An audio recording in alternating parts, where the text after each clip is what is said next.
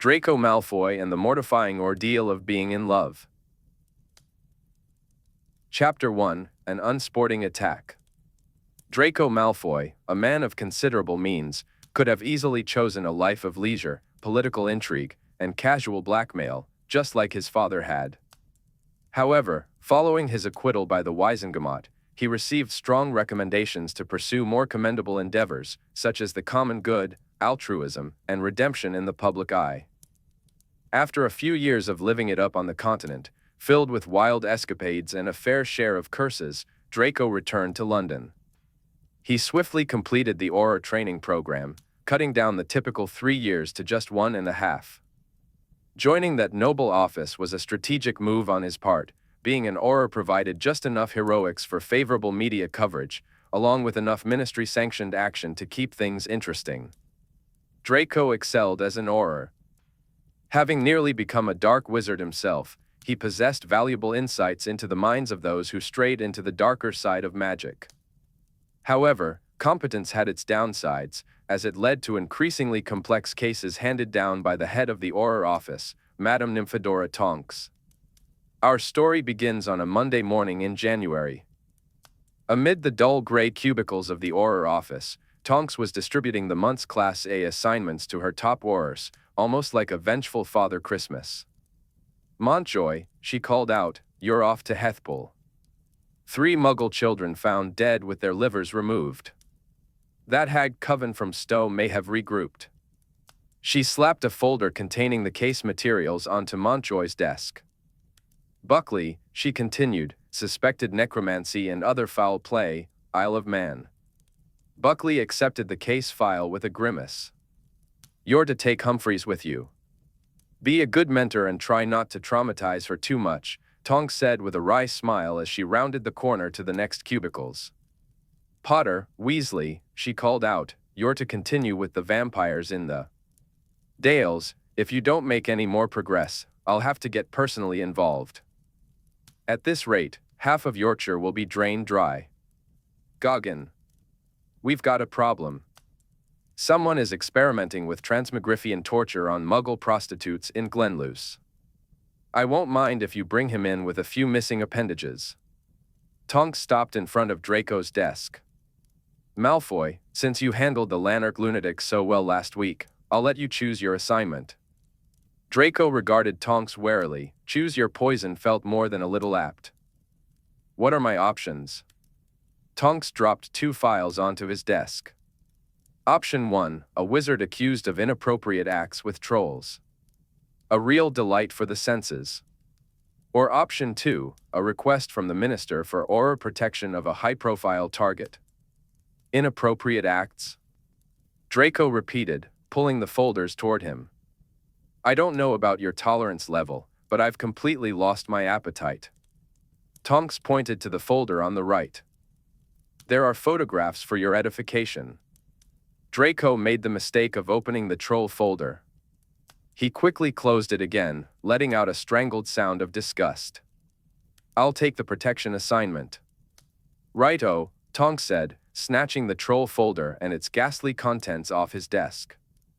"The troll buggerer will go to Fernsby." "Fernsby. Come here." Fernsby emerged from a distant cubicle. Tonks slapped the folder into his chest. "You're off to Morpeth. I hear the North Sea is lovely this time of year." If Fernsby had any reservations about the charm of a January trip by the North Sea, he kept them to himself. Tonks was rarely worth arguing with. "Progress reports on my desk by Monday morning," she called out to the office. A collective grumble of assent echoed from the Aurors. Tonks shot Draco a sharp look. "I'm looking forward to yours, Malfoy. I'm quite curious about that one. The target is working on some top-secret project. They wouldn't even tell me what it's about." Tonks made her way back to her office, inadvertently stepping on a colleague's foot along the way. Curious, Draco pulled the folder closer to him. The protection request had come directly from the minister's office. Shacklebolt had asked for a security audit, defensive warding, every confidentiality-enhancing measure known to wizard kind, and protective surveillance, essentially, the whole package. Preemptively irritated, Draco thought this sounded like a lot of effort. Who, he wondered, deserved such extravagant treatment? Flipping through a few more pages of ministerial demands, he finally discovered the identity of the principal target, Hermione Granger. Her photograph was pinned to the top of a brief biographical note, as if anyone alive today didn't already know her and her distinctive hair. She looked seriously at Draco, blinked once, and then left the frame. Seizing the folder, Draco headed straight for Tonk's office. She was rarely worth arguing with, but this case file warranted a special effort. Tonks, I can't take this one. You'll have to give it to someone else. Tonks looked up from the parchment she had been scribbling on, her hair shifting to a quizzical mauve. Why ever not? It's Granger. That's the principal. Haven't you seen? And? We don't exactly get along, Draco replied, significantly downplaying their history. Are you telling me that some school-time unpleasantness from 15 years ago will interfere with your ability to carry out this assignment? Tonks asked, her tone skeptical. In the faux glass behind her, shadowy silhouettes seemed to cluster, eager to eavesdrop on the unfolding drama. We have a rather unhappy history, Draco admitted. Worse than you and Potter? Draco paused to consider. In some ways. Fine, Tonks sniffed. Swap with Fernsby. I'm sure he'll be more than happy to take this on. To meet with Hermione Granger about a protection request. Isn't there anything else I could take? Tonks shot him a quelling look, her eyes shifting to a dangerous, hawkish yellow. I've just assigned this month's missions, Malfoy. I won't let your issues with Granger derail everything. I don't have issues with Granger. Good. Then you'll be just fine. Off you go. With a wave of her hand, Tonks closed the office door slowly, nudging Draco out. He strode back to his desk, half considering asking Fernsby for a swap. However, the gurgle of horror coming from Fernsby's cubicle quickly changed his mind. Fine. He'd handle the Granger situation. At least it wasn't troll pornography. Draco sent Granger a coldly professional note, stating he would be pleased to meet with her at her earliest convenience to discuss the minister's protection request.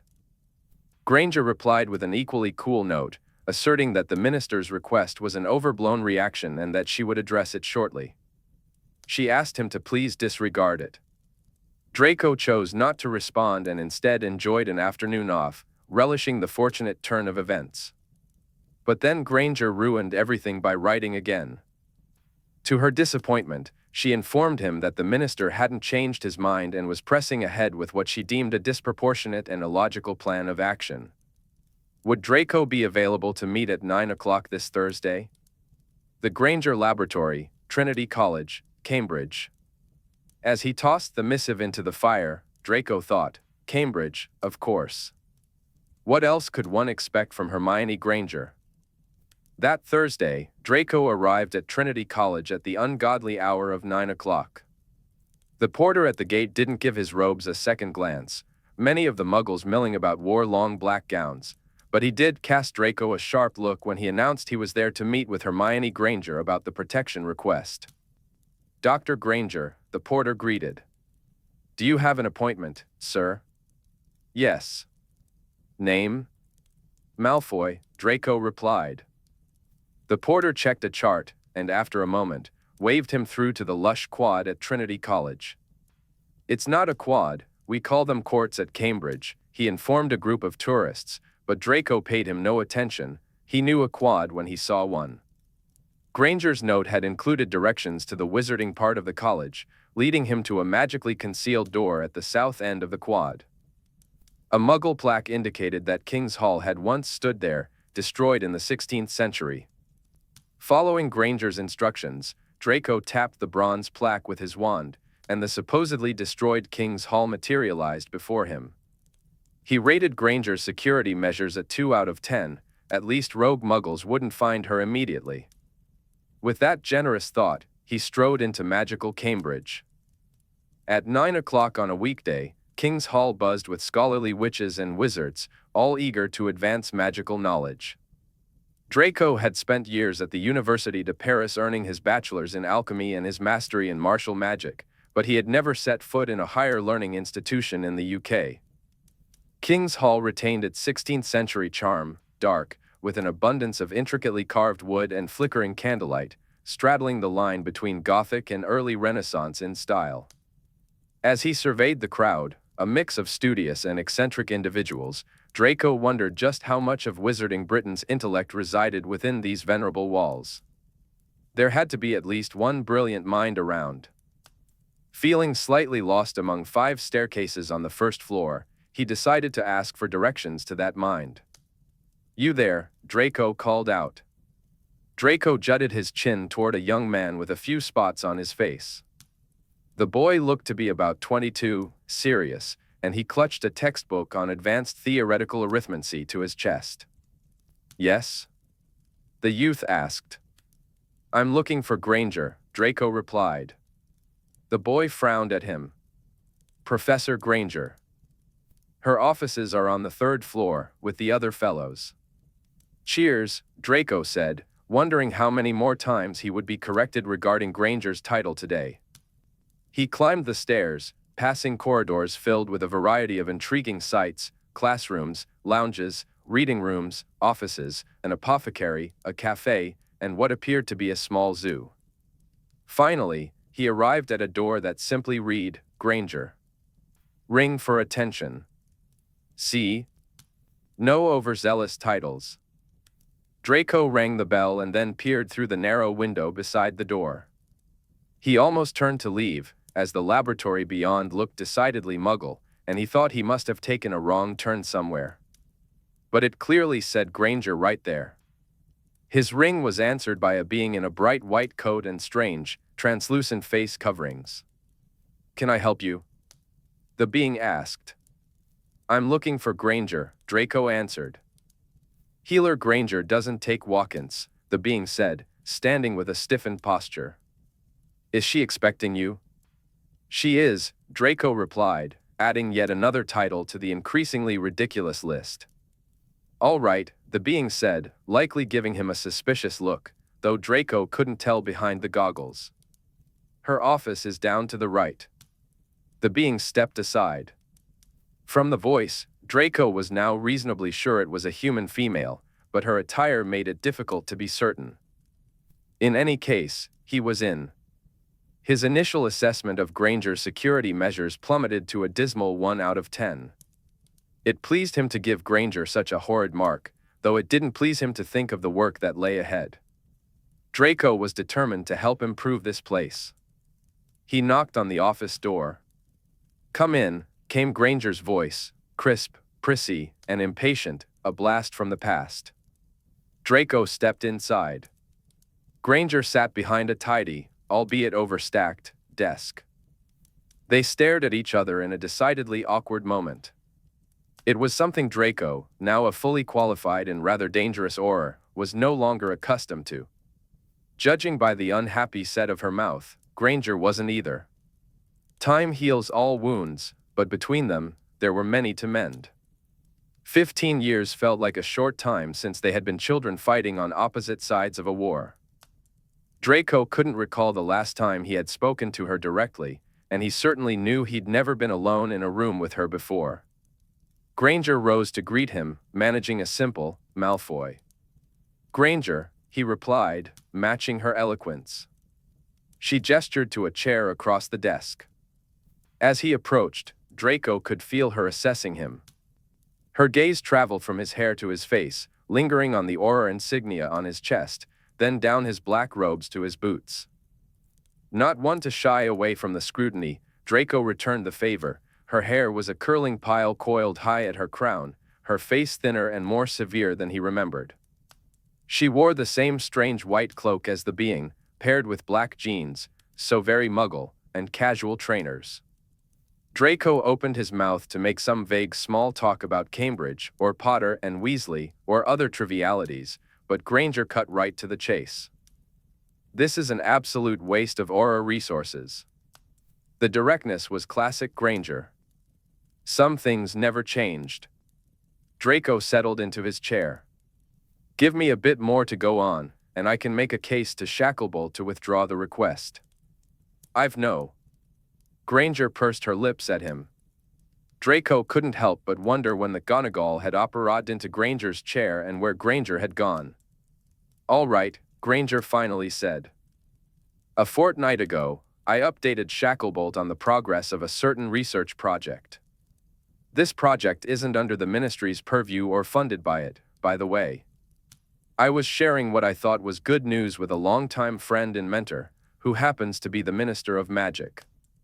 Apparently, the news was too good. Shacklebolt fears repercussions, as the project will have implications for a certain segment of the population. What implications? Draco asked. Which segment? I'd rather not say, as my hope is that you won't be involved any further than this meeting. Shacklebolt is overreacting.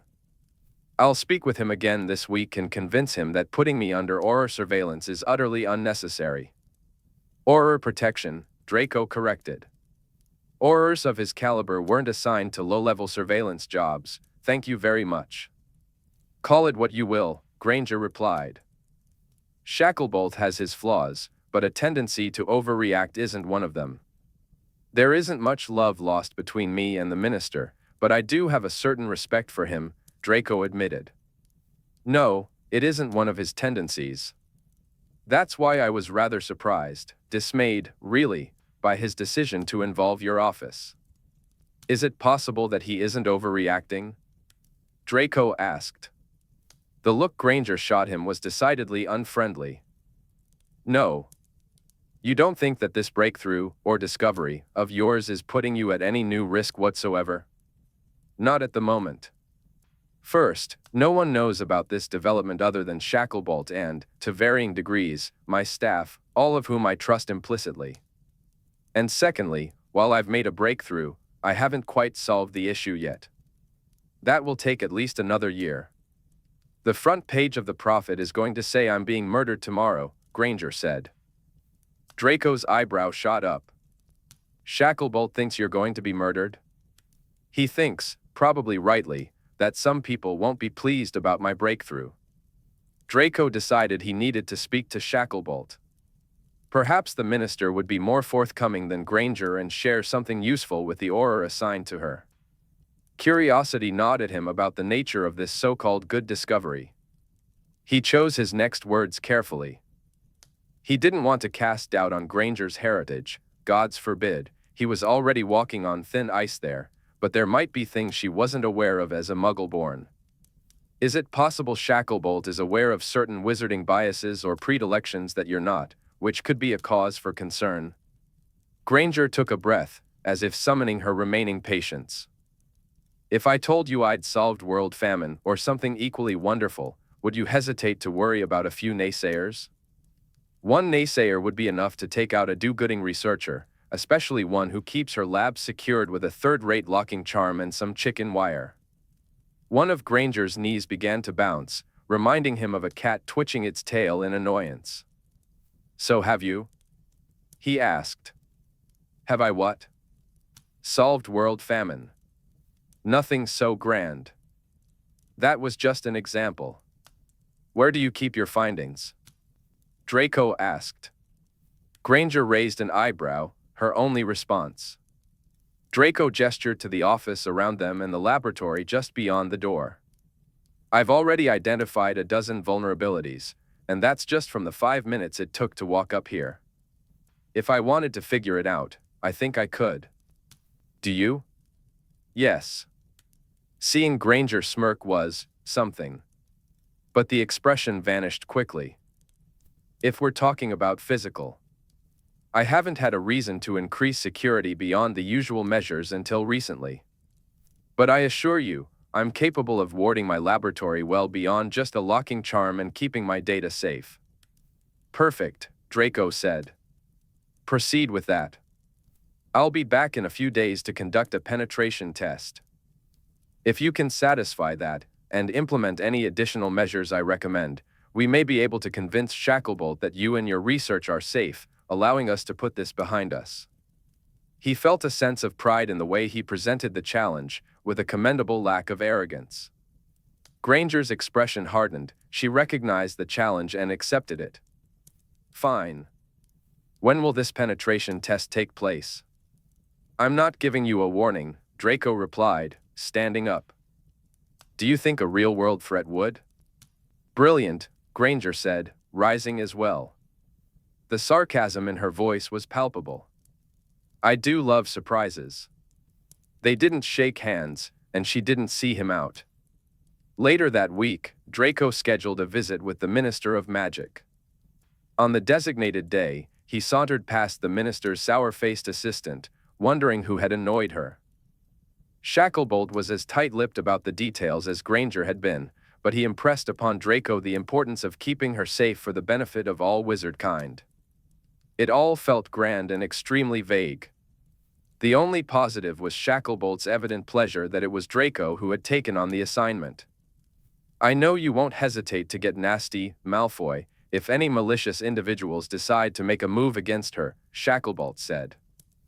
Draco accepted the backhanded compliment with a mock bow. You're warming the cockles of my heart, Minister. Shacklebolt returned the gesture with a nod but then grew serious. She could change the lives of hundreds, thousands, for the better. And yet, neither she nor you will tell me what the project entails. Did she make you take a bloody vow of secrecy before? Did she disclose anything? Shacklebolt raised his hands, not giving a clear answer, which told Draco all he needed to know. She would have the foresight, Draco muttered as he tossed a handful of flow powder into Shacklebolt's fireplace. Cambridge. This was it. He had given her plenty of time to prepare. It was late on Monday evening, and King's Hall was quiet. Draco imagined Granger was either having dinner or busy lecturing some unsuspecting undergraduates. He stood at the door of her laboratory, thoughtfully tapping his wand against his chin. Just as he was about to cast a revelation charm or start his snooping, Granger rounded the corner. Malfoy, she said, looking a bit disheveled and out of breath. Draco noted her timely arrival for future consideration. She was too clever for this to be mere coincidence, yet he hadn't cast any spells that would have revealed his presence. Granger had swapped her muggle clothes for green healer robes. She appeared both irritable and impatient, quickly confirming this by asking, "Is it time for your vaunted test?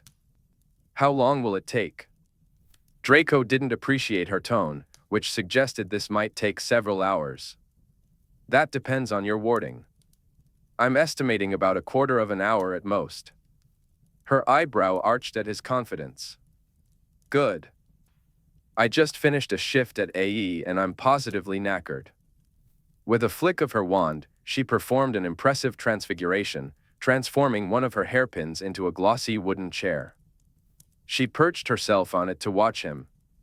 Draco didn't mind an audience, especially since he planned to systematically dismantle her defenses and teach her a lesson in humility.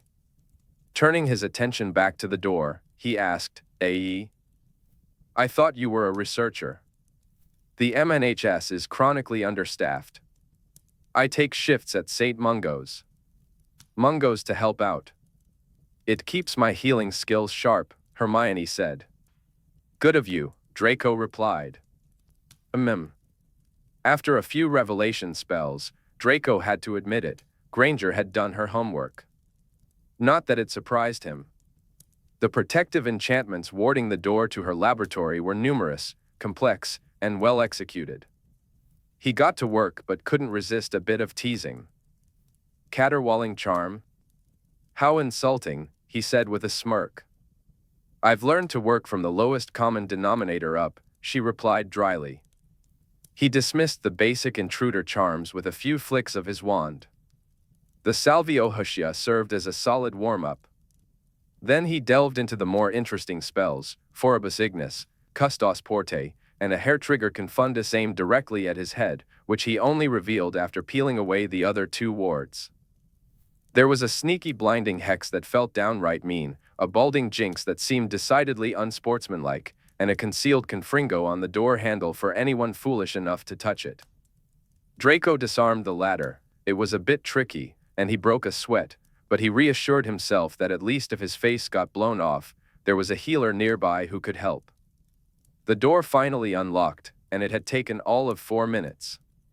Yet, Granger looked unimpressed. He swung the door open, only to reveal a stone wall. "Funny," Draco said, masking his unease. He had wasted his time on an impeccable decoy. With a flick of his wand a meter further down the wall, the real door to the laboratory appeared. Granger shrugged. "I needed my staff to be able to get in. They aren't experts at disarming wards, but they can handle a finite incantatum." Draco entered the laboratory to continue his assessment, feeling a bit stiff in the neck. Hermione waved her chair back into place and followed him. "Normally, I would insist we don proper PPE, per Trinity's wet laboratory protocols," Hermione said.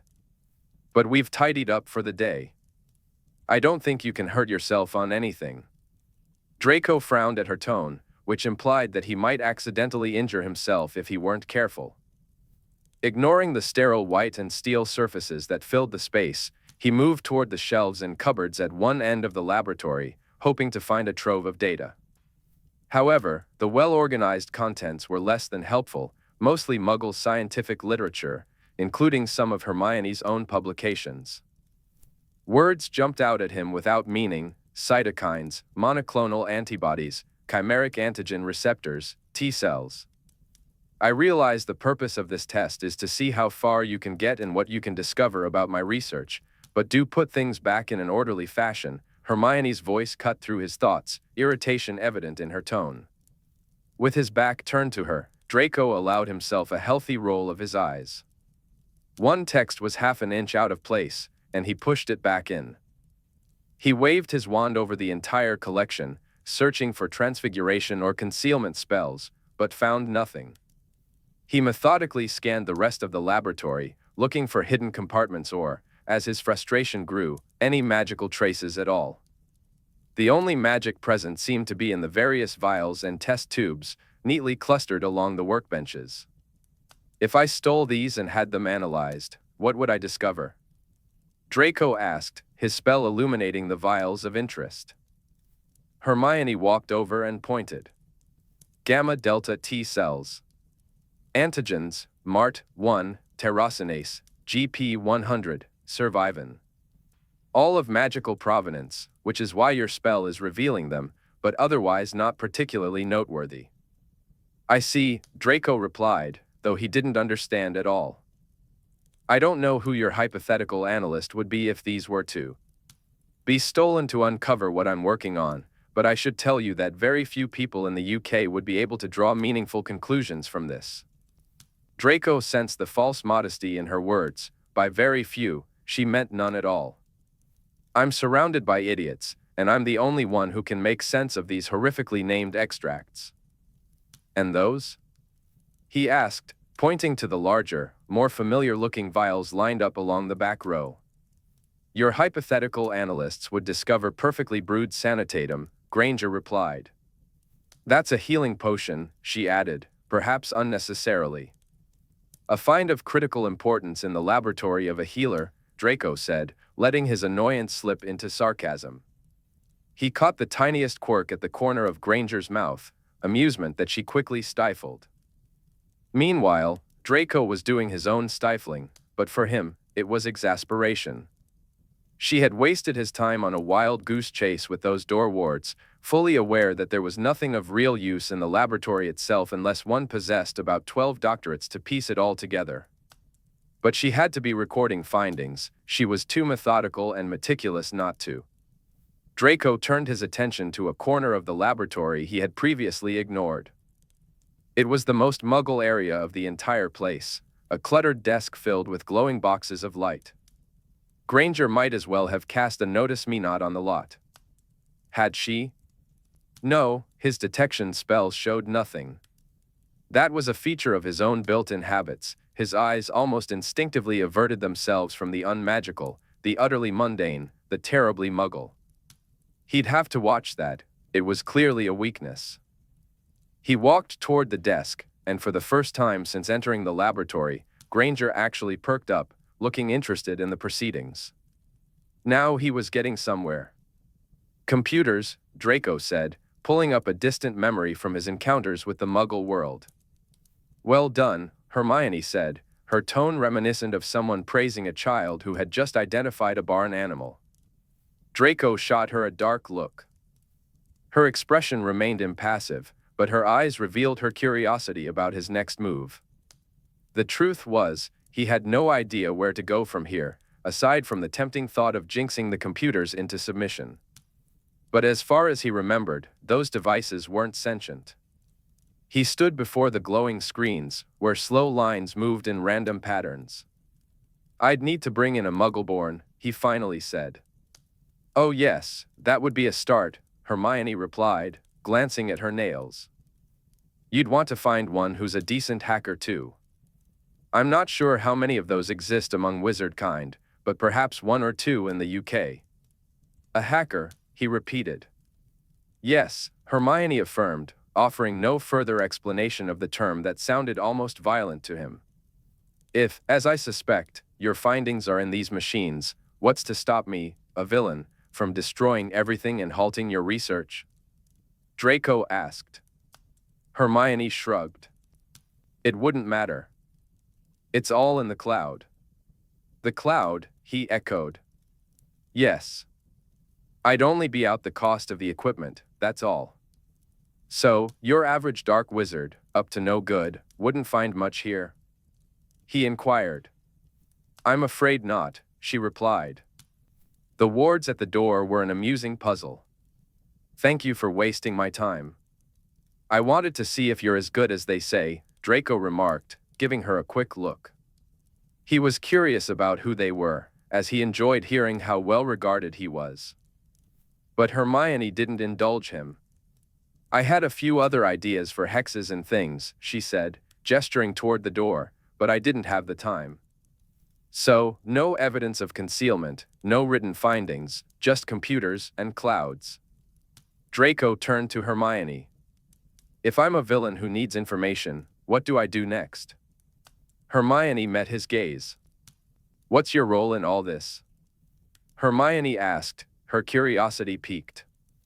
I go after you, Draco replied, a hint of mischief in his voice. He raised his wand, and in an instant, his spell struck her squarely in the chest. Chapter 2, Draco Malfoy, Genius Inventor. The lumos flickered harmlessly into Granger's robes, but her shock was unmistakable. That was unnecessary, she gasped, placing a hand on her chest. Draco approached Granger's office with a casual saunter. I promise you, other spells wouldn't be so friendly. No one's going to cast unfriendly spells at me for no reason, Granger replied, following closely behind him. They don't have a reason now, but if your big breakthrough is as significant as Shacklebolt believes, and when it gets out. He turned to face her again, his wand raised. This time, she was prepared. Protego. She shouted, a shimmering shield springing up in front of her. Better, Draco acknowledged. How's your resistance to the Imperious Curse? Granger froze, her grip tightening around her wand. If you cast that on me in my own laboratory, I'll drown you in sanitatum and enjoy the irony. Draco glanced upward, noticing that every vial of sanitatum had floated off the benches and was now hovering above his head. In a different scenario, he might have vanished the lot and blasted Granger through 2 walls for her audacity. But still, it was an impressive display of non-verbal magic. I'll concede that your research is more or less safe from most wizarding intruders, he said. The vials gently settled back into place. But it all exists in your head and can be read, or tortured, out of you, or any of your staff. I'm the principal investigator on this project.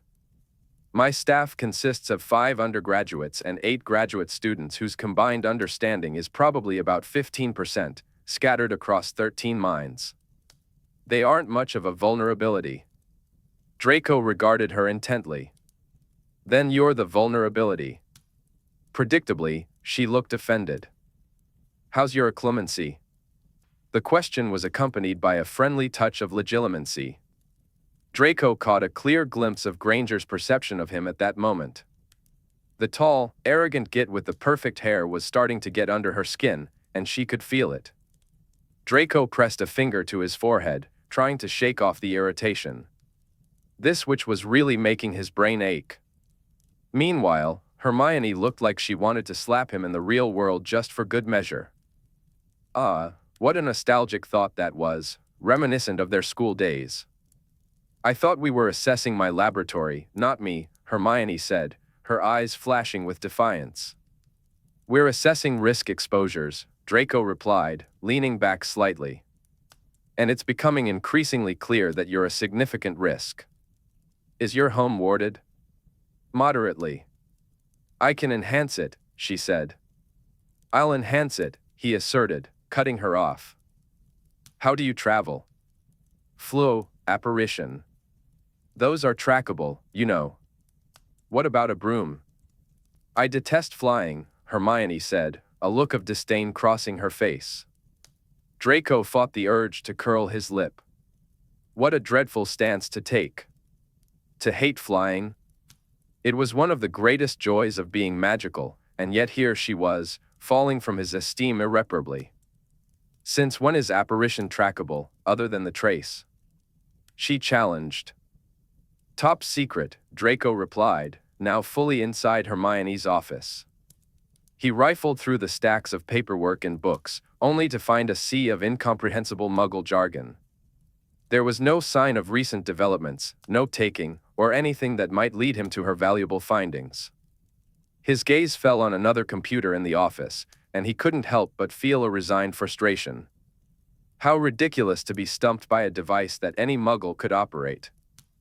Perhaps he should have kidnapped the porter at the gate to help him, statute of secrecy be damned.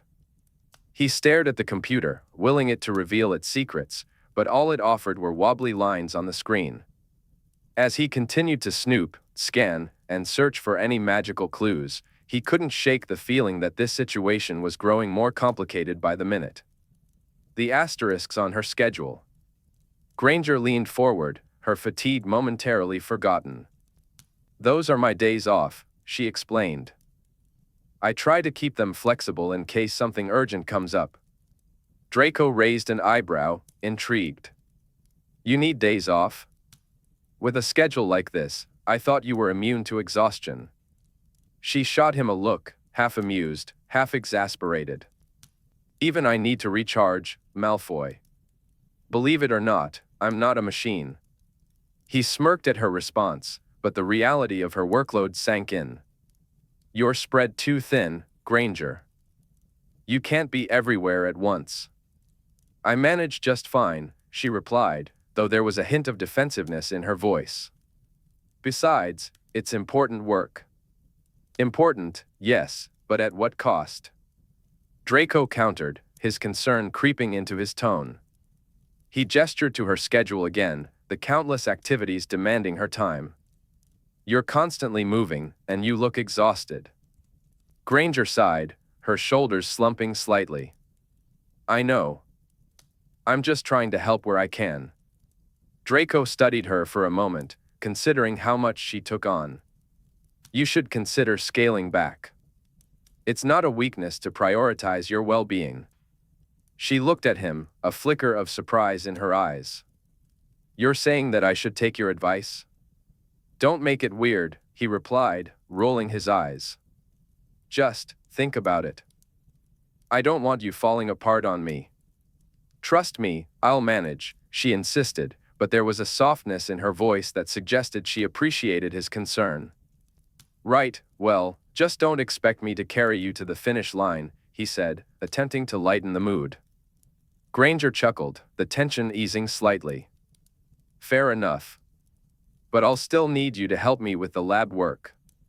Draco nodded, a small smile forming on his lips. Deal.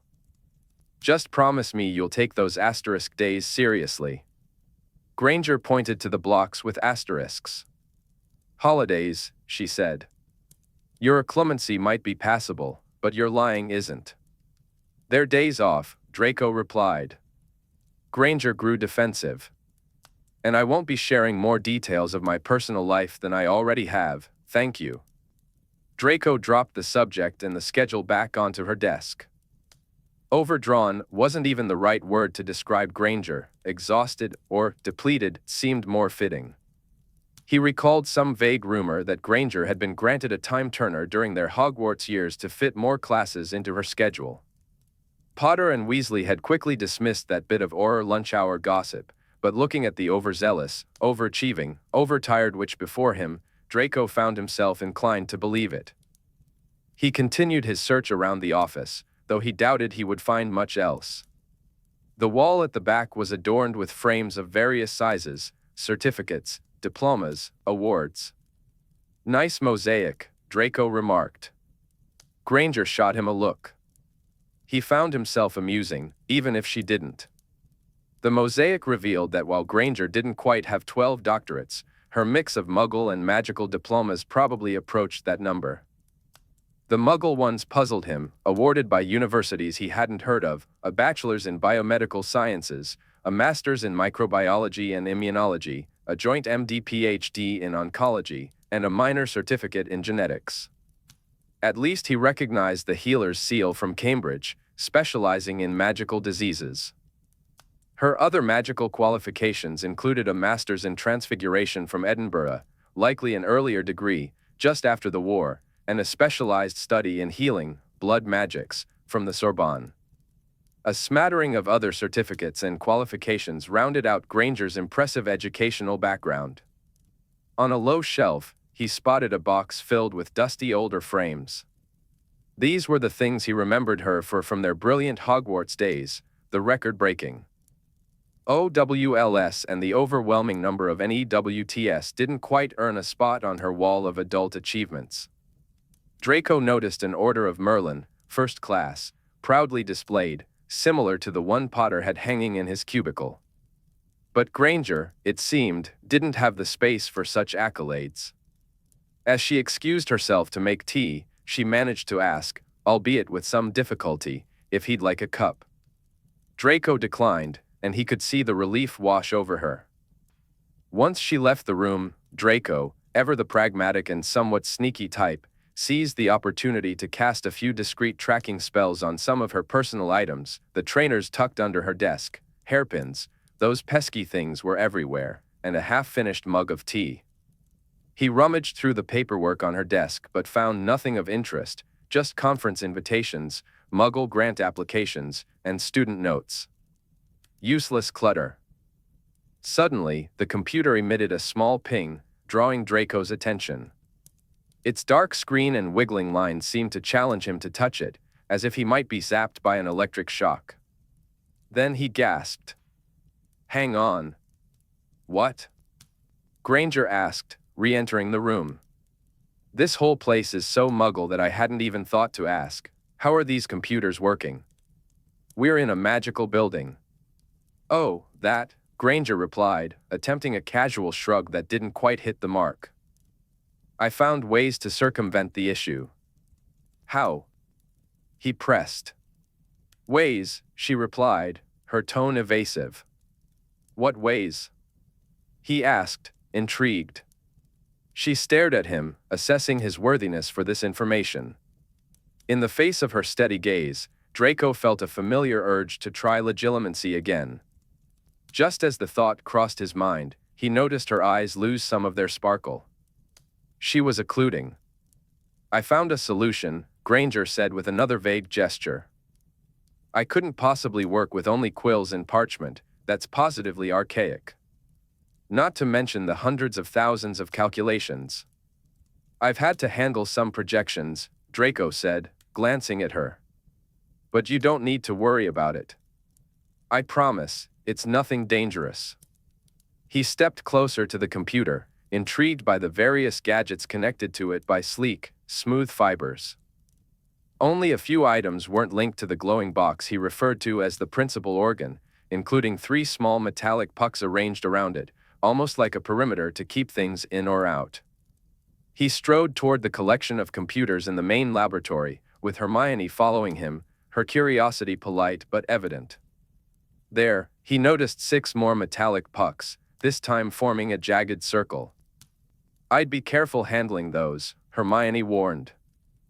Draco's hand had been hovering over one of the pucks, but he quickly pulled it back. "It's not dangerous, but you won't like the feeling." She stepped beside him and lifted one of the pucks. "I'm calling it an anti-magical force field, for lack of a better term. It was quite challenging to create, but it serves my purposes." Draco stared at her in disbelief. Blocking magic was no small feat, typically reserved for complex theoretical discussions. The few magic-inhibiting artifacts he had heard about were things of legend, lost to time. And yet, "I got the idea from Wi-Fi hotspots in cafes and airports," Hermione continued, "only, of course, this is the opposite." Seeing the confusion on his face, she added, "Never mind." "I'm not entirely sure those are legal," Draco remarked, eyeing the pucks. "Better report me to Shacklebolt," she replied, meeting his gaze with a fierce look, unafraid. Draco couldn't help but admire her boldness, possibly rivaling Tonk's fearless nature. A plan began to form in his mind. "I need a copy of your schedule," he said, leading the way back to her office. With a quick incantation of duplicatus and a protean charm, he ensured that any changes she made to her version would be reflected in his. "Right. I'll prepare a tidy little report with some recommendations to ensure Healer Granger's continued safety and well-being," Draco said, jotting down a few notes. "I'm also going to reassure Shacklebolt that you won't be murdered tomorrow, and that I don't need to be your minder on a daily basis." "A relief for all parties," Granger replied. "Watch for my owl in a few days. And please, stop giving him treacle tart, it makes him unruly."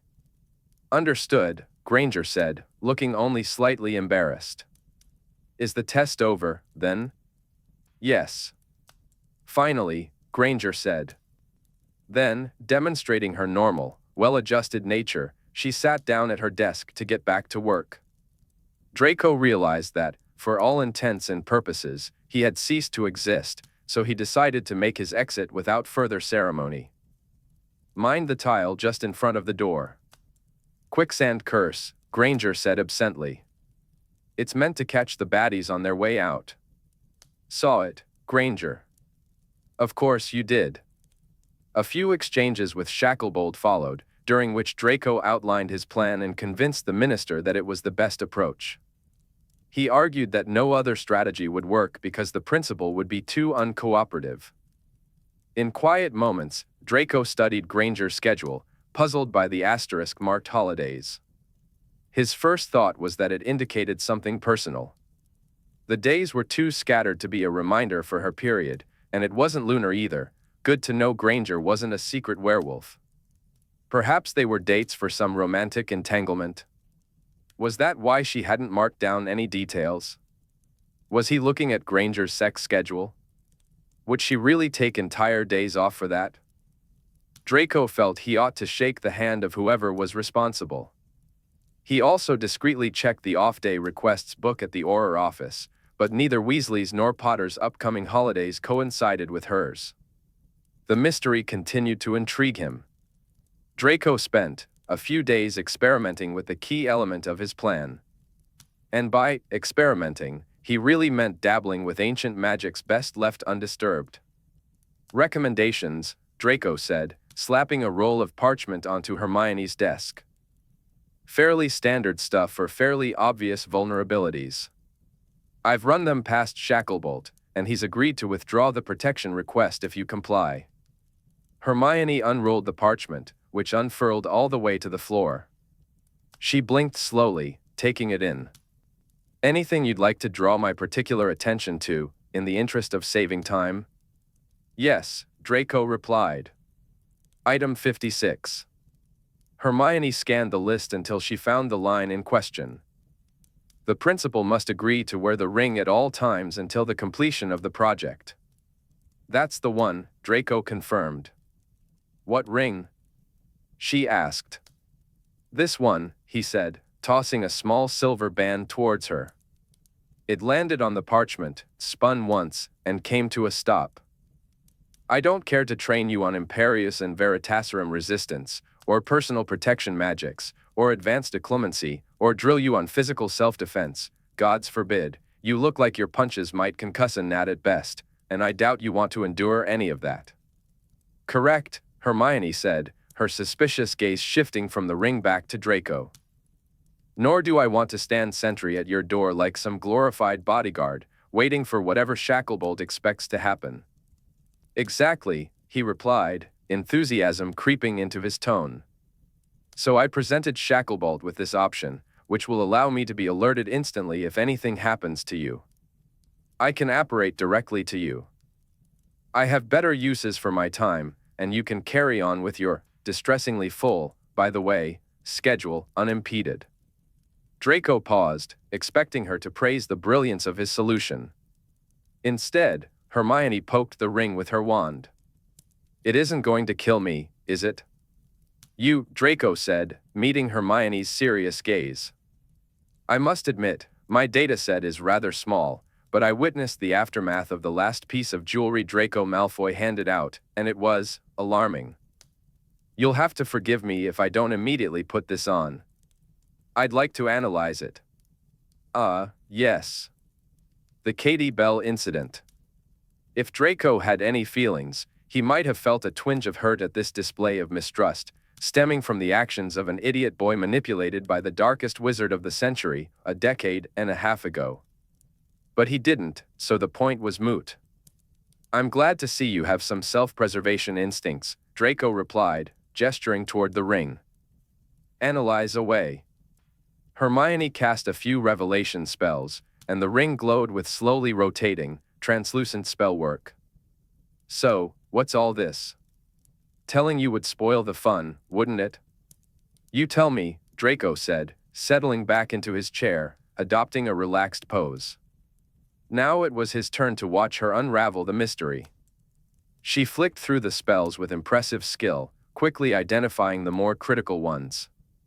Draco figured that diagnostic magic would come easily to her as a healer.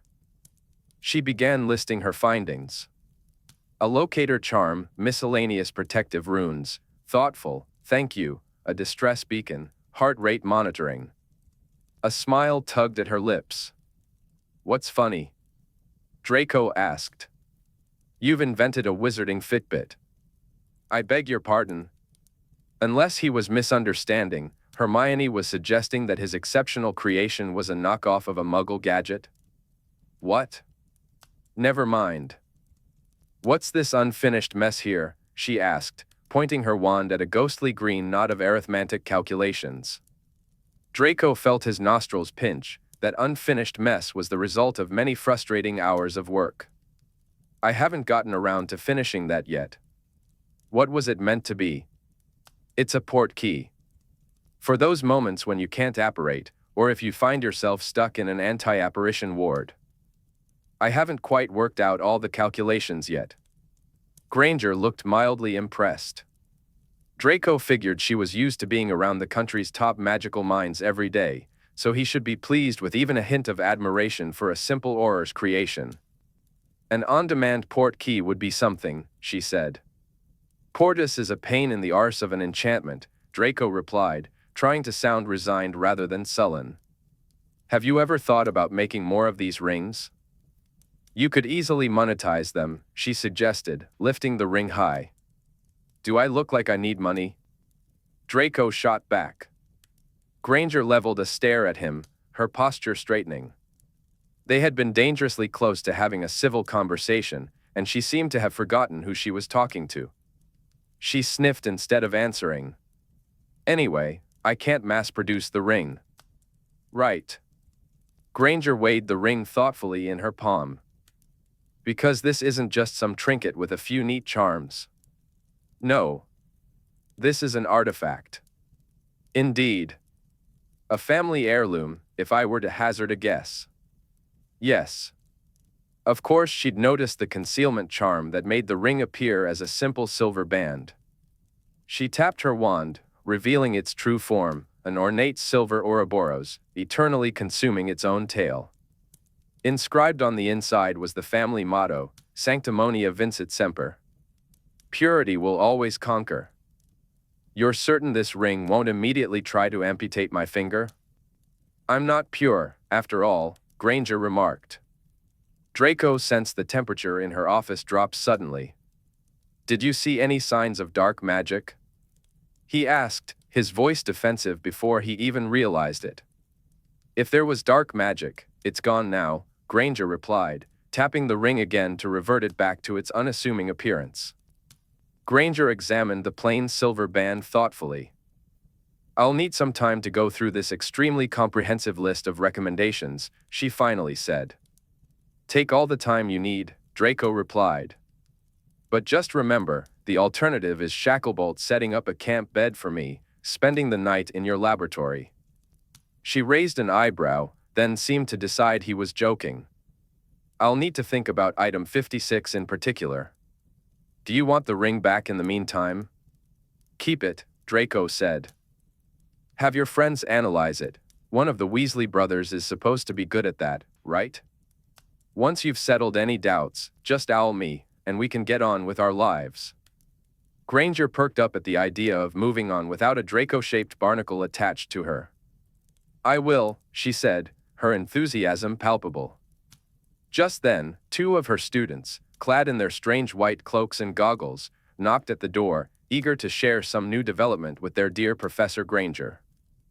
Draco stood to leave as she put on her own white coat, preparing to join the students in the laboratory. An awkward, conflicted expression crossed her face. Draco, never one to make things easy, raised an eyebrow at her. I suppose I want to say thank you for working through this as you are.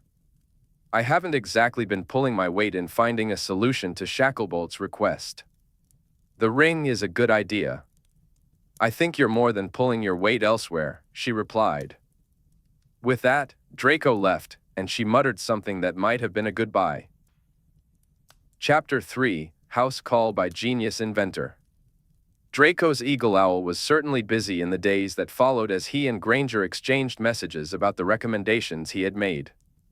She argued that some of the proposed measures were excessively harsh, playfully adding, pun intended, do forgive me, as she pushed back, particularly against the idea of a home visit for personalized warding.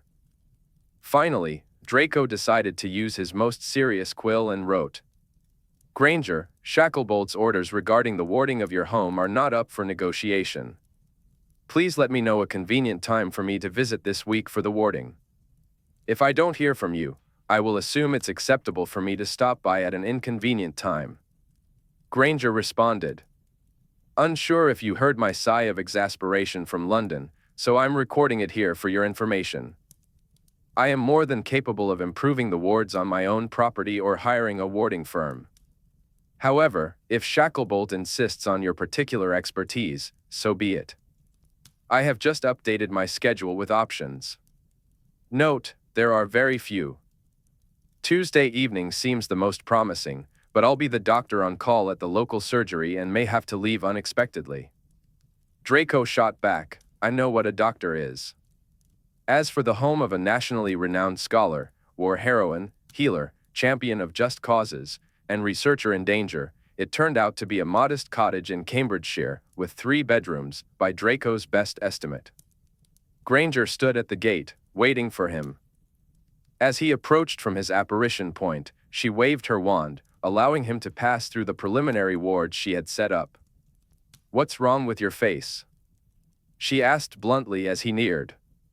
Bludger, Draco replied. Oh. It looks bad, she observed.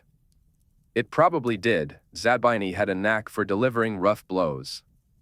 As he approached the gate, Draco noticed Granger examining his injury with a practiced eye. She hesitated for a moment, then seemingly unable to resist her instinct to help, blurted out, Do you want me to take a look at it? No. I've already put a salve on, Draco replied, brushing his fingers against his bruising jaw. That's going to make a lovely hematoma.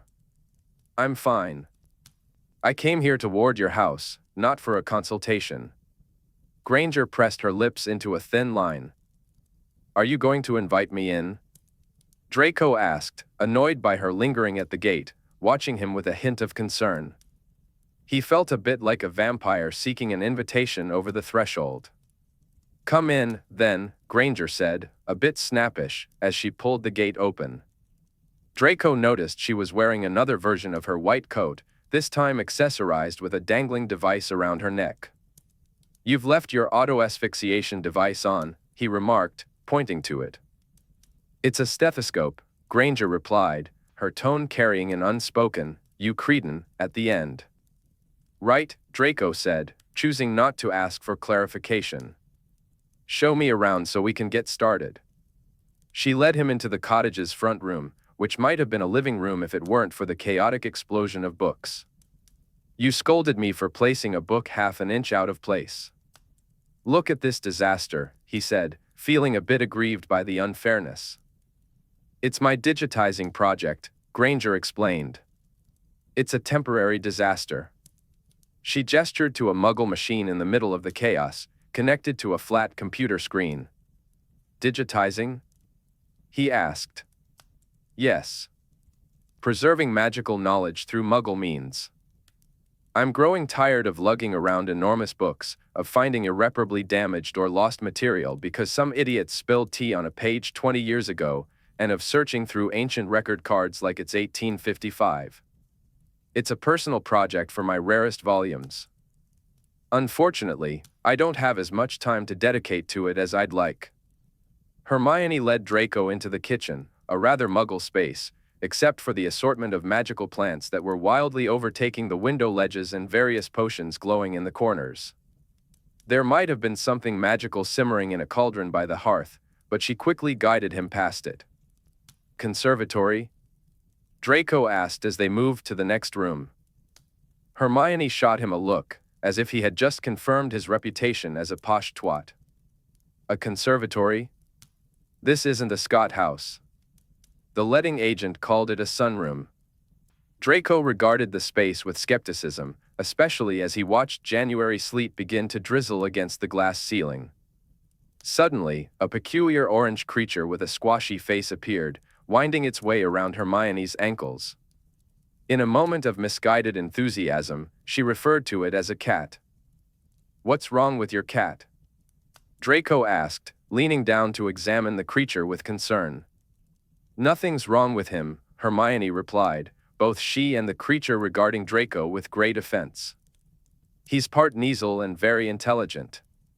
Aren't you, my darling? My sweetums? My angel boy?" As she massaged its ears, the cat shot Draco a look of utter disdain. Eventually, it had enough of Hermione's attention and turned to leave, its absurd tail held high, giving Draco an unfiltered view of its backside. "Charming," Draco muttered. They continued the tour to the cramped upstairs space, which contained 3 small bedrooms, just as he had guessed. Each room had predictable points of entry that he would need to ward. The first bedroom appeared to double as a study. In the center of the room stood a plinth, upon which rested a very old and damaged grimoire, surrounded by the glow of stasis charms. Hermione noticed what had caught his attention. "A tragedy. Don't ask me about it or I'll start crying," Hermione said.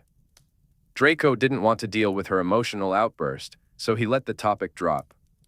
But he made a mental note to investigate further later. The second bedroom was nearly empty, save for a long mat on the floor, some candles, and a cluster of orchids. What kind of ritual was she preparing to perform here? He studied the candle arrangement, but it didn't seem to follow any pattern he recognized. Finally, they reached Hermione's bedroom. She opened the door for him, but her unease was palpable. He thought about saying something like, "Stop fidgeting. I only need to see how the villains might try to kidnap you. I'm not here to rummage through your things," but he kept quiet. Suddenly, an obnoxious jingle echoed from her pocket. Hermione pulled out a small Muggle device and spoke into it. From what Draco gathered, she was being summoned to the surgery. She confirmed this by rushing past him and down the stairs. "I have to go. I think you've seen enough to get your bearings. Just set the wards to let Crookshanks in and out. He likes to roam. I'll be back in a few hours." Crookshanks?" Draco called after her as she hurried down the stairs. "The cat," she replied before disappearing outside. Instead of the usual crack of disapparition, Draco heard the sound of a motor. Hermione was driving a Muggle car. What a weirdo. But then he considered the practicality of it. If she was going to a Muggle surgery, she needed to arrive by Muggle means. Using apparition would raise too many questions. As he reflected on the complicated life Hermione led, he began to set the wards. After about 2 hours of work, Draco stepped back, satisfied. The wards would need to be recast every week or so, but for now, he was confident that no one would be able to breach them. Draco surveyed the entry points, ensuring that no one could waltz in without Hermione's permission. Each entrance was fortified with a standard Auror kit, enhanced by some of Draco's own inventions. He had cast a robust Depellin's Penetrationum to guard against underground approaches, while a Caelii Presidium would repel any aerial attacks. An array of intruder alarms was strategically placed around the cottage. Frankly, for a witch of Hermione's stature, whose 2 closest friends were now Aurors, her security measures felt surprisingly inadequate. But it was peacetime, and she was a scholar now, not a child chasing after dark wizards. From the stoop, Crookshanks, the half-Kneazle, watched Draco with a baleful gaze through the sleet. Draco added the creature's magical signature to the wards and spoke to him. Crookshanks blinked back, and Draco felt an unusual unease. Just as the rain began to ease, a car rolled up the drive and parked behind the cottage. Hermione rounded the corner moments later. "Still here, are you?" she asked. "I've just finished," Draco replied, panting a bit. Warding was a magically exhausting task. He knelt down to give Crookshanks a few affectionate pats on his oddly shaped head, trying to ignore how wet and sweaty he felt. And where was his thank you? "I'll need to ward your car," Draco said. "If you're using it often, especially for that Muggle surgery." Hermione frowned at him. "My car is brand new. You can't ward it, you'll mess something up." Draco raised an eyebrow at her confused offense. "Cars have electrical components now." "Maybe they didn't when you were in Muggle studies," she added, as if he were ancient and had last studied Muggles when cars were still called horseless carriages. "I'll just toss a sneakoscope into the glove box," Hermione suggested. For someone as clever as she was, she could be remarkably obtuse at times. "Excellent," Draco replied. "That'll definitely ward off a Bombarda Maxima from 20 meters out. I'll be able to tell Shacklebolt that we took all necessary measures to protect you when we pull your charred remains out of the wreckage." The vivid imagery struck a chord, and Hermione relented. "Fine. You can ward it. But do try to stay away from the center bits, with all the buttons. Next to the steering wheel." Draco's moment of triumph was cut short by a loud, echoing growl from his stomach, an unfortunate sound he was tempted to blame on the cat. There was a brief silence as Hermione's gaze shifted to his midriff. It was clear she was torn between her feelings for him and her sense of propriety. Finally, she said, "You must be famished. Do you want to come in? I've got a few snacks. We can go over the recommendations, and the ring." Draco realized he was indeed starving. 2 hours of warding had taken a toll. Yet, a 5-course meal awaited him at the manor. Still, he wanted to wrap up this affair and have his next conversation with Hermione center around the return of the ring, however many months from now that might be. "All right," he replied. Draco stepped into the bathroom to freshen up, which primarily involved scourgifying his armpits, truly the height of class. His mother would be proud. He tried a few drying charms on his robes, but his hair was a lost cause for the night. Not that he had anyone to impress here. In this cottage, with Hermione, whom he jokingly thought of as the human anemone, and her orange toilet brush of a familiar, his hair still easily won best in show. His look was completed by the magnificent bruise that was beginning to form along his jaw. He pressed more salve into it, irritated that Hermione had been right about how bad it was going to get. He trudged to the kitchen, where Hermione had laid out the scroll of recommendations and the ring on the kitchen table. She removed her white coat and stuffed it into a muggle machine at the end of the worktop, judging by. Draco surveyed the clutter around him, noting the washing apparatus and the folded piles of clothes. He couldn't help but raise an eyebrow at the long-sleeved top underneath Granger's shirt. Who knew she had such an aversion to exposing her elbows? The kitchen table was pushed into a corner, so he took a seat next to her. From this closer vantage point, he couldn't help but notice that she had a decent figure. Just as he was contemplating this, Granger unfurled a scroll filled with question marks and counter-suggestions, and the attraction he felt was quickly overshadowed by an overwhelming sense of seriousness. "Some of my principal concerns," she said, nodding toward the parchment that promised a long and arduous evening of debate. "But first, let's eat something." She rummaged through a nearly empty cupboard and brought a few options to the table. To Draco's dismay, the main item on the menu seemed to be cat hair. He pulled a few orange strands from his mouth as the cat, damn that creature, wound its way around the legs of his chair, looking smug. Granger noticed and offered him an apologetic look. "Sorry," she said, waving her wand in his direction and vanishing most of the fur. "It gets everywhere.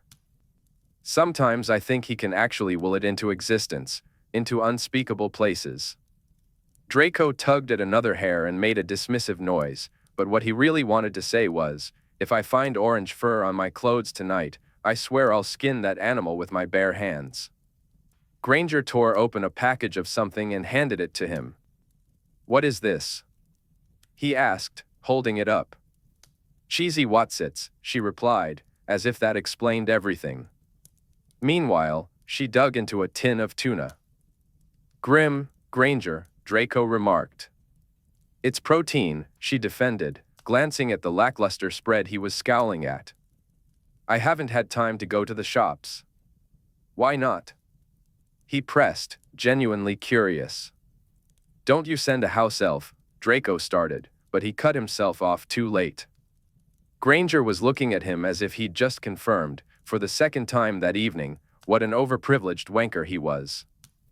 With a tight jaw, she rose to make tea, clearly using it as an excuse to distance herself from him. But whatever, Draco wasn't here to make friends. As Granger banged around with the kettle, it was evident she was holding back a good amount of Draco-oriented frustration. He discreetly checked his pockets. Thankfully, he had a bezoar on hand, just in case his tea came with any special additives courtesy of the house elf vigilante. When she set their mugs on the table, it was with more force than necessary.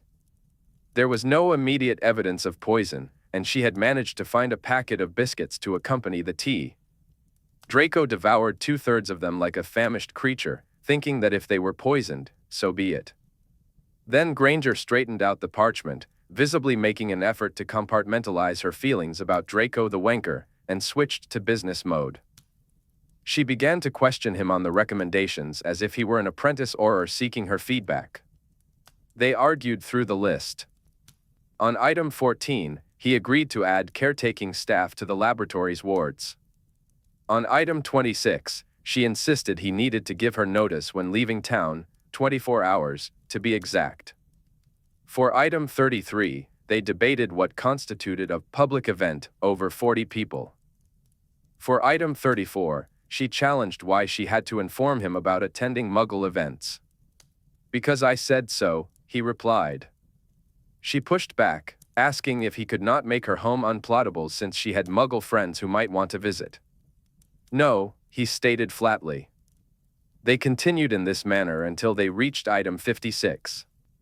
Granger refilled their tea and pulled out another packet of biscuits, considering how Draco had stress-eaten the entire first one. "So, the ring," she began. "The ring," Draco repeated, the weight of it hanging in the air. It was the key to maintaining his life of blissful freedom without Granger, while still keeping the minister and Tonks satisfied. "I've had it examined by a few experts. They seem to think it's quite safe. In fact, they were rather impressed." He wanted to add, naturally, I'm a genius. Where's your fit-sit now? Instead, he took a self-satisfied sip of his tea. I've also spoken with Tonks, Granger continued. She probably mentioned how much she likes the idea. It means you can take on other assignments while keeping an eye on me from a distance. So, overall, glowing reviews all around, with minimal drawbacks. I'm willing to proceed, but I do have a question for you. Yes? Draco replied, although he had a pretty good idea of what she was going to ask. He was surprised she hadn't brought it up sooner. How does the information tracked by the ring come to you? Draco raised his hand and waved his wand, canceling the notice me not charm. Ah, Granger said, as the silver ring on his finger became visible. Her gaze shifted from his ring to the one resting on the table. After a moment of contemplation, she remarked, quite insightfully in Draco's opinion, I won't ask any more questions about the original use of these things. I feel like knowing more might make me reconsider the whole affair. Good call, Draco agreed. These ancient rings had been worn by married couples in the Malfoy family for generations. His mother had taken hers off long ago after Lucius Malfoy's death in Azkaban, the ring's silence a constant reminder of her loss, one she could no longer bear.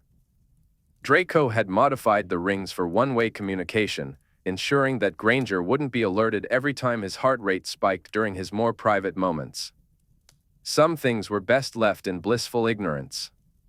Granger looked up, her curiosity piqued. Is anything special required, or do I just put it on? I'll do it, Draco replied, trying to sound confident. It needs to be put on by the person wearing the rings, mate. He attempted to adopt a gruff, businesslike demeanor, but there are few things as awkward as a man placing a ring on a woman's finger. He couldn't help but wonder if Granger felt the same way. She seemed more focused on the kitchen wallpaper, a hint of pink coloring her cheeks. Her hand was small and delicate in his, and the ring slid on effortlessly.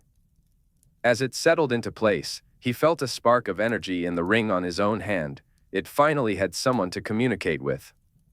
To activate the distress beacon, just twist it 3 times around your finger, Draco said, breaking the silence.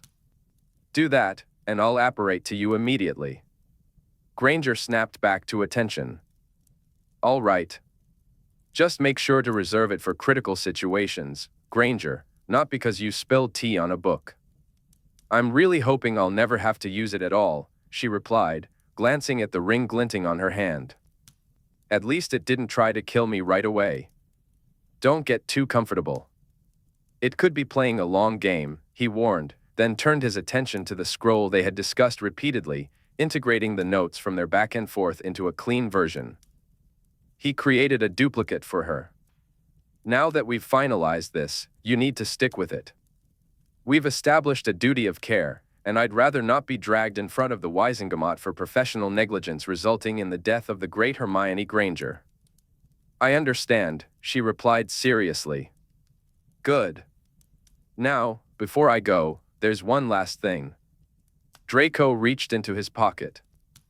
My owl has lost half a pound since we started communicating, so. Feed him more treacle tart, Granger interjected. Her cat was on her lap, watching them both with keen interest. Granger sat with a tin of tuna in her lap when Draco declared, I've decided to give in to the trend and buy these things. He placed a pair of Weasley's jabbering jotters on the table. You've probably heard of them, they're all the rage among the younger generation. Owls just aren't cutting it anymore. They're not immediate enough. In Draco's view, it was a sad end to a long-standing wizarding tradition. After all, one simply couldn't write a strongly worded letter on a jabbering jotter. I'm familiar with those, Granger replied, clearly trying to suppress a smile. Draco considered asking her what was behind the smile but quickly decided against it. Between her and the cat, the smugness in the room was already reaching suffocating levels. So you know how they work? He asked, handing her the small magical notepad.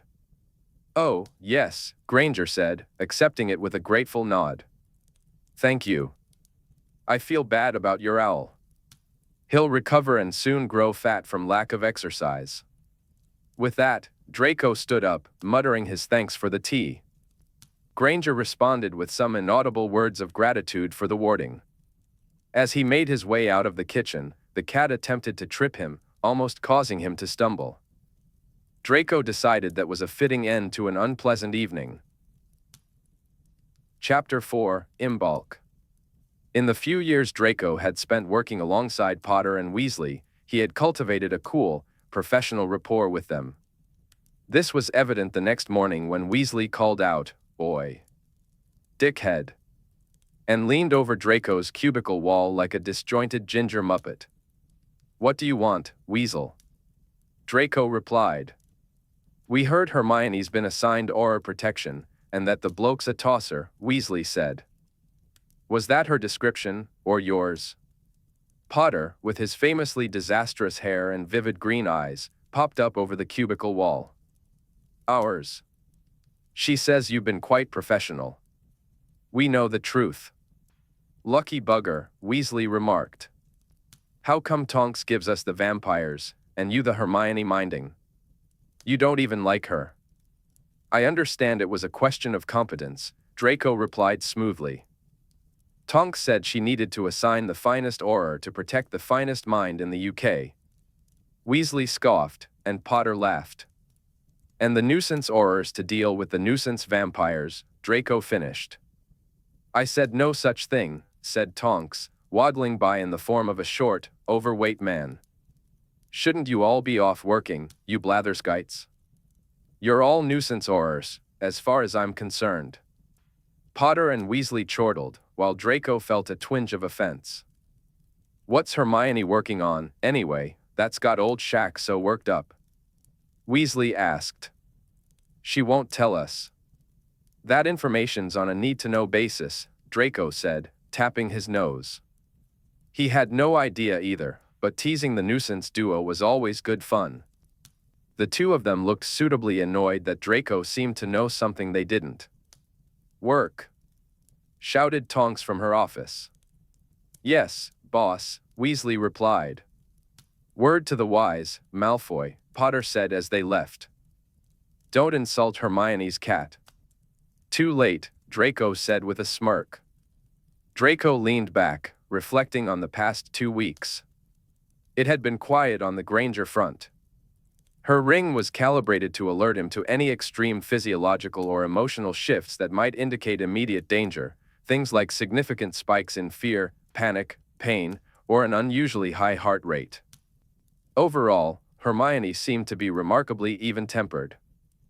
There was one morning, however, when Draco's ring tingled persistently, signaling that her pulse was elevated at various points, not quite reaching the threshold of wild panic, but enough to make him uneasy.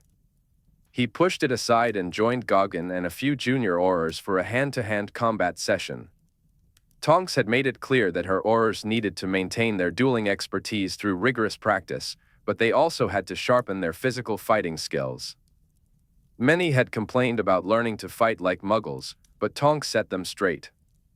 A disarmed auror with hand-to-hand training could still outmaneuver, disarm, or incapacitate an opponent, as long as they kept their wits about them.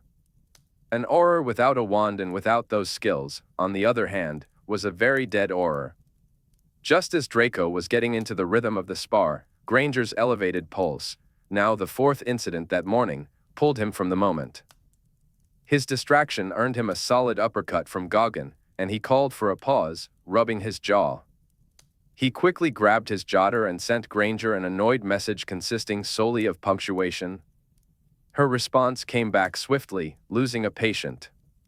He hesitated, unsure of how to reply, but before he could think of something, Goggin decided the break was over and was now trying to knock him out. Later, he received another message from Granger, "By the way, going out of town tomorrow morning, just for the day. I know our agreement said 24 hours notice for departures, and this is more like 12. Sorry, it's been hellish." Draco typed back, "Where?" "Somerset," she replied. "Why?" "Holiday. One of those asterisk holidays." Granger didn't respond. "So, yes. That evening, while Draco was at dinner, Draco's ring signaled a wave of pain, but it wasn't physical. It was the heartache of grief, reaching him from somewhere in Cambridgeshire. The depth of that feeling caught him off guard. Hermione truly was a do-gooder at her core. He imagined she had returned home and was succumbing to the loss of her patient. Draco? Is everything all right? He looked up to meet the thoughtful blue eyes of his mother, Narcissa Malfoy. It dawned on him that he had stopped eating, overwhelmed by the ghostly grief that lingered in his senses. "I'm fine," he replied. "Just thinking about work." He hadn't mentioned to her that he had requisitioned the Malfoy rings. He was certain she wouldn't approve of his repurposing or his choice of recipient.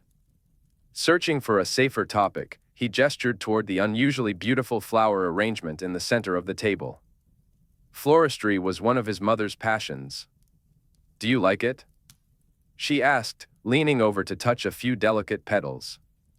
She seemed lost in thought. "It's Imbolc tomorrow." Imbolc?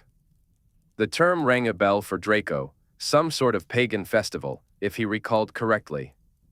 Narcissa carefully adjusted a blossom, placing it even more perfectly in the bouquet. "Yes, it marks the end of winter. Your grandmother used to observe those old traditions when I was a little girl. The house would be adorned with snowdrops and daffodils on every surface. We'd have a feast and feel hopeful, knowing that spring was finally on its way." Draco offered a polite response, but his mother continued to watch him eat, her hands resting in her lap. He could sense she had something more to say. "What is it?" he asked. "Are you going to be home tomorrow?" "I have some friends coming for tea." Draco quickly calculated the implications. Those friends would likely bring their lovely and accomplished daughters along. His mother had become rather less subtle over the years. Narcissa had been subtle about her matchmaking since Draco turned 30. Unfortunately for her, and the eligible young ladies, his interest in anything beyond fleeting weekend escapades in Paris was non-existent. He had tried the long-term relationship once, with a 2-year engagement to Astoria, and it had only confirmed that, no matter how pure-blooded and well-bred a witch was, he wasn't ready for marriage. Earlier that day, Granger's note had provided a convenient excuse. Grimacing, Draco said, "I'll be working. Business in Somerset tomorrow." Granger didn't realize she'd have company, but that was her misfortune. He'd call it a spot check. After all, her safety, whether real or imagined by Shacklebolt, was his highest priority. Narcissa seemed unfazed by his ready excuse. A pity. Next time, then. Dinner concluded, and Draco retreated to his chambers. He took a long bath to soothe his training wounds. As he relaxed, his jotter buzzed. Summoning it, he found a note from Granger, a delayed response to his earlier question. Yes, it was one of the asterisk holidays, a bit of sightseeing. "I'll turn the ring if I need you." That last sentence was Granger speak for "I don't need you, do not come, you are not invited." He couldn't help but feel a tingle of amusement at the thought of her surprise when he showed up. Then, something that had been simmering in the back of Draco's mind since dinner clicked into place. He got out of the tub, dried off with a few waves of his wand, and summoned Granger's schedule. Tomorrow was, what had his mother said? Imbolc? That coincided with one of Granger's asterisk holidays. Were there other interesting coincidences? He ran through the rest of the dates. The next asterisk was a weekend in late March, followed by one at the beginning of May, then June, and early August. Buzzing with anticipatory triumph, Draco descended to the Manor's library, where he pulled out a few books. Draco had spent hours poring over volumes on Celtic and Germanic pagan traditions. He was right, Granger's dates aligned perfectly with the old calendars. He rolled the ancient names around in his mind: Imbolc, Astra, Beltane, Letha, Lugnasad, Mabon, Samhain. What was Granger up to? Intrigued, Draco decided to give her the morning to embark on her Somerset adventure before he joined her. This allowed him to enjoy a luxurious lie-in, some invigorating flying in the February wind, and a delightful brunch. He kissed his mother's cheek, feigning regrets about missing tea. Somerset was just far enough from Wiltshire that Draco needed to flow into a wizarding pub in Cannington before apparating to Granger's location. The apparition took a moment longer than usual, stretching oddly in the final half-second, as if trying to keep pace with the destination. When he arrived, he quickly understood why. Granger was speeding down a country lane in her car. Draco materialized in the passenger seat, his head landing in the footwell and his boots, by the sensation, right in Granger's face. Not exactly his most graceful entrance. With a sharp swerve, Granger pulled the car to a stop. Draco struggled to right himself as a barrage of questions hit him. What the hell do you think you're doing? Who do you think you are? How dare you? Are you actually insane? Granger's voice was piercing, sharp enough to cut through the tension. You just operate to a moving target. Have you completely lost the plot? You could have been splinched into 100 different pieces, scattered all over the A37. I didn't expect it to be a moving target, Draco admitted, feeling disheveled and a little queasy. Why are you driving? He asked, trying to regain his composure. Because you told me apparition and flow were traceable. Granger shot back, her frustration palpable. Who cares if they're traceable? You're allowed to be on holiday. It's a nice morning for it, by the way, he added, glancing out at the rain pelting against the car windows. Unless your holiday has something to do with your project? Granger shot him a glare. Draco said, noticing the tension in the air had eased a bit. His eyes caught a mirror just above her head, and he instinctively swiveled it toward himself. It was perfectly positioned for a quick hair check. Good sorts, muggles, they really had their priorities straight. Granger sputtered in disbelief. Did you just commandeer my rearview mirror to fix your hair? You can have it back in a moment, he replied casually. Granger stared at him, her expression radiating enough dislike to unnerve anyone else. She quickly turned the mirror back to face herself. I need that. And get your overlarge feet off my dashboard. It's not my fault your car is so cramped, Draco retorted, trying to pull his legs in closer. It's not my fault you're a gangly marionette of a man who decided to apparate into my Mini. Before he could respond to that unfair comparison, she got straight to the point. And why are you here? I'm conducting a spot check, Draco said matter-of-factly.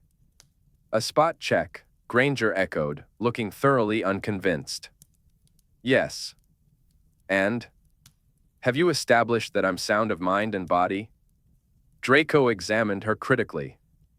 She seemed physically fine, from what he could see beneath her hat, anorak, scarf, and muggle-walking boots.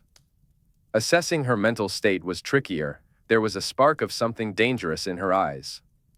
Well, she pressed. I'm fine, as you can see. You can go away now. Deciding to take the high road, he opted for honesty. I'm also using this as a pretext. A pretext for what? Avoiding some unpleasantness at home. What sort of unpleasantness? What a relentless witch. My mother is having ladies over for tea. Whatever Granger had expected, it clearly wasn't that. A quirky expression crossed her face, as if she were trying to hold back a laugh. Ladies over for tea? She repeated. Yes. What's so funny? I thought it would be something more fearsome. Her laughter faded, replaced by annoyance. Anyway, I don't want to suffer just because you're afraid of some ladies. I don't need, nor want, you hanging around today. I have things to do. It's Imbolc today, Draco said casually. Did you know? Granger didn't respond, her annoyance growing evident. What are you up to in Somerset for Imbolc? Draco asked. I didn't know you celebrated the old ways. You don't seem the type for flowers and dancing around poles. When Granger remained silent, Draco settled back into his seat. I've assessed the situation, and since this obviously has to do with your dangerous project, I'll be monitoring you today for your own safety. It's item 11 of my recommendations. Don't argue. I will eject you from this car, Granger shot back. You can't do that. I can.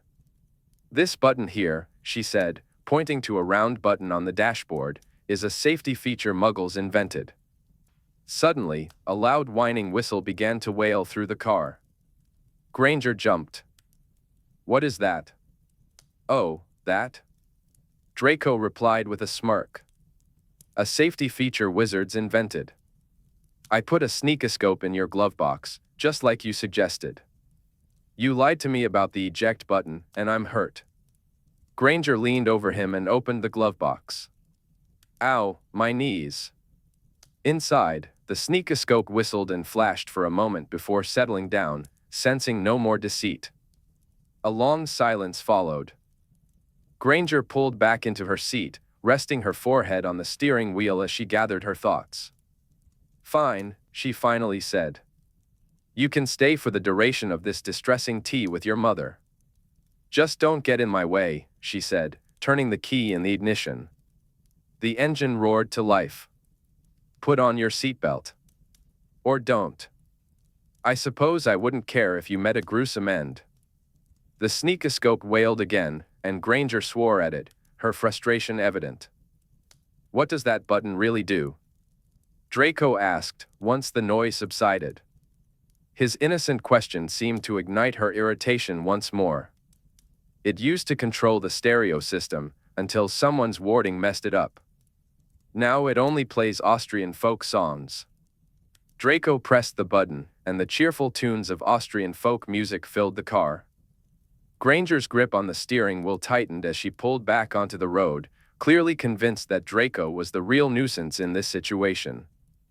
The Muggle signposting was excellent, and as they navigated the increasingly winding country lanes, Draco began to piece together their destination. Glastonbury, he guessed.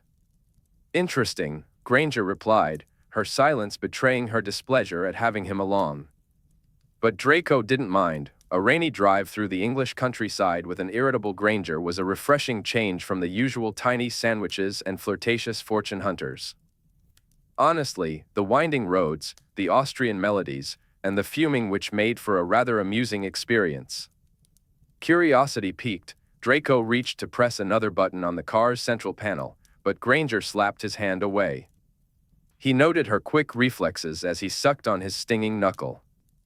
Instead of heading into the town of Glastonbury, Granger took a detour to a parking lot at the edge of a forest. There, a footpath disappeared into the woods, which looked quite soaked and frosty this time of year. What's this? Draco inquired. The Mendip Way, Granger replied, answering his question without really answering it at all. She stepped out of the car. I'm going for a walk. You may. Wait in the car, she said. How generous of him. After a brief struggle with the handle, Draco let himself out of the vehicle, stifling groans as he stamped some feeling back into his legs. Granger stood with her hands on her hips, watching him emerge from the Mini. He felt her scrutinizing his choice of clothing, his aura robes layered over a perennial suit, and his perfectly functional dragon hide boots. She must have concluded that it would have to do, or maybe that it wouldn't do at all, and that was just fine with her. Without a word, she turned and began walking toward the woods. Draco noticed her casting some rain-repelling and warming charms on herself, and he decided to mimic her. It seemed like a good idea. As they entered the Mendip Way, he cast a few detection spells, searching for signs of other beings, magical or Muggle. It appeared that only he and Granger were crazy enough to take a stroll on a day like this. Aside from a few roe deer in a nearby clearing, they were completely alone. Satisfied that no madmen were about to leap out and attack Granger, Draco caught up to her with a few long strides. It quickly became clear that this wasn't just a walk for Granger's health, she was searching for something, or several somethings. She peered into the underbrush, touched the trunks of trees, and gently caught the fronds of ferns in her palm, studying them intently. However, she took nothing, which quashed any theories Draco might have had about her gathering ingredients. They continued like this for a good half hour, pausing to refresh their fading impervious charms. Finally, Granger stopped and pulled out a list. Draco unashamedly leaned over to peek at what she was reading. Singing sedge, greater bladderwort, royal fern, Ophioglossum vulgatum, wood sorrel, mellifluous honewort, Helianthemum apenninum, Helianthemum nummularium, spiny rest arrow, tassel moss, she read aloud, her focus unwavering. Granger waved her wand, crossing out most of the items on her list, leaving only the tassel moss. "What's tassel moss?" Draco asked. Granger flinched, clearly startled. She had been so lost in her thoughts that she hadn't realized he was hovering over her shoulder. Her hand flew to her chest, feeling her racing heart, and Draco sensed faint echoes of it through the ring. He braced himself for a reprimand, but her irritation seemed to have transformed into a hesitant excitement about the list. "It's one of the rarer mosses in this part of England," Granger explained. "Why are you looking for it?" As she resumed walking, her focus shifted to dead logs, old stumps, and other potential habitats. "Because it will confirm that I'm in the right place." "The right place for what?" Granger waved his question aside. "I'm merely confirming a theory." "What theory?" Draco could be persistent, too. "Something related to my project," she said, her tone frustratingly vague. "What's moss got to do with your chimera cells, or whatever?" "Nothing, at least, not directly." She turned to look at him through the rain, weighing what to share. "I'm retracing the steps of an old, long-forgotten witch whose work included descriptions of certain sacred sites in the British Isles." "So, the Vale of Avalon?" "Specifically, Glastonbury's Wells. Or at least, that's my educated guess. Not much of her work survives today, only fragments. She had a tendency to write lyrically about flora, which helps me narrow down possible locations by cross-referencing the rarer plants. Of course, she was writing hundreds of years ago, so things may have changed. But few places on the island support both singing sedge and mellifluous honewort. They typically thrive in radically different ecosystems, as you probably know." No, Draco didn't know. In fact, he had never even heard of those plants before. Draco nodded, choosing not to admit his ignorance about the plants. When he looked up again, his heart skipped a beat. Granger had vanished. He quickly grabbed his wand, but then he spotted her, hands and knees in a muddy ditch, peering intently at something.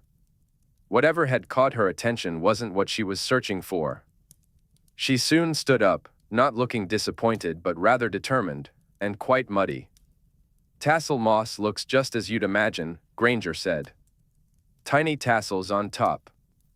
The sporangia are unusually large in this genus. They turn pink in the summer, but of course, we're a bit early for that." Draco couldn't help but marvel at her knowledge of herbology on top of everything else. He wondered how much of Potter and Weasley's limited academic success was simply due to soaking up her expertise. She was, frankly, overwhelming. Granger continued along the path, occasionally squatting to examine her surroundings. The atmosphere was surprisingly tranquil, his charm kept him dry, the rain pattered softly, and the occasional brave songbird filled the air, all accompanied by Granger's commentary as she chastised various mosses for not being the right one. For the first time since he had taken the Granger case file from Tonks, Draco felt satisfied with his decision. This was infinitely more enjoyable than most of his work as an Auror, fewer hexes and eviscerations, for one. Plus, it spared him from tea with the ladies, offering many more chances to avoid that. He imagined them gossiping over their teacups, tut-tooting about Granger, her hat askew, face smeared with dirt, clambering around in ditches instead of seeking a wealthy husband. Yet here she was, doing something remarkable for wizard kind, while what had they ever accomplished? "I think I found it," Granger called out. Draco pushed through some brambles, eager to see what she had discovered. Granger's enthusiasm was infectious, and Draco found himself developing a fondness for her antics. For reasons only she could explain, she had practically pressed her face into a patch of moss, inhaling deeply. Granger, what? It's meant to smell like candy floss.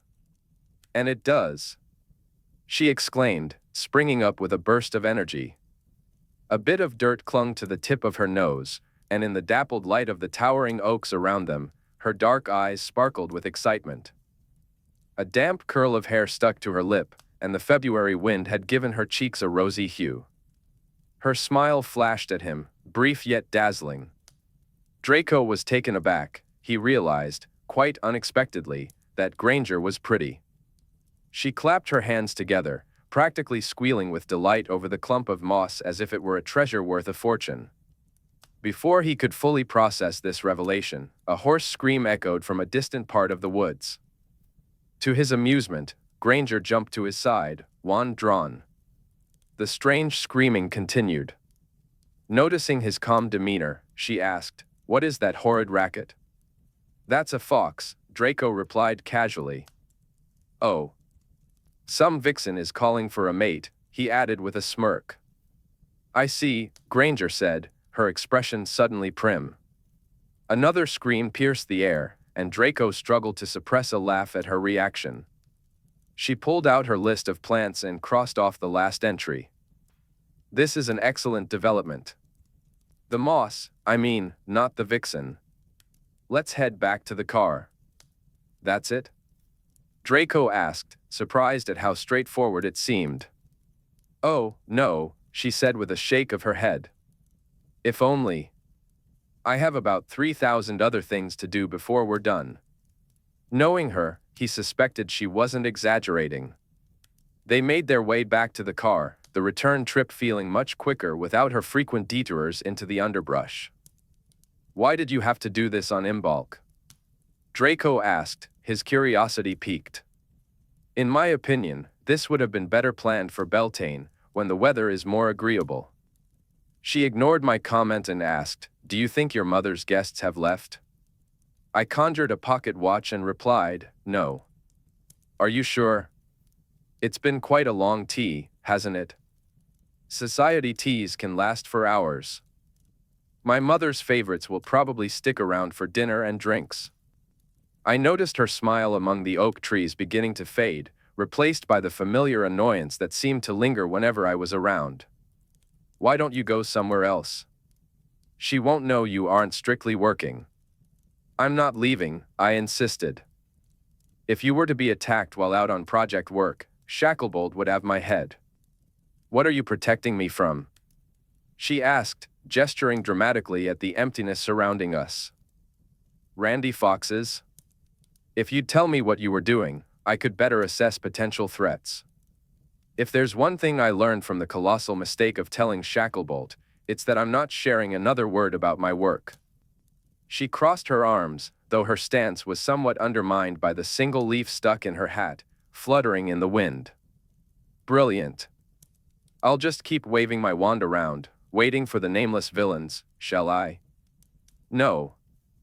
You can apparate to the nearest pub, have a cozy drink, and return home when it's safe to do so." "I'm not the one who needs to stay safe," I replied. She let out a frustrated sound. "You can't come. You complicate things." "Complicate things how?" "I can stay out of the way. Didn't I just do that?" "I'm visiting the Chalice Well Gardens next. That involves passing as a muggle, which you can't do." "I can very well pass as a muggle," I said, indignant. "The Auror program includes a substantial unit on concealment and disguise, and I passed with distinction." Had he really just thought that Granger minding was a good decision? Why did she have to fight him on everything? Granger rubbed her temples. "We're wasting time I don't have," she said. "Then let's go," Draco replied. "Show me your best attempt at a muggle disguise," Granger challenged. There was a flicker of desperate hope in her eyes, as if she knew it would turn out poorly but wanted to see it anyway. Draco shrank his aura robes down to the size of a handkerchief and tucked it away. Then, he modified his suit to fit the current Muggle fashion, loosening the tailoring a bit. He transformed his boots into shiny dress shoes and concealed his wand in a holster on his wrist. He left his hair untouched. It was perfect, whether magical or Muggle. And? He asked, turning slowly to face Granger's critical gaze.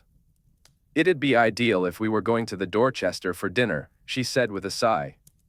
But, I'll take it. Maybe we can make you look like a spiffy young professor instead of a banker who's lost his way. She stepped closer and made her own adjustments, removing his tie and transfiguring his shoes into Muggle trainers. Then, she reached up and undid the top button of his shirt. It was a strange sensation to have Granger doing that, and Draco made a note to analyze it later. That'll have to do, Granger concluded, though her expression remained skeptical. If we're critiquing each other's appearances, you could use a Scourgify, Draco said. Granger transfigured her car window into a mirror and gasped, realizing just how mud-caked she was. She quickly cleaned off the stray leaves and dirt, then shot Draco an odd look. What? He asked. Nothing, she replied. Tell me, he insisted. No. Yes. I might have expected some joke about the mud from you, Granger admitted. Draco paused, taken aback. Those days are long past. Granger adjusted her hat and shrugged, while Draco frowned. This wasn't the time for such a conversation, but one day she would need to understand the horrors he had witnessed, the ugly attitudes that haunted him even in the dead of night, and how deeply he wished he could take it all back. I'm not that person anymore, Draco said. Seeing the seriousness in his expression, Granger matched his tone. All right. I shouldn't have brought it up. I shouldn't have insisted, Draco admitted. True, Granger replied, waving her wand to transform her former mirror back into a car window. She moved briskly. Shall we? Let's, said Draco. Just then, he broke the serious mood by struggling to open the car door. Granger walked around to help him, displaying an admirable patience. To her credit, she refrained from making any comments about his struggle to behave like a Muggle. Chapter 5, The Keepers. They drove in silence for a while, the atmosphere thick with unspoken thoughts. Granger seemed preoccupied, her thumb tapping rhythmically against the steering wheel as she worried her lip. It's going to be busy this afternoon, she finally said, breaking the silence. At the gardens, I mean.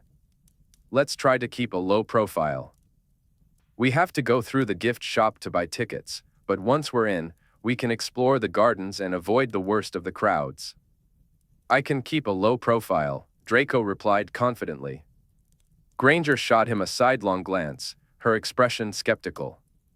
Does the water have magical properties? He asked. Why do Muggles even know about it?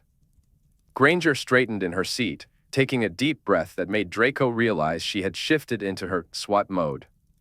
The wellsprings in this area had been used by both Muggles and magical folk for millennia, she explained. After the Statute of Secrecy, it would have been too difficult to erase such knowledge from so many minds. To answer your question, Muggles only know of two water sources in Glastonbury, one they call the White Spring and the other the Red Well. Neither has any real magical properties, though Muggles have attached their own spiritual and mythological significance to both. They have stories linking them to the Holy Grail, King Arthur, who's supposed to be buried in Glastonbury Abbey, and other legends. As they neared the outskirts of town, Granger turned at a sign directing them to the Chalice Well Gardens. But, she continued, there's a third wellspring, one you won't find in the Muggle brochures. It's called the Green Well. That one has bona fide magical properties. She hesitated for a moment, then seemed to decide that Draco could figure it out on his own. I need a sample from it. For your project, he said, nodding. Yes. And why at Imbolc, specifically? You're being rather too inquisitive, Granger said, her tone a mixture of annoyance and amusement. But in a way that's not quite like our magic, Draco finished for her, a hint of amusement in his voice. Granger shot him a glance. I suppose the well reaches its highest magical potency at Imbolc, he added, trying to steer the conversation back to the topic at hand. She didn't respond, which prompted him to ask, I'm right, aren't I? He noticed her eyes flicker to the glove box, where the sneakoscope lay hidden, ready to reveal any blatant lies. Stop being so curious, she said, her tone a mix of annoyance and challenge. That's a bit rich coming from you, he scoffed. Being curious is literally my job. I'm a researcher. Your job is to protect me from forces unknown, not interrogate me about a highly confidential project. Granger pulled into a parking spot, turned off the car, and paused, waiting for his retort. This which was something else. Draco had never encountered such relentless back and forth. If he had been keeping score, he would have definitely been losing. I'm not a bodyguard. I wasn't assigned to you to clomp along brainlessly behind you, he replied, crossing his arms. No, you're a highly trained, highly competent Auror, and this is an utter waste of your time, she shot back, visibly trying to suppress her irritation. The unexpected compliment sparked a flicker of delight in Draco, but he quickly buried it. He didn't care what Granger thought of him. Just then, a group of muggles passed by, momentarily distracting them. They silently reached an unspoken truce, though Draco suspected it would be very temporary, as they climbed out of the car. The parking lot was bustling with families, muggles pushing prams, and others dressed in outfits that seemed particularly outlandish, even for muggles. I'll warn you now, there are a lot of new age types here, Granger said as they joined the throng heading towards the entrance. New age types? Hippies. Wiccans. Pagans. Woo-woo types, she explained, struggling a bit for a definition. Muggles who are very spiritual and believe in magic, or greater powers, just not in the same way we do. Anyway, to some extent, some of them even call themselves witches. They don't realize there are actual witches and wizards, of course, and real magic. They collect crystals and perform rituals they read about in old books. Draco replied, though he didn't quite understand. I thought muggles were supposed to be relentlessly logical, he added. Some are, Granger said. But others are, well, less than logical. Perhaps a part of them remembers magic, or subconsciously knows it exists. Or maybe they just want to believe in something. As they entered the busy gift shop, the air was thick with an overwhelming scent. Granger noticed Draco wrinkle his nose and said, That'll be the essential oils. The new Aegers love those. Draco picked up a few offensively perfumed candles labeled, for relaxation. Why doesn't someone tell them they've oversynthesized these things to the point where any minor magical property is utterly lost? Granger gently steered him to a corner of the shop, as if he were a parked Mini Cooper. Stay here, she instructed. I'll get us tickets. Don't break anything. Thank goodness for that last tip, he might have started to pulverize things out of sheer excess of spirit otherwise. Shoving his hands into his pockets, Draco leaned against the wall and watched Granger navigate the crowd. No one seemed to notice her, she truly blended in. As for him, he was the subject of several upward glances, his height, his white blonde hair, and his spiffy suit setting him apart. Granger joined the slow-moving queue for tickets, and Draco felt a twinge of unease at the thought of being separated from her in such a busy place. He discreetly used legilimency on a few random shoppers. The crowd was mostly muggles, but he spotted one wizarding couple. They had no ill intent, nor any idea that Granger was there. Would they recognize her if they saw her? Maybe. Draco couldn't delve into their minds from this distance. Granger's instructions to keep a low profile felt rather hypocritical, especially since she had just started chatting with the muggles in the queue behind her. Annoyed, Draco cast a surface-level legilimency on the family to check for any sinister intentions. Nothing of interest, just friendly tourists. He sensed a presence lurking nearby, peeking at him from around one shelf and then another. To divert attention, he pretended to be interested in some particularly smelly candles. Eventually, the source of the curiosity revealed herself. A shop assistant, heavily draped in diaphanous scarves, observed him with wide, bulbous eyes. A name tag pinned to her jumper read, Eunice. "Hello," she said, addressing Draco. "Might I help you find something?" Draco met her gaze and quickly read her immediate thoughts. Nothing ominous, except for the fact that she found him dreadfully handsome. "No, thanks," he replied, turning back to watch Granger, who was finally nearing the front of the queue. Instead of taking the hint, Eunice fluttered closer, her eyes fixed on his face. "Your aura is disturbed," she said, making him feel as though he was being addressed by a muggle version of Trelawney mixed with a large moth. "I don't think these candles will do you any good," Eunice continued. "I agree with you there," Draco replied, his sarcasm lost on her. She nodded to herself and began to palpate the air around him, as if trying to grasp something intangible. "I'd suggest something stronger, like one of our cleansing incenses," she said, drifting down to point at a different shelf. Draco watched Granger make a beeline for the cafe bar. Would she kindly hurry up and save him from the moth? Eunice now held her hand toward him with her eyes closed, shaking her head gravely. "Your heart chakra is underactive." "Is it?" "The Venus incense, I think," Eunice said, grasping a packet and waving the pungent item under Draco's nose. "But with your need for grounding, perhaps the Saturn." She rummaged through the shelf, speaking about transmuting energy and ascending to the celestial plane. Draco caught sight of Granger's hat bobbing through the crowd in his direction. "I have to go," he said, eager to escape. "Oh, do you?" Eunice replied, looking disappointed. She slipped something into Draco's hand. "My card. I do chakra realignments. Please reach out, our energies are quite compatible." Eunice floated away just as Granger arrived, coffee cups in hand. "Who was that?" Granger asked, observing Eunice's retreating figure, adorned with fluttering scarves. "Eunice," Draco said, holding up the card. "She gave me this. Do you need your chakras realigned?" Granger exchanged one of her coffees for the proffered card, noticing something had been hastily scribbled on it. "Ooh, she gave you her number." "What does that mean?" "That Eunice fancies you," Granger replied, amusement dancing in her eyes. "Most women do," Draco said, trying to sound nonchalant. Granger snorted, as if it were a wickedly funny joke rather than a universal truth. She caught herself, her expression sobering as she looked at him with fresh wonder. "You're funny, Malfoy."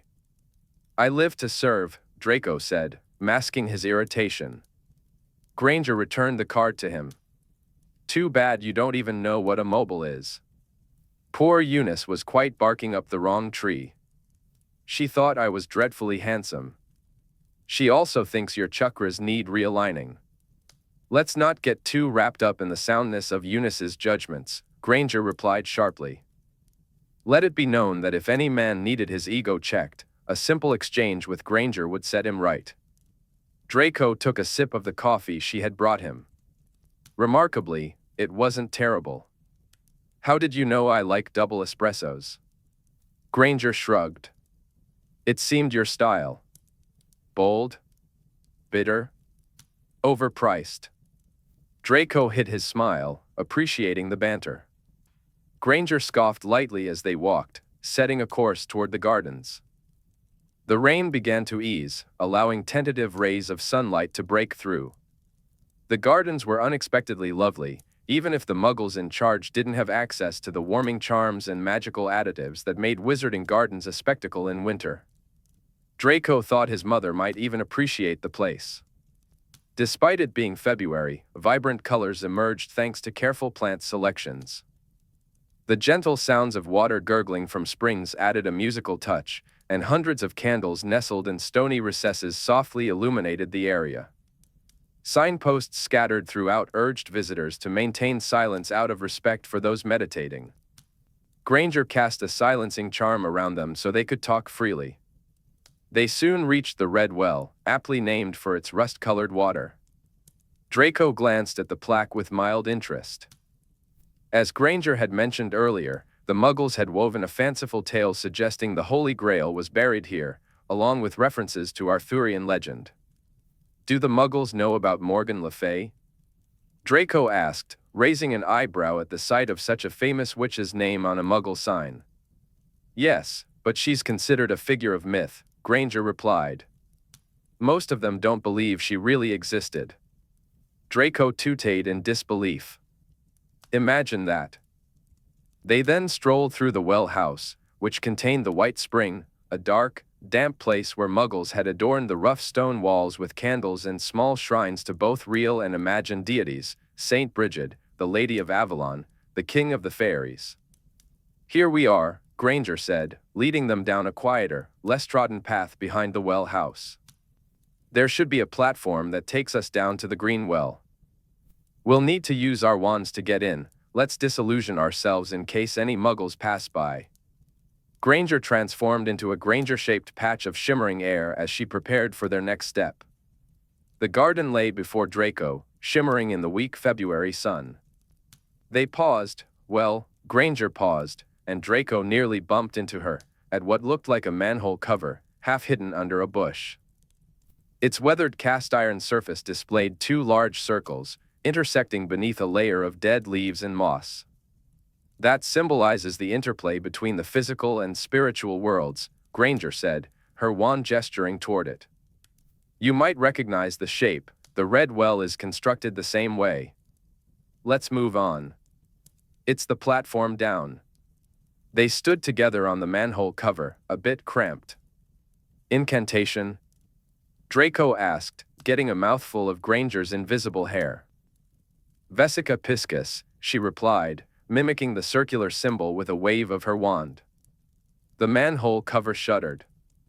Granger crept closer, and Draco inhaled the enchanting scent of rain, wet forest, cappuccino, and soap. Then, without warning, the platform dropped out from under them. The lovely witch clung to Draco, letting out a shriek that pierced his eardrums. Thank heavens for those silencing charms, he thought as they fell. A thick cushioning spell greeted them at the bottom, which was a relief. Draco had no intention of breaking both his ankles today.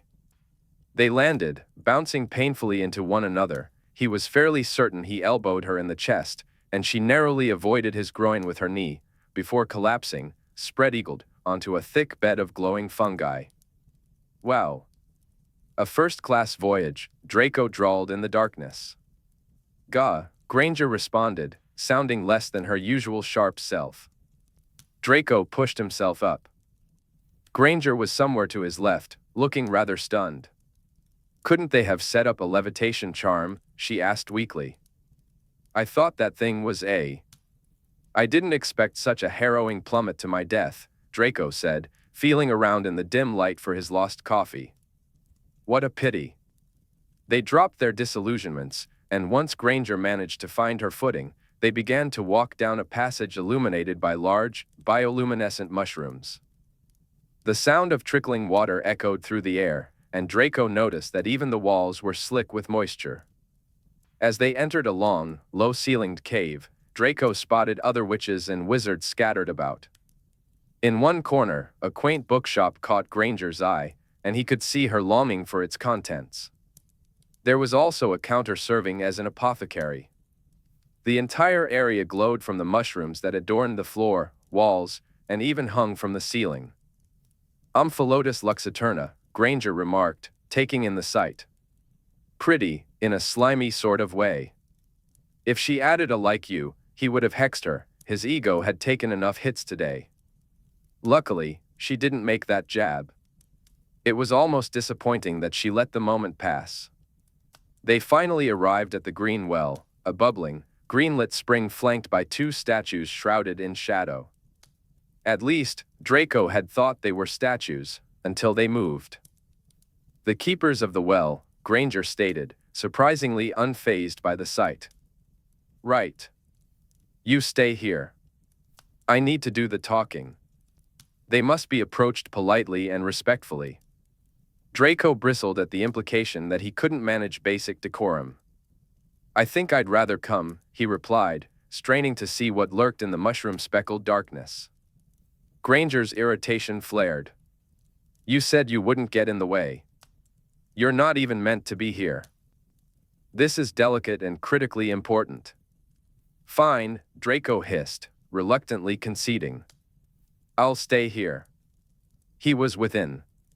Granger stepped forward, undeterred. Draco squinted at the two hunched figures draped in black. Were they witches? It was difficult to tell in the dim light. If they were, they likely had some hag blood in their lineage, along with who knew what else. Their pale, luminescent stares, reminiscent of the glowing mushrooms around them, unsettled him.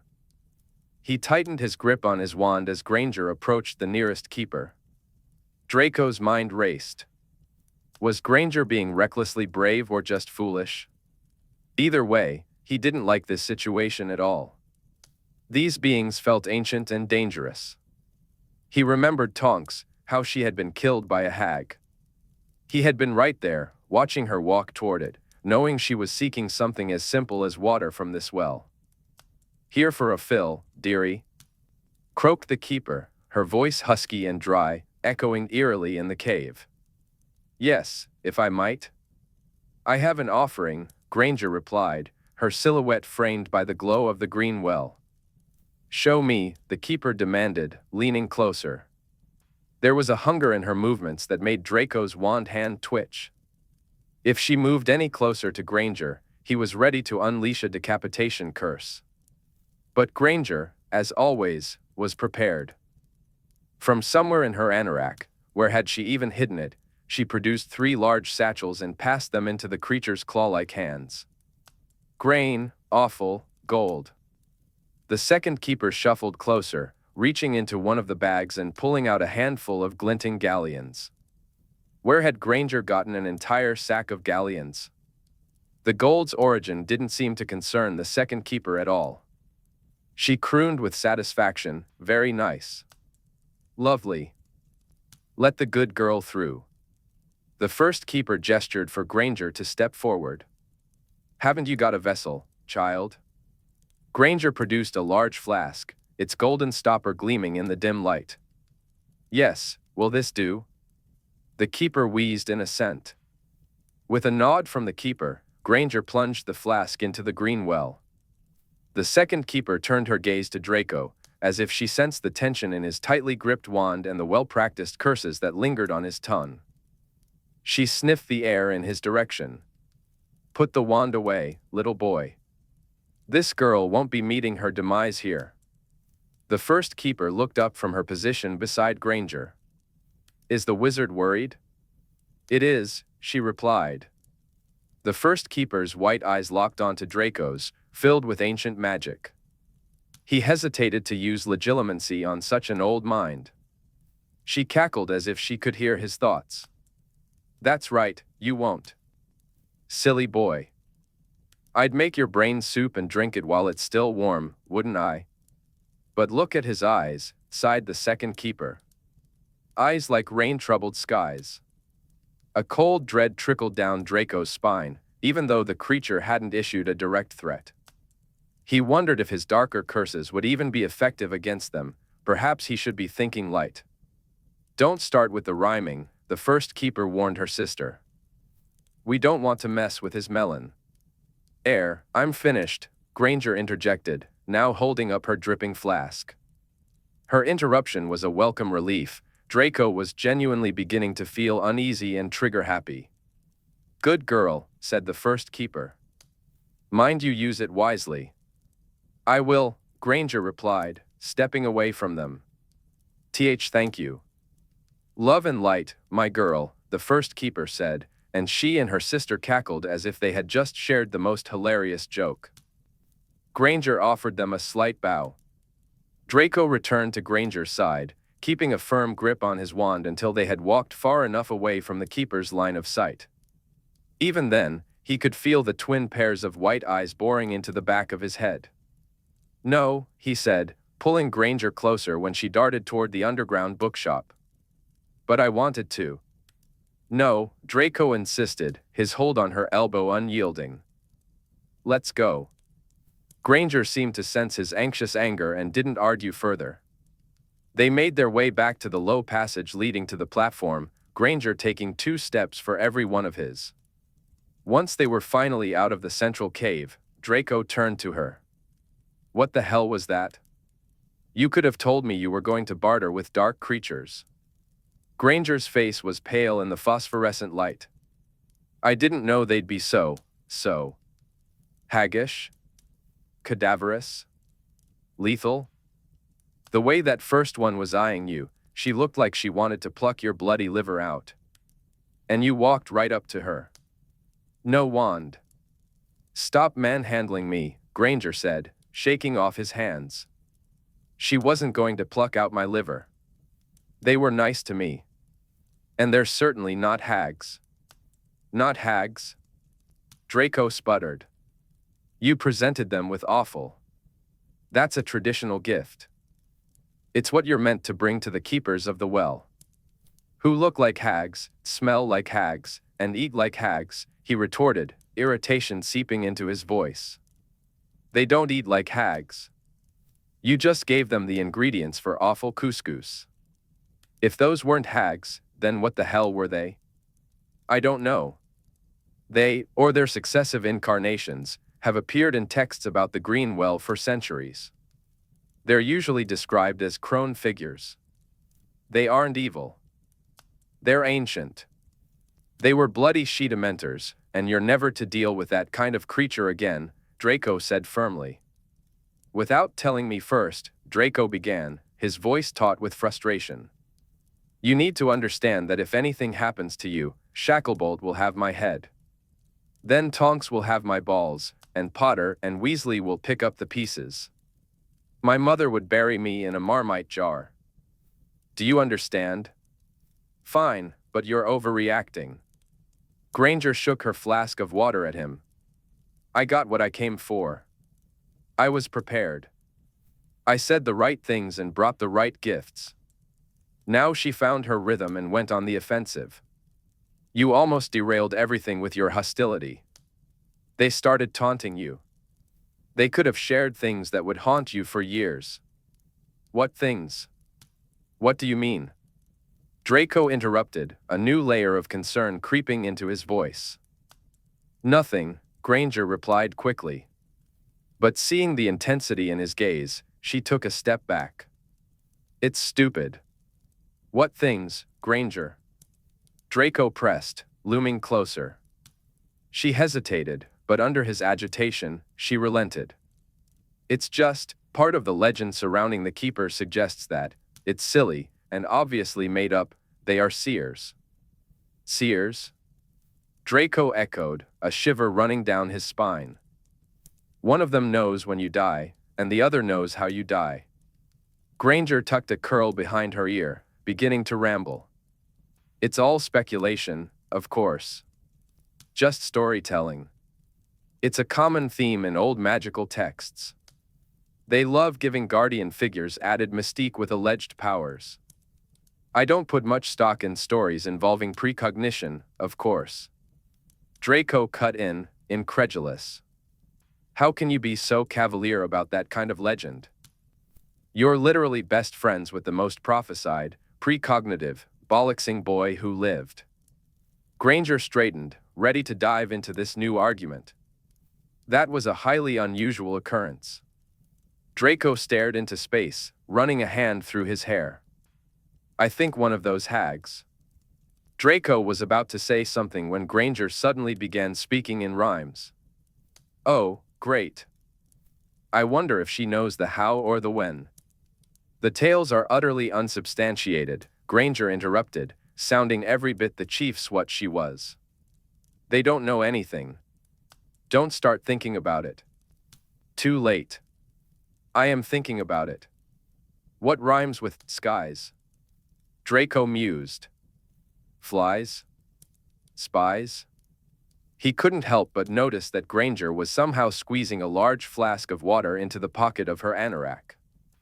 The sheer impossibility of it distracted him from his morbid thoughts.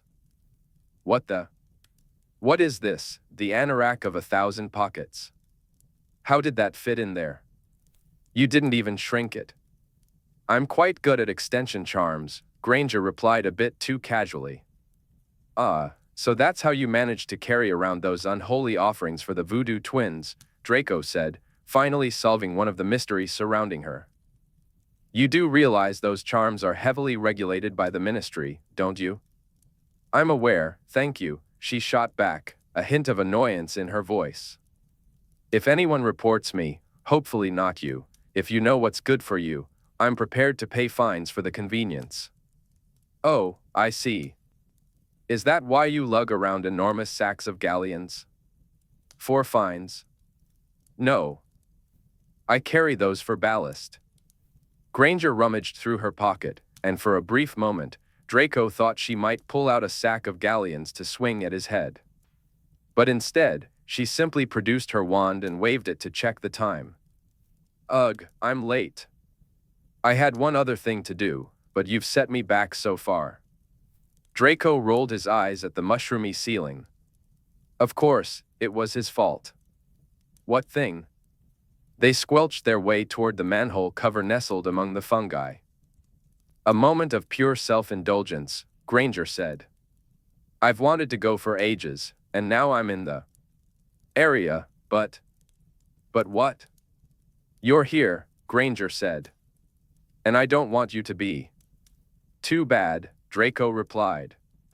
Any trust one might have had in your judgment has just been obliterated by your decision to haggle with hags, without a single sodding contingency plan if they got peckish. Granger made a sound that was more of a growl than anything else. Anyway, what's self-indulgence? What's your vice, Granger? None of your bloody business. I promise I've seen worse, whatever it is. Ignoring him, Granger disillusioned them both while Draco threw out guesses about her secret vice. A brothel?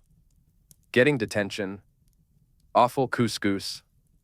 As they stepped onto the platform, Draco heard the invisible Granger take a deep, studying breath. It served her well for the long scream that erupted as they were expelled back to the surface. Just like that, they found themselves in the Chalice Well Gardens, blinking in the sunlight. Draco couldn't immediately step off the platform. Granger was clinging to him like a drowning creature grasping for a lifeline. He could feel the echo of her heartbeat and fear thundering through his ring. Her grip was shaky. She seemed terrified. When she finally tried to step away, her knees buckled, and she swung back into him. Fucking, damned, sodding, gah. She exclaimed into Draco's chest. A brilliant observation, he said, his voice grounding her. She held on to him for a moment longer, then took a shaky breath and stepped back with a muttered apology. Draco glanced around for muggles and, seeing none, cancelled their disillusionment. Back in the realm of the visible, Granger looked bloodless. That was awful, she said. I thought it was rather fun. Yes, well, you're also one of that diverse cohort of lunatics who enjoys Quidditch. Oi. They followed the meandering path back to the entrance of the gardens. Draco noticed Granger's hands, her. Granger's fingertips, peeking out from her anorak, were still trembling. She ran her hands down her arms a few times. Right. You don't have to worry about me ever going back to barter with the voodoo twins. I never want to use that death trap again. If I need another sample, I'll just send you. Me? Draco replied, incredulously. Not a bloody chance. One of them wanted to sip my brain out of my skull. Didn't you hear that part? She'd need a rather thick straw, Granger mused. Funny. You could land head first next time and make a bit of a milkshake for her. Draco stared at her, taken aback. Perhaps it was healer humor, but she could be grim when working off her adrenaline. Maybe it was a good thing she didn't play Quidditch. Then again, he pondered, she might make an exceptional beater. No bludgers needed, Danger Granger could collapse psyches with just a few syllables. They passed through the gift shop, where Eunice gave Draco a lovelorn look, and made their way through the car park to Granger's Mini. "Is there anything I can say that will make you go away?" Granger asked. "No," Draco replied. "What if I ask nicely?" "No. I'm not going to interact with anything dark, or anyone at all. It doesn't even relate to my project." Draco studied her. She looked genuinely disappointed that he was about to ruin a third activity on their list. Deciding to be charitable, he said, "Tell me what it is, and I'll decide if it's dangerous or not. Perhaps I'll just wait in the car." Granger checked her muggle device, which apparently told the time among other things. "Damn it. They're closing in an hour. Get in. I'll tell you on the way." They got in without mishap, Draco having now developed a knack for opening muggle car doors. "One thing before we go, Miss Dab hand at extension charms," Draco said. "Extend this footwell before I behead myself with my own legs." Granger sighed, shaking her head. "As it turns out, my moment of pure self-indulgence? My terrible indiscretion? My vice? Visiting a library." "A library?" Draco echoed, incredulity lacing his voice. "Yes. At Tinstersfield." Draco fought the urge to burst into laughter, deciding instead to simply gasp, the decadence. "I wish you'd go away," Granger said, her tone cutting and sincere. "The absolute sin of it all," he replied, a smirk tugging at his lips. "Please apparate home to your mother." "A library. I shall have to report it. As you can see, I'm quite safe here. The only remotely bad things are your attempts at humor. What other naughty habits do you have? Church-going? Baking?" "It's a remarkable library," she insisted. "Of course. It must be. And I don't know when I'll be back in Somerset." "Yes. It's one of the largest libraries owned by the National Trust." The estate also has a beautiful orangery, a rare surviving example from the late Victorian period." "A thrill, to be sure. All of these are things I wish to enjoy without you." Draco noticed the way Granger's jaw clenched, signaling she was reaching her breaking point. Either a jinx or a painfully incisive remark was on the horizon. He decided to back off. "Fine. You can visit your blessed Tinstersfield."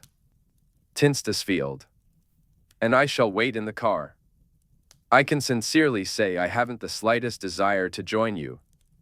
His words were suddenly drowned out by an ear-piercing wail. Draco cursed under his breath. The sodding sneakoscope. Granger shot him a look of utter surprise as she took her eyes off the road. "It's malfunctioning, clearly," he stated, irritation bubbling up. "Clearly," she echoed somberly. Draco glared at the glovebox as if it had personally offended him. "Hoisted by your own petard," Granger said, the annoyance from earlier fading away. A grin was definitely fighting to break free. "I'm going to throw that blasted thing out of the window," he muttered. "Don't," Draco said. "I've actually grown rather fond of it. Thanks to Granger's rather zippy driving, speed limits." "Just a suggestion, really," the sneakoscope chimed. They arrived at Tinstersfield a full half-hour before closing. Granger explored the library and the orangery while Draco savored a poppy seed cake from the cafe. Together, they watched the sunset and, surprisingly, only managed to quarrel 4 times. Chapter 6: Finding Serenity. After their Imbolc outing, Granger seemed to vanish from Draco's life. He made weekly visits to her laboratory and home to recast the wards, but their schedules rarely aligned. More often than not, he found himself interacting with her cat rather than with her.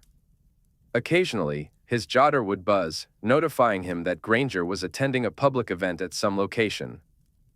As her assigned Auror, he had the option to attend, but she made it clear that his presence was, at best, unnecessary and, at worst, an inconvenience. Most of these events took place in secure magical locations, panels at St. Mungo's, symposia at magical universities, so Draco rarely felt the need to put in the effort to attend. In the unlikely event that a research panel turned chaotic, they had their rings to rely on. Tonks, noticing that Draco's reports had become rather routine and that the Granger assignment was consuming only a fraction of his time, gleefully assigned him additional missions. The harsh reward for his competence was simply more work, and Draco began to wonder if Potter and Weasley, with their constant bumbling, might not have been the better option after all. And so, Draco found himself sharing a dingy hotel room in Manchester with Buckley, gathering intelligence on a group of dark artifact smugglers. Buckley was a decent sort, an eager, relatively new Auror keen to prove himself. This eagerness allowed Draco to adopt a more managerial role, delegating most of the surveillance shifts to the young man. As Draco explained to Buckley, this would give him valuable hands-on experience. Buckley nodded enthusiastically, reminding Draco of an eager puppy. With that, Draco offloaded the 3 a.m. watch onto his zealous colleague and went to bed. Just as he began to drift off, his ring burned him awake, the pain and a racing heart echoing from Cambridgeshire. It was 4:30. Nothing good ever happened at that hour. Draco leapt out of bed and quickly pulled his cloak over his pajamas. He was too far across the country for a direct apparition to Granger, so he blasted a fire into the dusty grate of the hotel foyer and fled to a Cambridge pub. From there, he apparat to Granger's location. He materialized in her spare bedroom, the one she referred to as the ritual room. There, he found Granger contorted into a dreadful, sweaty knot on the floor. Draco quickly cast a flurry of hominum revelio and finite incantatem, searching for the invisible assailant he assumed was casting Crucio on her. Malfoy? Granger's strangled voice came from the floor. Draco's spells revealed nothing. What the bloody hell are you doing? He demanded. Granger collapsed out of her horrid tangle and found her knees. Yoga. What the bloody hell are you doing? Draco had seen this mysterious term on Granger's schedule. That's yoga? What kind of self-inflicted martyrdom? Now that he knew there was no immediate threat, he took in the scene. Candles flickered in a corner, and soft music played in the background. Granger was dressed in those ridiculously form-fitting Muggle clothes, khaki green this time. Her hair was pulled into a thick French braid, nearly as thick as his wrist. She looked at him as if he were an absolute fool. I was trying a Terex Visana. A what? A scorpion handstand. I've been working on it for weeks, and I almost had it until you barged in like a bolt from the blue and scared me out of my wits. Draco felt increasingly foolish and pulled his cloak tighter to cover his pajamas. There wasn't much he could do about his bare feet. What, pray tell, is the point of yoga? Flexibility. Strength. Balance. Finding serenity. Draco raised an eyebrow at her last point. Have you found it? No, she admitted, getting to her feet. Her feet tapped with evident irritation. Kindly recalibrate your ring to only alert you during a real crisis. She flicked on the electric lights, her cheeks flushed, a trickle of perspiration running down her neck. Her chest still heaved from exertion. Draco could smell the salt of her sweat and the burnt wick of a candle. His mind, in its usual chaotic fashion, took this image and unwittingly connected the idea of Granger with something he had never considered before, sexy. It was an unwelcome development, and he wondered if he should just lobotomize himself on the spot. A gravelly meow interrupted his thoughts. The bandy-legged cat had wandered in, trotting up to Granger before noticing Draco and favoring him with a hiss. Draco didn't hiss back, though it was a near thing. I'll just leave then, shall I? He said. Do, Granger replied. Goodbye. And with that, Draco disapparated. He had expected, perhaps even hoped for, nothing but annoyed silence from Granger after he barged in on her like an unhinged maniac. So, he was surprised to receive a message from her the next day. And not just any message, but a bona fide apology. Malfoy, I'm sorry about my behavior yesterday. I should have been more appreciative that you arrived so quickly when you thought something was wrong. I'll warn you next time I try a Terex Visana. Hermione. Apologies weren't part of Draco's natural lexicon. His upbringing, both at home and at school, hadn't encouraged such practices. Saying sorry felt like an admission of wrongdoing, a sign of guilt, an obvious weakness. Yet, there was something nice about receiving one. It warmed the soul. He wasn't sure which part he liked the most, Granger mulling this over for a day before apologizing, her admitting she'd been wrong, or her appreciating him. Instead of dismissing her note, Draco tucked the jotter away in one of the back pages, contemplating whether he should ask Potter how rare Granger's apologies were and if he ought to frame it. Draco, darling, you're distracted, his mother said, her tone laced with reproach, pulling him back to reality. Unfortunately, reality was the stuffy parlor at the manor, where he sat with his mother, her friend Madame Delphine Delacroix, and Madame Delacroix's daughter. Today's debutante was Rosalie Delacroix, Beauxbatons educated, pure blood, and objectively beautiful. Pardonnez-moi, mesdames. Que decisez-vous? He asked, trying to rejoin the conversation. You have a jabbering jotter, exclaimed Rosalie, her eyes sparkling. Those have only just begun to cross the channel to us in France. We can't get enough of them. Even my mother, who is so traditional, adores hers. Indeed, nodded Madame Delacroix. I couldn't get my husband to reply to an owl, not for love nor money, but these make it so easy. A true innovation. England should be proud of these. Weasleys, was it? These frères Ballet? As the conversation drifted away from him, Draco sent a quick response to Granger, do advise on future scorpion push-ups. P.S. Apologies from you may become my new drug of choice. He looked up, a vague smile on his face, to find Rosalie chattering about an upcoming gala her father was hosting. He had missed the beginning but gathered it was for orphans or something similar. We would be so delighted to see the two of you there, Rosalie said, her hands clasped in a gesture of entreaty. It's such a good cause. They helped father so very much, you know. The orphans helped Augustine Delacroix. Draco didn't care enough to seek clarification. His jotter buzzed, and he discreetly checked it under the table, finding a note from Granger, you do realize that I'd have to do bad things that warrant. I'm not sure what you're apologizing for. You do a great deal of bad things. I've compiled quite a list of your illicit activities, Draco replied. Qu'en pensez-vous, Draco? Would that suit you? Draco raised his head, realizing Madame Delacroix had posed a question he'd only partially heard, something about his schedule in March. He nodded in agreement, eager to clear his calendar for such a noble cause. His mother beamed at his easy acceptance and signaled that she, too, would be delighted to attend. Granger's voice echoed in his mind, if only illegal extension charms were the worst of my sins. No, Draco responded, I know the real extent of your depravity. She was quick to retort. I see that the library visit will haunt me. Draco grinned into his teacup, and his mother, noticing his smile, seized the moment to ask the ladies if they'd like to see the gardens. Rosalie declined, claiming to have caught a bit of a chill, while Madame Delacroix and Narcissa headed out.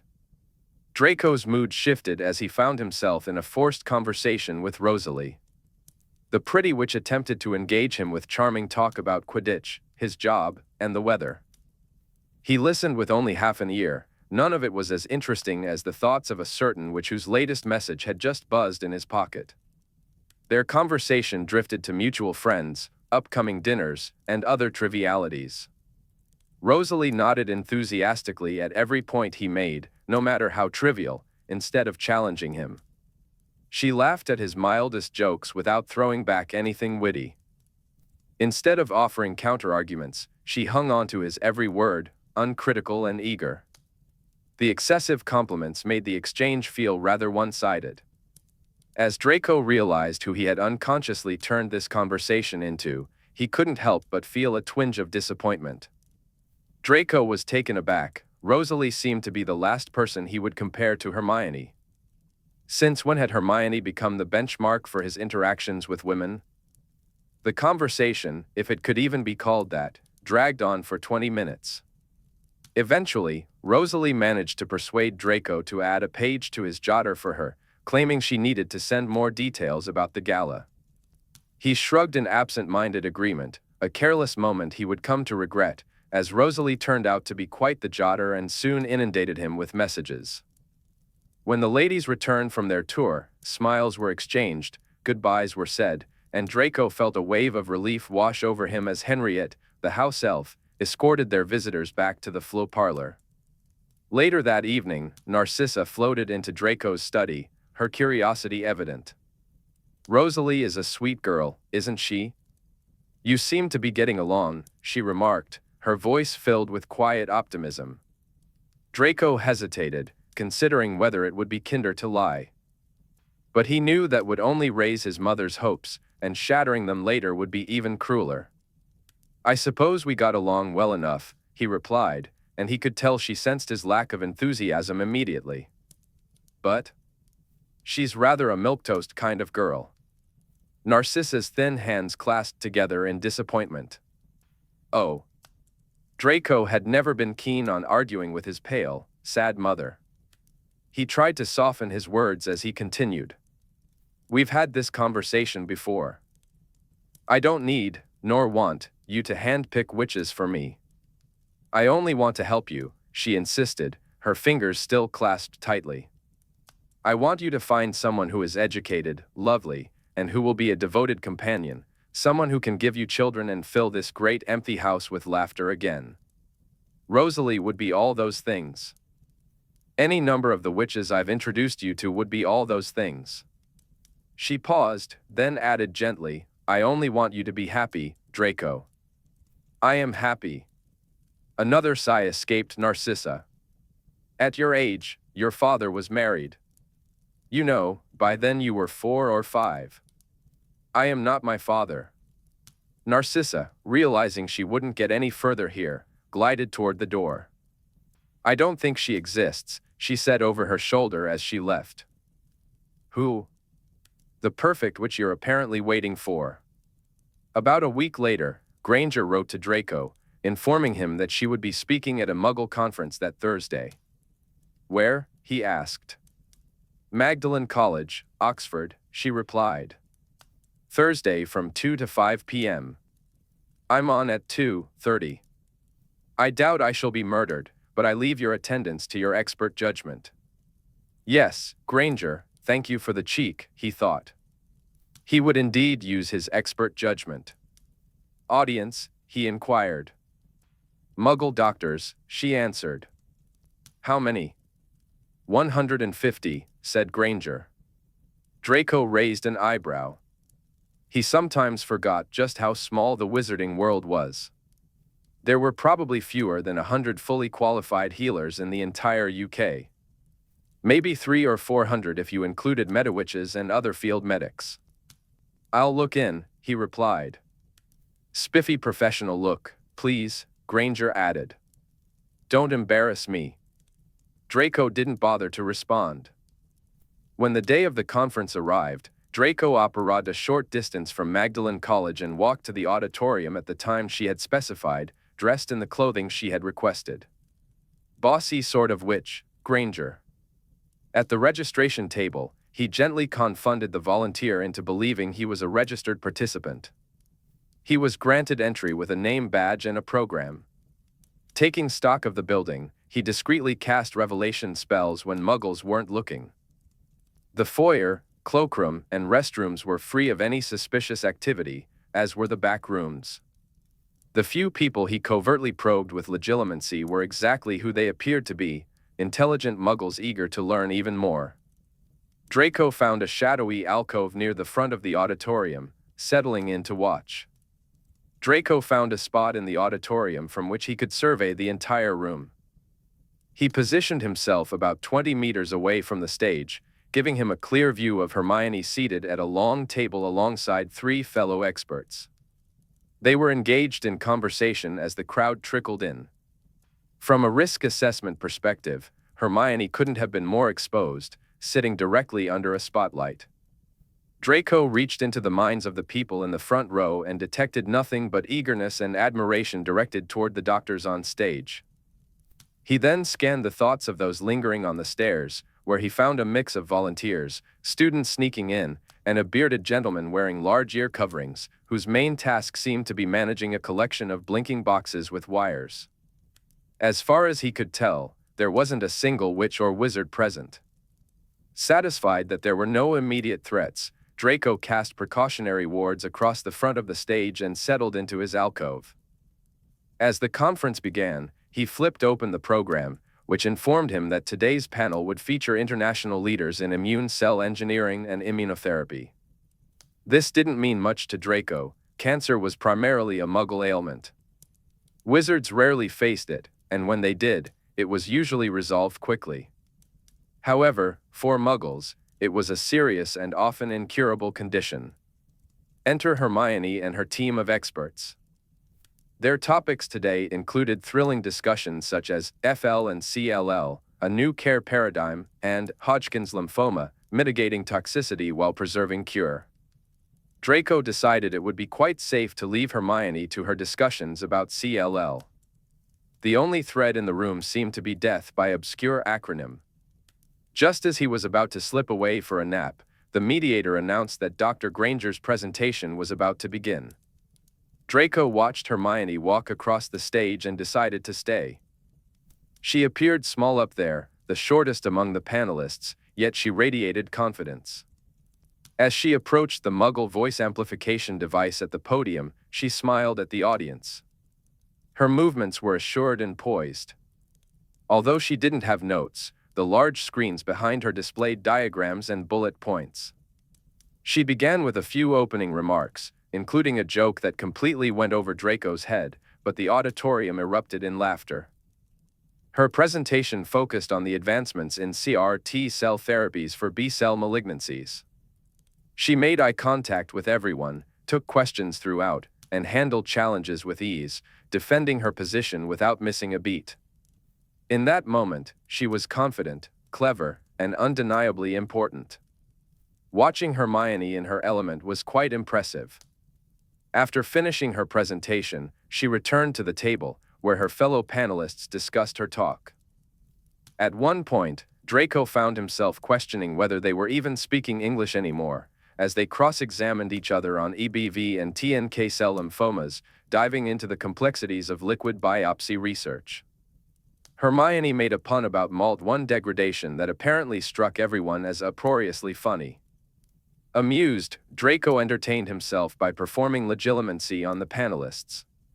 To his surprise, not a single one thought of Hermione as an insufferable know-it-all. Instead, he sensed respect, admiration, and even a hint of a crush from the male doctor on her left. He learned about something called quantitative radiomics analytics, and they discussed its predictive values at length.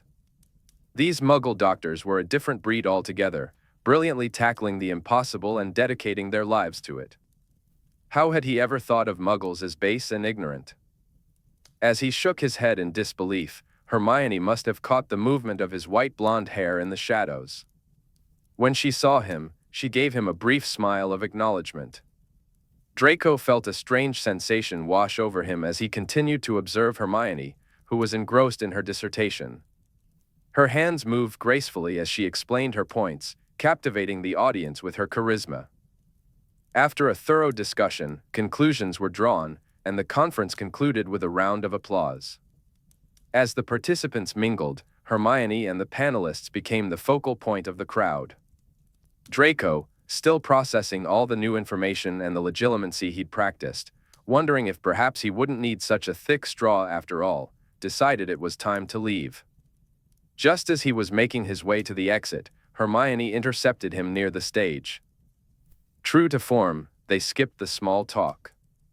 Instead, she scrutinized his Muggle disguise, an eyebrow raised in appraisal. "Passable," she declared, her tone both teasing and critical. "Why the eyebrow?" Draco asked, a hint of curiosity in his voice. She gestured to the name tag the confused volunteer had pinned to his lapel. Hello, Professor Takahashi. Draco replied, a hint of mischief in his voice. Yes. That's me. And how is Tokyo this time of year? Very nice, he answered, trying to sound convincing. Professor Takahashi is from Kyoto, Hermione remarked, crossing her arms. Yet, there was a spark of amusement in her eyes. Rather bold of you to impersonate one of Japan's most renowned clinical oncologists. I am nothing if not bold, Draco said, flipping his hair with a flourish. Did you know that the good Dr. Dreesen fancies you? Hermione's eyebrows shot up, her surprise evident. What? He's planning to ask you out for drinks tonight. No. Yes. He also liked the skirt, Draco added, gesturing toward her high-waisted, form-fitting garment. He found himself appreciating it more than he expected. Muggle fashion and its focus on curves were growing on him. Ugh. I mean, he's very nice, but, wait, how do you know this? Hermione's hand flew to her mouth in disbelief. You didn't perform legilimency on innocent muggles. Part of my risk assessment protocol, he replied nonchalantly. Is that allowed? Sounds like a bit of a violation of privacy. Aurors have their privileges, Draco said with a smirk. Shacklebolt even gave me carte blanche to use whatever means necessary to keep you safe, except for murder, of course. I have to get permission for that. There's a form and everything. Hermione raised an eyebrow, looking about 90% sure he was joking. Yet, there was a glint in her eye that suggested she was viewing him as the most unprincipled, depraved Auror ever produced by the Ministry. Just her luck to be saddled with him. At that moment, Dr. Dreesen approached them, and Hermione's discomfort was palpable when he asked her to join him for drinks that evening. Draco couldn't help but admire Dreesen's boldness, even if it lacked subtlety. In a flurry of quick movements, Hermione sidled up to Draco, her hand resting on his chest in a gesture that conveniently obscured his ridiculous name tag. Unfortunately, I'm already spoken for tonight, she declared, glancing up at him with a hint of mischief. But perhaps another time? Dreesen looked up at Draco, taking in his perfect hair, chiseled jawline, and icy eyes, and quickly realized he was outmatched. Of course, he said, backing away, clearly flustered. I didn't realize. Where are you two going? Hermione began. The Turf Tavern, Draco interjected smoothly. Classic. Dreesen exclaimed. With a playful wag of his eyebrows towards Draco, he added, just across from the Bodleian. You'll have to keep Hermione on a tight leash. Oh, I always do, Draco replied, wrapping his arm around Hermione's waist. He felt her hand twitch against his chest. Well, lovely to see you, as always, Hermione, Dr. Dreesen said with a polite smile. Goodbye, Johann, Hermione replied, her smile stiff as he walked away. Once he was gone, Hermione seemed tense, her body coiled as if ready to leap away from Draco. Don't jump away like you've been burned, he teased, sensing her unease. Burnt, Draco muttered. He's watching. Act natural. Hermione cleared her throat and let her hand slide down Draco's chest, taking the name tag with it. She stepped away slowly, trying to make it look casual, but it didn't quite work. Draco found himself torn between amusement at her discomfort and alarm at how nice the curve of her hip had felt against him, not to mention how good she smelled. Hermione peeled the Japanese professor's name off her palm, looking discombobulated, a reflection of Draco's own feelings. Sorry, she said. I had to come up with something, and you were conveniently. There. Use me as a prop anytime, Draco replied, scanning the crowd instead of meeting her gaze. Just then, other colleagues approached Hermione, having heard she was going to the turf. They eagerly chimed in, saying they'd see her tonight, and her first GT was on them. Hermione smiled faintly and waved them off. This may have been a mistake, she concluded somberly.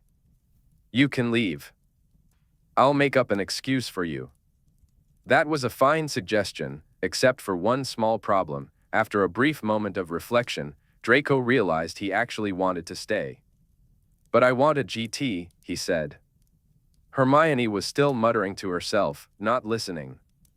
I'll tell them you felt sick or something, she suggested. Sick? I'm the picture of health. I'll say you ate something funny. I think not.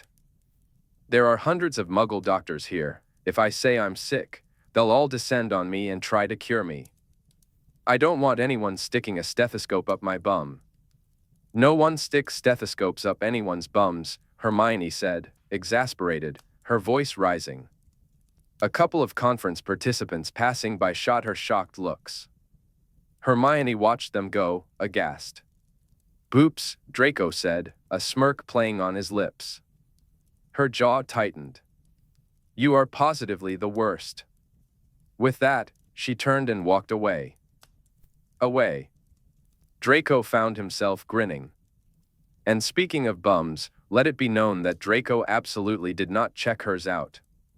He didn't find the view pleasing at all, nor did he slow down on purpose to watch her. Completely separate from any thoughts about Granger, Draco concluded that robes were overrated. The Turf Tavern was absurdly busy, especially after the conference had spilled hundreds of thirsty participants onto Oxford streets. While Granger went to get drinks, gin and tonics for everyone, Draco found a table. They ended up crammed on a bench with a dozen of the finest immunologists and oncologists in the world, steadily getting more drunk. When someone asked what he did for a living, Granger's expression turned worried. Did she really not have any faith in him? Luckily, Draco had a well-practiced cover story ready. Tonks had insisted that every Auror develop a few Muggle biographies, and she regularly quizzed them to keep them sharp. He shared his favorite. Tonight, he was a pilot. Few Muggles knew much about the technicalities of flying, so unless he ran into a real pilot, unlikely, given the crowd of tipsy doctors, he was in the clear. Plus, he had a genuine passion for wizarding flying, which gave his tales of airplane heroics an air of authenticity. Flying isn't that hard, you know, he said to the table. Just keep the blue side up. Laughter erupted. The doctor beside him chimed in that such simple principles applied to medicine, too, keep the guts in. More laughter followed. Draco caught a look from Granger, wonder and surprise mixed with a hint of disbelief. He raised an eyebrow at her, but she quickly looked away, nonplussed.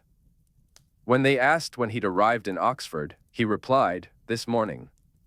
When they pressed him about his reason for being in Oxford, he simply said, Dr. Granger. Granger choked on her drink. Drink. More laughter filled the air. When Draco stole another glance at Granger, she looked as if she might drag him into a dark alley and strangle him.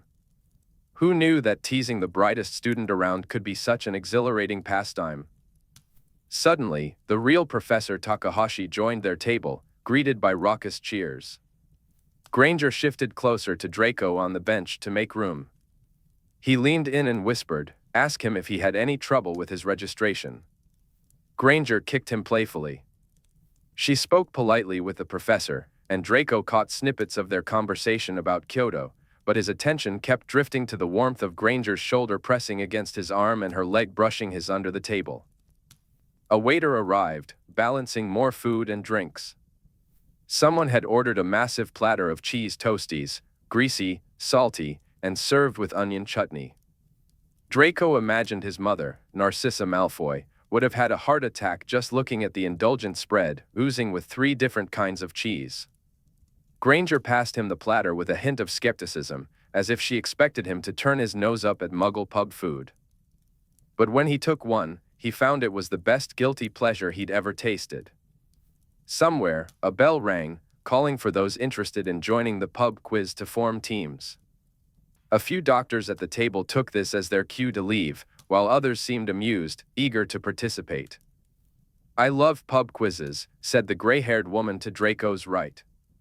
Half the fun is realizing you're a colossal moron. Bet we'll get trounced by some freshers, the doctor across from him added. Nonsense, a third chimed in. With Hermione here, this will be a breeze. You're staying, aren't you, Hermione? Granger glanced at Draco. What do you think? If you're tired, you can go back to our hotel. Draco appreciated her attempt to consider his feelings. Draco had the perfect buzz going and was thoroughly enjoying the moment. The warmth of the woman beside him made everything feel even better. Pish tosh, of course I'll be staying, he declared, earning cheers of brilliant from the group. A flurry of activity ensued as everyone scrambled for paper and pens. For the first few questions, Draco was utterly lost, as they focused on Muggle politics and sports.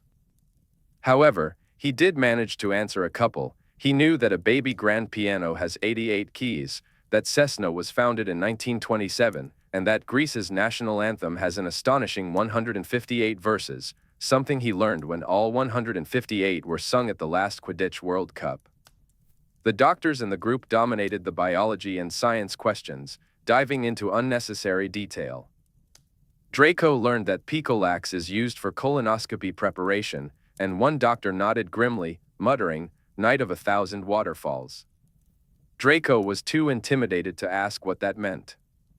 They even debated the definition of subcutaneous with the host, leaving the poor lad flustered enough to concede the point.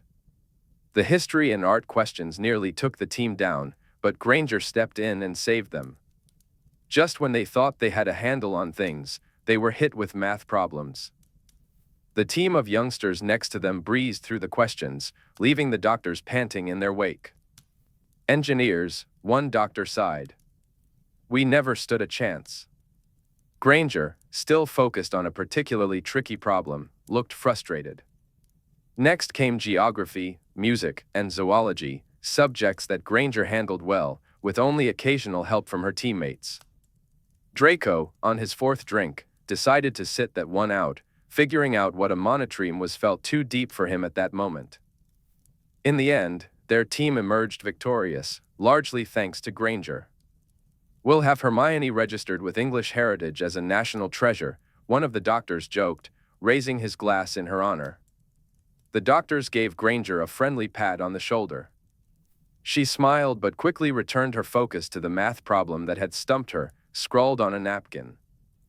The winning team received vouchers of some monetary value, which the doctors handed over to the young engineers who had come in second. They claimed it hadn't been a fair fight, given that their combined years at university far exceeded the engineers' total years alive. As the evening wound down, the atmosphere grew quieter.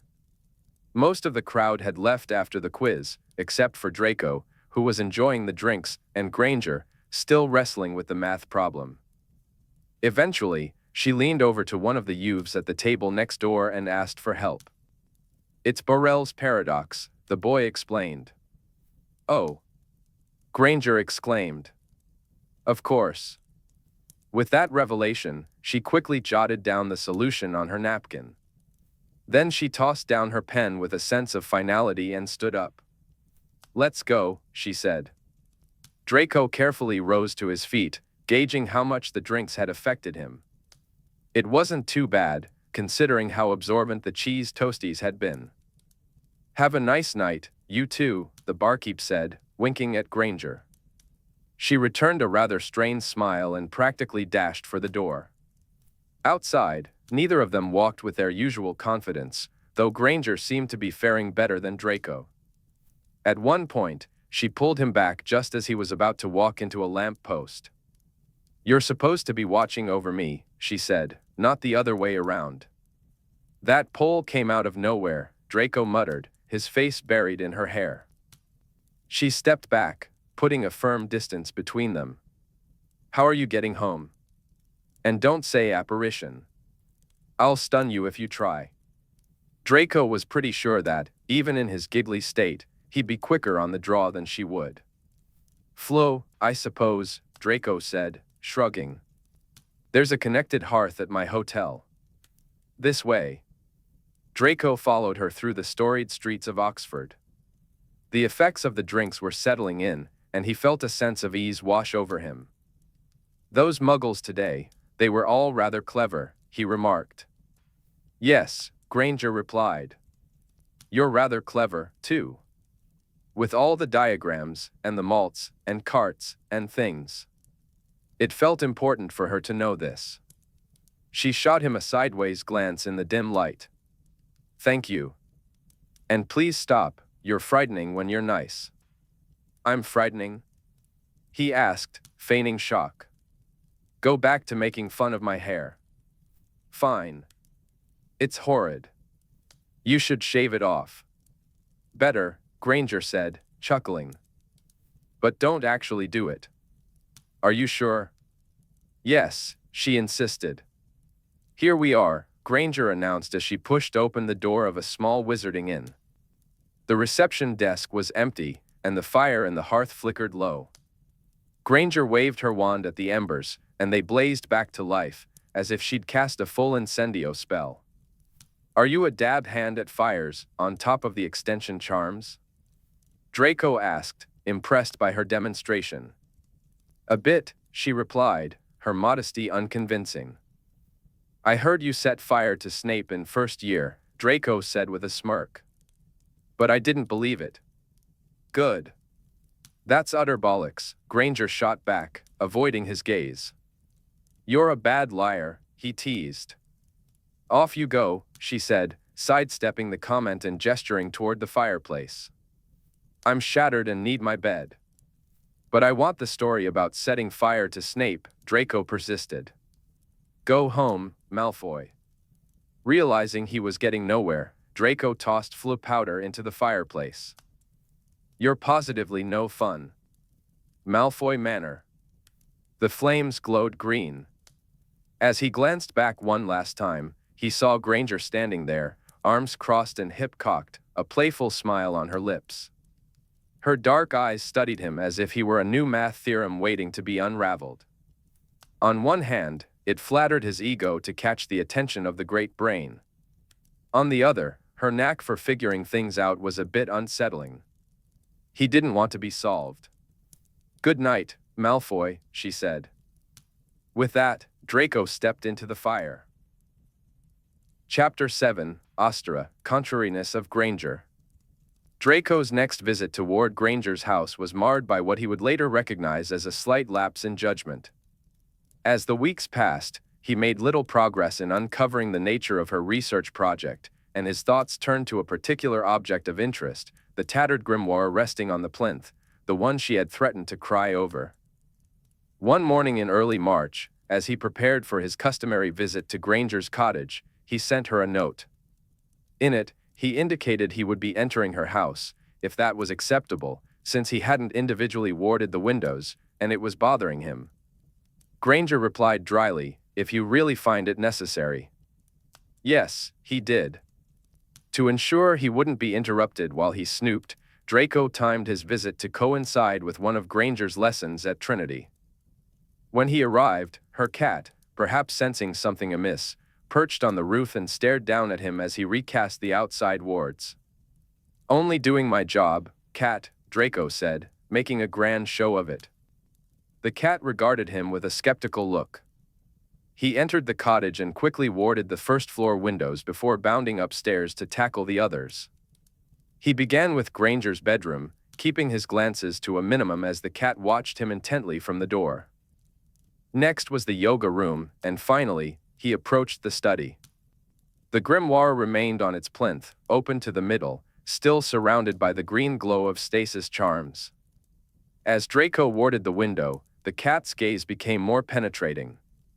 He drifted closer to the tome, peering at the visible pages. Through the stasis charm, the words appeared blurred and seemed to dance before him. The script was heavy and laborious, not in English, but bits of it looked French, Anglo-Norman, to be precise. Perhaps? Draco mused. This book was ancient, at least 5 centuries old. From what he could decipher, it contained an intricate description of a landscape, a green hill adorned with dancing bluebells, shimmering thistledown, and the velvety leaves of Phalis gossamer. Unfortunately, Most of the text was too damaged for him to make out any more details. He recalled Granger's animated conversation at the Mendip Way, where she spoke of how descriptions of Flora provided her with clues for her mysterious pursuits. However, none of the plants listed here appeared on her notes. This had to be from a different location. He desperately wanted to see the cover of the book. Draco glanced at the cat, which seemed to shake its head disapprovingly. "Just a quick look," he said to the cat. "I might be able to help her, you know." The cat flicked its tail in disapproval. Ignoring the feline's warning, Draco used his wand as a lever to lift the cover just enough to peek at the title. It read, "Revelations." The cat let out a furious meow.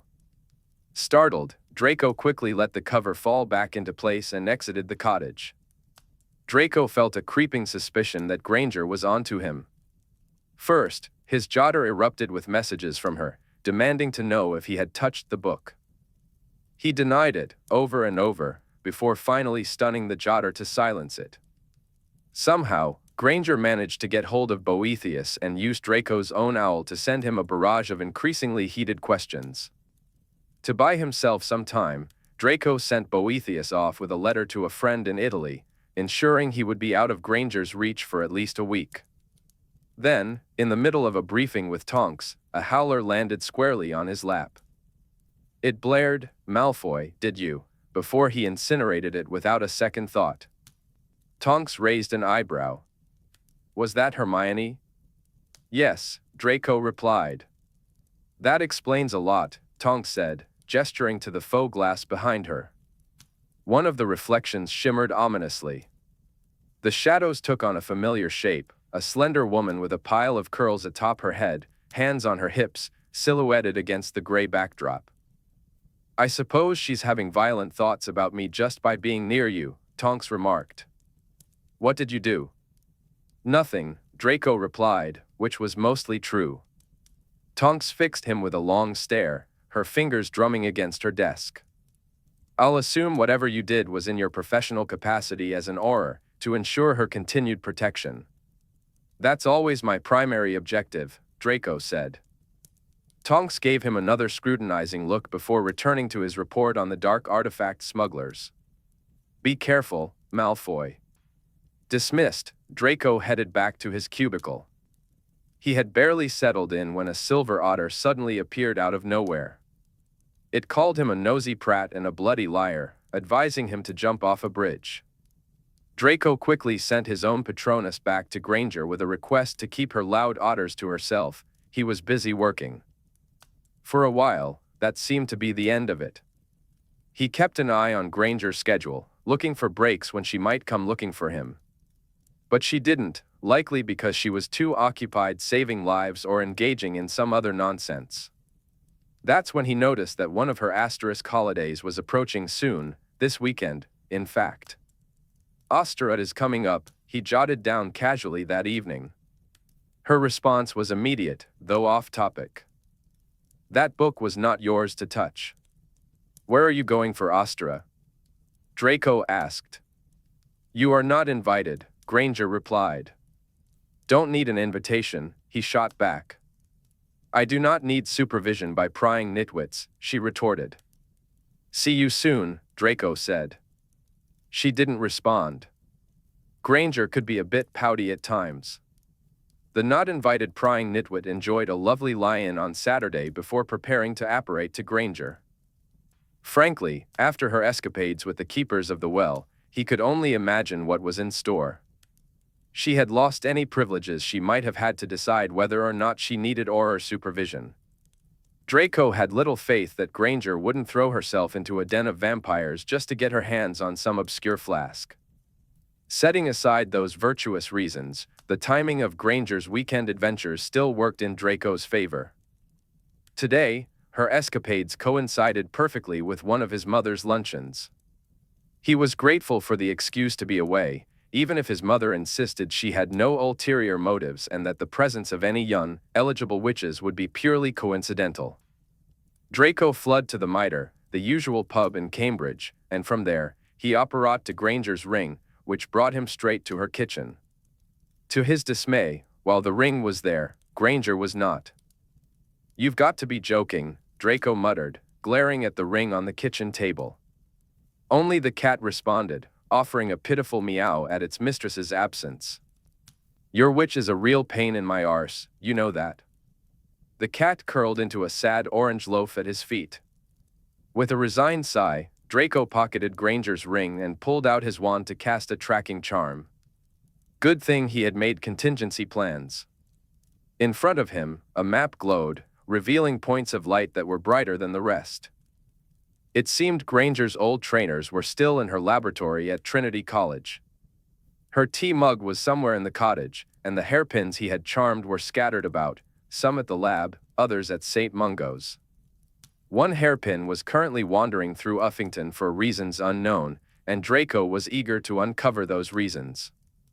With a flick of his wand, he apparat to the location of the hairpin. "Surprise," he declared as he materialized before Granger. She jumped a meter into the air, which was satisfying, and then swore at him, which was even more satisfying. Draco looked. Draco found himself at the top of a green, wind-swept hill. The landscape was unusual, a tall, flat-topped formation beneath his feet. The turf was rich and springy, broken only by large splotches of chalky white. All around him, a beautiful vista unfolded, with lush pasturelands, meandering hedgerows, and wandering sheep paths. He turned his attention to Hermione, who was fully outfitted in her muggle walking gear. Her hair was pulled back into a high ponytail, giving her a sporty appearance that contrasted with her usual scholarly bun. Her nose was flushed from the March wind, and her brow was furrowed in a frown. "How the bloody hell are you here?" Hermione asked. "Where are we?" Draco responded. "How did you find me? What's in your anorak?" he inquired, noticing it looked suspiciously puffy. Hermione zipped her anorak tighter, her bright eyes dimming with a sudden veil of occlusion. "Nothing." "There, you've got one of your questions answered, now you answer mine." "That was a lie, though." "Well, that's all you're getting from me," she replied, beginning to make her way down the hill, away from him. "I don't want to speak to you." "Don't you?" "Because you exploded my jotter, commandeered my owl, and then sent me a howler along with an angry otter." "Oi, where are you going?" "Away from you," she said, continuing her descent. Draco felt a surge of annoyance. Had he missed whatever she had come here for? Her Ostara celebration? It seemed he had. She was hopping away from him, looking far too pleased. Perhaps he shouldn't have indulged in such a luxurious lie-in. "Granger, get back here." "We're not done," he called, hurrying after her down the hill. "I'm done here," she replied, her tone overly cheerful. "I wouldn't know about you." "You need to wear the bloody ring," he shouted after her. Draco watched as Hermione's ponytail bounced with each step. She climbed onto her pony, completely ignoring him. Then, without warning, she bent over, and Draco barely managed to avoid colliding with her. "Yeah, tonks." She broke her neck falling down a hill. "I thrust into her too hard. It was an accident." "Yes, she's dead. Please return my body to my mother in the fewest pieces possible," he thought. Hermione suddenly sprang up, holding a sprig of something above her head. "What's this?" she asked, her tone a mix of curiosity and excitement. Draco squinted at the plant. "A plant. Specifically, gossamer." "Do you know what kind of gossamer?" He started, recalling the old tome but caught himself. "Frankly, I have no idea." "It's Phaelai's." "It's Phaelai's gossamer." "Good for Phaelai," he replied, trying to deflect. "But you knew that, because you read the book," Hermione challenged, her facade starting to crack. She looked slightly manic beneath her composed exterior. Draco waved the plant away dismissively. "Taking the ring off wasn't part of our agreement. You're supposed to keep it on at all times. That's the entire point." Hermione, who had turned to continue her descent, whipped back around. Her ponytail slapped him in the face, a minor injury she didn't even acknowledge. Do you know what else wasn't in our agreement? You breaching my trust and touching my things. There it was, the familiar shriek. I didn't do anything to your book. You weren't supposed to touch it in the first place. That book is priceless. With another furious turn, hitting him in the face with her hair once more, Hermione stormed down the hill. Put the damned ring back on, Granger, Draco called after her. No.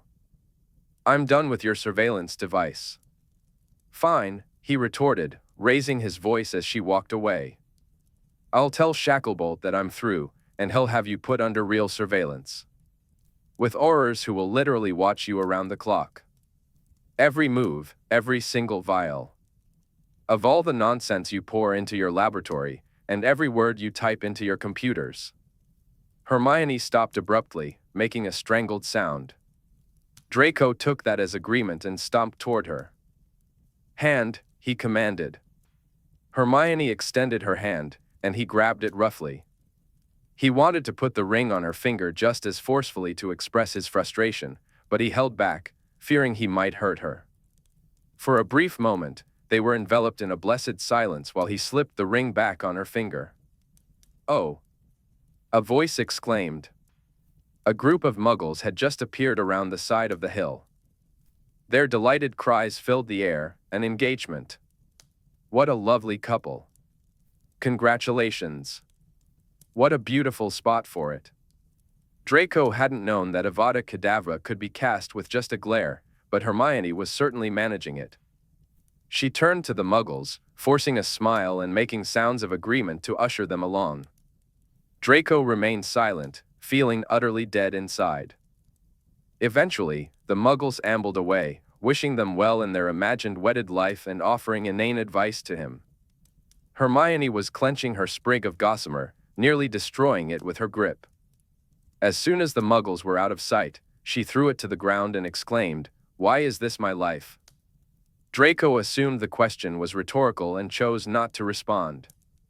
Instead, he pulled out his wand and walked toward the spot where the muggles had disappeared. "What are you doing?" Hermione asked, her voice sharp. "I'm going to obliviate them all," Draco replied. "Don't," she said, surprising him with her intensity. Memory charms are not to be used lightly. But, he glanced at her, but now she was right beside him, grabbing his wand hand and pulling it down. "Don't. It doesn't matter. I promise you those muggles won't tarnish your reputation or run to the prophet with this supposed development." "I don't care," Draco insisted, because he truly didn't. "I thought you cared. You just nearly choked me with your eyes." Don't you care?" Granger asked, looking genuinely perplexed for once. "I thought you would." "Why would I care?" "They're muggles," Draco replied dismissively. "I don't know." "Never mind. Are we done here?" "Are you done here?" "Yes," Granger confirmed. "Then so am I," Draco said. With that, Granger turned and marched off through a kissing gate toward the car park. Draco lingered for a moment, watching as she maneuvered her car off the grassy verge and onto the winding country road. She drove away without a backward glance. Her registration plate read CRKSHNKS. Irritated, Draco disapparated with a crack. A few days later, Draco prepared for Wednesday night Quidditch, which he hosted on the Manor's well-manicured pitch. Fully geared and ready to go, he flew toward the pitch, where the usual crew was waiting: Zabini, Davies, Flint, Doyle, and a few other old schoolmates, along with whatever players they had rounded up for the evening's game. "Oi, oi." Flint waved. "The Chief Toff has arrived," Doyle announced. "Wind your neck in, Doyle, or I'll do it for you," Draco shot back, angling his broom down to their altitude. Doyle raised his beaters bat at Draco in mock threat. "I'm more equipped for bashing heads in," he quipped. 5 on 5? Davies asked, eager to get started as he edged his broom between them. Let's do it, Draco agreed. They played, starting just after 8. The pitch was magically illuminated, allowing for a long game filled with questionable rule interpretations and near-death feats. The snitch proved elusive that night. Neither Draco nor the opposing seeker had much luck, leading to taunts from their teams. As midnight approached, Davy sighed, realizing his missus would be furious for him staying out so late. They agreed to call it a draw, given the ineffectiveness of their seekers and the otherwise even score, planning to continue next week and celebrate the eventual winner. The sounds of pops and cracks echoed across the pitch as the players disapparated home, leaving Draco alone with the entire field. Now, he could truly have some fun. He soared lazily upward in long loops, climbing higher and higher until the pitch below shrank to a green rectangle and the manor became a dollhouse, softly glowing in the night. Then, with a swift maneuver, he angled his broom down and executed a Ronsky feint. He pulled up at the last moment, stifling a whoop of joy that threatened to escape his lips, and spiraled his broom back toward the black sky. Once again, the pitch appeared as a small green rectangle beneath him, but Draco ascended even higher, imagining wisps of clouds brushing against him. He dropped again, savoring the wind on his face, the exhilarating sensation of the plummet, and the adrenaline coursing through his veins. It was glorious. It was freedom. He pulled out of the dive at the last possible moment, his heart singing in his ears, his toes just grazing the grass. Suddenly, the soft but distinctive pop of an apparition broke the silence. He scanned the area, ready to tease Davies for fleeing from his wife, but it wasn't Davies. It was Granger. Had she come to lecture him about that damned book? He flew in low and brought his broom to a hovering stop right in front of her. "What the hell are you doing here?" he asked.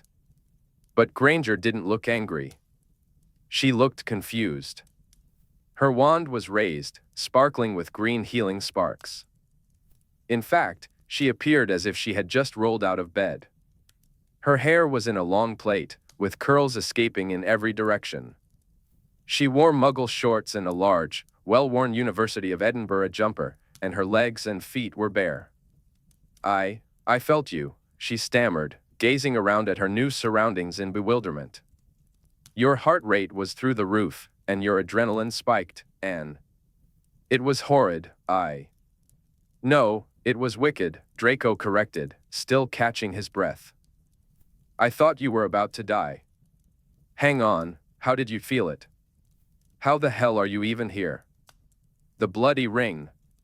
Granger exclaimed, waving the hand with the ring in question right in his face.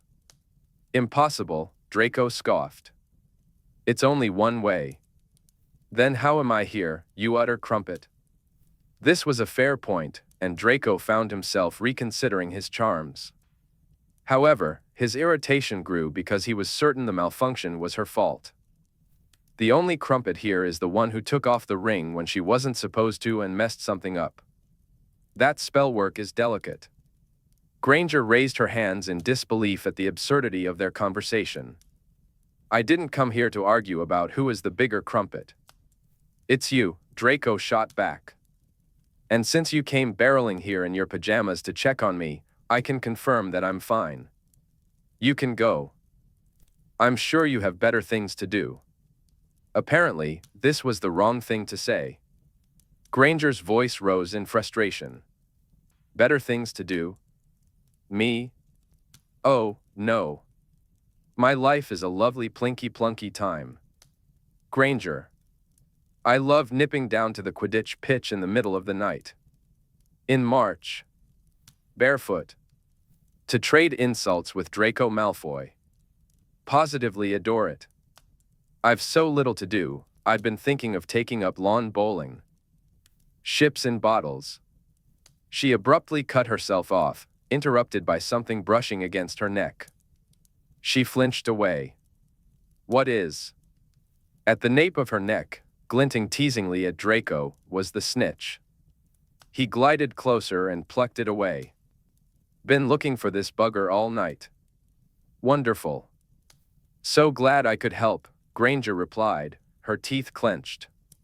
But it was clear she was trying to hold back a smile. Draco realized, a bit late, that her frustration wasn't fueled by anger but by the cold. Taking a deep breath, she seemed to be gathering what was left of her dignity. Since you're quite all right, might you take me to the nearest flue? Draco wondered why she needed him to take her anywhere. He landed beside her, finally noticing how unwell Granger looked. Her lips were white, her skin pale, and she was shivering. Did you apparate from bloody Cambridgeshire? He asked, comprehension dawning on him. It took a few sets, Granger replied through her clenched teeth. I did a double shift at St. Mungo's this morning.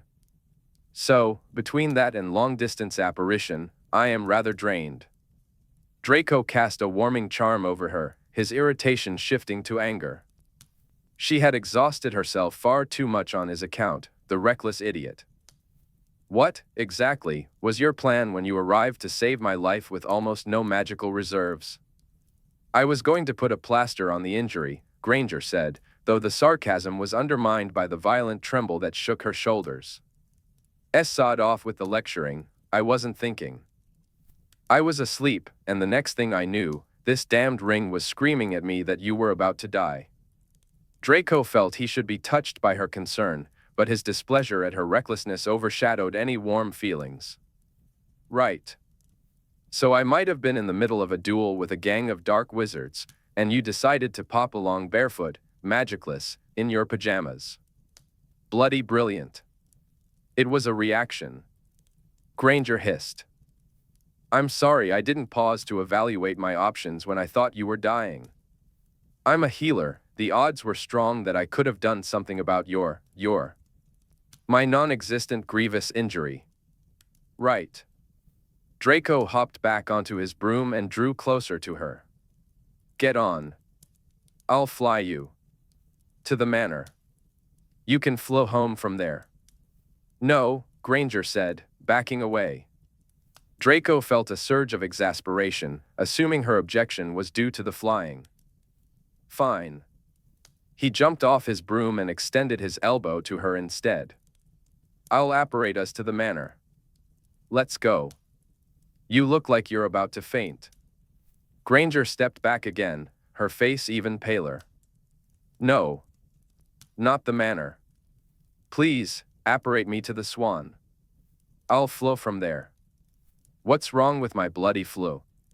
Draco asked, frustration creeping into his voice as he grabbed her arm to initiate a side-along.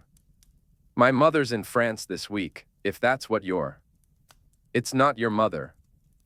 I just don't want to go back there. All right?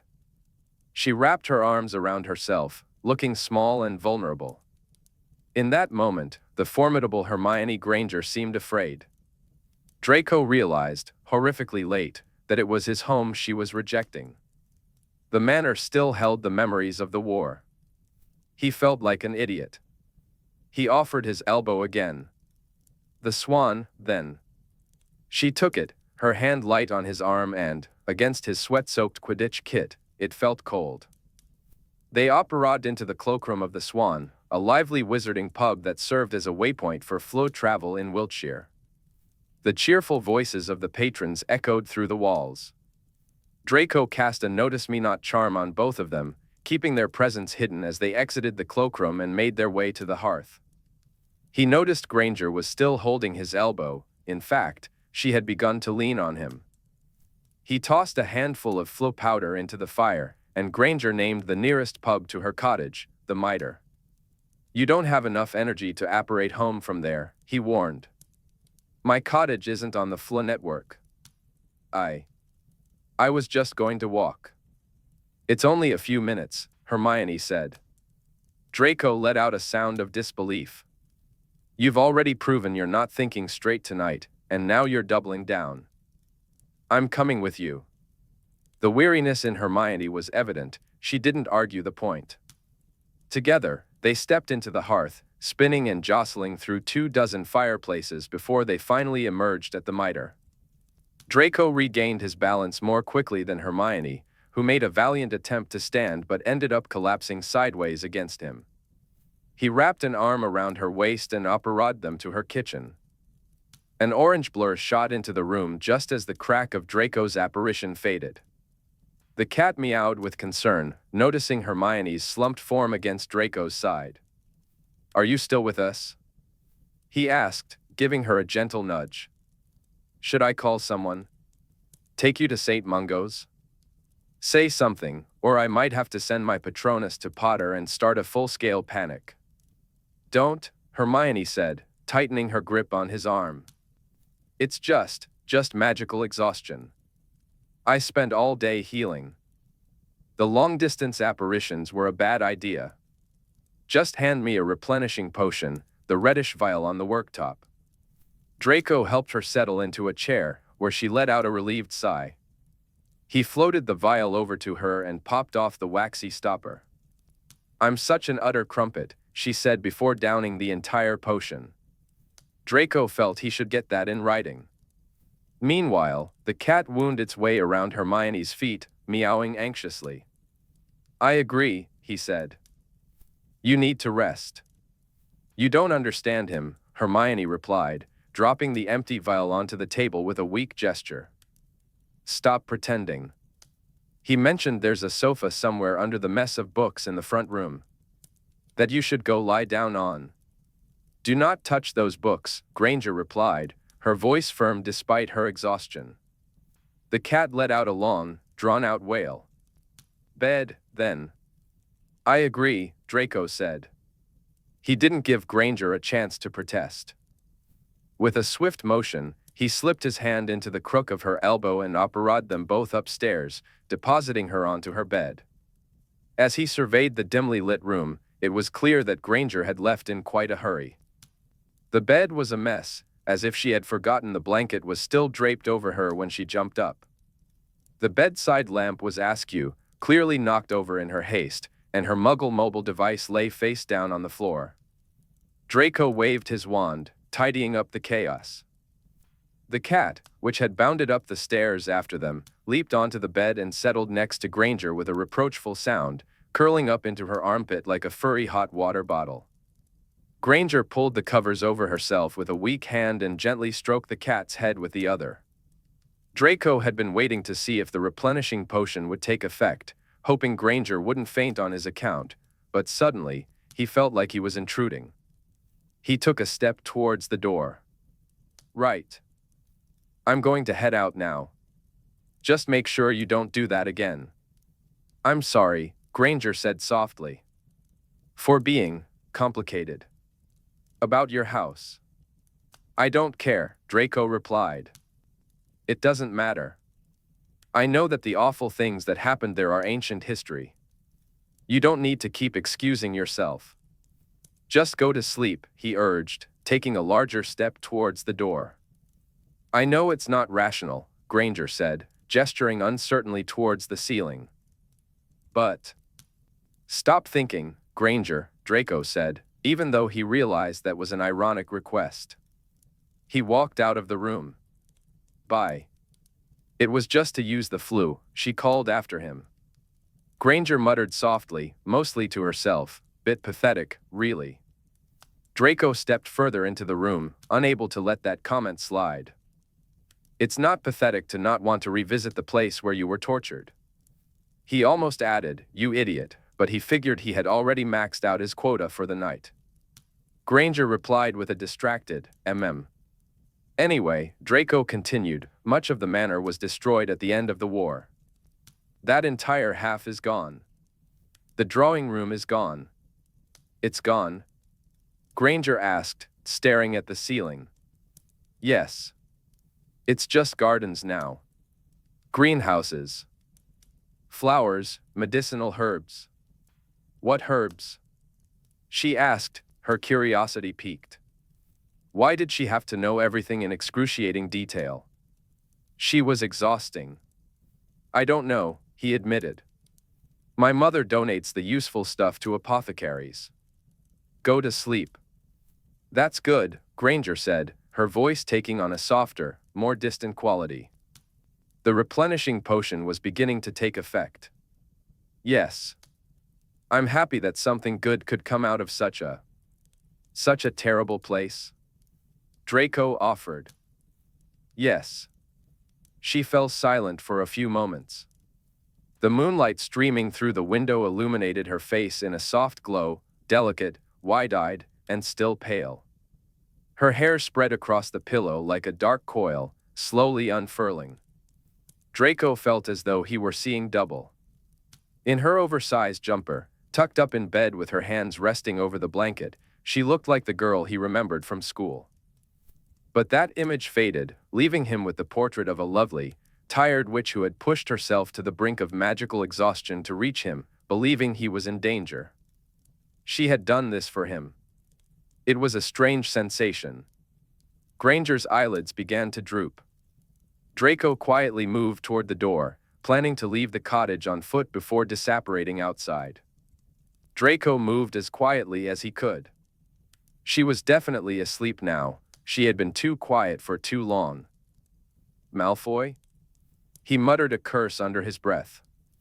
You're supposed to be sleeping. Her words were starting to blur at the edges. She was drifting toward unconsciousness but still fighting it. Your Patronus is lovely, Granger said, her eyes still closed. Thanks. What is it? Go to sleep, Granger. But what is it? Sleep. Is it a kind of dog? Yes. Go to sleep. What kind? A borzoi. Oh. The Tsars used to have those. They did. Now, go to sleep. This isn't a pub quiz. He's a rude thing, though he's pretty. I'm leaving now, Draco said. His fur looked so soft. Finally, silence fell. Only the cat remained awake, staring at Draco. He noticed that the yellow gaze wasn't filled with its usual disdain. If anything, it seemed approving. Chapter 8, The Party. As March came to a damp and chilly close, the day of the Delacroix fete finally arrived. Draco was stirred from his afternoon nap by Henriette, the house elf. Yawning languorously, he listened as Henriette began to question him about his evening attire. This purple would look so becoming on you, monsieur, she said, holding up a rich robe for his inspection. Like a Roman emperor, non? Just the black robes, please, Draco replied. What about this silver? With your eyes, it would be so fetching. The black, Henriette. Undeterred, Henriette presented the black dress robes, but also a set of constellation-spangled midnight blue ones. Or perhaps? She asked, lifting the blue robes higher. Did my mother put you up to this? Draco asked, eyeing the persistent elf. Henriette's large ears twitched back. Madam suggested that you might be open to trying something else. She would like you to avoid looking as though you were attending a funeral. I rather fancy looking like an undertaker. Just leave the black ones on the bed. As you wish, monsieur, Henriette sighed, spreading the robes across the bed before curtsying and disapparating.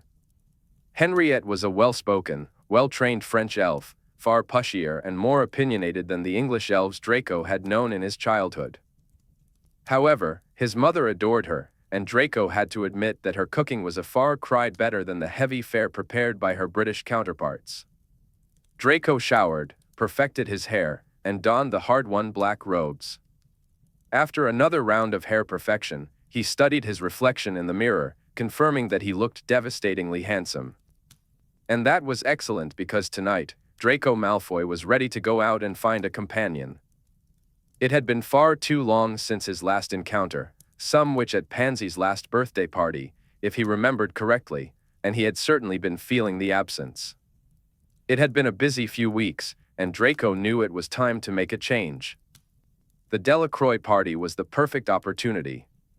There would be plenty of witches in attendance, perhaps even Mademoiselle Rosalie Delacroix herself, if she was interested, he thought as he applied his cologne.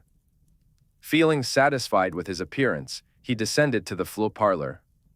Henriette, did my mother leave yet? he called as he tossed flow powder into the hearth.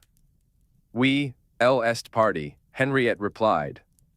"She left about 2 hours ago, monsieur. I believe she thought you'd be on your way shortly after." Draco winced. "The Seneca," he said aloud, stepping into the flames. He dusted himself off on the Seneca's hearth, aided by a pretentious-looking youth wielding a charmed feather duster. Just moments later, he was confronted by Theodore Knott. "There's fashionably late, and then there's you," Theo remarked. "Bordering on rude, I think. It's 8:30, and you've missed the speeches." "Careless of me," Draco replied, straightening his robes. "Summarize." "Very pretty words about the true magic of gratitude, and also a request for donations." "I can't believe I missed such a momentous address."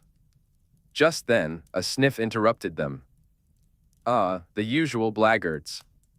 Blaise Zabini had spotted Draco and Theo as they made their way into the crowded Rose Room, where canapés were being circulated among a stunning crowd. "Didn't know they let riffraff like you two in here," he said, his dress robes impeccably tailored, perhaps even more so than Draco's. The two stared at each other intensely until Zabini broke into a broad grin. "Good to see you too, the few, the brave, who aren't married and having children. Here to join you in the evening's debaucheries," Theo replied with an elegant bow. "What are our plans tonight, gentlemen? Chaos and mayhem? Drinks, dancing, and finding a lovely lady to cuddle with," Zabini replied, scanning the bustling room. "What he means is more action and less cuddling," Draco added, also taking in the lively crowd. "Oh ho," Zabini said with a grin. "Leave me the brunettes." "Fine," Draco said, his thoughts drifting to Rosalie and her type. "I prefer something blonde anyway." "Redheads for me, then." Theo snagged 3 dirty martinis from a passing waiter and handed them out. "Drink up. These'll put some hair on your chest." The bartender is generous with the vodka.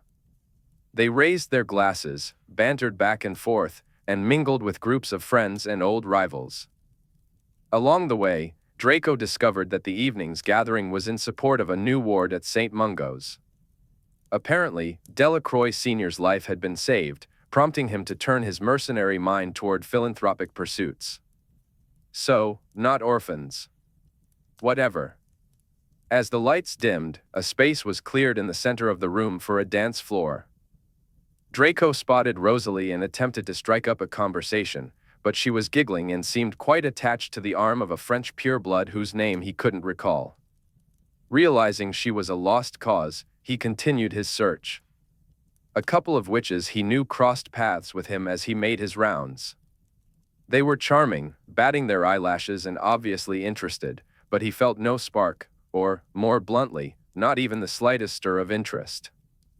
He politely excused himself from each one, noting that, attractive and eager as they were, they struck him as clingy and bothersome. Miss Luella Claiborne proved particularly tenacious. Draco had to fabricate a story about his mother summoning him to make his escape. What was wrong with him? Luella would probably have been willing to offer a quick favor behind a curtain, but that wasn't what he wanted. Nor did he. He didn't want to take her home with him, nor did he want to have her in one of Seneca's luxurious rooms. So what did he really want? Not her, and not any of the others. To uphold his lie, Draco joined his mother amidst a circle of St. Mungo's higher-ups. Narcissa shot a pointed look at Rosalie's French companion, pressing her lips together as if to say, "There you see? All the good ones are taken, and you, my son, will die alone." Draco was fine with the idea of dying alone. At that moment, he simply wanted to find a witch who stirred something in him, someone to bed once or twice to release some of his pent-up energy. A slender woman in an open-back dress kept catching his eye as he moved through the room. She was chatting with a mixed crowd of former Hufflepuffs and upper-echelon ministry employees, but her figure kept slipping out of view as people mingled. The lighting was dim, and all he could make out was the graceful curve of her back, the elegant movement of her hand holding a glass, and a glimpse of a delicate ankle peeking out from a strappy shoe. Boy, said Zabini, appearing at Draco's side. I told you to leave me the brunettes. My first choice went for some French ponce, Draco replied. Spoken as if you aren't the biggest French ponce in the room, Zabini shot back. Draco shot him a dark look. Anyway, sharing is caring. Fine. You can soften her up for me. I'll look positively delicious after you've fumbled your way through an introduction. Draco drained his glass and handed it to Zabini. Watch me. He sauntered past the group, making a show of greeting a few acquaintances as he walked by, including a quick nod to Potter. Why was Potter here, anyway? Probably something about orphans. Ernie Macmillan, bless him, caught his eye and gestured Draco over with his usual flamboyance. The chubby lad of Draco's past was always a sight to behold. Hogwarts days had transformed into a stout man, broad-shouldered, who now led the Department of International Magical Cooperation.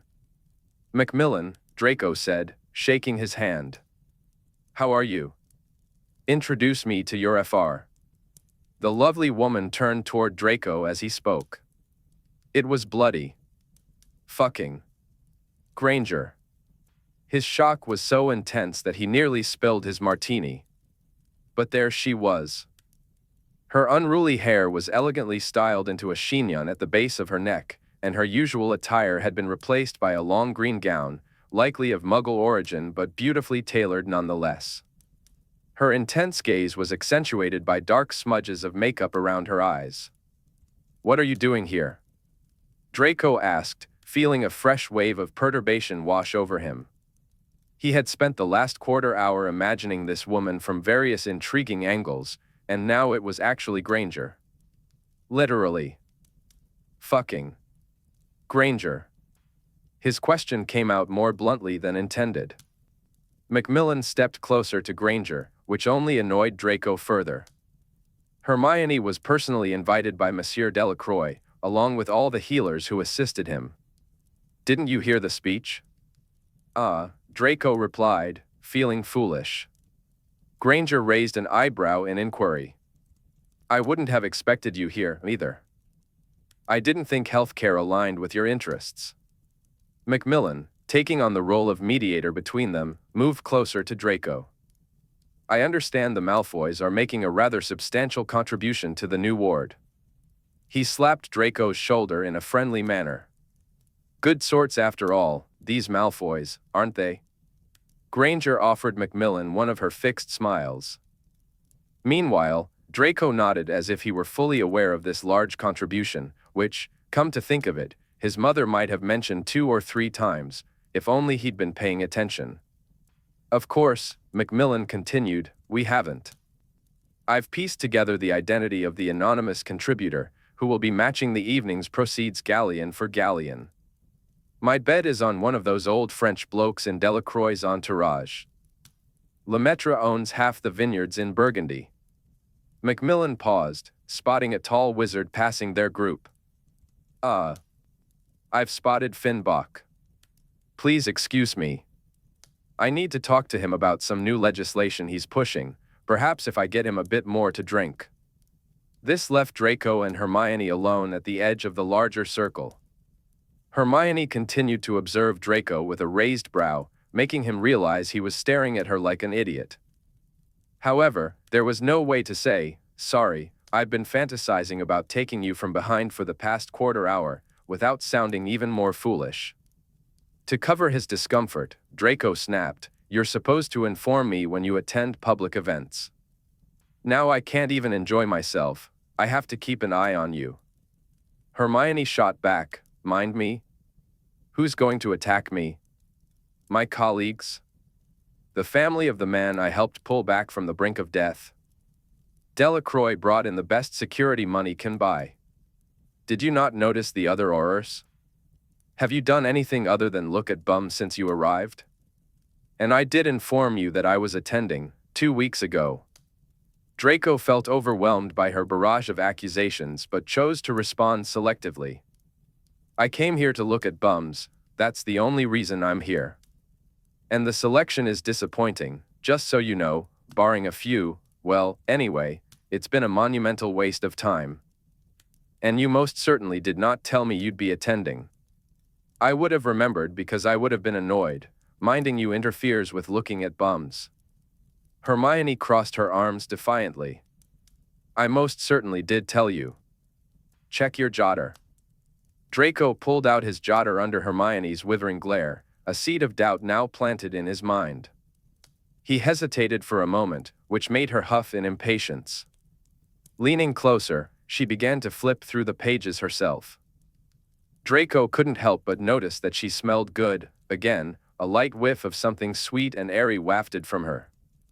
They flipped through several pages of Hermione's communications until Draco finally exclaimed, "Ah." It turned out she had indeed informed him 2 weeks ago, shortly after he had stunned the jotter into silence.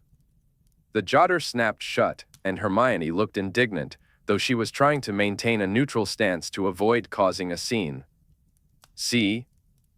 How dare you scold me like a wayward child," she hissed, her voice low but fierce. "I'm meant to be here. I'm a guest of honor." Just then, a timely distraction came as someone called Hermione over to meet a group of French healers.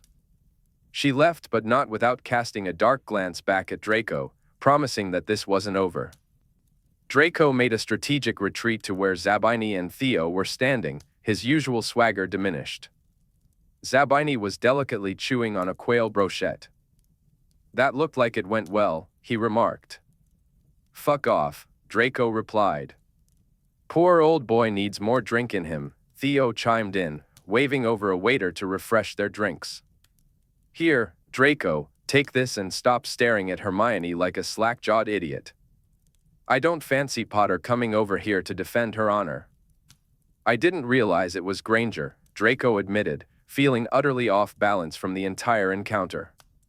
"Neither did I," Zabini said. "She's grown up into something rather nice, hasn't she?"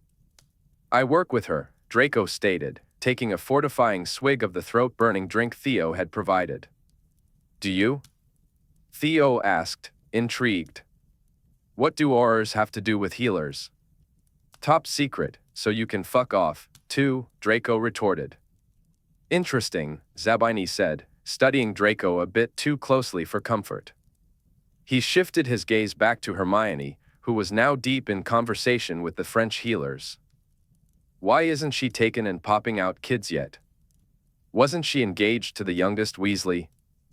"I think so," Theo replied. "But let's not forget that Granger was snogging international Quidditch players when she was just 14. Men might have peaked early for her." "It's all downhill after Crumb and his broomstick," Zabini snickered. "The rest of us have about as much chance as an ice cube in hell." "I like a challenge," Zabini continued. "And I do like brunettes. Brunettes with brains are something else entirely." Draco had fallen silent during their conversation, feeling an irritation that he couldn't quite place. He had heard, and even participated in, countless versions of this banter before, but tonight felt different. Narcissa called Draco over to introduce him to some of the Delacroix family's particular friends, a friendly patriarch, his elegant wife, and their 2 pretty daughters, aged 26 and 28. As he spoke with the women, Draco realized he could please his mother by showing interest in one of the daughters, while also satisfying his own desire to find a witch to bring to bed. Yet, he found himself uninterested in their conversation, distracted by the crowd around him, where he occasionally caught a glimpse of a dark green gown. He reminded himself that now that he knew Hermione was here, he was simply keeping an eye on her as his principal. When someone asked if he liked to dance, he absently said yes and found himself on the dance floor with the younger of the 2 sisters. "I didn't know you were the strong, silent type," giggled the woman in his arms. What was her name again? Amandine? He'd go with that for now. Amandine, Draco said, still watching Potter and Granger. "Is that Harry Potter?" Amandine asked, following his gaze. "I've heard a bit about him, I think," she continued. "Only a bit?" Draco replied, bemused. Bless the French and their utter disinterest in English affairs. "I think he was involved in your last war, non?" A hero. Yeah, something like that, Draco said dismissively. And the woman with him? Yes, Draco confirmed. They make quite a pair, Amandine remarked, watching Potter laugh at something Granger said. You can see the connection. He's married, Draco interrupted. They aren't together. Well, friendship is an equally strong bond. Draco let Amandine prattle on about her opinions on love and friendship. The song was drawing to a close. If he was going to gauge her interest in any nighttime activities, the time was now. He could slide his hand toward her back, dip his face into her neck, and ask about her plans after the party. The steps were clear, and from the way she pressed against him, it seemed she was interested. However, Draco found he had no desire to pursue it. As the song ended and a slower tune began, he released his grip on Amandine's waist. He walked her back to her parents, exchanging polite comments about the evening and how lovely it had been to meet them all. Making his way to the bar, he spotted Theo and a few former Slytherins and Ravenclaws gathered together. Zabini's gone, Theo said as Draco approached. Took the older sister with him. Said he'd leave you the less experienced one. But it doesn't look like that panned out for you either. Losing your touch, mate? No spark, Draco shrugged. Well, there's always Granger, Theo suggested. She looks like she'd like to set you on fire, sparks aplenty. Draco stole a glance at Granger, who stood among other healers. It was true, her looks in his direction were certainly fiery. But I suppose you don't want to die tonight, Theo said, making room for Draco at the bar. She's off limits in about 100 different ways, even if I did have an inclination toward masochism. How does she get on with your mother? Theo asked, a hint of mischief in his voice. No reason, Draco replied, his eyes widening as he glanced over his shoulder. Theo chuckled. They watched as Narcissa Malfoy's small group drifted toward the French healers with whom Granger had been speaking. Draco wasn't sure if his mother and Granger had ever spoken in person since the trials 15 years ago. Those had been tense affairs, but Granger's testimony had been crucial in clearing Narcissa's name. She had been painfully honest about her time in the manor, making it clear that Narcissa was an unwilling, powerless observer, and that her later actions had ultimately saved Harry Potter's life. However, Granger had not been as generous when it came to Lucius Malfoy's wartime actions. Her depositions had contributed to the mountain of evidence leading to Lucius's Azkaban sentence. Draco wasn't certain where Granger stood on his mother's list of people to blame for Lucius's eventual decline and death in prison. He also wondered how that weighed against Narcissa's freedom, and his own, both of which Granger had also influenced. From his distance, Draco couldn't make out much of what was said between the two groups. He noticed Granger's posture straighten as Narcissa approached, though her expression remained neutral. His mother, too, held her shoulders back, her usual polite smile firmly in place. They shook each other's fingertips and quickly turned to engage with others. PSH, Theo said, swirling the ice cubes in his glass. I'd been hoping for something more interesting. Haven't you got a redhead to chase? Draco shot back. Chase? Draco asked, waving his hand dismissively. I do, Theo replied, but first, I need some liquid courage. She's part of the French delegation, and she's definitely too good for me. He nodded towards Granger and her group of healers. Narcissa had moved on, and now a lovely red-haired witch stood beside Granger. I'm not even sure she speaks English, Theo added. Try, voulez-vous coucher avec moi? Draco suggested. Theo repeated the phrase with earnestness, although his accent was terrible. That's a bit forward, I think. But maybe I'll give it a shot. If it all goes wrong, I'll blame you, saying you told me it meant she had pretty hair. Just don't mention my name in front of Granger. I'd rather she forget I exist. Too late, Theo said, pushing away from the bar. I like this plan. It makes me look sweet and innocent, while you look like a complete jerk. Draco reached out to stop him, but Theo's sleeve slipped through his fingers. Which is pretty much your natural state, Theo called over his shoulder. Draco considered casting a quick tongue-tying jinx at the back of Theo's head as he approached the red-haired target. The trouble with morals was they wasted time. Theo was now at the witch's side, having somehow acquired 2 glasses of wine, one for her and one for Granger, who declined, still nursing her champagne. Theo said something that made both healers laugh, then feigned distress before dramatically pointing at Draco. The red-haired witch shook her head at him, while Granger looked less than impressed. Feeling the need to defend his reputation, Draco grabbed his drink and strode over. "Don't believe a word that comes out of this man's mouth," he said as he approached. "Draco assured me it meant I was admiring your lovely hair," Theo chimed in, his hand on his heart. Theo took a deep breath. "I would never say anything so ungentlemanly, mademoiselle." The red-haired witch raised an eyebrow, clearly amused. Meanwhile, Hermione regarded Theo with a skeptical look, seeing right through his act. "How do I say, do you want to dance?" Theo asked. "Voulez-vous danser avec moi?" Draco and Hermione replied in unison. Their words, Theo said with a grin. The witch studied him for a long moment before finally responding, dacred.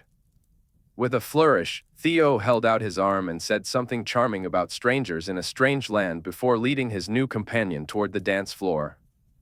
"Suave, isn't he?" Draco muttered under his breath. "More like unctuous," Hermione replied, rolling her eyes. "I can't believe that actually worked on Solange." "Maybe Solange is looking for a taste of English beef for a change," Draco suggested with a smirk. "I'll have to ask her for a review of the beef in the morning," Hermione said, shooting a cynical glance at Theo's retreating figure. "You must let me know if it's mediocre." "Why?" Hermione asked. "Ammunition," Draco replied with a sly grin. "You two are terrible friends to each other," she remarked, studying Draco over her glass. Then, as if recollecting herself, she added, "I'm still angry with you." "Go away." "Fine," Draco said, shrugging. There were plenty of witches in the room who enjoyed his company. He didn't see the point in wasting time with someone who clearly didn't. But just as he turned to dive back into the crowd, Hermione asked, in French, "Since when do you speak French?" The question was laced with irritation, as if he owed her an explanation. "Since when do you speak French?" Draco shot back, also in French, feeling that if anyone needed to explain themselves, it was her. "I have family in Haute-Savoie," she replied.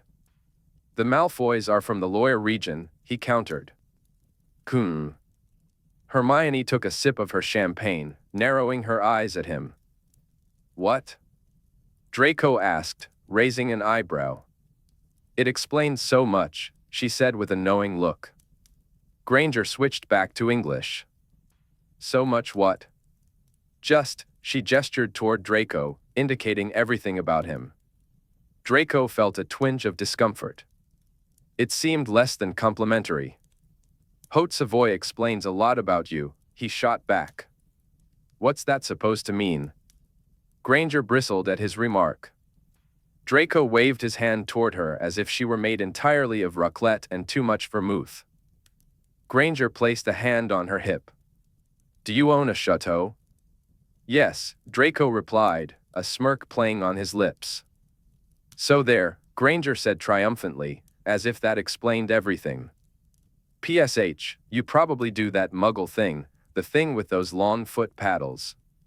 Granger regarded him with an exaggerated blank expression, clearly not accustomed to such a look. "Stop playing stupid."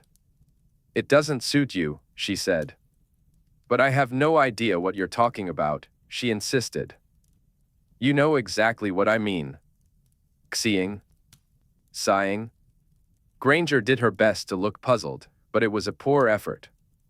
"Skiing," Draco exclaimed, pointing sharply at her face. She busied herself with her drink, avoiding his gaze. "I knew it," Draco said, opening his mouth to make further jabs about her character, asking about her G'd in the Alps or if she got wasted on Genepi. But just then, a delicate hand caressed his forearm, pulling his attention away. It was Luella, one of the pure-blood witches from earlier, fluttering her eyelashes. "Draco, you've hardly danced at all." This was clearly an invitation. As a well-mannered wizard, he should have asked her to dance. Yet the very touch of Luella's languid hand on his sleeve was irritating, as was the dreamy look in her eyes. He simply didn't want to. Luella noticed his hesitation and peeked around his shoulder to catch a glimpse of Granger. Granger studied Luella with her trademark analytical gaze. "Oh," Luella exclaimed, her polite surprise evident as she spotted Granger. "Unless you were already." "No," Granger interjected, just as Draco chimed in, "Yes, we were just about to." No, Granger insisted, stepping back. "You two dance. Please, enjoy yourselves."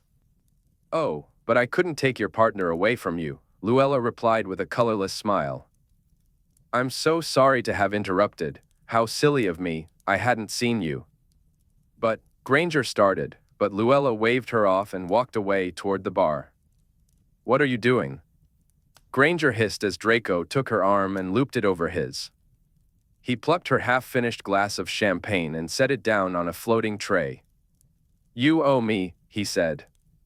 "Or did you forget about me saving you from Dr. Watsit? If I'd known this would be the payment, I would have preferred the drink with Dr. Watsit," Granger retorted. Draco steered her toward the dance floor. "One dance to keep me out of her clutches." "Your mother is here," Granger said, her unease clear as she scanned the room. "And? I'm meant to do Goodwill stuff, building bridges and all that rubbish. But we're not even on speaking terms. Does she even know you're working with me?" "No." "And you're working with me," Draco corrected. "You were assigned to me." "Exactly." Granger made a sound of irritation, as if Draco were the most frustrating creature in the world. Little did she know, that title belonged to her. "Harry is here," she added as the dance floor came into view. "Brilliant. I'll tell Potter I wanted to keep a closer eye on you." Someone was acting suspicious. "Who?" Granger asked, clearly needing to interrogate Draco on every detail of this fabricated plan. "Theo," he replied without hesitation. Granger glanced over to see Theo snogging a red-haired witch just a few meters away. "What's not up to that so suspicious?" Granger asked. "That's a diversion tactic," Draco replied. "Don't underestimate him." "The only thing I underestimated was Solange's fondness for Lincolnshire sausage," Granger said, eyeing Solange as she groped Theo. "Will you stop gawking and dance?" Draco urged. He slid his hands to her waist, giving her a gentle squeeze as a reminder that her hands should be on his shoulders. With clear reluctance, she placed them there.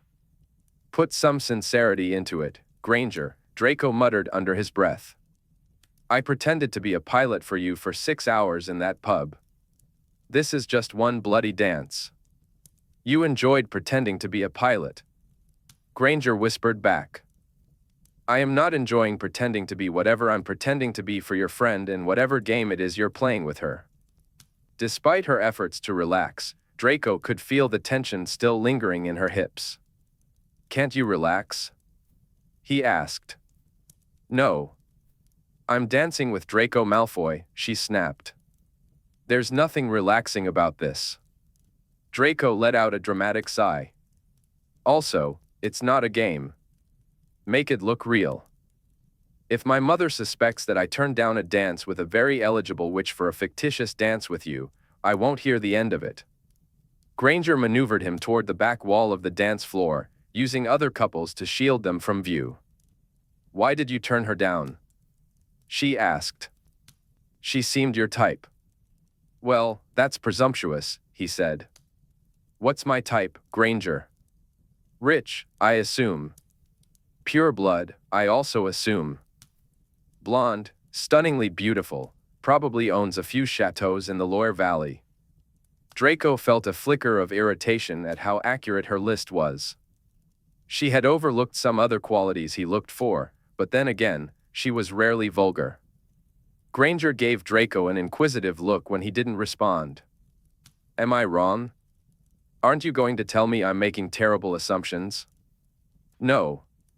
Then why? None of your bloody business, Draco replied, feeling that he owed her no explanation. Besides, he couldn't quite articulate what he was thinking himself. Granger said, and once again, Draco found himself under one of her assessing gazes, the same look she gave when tackling particularly intriguing problems. Stop looking at me like I'm a math theorem, he said. To his surprise, this earned him a smile from her. It brightened her eyes and dimpled her left cheek, only to vanish as quickly as it had appeared. Draco blinked, it felt like a fleeting burst of sunlight. Malfoy's paradox, Granger mused, more to herself than to him. I beg your pardon. Nothing. The witch in his arms grew quiet and thoughtful.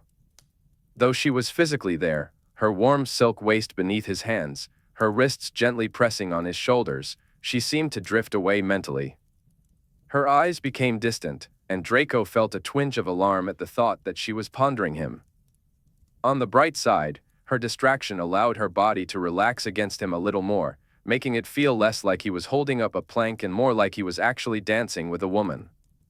This was alarming in its own right, as this witch was far more captivating under his hands than anyone else that evening.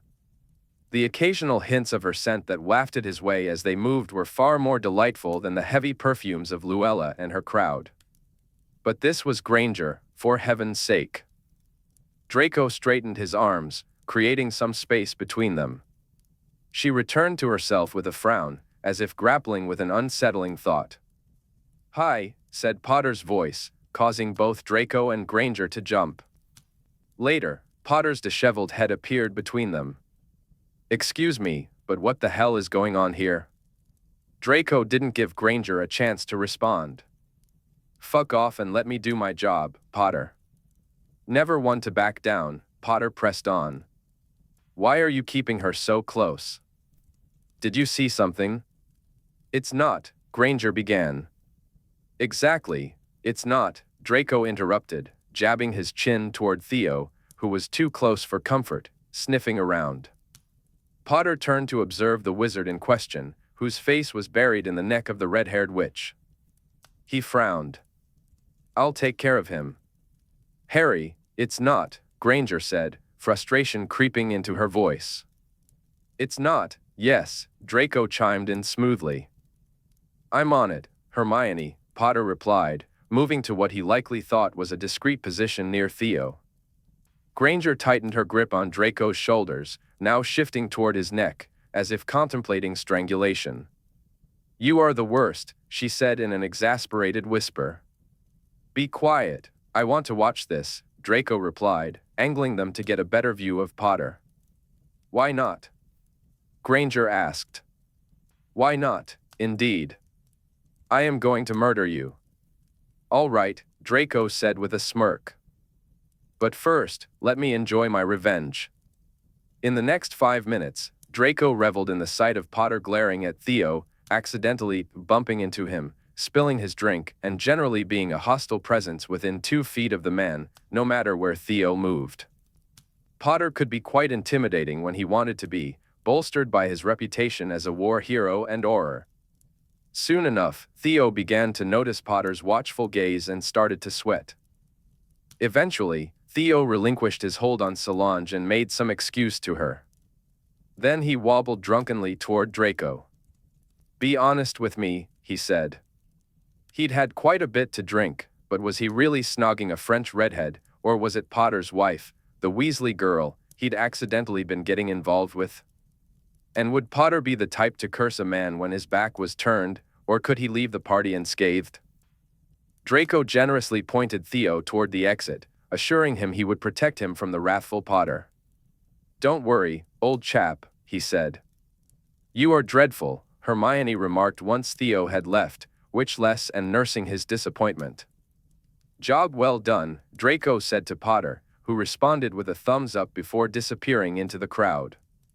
I love Potter, Draco sighed. You rile him up, point him in a direction, and I do hope you'll find me less easy to manipulate, Hermione interjected. Draco chose not to answer that question directly. Instead, he moved her hips gently from side to side. Not too bad, he commented.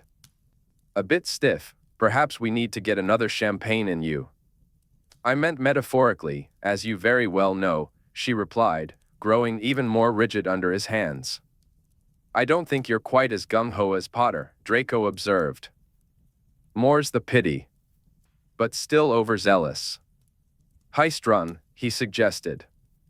I am not high-strung, Hermione retorted, her voice betraying her. After a moment, she amended, you make me high-strung. You are infuriating. That's a load of tosh, Draco replied. I'm charming and debonair. Magnetic. I can't even walk across a room without witches falling into my lap. TSS. It's true. Just look around. Hermione glanced about and realized he was right. Amandine, Rosalie, Luella, and several other witches dancing nearby were casting long glances in Draco's direction. Do they want your name, your money, or the inexpressible pleasure of your company? She asked. Granger, Draco began with a smirk. All three. I'm a triple threat. You certainly are, Hermione replied, her tone playful. But before Draco could bask in the compliment, she held up her fingers and counted. Tension headaches, heart palpitations, and general chaos. Draco scoffed.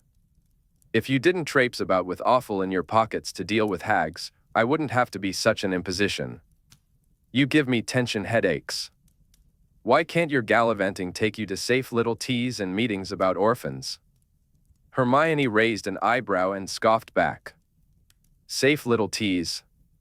You fled your mother's last tea, or have you forgotten? I haven't, Draco grimaced. From one coven of hags directly into another. Hermione looked thoughtful. However, if my next bit of gallivanting involves tea and ladies, it would guarantee your absence, and I could avoid you altogether. When is it? Draco asked, intrigued. Beltane, she answered. Where? Malfoy Manor. The tea parlor. There isn't a tea parlor at the manor, he replied, skeptical. No? She said, waving her hand dismissively. Wherever the ladies gather in the greatest numbers with the most orphans. Do you think I should patent this? Patent what? Draco asked, perplexed. My recipe for Malfoy repellent. I think there could be a market for it. That market would consist entirely of you. I rather think there's a greater demand for Malfoy attractant, but good luck identifying the formula. Hermione cast furtive glances toward the group of witches looking longingly at Draco. You could be right. I'm always right, he replied confidently. Bums, she muttered. I beg your pardon? He asked, raising an eyebrow. For the attractant formula, she clarified. Yes, Draco said, smirking. Bums and not inviting you. Two key components to ensure that you'll pop by. And removing tracking devices. And telling you to go away. You are a contrarian of the highest order.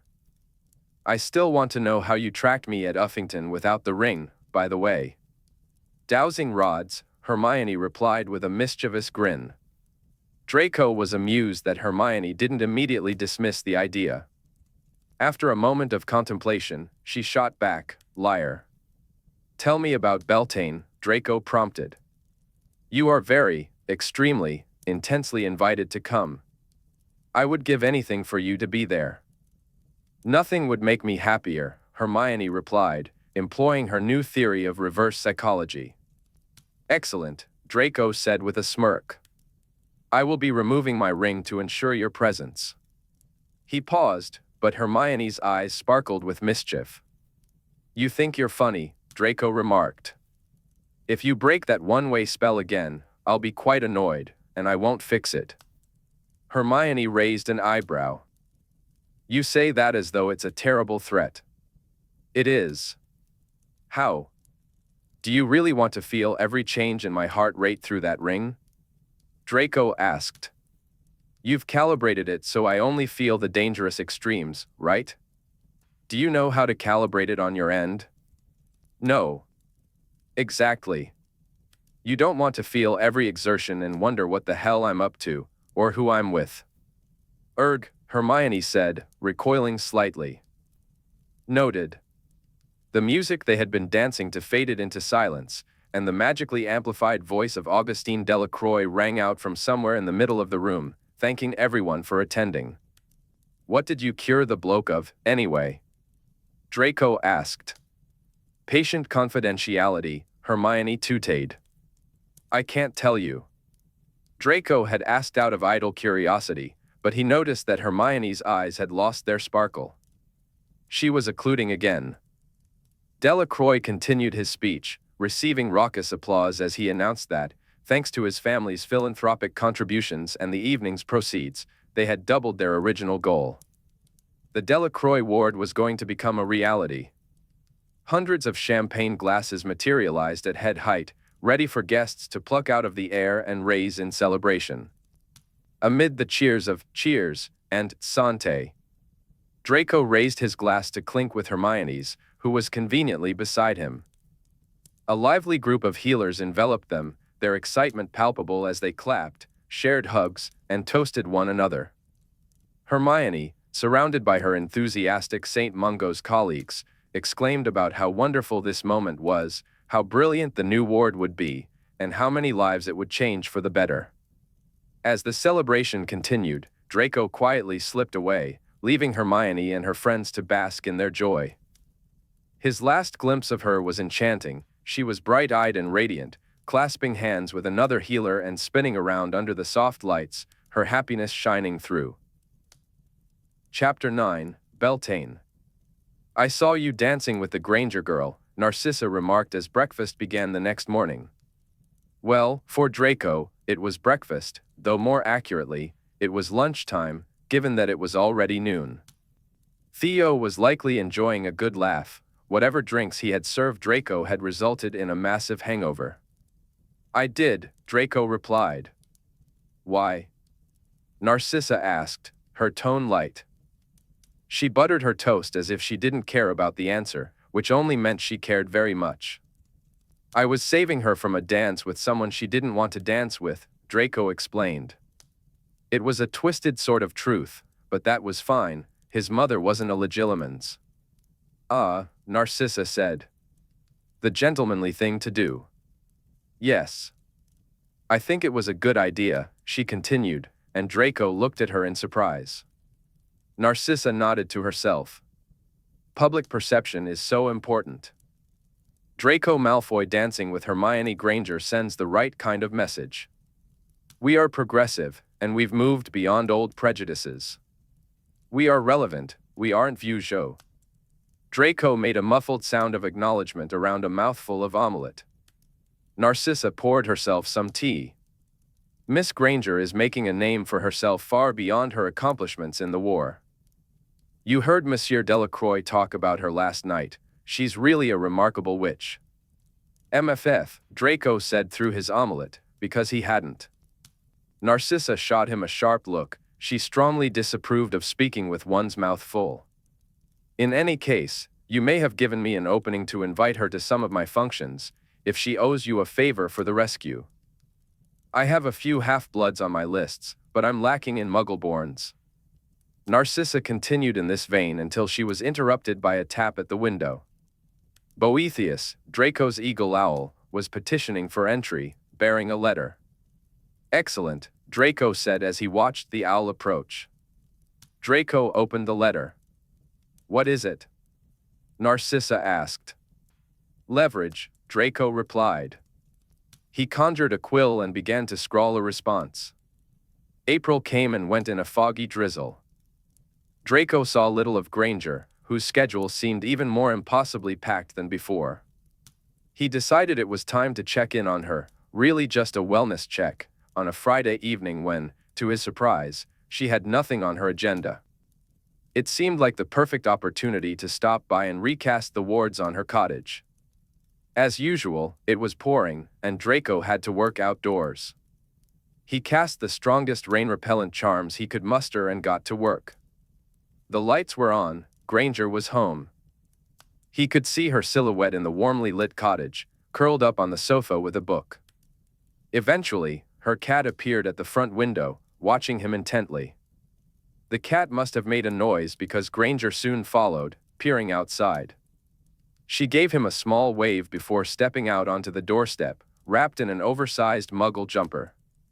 It seemed Muggles still worshipped the Greek goddess of victory. Nike's name was emblazoned across Granger's chest.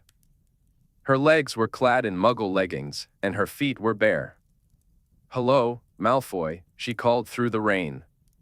Draco figured they must have parted on decent terms last time, as her first words weren't a dismissive, "Go away." He raised his wand high and cast a silvery grid of light above her cottage. "What's that one called?" Granger asked, watching the geometric filaments spread overhead. "It's beautiful." Draco, focused on his casting, didn't answer until the ward was finally set. "Caeli Presidium," he gasped. "It's to repel airborne entry."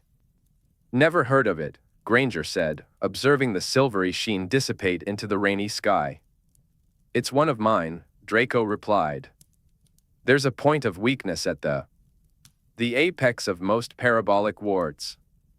This one is like armor, based on geodesic polyhedrons.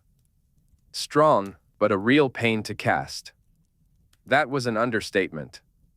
At this scale, covering an entire dwelling, it was exhausting. But Draco, being the prideful wizard he was, didn't like to admit it. He wiped the mix of sweat and rain from his brow and glanced at Granger. He felt a sense of relief knowing she was alive and had remembered to eat in the past week. He could report back to Tonks with a clear conscience. "Right, I'm off," he said, raising his wand to disapparate. "Wait," Granger replied. Draco paused. "You look done in," she observed. After a moment's hesitation, she added, "Can I offer you a cup of tea?" Draco stared at her. "Now I've got to check if you've been imperious. Where did we get engaged?" Granger planted her fists on her hips beneath the ample folds of her Nike jumper. "Uffington, and we didn't." "Forget I asked." Invitation rescinded. With that, she stamped into the cottage and shut the door behind her. As Draco climbed the steps after her, he reflected that she was right about him showing up uninvited, like some sort of reverse vampire. "Anyone home?" he called as he stepped inside. "Go away," Granger responded from somewhere within. "I shall never be nice to you again." "Good.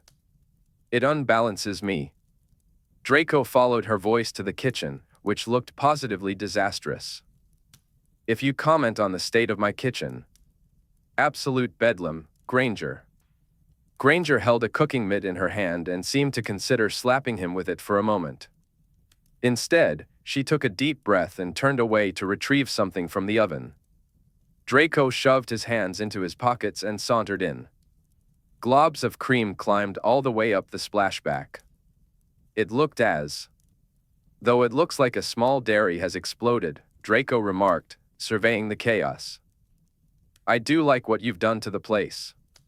Granger shrugged. "Overzealous mixing spell, if you must know. I'm not bothering to clean up until I'm finished." She cast a cooling charm on the pan's contents, some kind of crust, and began spooning generous portions of condensed milk, toffee, and cream onto it. Draco's curiosity piqued, and his stomach rumbled. With a wave of her wand, a bunch of bananas peeled themselves, albeit somewhat messily. She sliced them with another flick, uneven slices, but managed to float them toward her creation. "It's not the prettiest in the world, but it's something," Granger said, eyeing her lopsided masterpiece doubtfully. "What is it?" Draco asked. "Banoffee pie." "I fancied some," but the village bakery closed early today. And, well, I had bananas. Excellent, Draco replied, pointing his wand toward her cabinetry. Accio spoon. A drawer burst open, and a large spoon flew toward him, adorned with cat ears. Really? Draco said, catching the spoon. That was a novelty gift, Granger said, reaching for the spoon. Draco kept it just out of her grasp with one arm while stretching toward the pie with the other. It's not ready yet, she protested. It's got to set.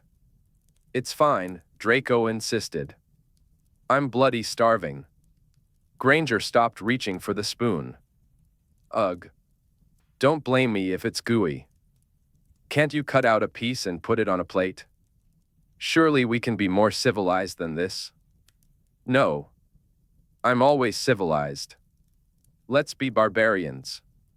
Granger pushed a plate into his hand anyway.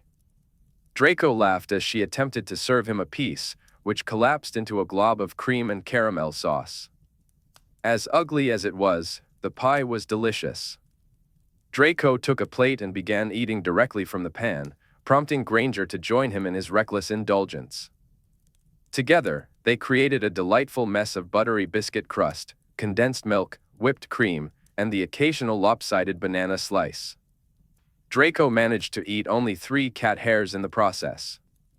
He had engaged in many sinful activities throughout his life, but devouring a banoffee pie alongside Granger, shoulders brushing, fingers sticky with toffee, felt delightfully naughty, sending a thrill through him.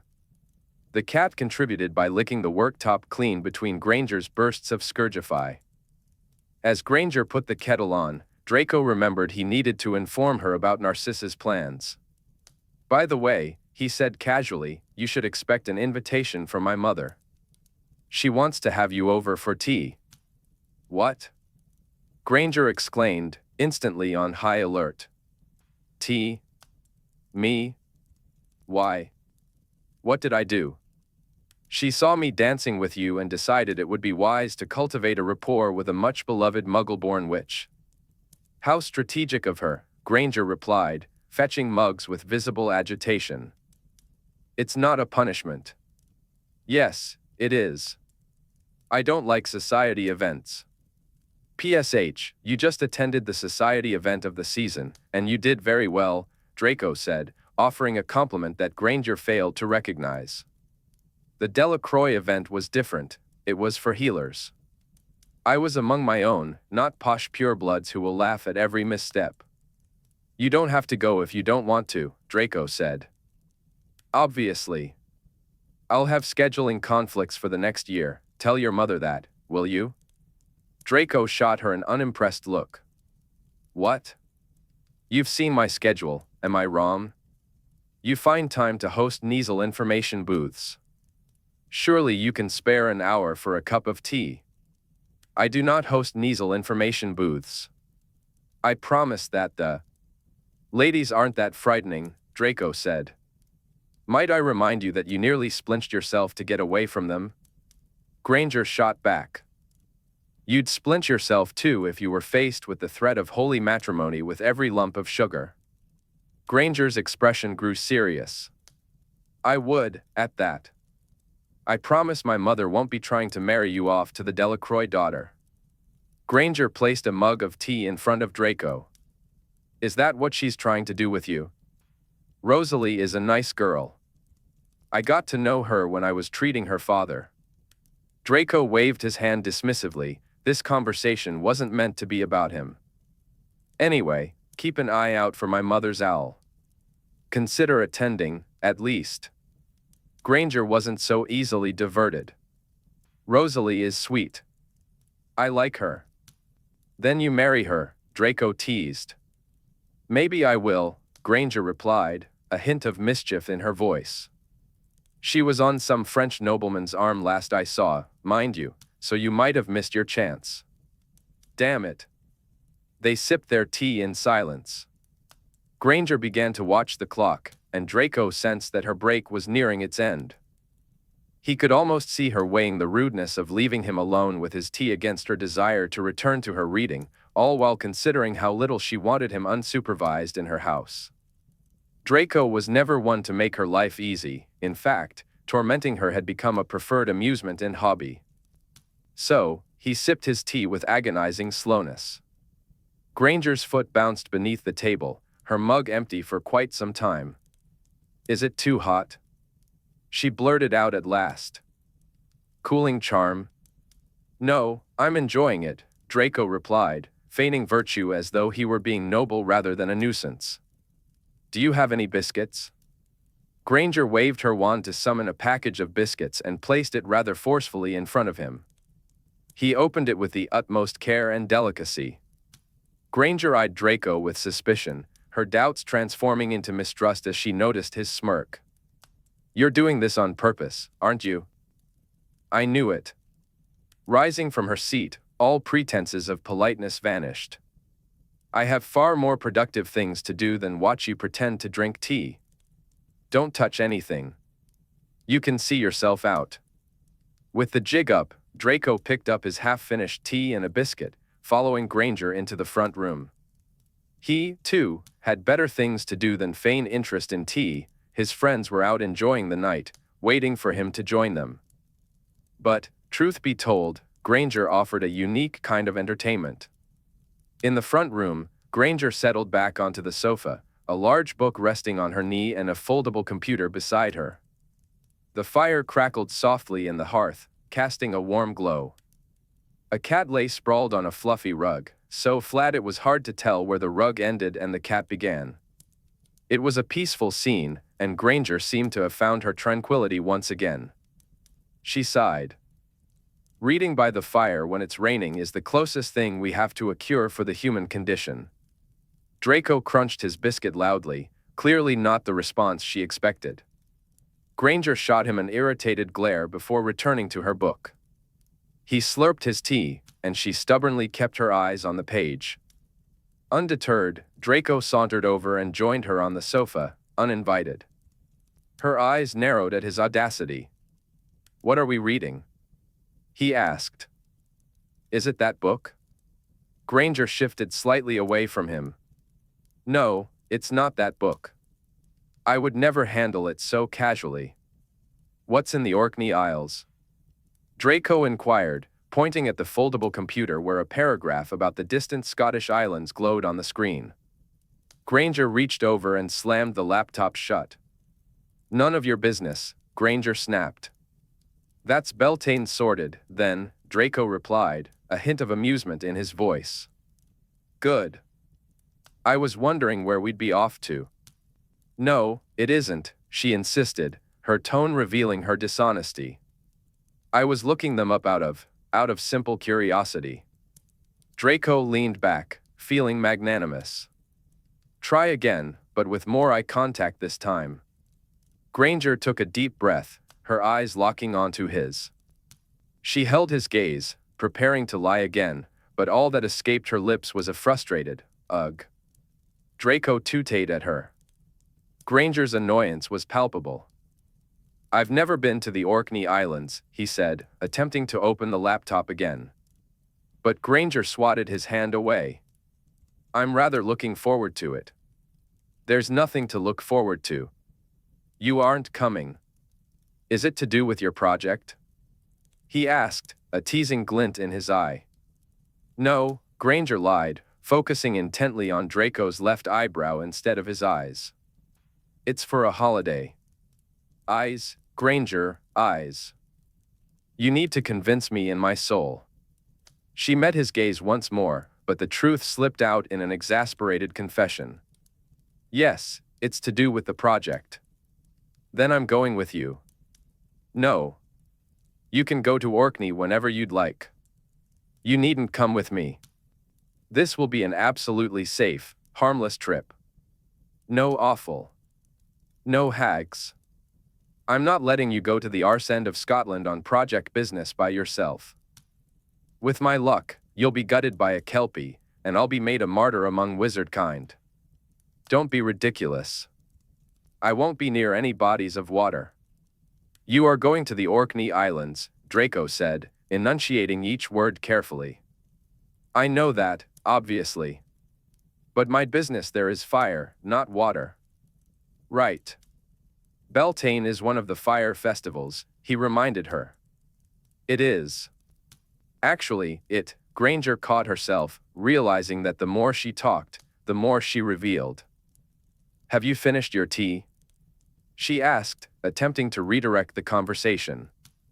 To change the subject and subtly urge him to leave, Granger glanced at Draco's empty mug. Almost, he said, checking it.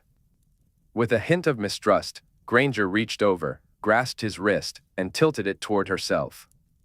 I wish I could lie with a fraction of your brazenness, she remarked, staring at the empty mug before releasing his wrist. Her fingertips had felt warm against his skin. Comes with practice, Draco replied. Granger stood up and began tidying up, a clear indication that he was overstaying his welcome. How are you getting to Orkney? He asked. The Hogwarts Express, she snapped back. There's a wizarding pub in Thurso, Draco mentioned casually. I caught a trafficker there a few years ago. Stop growling at me. I'm being helpful. I thought flood travel was tracked, she retorted. I thought this was a holiday. It is. Then make it look like one. Use the flow. Fine. The pub's called the Polished Knob. You're joking. No. Draco stood up. Thank you for the tea. See you at the Knob. Granger was late. Draco paced back and forth in the Knob's flagstone foyer for 10 minutes before finally giving in to the barkeep's friendly offer of blackberry mulled wine. Sver Gilet Oot, the barkeep said. Draco nodded, assuming the incomprehensible comment was about the freezing weather.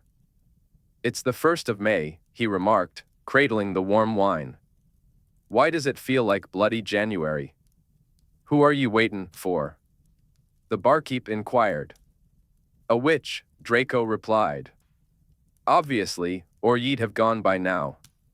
I'll bottle up some wine for your lass. A colleague, Draco clarified. But thank you.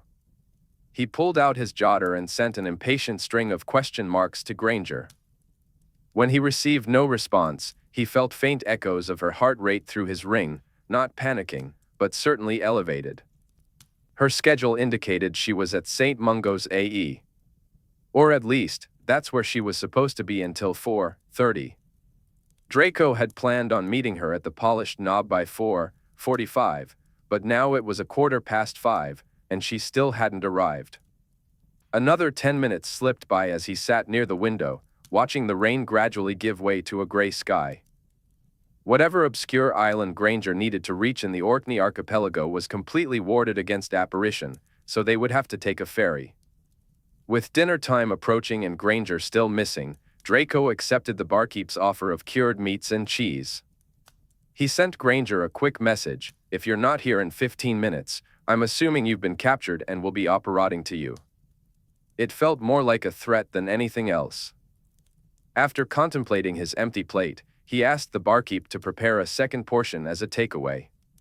It wasn't typical for him to be so considerate, but Granger clearly hadn't had time to eat, and he didn't want to waste a moment when she finally arrived.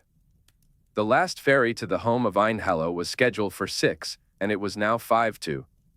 Draco paid the barkeep for the provisions, jotted a note to Granger saying he'd be at the docks, and made his way there. 5 minutes, came Granger's response.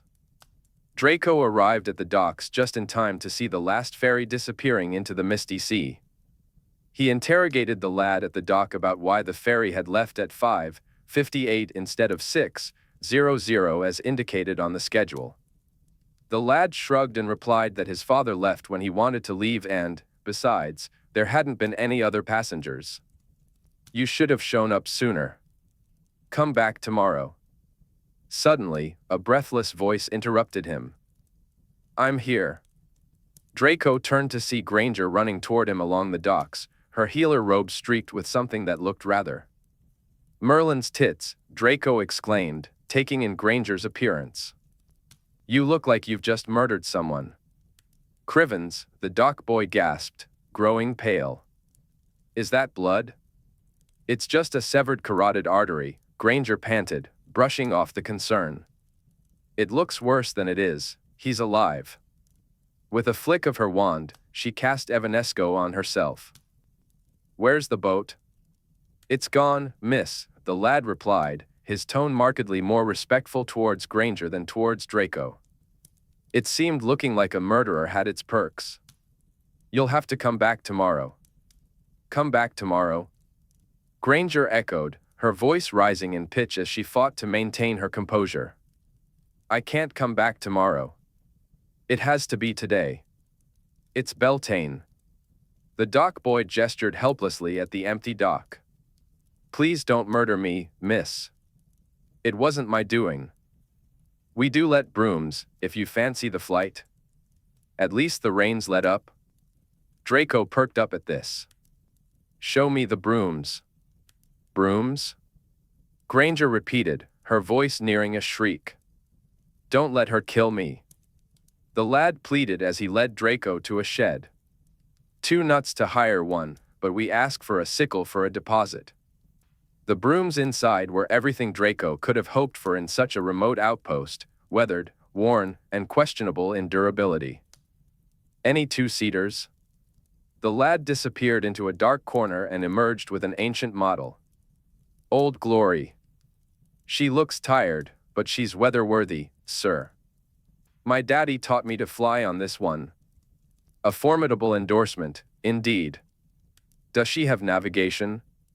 Rudimentary, sir. But she knows the home. The lad tapped his wand to the broom and declared, Home of Einhallow. The broom tilted itself into a mounting position and pointed steadily northward. Done, Draco said, handing over a sickle. Draco was stunned to see the dock boy scurry off after pocketing a sickle that was worth 15 of the brooms. He returned to Granger, broom in hand. No, she said firmly. Draco propped the broom against the ground and leaned on it with exaggerated flair. All right. I await your solution. I'm thinking, Granger replied. Give me a moment. Her process of thinking, it seemed, involved changing clothes.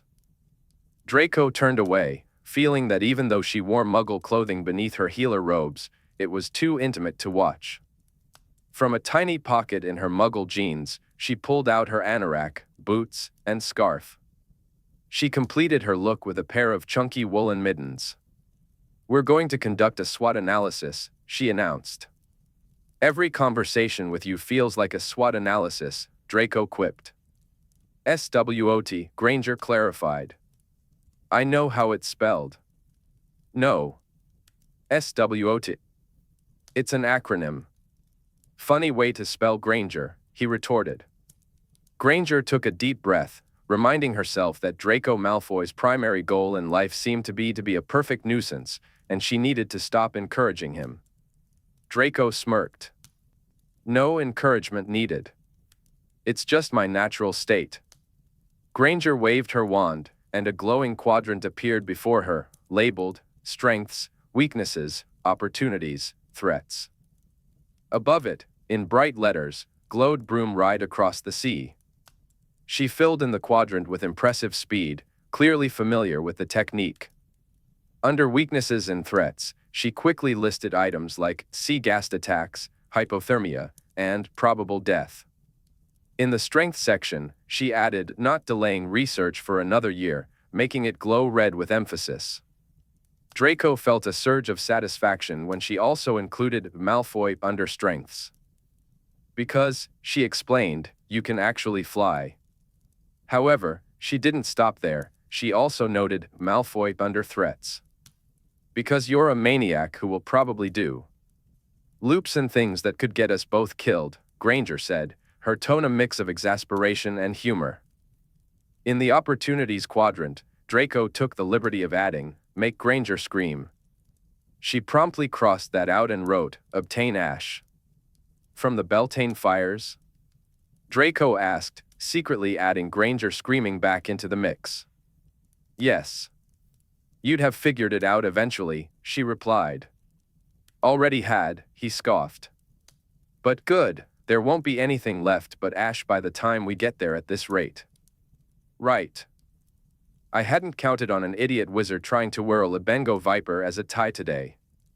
Granger stepped back, studying the glowing quadrant for a few moments. Her gaze shifted to the 1965 glorious glider in Draco's hand, then to the stormy sky. The phrase, "not delaying research for another year," glowed ominously red. Great, Granger muttered, a hint of dread in her voice. Draco couldn't help but grin. Let's do it, he declared, trying to sound brave, though Granger's pale face told another story. You needn't look so pleased, she added, her tone sharp. Draco's grin widened. Front or back? He asked, holding the broom horizontally. I'm steering either way. Which is the least horrid? She asked, eyeing the wobbling broom. Well, if you're on the back, you're solely responsible for holding on, he explained. But you'll be out of the wind and can't really see anything, if that helps. If you're on the front, there's nothing between you and the wild blue. But I can hold the shaft, and I can hold you. Draco bit back a dozen jokes about shafts, congratulating himself on his restraint. I'm not sure I trust myself not to faint and fall off the back, Granger admitted. You'd be holding on to me at the front, he assured her. Is that a good thing or a bad thing? She wondered aloud, wringing her hands. Don't they have life vests or helmets or something? I should have packed a parachute, she lamented. A what? Granger asked, her brow furrowing. Never mind. I'll take the front. Just hold on to me. If I die, I have so many things I want to do before that happens. Please, don't let me die. Her voice was a mix of seriousness and the threat of tears. You aren't going to die, Granger, Draco assured her. I hate flying, she admitted. I know. Just get on. Maybe you should stun me and wake me up when we get there. I can't hold your limp body in these winds, Granger. I've got it.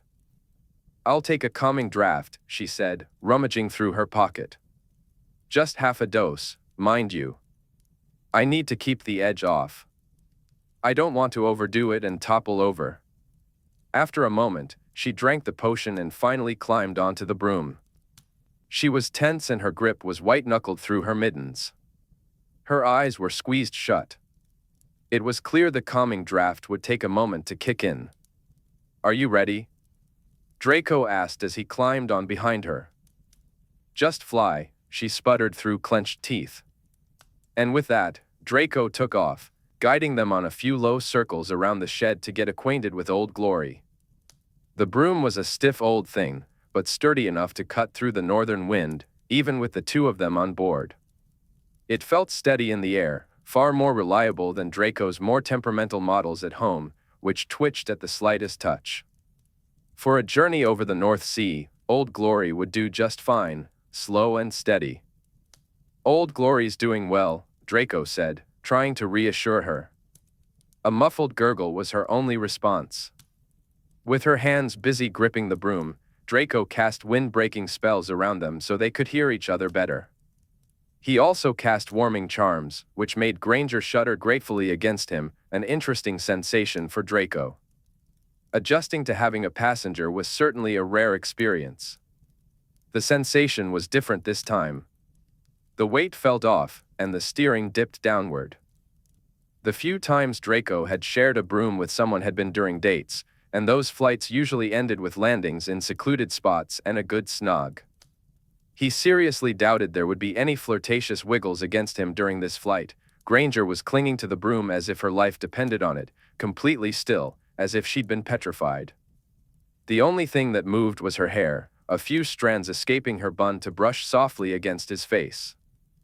She smelled of shampoo and antiseptic. Draco leaned forward, placing his hands on the broom in front of her, ready to take off. She felt small and delicate between his arms. Cozy, he remarked. Granger responded, a perfect expression of her terror. Draco turned them northward and began to gain speed. Granger, eyes closed, sensed the change and unleashed a torrent of violent wishes regarding his fate in this world and the next, thoughts that would have made a more sensitive man weep. But Draco simply said, "Steady on, Granger," and slowed their descent by a fraction. "To the home of Einhallow, old bird," he said, giving the broom a reassuring pat. Next stop, the sea. Chapter 10, The Orkney Isles.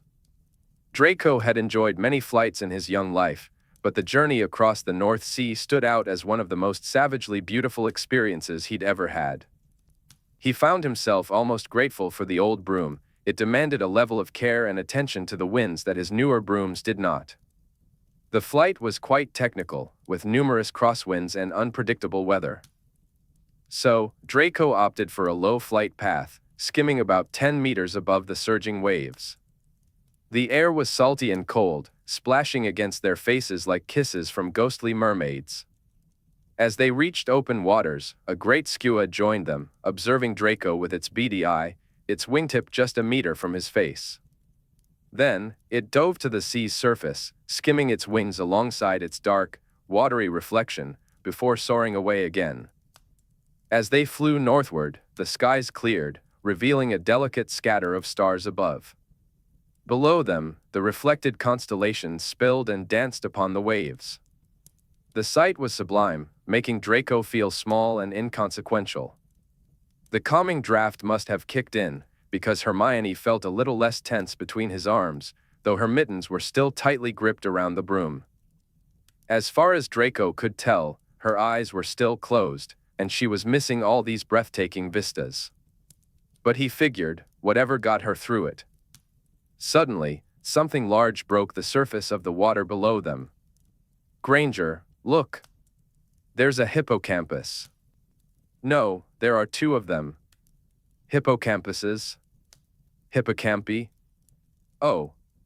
Hermione gasped, finally opening her eyes. She glanced down just in time to see the enormous, sleek heads of the horse-like creatures breaking the waves. One of them disappeared again, but the other breached, its massive tail arcing just below them before vanishing without a splash into the depths. Draco slowed, wanting to turn back and observe them, but the first hippocampus had reappeared ahead, closely followed by. Draco urged his broom to catch up with the creatures, who were now picking up speed. He matched their pace, skimming just above the waves at the height of their manes. They raced together, and Draco pushed the broom for more. The majestic hippocampi glided effortlessly beside them, their only sign of exertion the purling mist that burst from their wide nostrils. One was a slightly smaller sea glass green, her mane as white as the foam cresting around her. The other, larger and blue as the sea swells, kept close to his mate, both moving with incredible grace. Saltwater sprayed around them as Draco pressed on, feeling as if he were a wave, with the seahorses matching his rhythm. They flew, crashed, and foamed together, becoming one with the wind and the brine, a swirling sea foam before the storm. The wave riders turned west toward the open ocean, their pale eyes glinting as they regarded Draco and Hermione. The male threw back his magnificent head, as if challenging them to follow into uncharted waters. But Draco knew he couldn't. In an instant, the pair vanished like swift-finned spirits, their forms fading against the vast sea. Suddenly, it was just Draco, breathless, and Hermione, shuddering, amidst the cloud-foamed waves. Neither spoke as the broom resumed its course. Dark landmasses loomed on either side, signaling they had entered the Orkney Isles. The wind grew gentler, and the seas less tumultuous. Ahead, a small island glowed like a jewel in the dark waters, illuminated by Beltane fires. Sensing their destination, the broom surged forward with renewed speed. Draco spotted a flat rock face glimmering under the starlight and prepared to land. Just as Hermione's toes touched the ground, she squeaked in surprise and would have tumbled off the broom if not for Draco's arm around her waist. He dismounted, and Hermione's reaction could only be described as a delightful kind of chaos. Draco tumbled onto the moss with a soft thud. That was brilliant. He spun under the stars, arms raised high. Exhilarating. Absolutely magical. Hermione said nothing, still on the ground. Concerned, Draco cast a Lumos spell, illuminating her figure as she hugged the earth. "You all right?" he asked. "Just a moment," she gasped, taking a moment to gather herself. Draco let her be and turned his attention inland, casting a few spells that revealed the presence of about 100 witches and wizards on the island, along with nearly as many fires, both large and small. When Hermione finally regained her feet, Draco noticed her pale complexion and offered her his arm instinctively. She took it, her grip trembling slightly. Together, they moved toward the center of the island, drawn by the Beltane fires and the cheerful sound of a fiddler. As they walked, Draco began to notice immense shapes flanking them, dark silhouettes that blocked out the starlight. "Standing stones," Hermione said. "Are there Henguests this far north?" Draco asked, feigning curiosity. He didn't really care about the geography, but he knew that such questions would spark Hermione's enthusiasm and distract her from her nerves. And he was right. Her voice began weak but quickly gained strength. "Yes. This is one of the oldest stone circles in the UK. The megaliths are believed to date back to around 3200 BCE. They stand about 3 meters tall, absolutely breathtaking in daylight, I imagine. This henge is called the Ring of Einhallow." As they approached the crowd and could hear voices, Hermione added, "We'll have missed most of the merrymaking, I think. Too bad. I'd hoped to see some of the rituals in person." "Which rituals?" Draco inquired. "Oh, old protection magics, hand fastings, offerings to the Owls Sea, lots of jumping over fires and..." The fires on Beltane are meant to symbolize purification and renewal. These specific flames are steeped in tradition, and they carry the essence of the Earth's energy. "It's a time to cleanse oneself of the past and embrace new beginnings," Hermione explained, her eyes sparkling with enthusiasm. Draco nodded, captivated by her passion. "That makes sense. But I still can't wrap my head around why some wizards think wearing viper neckties will impress witches. It's utterly ridiculous." Hermione paused, considering that particular folly. "I don't understand it either.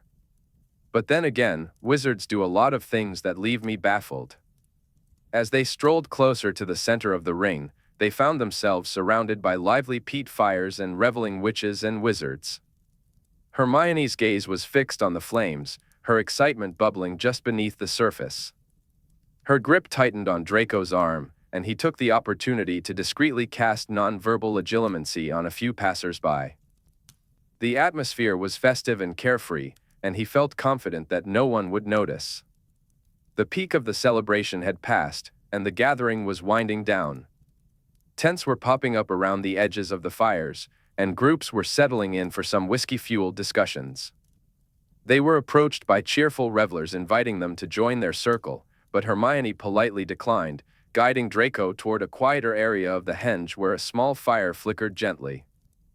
"Let's wait here," she suggested, settling down. "Does it just go out on its own?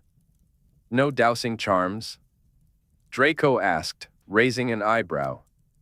"None at all. This is Beltane ash at its most primitive," she replied, expertly transfiguring 2 stumps into comfortable ottomans for them to sit on. They pulled them closer to the warmth of the fire, and after the bitter cold of their earlier journey, the heat felt heavenly. As Draco nestled closer to the flames, he couldn't help but ask, of all the thousands of Beltane fires tonight, why choose these, specifically? In this desolate corner of the UK? Hermione smiled, clearly delighted by his curiosity. "Because the fires here are steeped in ancient magic, tied to the earth itself. They hold the power of renewal, and that's what makes them special. This home is from a very specific fire, the one Ceridwen used for her cauldron. I don't know if you remember her tale." "Only whatever was on her chocolate frog card," Draco replied, vaguely recalling a witch with masses of dark hair. "She looked rather like you, come to think of it." "PSH," Hermione scoffed. I can only dream of becoming a fraction of the witch she was. She was a master of transfiguration, among many other things. She could transform into any creature at will. She makes today's animagi look dull by comparison. Anyway, I'll spare you the lecture. You might have noticed that these flames look a little redder than usual. Draco nodded. The flames were indeed ruddier than normal. I assumed it was the peat. No. They've kept her legendary flame alive for generation upon generation on these islands. Isn't it incredible? Hermione's eyes sparkled. What a thing to witness. What a thing to feel on my own hands. It's surreal. It's extraordinary. What do you need the ash for? Draco asked, intrigued by her enthusiasm. Hermione clamped her mouth shut. Draco shrugged. It had been worth a try. He dug into the pockets of his cloak and pulled out the provisions from Thurso. He passed the cured meats and cheese to Hermione and tucked the flask of mulled wine against the fire to warm up again. Hermione looked surprised, though Draco wasn't sure if it was at his foresight or the unexpected kindness. She tore open the packet. I'm actually starving. Thank you. This was so thoughtful of you, Draco cut her off. Didn't you bring any banoffee pie in that anorak? No, she replied, rummaging through one of the pockets. I do have a few protein bars, though. They might be a bit squished. Draco didn't know what a protein bar was, but when he tasted it, it reminded him of cheap chocolate, which was glorious on his tongue. The wine tasted off, wouldn't you? Draco asked, pouring the warm liquid into the golden goblets. Of course, Granger replied, her eyes sparkling with mischief. But I doubt it will. The flame of Ceridwen has a reputation for producing exceptional results. Draco lifted his goblet, admiring the sheen of the gold. This wine has certainly been elevated by it. We're not just a couple of teenagers sneaking drinks behind the hog's head anymore. Exactly, Granger said, a playful smile tugging at her lips as she took a sip. We're sophisticated now. Draco chuckled, enjoying the banter. I'll admit, you've done quite well with the goblets. I wouldn't have expected anything less from the Mistress of Transfiguration. Granger blushed slightly, but quickly composed herself. Thank you. I appreciate the compliment. I heard you have an interest in alchemy, so your approval means more than the average wizard's. Draco smirked. Well, my approval should mean more than the average wizard's in all things. He took a sip of his wine, letting the warmth spread through him. Granger looked up at the stars, a thoughtful expression on her face. While we're on the subject of alchemy, you'd tell me if you were ever working on something particularly groundbreaking, wouldn't you? Only if you promised to share your insights on Ceridwen and her legendary flames, Draco replied, raising an eyebrow. Deal, she said, her voice filled with excitement. Their camaraderie deepened, and in that moment, the night felt full of possibilities. Your project involves the creation of a panacea, doesn't it? Let's not get ahead of ourselves, Granger replied, a grin spreading across her face. Draco felt a surge of excitement. If anyone could pull it off, based on what he'd learned about her over the past 5 months, it was definitely her. Are you creating a panacea? Is that what Shacklebolt is so worked up about? She met his gaze without flinching. No. Don't be ridiculous. I'm afraid you're developing a rather inflated opinion of me. I'm just a healer, muddling through with my muggle methods and limited magical know-how. Limited? Draco scoffed. Do you want more cheese? This one's a bit too sharp for my taste. He took the cheese, contemplating his mulled wine. Perhaps she wasn't working on an outright panacea, but he sensed her project had a similar scope. He had a plan to extract the information from her, he just needed to be patient. The fire crackled, consuming the last of its peat. They both stared into the flames, and as the night wore on, they found themselves entranced by the flickering light. The fiddler tune shifted, becoming mournful and grave. The fire, the peat smoke, the earth, it all smelled of history, of the old becoming new and the new becoming old. Maybe it was the wine, the late hour, or the lingering magic of Beltane night, but the moment felt dreamlike to Draco. Granger appeared like a chiaroscuro painting, her wind-blown hair merging with the shadows behind her, her eyes glowing in the red firelight. Her hands reached toward the flames, and for a moment, it seemed as if the fire was drawn to her, as if she could have touched it if she'd wanted to. But then Granger yawned, breaking the spell. Her sleepiness wasn't surprising, it was getting close to Draco's usual bedtime. It was well past Granger's bedtime. She slipped her mittens back on and cast a warming charm around both herself and Draco. The fire was low, but still flickering. Draco realized that peat fires took a long time to burn out. As she leaned against him, Granger fell asleep on his shoulder. Despite his own growing fatigue, Draco suddenly felt alert and uneasy. This display of vulnerability was new territory for him, and he wasn't quite sure how to handle it. Her breathing was slow and steady, her mittens resting gently in her lap. While Draco's transfiguration skills were decent, they weren't enough to conjure a tent from the remnants of a cured meat packet. Instead, he transformed Granger's ottoman into a lopsided chaise longue. She slid into the new position without waking. Noticing how small and vulnerable she looked lying there under the open sky, he draped his cloak over her. To combat the evening chill that was creeping in as the fire's warmth faded, he cast another warming charm over them both. Then, just to be safe, he set a few wards in place, wary that his own fatigue might take over and leave him vulnerable. While it might have been excessive, most of the other celebrants had retreated to their tents, and Draco had learned long ago that carelessness could have dire consequences. He settled back against Granger's makeshift chaise longue, watching as the last flames turned to embers.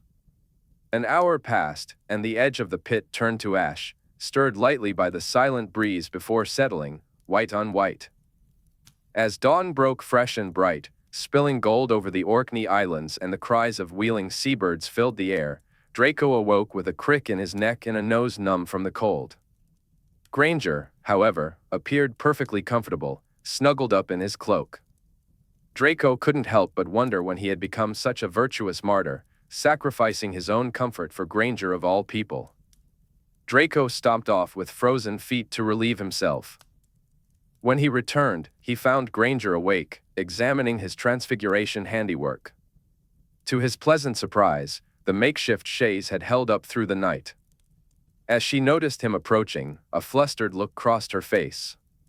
"You should have woken me. You didn't sign up to be my manservant on top of everything else," she said, glancing at the chaise. "It's lovely. Thank you. I had a wonderful sleep, which is quite odd, considering everything. Oh. And your cloak. Here.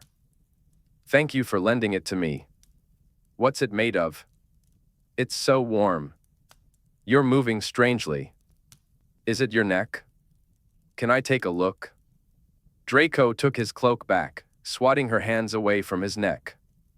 "I'd prefer a hot coffee and a quick departure," he replied curtly.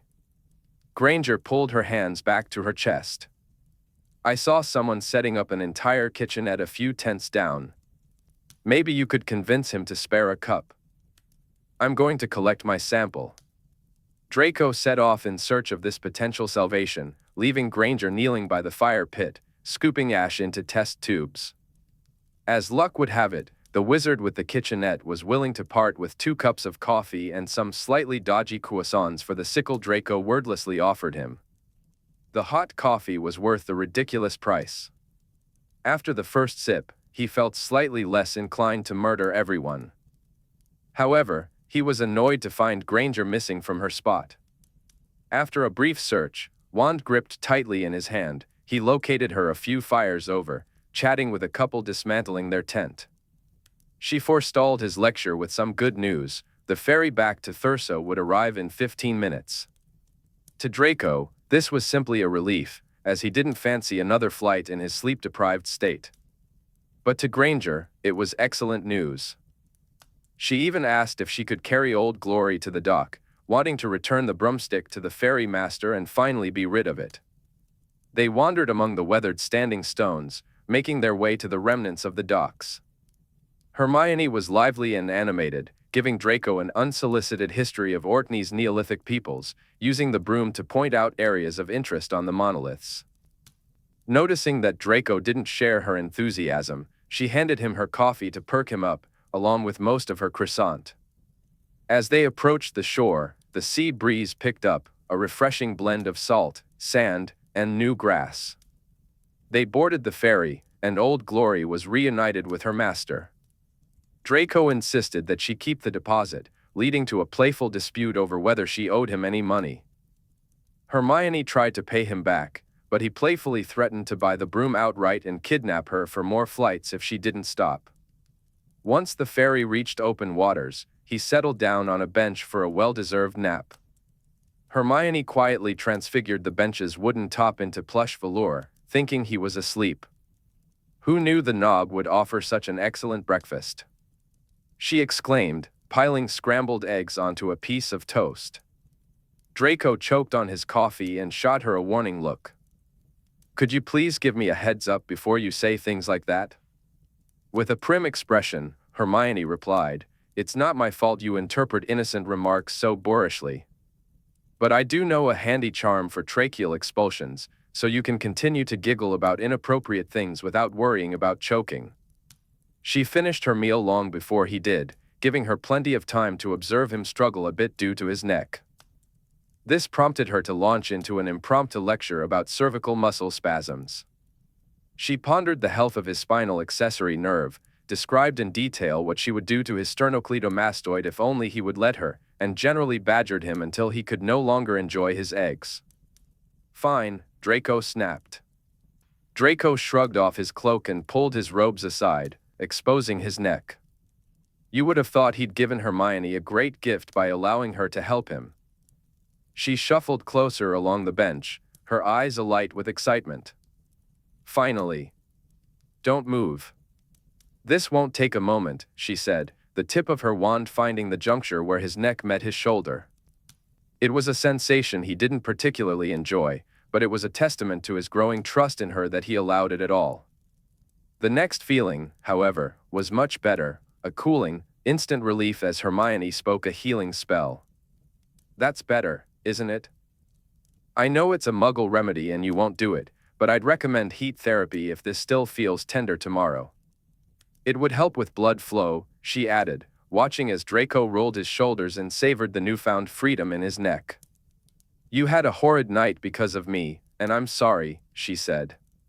"Let me eat."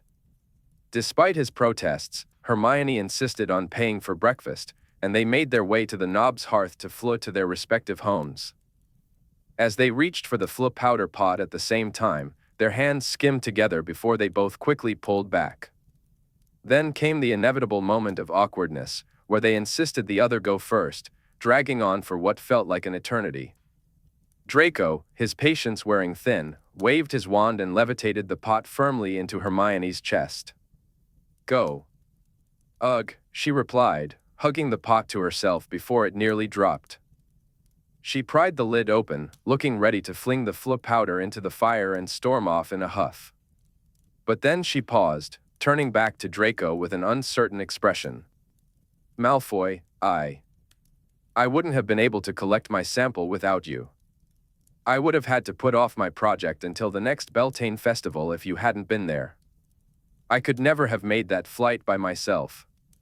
Draco had never been one to shy away from receiving gratitude, but her words caught him off guard. Draco was accustomed to praise, he often reveled in it, but there was something about Hermione's genuine sincerity and gratitude that made the moment feel awkward. After all, it was Hermione. Her kindness gave him an unsettling feeling. "Go home, Granger," he said. Hermione tossed a handful of Floo powder into the flames. "Okay.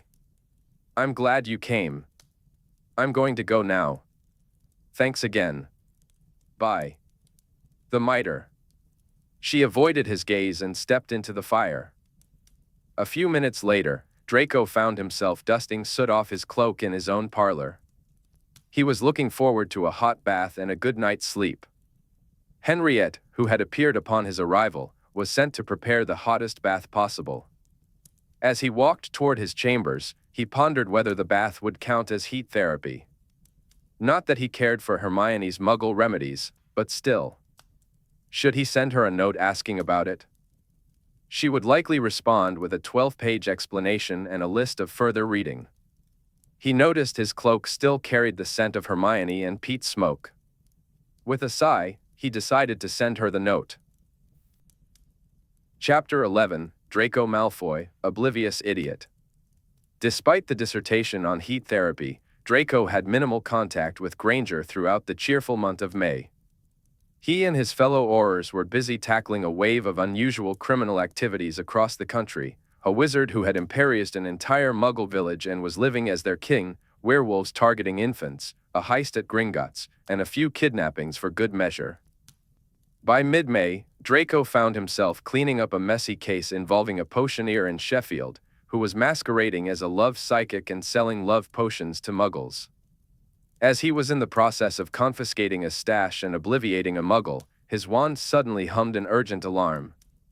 This specific alert indicated that someone was triggering Granger's wards, not in her office or laboratory, but at her home. Finishing up with the Muggle quickly, Draco disapparated to the nearest flue, which took him to the Mitre. From there, he apparat directly to Granger's cottage, wand drawn and cloaked in disillusionment. He estimated that only 3 minutes had passed since the alarm sounded, but it was 3 minutes too late. Whoever had been snooping around had already left. His revelation spells showed no sign of human presence nearby, aside from Granger's Muggle neighbor, who was peacefully napping. Draco then cast a delicate magic detection spell. The warding around the property glowed brightly under his scrutiny, but he chose to focus on the ground surrounding Granger's cottage. Holding his wand aloft, he searched until he found what he was looking for, a faintly visible trace in the air, indicating that someone had used magic there just moments earlier. The glowing trail abruptly ended in the middle of the field behind Granger's cottage, suggesting a disapparition or a portkey. Draco felt a knot of unease in his stomach. It could have been nothing more than a curious wizard or even a thief, the best-case scenario.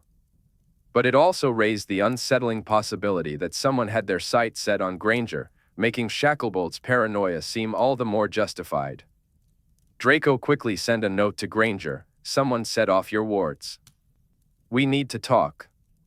When she didn't respond right away, he checked her schedule and saw she was lecturing in Muggle Cambridge. He decided to join her. After all, he was practically next door. I'm coming to you, he wrote before disillusioning himself and apparating to Trinity College. By the time he arrived, Granger's lecture was just about to end. He waited outside the small classroom for 10 minutes, watching as a half-dozen students filed out. Slipping through them, he entered the room unnoticed. The chalkboard displayed the day's topic, conjugated monoclonal antibodies.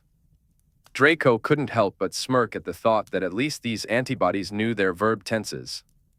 Granger, unaware of his presence, was busy packing papers into a briefcase, her wand nowhere in sight. She wore a pinstripe blouse tucked into high-waisted trousers, an outfit that, surprisingly, suited her well. As the last student left, she pulled her jotter from her pocket.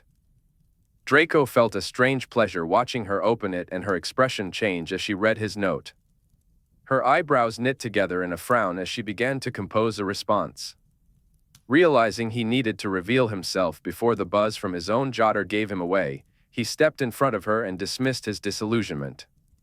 Granger let out a startled gasp, jumped back, and tripped over her chair. Draco quickly caught her by the wrist, preventing her from falling completely. She landed awkwardly in the chair. Leaning against the desk, he said casually, "You know, I wish you'd reach for your wand and curse me instead of screaming. Did you see my message?" Granger wasn't quite ready to talk. About the message. His ring indicated that her heart was racing. "You've just frightened me out of my wits. How long have you been here?" "Warn me next time," she exclaimed. I did warn you that I was coming, Draco replied, which was true, but Granger still looked irritable. I read that message just a millisecond before you materialized before me like the bloody bollocksing Baron. It's not my fault you were too busy conjugating antibodies, he retorted. Granger's expression shifted from annoyance to confusion. What? Draco nodded toward the chalkboard. Granger glanced at it, processed his comment, raised her forefinger, and said, "That's not what that means." Draco cut her off, frankly uninterested in the debate. "I'm here to talk about who is nosing around your cottage." "And why?" His interruption earned him a scathing glare, but Granger took a deep breath, calming whatever irritation he had stirred. She folded her hands on the desk, trying to project serenity. "Sit. And tell me what happened." Draco cast a colloportus at the classroom door, then levitated a chair toward them and sat down across from her. The shift in their dynamic was palpable. He found himself on the student side of the desk, feeling rather like he was about to be examined. Granger crossed her arms and waited, her eyes fixed on his face. The weight of her full attention pressed down on him, ready to extract information and make sense of it. "One of my wards triggered an alarm at the back of your cottage," he said. "Someone was either testing the wards or attempting a disarming. I got there within minutes, but they had already left. I didn't get anything from Hominum Revelio except for your neighbor, but I did find a magical trace of them." "How?" Granger interjected. "A magical detection spell," Draco replied. "One of mine." Her interest piqued, but she seemed to set her questions aside for later. Draco continued. "Based on the trace, I think. Based on the size, it was definitely an adult witch or wizard. I followed the trail to the field behind your house. The individual must have disapparated or used a port key to leave. The trace ended too abruptly for broom travel." Granger jumped to her feet, wand in hand. "Is the trace still there? I want to see." "No, it dissipates quickly. I only noticed it because I arrived just moments afterward and knew the spell." She sat back down, pouting slightly. "And they definitely interacted with the wards? It wasn't just the postman?" "Obviously, it wasn't just the postman. I'm alerted to magical interactions, otherwise, I'd be fielding alarms every time a robin lands on your wisteria." "Could the neighbor have seen something?" "She was asleep and on the wrong side of your cottage. And if this intruder was worth anything, they were at the very least disillusioned for a jaunt into Muggle Cambridgeshire." Granger's fingers tapped on the desk. "You said that apparitions could be traced. Can't we track this one?" Draco felt his patience wearing thin from being grilled like a wayward undergraduate, but he should have expected this from Granger. "The rumor, which you did not hear from me, is that the Ministry tracks apparitions of certain individuals of interest. I'll look into it, but unless this person has been particularly naughty or interesting, there probably won't be anything in the records." "I wish I'd thought to install cameras at home," Granger said, visibly irritated with herself. "I've got some at the lab. I'm going to fix that immediately." "Did you see anything else? Footprints? A piece of fabric?" Draco raised an eyebrow, his tone sardonic. "No. This isn't a Muggle film where suspects leave behind convenient clues. Now, if you're quite finished with your interrogation, Professor, I have some questions of my own. Or should I wait until your office hours?" Granger stiffened at the use of her title. "Erg. Don't do that." "Don't do what?" "Professor?" "That is profoundly unsettling," Granger replied. "I kind of like it," Draco said with a smirk. The professor shot him a disapproving look. "You look cross. Are you going to give me detention?" he asked, feigning innocence. "This is university, we don't do detentions. Can we move on to your questions?" Draco noted Granger's discomfort. It would be useful for future reference. Perhaps he could send her next assignment in the form of a jot. But for now, it was time to focus. Best case scenario, this was a one-off visit by a wizarding burglar looking to make a quick galleon and was frightened off by your wards. However, we need to proceed as if this was a first contact with a potentially hostile party. Have you hinted to anyone recently that you've made a discovery? No, Granger said, squaring her shoulders defensively. Ever since Shacklebolt's disproportionate reaction, I've kept quiet. The project is entirely self-funded and has always been low profile. I haven't mentioned anything to friends or colleagues. I have several research projects underway, more than enough to explain away my time. So why now? Why today? I don't know, she admitted. Isn't it your job to figure that out? That's exactly what I'm in the process of doing, Professor. Draco was met with a glower for his remark. The incident occurred only 20 minutes ago, so if you'd give me a moment instead of interrupting. You're one to talk about interrupting, she shot back. Who was Larson? Gunnar? How did you? Draco waved Granger's schedule at her. I've developed an unfortunate level of familiarity with your schedule, and he's the only new element in the last fortnight. I met him last Thursday. He's the head of a Danish pharmaceutical company. They're developing a new drug delivery system using nanoparticles. The potential clinical applications are extremely interesting for my field. So he's a muggle? Yes, Draco said, his fingertips tapping impatiently on Granger's desk. That wasn't helpful at all. And you've been a paragon of discretion, otherwise, she replied. Yes. The aura protecting me doesn't even know anything. Oh, I'm aware of that, along with his frustrations about it. Draco's fingers drummed harder on the desk. It makes it that much more difficult to know what I'm supposed to protect you from. From nothing. No one knows. And yet, someone was at your cottage today. Yes. But you said yourself it might very well have been a housebreaker on the prowl. As she repeated this, Granger's skepticism was evident. But why your cottage, specifically? I don't know. I don't believe in coincidence, not when you're involved. Neither do I. Granger looked as troubled as Draco felt about the whole situation. She'd bounced one of her feet under the desk, a habit of hers when she was irked. It reminded him of an annoyed cat swishing its tail. If someone leaked something and people are sniffing around, this situation is no longer what it was in January when we were taking precautionary measures. We can call this a one-off, but another incident like this, Granger, and I'm going to have to know what you're up to. You can bind me with a vow of secrecy if you must. I understand. And I hope there isn't another incident. I'd rather no one know anything until I'm ready to go public. You'll probably force me into hiding or something equally extreme. Draco regarded her seriously. If you think I'd force you into hiding, then this must be big. It's big. But it's also good. It will upset some people, though. The urge to use legitimacy was strong. The big and good thing was at the forefront of Granger's mind. She wasn't occluding, somewhere along the way, she had begun to trust him.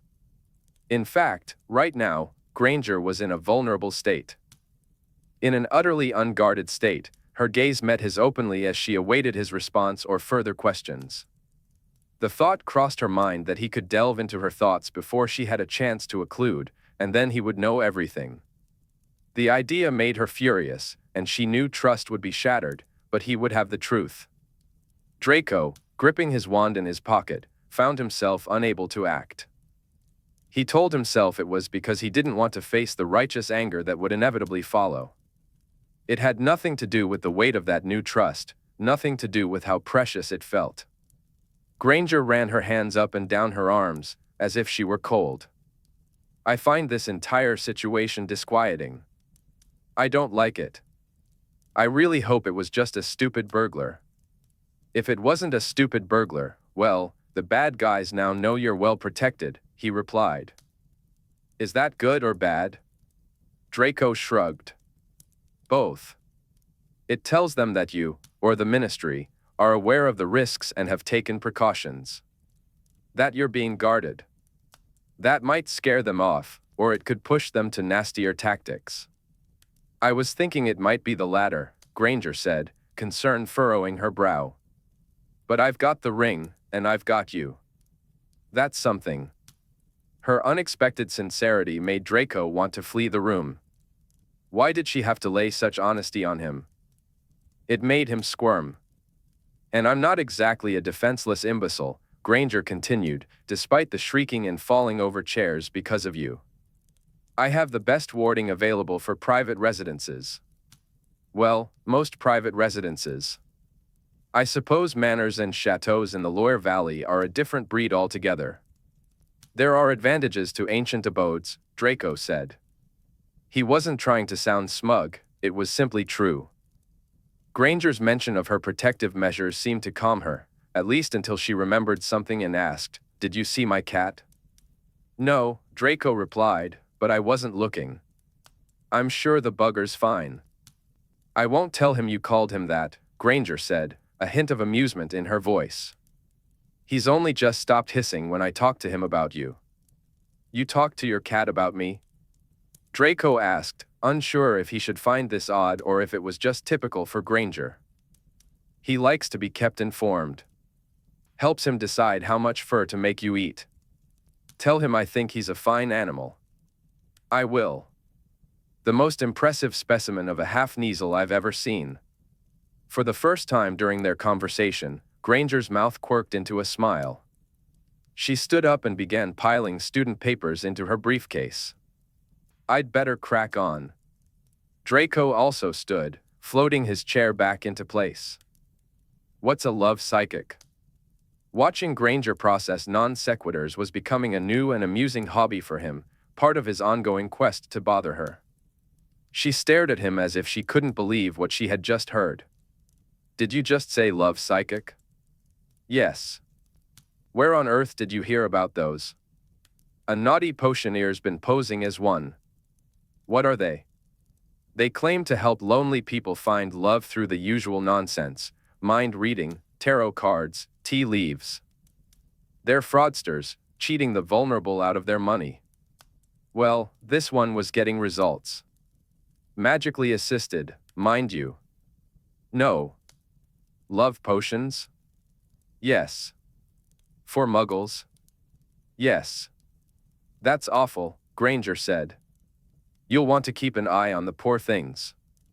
Potions have vastly different potencies on non-magical populations. I know.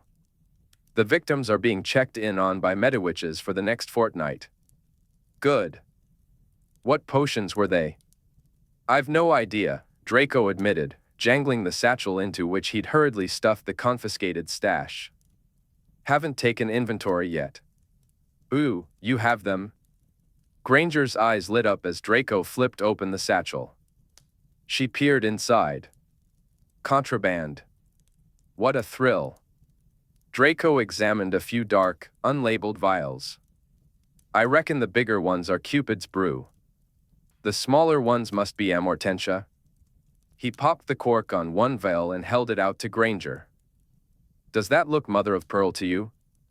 Hard to say, Granger replied, leaning in to peer into the vial. She brought it closer to her nose. It doesn't smell like amortentia. It smells more like expensive cologne. What? Let me have a whiff, Draco said, taking the vial from her. To him, it didn't smell like cologne at all. Instead, it had sweet notes of coffee and toffee, followed by something smoky. Well? Granger asked, hands on her hips. Are you sure you didn't raid a perfumery? Smells like coffee to me, Draco insisted. It's definitely amortentia. Granger sniffed at the vial once more. But amortentia smells like freshly cut grass to me. This is more like a man's eau de toilette. Let's see the sheen. With a flick of her wand, she transfigured a piece of paper on the desk into a flat dish and poured a measure of the potion into it. The liquid emerged from the dark vial with a shimmery mother-of-pearl gloss. A faint spiral of steam hissed as it met the air, confirming that it was indeed amortentia. Granger stared at it for a moment, arms crossed. Well, she finally said, it's definitely Amortentia. When's the last time you smelled Amortentia? Draco asked. The one time in Slughorn's class, she replied. Draco's own memory of the potion was hazy. He recalled a hint of citrus, perhaps. This new version, however, was quite pleasant. Another breath of it wafted towards him, and he caught notes of the vast sky, sea salt, and something clean and fresh. Amortentia is supposed to smell like things you find appealing, he muttered. Granger asked, so why? Why what? What happened to my grass cuttings and new parchment? She looked at Draco with an accusatory glare, as if he were personally responsible for the change. Your taste in men has evolved, he shrugged. You can surely do better than the gardener's assistant. Granger's irritation was palpable. Don't be patronizing. Did yours change? Draco studied her for a moment, weighing whether she was deserving of this rather private information. Perhaps. What was it before? I don't remember.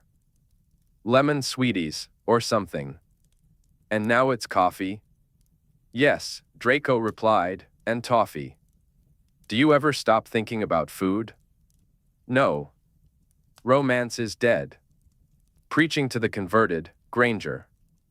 Draco vanished the sampling of Amortentia that Granger had poured out, then packed the vials back into his satchel. I'm going to find a cafe, and incidentally, my soul mate. The cafe downstairs has a toffee coffee panna cotta. Perhaps your soul mate is a custard. Show me. They left the classroom together and descended the few stories to the ground floor. Granger waved her wand at Draco's chest, concealing his aura insignia. His black robes blended in with the Muggle scene of Cambridge. She led him to a small cafe, where a single panna cotta remained in the window. It's a sign, Granger declared. She bought it for him, he didn't have any Muggle money, and ordered a cappuccino for herself. Thank you for letting me share this special day with the two of you, she said, placing the dessert in Draco's hands with great solemnity. Here's to a lifetime of happiness and love. Then she handed him a small plastic spoon. My wedding gift for the happy couple. Granger could be a bit sarcastic at times. They stepped out of the building into the warm May sunshine.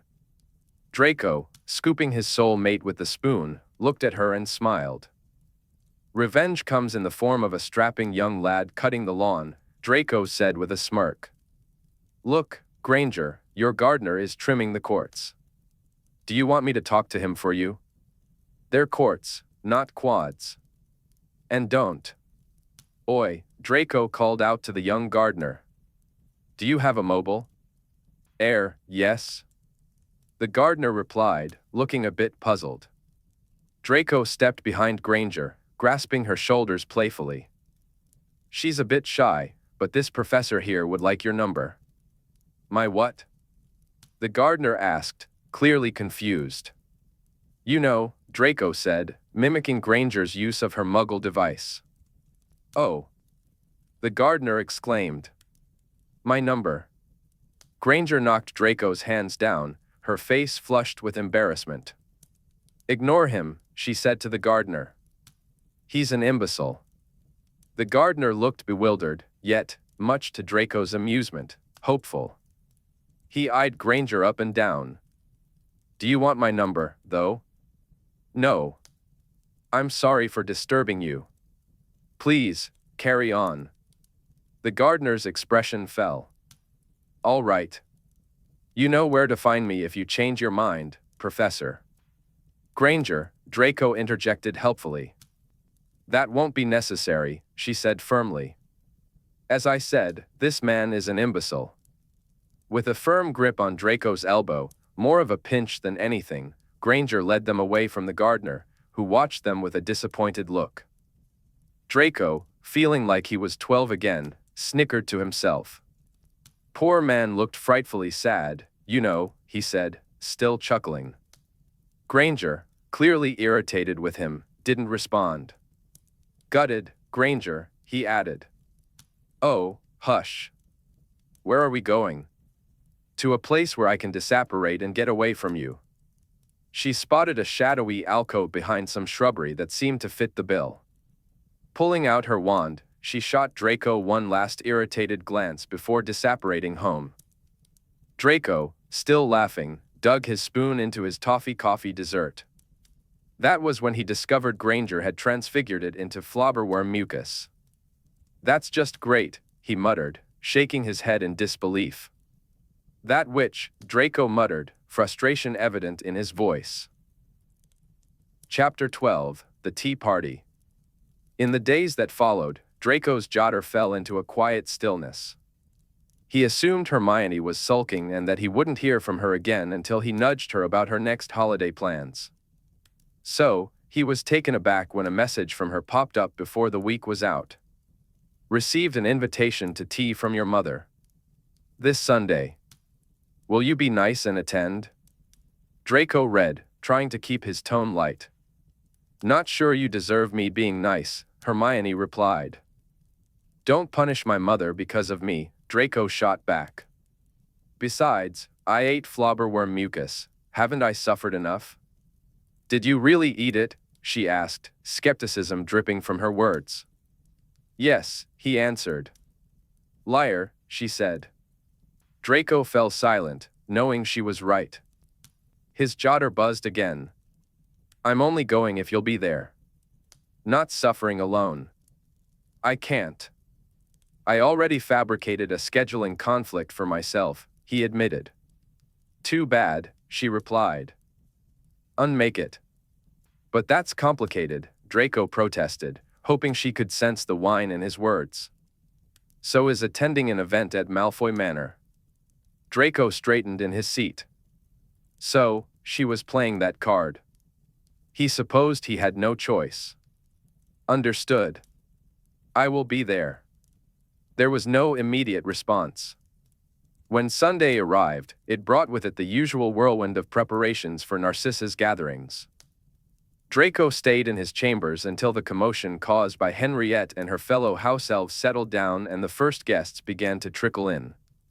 Narcissa managed her guest list with a strategy and finesse honed over decades of being the perfect hostess.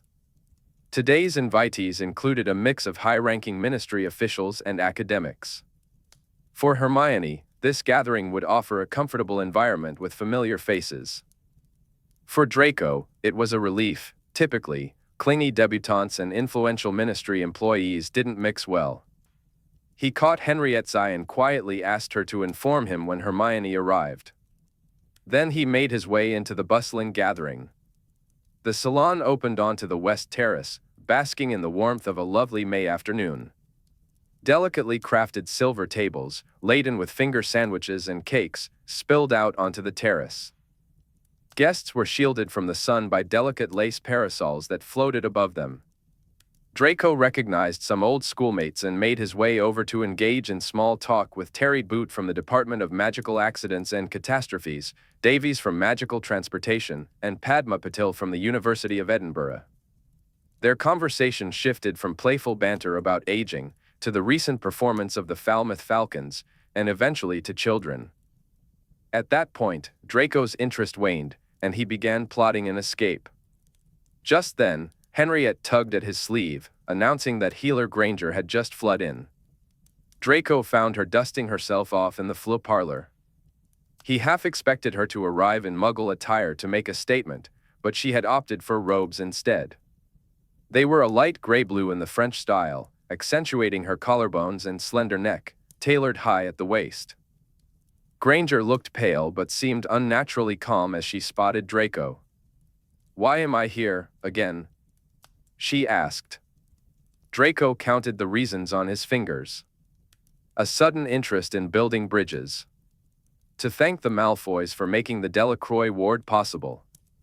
Because you were personally invited by Narcissa Malfoy, and no one says no to her. Or because I coerced you. Take your pick. Don't flatter yourself, you couldn't coerce me into anything. Don't challenge me, or I might decide to prove you wrong.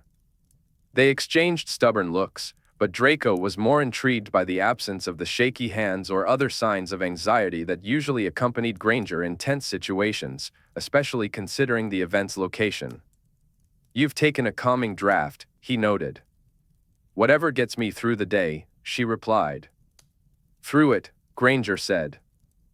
"I needn't remind you of my last experience under this roof." "It's hardly the same roof," Draco replied, glancing up at the grand white arch above them. "What do you mean?" "Oh, you mentioned you had rebuilt." Granger also looked up at the impressive ceiling. She fell silent for a moment before continuing. "A thought experiment. Is it still the same manner if all its original components were replaced?" "The ship of Theseus," Draco said, smirking. "Well, the manner of Theseus, I suppose." Granger shifted her focus from the ceiling back to him. Her expression moved from surprise to admiration, then settled back into neutrality. "Precisely. Let me know when you've figured it out," Draco said, gesturing toward the door. "Shall we?" "No," Granger replied, wrapping her arms around herself. "I'd rather stay here and discuss the metaphysics of identity. Half the guests here today are intellectuals. You can delve into metaphysics to your heart's content. The Patil twin who teaches at Edinburgh is here. Boo, Padma's here." This news motivated Granger to follow Draco to the door that led to the entrance hall. She paused at the threshold, taking a small, fortifying breath, then stepped into the manor proper. Draco glanced back and noticed she was keeping her head down, avoiding the surroundings. It was a shame, really, because significant changes had been made since her last, unfortunate visit. We wanted to erase every reminder of the darker moments in our lives. Of Voldemort's presence here. Draco's comment finally drew Granger's gaze upward. "It's changed a bit." With effort, she forced herself to look around. "Oh, it's much, much brighter than I remember." Encouraged by her reaction, Draco decided to keep talking about the changes, anything to lift Granger's spirits. It wouldn't do for her to walk into the salon looking terrified. "We put in some new windows. That skylight was a huge gaping hole from some explosion," Draco said with a hint of amusement. "But we actually enjoyed the sunlight coming into the foyer, so we opted to glass it up instead of putting a roof over it." They paused at another large, oddly shaped window that faced the east. This one was the result of a group cast bombarda by a bunch of aurors. It didn't seem worth bricking it up again, especially since it lets in the sunrise so beautifully. Granger tilted her head, studying the unconventional architectural feature. "You know, I actually like it." The damage to the serpents and other grotesques led to a rather interesting discovery, Draco continued, gesturing toward the arch moldings above them. "We found that they were built over angel iconography. I thought it gave the place a cathedral-like feel, but my mother preferred the serpents. She kept the more intact ones." Granger surveyed the half-dozen angels, variously perched and soaring near the top of the ceiling. "Oh, I would have thought they'd always been serpents." "So did we. It turns out some Malfoy ancestor in the 18th century got a bit too enthusiastic about our ties to Salazar Slytherin and decided to embrace the serpentine imagery wholeheartedly." As they moved down the hall to the salon, the glossy wooden planks beneath their feet suddenly gave way to glass. "Now, this is interesting," Draco remarked. "The dungeons were completely destroyed in the last battle, and below them—" "Oh, ruins!" Granger exclaimed. "We had archaeologists come in. They believe it was a monastic settlement. 6th century. Celtic? Yes. They wrote a report, it's somewhere." Granger looked ready to drop to her knees and press her face against the glass floor, under which the magically illuminated ruins shimmered. "You must send me a copy." "How fascinating." Draco promised he would. He was just about to congratulate himself on how well he had managed Granger's mood when another challenge arose in the form of Henriette's voice. "Egg and cress sandwich? Would you like a scone with clotted cream?" Granger asked, observing the house elf. Henriette was impeccably dressed in an embroidered pillowcase, her smile warm and attentive. When Granger hesitated, Henriette offered another tray. Or perhaps caramel tea cakes for Mademoiselle? Granger's internal struggle was evident, but she quickly found her resolve. Yes, I'll have a tea cake. Un grand merci.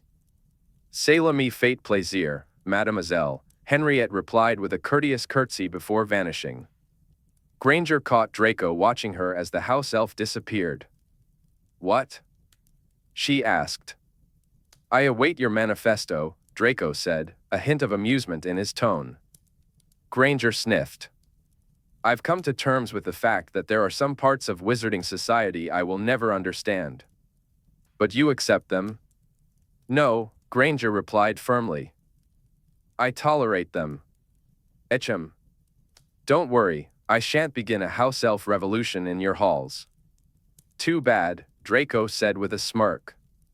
Henriette is French, you know. A radical by nature. Finally, they arrived at the salon. Draco heard a small intake of breath beside him. Granger had gasped.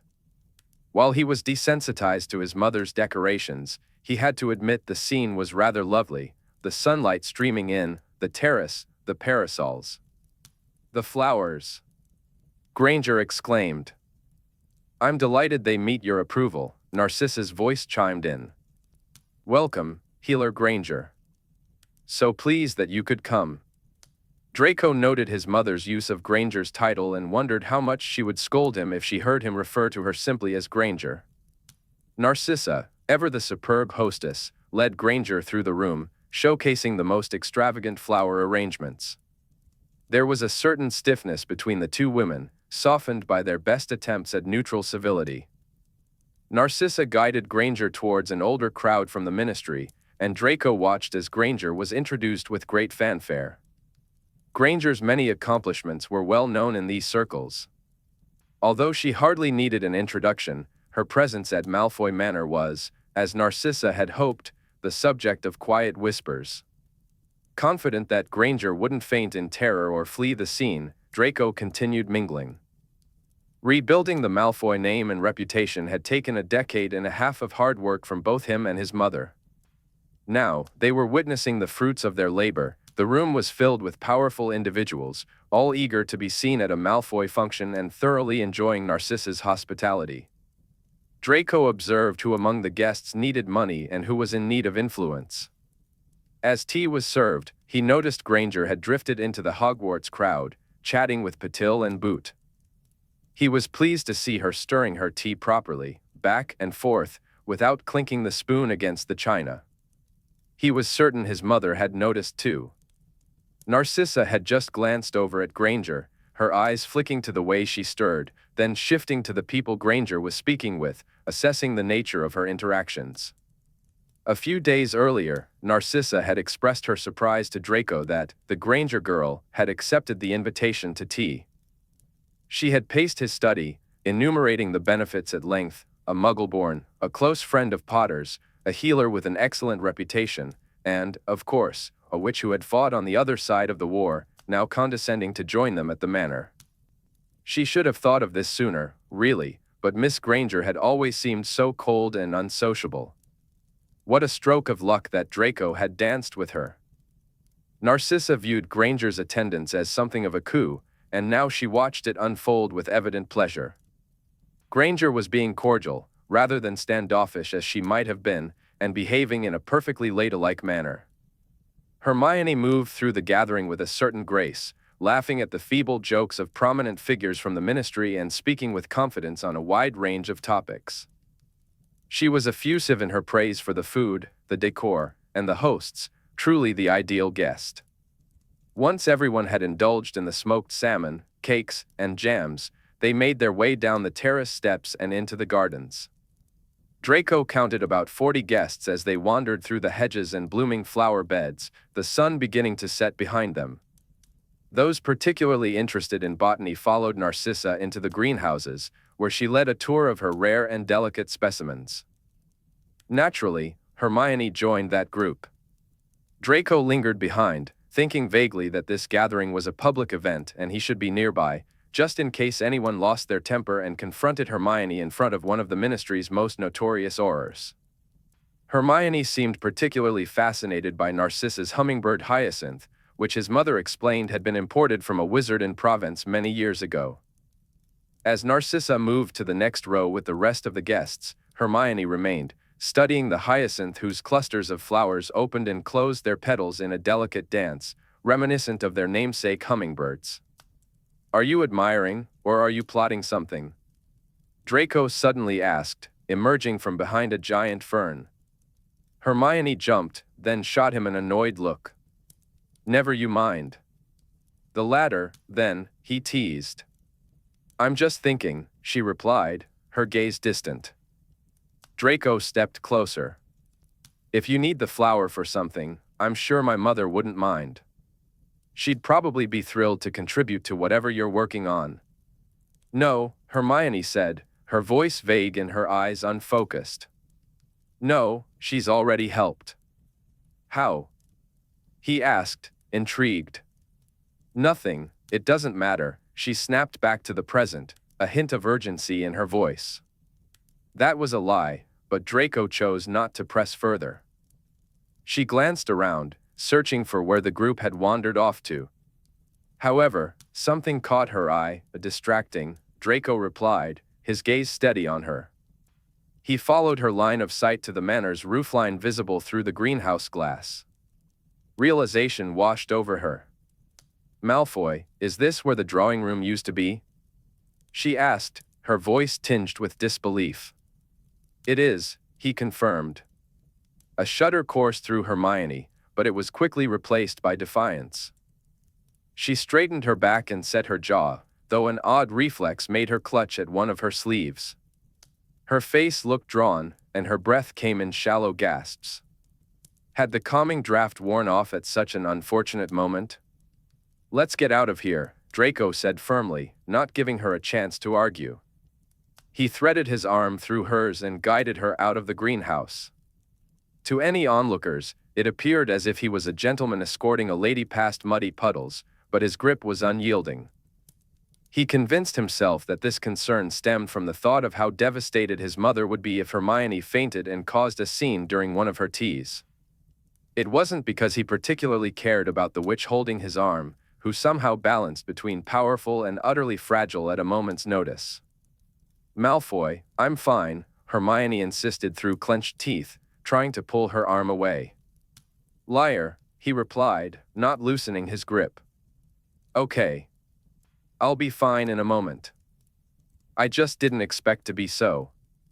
"If you say weak, I shall be cross," Draco interrupted. "Overcome, then," she corrected, dabbing at her forehead. "Erg, cold sweats.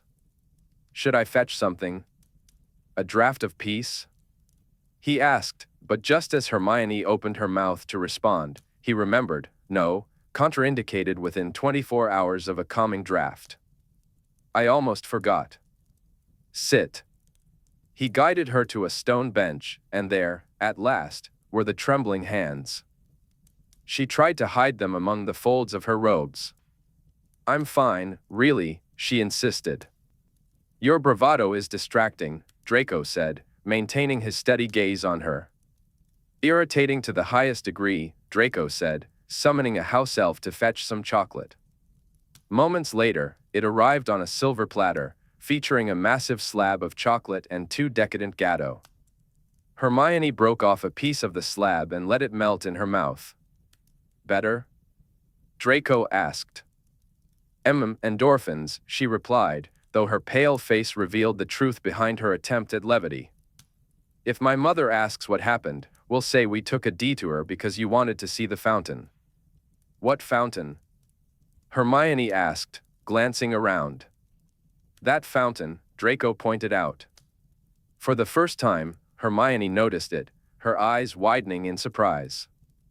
"Hippocampuses," she gasped. Hippocampodes." Draco waved his wand, activating the gurgling sprays that brought the fountain to life. "Now that I've seen them in person, this seems like a pale imitation." "Don't be silly." It's beautiful. Who is it by? Hermione inquired. Freemiot, Draco answered. Of course. He scrutinized the statue.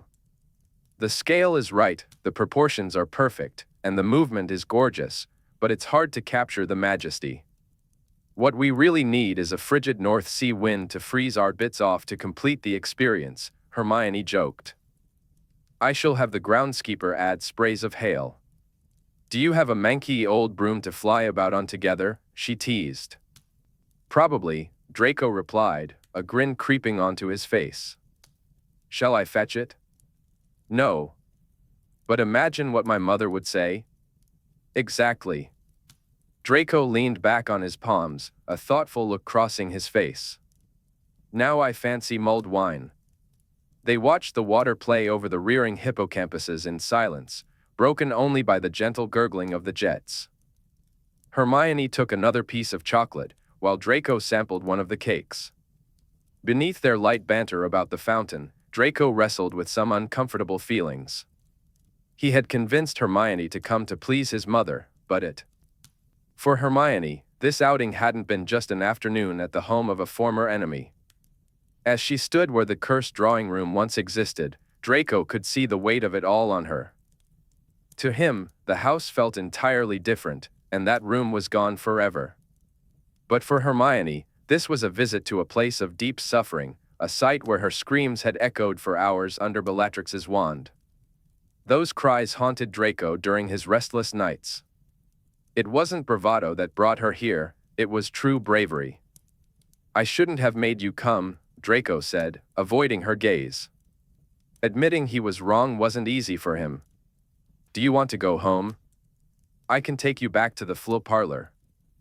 We could say one of your patients needed you. Hermione glanced at him, surprise flickering in her eyes.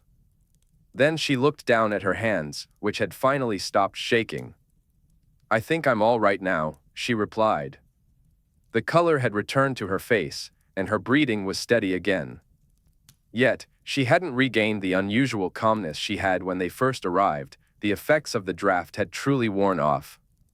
She gazed at the greenhouse, the very place where she had endured her torture. I think it's good to come back. Possibly. It's closure, isn't it? It marks the end of a terrible chapter. The water in the fountain danced as the sun began to set, and the garden's magical illumination took over. The fountain glowed in the fading light, the hippocampuses seeming to breathe with life. The greenhouse shone in a golden hue. Good things grow there now, Hermione said. Even your home is different. And I don't just mean the building. It's touched by light. Draco remained silent, feeling as though they had ventured into unfamiliar territory, one beyond their usual quarrels and banter. He was on shaky ground. Sometimes I think 15 years feels so terribly far away, Hermione continued, her voice thoughtful. Half our lives, really. An age. And then I have moments like what I just had, where it feels like it was yesterday. Everything is still so raw and it hurts. I know, Draco replied, understanding completely. A long silence fell between them, the water around them dancing and singing softly.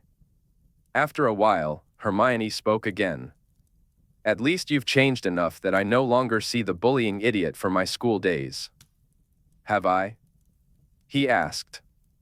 Yes, she said, a tiny smile breaking through. You're just an idiot now.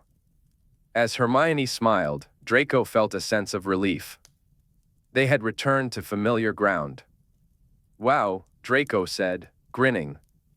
You've grown into your chin, too, she teased. Thanks. And your feet, more or less.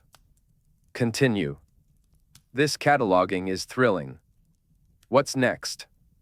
You haven't insulted my hands yet, Draco challenged. Show me, she said, taking his hand in her small one and examining it critically. Over large. Perhaps you have another growth spurt in you.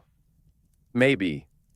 Better not, though, Hermione said, releasing his hand. You're already tall. You don't want to be gawky. Anything else you'd like to critique about my proportions? I think I've covered the worst offenders. TCH. I'm the golden ratio personified. Hermione gave him a severe once-over. Fibonacci must have been absolutely marinated in Chianti. An unexpected laugh burst from Draco before he regained his composure. Has it occurred to you that your baseline metric is off? How do you mean? You being generally minuscule, he said, gesturing at her. That basis of comparison makes the rest of us look enormous. Hermione looked slightly provoked. I'm not minuscule. She sat up very straight on the bench. I'm average, thank you. Or a hair below. Several hairs, I think. You might have some pixie heritage. It would explain the shrillness. I'm not shrill, she retorted, her voice rising in pitch. Draco held up his forefinger and thumb, looking at her with a teasing glint in his eye. Through the gap. 20 centimeters high, that's about right. Itsy bitsy. Itsy bitsy. Microscopic, really. You're the nanoparticle, you should talk to that Danish bloke about your clinical applications. Hermione opened her mouth, a mix of offense and amusement flickering across her face, before she burst into laughter. The bright sound echoed across the courtyard, and Draco realized that making her laugh might just be a hobby worth pursuing. As her laughter faded, Hermione took a few deep breaths and delicately wiped away a tear from under her eye. Wonderful. Cold sweats and now tears. Are there any other emotions you'd like to wring out of me in your war against my makeup? What emotion haven't you gone through today? Let's see. I've been stressed, angry, frightened, forgiving, of your flaws, joyful, and love, then, suggested Draco. I have felt that. Have you? Yes. There is something between me and this chocolate. I'd like to be left alone with it, if you don't mind. Sorry, you entered into a ménage à trois by default when you accepted chocolate in my home, Draco replied, breaking off a piece for himself. This chocolate isn't monogamous? No. Fine, Hermione sighed. I suppose there's enough to share. She pulled out her wand and melted some of the chocolate. Then, she broke off a piece of the remaining chocolate gâteau and dipped it into the melted chocolate. Pure decadence, Hermione, but I like your style. They finished the gâteau. I am truly feeling better, she said afterward. Hadn't we better rejoin the others? I suppose, Draco replied, though he didn't really want to. He'd rather sit here, watching the sunset tinge the sky soft pink, listening to the fountain, and savoring the feel-good buzz that only wizarding chocolate could provide. Perhaps he could even spark a little argument with Hermione, just for sport. What topic would be best? What's going to provoke her the most? Divination? Oxford outranking Cambridge? Her cat? Quizzing her about her project? Suggesting a group broom ride over the estate? Insulting Potter? House elves? Hermione had a lot of buttons to push. Before Draco could launch his next teasing remark, a group of partygoers wandered into the courtyard, shattering the moment with their chatter about how pretty the fountain was. He noticed Hermione shifting away from him on the bench, and it amused him. Did she really think people would assume something by seeing them together? He was Draco Malfoy, and she was Hermione Granger, absolutely ridiculous. Still, her distancing made him sulky, so he shifted away from her too. Just then, enough space opened up for Zabini to invite himself to sit between them. Zabini, Draco said, a hint of annoyance creeping into his voice. I didn't realize you were invited. Draco, Zabini replied, then turned to Hermione. Healer Granger. Professor Granger. Hermione is fine, she said, now completely shielded from Draco's view by Zabini. I disagree, Draco interjected. Do not get on a first-name basis with Zabini. Too late, Zabini said, flashing a smug smile. I have the lady's permission. Use it wisely, Hermione warned. Hermione, Zabini pronounced slowly, clearly trying to irritate Draco. Shakespearean, isn't it? It is, Hermione replied, sounding surprisingly intrigued. Draco felt a surge of irritation. How on earth did Zabini know that? What a complete idiot. Zabini then turned his back to Draco and launched into friendly small talk with Hermione. He asked about her job, her research, and why she was wasting her time with a prat like Draco. He suggested she come and sit with him under the cherry trees, where Narcissa had brought out the champagne. I'm right here, Draco said. Oh, Zabini replied. I'd forgotten. Malfoy isn't a great prat, Hermione interjected. Zabini grinned. What size prat is he, then? Smallish, and only when he's vexed. You don't know him, clearly, Zabini tooted. I've developed a familiarity, Hermione said. Zabini looked at Draco with curiosity. A familiarity, you say? Work, Hermione replied. Oh. And in what capacity are you and Draco working together? A dull ministry affair, which I shan't bore you with. She rose, straightened her robes, and headed toward the group of guests near the fountain. Excuse me. I need a word with Padma. Draco, who had been admiring Hermione as she left, was annoyed to see that Zabini was doing the same. Zabini said.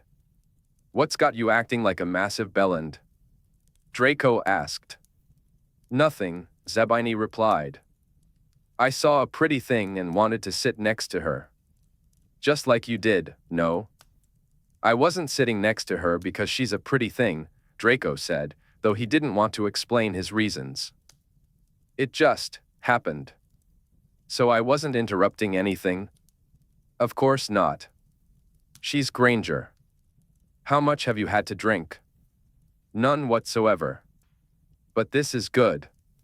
For a moment, I thought you were getting a touch possessive, old boy. Draco scoffed. Possessive? It's Granger. We've established that, yes, Zabini said. And she's gone from a precocious kidlet to a rather fiery witch. Authoritative. Competent. That does things for me. But if you prefer to live in the past, by all means, continue.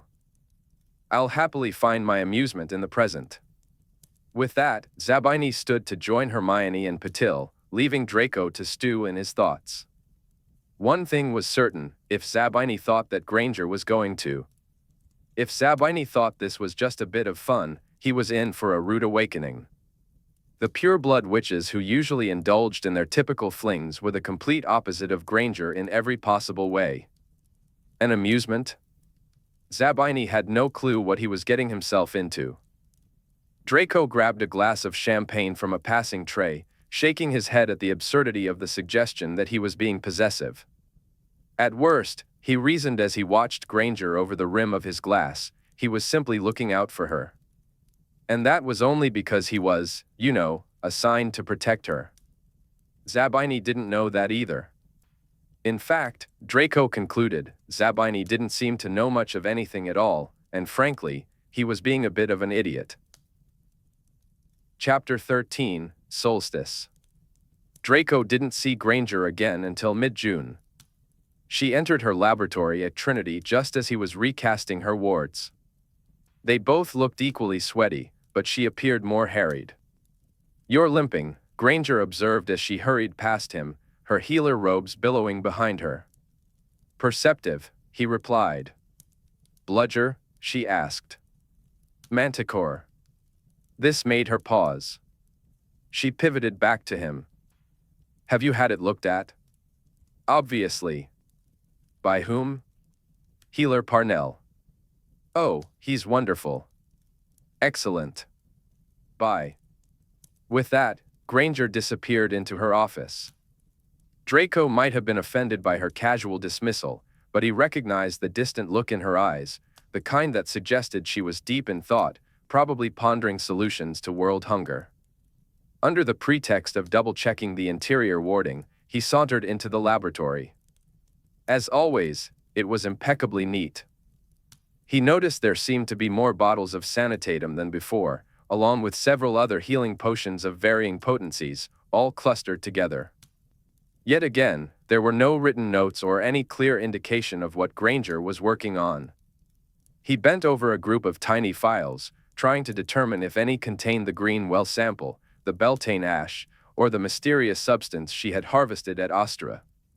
Just then, Granger poked her head out of her office. "You won't find much of interest there," she said, catching him in the act of snooping. "I need to learn the computer," Draco said, resting his chin in his hand. "It would help." "Teach me," he added, expecting her to jump at the opportunity. Instead, she replied, "No. No? I'd rather keep you useless, for strategic reasons." "Ungenerous of you." "I know," Granger admitted.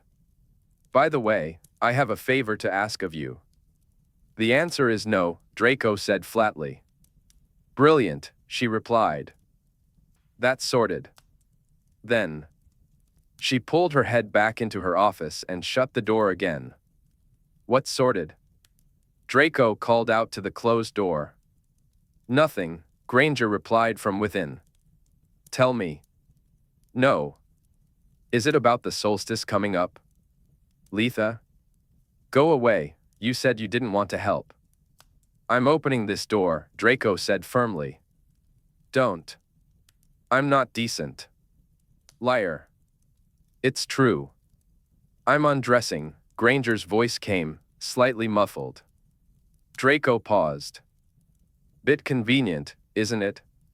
Just give me a sodding minute." Draco waited a moment. Finally, Granger pulled open the door again. A cold draft rushed out, accompanied by a surprisingly enticing whiff of antiseptic and sweat. Her hair was a messy bun at the top of her head, and she had swapped her healer robes for Muggle clothes. "You're still not decent," Draco remarked, taking in her shorts and low-cut top, though it was still long-sleeved. "Please. This is normal attire when it's bloody scorching. Are all wizards secretly nuns, or is it just you?" Draco considered this an affront to his masculinity and seriously contemplated showing Granger just how much of a nun he was not. The trouble was, he couldn't quite figure out how to phrase that in a way that sounded manly. "Have you changed your mind about the favor?" Granger asked, stepping aside to let him in. Draco settled into his usual chair in front of her desk, adopting a magnanimous pose. "I've decided, at the very least, to hear you out. Thank you for lavishing me with your charity." Draco gestured for her to continue in a kingly manner. And despite her low neckline, he was doing just fine focusing on her face. "I'm only asking you this because I know you are morally corrupt and have no ethical standards," Granger began. "I would ask no other or what I am about to ask." "Strong preface," Draco said with a hint of amusement. "I'm flattered. Please, continue. How do you feel about thievery?" Hermione asked, a teasing edge in her voice. "In favor," Draco replied confidently. "You don't even know what we're stealing." "What is it?" he inquired, intrigued. "What if it were, hypothetically speaking, of course, a precious relic of critical religious significance? When are we going? Have you got any plans for the solstice?" Hermione asked. "Thievery of a religious artifact with a surprisingly naughty healer," Draco said, smirking. "You?" A pleased look flickered across Hermione's face, then quickly vanished. "I have plans with a morally bankrupt Auror." "He sounds like a catch," Draco teased. "I'm beginning to think he is," she admitted, her eyes sparkling with withheld laughter. "So tell me," he urged. "Promise you won't report me to the authorities?" She asked, her tone mock serious. "I am the authorities, Granger," he replied with a smirk. "All right then." Hermione clasped her hands nervously in front of her. "I'm going to steal part of a skull." "A skull?" Draco echoed, raising an eyebrow. Yes. Human? Yes. She watched him anxiously for his reaction, holding her breath as he stared at her expressionlessly for a full 20 seconds. Diabolical, Granger, he finally said, breaking the silence. She let out a breath she hadn't realized she was holding. Is the person dead or alive? He asked. Hermione looked scandalized. Dead, of course. I don't make assumptions. Whose skull? Mary Magdalene's. She held her breath again, waiting for his response. What? He exclaimed. I told you it was of religious significance, Hermione said, her tone matter of fact. Isn't she wildly important to the Muggles? The Christian ones? Where is her skull kept? Are we going to raid the Vatican? Well, that's the good news, I think. Her skull lies in a reliquary, in a crypt. And that crypt is in a quiet little monastery in the south of France. So what's the bad news? Speaking of nuns, the monastery is run by the Benedictine Sisters of the Sacred Heart. And? They're witches. Ah, he said, a grin spreading across his face. Draco said they'd been undercover as a religious order for centuries to escape persecution. They protected Mary Magdalene when she fled from the Holy Land. Stealing from them will be a bit more complicated than just operating in and snatching their most precious relic. I assume you have a plan, Draco added. Hermione looked offended that he would even ask. Of course I do. I'm opting for a simple approach with the fewest moving parts possible. Your input as an Auror would be appreciated, by the way. Tell me. The monastery is open to visitors. It's a popular spot for Muggles in the area. We're going to pose as bumbling Muggle newlyweds. Must we be bumbling? I'll find it difficult to stay in character. Yes, we must. Our visit will unfortunately coincide with the Benedictine Sisters' midsummer celebrations. Silly us, being so bumbling. Do we have to be newlyweds? We can't stand each other. I know, but yes. If the nuns try to bar us entry because of the celebrations, and they probably won't, but just in case, we'll say this visit is the highlight of our honeymoon. We'll claim the pilgrimage up was a wedding vow promise and that all we want to do is pray to Mary Magdalene. We'll beg them to make an exception. I'll cry. You can cry too. Hopefully, they'll let the sniveling idiots in with minimal supervision. And if they don't? Draco asked. That would mean they're heartless wretches, and I won't feel bad about stunning them to get in. See, that's the problem with morals. I would have just skipped straight to stunning. Well, I have a slightly more developed sense of ethics than you do, so I'd like them to deserve it in some capacity. Only slightly, mind you. I can't claim to be too noble, considering I'm planning to damage a priceless artifact. But it's for a very good cause. Does that balance out? Anyway, by mid-morning, most of the sisters will be down in the village. There's a basilica where the townspeople gather. Only a skeleton crew will remain at the monastery, along with whatever wards these witches have set up to protect the skull and their other relics. The priceless relics they'd been guarding for centuries? A few dusty caterwauling charms, I'm sure. This will be a breeze, Draco replied, his skepticism clear. That's why I'd really appreciate it if you'd come with me, Hermione said. I have some knowledge of wards, but yours far surpasses mine. Now, in case things go sideways, I've prepared a few distractions that I'll set up during our innocent little tour. What kind of distractions? Draco asked, raising an eyebrow. Hermione waved her wand, and a glowing rune appeared between them. With another flick, she conjured 2 or 3 more, each emblazoned with the radical Kenes, fire. Incendiary devices? In a monastery? Draco questioned, his tone incredulous. Hermione bit her lip. Yes. You're a menace, Granger, he said, shaking his head. But I've modified them. They'll appear much worse than they actually are. They'll give the sisters a real headache trying to put them out. I've integrated combustible metals. Draco, the alchemist, was intrigued. What metals? Magnesium, lithium, potassium. Aguamenti won't do a thing, he pointed out. They'll need to find a dry extinguishing agent. Exactly. By the time they figure it out, we'll be long gone. I've set a peripheral boundary on each explosion. The fires will look massive, but the actual damage should be limited to just a square meter. And disguises? Draco inquired. Here, Hermione hesitated. I'll leave yours to you. I was planning to do a few simple glamours. I studied in France for 2 years and was only recognized once, by a fellow English student. I doubt the nuns at the country's most remote monastery will be up to date on Hermione Granger's latest look. Fair enough, Draco conceded. We'll bumble our way through the rest. And obliviating as needed, hopefully not at all. I'll take a fragment of the skull so tiny they won't even know it's gone. And then? We disapparate out? The entire area is warded against that, Granger grimaced. That's why we're going to be Muggle walkers. We'll have to make our way to the edge of the ward before we can disapparate. What about a port key? Too trackable, unless you've fixed the one you attempted in the ring? I haven't, Draco replied.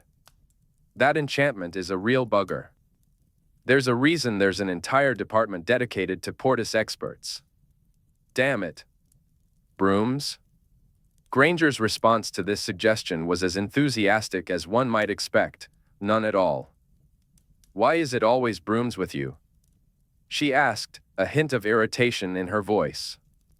Because they're bloody useful, and a lot faster than trudging back down the trail on foot until we can disapparate. Unless you're secretly a mountain goat animagus? But how would we even use brooms? Hide them on the trail in advance? Can you squeeze a broom into your extended pockets? Probably, Granger admitted, frowning. Probably just one, given the awkward shape. That's settled then. Disillusionment and a quick broom ride out. I've used it hundreds of times to escape sticky situations. As soon as you're in the sky, they can't see you at all, and you're miles away before they can summon their own brooms. Granger sighed.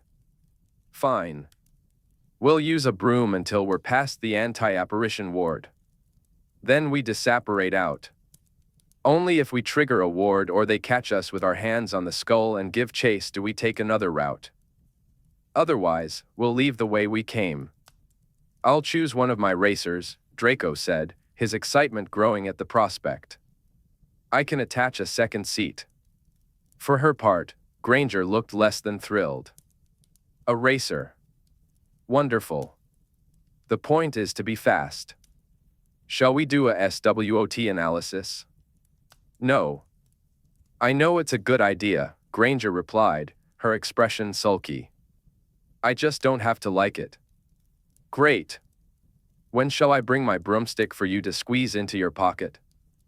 We'll need to see if the shaft fits into whatever tiny crevice you're offering, extension charms or not.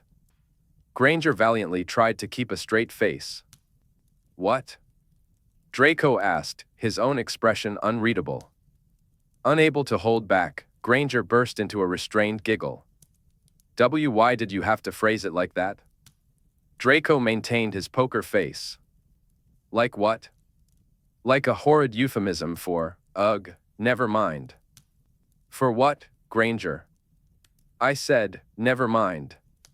Draco couldn't help but smirk. Who's giggling about penises now? Realizing he was teasing her, Granger shot him a dark look. At least I'm not choking on an omelette while doing so. Choking while stuffing your gob at the knob is a rite of passage. Granger let out a snort, unable to contain herself. Stop it. Now, if we can stop talking about penises for just a moment. I'm not talking about penises, you are. I'm talking about broomsticks and pubs. I'm innocent.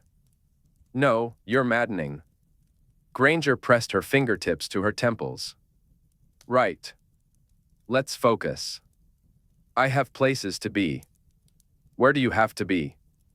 Places, Granger replied. As for us, we're leaving next Friday. I'll jot down the details for you, but in brief, we'll flow to Aixen province. I'll drive us to the town of St. Maximin so we arrive like muggles. Fine. And keep this escapade to yourself, Granger added. No, Draco said, dripping with sarcasm. I was thinking of placing an advert in the Prophet. I just don't want people asking questions. Draco held up his hands as if framing an imaginary headline, attractive Auror agrees to. Off to France with the Harridan healer, Draco teased. Harridan? Granger echoed, her tone dripping with sarcasm. Or Harpy, would you prefer that? I'd like to keep the alliteration. Granger's nostrils flared. I would prefer it if we could end this conversation. Huffy healer, Draco offered, a smirk playing on his lips. Granger's jaw tightened. Realizing he didn't want to risk a jinx to his anatomy, he decided it was time to leave. Raging researcher? He called over his shoulder. Peek, Professor. There was something delightfully fierce in the way she spat, Malfoy. At his retreating back. Once Draco had descended the stairs in King's Hall, far enough away from jinxing range, he pulled out Granger's schedule to check her upcoming places. He noted an Italian restaurant in an hour, though the participants were unspecified. A suspicious thought crossed his mind, Granger might have a date. But he didn't care at all. It certainly didn't irritate him for no reason. Feeling a twinge of caution, he sent a quick message to Zabini, asking if he had any plans for the evening. Zabini replied that he didn't but would be happy to make some, should they meet at the Macassar. Draco agreed. Theo was invited as well, who suggested they bring Pansy. She showed up with her husband, who then invited Macmillan. Soon, the group had grown, and they ended up having quite an evening. One of Macmillan's juniors was a witch Draco had slept with a few times over the years. She spent the night lavishing him with attention, her hand resting on his thigh and her arm linked with his. Yet, when she followed him into the dark corridor leading to the restroom, he realized he had no desire to pursue anything further with her. Zabini returned, looking rather unruffled, but he had an offended witch in tow. Both he and Ernie raised an eyebrow at Draco. Whatever. As he downed his fire whiskey, Draco felt a sense of relief knowing it wasn't Zabini that Granger was cozying up to that evening. The journey from London to France went as smoothly as possible. Draco met Granger at one of the international FLA departures in London. After she complimented his choice of Muggle holiday attire, saying, "Quite smart, really. You look like you own a boat," they stepped into the fire. A brief, 3-minute whirl through the flow left Granger looking a bit green, but they soon arrived at the hearth of the Tournesol in Aixen province. Once there, Granger took charge, leading them to a car rental place before driving the 40 kilometers to the charming seaside town of St. Maximin-la-Saint-Baume. Their suitcases were stowed in the boot, snacks were in the back seat, and the car stereo played something far removed from Austrian folk music. Draco found the drive delightful, passing through olive groves, vineyards, and hilltops adorned with medieval ruins. Perhaps there was something to be said for the Muggles' scenic routes, offering a different charm than the immediacy of apparition. Granger was buzzing with a nervous energy, which came out in a stream of informative chatter paired with her peppy driving. Draco tolerated the former and genuinely enjoyed the latter.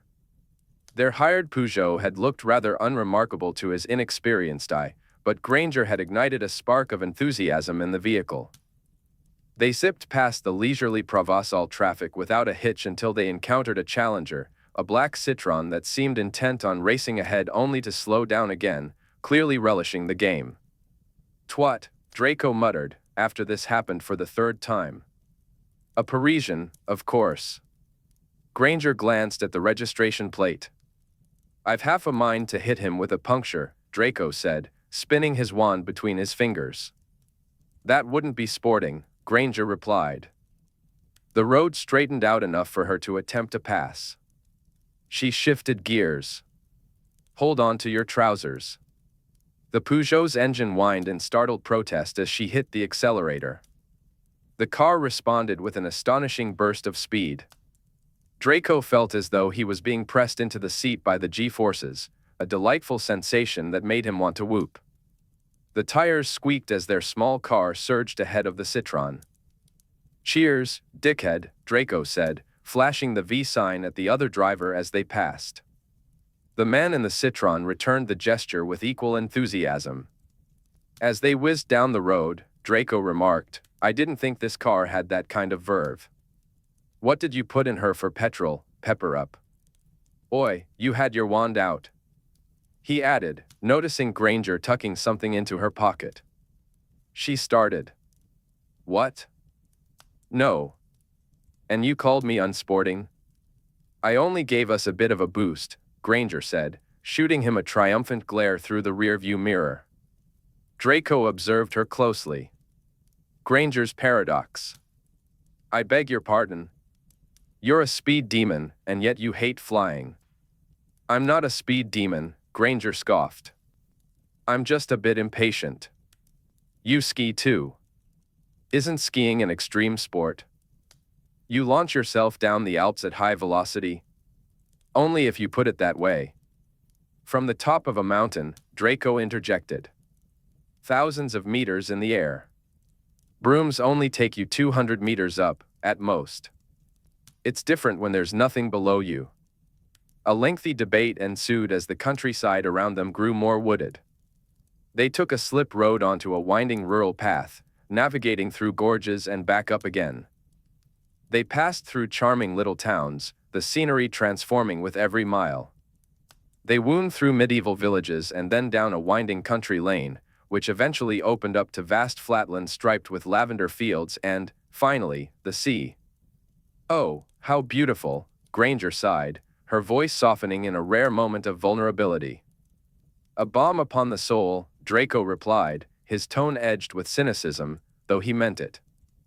As the picturesque town of St. Maximin came into view under the afternoon sun, Granger said, "We'll stay at the hotel tonight, and we'll do the walk-up and the other activity tomorrow morning." Draco caught her sidelong glance and raised an eyebrow. "What?" "The nicer hotels were all booked up, so don't be a prat about the quality of the place. It's older. The restaurant is apparently lovely, though." "Is the hotel run by ogres?" "Of course not, this is a muggle town." "Then it'll be fine." "You've stayed in a place run by ogres?" "Yes," Draco admitted. "A stakeout in Buttle. I did learn a bed bug extermination spell as a result, so we'll be sorted if you feel anything scurrying up your legs tonight." "Erg," Granger shuddered. Just then, Granger's mobile, which had been serving as their live map during the drive, announced that the Hotel Plaisance was approaching on their right. The hotel appeared old and tired but was beautifully situated. Inside the small foyer, they found it packed with other arrivals, all being served by a single, hard-of-hearing old woman who moved with all the agility of a mollusk. Eventually, it was their turn. The woman handed them the key to their room and took down their names for a dinner reservation. Their tiny room featured a bed of questionable structural integrity, a lamp, a caved-in sofa, and a bathroom that felt like an afterthought. A vague, fusty scent lingered in the air, as if someone's great-aunt had sprayed perfume and then met an unfortunate fate there. "All mod cons, I see," Draco remarked dryly. "Cons, Granger," Draco said as they surveyed their surroundings. "Sea view, at least," Granger replied, flinging open the shutters to let in some fresh air. The bed squeaked as Draco sat down, sinking almost to the floor, suggesting it might just collapse under his weight once he fell asleep. Granger watched him, his knees nearly tucked to his chin. "The bed is yours," she said, trying to sound generous, though Draco detected a hint of strategy in her tone. She had her sights set on the sofa. "I'll transfigure this into something more comfortable for myself." "Something serviceable," Draco echoed as he observed Granger begin a complex transfiguration. It took her a good 10 minutes, but eventually, she transformed the sofa into a lovely, plush bed in a regal shade of burgundy. "That should do it," she said, slightly out of breath from the effort. "Now, I'd like to take a shower. What are your plans for the evening?" "Dinner's at 8. "My job," Draco replied, already warding the window. "I'm going to take a stroll. I'll meet you back here at 1:45. "All right," Granger said, pulling out a list. "What's that?" he asked. "My itinerary for the evening," she said with a hint of excitement. "You only have 3 hours," Draco pointed out, glancing at the lengthy list even from across the room. "I know. I'd better get started. There are so many lovely little museums and bookshops, and of course, the Basilica." Granger wrestled with her luggage, pulled out a change of clothes, and headed into the bathroom. Draco left her to it and wandered the hotel's dingy halls, casting wards as he went. He didn't encounter any trouble, only muggles. Granger's plan for day 1 seemed to be unfolding smoothly. Tomorrow, however, would be an entirely different story. He returned to their room to read the tome on warding he had brought with him. Granger had already left. Draco kicked off his shoes and stretched out on Granger's bed, a book floating above him as he flipped through the pages. He had been focusing his studies on warding techniques from the continent, particularly the work of magical religious orders. He hoped that his readings on the warding systems of Cistercian and Dominican monks would provide some insight when he encountered whatever protective spells the Benedictine sisters had cast around their cherished relics. As promised, Granger returned at 7:45. Spotting him engrossed in his book, she made a beeline for him. "Ooh, what have you got there?" "Studying for tomorrow," Draco replied. "Give me a minute, I found something interesting." Granger leaned closer to read the title of his book, and out of the corner of his eye, Draco noticed she had changed into a white, breezy sundress. Her hair was tied in a plait, though it was slowly unraveling. She carried a scent that reminded him of sun-kissed skin mixed with something sweet. He inhaled deeply, wondering if it was almonds. "None left," Granger said, pulling out a crinkly bag. Draco lowered the book so he could meet her gaze. "Liar." With a sigh, Granger revealed a treat. "Date forêt à la pâte d'amande." He took the proffered marzipan-stuffed date, savoring its exquisite flavor. Bless the French," he murmured, returning to his reading. But his focus was quickly disrupted. Granger hovered over the book with a hint of jealousy. "Yes?" he asked, lowering the book again. "Could I have a look?" she inquired. "You can have it after dinner," Draco replied, lifting the book back up. Granger perched a thigh on the side of the bed. "Can I help you?" she asked, glancing at him. "Budge up," she said. "We can both read." "No, we." "Personal space, Granger," Draco said, making a shooing motion with his hand. "This is my bed," Granger replied, quite rightly. Draco shifted over with a grumble, though there wasn't much room to move. "We're about to go to dinner." "But you found an interesting thing," Granger said, her eyes sparkling with curiosity as she squeezed onto the bed beside him. The book floated above them, ready to be explored. "This is," Draco started. "Quiet," Granger interrupted. "I'm reading." Draco fell into annoyed silence. Granger didn't just read, she devoured books. Her reading speed outpaced his by at least 50%, and he considered himself a fast reader. But instead of adjusting his pace to match hers, he lectured her about the importance of absorbing the information and savoring the text. She responded with a long, dramatic sigh. Draco became acutely aware of her presence as her chest expanded against his side. It was a different awareness, one that made him alert and twitchy. He was lying on a bed with a woman, Hermione Granger, no less. If he had ever dared to imagine such a scene, he would have envisioned recoiling in distaste at this level of closeness with his childhood enemy. Yet, she felt warm, smelled like sunshine and almonds, and her hair brushed against his neck, creating an intimate and strange atmosphere. He felt a kind of pleasurable paralysis, hesitant to breathe or move too much, afraid of accidentally touching her or causing her to pull away. Turning the page, he realized he had no idea what he had just read. His eyes kept drifting from the book to her legs, bent at the knee, one crossed over the other. Her dress bunched up at her thighs, covering everything of interest. There was nothing indecent about it, really, but it felt undeniably illicit. Draco couldn't help but notice Hermione's legs from where he sat.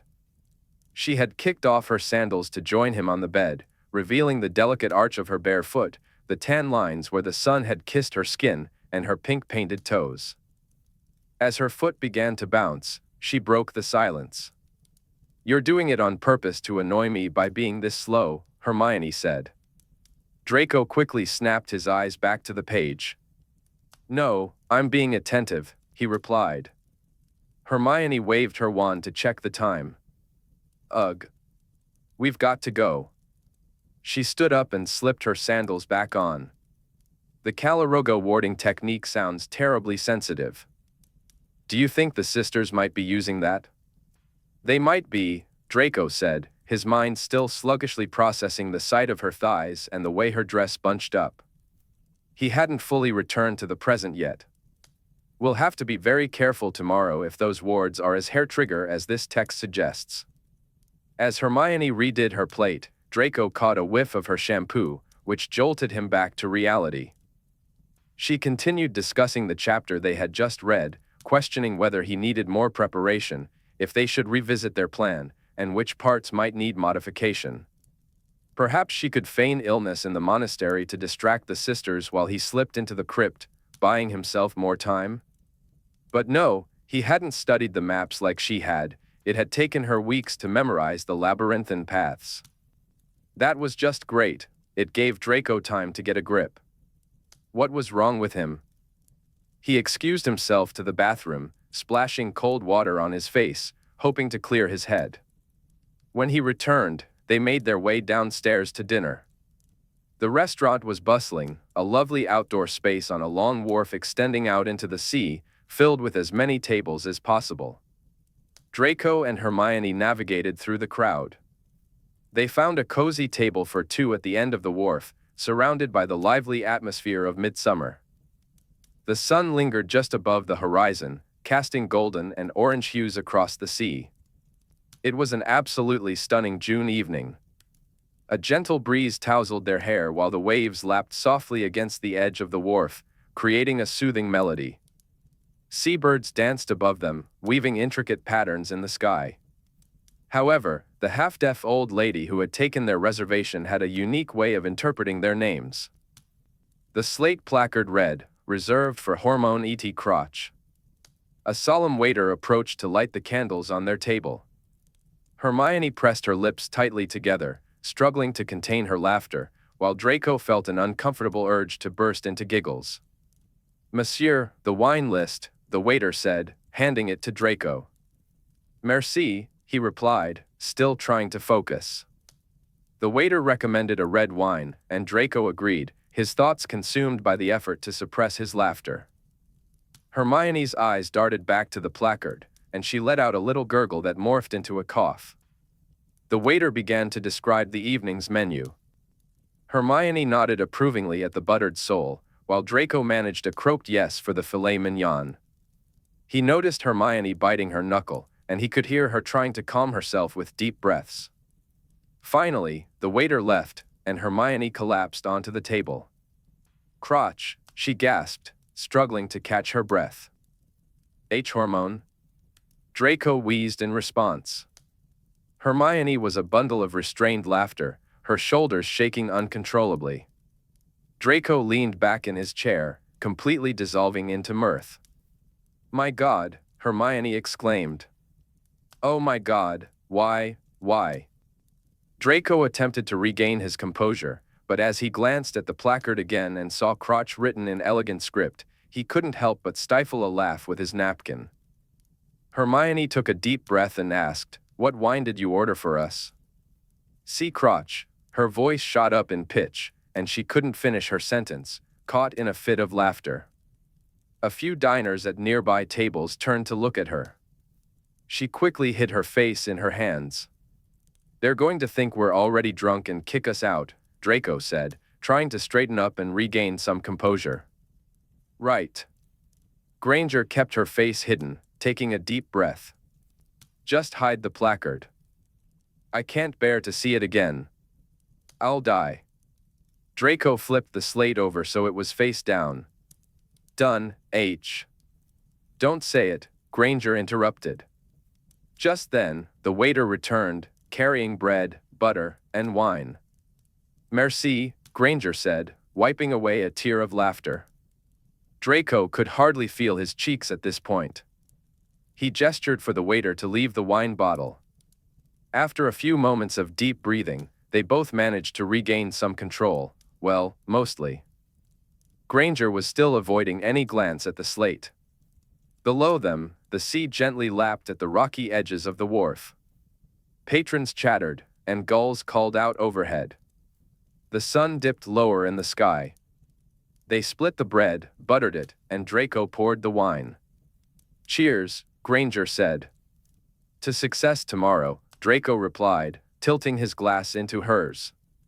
The last trace of amusement faded from Granger's face, replaced by seriousness. Draco studied her and cast a silencing charm around their table. "You're nervous," he observed.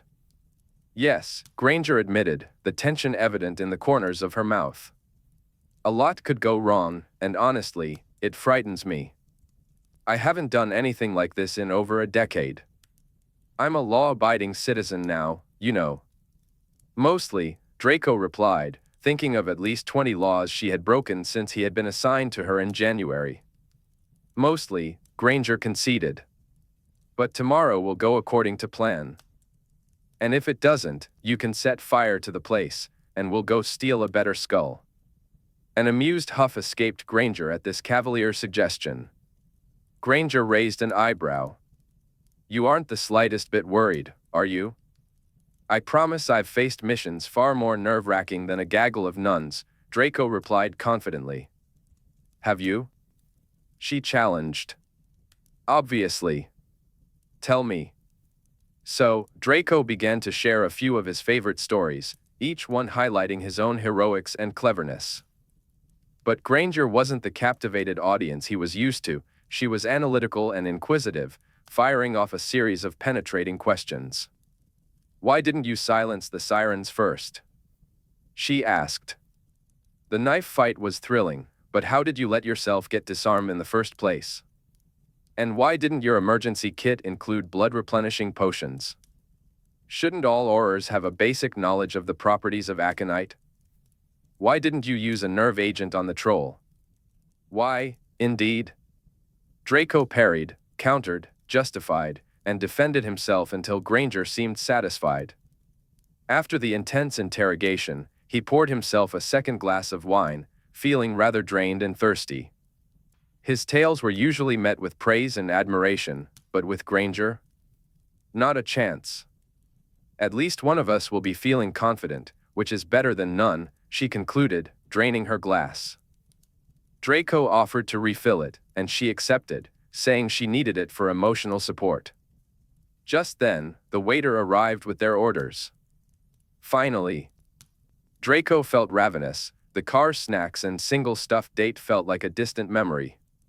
"Bon appetit," Granger said, and Draco echoed her sentiment. He dug into his filet mignon with gusto. Meanwhile, Granger poked distractedly at her plate, her gaze drifting to the coastline that curved away from them. After 5 minutes of her absent-mindedness, Draco lost his patience. He tapped her plate with his knife. Food first, then thinking. Draco blinked and then pointed behind him. "I think I can see the monastery." Draco turned in his chair to catch sight of the sandy gray structure perched high on a distant cliff, just above the treetops. "My word. That's rather high up, isn't it?" "It's almost a 2-hour climb," she replied. "Then eat. If you feel faint, it'll be a broom right up." The implication was enough to get her to start eating. Draco's jotter buzzed in his pocket. My mother, he said as he began to type a response. She wants to know if I've arrived safely. Does she know you're here with me? Granger asked, a hint of curiosity in her voice. No, he admitted. Only that it's for work. Good. Granger took a sip of her wine. As he sent back a reassuring message to his mother, informing her that all was well and that he hadn't been waylaid by French bandits, he noticed Granger finishing her soul. She struggled to maintain a neutral expression, amusement flickering across her features. What? He asked. Oh, nothing. Granger redirected her attention to a carrot, pushing it around her plate with her fork. I didn't know your mother used jotters, she said. She didn't. I convinced her to get one last week since owls to France take so long.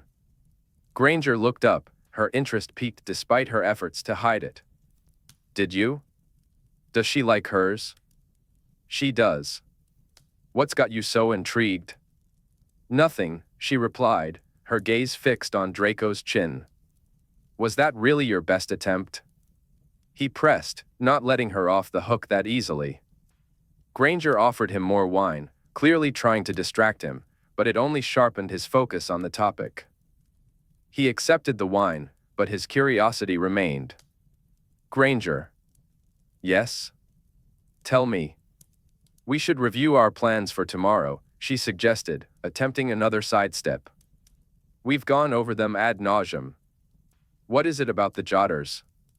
Granger busied herself with the carrot once more, but Draco wasn't ready to let this go. He reached over, determined to get to the bottom of her interest. Draco blocked her fork with his knife. Stop pushing the bloody carrot around and answer me. Carrots aren't legumes, Granger replied. But under Draco's intense gaze, she added, it's really nothing. I just thought your mother was quite traditional, so I was surprised she'd even try a jotter. That's all. That's not all, Draco insisted. Granger lightly tapped his knife with her fork, silently asking him to move it from her plate. He didn't budge. She sighed. You're utterly relentless, you know? Yes. Now tell me. Did you just steal my carrot? Draco chewed and nodded. Yes. Wow. You weren't eating it, you were just pushing it around like it was on a forky carousel. Now, tell me. Granger leaned back in her seat, resigned. I thought you'd have figured it out by now. Figured what out? She paused, as if gathering her thoughts. Do you know who invented the jabbering jotter? Wasn't it the Weasley twins? No. They merely assisted the inventor in mass-producing and marketing them. A slow realization dawned on Draco. The witch across from him was now suppressing a grin.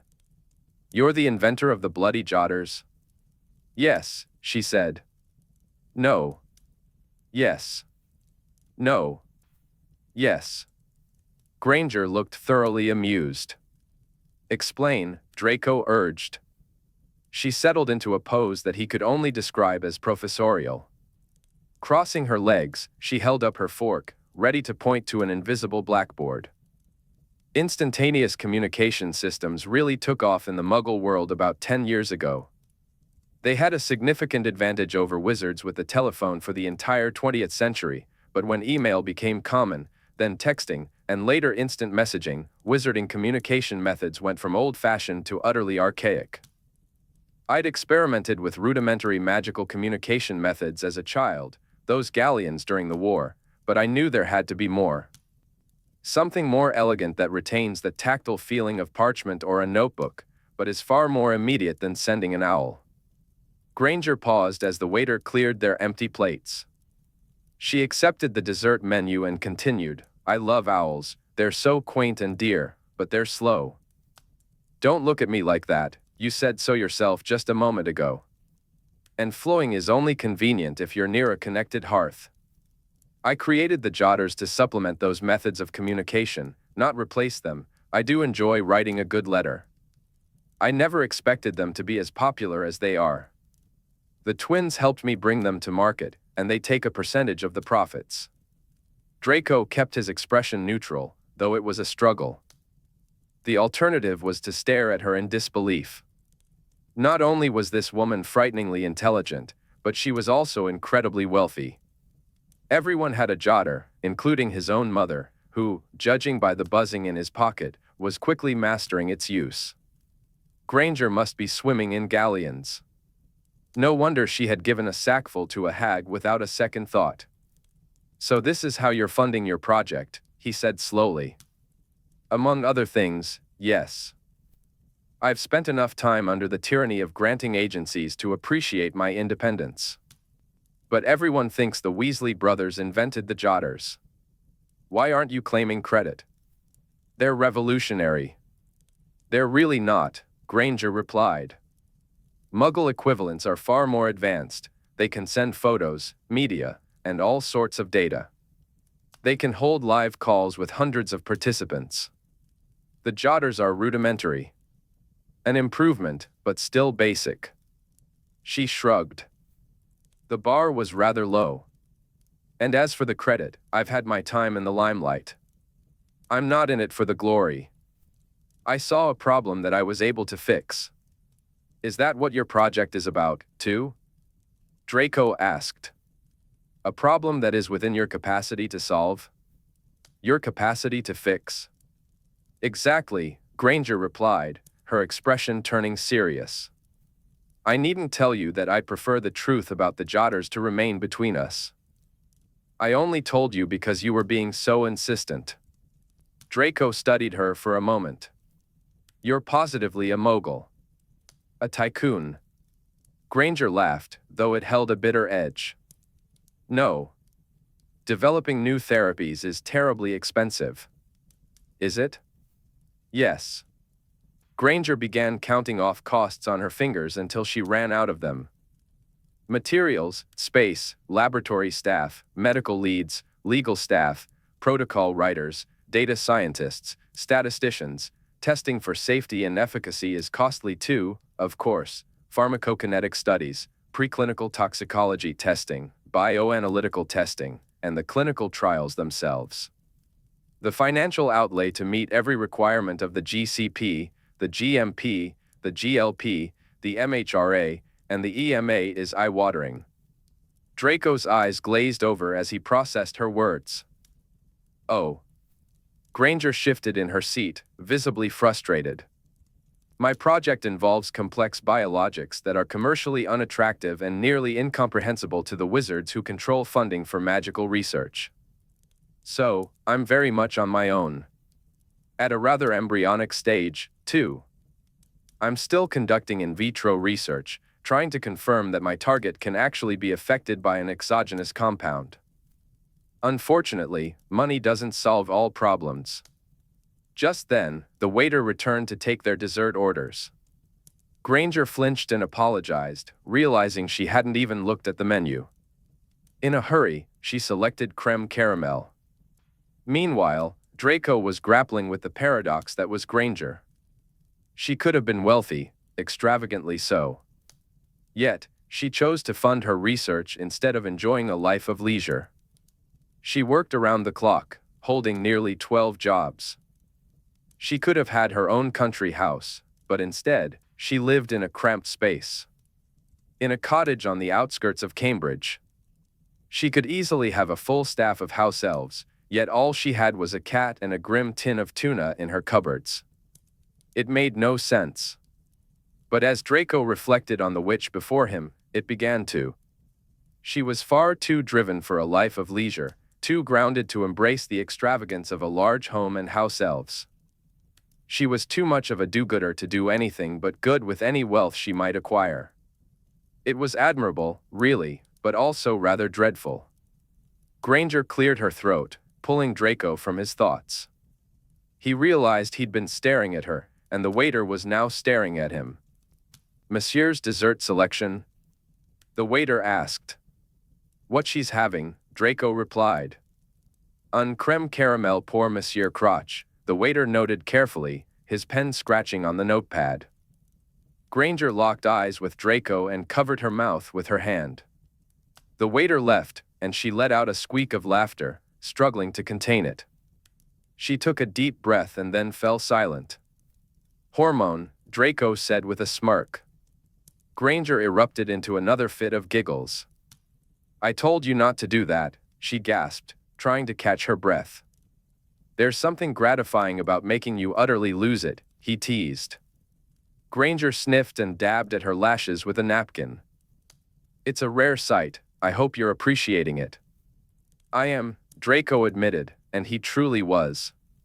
Granger's dark eyes sparkled with laughter, her cheeks flushed, and her lips tinted a deep red from the wine. Her hair, loosely braided, cascaded down to her waist, forming a dark line against her white sundress.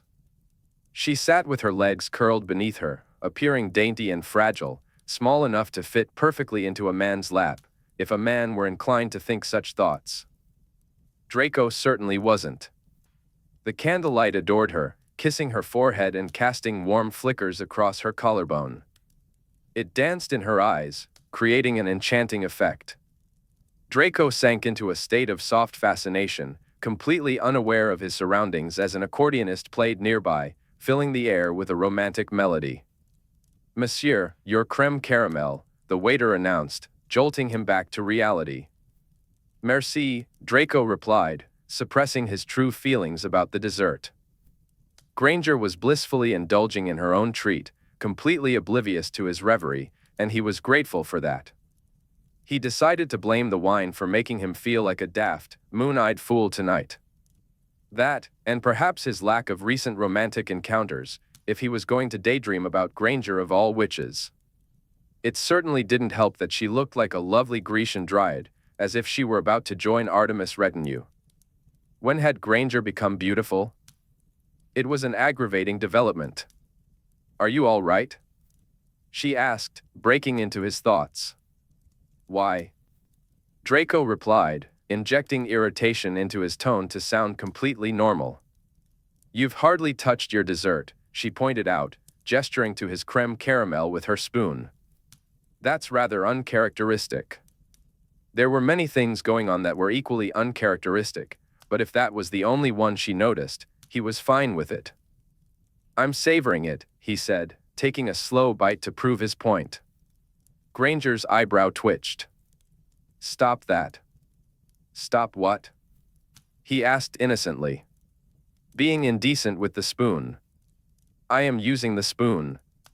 Anything else is just a figment of your imagination." He narrowed his gaze playfully at her, taking another slow bite while maintaining an obnoxious level of eye contact. Granger looked away, clearly flustered. "Now you aren't eating yours," Draco pointed out. "I've quite lost my appetite watching you snog the cutlery," she sniffed. "You aren't going to finish?" he asked. "No. Do you want it?" "I'd rather you choke it down and have strength for the monastery. If the nuns get." "Tomorrow could be rather strenuous, magically speaking," Granger said, finishing her creme caramel with determination, if not much enthusiasm. Draco watched her closely, reflecting on how much she had changed since their first meeting back in January. At that time, she had looked exhausted, her face drawn and gaunt. Now, though still slightly thin, she seemed a bit healthier, her cheeks had a touch more color. Granger signaled to the waiter for the bill. "L'addition, s'il vous plaît," she requested, her arm raised. That gesture made Draco notice her bare arms, a departure from her usual style. He couldn't help but focus on her left forearm, which bore a notice-me-not charm. Intentionally, he shifted his gaze to the table next to them, trying to keep Granger and her arm out of sight. But he caught a glimpse of something, a blur on her inner arm. A sickening feeling washed over him as he realized what the glamour was hiding. A vivid memory surged back, Bellatrix's cruel handiwork etched into Granger's skin. He recalled the horrific sight of her lying lifelessly on the drawing-room floor, blood seeping from fresh-carved letters. Since that moment, he had never uttered the word mudblood again. Now, seeing Granger in long sleeves, concealing her scars, filled him with a deep sorrow. She wore the glamour to don a pretty dress, yet it was a reminder of the pain she still carried. Draco himself hid his own scars from view, but he had hoped that Granger, of all people, would have healed from her wounds. It was clear, however, that she still bore the mark of Bellatrix's knife. Malfoy? Granger's voice broke through his thoughts. You've gone quiet. She had settled the bill with Muggle money and was standing up. Draco rose with her. Just thinking about tomorrow, he replied, though his mind was still lingering on darker memories. In a distant yesterday, this which had endured unspeakable cruelty within the walls of his home.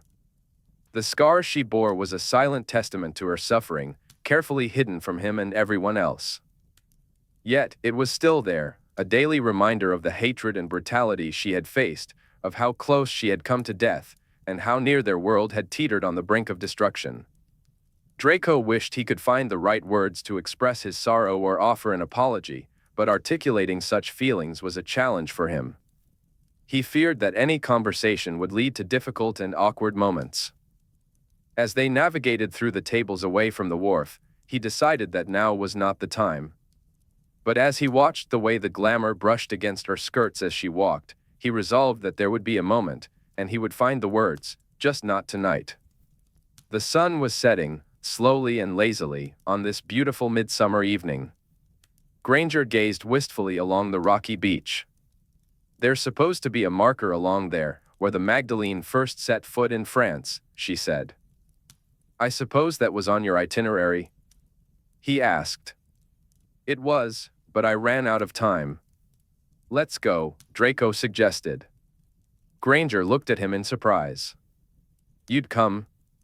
Draco shrugged nonchalantly. I fancy a walk. Her surprise transformed into a cautious delight. All right, it's about a 15-minute ramble that way. At least, that's what the guidebook said. They carefully climbed and slid down the large boulders to the rocky beach, where they discovered a coastal path. Granger led the way, pointing out various geological and historical features as they walked. The views became increasingly dramatic as they left the shallow bay where the hotel was nestled and made their way around the headland. The tide began to come in, and Draco rolled up his trousers and sleeves, ensuring that his glamour was in place. Draco untied his shoes and slung them over his shoulder, while Granger carried her sandals, hooked through her fingers. They splashed through the warm, salty rock pools that felt like bathwater. The sound of the accordion from the wharf faded away, replaced by the steady rhythm of the waves. As they wandered, they stumbled into a flock of hundreds of seabirds. The birds took off around them, their wings beating wildly as they soared into the sky, creating a beautiful chaos of cries and flapping wings. It was a breathtaking moment that seemed to capture a piece of their souls. Granger watched the birds disappear into the blue, letting out a soft sigh. Her fingertips brushed her collarbone, and her lips parted slightly. Beautiful, she said. Yes, Draco replied, though they weren't quite on the same wavelength. They continued along the path until they reached the modest stone marker that signified the Magdalene's arrival. It was half buried in sand at the tip of the headland, surrounded by scattered cut flowers and candles that flickered valiantly against the breeze. Granger shared a wealth of details about the legend of the Magdalene's expulsion from the Holy Land, the disciples who accompanied her, and the moment she first set foot on this shore. Draco found himself less interested in the specifics but grateful for the opportunity to focus on her, the way the wind tousled her hair, the droplets of seawater glistening on her bare legs. At one point, she nearly lost her balance on the slick stones, her fingers brushing against his arm before she quickly withdrew them. I suppose there are worse places to land than Provence, he remarked. I think so too, Granger agreed. Do you think the Magdalene would have eaten marzipan-stuffed dates while she was here? Draco asked playfully. Granger smiled, imagining it. I like to think she brought the recipe over from the Holy Land in the first place. Stealing credit for such a sublime culinary creation is a classically French thing to do, he quipped. Granger nodded in agreement, and then they fell into a comfortable silence, enjoying the moment together. They fell into a comfortable silence, standing where the land met the sea, breathing in the sweet air as the salt breeze tickled their skin. Little waves rushed to reach past their knees before dissolving into brine. Draco spotted a starfish and, with a grin, called Granger over. She crouched down in delight, examining it closely and peppering him with questions about its species. Draco shrugged, admitting he hadn't a clue. As they turned to walk back to the hotel, they splashed through the warm tide pools, the wavelets lapping playfully at their ankles. Their hands brushed against each other a few times, each time eliciting a quick apology as they stepped away, only to have their elbows accidentally collide again, drawing them closer. Navigating the large boulders near the wharf proved more challenging for Granger on the way up than down. She hesitated, her wand tucked safely in her pocket, aware of the nearby muggles. Her plans to transfigure a staircase were thwarted.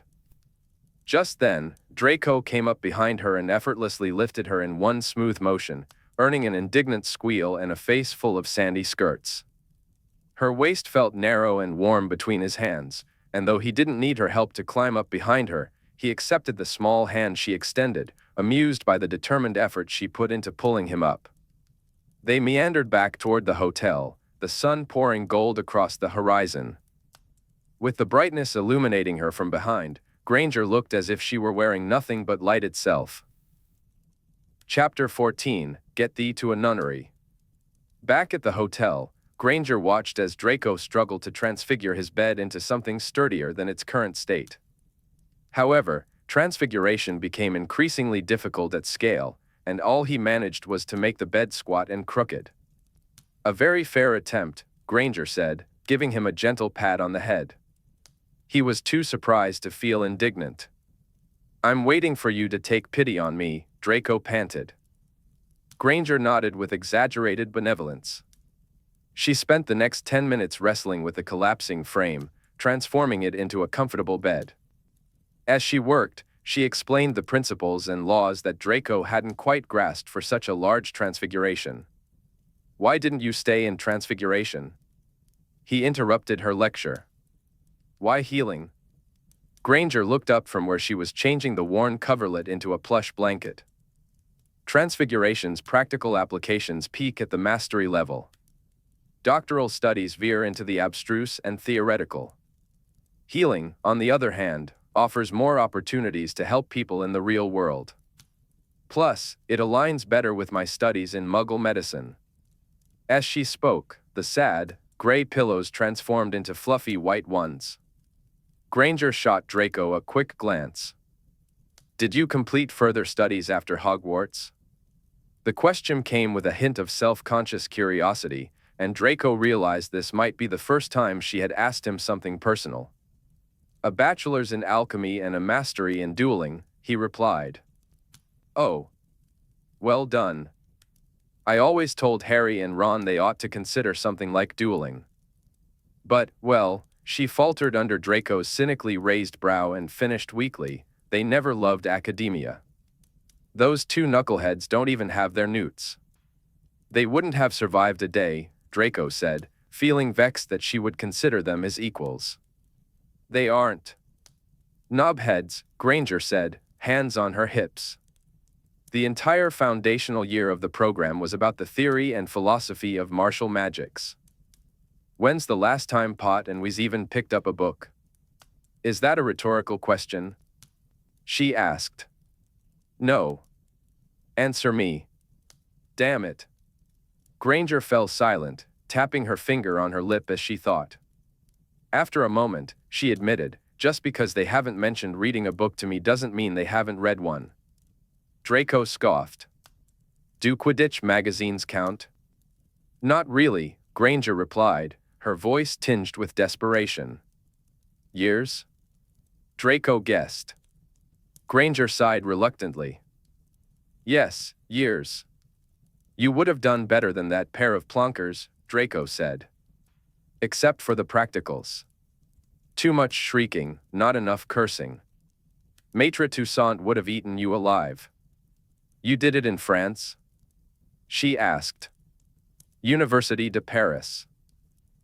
Mind you, my French masters almost did the same to me." Their teaching methods were mostly browbeating. I concentrated at the Sorbonne. I cried every day. Better than bleeding every day, Draco replied with a heroic kind of nonchalance. It was, in his defense, barely an exaggeration. Granger bit her lip.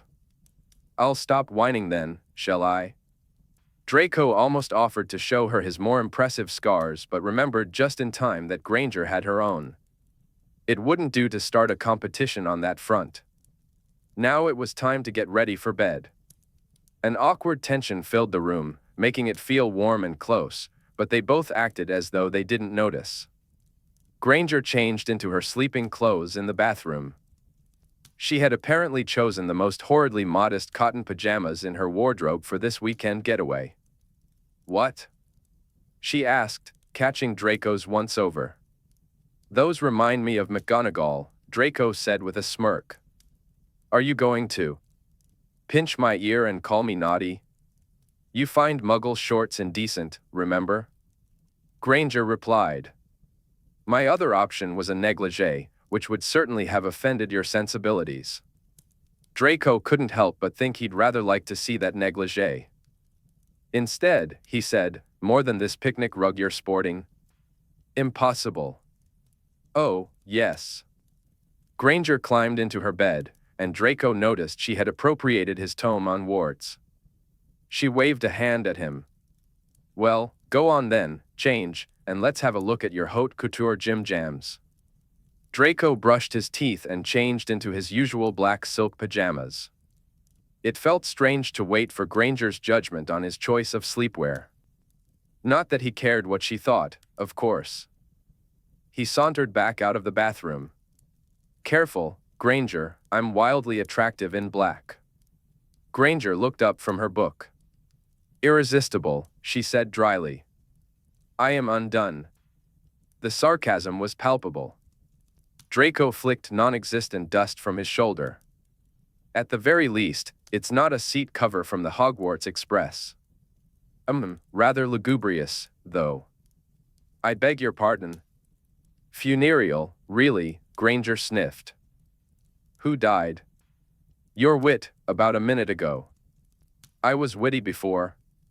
To a limited degree. A smile tugged at the corners of Granger's mouth as she held the book up to hide it. More than I can say about you. Watch your cheek, or I'll revoke your reading privileges. Granger raised her hands in surrender. Pax. Ceasefire. I accede. Draco had long suspected Granger was one of those insufferable morning people. She proved him right the next day when she launched herself out of bed at the unholy hour of 5:30. The sun rose with her on this solstice morning, equally intent on denying Draco his beloved lion until 11 a.m. To add to his annoyance, Draco woke up with an unmistakable problem. He lay motionless, face down on the bed, as Granger busied herself with her suitcase, lamenting the lack of sleep and eventually stepping into the shower. He waved his wand dismissively, trying to remember the last time he'd woken up feeling this way.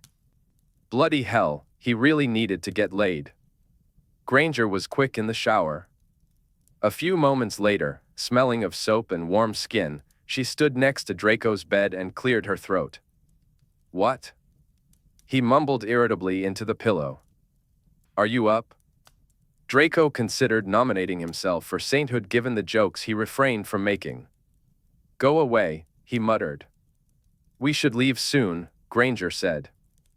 You said 8, Draco replied, still half asleep. It's almost 8, she countered. Draco cracked open an eye and glanced at the clock beside the bed. Load of tosh. It's 6. Kindly fuck off. Granger, clearly brimming with anxious energy, let out a frustrated sigh. All right. Fine. I'll go find us some breakfast. Don't come back till late, he growled as a warning. The threat ruffled Granger's feathers. Or what? I'll bite your head off. Are you a werewolf? She asked, raising an eyebrow. I might become one, for the occasion, Draco replied with a smirk. Fine. What do you want? For you to go away. Clearly. To eat, I mean. Don't care. Let me sleep. Fine. Granger huffed out of the room. Draco tried to drift back to sleep but was interrupted by another unwelcome problem. Annoyed, he dealt with it in the tiny shower. It was unsatisfying, and he bumped his elbow against the wall, but at least it was a release.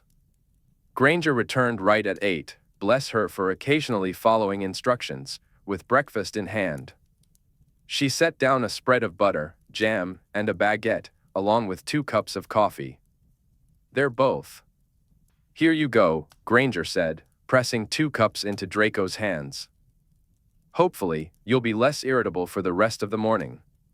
Still in a foul mood, Draco accepted the drinks without a word and headed to the tiny balcony to savor them in peace. When he returned, feeling considerably more relaxed and less inclined to lash out at Granger, he found her dressed in her walking gear. "Shall we get our disguises on?" she asked. "Let's," Draco replied. Granger turned away while Draco pulled on his clumsy, newlywed Muggle hiker outfit. He glamoured his hair to appear less like a Malfoy. Granger did the same, transforming her look to be less, well, Grangery. "Ready?" she asked. "Ready," he confirmed. They turned to face each other. "Funny," Granger remarked. "Hilarious," Draco shot back. Granger had opted for white blonde, straight hair, and cold gray eyes. Draco, on the other hand, sported a mop of dark curls and brown eyes. "You look terrifying," Draco noted. "And you look ridiculous," Granger retorted. "You look like the corpse of Avila. Your hair looks like a merkin." With that playful exchange completed, Granger asked, "Shall we get going?" Draco nodded and slipped on the heart-shaped, pink sunglasses he'd bought for the occasion. They were delightfully kitschy. Granger stared at them for a moment before declaring she wanted a pair too, conjuring a matching set for herself. Equipped with their new accessories, they started the hike up toward the monastery, a nice, sweaty prelude to what would be a sacrilegious violation of a priceless relic. The ascent was, as Granger had promised, a bit of a slog. Fortunately, it was early enough that the day's heat didn't completely drain their energy. As they climbed, they were shielded from the sun's harsh rays by a cathedral of trees that filtered the light into cool greens.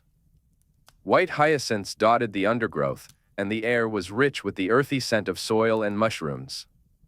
Granger gasped for breath as she shared stories about the various pilgrims who had walked this path and the miraculous events that followed in their footsteps. "These histories are fascinating, but I suggest you save your breath for the climb and focus," Draco advised. She didn't take his advice. About halfway up a steep incline, her lecture distracted her too much, and she stumbled off the path, landing in a ditch filled with brambles and mud. Her wand, which she had been using to clear away the thorny overgrowth, stayed on the path with Draco. Seeing that Granger was unharmed at the bottom of the ditch, Draco leaned against a nearby tree, adopting a contemplative stance. "What you've done there, Granger, is gone arse over tit." "Thank you for that enlightening remark," Granger replied, her tone peevish. Draco couldn't resist elaborating on the principles of physics she seemed to have overlooked. As she attempted to climb out, the brambles only ensnared her further. He watched with keen interest.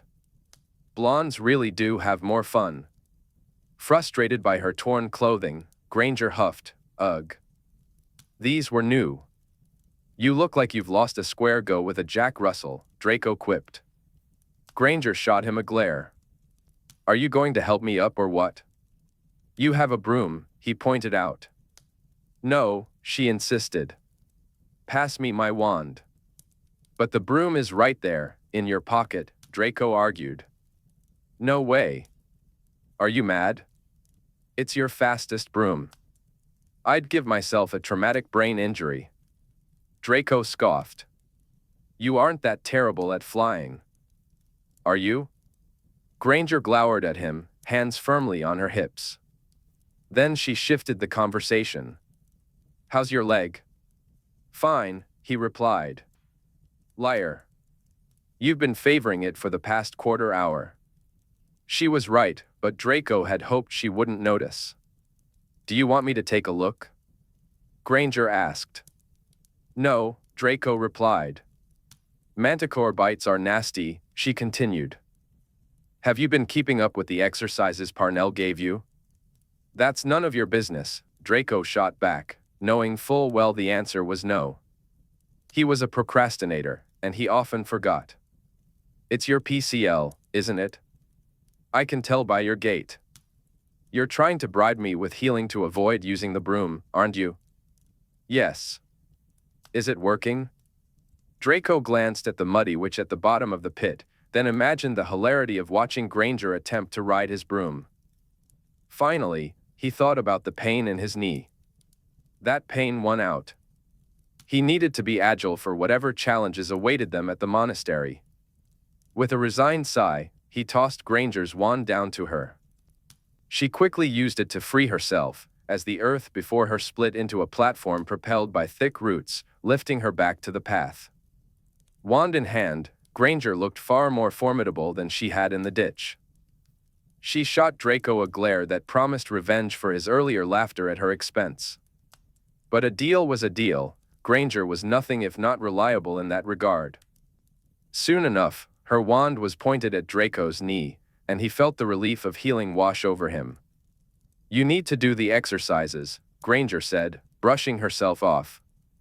Healing can only do so much. Don't be lazy. You've only got 2 knees. Yes, you're right, of course. Let's get moving. We've wasted enough time with your dilly-dallying in ditches. Now feeling more capable, Draco strode up the path, with Granger scurrying behind him, muttering unkind things under her breath. Finally, they reached the monastery.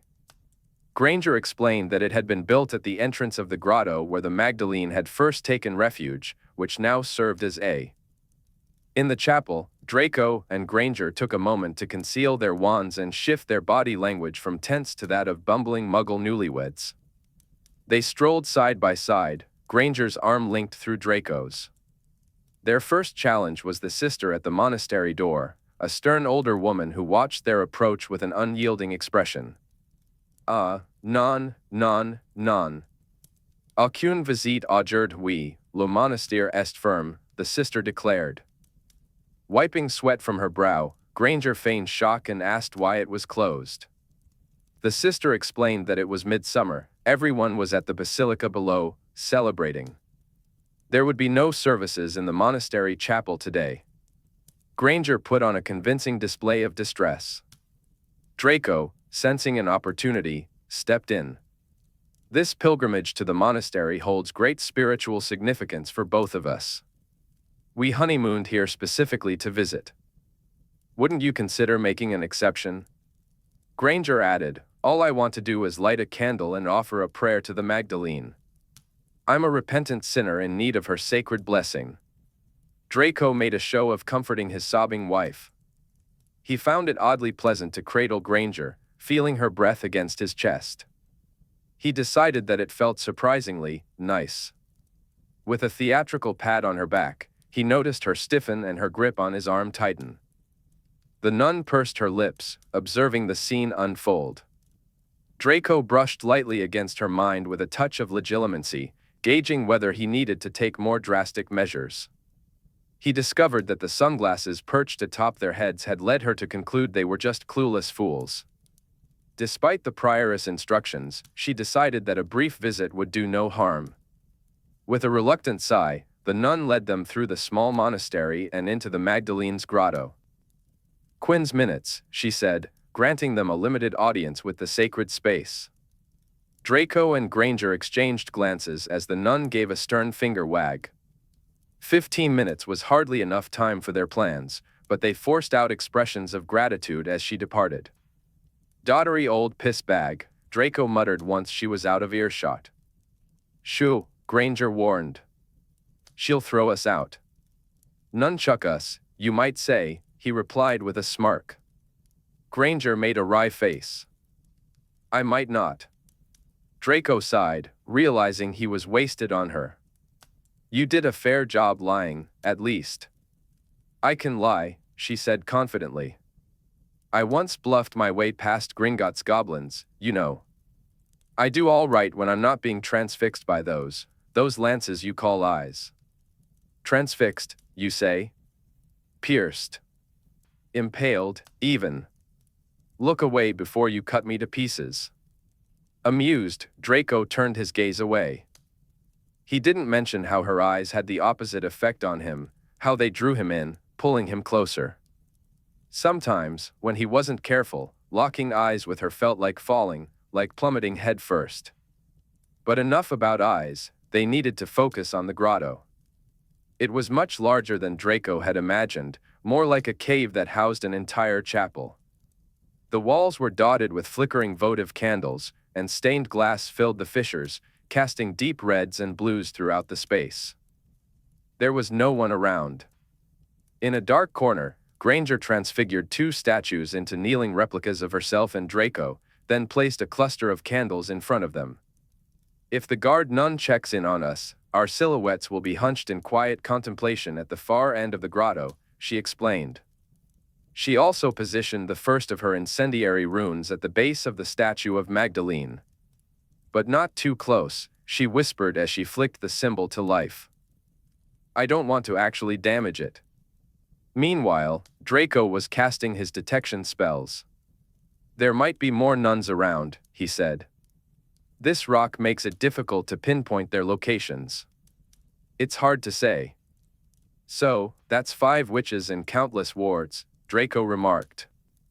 Much better than the usual 50 witches, anyway, Granger replied, satisfied with the arrangement of their stone doppelgangers. She crept around the edge of the grotto and peeked into the passage that led from the grotto to the crypt. Just then, footsteps echoed from that direction. A younger nun appeared, looking surprised and annoyed. What do you think you're doing? She demanded. Pardon, J. Church les toilettes, Granger said, trying to keep her tone light. The nun raised a finger, pointing at the painfully clear sign above the door that read Ax Interdit. Can you see through those silly glasses? She scoffed. Then, her expression shifted as she continued, Why are you even here? Who let you in? The monastery is closed. Her gaze landed on the stone doppelgangers, and her agitation grew. Draco decided they didn't have time for her inquiries. Without hesitation, he stunned her, cutting her off mid-sentence. Shit, Granger said, her eyes wide. But, unfortunately, it was necessary. She had insisted on handling any obliviations herself, and now she carefully removed the last 5 minutes from the nun's mind, taking more time than Draco would have. Your stun will hold for at least another 20 minutes, she asked, glancing at him. Half an hour, unless she's got troll blood, Draco replied. Good. Granger transfigured the nun into a pew and floated her against the wall. Let's get on with it. She cast a silencing spell around them as Draco disillusioned both of them, layering on Notice Me Not charms for good measure. They proceeded into the passage leading to the crypt. As planned, Draco took the lead, checking around each corner before signaling for Granger to follow. She dropped 2 more runes as they moved. Soon, they reached the first alarm wards at the downward stairway into the crypt. Draco dismissed these without issue, but slowed his pace, knowing they were getting closer to where things might become interesting. They came across 2 illusory staircases leading to oubliettes. Draco expertly disarmed some nasty pressure-triggered traps, including an orb of pestilence and a rot rune. Granger handled a searing sacrilege aimed directly at their hearts. The sisters aren't very nice, she remarked, and Draco could hear the frown in her voice. At the bottom of the stone stairway, the air turned stale and musty. They arrived at the crypt's gate, facing their first real challenge, a blood lock. That's dark, Draco said. These nuns aren't messing around. We need that stunned nun, Granger insisted. We should go back up. We don't have time. Accio, Draco replied, waving his wand toward the transfigured nun, who lay as a pew somewhere above them. But that's far too heavy for a summoning, Granger protested, clearly underestimating Draco's abilities. He didn't respond, focusing instead on the hefty pew that was now hurtling down the passage toward them. If any nun happened to be in its path, she would be thoroughly pulverized.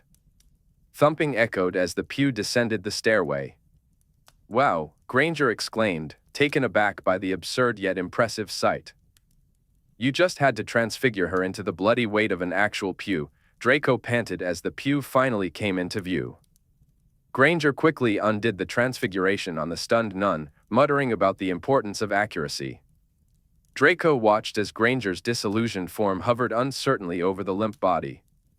Seeing that she lacked the courage to take the next step, he pulled out his knife. "A light cut," Granger suggested, her voice tinged with apprehension. Bodily harm had always been a distant, worst-case scenario for her. Draco seized the nun's hand and sliced open her palm, pressing it against the smooth obsidian surface of the bloodlock. "Better hope she's got permission to open this, or we're going hunting for the prioress." "I bloody well hope not. She's probably back down in the village." For a long moment, nothing happened.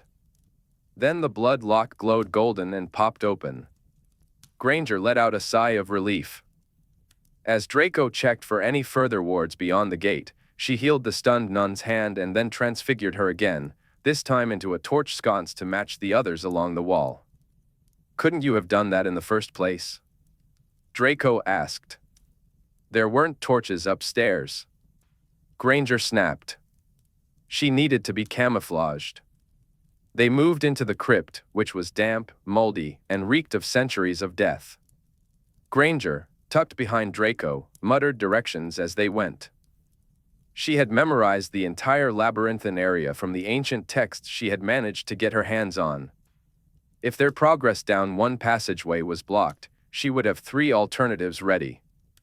Draco disarmed the series of increasingly malicious wards. Though they hardly merited the name, these were more like curses. He slowed their pace to a crawl. "Fucking hell, a gutting glyph?" he muttered as he caught the next ward. "These nuns are murderous." He felt Granger peek around his shoulder, watching as his translucent wand disarmed the curse. "These are darker than I anticipated," she said. "How are we doing for time?" 5 minutes until the bon sir at the entrance comes to badger us. Maybe 10 if she backs off at the sight of our pious heads." "This is going far slower than I would have liked," Draco replied, picking up his pace and holding his wand high to detect further threats. "I know," Granger said, her voice tightening with worry. They continued into progressively narrower passageways, passing several centuries of stacked bones and bodies mummified by the passage of time. With Draco's wand otherwise engaged, Granger conjured a circle of blue flames around them to light the way, along with her lumos. For a suspiciously long moment, the flames flickered brightly, illuminating the dark corners of the crypt. They continued on without further interruptions until they reached a floating goat's skull, grinning ominously in the middle of the passage. It appeared harmless, simply suspended in place, but beneath it, a pentagram was carved into the dusty floor. Draco clenched his jaw. He recognized this one from his readings about the Dominican monks. "What is it?" Granger asked, her voice directed at Draco's back. "Beelzebub's barrier," he replied. "I had hoped we wouldn't encounter it." "Why? What happens if we trigger it?" "A rather serious case of demonic possession. And neither of us is devout enough to handle that," Draco said. "Ugh. How do we disarm it?" Granger pressed. "Human sacrifice." "What? Shall I summon the nun?" "No. We'll find another way around. Give me a moment to think of a detour." This was the most direct route, of course.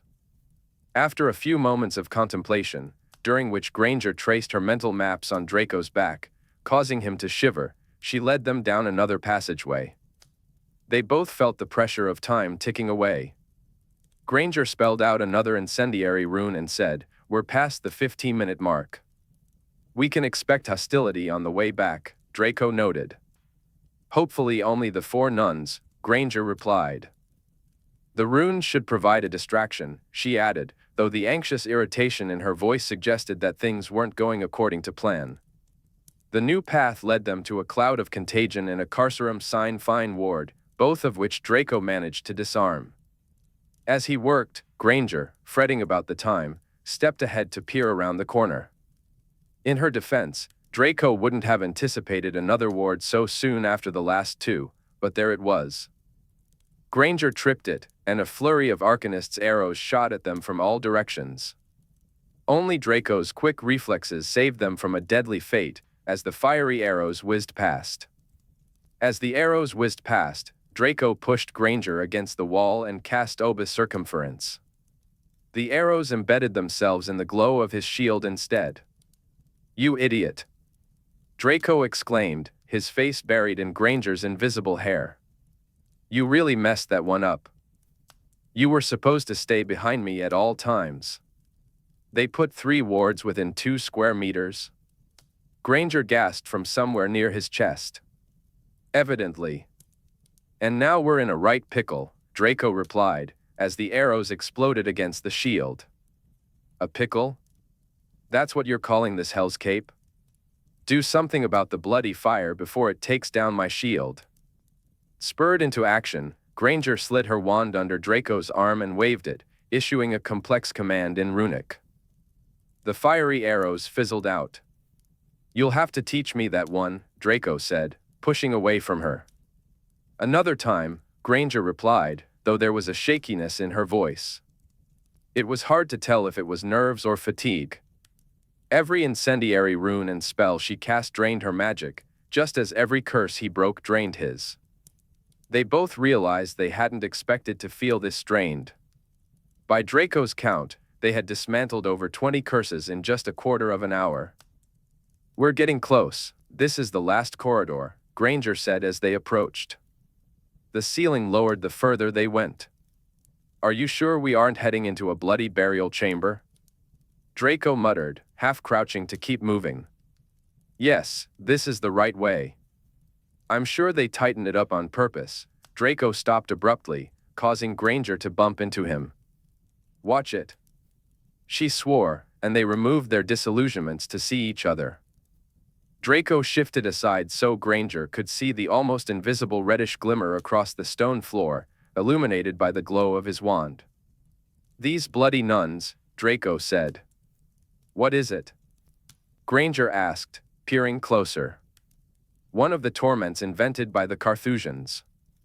They called it spiritual sanctification." "Satirical buggers," Draco muttered. "What does it do?" Granger asked. "It's an area of effect crucio. Easier than casting it repeatedly. Great for dungeon floors. A crucio carpet? Essentially." "Horrid," Granger shuddered. "Any alternate routes?" "The Beelzebub blocked off the main artery. We have to face it or cross this." As she spoke, a spark of purple flickered in Draco's peripheral vision. He tackled Granger just as the spark erupted into a vicious whip of violet light. The curse hissed against the wall where Granger's head had been moments before. "What was that?" Granger exclaimed, her mouth agape as she watched the corrosive purple ooze eat into the stone. "Mind Flayer," Draco said, regaining his footing. "Delayed onset. Nasty." "Mind Flayer?" Granger echoed, scrambling to her feet as well. "These bloody nuns." "Broom," Draco said, his focus shifting back to the looming threat. "We can't touch the floor. And don't even think about suggesting Wingardium Leviosa." "I wasn't going to," Granger snapped, pulling the broom from her extended pocket. "I wouldn't trust myself in these tight quarters, especially with a great bloody body like yours to haul around." They mounted the broom, their legs tightly entwined. The ceiling was so low that even with their heads brushing against the stone above, Draco's knees were just inches from the torment below. "These bloody nuns," he muttered, steering them carefully over the 5-meter patch of suffering. Granger focused intently, gripping the broom with both her hands and legs. Once they passed the cursed area, Draco lowered them to dismount. Something golden glimmered at the end of the passage. It resembled the reliquary Granger had described. Finally. Wait! Granger hissed. Look! Above them, illuminated by Granger's circle of blue flame, a rune was carved into the ceiling. Draco pulled the broom into a hover. What is it? Ethos? Granger murmured, tilting her head as if pondering aloud. Radu? But why is it? Oh. I didn't know you could do that. What? This usage isn't in any of the syllabaries. What the bloody hell is it? Draco pressed, growing impatient. I think, based on a very preliminary analysis, it's what you might call a rune of inverted ethics. Inverted ethics? Draco echoed, expecting something far more lethal. Inverted entrails, perhaps. It would reverse whatever your normal moral standpoint is, Granger explained. I think. It would flip your intentions. So, you'd come off the torture carpet hating the nuns, wanting to kill them all and destroy the whole place, and then you'd be hit by that and love them, want to help them, and refrain from doing the naughty things you had set out to do. Yes, Granger confirmed. Brilliant idea to put it last. Let me handle this one. Can you fly us up closer? Draco moved the broom up and held it as steadily as he could while Granger began drawing out the counter runes. It felt like the process took an eternity. He kept casting detection spells behind them, aware that a search for the bumbling muggles would likely be underway. He thought he heard voices in the distance. Suddenly, the ceiling crackled, and the rune disintegrated into dust. Sorted, Granger said, relief evident in her voice. Finally. They dismounted from the broom. Draco took the lead again, his frustration with the delays bubbling beneath the surface. He half considered reactivating all the wards and dragging the nuns through the labyrinth, just to give them a taste of their own medicine. At last, they arrived at the Magdalene's reliquary. The entire structure appeared to be made of pure gold, shimmering in the darkness, except for the Magdalene's skull, which jutted out starkly. Heaped on either side was more gold. Crucifixes, goblets, statuettes, and coffers overflowing with coins surrounded them. Draco sensed no further malicious spells, so they moved closer. An inscription glimmered beneath the reliquary. Nolly me tan hair, Draco read aloud. Touch me not. Well, that's delightful. We're only going to touch her a little bit, Granger replied, biting her lip. What's that flask beside her? The Saint Ampoule, Draco explained. It's said to contain earth soaked in Christ's blood, collected by Magdalene from beneath the cross. Draco whistled as they approached the reliquary. This lot must be worth a pretty penny. Suddenly, a hoarse voice interrupted in French. A few? Cheeky little bugger. Both Draco and Granger jumped in surprise. They cast hominem revelios, but the spells bounced harmlessly off the walls. Draco quickly conjured a protego around Granger. The voice spoke again, dripping with sarcasm. My only visitors in centuries, and of course, they're irredeemably stupid. Oh my God, gasped Granger. It's the skull. Draco stared in disbelief. Hello, the skull rasped, addressing him. You're quite pretty. Merlin's tits, Draco exclaimed. I like you. The skull grinned at him. Give us a kiss. Chapter 15, Nolly me tan hair. Draco had encountered many strange and wonderful things in his life, but being engaged in conversation with the skull of a long-dead saint was certainly among the most bizarre. Give me one good reason why I shouldn't scream to the good sisters about intruders, the skull demanded. I'll blast you into bits if you try, Draco retorted. Promises, promises, the skull replied with a hint of sarcasm. Please, are you the Magdalene? Granger asked, her shock giving way to wide-eyed curiosity. I am but an echo of she who was once known by that name, the skull answered. A ghost? A spirit? She pressed. There are many states of being, the skull explained. Draco elbowed Granger. Not the time. Right, let's discuss what a pretty lad like you is doing in a place like this, the skull continued. I'm up to no good, Draco admitted. Obviously, the skull quipped. Ooh la la, a bad boy, it added, seemingly amused. Granger was utterly entranced by the skull. Draco elbowed her again. Do what you came here to do.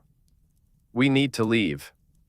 Seemingly snapping back to reality, Granger replied, Right, I have to, but... Suddenly, voices echoed down the passageway. We've got company, Draco interrupted. Set off your charges. Granger raised her wand and muttered ancient runic words. Draco felt goosebumps rise on his arms as her magic surged forth. 5 brilliant sparks shot from her wand, racing down the passage to ignite their counterparts. A moment of pure, perfect silence followed. Then, the crypt, the passageways, and the grotto were rocked by a series of explosions. Distant screams echoed in the aftermath. A fine dusting of stone settled over Draco, Granger, and the reliquary of the Magdalene. From the passageway, there were no further sounds. Granger bent over, hands on her knees, breathless from the magical exertion. What have you done? The skull asked, a note of concern creeping into its voice. Bought us some time, Granger replied. Do the thing, Draco urged, standing guard at the ready. Quickly. Granger urged, her agitation palpable. But it's sentient. It wasn't meant to be sentient. Sentient is a rather optimistic term, the skull replied. But you can perceive. Granger insisted. I can't just what, precisely? I need a little piece of you, Granger said. TCH. You and the rest of the world. Bits of me have been stolen over centuries, you know. Get a bloody move on. Draco snapped. Granger pulled a wicked-looking osteotome from her pocket. Yes. My jaw lived in Rome for 700 years, we have only just been reunited. Have you? The skull asked. In 1295. Thanks to Pope Boniface VIII, bless his pointy head. Granger edged closer to the skull. I see that your occipital bone is cracked. Do you mind if I tidy it up a bit? Draco rolled his eyes heavenward. Granger was actually trying to get consent from the bloody skull. Nolly me tan hair, the skull warned. Granger, osteotome in one hand and her wand in the other, said, I'm sorry about this. With a flick, she vanished the reliquary's glass away. So sorry, but it's for a good cause, I promise. Nolly me tan hair, the skull repeated as Granger's hand approached. You will regret it. Something in the skull's tone made Draco turn. He reached out and grabbed Granger's arm just in time, joining her as the skull, a bloody portkey, transported them away. They materialized in a dungeon, 10 meters above the floor, and began to plummet downward. In what felt like slow motion, both of them swiveled to see a shimmering glow across the stone floor below, spiritual sanctification. Their saving grace. As they fell, they both had their wands at the ready. Granger flung a Wingardium Leviosa at Draco just as he cast the same spell at her. They hovered, utterly at the mercy of fate. Granger struggled against the weight of the skull, her willpower inches away from giving in to the torment. She was managing to keep his great bloody body aloft for now, but there was a feverish quality to her magic, it wouldn't hold much longer. Draco, feeling lightheaded himself, realized the day's magical exertion was catching up with him. Even supporting Granger's lithe figure was becoming a strain. Broom! He gasped. Granger tossed the skull to him, and he caught it like a bony quaffle. She pulled out her broom, and in a clumsy display of awkward, floaty acrobatics, she managed to swing a leg over it. With her unpracticed grip, the broom jerked uncertainly toward Draco. When she got close enough, he grabbed the tail end and collapsed onto it behind her. Fuck. Granger puffed, utterly winded. Draco was fuming. These bloody, God's-damned nuns. Oh my, said the skull as Draco passed it back to Granger. This hasn't happened since the Dark Ages. What a thrill. Draco floated the broom up and down the narrow dungeon, wand held high, searching for a way out. This stone must be meters thick, Granger said, casting bursts of transfiguration spells at the wall as they glided past. I can't do a thing past the inside layer. We could try to brute force a few bombardas, Draco suggested. But that would drain us both, and who knows what's on the other side? Oh, about 50 enraged sisters, the skull replied. They'll have sounded the alarm by now and flown back up from the solstice dew. Oh, I hope you don't meet the prioress, my dear. She would leave your pretty face quite unrecognizable. There's got to be an entrance. How else do they fetch the prisoners? Draco insisted, redoubling his searching. We need to find it. That'll be the weak spot. I wager there isn't one.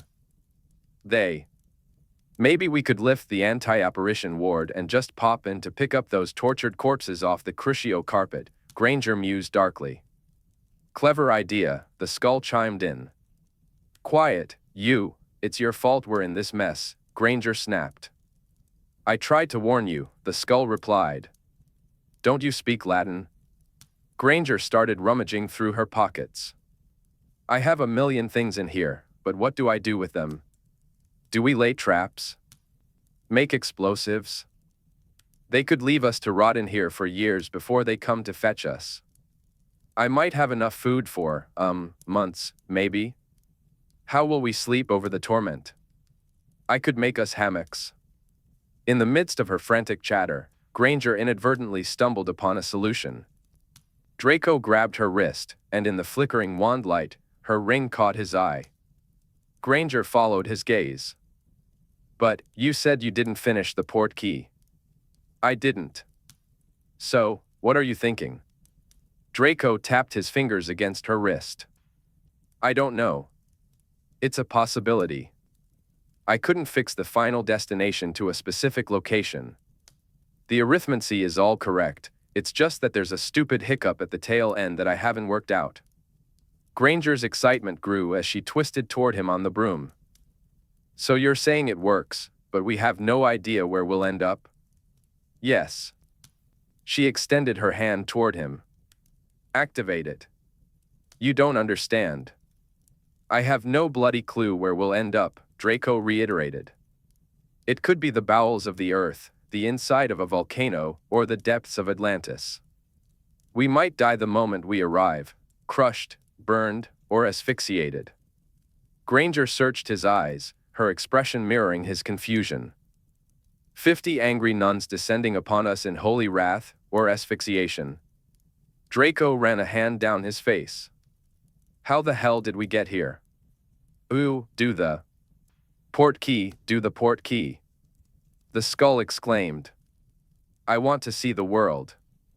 You choose, Draco said to Granger, ignoring the skull's enthusiasm. Granger turned away from him on the broom, deep in thought. You're doing a SWOT analysis, Draco observed, noticing the way her fingers twitched. Show. What's a SWOT analysis? The skull asked, clearly curious. What she does best, Draco replied. He regretted the unintentional fondness that had slipped into his voice. Good thing Granger wasn't listening. After a moment, Granger emerged from her thoughts, her expression determined. She twisted back toward Draco on the broom. Port key. Wands out, ready to disapparate the moment we materialize in the other place. Even in the most hostile environment, whatever damage we sustain in that split second should be healable. Even lava. We're taking a big risk here, Draco warned. We have the skull. And I have lives to change for the better. Let's check the stupid thing for tracking spells. We don't need the sisterhood following us wherever we end up. Both Granger and Draco subjected the skull to a series of diagnostic spells. They weren't gentle, but the skull seemed unaffected. "That tickles," it said as it floated between them, surrounded by bursts of magic. "It's clean," Draco finally announced. "Only echoes of the portus." Which was a brilliant idea. A single non-malicious spell at the very end. Right into a dungeon. "Bloody nuns," Granger muttered. "All right," Draco said. "Let's go.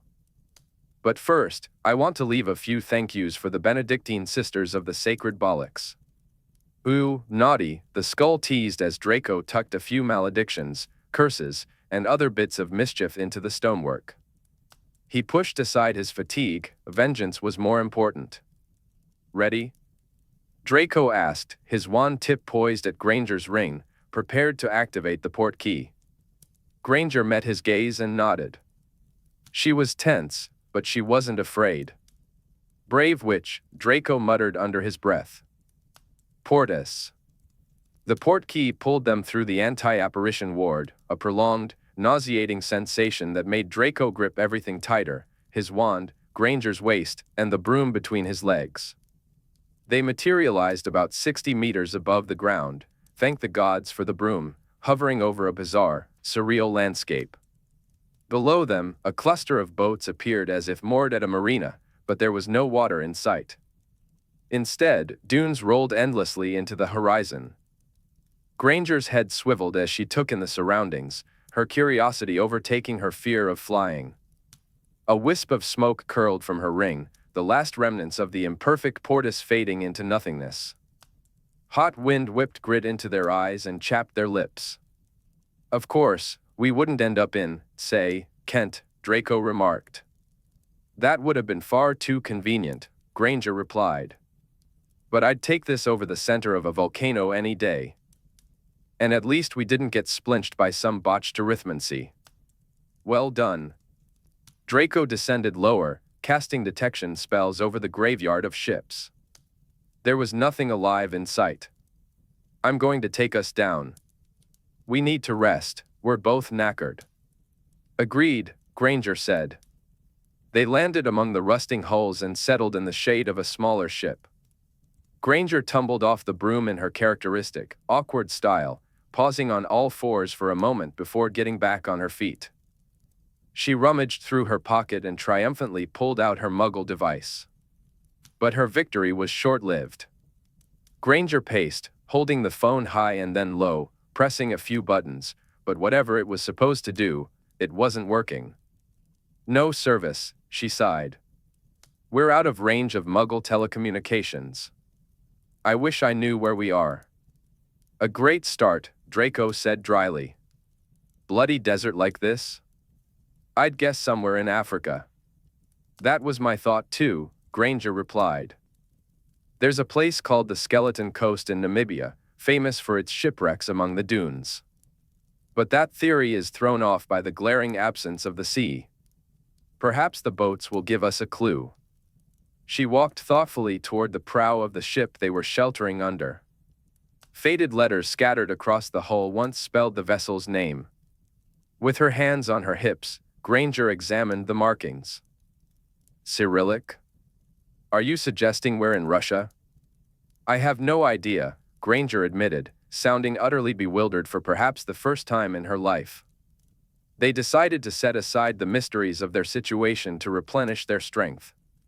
Draco was eager for a rest. He felt a nagging worry that the nuns might somehow track them down, and he was too magically fatigued to take on 50 of them in a fight. "Where's the skull?" he suddenly asked, noting that the last 10 minutes had been free of its croaky remarks. "In my pocket," Granger replied. "I've got a muffliato around her temporal bones. I'm tired of her running commentary." "Good call. Do you have anything to eat in that pocket?" "Obviously." She began to transform bits of the rusted-out boat into makeshift low tables and stools. Draco noticed that Granger didn't display her usual flair or concern for accuracy. The stools shed old marine paint from their bottoms, and the table looked like it might come with a side of tetanus for dinner. Granger was tired, yet she still managed to surprise him. Fishing items out of her extended pocket, she laid the makings of a real meal on the table. A baguette, pâté, and an assortment of cheeses were arranged neatly. Next came an array of charcuterie, some cornichons, and olives. Finally, she added a container of spiced aubergine salad. She surveyed the spread and exclaimed, "What am I missing?" "Oh. The drinks," Granger said, eyeing the selections. They had bottled water, grossly overpriced, and a bottle of white wine. No idea if it's good, the bottle was pretty. She handed the wine to Draco.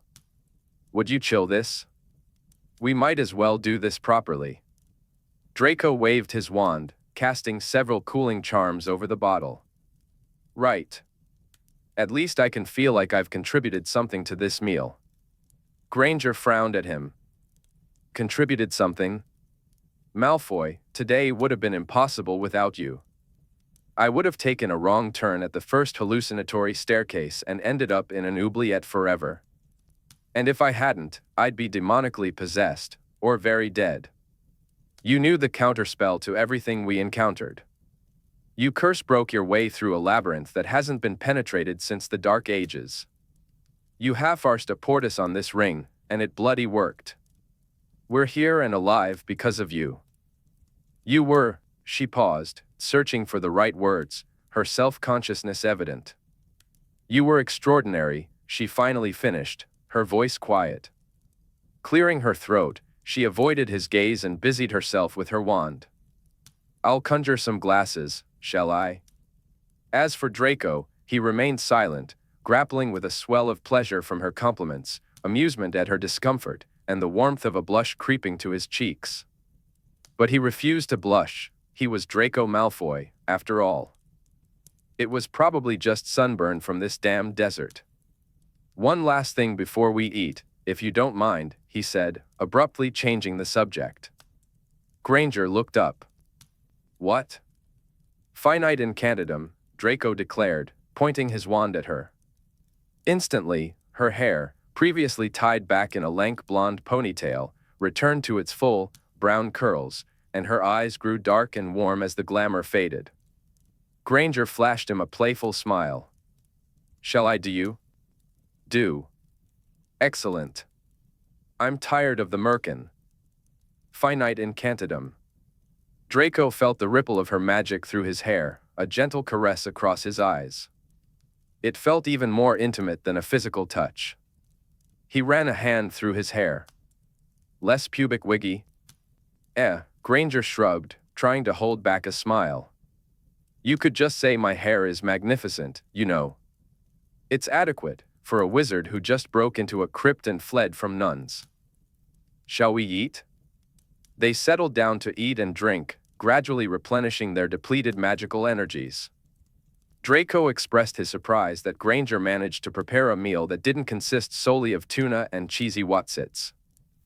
"Oh, I do have a packet of cheesy wotsits in my pocket, just for you," she replied, a twinkle in her eye, "since they linger so powerfully on your psyche. Do you have a few cat hairs too, to complete the experience?"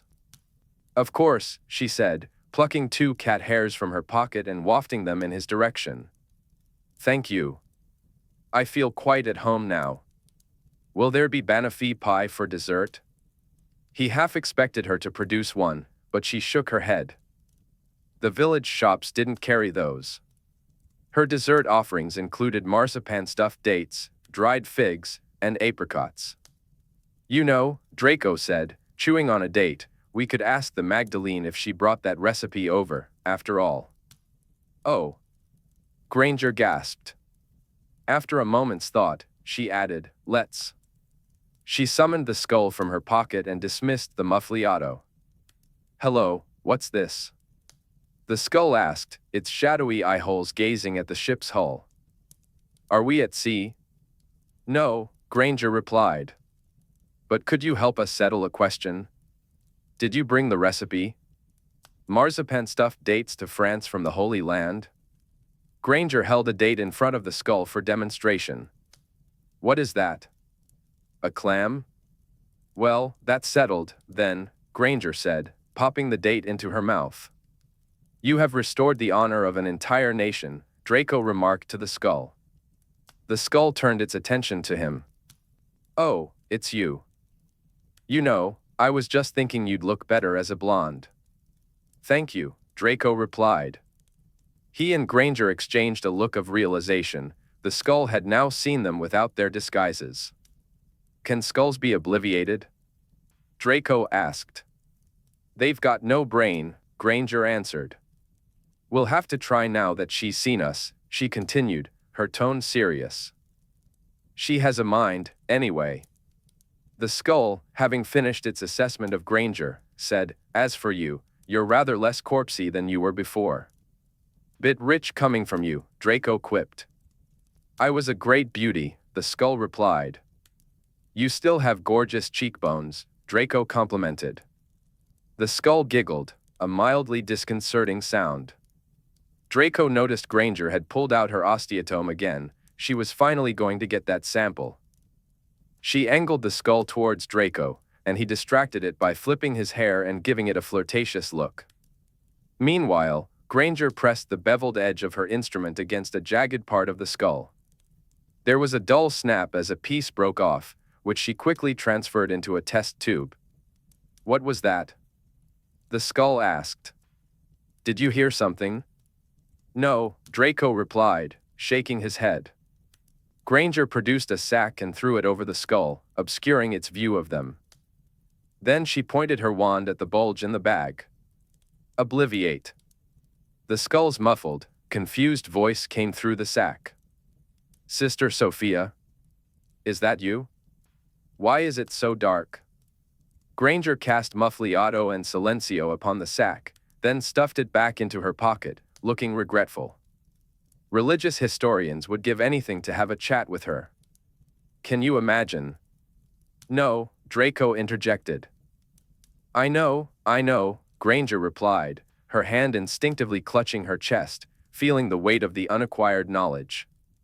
I'll send her back to the monastery as soon as we reach civilization. Hopefully, her safe return will keep the nuns off our backs. I was actually looking forward to a duel with the prioress.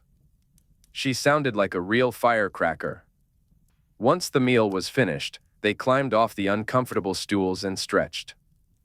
Granger pulled out a large, fluffy blanket and laid it on the sand before settling down on it. Draco, without hesitation, invited himself to lie down next to her. She really did sound like a fury, Granger continued. Forget Aurors and the Order, we should have sent French nuns after Voldemort. Did you see that labyrinth? The good sisters would have taken him down in 5 minutes. We'd be living in a new, nunnish world order. Everyone would wear habits, Granger laughed. You would have thrived in that environment. I'm simply surprised by Muggle skin showing, Draco huffed. Not objecting. Dismay, maybe. Astonishment. It's a culture shock. Don't robes interfere with checking out bums? Granger asked playfully. They're a blight on the entire sport. Then? I hadn't really thought about the alternatives until, well, quite recently. You don't know what you don't know, Granger said wisely, nodding. Exactly. I'm starting to appreciate Muggle fashions. They really know how to highlight a bum. Granger laughed, and Draco lazily raised his wand to float the wine bottle over to them. You know, Granger mused, the sun is setting here. It was mid-morning at the monastery. That means we've jumped 8 or 10 time zones ahead, depending on how close we are to the equator. Where does that put US? Western China? Granger turned onto her stomach and edged toward the side of the blanket. Granger was busy sketching a map in the sand. Well, it could be any number of places, depending on how many zones we jumped. Iran. Oman, any of the stands. Draco floated over some dried figs, chewing on them as Granger continued her speculations. Oh! She exclaimed suddenly. What? She passed him a whitish, elongated seashell for his inspection. This used to be a seabed, she said, peering closely at the sand. How curious. She began sifting her fingers through the grains, uncovering more desiccated bits of sea life. Her eyes sparkled with curiosity, and all of the day's troubles, the curses, the near-death experiences, seemed to fade away in the light of this new mystery. With her hair dusted with remnants of their recent adventure, a purplish streak of mind flayer residue across her cheek, and her worn-out gear, she resembled a wild-eyed archaeologist digging for answers among the endless sands. The effect was rather captivating. Had anyone told Draco just months ago that he would find a scuffed, dirt-smudged witch in the sand appealing, he would have scoffed. But here they were. "That's a scaphopoda," Granger said, referencing the shell in Draco's hands. "But I don't know what species, so that doesn't help us narrow down our location." Draco examined the shell, confirmed it was indeed a shell, and handed it back to her. Their fingers brushed together, hers were warm, his cool. "Sea urchin," she said, holding up another whitish, round object. "Fascinating." Granger returned to her makeshift map, now scattered with bits of shell.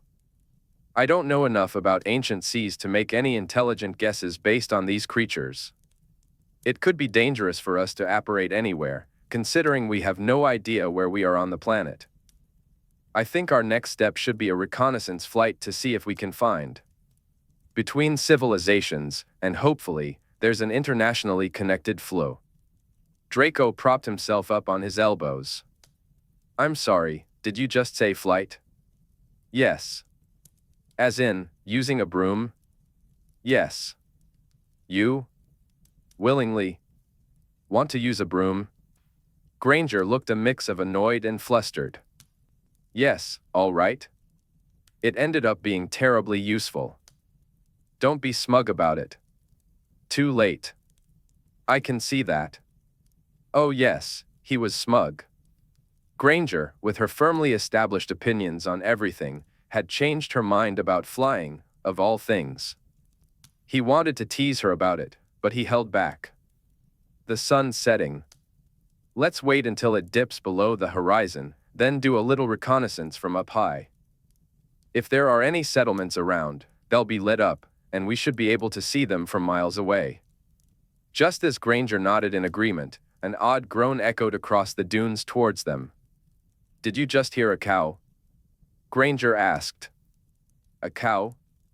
That sounded more like weasel on the loo. Don't be, oh. Look. A herd of something appeared over the dunes. They resembled gazelles that had been half transfigured into tapirs. "Oh, I've read about those, they're saiga antelope." Granger exclaimed, leaping to her feet. The animals paused at her sudden movement, eyeing her as though she were the one who was half transfigured. Then, with a strange loping gait, they continued on their way. "Queer-looking things," Draco remarked. "Magical? Mundane." Granger was on her tiptoes, watching the herd pass. But exceedingly rare, though. The lead animal let out its peculiar groan, and soon the herd disappeared behind a dune. Granger returned to the blanket and knelt at her sandy map. "This will help situate us. Those antelope have a narrow range. We're somewhere in Central Asia." She bit her lip. "Population centers will be few and far between.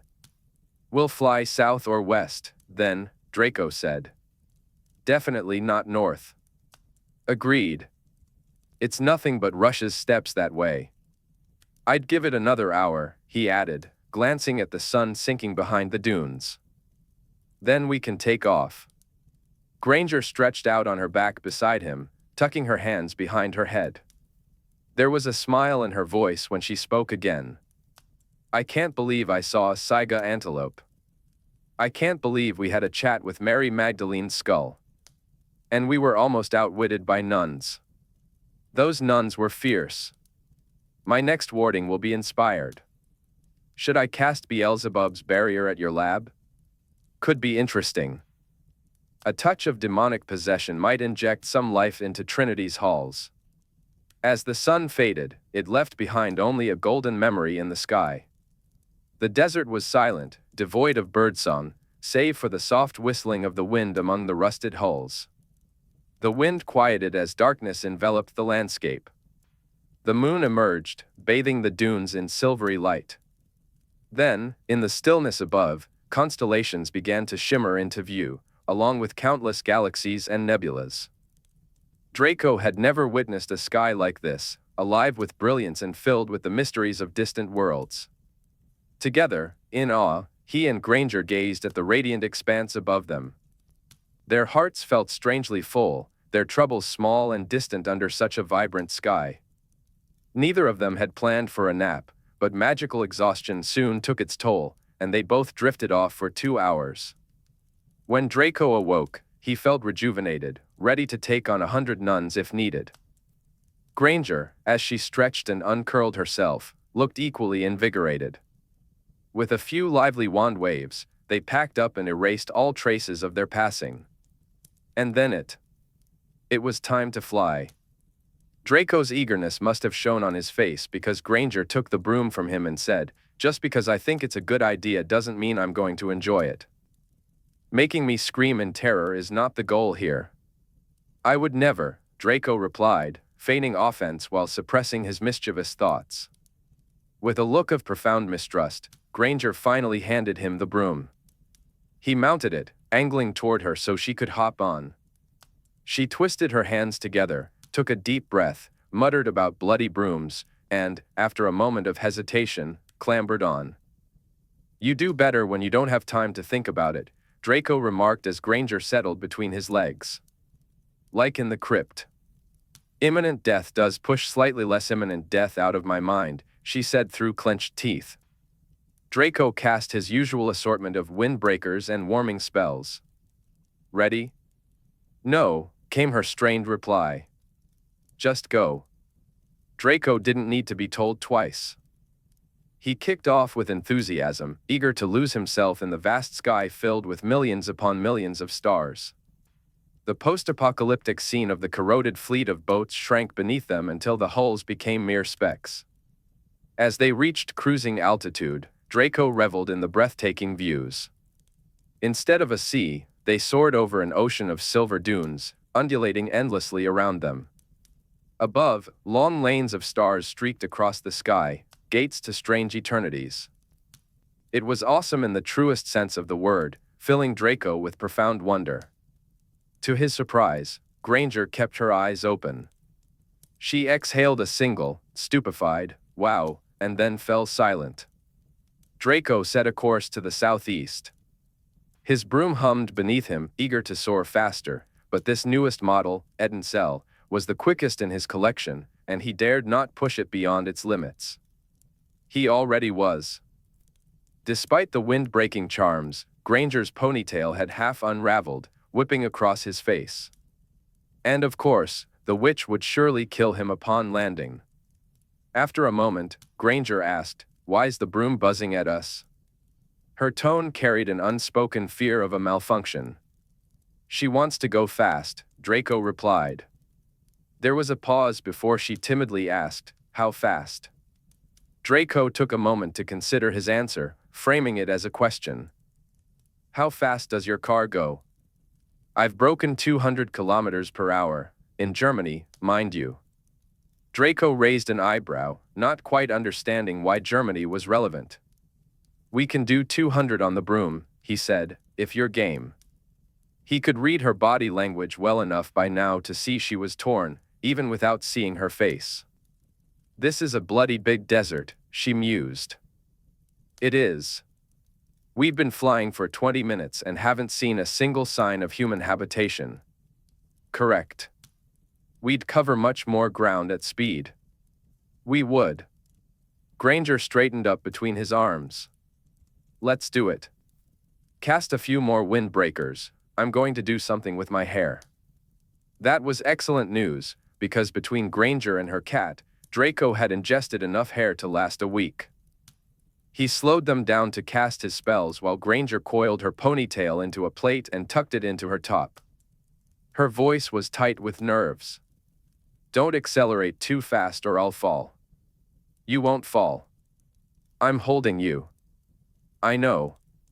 It'll be just like we're in your car, Draco said, edging the broom up to speed. My car has seatbelts and is solidly on the earth at all times. Granger's statement was cut short by a shriek as the broom surged ahead. Draco considered slowing down, but then he realized her shriek had transformed into a delighted, adrenaline-filled laugh. The speed had. Granger was caught in a whirlwind of emotions, half enjoying herself and half too frightened to think straight. Now we're getting somewhere, Draco said as the dunes beneath them blurred into a shimmering silver. Oh my God. You are keeping an eye out for lights, aren't you? Ugh, Frulp. Good. They streaked across the desert like meteors. Draco found himself wishing for a shooting star, eager to race it. Since Granger was handling the broom so well, he let her take control, and she shot forward even faster. The dunes transformed into a radiant silver expanse below, while the stars spun in a dazzling whirl around them. He held Granger tightly, not just to keep her safe, but because he wanted to.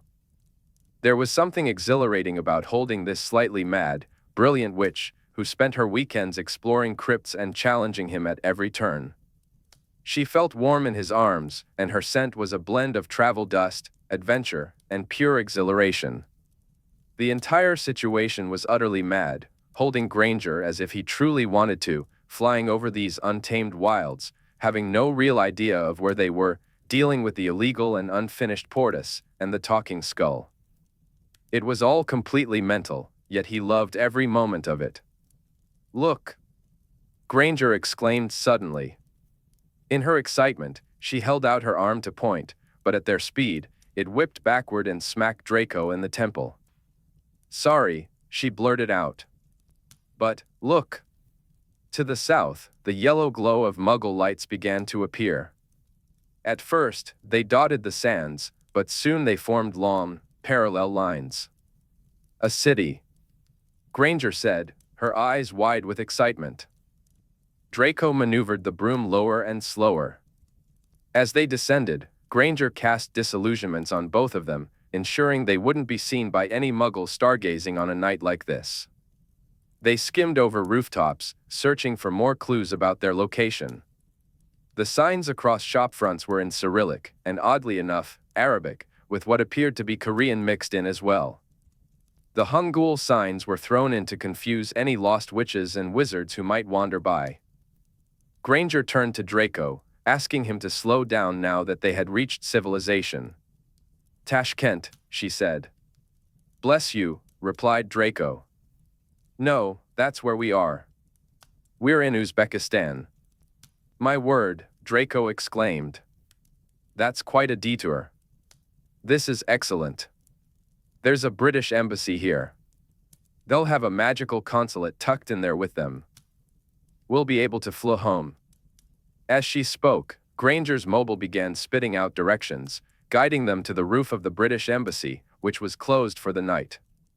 Draco broke them in and quickly sniffed out the consul's chambers, the only trace of magic in the entire building. They startled the poor wizard awake. Draco, using his usual intimidation tactics, convinced the consul to light the international flu, despite their lack of documentation. Granger obliviated him, and Draco cast a sleeping charm, and then they were whisked back to London in a swirl of blue flames. As they landed on British soil 20 minutes later, Draco reflected on how well he and Granger made a decent team. The flit journey had been the longest and most dizzying experience either of them had ever had. Draco rolled out of it, while Granger plopped down bonelessly. On the cold floor of the London warehouse that served as the arrivals platform, Granger lay still, not moving. Draco, who usually handled the spinning better than she did, took a moment to assess her. His knee was throbbing from the way he'd landed on the concrete. They've installed a line of domestic flue hearths, he said, standing next to her. We can each flue straight home. Shan't, Granger replied weakly. Draco looked down at her, noticing her greenish complexion. You look ready to be sick. I feel it, she admitted. Just one more little spin in the flue.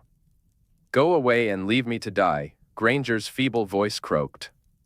Draco, who was craving a hot shower and a nap, felt a flicker of temptation. But leaving his principal, queasy and sprawled on the floor, was against protocol. "Don't you have a potion for the nausea?" he asked. "If I so much as smell a potion, I'll decorate this floor with aubergine Anne." "Shoo," Draco interrupted, as footsteps echoed through the warehouse. He knelt beside Granger. "There's an agent coming, and we don't have an explanation for how we just got spat out of Tashkent without any papers or a stamp from the consul. We need to move."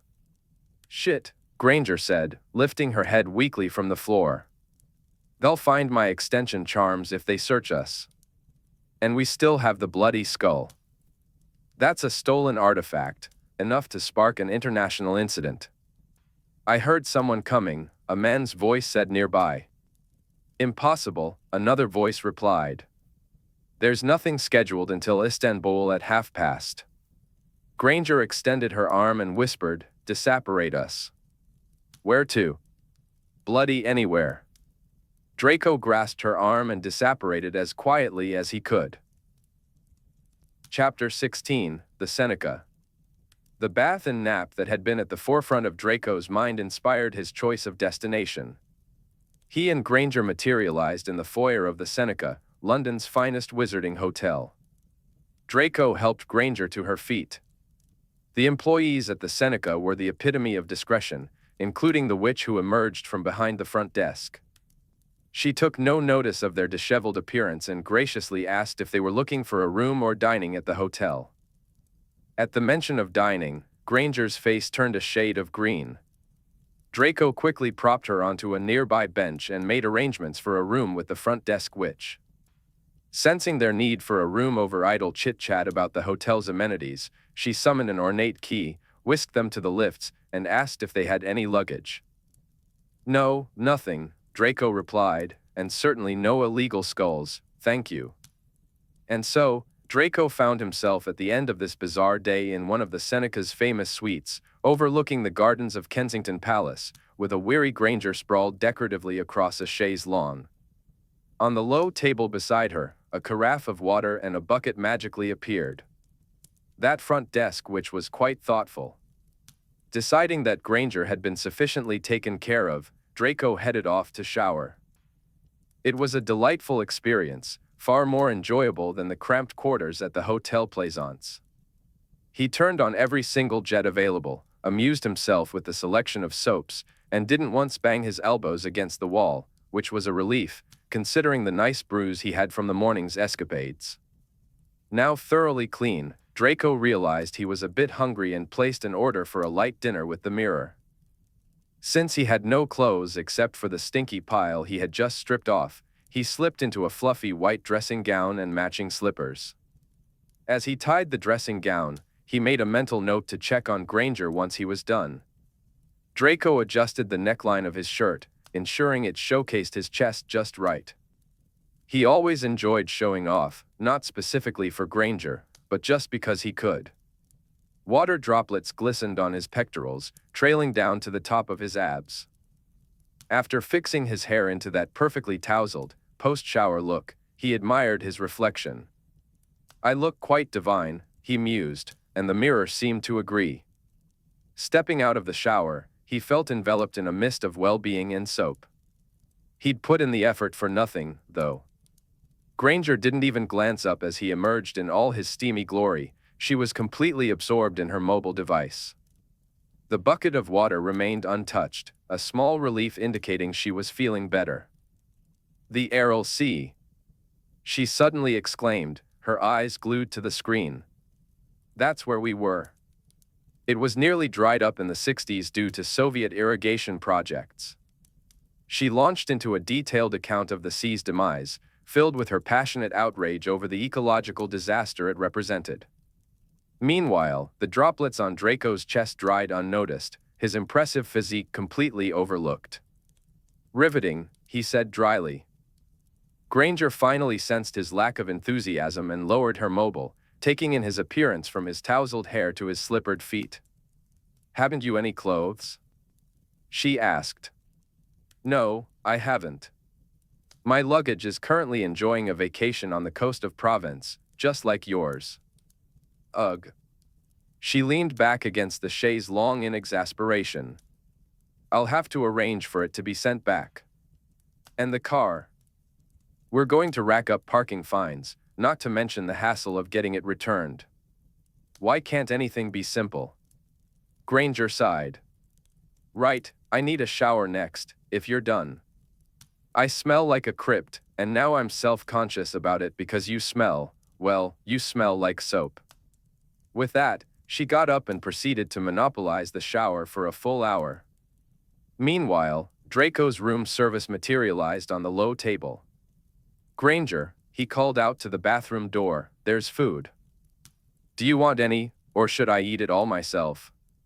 Have it all, came Granger's voice, mingled with the sound of water spraying. I just want tea. Ask the mirror, Draco suggested. The mirror? Yes, for the tea. Draco heard the mirror chime in, saying that the tea would be ready shortly. Granger thanked it. It was an interesting feeling, talking to her while she was in the shower. He managed to savor his dessert, chocolate bonbons, before Granger finally emerged from the bathroom. She, too, was wearing a dressing gown, which looked ridiculously oversized on her. Draco noticed that she hadn't left the front open in a strategic way. Instead, she had crossed both sides so high that the robe covered her all the way to her chin. Her hair was a wet pile on top of her head, held in place by her wand. She shuffled over in slippers that were far too big for her. What? She asked, noticing Draco's gaze. Then she looked down at herself. I look rather like a gnome in a housecoat, don't I? I'd like to know whose boat-like feet these slippers were designed for. Just then, a steaming pot of tea appeared on the low table as Granger approached. She pulled some pillows off the bed and made a cozy nest for herself on the floor next to it. What are you doing with your clothes? She asked, gesturing toward the torn, stained pile she had left in the bathroom next to his. I unstitched my extendable pocket. I can't decide if it's worth sending them to the laundry. Should we donate them to orphans? Burn them, Draco replied. But what? What about the orphans? Granger asked. The orphans can burn them to warm their hovels. Stop talking about the stinky clothes. You're putting me right off my chocolate bonbons, Draco replied. Granger sighed at him, as if she wanted to tell him how dreadful he was, but she decided it wasn't worth the effort, he already knew. Then she noticed a note on the table. What's this? She inquired. A welcome note from the hotel, Draco answered. Granger picked it up and read aloud, Miss Hormone and Mr. Crotch. She set it down, and slowly, her hands rose to cover her face. For a long minute, her shoulders shook, and small sounds escaped, muffled by her hands. Are you laughing or crying? Draco asked eventually, wondering if he should do something if it was the latter. Both, Granger hiccuped. She sniffed and then rose to fetch a tissue. When she returned, her eyes were bright, a little red around the edges, and her nose was pink. She resumed her seat at the low table and poured herself some tea. I can't believe you did that to me again, she said. They wanted names downstairs, Draco shrugged. Though I suspect the witch knew who we were. Do you think so? We came in looking like a pair of muggle ruffians. One of us was bilious, and the other was limping like Mad Eye. I wasn't limping like Mad Eye. Oh yes, you were. You still are, although the heat from the shower helped you. Do you want me to heal it again? Draco pondered this for a moment, then swallowed his pride and slid down to the floor next to her. He flipped open his dressing gown to expose his knee. I didn't realize you observed me so closely, he remarked, feeling a twinge of irritation because she certainly didn't notice the things he wished she would. Granger's wand tickled his leg hair as she passed it over his knee. Don't flatter yourself, it comes with my job. Why do you assess everyone as though they're a secret assassin? Draco scoffed. It's true, Granger replied, a hint of mischief in her voice. You size everyone up like you're trying to figure out the best way to break their necks. Not to mention your sneaky use of legilimency. She muttered a healing spell, then continued, It's not a complaint, though. It does feel safer having someone of your caliber around, especially today. Today would have been an absolute disaster if I had attempted it on my own. Draco considered telling her how impressively she had performed in the field and how he admired some of her stunts, but as Granger finished the healing, the moment slipped away. She gave his knee a light pat, like he was a naughty boy who had fallen from a tree, rather than an Auror who had faced a rampaging manticore. There. No more dramatic rolls on concrete for a week. Parnell won't be as kind as I am, she said, tugging at the edge of Draco's robe and tucking it firmly under his thigh. I promise no dangly bits will escape without permission, he remarked, watching her with amusement. I'm not taking any chances, especially with a man named Crotch. Draco let out an unexpected snort of laughter, so strong it made his nose ache. Granger maintained a prim expression. Today has been a comedy of errors, she said. Right. Let's not tempt the fates, Draco replied, though it was a blatant lie. In fact, he had a vague idea of tempting the fates by looking wildly seductive for absolutely no reason and seeing where that might lead. It had led precisely nowhere. The thought of hot showers, a luxurious hotel suite, and being nearly stark naked with a witch held a certain allure. But that was all it was, potential, existing only in possibility, not in reality. With any other witch, perhaps. But with this witch? No. This was Granger, and Granger was, well, Granger. She kicked off her oversized slippers and moved to the window. She let her hair down from its wet pile, running her fingers through the tangled strands.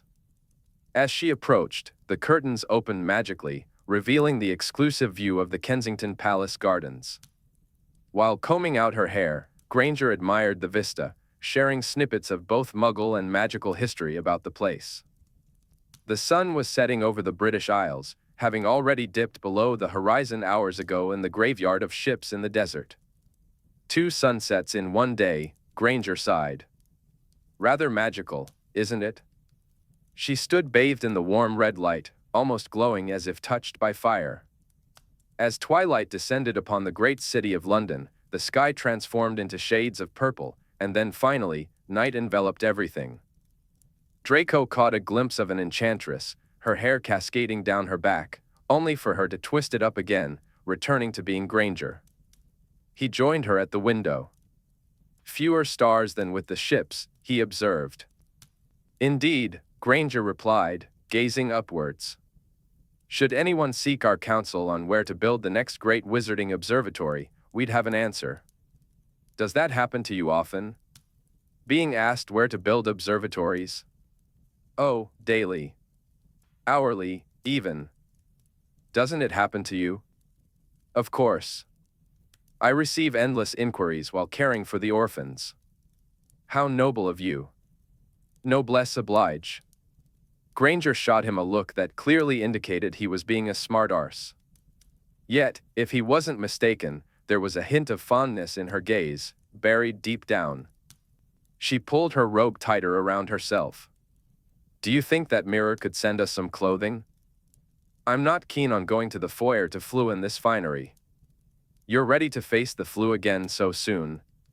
Draco asked. He had been enjoying this peaceful interlude, surrounded by luxury and, well, nice company. It felt like a truce after an adventure. If it were up to him, he would have planned to linger a little longer. Draco couldn't help but imagine the untold hours of lounging in fluffy beds, indulging in delicious meals, visiting the spa, and perhaps enjoying a relaxing massage. He would have happily continued this blissful retreat past Monday, concocting an excuse for Tonks that he and Granger were simply recovering from an ordeal. But Granger didn't seem to share his vision of lazy days.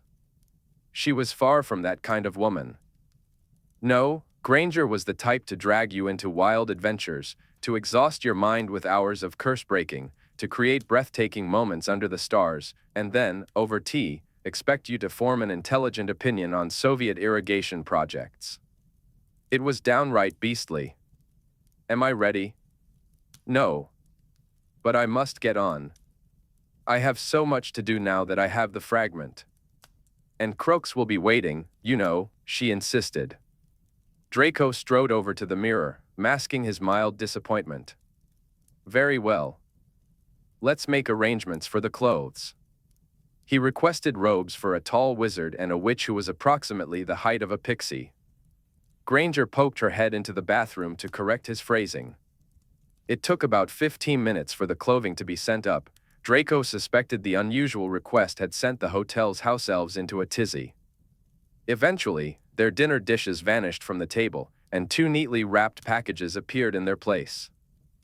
The state establishment had delivered equally conservative attire. The clothes were traditional, with a plethora of buttons for Draco and an abundance of lacing for Granger. Well, Granger said, eyeing her dark blue robes, it'll do to get me to the flu, anyway. Look, underthings, Draco said, holding up a spectacularly unsexy pair of bloomers. You can look like my great-aunt Auriga. Ugh, no. He tossed the bloomers onto the growing pile of rejected items. Granger disappeared into the bathroom to change while Draco tried to keep himself occupied. Draco quickly finished getting dressed in his new attire, except for the buttons, which were too tricky to manage with his wand. He fastened them halfway to his throat and decided he didn't care enough to do them up any further. After all, they were just getting decent for a short walk across the foyer to the flue. Granger emerged from the bathroom, struggling with her own clothing dilemma, tangled in ribbons and laces. I see these robes come with the assumption that the wearer has a lady-in-waiting. Would you help? Draco, having no idea how to tie proper knots for a lady's robe, simply grabbed a handful of ribbons and shoved them into the back of her dress. He tried not to think about the fact that Granger wasn't wearing anything underneath. That doesn't feel quite right, she said as he stuffed the ribbons in. No, it's utterly shambolic, he replied. The naughty bits are covered, that's what matters. They paused in front of the mirror to take a look before heading down to the foyer. Draco remarked that Granger looked like a pureblood wife off to drop off her children at King's Cross in 1961. Granger shot back that Draco looked like he'd just stepped out of Scotland Yard in 1825. The mirror chimed in, declaring them an exceedingly handsome couple. Granger shuddered, and Draco took off down the hall. The Seneca's foyer was irritatingly busy. As Draco mentally calculated the time, he realized it was only Saturday night in London. The crowds made sense. The Seneca's dining rooms were the place to be for a certain segment of the wizarding community. The flue hearth crackled cheerfully at them as they exited the lift. Granger's stride lengthened. We can finally put this surreal day behind us. Suddenly, she stopped and grabbed Draco's arm with a firm grip, pulling him toward her. What? Shush, she interrupted. Stand there, Granger said, pressing herself against the wall and maneuvering Draco to stand in front of her. What are we? Be big. Why are you always large and in the way, except when I need you to be? She whispered, her tone peevish. Shield me. From who? Draco asked, wishing he could turn around to assess the so-called secret assassin, perhaps even deal with him in a more permanent way. Cormac. McLagan? How many other bloody Cormacs do you know? Granger shot back. She raised her hands to his robes, pulling up his collar as if the fabric could provide her more privacy.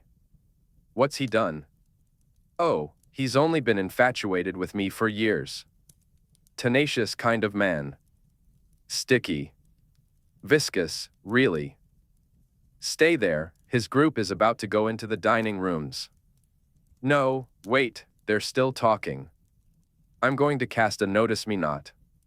Oh no, Derek's just spotted you, I think. It's your stupid hair. Like a beacon across the bloody Pennines. No.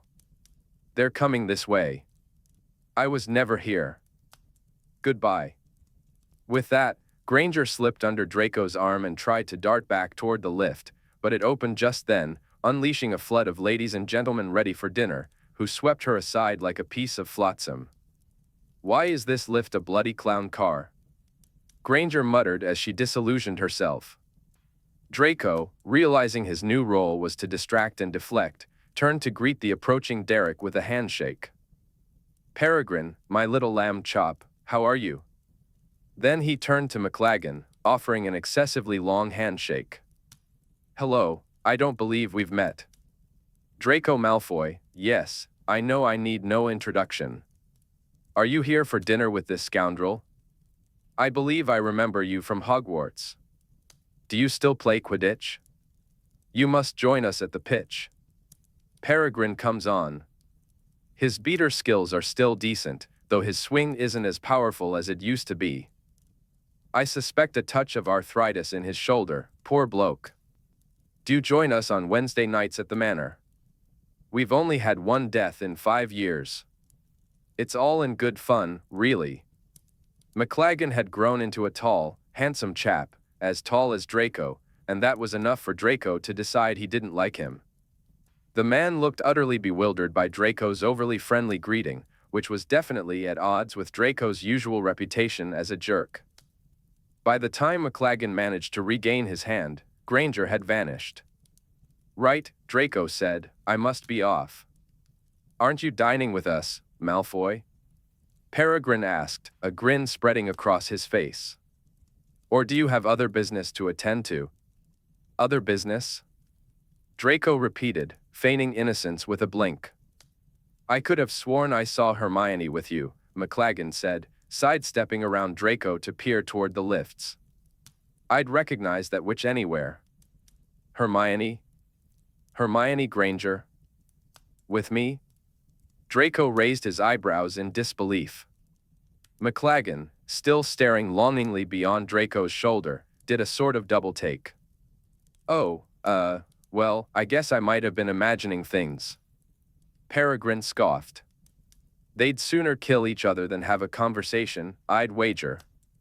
McLaggen's gaze drifted to Draco's half-unbuttoned robes and then to his crooked collar, which looked as if a lady had gripped it just moments before. "I suppose," he said, though doubt crept into his voice. Draco decided it was time for a bit of legitimacy to gauge that doubt. Besides, Granger had felt unsafe and fled from this man, and given that she had felt threatened, Draco was well within his rights to investigate. With that sound reasoning in mind, he reached out. Draco focused on McLaggen's mind, curious to see if this fool had any training in occlumency. It quickly became clear that he did not. Draco made a few casual comments about the recent victory of the Kestrels over the Cannons. While both of his companions were engrossed in the conversation, he took a moment to scan McLaggen's thoughts.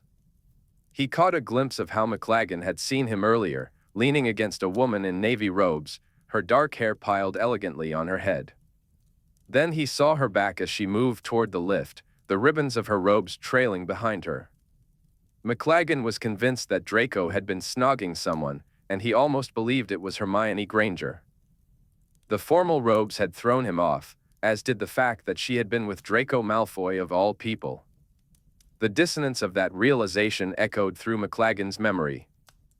Draco then discovered related memories, Hermione speaking at the Ministry a year or two ago, fleeing from McLaggen's unwelcome advances, her flustered excuses to avoid a dinner date while he clutched her hand, Hermione at a pub with friends, cornered by McLaggen near the restroom, fending off his drunken kiss, a flicker of fear in her eyes.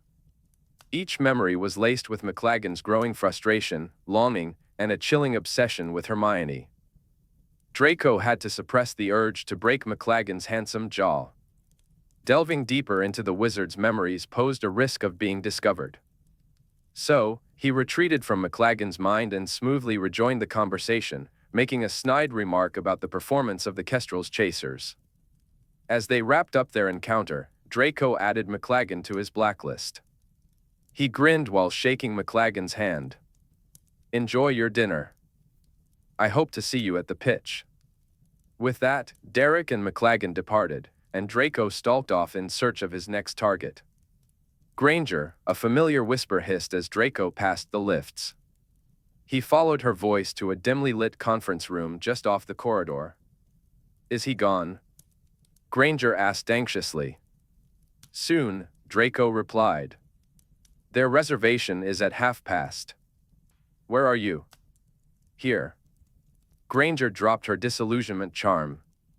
Why do you look so murderous? What? This is just my usual face. No, your eyes are flashing. We had an argument about Quidditch. Granger's dark gaze scrutinized Draco in the shadows, her hand resting on her hip. Quidditch? Yes. Draco felt the intensity of her stare and instinctively occluded his mind, even though he knew Granger wasn't a Legilimens. She noticed the shift and her focus sharpened.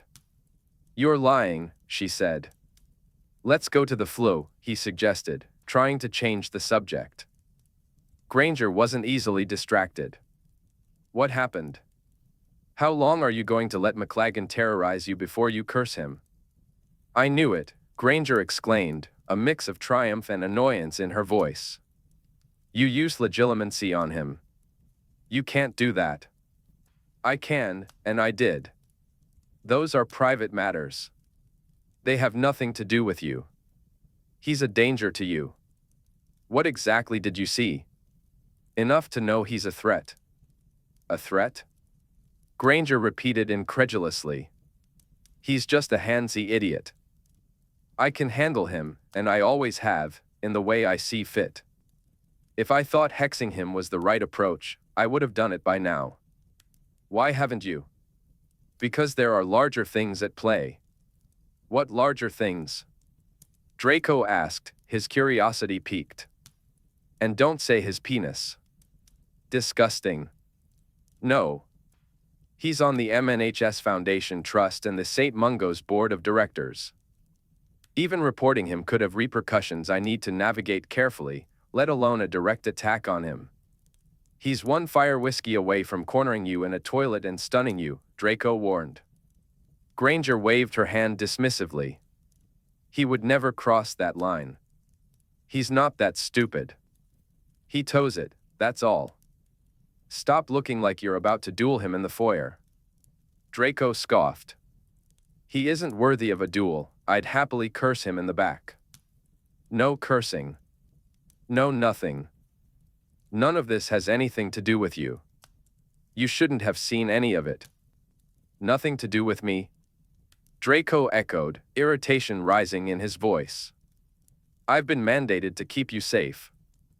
That is literally why I am here, right now, dressed like a Victorian barrister, after a day of wandering through labyrinths. To keep me safe in the scope of my research, not my personal life. This may shock you, but if you're injured or incapacitated in your personal life, it would definitely impact your ability to research. Or do you disagree?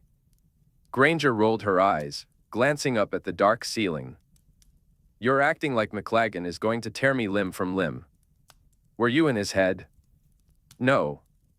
Then I'll decide what he's likely to do, Draco said, tapping his chest with unnecessary emphasis. Granger studied him for a moment. Warily, she asked, did you see him wanting to tear me limb from limb? No, Draco admitted. But you've maddened him for years. I know. The tension between them began to dissipate. Granger's hands were now resting on the back of a chair instead of clenched at her sides, and Draco had stopped glaring toward the foyer. Are there any other randy suitors I need to be aware of? Draco asked after a brief pause. Granger tapped her lip thoughtfully. After a moment, she replied, not to McLaggen's extent. That doesn't inspire confidence. Granger tossed her head back with a laugh. What can I say? I'm magnetic. I can't even walk across a room without wizards falling into my lap. Draco recognized an underlying truth in her words, a mix of charm and chaos that surrounded her. Draco couldn't help but recall some of his own claims from their dance at the Delacroix party, right here in this very hotel. It was the exaggerated accent that really got to him. I do not sound that posh, Granger. Oh yes, you do. You sound like you're about to go to the opera after a day of hunting innocent wildlife. Partridges, probably. I thought you were going to say orphans. You're terrible, but not that terrible.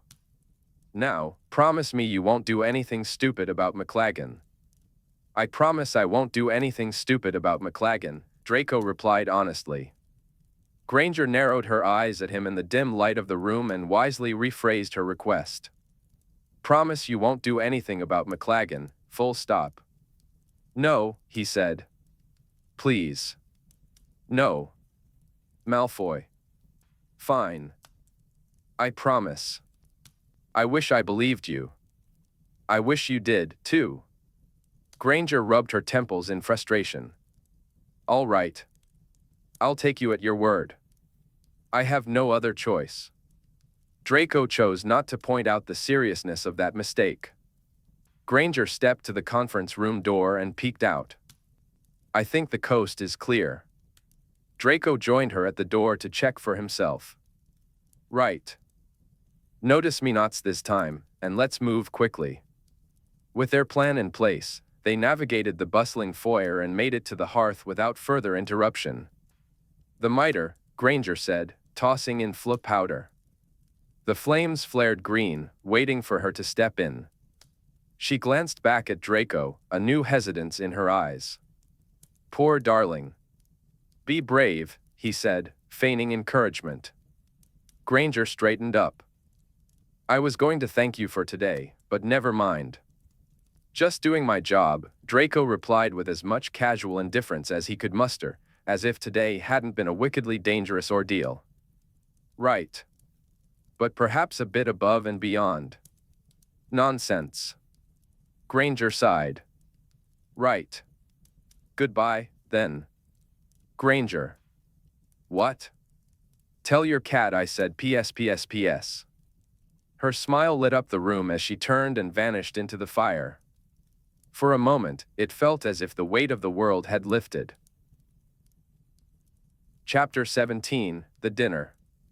To Draco's delight, McLaggen accepted his invitation to visit the pitch a few weeks later. Unfortunately, a series of events unfolded that had absolutely nothing to do with Draco: wet conditions, aggressive bludgers, and temperamental brooms, all of which led to McLaggen taking a tumble from 30 meters up. I say, Davies remarked, watching as Medowitches carted McLaggen off the pitch. That bludger had it in for the bloke. I didn't even hit it that hard, Zabini replied. Poor old egg, Draco commented. First time back on the broom in a while, as I understand it. Perhaps bludgers can smell fear, suggested Zabini. Hope it doesn't put him off the sport, Davies added. We need a decent keeper. Bickford's moving to Spain. The mood was a bit somber after the accident.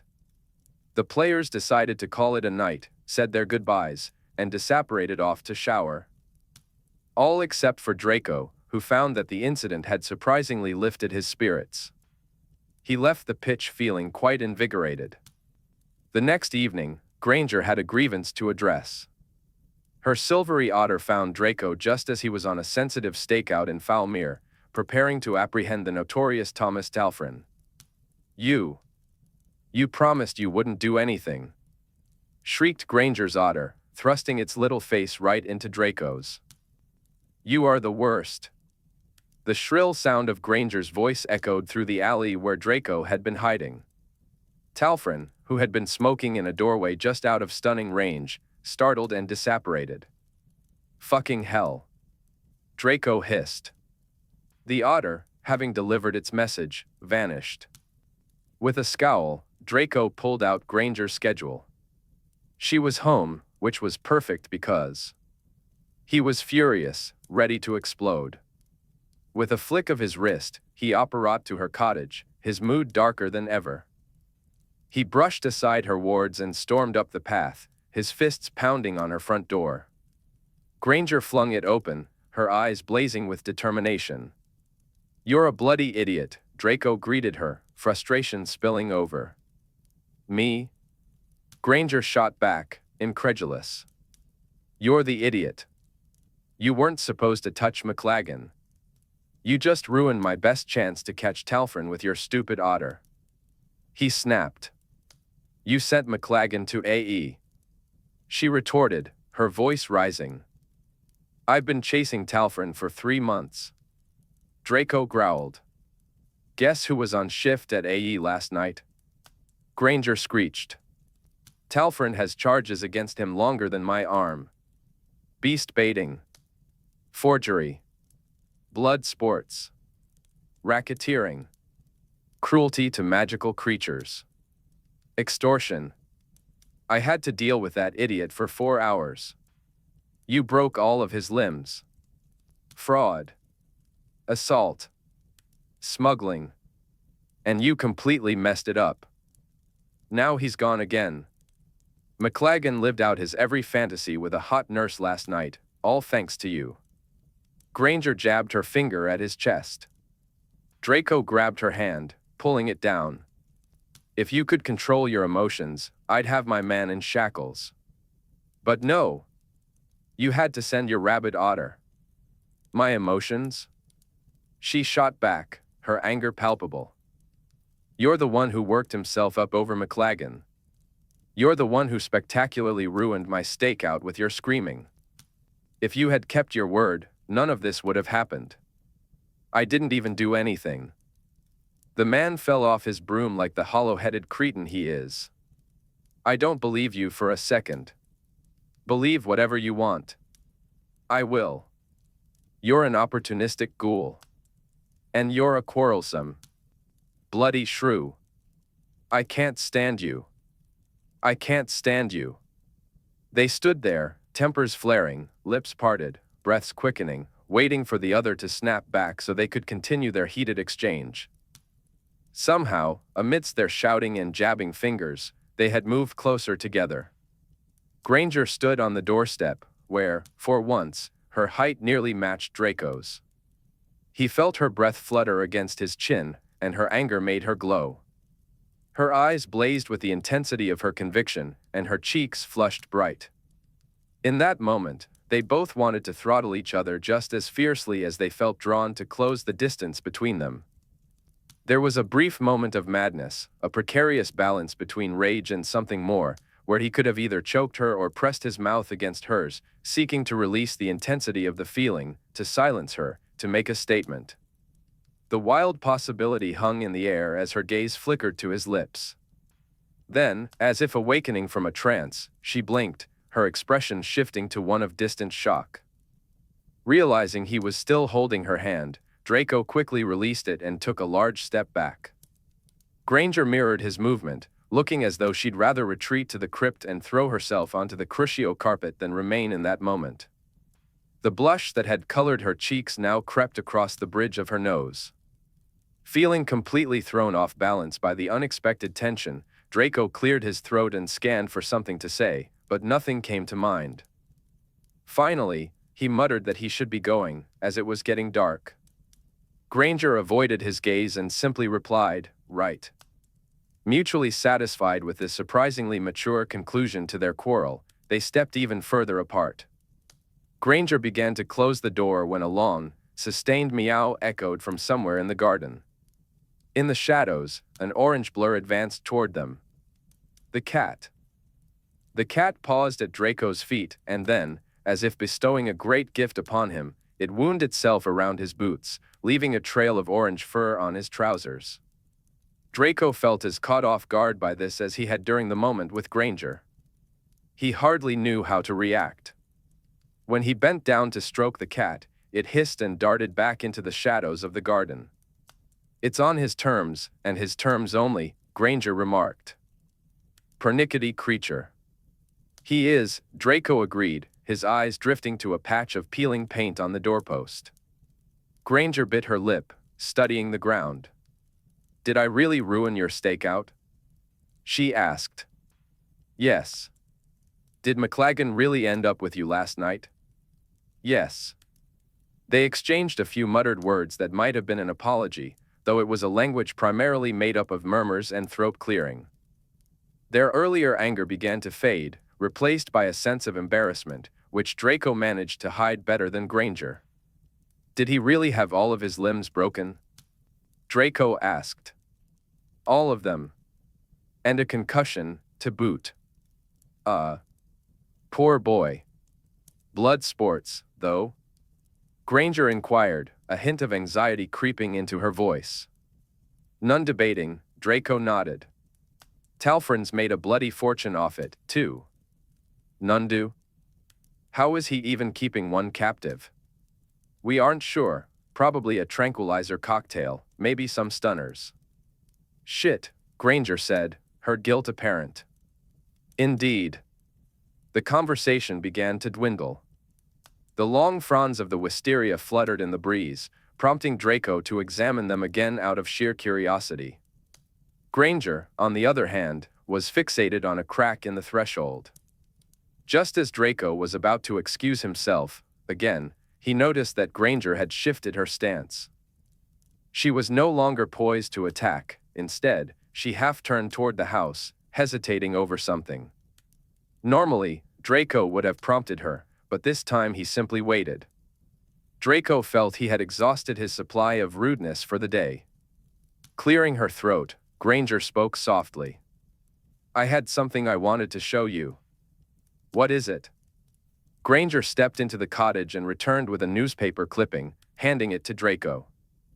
It was from the 7th page of the Prophet, titled Plundering in Provence. The article detailed the theft of a relic from a monastery that Draco had never heard of. The burglars were described as uniquely powerful individuals with a penchant for arson, who had managed to breach security measures that had remained unbroken since 1008. Our readers will be as flabbergasted as the investigators when they learn that the prized relic, the skull of a saint, was returned to the monastery anonymously just days after the break-in. Investigators suspect the burglars may have been thrill-seekers looking for a challenge. A few of the sisters sustained non-life-threatening injuries during the intrusion. When asked whether the investigation would continue, French authorities responded, Quelle question idiote, la relique est de retour, non, which your correspondent interprets as a no. I got my alliterative headline, Draco remarked. You did, Granger replied, twisting her hands together. But I got what I absolutely didn't want, publicity. You'll definitely be the prime suspect, Draco said. Everyone knows that beloved healer Hermione Granger is secretly a thrill-seeker and an arsonist. Granger shot him a reproving look. Be serious. I am. You're a perilous sort of witch. In a swift motion, Granger snatched the article from Draco's hand, pulled out her wand, and set the clipping ablaze. See? More arson, Draco teased. And we can add destroying evidence to your list of crimes. You'll have to arrest me if I continue down this troubled path. I'm already considering it. Did the skull end up being useful? Tell me it was worth the hassle. It was, Granger replied, a hint of enthusiasm in her voice. Immensely. I've made significant strides. Good. Granger leaned against the doorpost, feeling a bit of her earlier tension ease away. My next adventure will be devastatingly boring in comparison. I'll believe that when I see it. It's true. I'm only going to Hogwarts. Whatever for. A medieval text. One of Snape's. Draco said, recalling how Snape had left his entire library to Hogwarts, effectively transforming the school's rare book collection into one of the most extensive outside of universities. That won't be until later in the summer, at Lugnasad.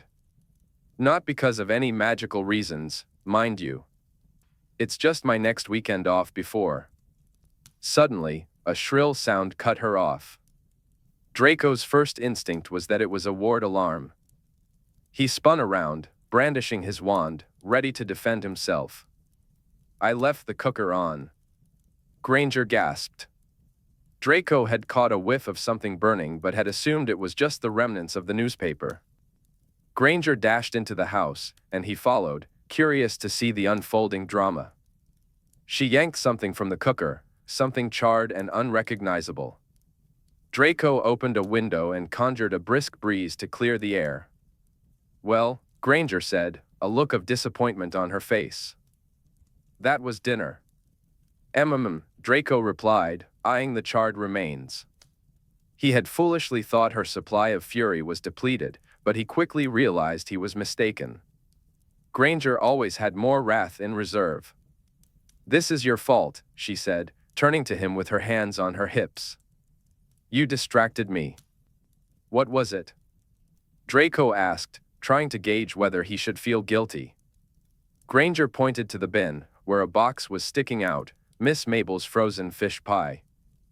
"I haven't the slightest regret," Draco said, watching her scrape the blackened heap into the bin. Draco thought the box was exactly where it belonged. Meanwhile, Granger rummaged through her cupboards, revealing 2 tins of tuna, dried beans, and a packet of biscuits. "Takeaway it is," she said. "I usually pop round to the shops at the weekend." "Stop looking so judgy." Draco felt quite judgy indeed about the dried beans, but suddenly a wild idea struck him. "Granger." "What?" "Come with me to dinner." Granger, who had disappeared halfway to Narnia in search of a stale box of crackers, re-emerged from her cupboard. "What?" Draco repeated himself slowly, using exaggerated gestures for clarity. "You. Me. Dinner." The look she gave him was as if he'd suggested setting fire to a children's hospital. "You want to eat dinner with me? Tonight? On purpose?" "No," Draco replied, dripping with sarcasm. "By accident. We'll just stumble to the table with our mouths open and mash in some hors d'oeuvres." Granger continued to regard him with skepticism. Draco rolled his eyes at the ceiling. She was making such a big deal out of this. "I promise, if I were going to poison you, it would have been upon my arrival, not now. There's a large amount of food waiting for me at the manor, and the elves would be delighted. Plus," he added quickly, "my mother is in Florence." She remained suspiciously confused, arms crossed in her typical defensive stance. "Why?" "It's my fault you burnt your cardboard pie." Granger raised an eyebrow, clearly thinking that many things were his fault, for which he'd never made amends. He couldn't blame her for her doubts. "Shall we go?" Draco asked, ignoring her justified concerns. Granger stood still, scrutinizing him as if trying to decipher his ulterior motive. Was a stark and aggravating contrast to the typical reaction a witch would have to a dinner invitation from Draco Malfoy, which usually involved breathless yes and plenty of giggles. Not that he was inviting her to that kind of dinner, he was merely noting the difference. The smell of burnt fish pie wafted from the bin, surrounding them in a gentle, tragic aura. It spurred Granger into action. She slammed the bin's lid shut, turned, and headed for the stairs. Generally, women didn't run from Draco, quite the opposite, in fact. This was an unfamiliar and unpleasant feeling for him.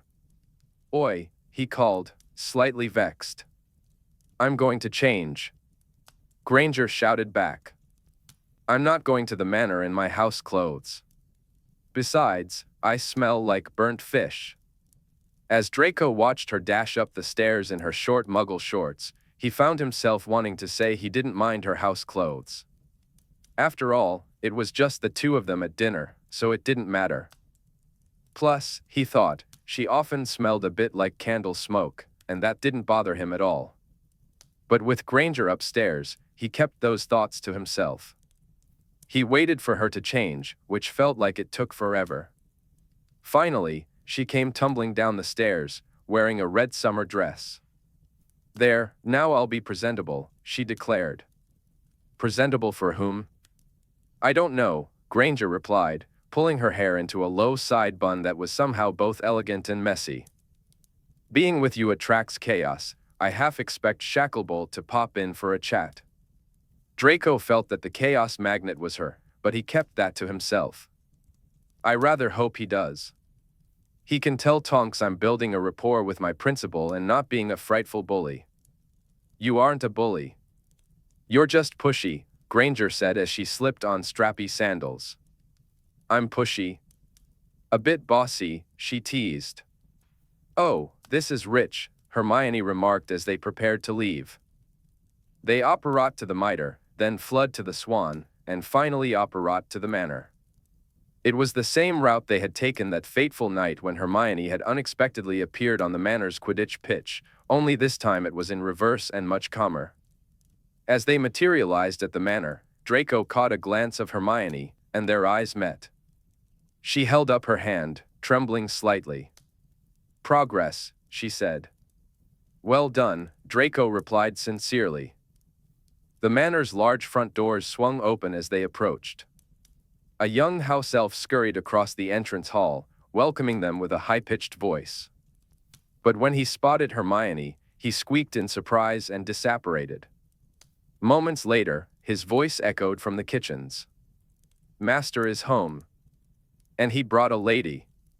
Make whipped cream." The elf reappeared before them as if he hadn't left at all. "Welcome, Sir and Mississippi." "Thank you, Tuppy. Could you please let the kitchens know that I'll be joined by my colleague, Healer Granger, for dinner?" Draco said, and the house elf looked as though he had just received devastating news. "Of course, sir," Tuppy replied, his large eyes filled with disappointment. "And we'd like to dine on the South Terrace," Draco added. Tuppy bowed and disapparated, his shrill voice trailing off with a request to cancel the whipped cream. Hermione looked bemused. "Whipped cream? Never mind that," Draco said. "Let's start with an apéritif. I think we've just caused a bit of a panic in the kitchens." Hermione seemed less preoccupied with her feet than during her last visit. She glanced around, taking in the white walls, the enchanted clusters of candles floating every few paces, and the fires blazing in the many hearths. The new manor was certainly more inviting than the old one. Draco guided Hermione into one of the salons, which was stocked with an array of snacks. They had barely 20 seconds to choose a seat and nibble on some olives when Tuppy appeared, eager to take their drink orders. "A cognac for me," Draco said. "And for colleague Healer Granger?" Tuppy inquired. "Red wine, please," Hermione replied. "Cabernet Sauvignon? Merlot? Pinot Noir? Malbec?" Tuppy listed, his enthusiasm overwhelming Hermione. I'll try the Malbec." "Thank you," she managed. With a bow, Tuppy disapparated. Moments later, Henriette arrived, doing her best to hide her excitement, though her quivering ears gave her away. "Mademoiselle Granger," she said with a curtsy, presenting a tray. "Roulades de courgettes, noi épices au piri-piri, blinis de saumon et de chèvre au pesto." The tray of appetizers hovered next to Hermione before Henriette disapparated away. Hermione opened her mouth to speak, but another crack sounded as Tuppy reappeared with their drinks. He handed Draco his glass with the usual politeness, but Hermione's drink was placed in her hand with the utmost care. Then, just like that, Tuppy disapparated again. Draco was about to say something when a third elf appeared from the kitchen, asking if colleague Healer Granger had any allergies or preferences the kitchen should be aware of. She shook her head, she had none. The kitchen elf disapparated as quickly as he had come. Hermione tried to comment on the flurry of activity, but Henriette popped back in with napkins and tiny forks before disapparating once more. Draco and Hermione exchanged wary glances, the silence in the salon thick with anticipation, both half expecting another loud crack to interrupt their next attempt at conversation. "They are a bit intense, aren't they?" Hermione said. "They're positively itching for guests," Draco replied. "When my mother is away. There aren't any functions to host, and it's just me to feed," Draco remarked. "This entire tray is enough for dinner," Hermione said, selecting a salmon blini. No. Save your appetite." They wandered toward the South Terrace, where an exquisite summer night awaited them. The air was warm, graced by a sweet, playful breeze that danced through Hermione's hair and tugged at the hem of her dress. Not that Draco was paying too much attention to her. The grounds were illuminated by enchanted candles and lanterns at the foot of every tree, strung along the footpaths. In some ways, the nighttime effect was even more magnificent than during the day. The fountains and water features shimmered, and the flowers glowed as if lit from within. Draco left Hermione to admire the gardens while he strode ahead to check on the table. He was pleased with what the house elves had arranged on such short notice: a silver table with 2 chairs, a bounty of summer flowers filling the air with their fragrance, and an extravagant display of lanterns and fairy lights. However, it all felt rather romantic. Henriette was laying it on thick, despite his request for a simple gathering with a colleague.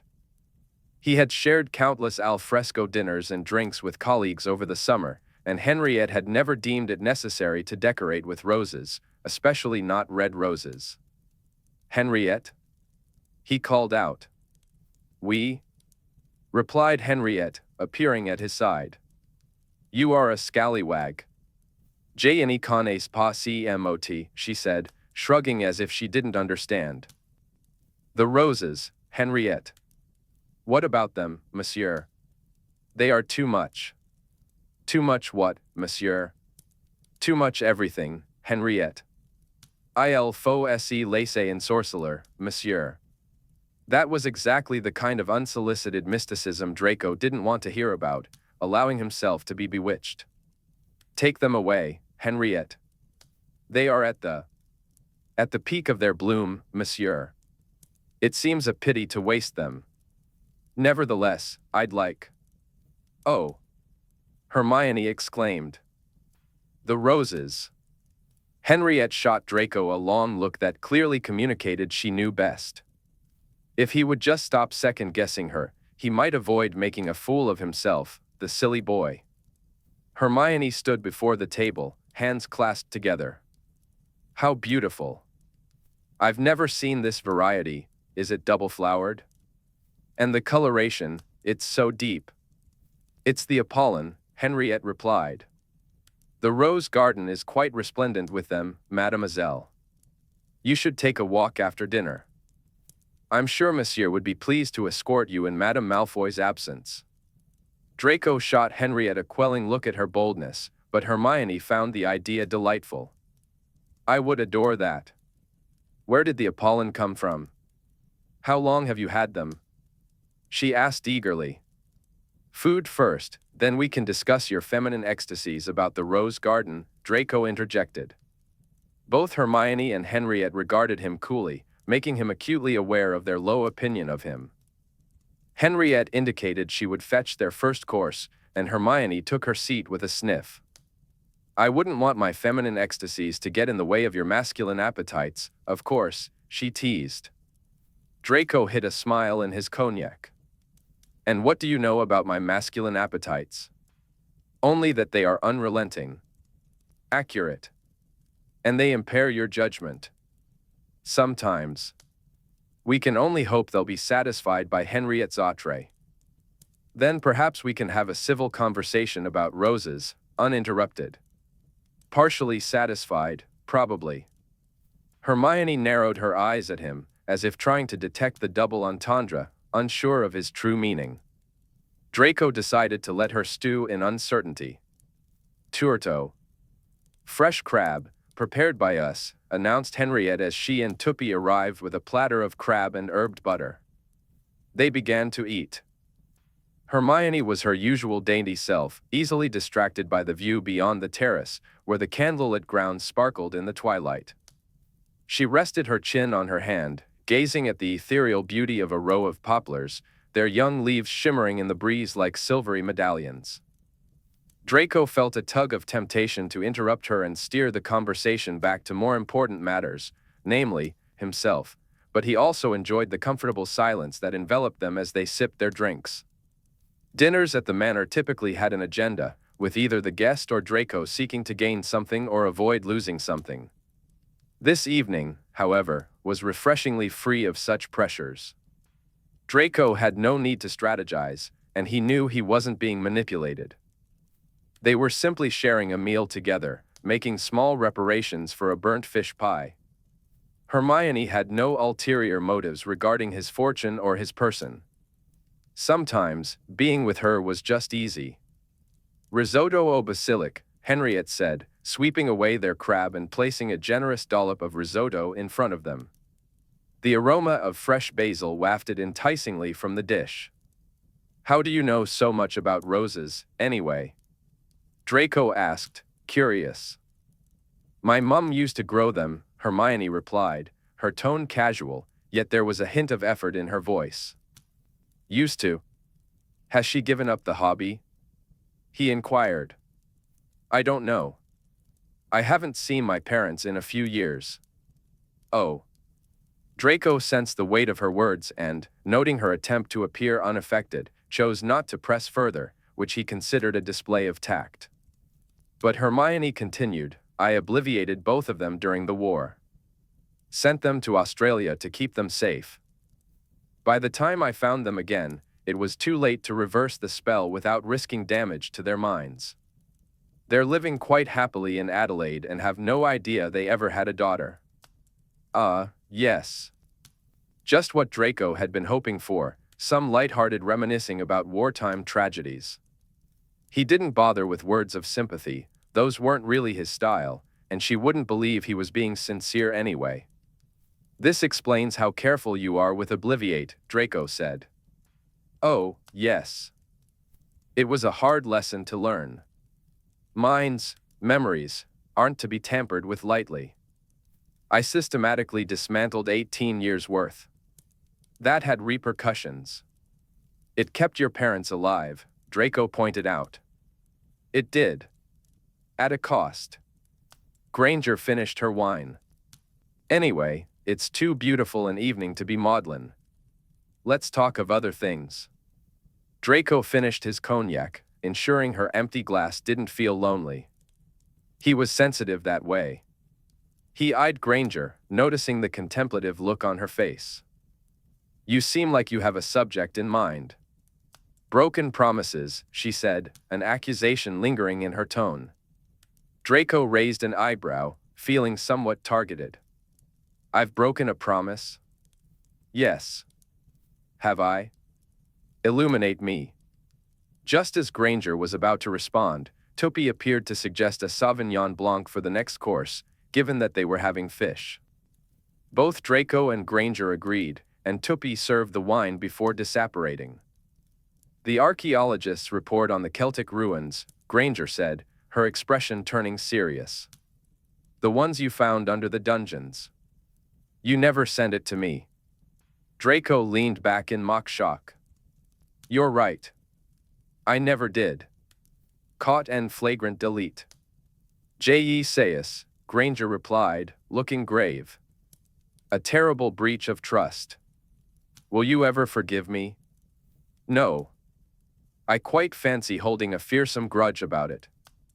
Perhaps even launching a whole-scale feud.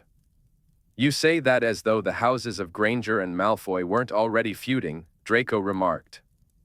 True, Granger conceded. As she mulled over this new complexity, Draco waved to Henriette and sent her to fetch the archaeologist's report. Henriette returned shortly after. Granger held a thick roll of parchment in her hands, her expression quizzical. She offered to fetch some reading materials more suited to a summer evening, perhaps some books of French poetry. No, thank you, Henriette. That will be all, Draco replied. Mademoiselle has peculiar literary tastes and prefers reading about dead monks. Henriette disapparated with a shake of her head.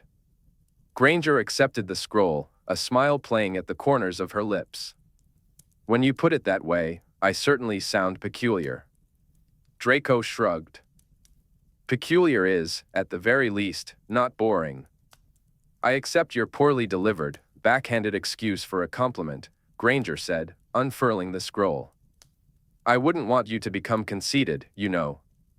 No, you are unerringly vigilant on that front. Granger sank into the report, leaving her risotto to grow cold on her plate.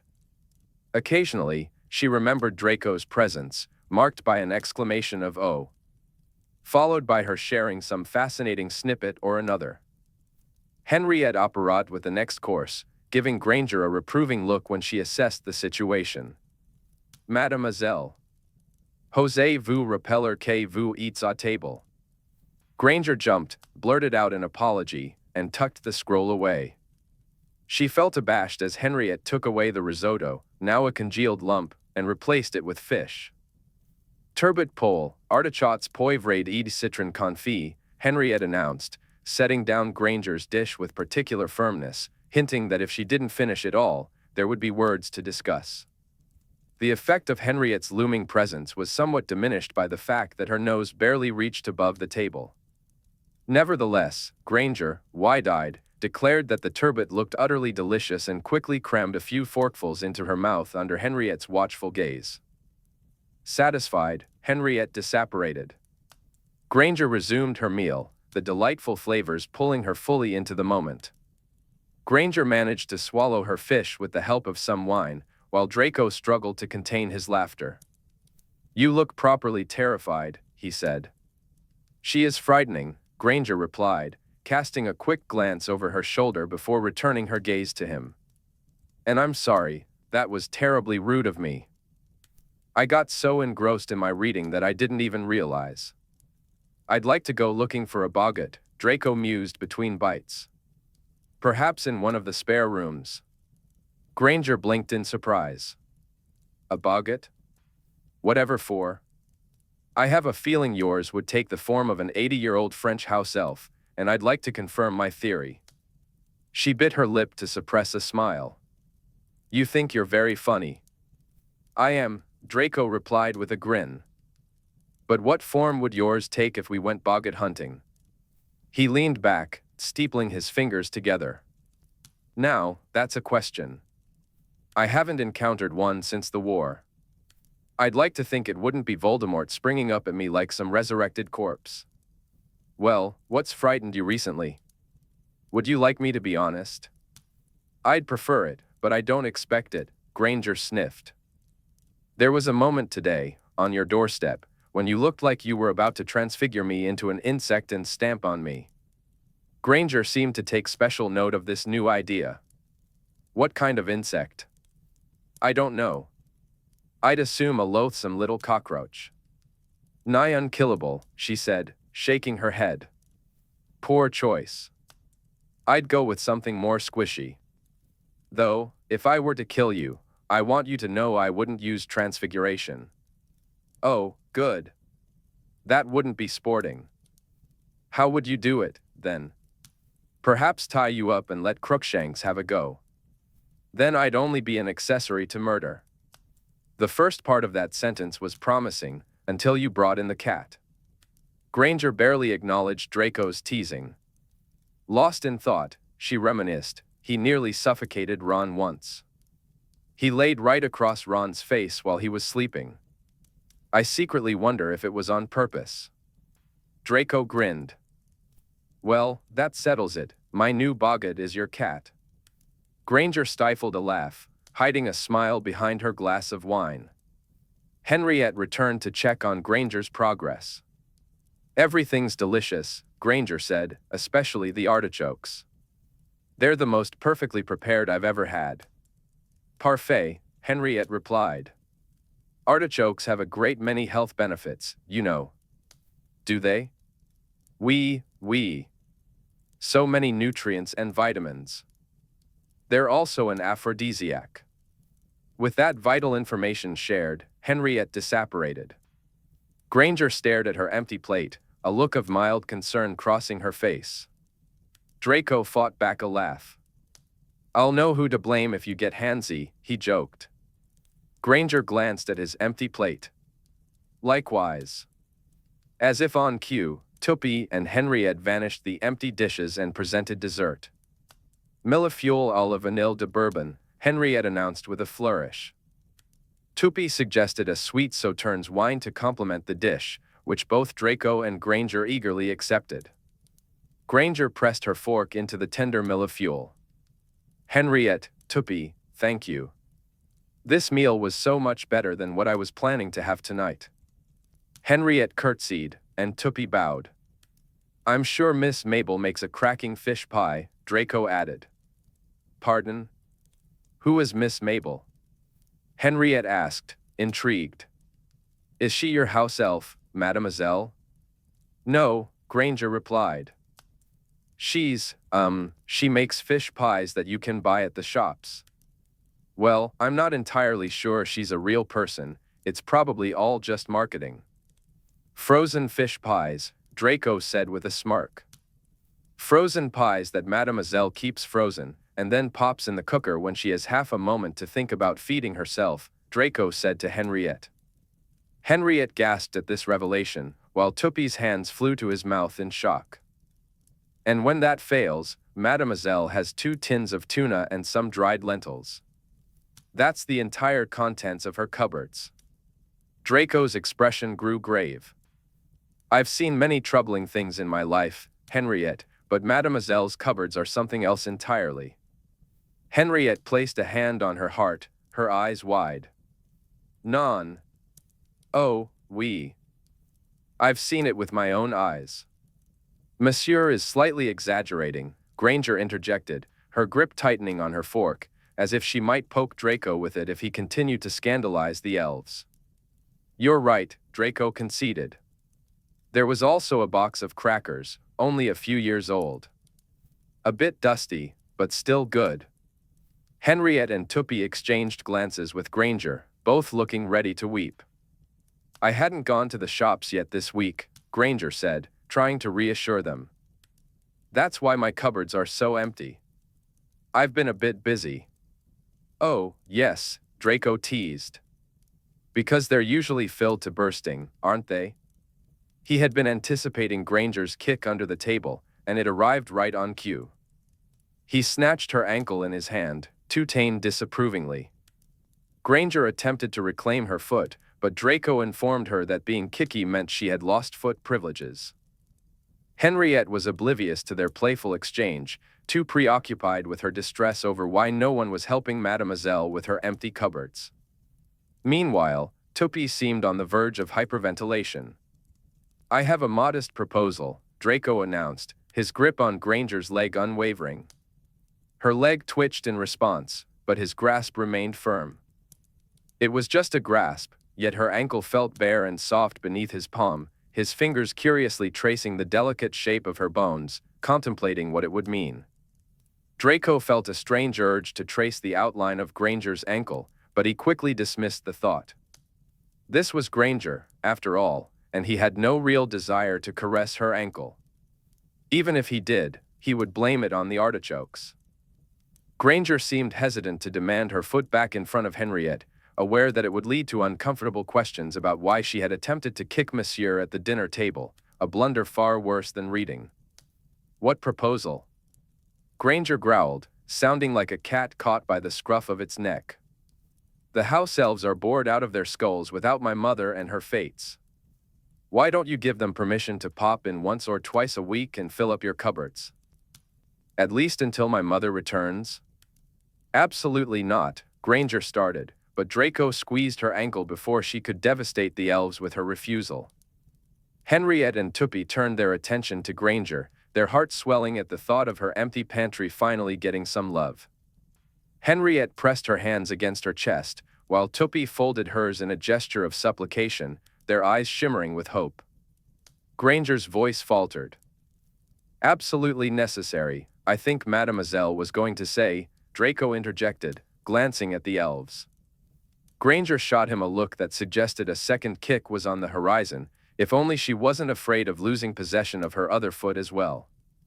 She offered the elves her best attempt at a smile. Perhaps Monsieur and I could discuss the details in private? So it's a yes, miss? Tuppy asked, breathless with anticipation.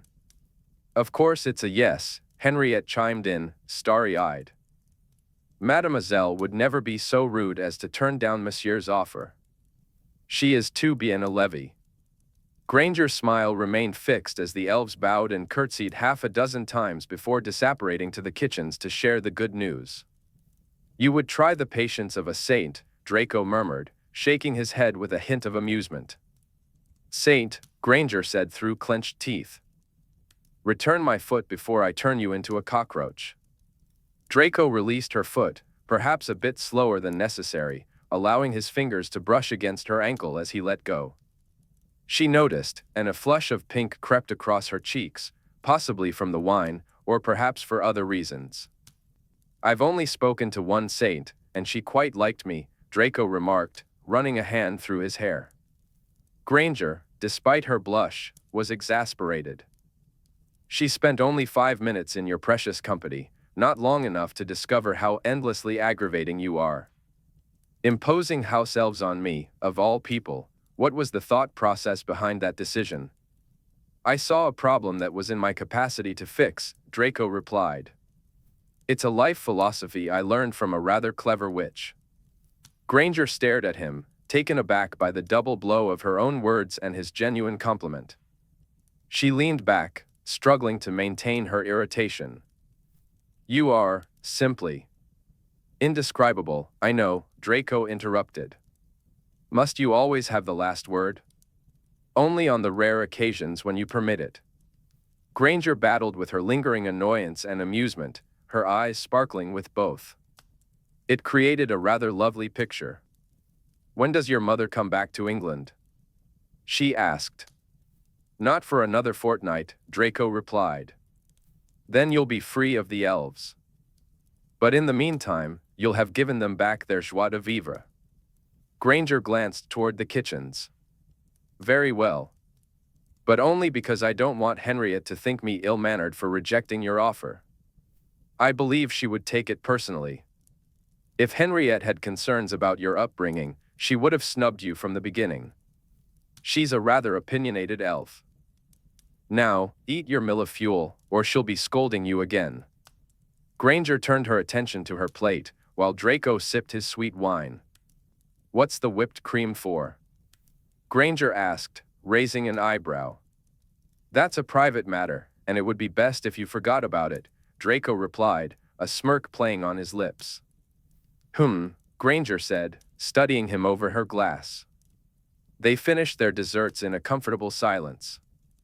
Just then, Henriette appeared, reminding Monsieur that he was supposed to take Mademoiselle through the rose garden.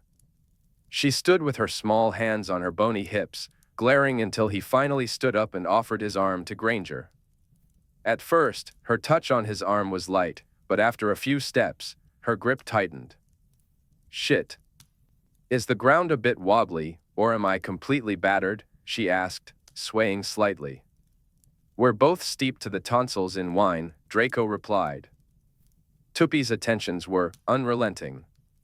It was a miracle they hadn't said anything tipsy and foolish yet, but the night was still young, the path to the gardens beckoned, and the potential for silliness sparkled like the candles that lined the way. They strolled through a double row of lilacs, heavy with blooms. On their right stood the greenhouse, its warm glow dappled by a riot of mauve blossoms. The breeze made the flowers quiver like butterflies, and the light shimmered across the path. In the mingling shadows, Granger raised her hand, silhouetted against the greenhouse's light. It was steady, her left hand. As she held it up, her bare arm revealed a blur against the skin of her inner arm. Granger turned, intending to continue down the path, but Draco interrupted with the first of the evening's foolishness. Later, he would blame the wine. He gently took her wrist, but she flinched at his touch. "What are you?" she exclaimed, shocked. "I didn't realize you still had this," Draco said, turning her wrist to catch the light on the blur of the glamour. "Well, I do," she replied, her voice uncertain as she stared at him. With wide-eyed wariness, like a wild creature poised to flee. She carried the sweet scent of sauternes. Draco struggled to express the heavy words that had weighed on him since Provence. "I'm sorry. It was your mad aunt, not you. I did nothing to stop her." Granger offered no reply. "I suppose if there was a way to heal it, you would have found it," Draco said. "I would have. I tried many things, but some things don't heal." "No. They don't." Granger fell silent for a moment before waving the glamour away to reveal the word. "Ugly thing." The old injury stood out on her skin, as raw as the day it had been carved, still glistening. Draco felt his mouth go dry. For a moment, she was 17 again, lying as if lifeless on the drawing room floor, just a few meters from where they stood. Then she transformed back into Granger, a burning intelligence and a world changer, but still marked by her past. Draco tightened his grip on her wrist, feeling shame and sorrow. "Does it still hurt?" he asked, knowing it looked too raw not to. "Sometimes. I'm used to it now. Or I just forget." Draco had never intended to reveal his own inner arm shame, especially since it had been willingly acquired. Yet, he found himself unbuttoning his cuffs and rolling up his sleeve. What remained on his arm was a distorted, half-faded mark, a grotesque mix of blackened flesh and raised scar tissue from failed attempts to remove it. "Oh," Granger gasped. "Mine's uglier. In every way, Granger. I wanted it." Her gasp held more shock than horror. She examined the twisted flesh with a healer's eye, one that had seen far worse. Granger remained silent for a long time. Finally, she said, "But you don't want it anymore." "No. That's what matters. It doesn't erase the..." "It's all part of the past," Draco said, holding out his marked arm between them as a testament to that truth. "No. But the choices you've made since define you more than those you made back then. Do they? You were just 16. We were all child soldiers thrown into a war, trying to do what we believed was right, trying to protect our loved ones. Must you be so terribly forgiving?" "It's been 15 years, Granger replied, lowering her arm with a weary expression. "I can assure you, I've thought about this a lot. I've forgiven those who deserve it. That rather interferes with my wallowing in self-reproach. Wallowing isn't productive." Now it was Granger's turn to take his wrist. She pulled it toward a triangle of light amidst the shadows, leaning in to examine the mark more closely. Draco felt the urge to pull away, but she had bravely allowed him to see her scar, so he couldn't be a coward now. Her finger traced the scarred ridges and the half-melted flesh that had never felt another's touch. She looked heartsick. "You tried to curse it off?" "Yes," he admitted. "Years ago, now." His arm twitched under her gaze. He wanted to hide the mark again. It felt so ugly, so misshapen, filled with hideous memories and shame. "I don't think there's much I could do with this one either," Granger said, her tone heavy. "In terms of healing, I mean." The thought seemed to sadden her. "Mine is a reminder of terrible decisions. It's well-deserved.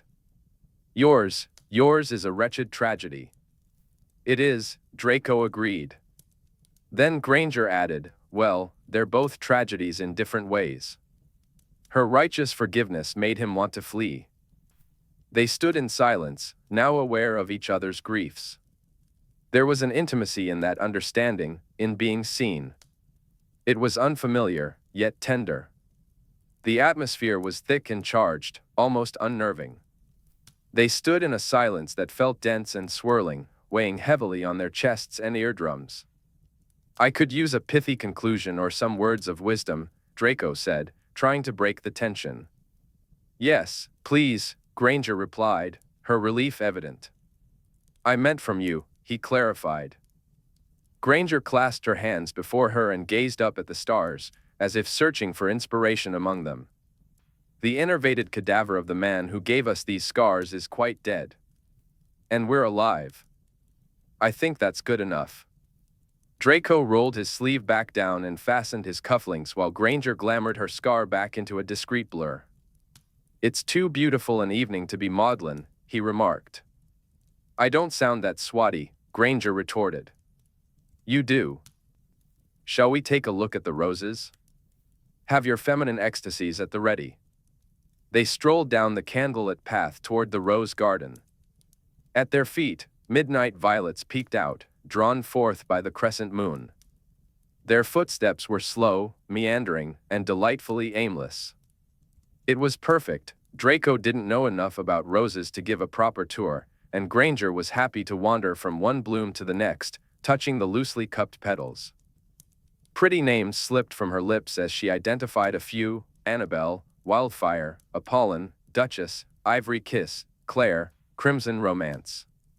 Fairy lights twinkled among the rose bushes, and petals drifted onto the path. A nightingale sang, and fountains gurgled softly. With a dreamy-eyed, tipsy expression, Granger declared it felt like being in an enchanted glade. Draco wanted to tease her for being sentimental, but instead, he found himself caught up in a soft, mellow mood, a mood in which he might just tell a witch that yes, the evening was indeed enchanting. The roses were sweet, but she was the sweetest thing in the garden, especially when she blushed. Draco held back his urge to tease her, knowing he was made of stronger stuff. The delicate fragrances danced in the air, teasing their senses. Granger tried to name the scents, holding up the roses for Draco to smell. He stood beside her, closer than necessary, as they made playful guesses together: apple, vanilla, clove, myrrh, honey, amidst the damask blooms. His wine-soaked mind absorbed every detail, the delightful closeness, the warmth radiating from her, the rose she held to his face, its petals brushing against his lips. The moonlight highlighted her skin, the escaped curls at her nape, the corner of her mouth, and the way she bit her lip, her eyelashes grazing her cheek. They moved to the next rose, and Granger insisted it smelled like apricots. Draco stepped behind her and leaned over her shoulder, suggesting it was tangerine. She took another whiff and insisted, "No, it's apricots, most certainly." He leaned in closer, playfully countering, "Tangerine, don't be silly." Granger theorized they might have stumbled upon an Amortentia rose, which would explain their differing opinions. Draco chuckled, saying he'd be sure to record this discovery. Next, they approached a splendid white rose. Granger cupped its heavy head and drew it closer. As they both inhaled its scent, her cheek brushed against his chin.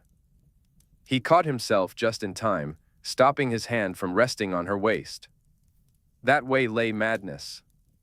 The curve of her skirts brushed against him, and her hair tickled his face. Granger declared it was coconut and dared him to disagree. As a matter of course, Draco countered, "It's kiwi." "Kiwi?" she repeated, incredulous. "Kiwi," he confirmed with a smirk. Granger, amused, said she would have him sent to an otolaryngologist if he didn't stop this nonsense. Draco scoffed, saying the only nonsense here was the word otolaryngologist. A sweet paralysis washed over him again, the urge to stay still, the lightness in his veins, the weightlessness of his limbs, and the heaviness of his eyelids. He longed to rest his chin where her neck met her shoulder and just remain there. He wanted to whisper sweet nothings in her ear and feel her shiver against him. He wished to linger, to be foolish about kiwi, for ages. It had to be the wine, and perhaps the artichokes. They moved to the next cluster of roses, small, wild blooms that grew in bunches and smelled like vetiver. Granger asked if she might pick one, and Draco immediately obliged. It felt ungentlemanly not to. He handed it to her, his arm wrapping around her from behind. Their fingertips brushed, and that was as close as they could get, just the light touch of fingertips over a rose. She glanced over her shoulder to say thank you, and their eyes locked. Hers were dark and curious, while his were light and keen, and in that moment, it felt like universes collided. All the contrasts between them, light and dark, muggle-born and pure-blood, order and death-eater, seemed to fade away. The intense polarities that defined them both became irrelevant. In that fleeting moment of collision, they leaned into each other, a bit tipsy, a bit tangled in each other's souls. She slid the rose into her hair and turned away. As they reached the end of the rose garden, where the hedges grew thickest and thoughts could be spoken freely, those terrible incompatibilities lost their weight. Here, amidst the green boughs and the rustling breeze, they were simply a man and a woman wandering through a garden, being foolish about roses. They found a seat on a stone bench near a fountain adorned with chubby cupids. Granger curled her legs beneath her, and noticing the rose in her hair was askew, Draco reached over to. Draco tried to fix his composure, expecting to do so smoothly, but instead found himself gripped by a wave of exquisite nervousness, reminiscent of his teenage years. Granger let out a soft thank you, her cheeks flushed with pink. They chatted about everything and nothing, roses and cupboards, scars and war, artichokes and fish pie. As they gazed up at the smoldering stars, the nightbirds sang their ethereal melodies, and rose petals drifted down in a beautiful melancholy. An hour slipped away, then two, and soon three. It felt as though they had only just settled on that damp bench among the roses to pass the evening. The memory of that night would linger with Draco for a long time, moon-kissed and sweet. The light in her eyes, the taste of wine, the glitter of starlight reflecting in the fountain, and the gentle allure of the roses, all of it enchanting him completely. Chapter 18, Amends. "I have something for you," came a message from Granger a week later. "I think you lot would call it a lead on the non-debater." "Well?" Draco replied. "Off to teach." "Can you meet at 6? Granger asked. "Where?" he inquired. "The cafe at Trinity," she said. "I have another meeting there just before. If I run late, don't barge in shouting about brooms. It's with a muggle." Draco appreciated the heads-up. He usually arrived early and had a tendency to storm into cafes, shouting about brooms. He set aside the message to check Granger's schedule. The muggle in question was Gunnar Larson, the head of Stjern Pharmaceutics. At 5:55 p.m., a disillusioned Draco made his way to the muggle cafe at Trinity College, intrigued by Granger's supposed lead on Talfrin. Through the window, he spotted her deep in conversation with a man. He had envisioned Larson as a small, thin scientist, perhaps balding and bespectacled. Instead, sitting across from Granger was a hulking figure, over 6 feet tall and weighing around 18 stone. His reddish-blonde hair matched the impressive beard framing his face, and his penetrating blue eyes were fixed on Granger. He looked like a Viking dressed in a three-piece suit, with more curly chest hair peeking over his collar than Draco had grown since puberty. Draco decided he didn't like him. Still disillusioned, he slipped into the cafe behind an exiting customer and leaned against the wall to eavesdrop. Granger and the Viking were chatting, mostly in jargon, his accent slightly noticeable. Granger was passionately explaining something about adaptive immune systems and microenvironments.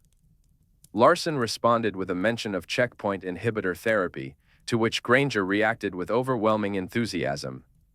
But it was the way the Viking's eyes were riveted on her that bothered Draco. There was something predatory about it, something that set his instincts on edge. Granger was so engrossed in her passionate discussion about nanobiologics that she didn't notice the imposing figure beside her. Draco's mind raced with suspicions. Was this bulky muggle trying to steal her ideas? Profit from her work? Or worse, was he a threat to her safety? Determined to uncover the truth, Draco attempted to delve into the man's mind, but his efforts were thwarted by remarkably sophisticated mental barriers. Only a highly trained Occlumens would possess such defenses. So, Granger was mistaken. This man wasn't just a muggle.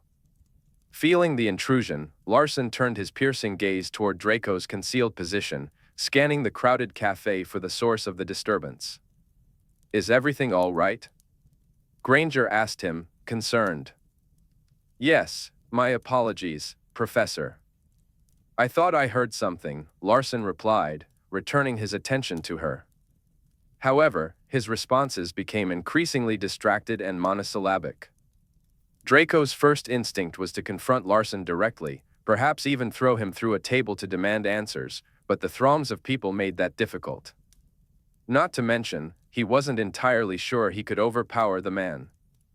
His second thought was to stun Larson and probe his mind for answers, but again, the crowd was a problem, and this man was clearly an Occlumens. He'd need to soften him up first before extracting any information.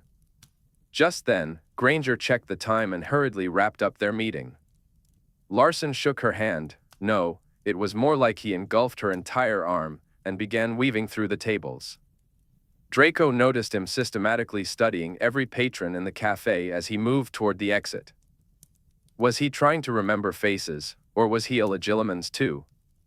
Draco followed Larson out onto the street, contemplating a stunner aimed at his back and a quick side along to an aura-holding cell for a friendly chat. But as soon as Larson found a secluded doorway, he disapparated. That did not sit well with Draco at all. Draco felt a mix of confusion and irritation as he rejoined Granger at the cafe, his disillusioned charm finally lifted. Granger, unaware of the tension simmering beneath the surface, greeted him with a cheerful wave. She had brought him a coffee and one of those delightful toffee panna cottas, but he felt it was simply not the right moment for such treats. "Let's go to your lab," he said, skipping any pleasantries. "We need to talk in private." Granger's smile faltered. "Oh. But In private," he insisted, cutting her off. She grabbed the coffee and panna cotta as Draco ushered her out of the cafe. Once they arrived at her office, she settled at her desk while Draco began to pace the small room, tension radiating from him. "Are you going to tell me what's wrong?" she asked, watching him closely. He halted mid-step, his aura robes swirling dramatically around his boots. "Larson. He's not a muggle." Granger's eyebrows shot up in surprise. "What?" Draco resumed his pacing. "He was occluding while he spoke to you in the cafe. Whatever he's told you about himself, he's not being truthful." She stared at him, her expression a mix of disbelief and concern. "I'm going to set aside the question of why you were spying on my guest at a meeting that had nothing to do with you. Good, that's not the important part. But I've looked into Larson. I do background checks on everyone I consider for collaborations. He is everything he claimed to be." With that, Granger rose and began rifling through a filing cabinet, pulling out several sheets of paper. PhD from LMU Munich, the European Commission has confirmed all of his patents, his firm went public last year, and he very much exists. In fact, he's invited me to visit. Invited you to visit? I can tell you right now, you're not bloody going. Why is he pretending to be a muggle? I don't know. Maybe he doesn't know I'm a witch? I met him at a muggle conference. I don't introduce myself as a witch. As Dr. Granger, the witch, at those events. He might do the same. Granger looked at Draco as if he were making a fuss over nothing, but he disagreed. And what about the occluding? Draco pressed. I have no idea, Granger admitted, thoughtfully pressing a finger to her lip. He knows you're a witch, Draco asserted. He must. The wizarding world is too small for him to not have heard of Hermione Granger, unless he's got nano-ears on top of his nano-brains. Nano-brains? He's quite a brilliant scientist. Exactly. And also a brilliant occlumens. He was making damn sure that if you happened to peek into his mind, which I would never do. I'm not even a legilimens. If you did, you wouldn't see anything.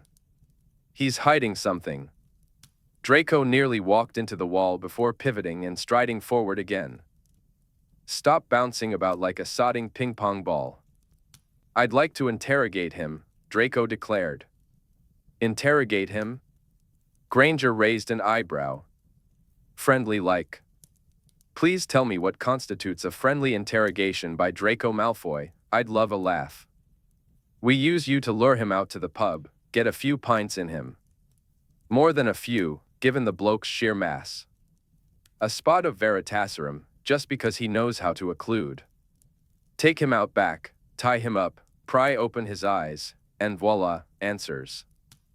He'd wake up with a bit of a headache and be on his merry way. And you? A nice fine and loss of your job for breaking about 30 laws? Draco waved away those minor concerns. May I suggest that at my next meeting with him, I simply ask him? He paused, considering her suggestion. And you think he'll be honest with you? I don't know. But it's a start, and a rather less drastic approach than yours. When do you next meet him?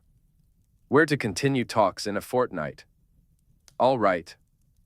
But I'm going to be there. Granger opened her mouth to speak, but Draco cut her off. No. This is the same man you met the week someone tested your warts. He lied to you about being a muggle and was occluding so hard that I bruised my brain trying to get in. Don't argue with me. I was just going to ask if you could be disillusioned while you're in the same room with him, so he doesn't get suspicious about me having an escort. Oh. Yes. Draco swept to the other end of the office. But I'll be close. I didn't like how he looked at you. How he looked at me. Too hard. Too much. One of Granger's eyebrows quirked at him. His eyes aren't half as penetrating as, well, as other people's, I can assure you. He didn't smell right, Draco said, swishing his robes around him as he pivoted. What does that even mean? I don't know. Instincts, Granger. I wish you'd be more in touch with yours.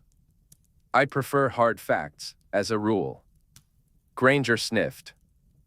Can we set aside the mystery of Larson for a moment to talk about your convict? And will you sit down? Your spinning about is making me feel ill.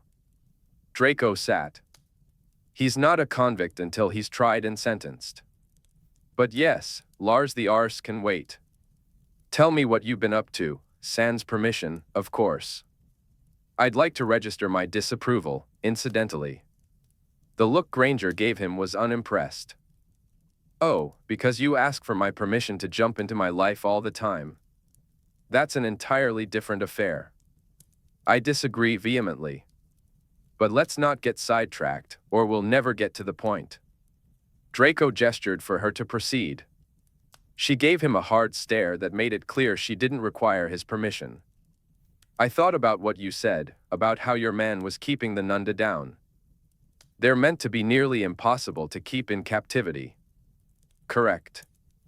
Granger pulled some documents from an envelope. I assumed you'd already checked all the tranquilizer suppliers or manufacturers in the UK, both magical and muggle, to see if you could find anything interesting. Naturally, Draco replied. My thinking is that he's sourcing incapacitating agents overseas, likely from the black market. Otherwise, the sheer quantities he's ordering would certainly raise eyebrows.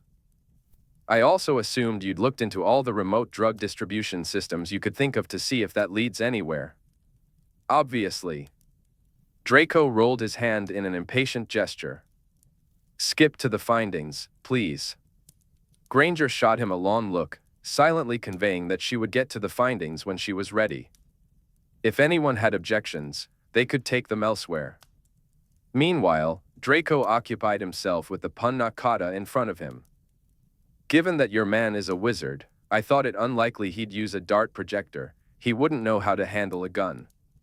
Nor could he install a sophisticated vaporizer system for the immobilizing compound he's using, especially if he's hopping across the country with this poor beast.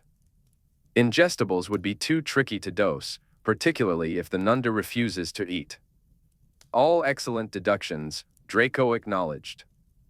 The most portable, fail-safe system would be something wizarding he could modify to use a ballistic syringe filled with his tranquilizer of choice, wherever he's sourcing it. As it turns out, there are very few ballistic syringe manufacturers globally. Did you know that? No, said Draco. Me neither. It was a convenient discovery. It narrowed the search quite a bit. Granger pushed her document toward Draco. This company does the most business with the UK, a German manufacturer. We don't have a massive demand for these things, mostly just a handful of muggle zoos. But there is one private buyer who has been making repeated, large purchases over the past 3 months. The manufacturer will have a shipping address on file. How you decide to go about obtaining that information is up to you. Information, I leave to you. Draco took the document, unsure which impressed him more, Granger's thorough work or the fact that she had somehow found the time to complete this amidst her overwhelming commitments. Thank you, he said, examining the document closely. An attempt to make amends, Granger replied. Plus, I feel awful for the Nundu. Draco sighed through his teeth. If this leads anywhere, I'll need to make amends for McLagan. I'm not sure that's possible, Granger said, wrinkling her nose. I saw things. I heard things. I'd offer you an obliviate, but... Just then, there was a knock on the door. One of Granger's students entered, carrying a package that hissed with a slightly leaky cooling agent, requiring a signature. Another pet project, Granger said, responding to Draco's inquisitive glance. One of, well, far too many. I'll let you get on with it, then, Draco said, rising to leave. As he reached the door, Granger called out, Malfoy? What? Be careful, won't you? Draco waved over his shoulder as he stepped out. Granger's lead turned out to be quite solid. How could it be anything else? It was Granger, after all. The shipping address led Draco to a nondescript importer, who was passing the goods on to a small-time miscreant. That miscreant was transferring them to a warehouse accessed at odd hours by a handful of known delinquents, who were dropping off their cargo at a dilapidated fort in Norfolk. The fort was suspiciously well warded for an abandoned place, and nearby muggles had recently filed noise complaints, apparently, something ward at 2 in the morning. Draco informed Tonks, and they began assembling a mixed team of aurors and magizoologists, preparing for a full-scale raid in 3 days. Meanwhile, Draco found himself pondering how he would make his own amends. Now he owed Granger. Bugger. Keep tomorrow evening free, he jotted to her. I have something to drop off. If it's McLagan's head on a platter, you can keep it, Granger replied. I would never be so crass, Draco responded. No? Then it must be something a bit more elegant. Perhaps you'll use him as compost in the gardens and then send me a bouquet? A charming combination of gentlemanly and psychopathic, she said dryly. I'll be home after 8. Draco apparat to Granger's cottage right after 8, carrying something precious that was definitely not McLagan's severed head. Granger looked unusually tired. He knew from her schedule that she had been putting in long hours at the laboratory that week, but seeing the shadows under her eyes made him wonder just how late she had been working. To his relief, she was at the table with the remnants of an actual meal, a stew of some kind, bread, and a bowl of yogurt. He refrained from commenting. She didn't need an I told you so to realize that his suggestion had been a good one. Granger eyed him and the rectangular parcel with a mix of wariness and curiosity. Well, I suppose it's the wrong shape for McLagan's head. Perhaps I put it in a box just to trick you, he teased. That's rather a large box. Maybe it's an arm instead. Erg. Granger clasped her hands in front of her, but nervously. She knew, logically, it wouldn't be a body part, yet she also knew Draco well enough not to be entirely certain. Draco placed the parcel on the table with care. First, I want you to know that this was an absolute pain to find. Oh. Secondly, I was originally going to use this as leverage to blackmail you. Granger crossed her arms. You were going to blackmail me? Well, bride might be more accurate, he clarified. Now, her arms were crossed, and her hip was cocked. Disapproval and amusement battled for dominance. You were going to bribe me? Yes. What do you want in exchange for this? Granger asked, her tone laced with disbelief. For you to tell me what your project is about, Draco replied, loosening the thick satin that wrapped the object.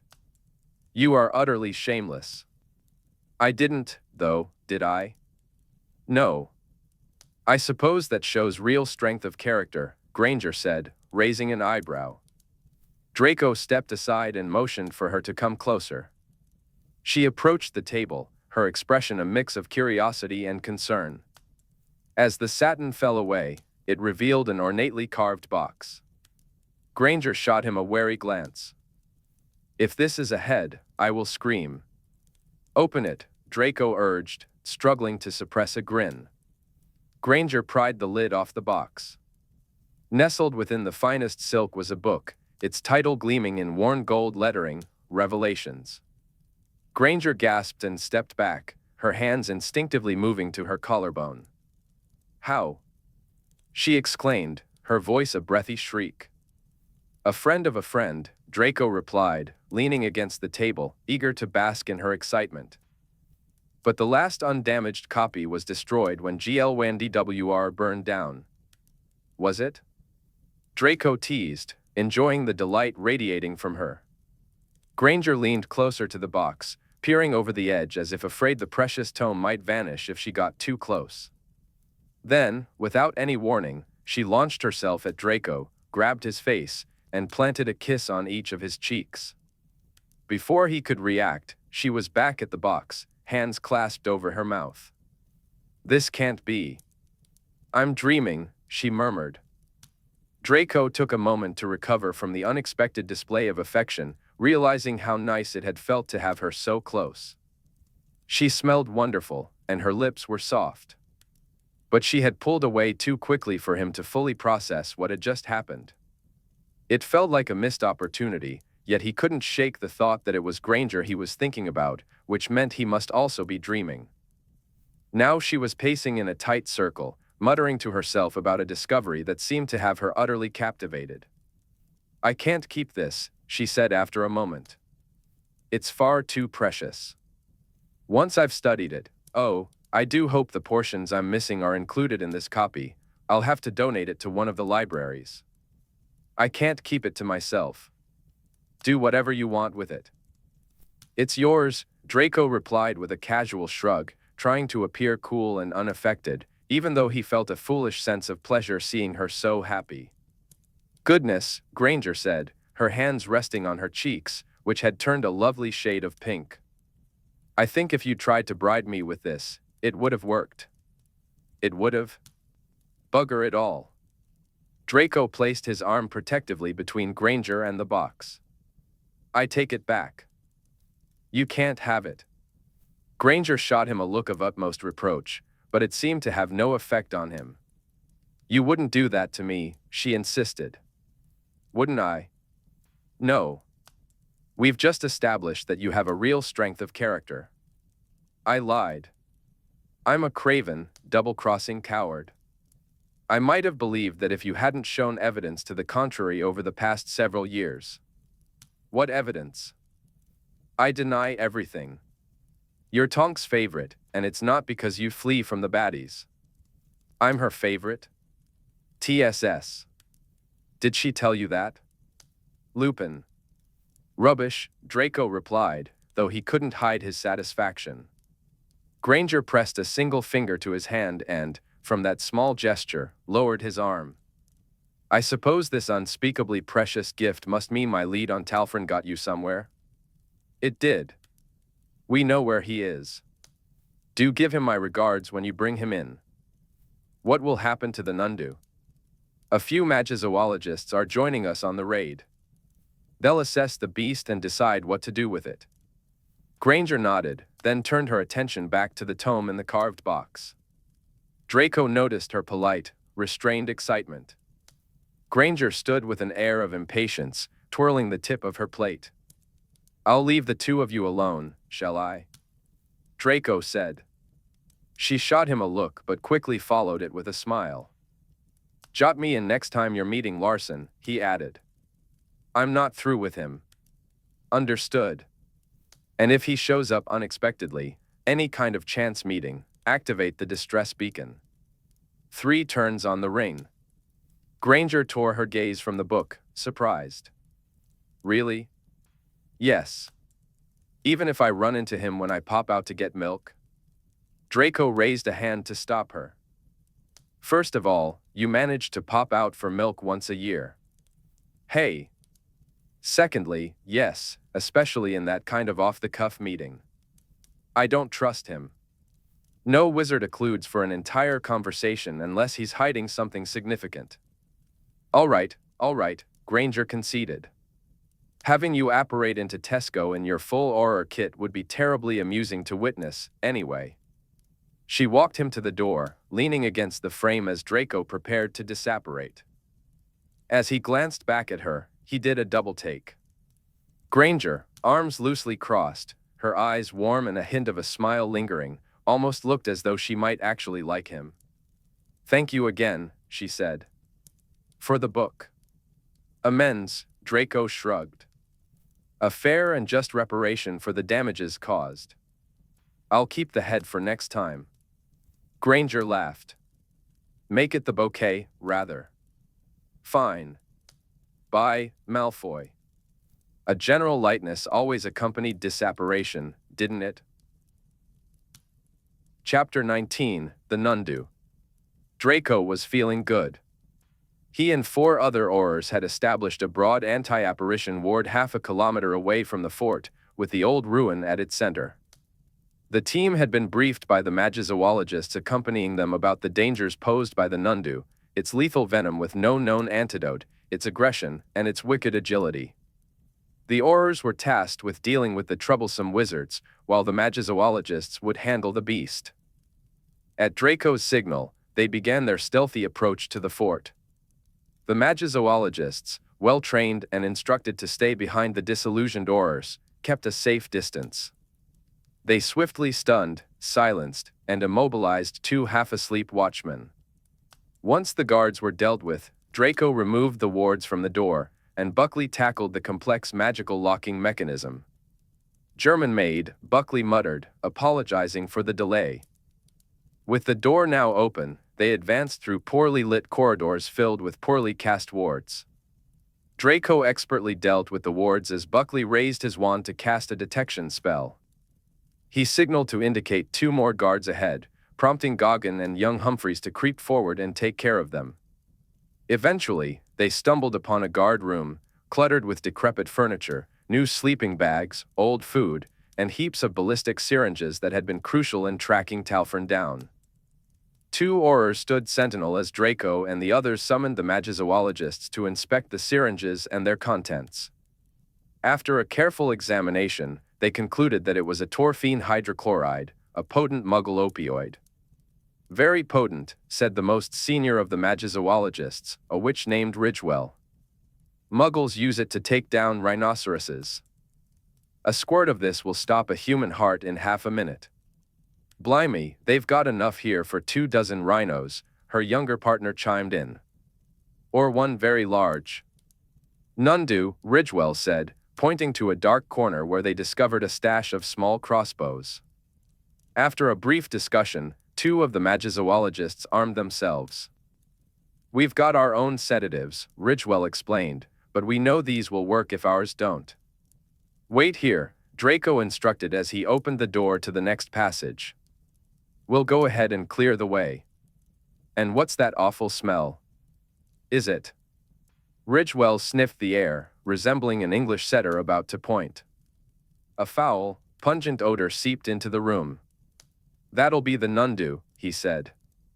Male, judging by the potency.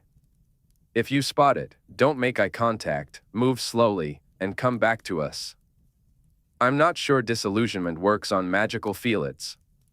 Draco, more interested in Talfrin than the Nundu, slipped into the corridor, flanked by Buckley and Humphreys, with Goggin bringing up the rear. Fernsby stayed behind to protect the magizoologists. As they advanced, their detection spells picked up 3 more human presences in the fort, along with whoever else might be lurking behind the meters of rock ahead of them, or beneath them. Something big, Humphrey said, kneeling on the floor with her wand pressed to her ear. It's growling, too, I wonder if it's dinner time. Happy to let the magizoologists deal with that creature, Buckley replied with a shudder. Suddenly, a cry of frustration echoed ahead. The Aurors crept closer, just in time to hear someone swear. I can't bloody disapparate, a rough voice grumbled. You try. Idiot, came a drawl in response. There was a moment of silence, and then, I can't either. Fuck. Exclaimed a third voice, Talfrin's. Anti-apparition ward. Sound the alarm, you idiot. Accio broom. The disillusioned Auror slipped into an inner courtyard just as Goggin managed to cast a stunner on the drawling wizard, who had just lifted his wand.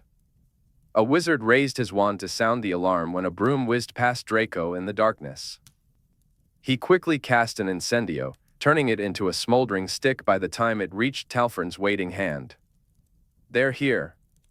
Talfrin shouted, backing into a corner behind a half-collapsed pillar. Finite Incantidum. Finite Incantidum. Hominum Revelio. He aimed his spells toward the passage from which the Aurors had emerged, hoping to break the disillusionment of anyone lurking nearby. His remaining acolyte joined him behind the pillar, casting the same spells, forcing the Aurors to take cover behind piles of rubble. With a decisive sweep of his wand, Talfrin triggered an intruder alarm. From a room behind them, footsteps echoed, and suddenly, the courtyard was teeming with 24 wizards. "Shit," Humphreys hissed. Things had just taken a turn for the interesting. "I'll take the left with Goggin," Draco muttered to Humphreys and Buckley. "You two stay here and create a distraction. Just keep moving so they can't pin you down." Outnumbered, they knew there was no room for a fair fight. And that suited Draco just fine. He preferred to fight dirty, disillusioned, and with plenty of legitimacy. Goggin was an excellent partner, a true brawler at heart who thrived in chaotic situations. Draco could see Goggin's disillusioned form bobbing behind him as he weaved through the ragged line forming around Talfrin. He advanced, softening their ranks with stunners while Goggin followed up with brutal efficiency. When the standard stuns and Petrificus Totalis became monotonous, Draco decided to mix things up. He identified the more skilled fighters through keen observation and legitimacy, casting a few demanding turncoat jinxes. For a brief moment, those opponents found themselves fighting for the Aurors until their comrades cursed some sense back into them. Meanwhile, Buckley and Humphreys bombarded Talfrin's line with explosive spells, drawing the enemy's attention away from Draco and Goggin as they maneuvered through the chaos. In the front of the courtyard, Aguamenti sprayed water over areas where flames had erupted, filling the air with thick steam. This created the perfect cover for Draco and Goggin, making them harder to spot as they advanced toward Talfrin. Goggin followed closely behind Draco, ready to stun anyone still twitching after Draco had passed. With a satisfying click, he secured them with handcuffs. Draco's legitimacy revealed one man's intent to collapse a pillar in the corner where Buckley and Humphreys had taken cover. Fatigued from casting multiple stunners, Draco decided to switch tactics. With a flick of his wand, he took the wizard out at the knees, then blinded him, and finally severed his Achilles tendons. All non-lethal measures, of course. Draco played by the rules, mostly. Gradually, their adversaries became aware of the growing stillness on their left flank as Draco and Goggin pressed in, while Buckley and Humphreys unleashed a relentless barrage of spells. An unlucky finite incantidum hit Goggin, revealing him. But he quickly disillusioned himself again while Draco levitated him to a spot 15 meters away, just before a bombarda erupted where he had stood. "Cheers," Goggin whispered with a throaty chuckle as they continued their advance. Stun, curse, legilimens, dodge finite, stun, turncoat jinx, impedimenta, each spell flowed into the next. With their numbers dwindling alarmingly, Talfrin's remaining men began disillusioning themselves as well, shouting, "Protego," and scattering across the courtyard. Now it was the Aurors' turn to unleash finite incantidum at will. The anti-apparition ward was a double-edged sword. Draco longed to apparate to Talfrin's side and confront him, but he was still 2/3 of the way there. Counting their opponents, Draco noted only 4 left, plus Talfrin. Just then, Buckley was hit with a finite. Emanating from somewhere near Draco, he suddenly found himself forced to dodge behind piles of boulders. A friendly disillusionment charm from the east side of the courtyard concealed him again. It was Humphreys. Draco systematically plowed the ground around him with Petrificus Totalis until he finally caught the disillusioned wizard who had attacked Buckley. 3 opponents remained. "Your man's going for that chain," gasped Goggin. Draco whirled around just in time to see Talfrin launching himself at a dangling chain connected to an ancient pulley. This pulley was linked to a large grill covering a hole in the ground. "Shit!" Draco exclaimed.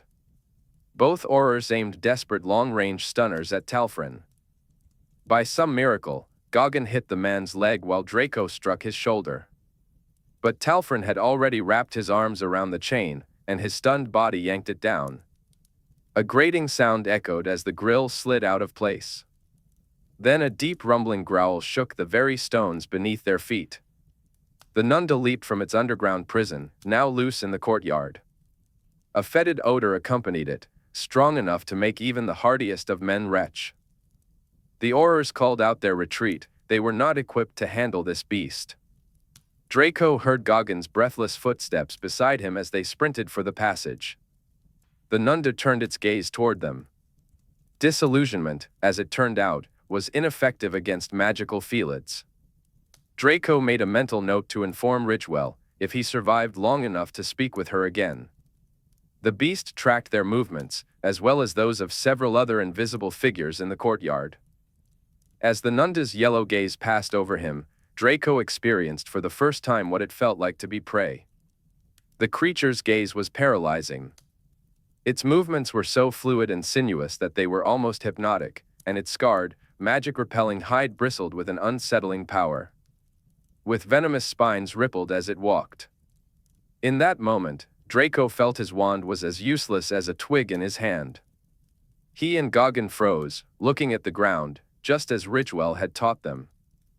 It was one of the hardest things Draco had ever done.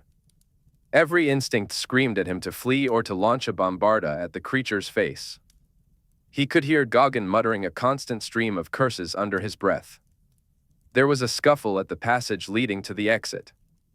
Two of Talfrin's men struggled to get through ahead of the other. The Nunda leapt, crossing the courtyard in two graceful bounds. The men's disillusionment spells dissipated as they fell, one crushed under the creature's weight, the other decapitated by a sweeping paw. The head rolled to Draco's feet like a gory quaffle. The passage was too small for the Nunda to enter, so it redirected its attention to the courtyard, nostrils flaring wide, venom dripping from its muzzle. It was sniffing for something. Another of Talfrin's invisible men made a desperate run for it, only to be cut in two bloody halves by a single bite. By Draco's count, that was the last of Talfrin's crew. Now, only the Aurors remained standing. The Nunda turned its nose back to the wind, and it found what it had been searching for, Talfrin's stunned body. The creature snatched him up and tossed him into the air like a child's toy. He hit the wall with a sickening crunch. Then, with a swift swipe, the Nundu eviscerated him and began to feast. As the wet sounds of Talfrin's innards being devoured filled the air, Draco and Goggin cautiously moved toward the passage. He hoped that Buckley and Humphreys, still cloaked in disillusionment, were doing the same. No sudden movements, no eye contact, just a slow drift toward safety. The Nunda raised its head. Draco glanced toward the eastern corner of the courtyard, where Humphreys was positioned. The Nundu ambled forward with a lazy anticipation, and Draco couldn't fault the young Auror for unleashing a barrage of spells at the beast. If he had been cornered, he would have done the same. She sent a cutting spell at its face, but the creature merely shrugged it off with a sneeze that sent venom spraying in a 2-meter radius. Draco raised his wand, and he noticed Goggin's disillusioned arm mirror his movement. "Confrigo, as hard as you can," he shouted. They slashed their wands downward in perfect unison, their spells intertwining and hurtling like a fireball toward the beast's flank. The explosion rocked the courtyard, leaving their ears ringing. The percussive force slammed into Humphreys, sending her crashing against a wall and breaking her disillusion. Draco caught a glimpse of her crawling away through the smoke. The Nundu had been knocked sideways by the blast but quickly regained its footing, shaking its mane as if the explosion had been nothing more than a playful nudge. Its attention turned to Draco and Goggin. "Shite," Goggin muttered, raising his wand again. The beast leapt. In a split second, Goggin managed to hit it with a bombarda as it opened its mouth, granting them a brief moment of respite as it landed just meters away and coughed up a stream of venom. Draco followed up with a blinding jinx aimed at its eyes, but all it accomplished was sealing one eye shut and enraging the creature. Draco and Goggin scrambled backward as the air filled with a pneumatic whizzing. The magizoologists had arrived. They peeked out from the passage, bombarding the Nundu with ballistic syringes and their own tranquilizers. At this distance, half of the syringes merely bounced off the Nunda's tough hide. Buckley, limping badly, was dragging himself toward them.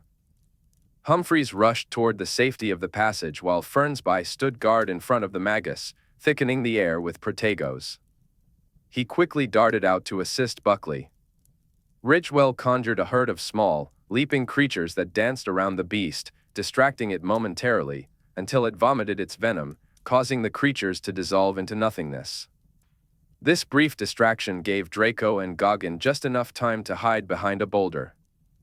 The Nunda's attention shifted to Humphreys and Buckley, who had a dozen syringes embedded in its shoulder and neck, but they seemed to have little effect. The Magizoologists levitated a half-dead doe, stuffed with tranquilizers, toward the creature. However, it batted the doe aside, having learned from its captivity to trust only the meat it had killed itself. In a desperate move, the Magizoologists launched projectiles filled with inhalant sedatives that exploded at the beast's feet. This was their last-ditch plan, knowing the inhalant would pose just as much danger to the Aurors as it would to the Nundu.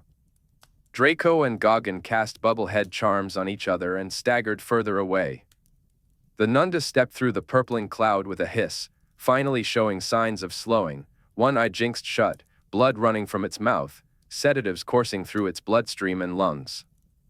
Its remaining eye locked onto the stumbling Humphreys and Buckley, who were being dragged by Fernsby. Draco noticed the sweep of the Nunda's tail and the lowering of its hindquarters, a clear sign of an imminent pounce. With a swift motion, he slashed his wand toward the chain and pulley, whipping the chain around the Nunda's hind leg just as it leapt. Goggin joined him, his wand crackling with effort as they pulled the chain backward with sheer magical force. The Nunda was forced back, its claws digging deep gouges into the rocky ground. The injured trio of Aurors collapsed into the relative safety of the passage. Leaving Draco and Goggin to confront the beast, the Magizoologists scrambled to distract it. They conjured a female Nundu, which was ignored, then more meat, which was swatted aside. They attempted to summon prey animals, but those too were disregarded. A cage was conjured around the creature, only to be smashed to bits. Finally, they launched an overwhelming number of immobilizing agents, enough to sedate 12 rhinoceroses. Draco now believed the tales of a single Nunda devastating entire villages in eastern Africa. The creature had half collapsed, the sedatives were finally taking effect. Its remaining eye was bleary, its mouth hung open, and its legs seemed to lose all strength. It bared its fangs at Draco and Goggin, unleashing a hot stream of venom toward them. They dodged, but the hissing black-purple flow separated them. Draco found himself positioned near the Nundu's remaining good eye. He aimed another blinding jinx just as the beast turned its heavy head toward him and bared its fangs once more. He struck it in the eye, but in return, the beast slashed across his throat with its searing venom. The shock of pain coursed through him, and his bubblehead charm vanished.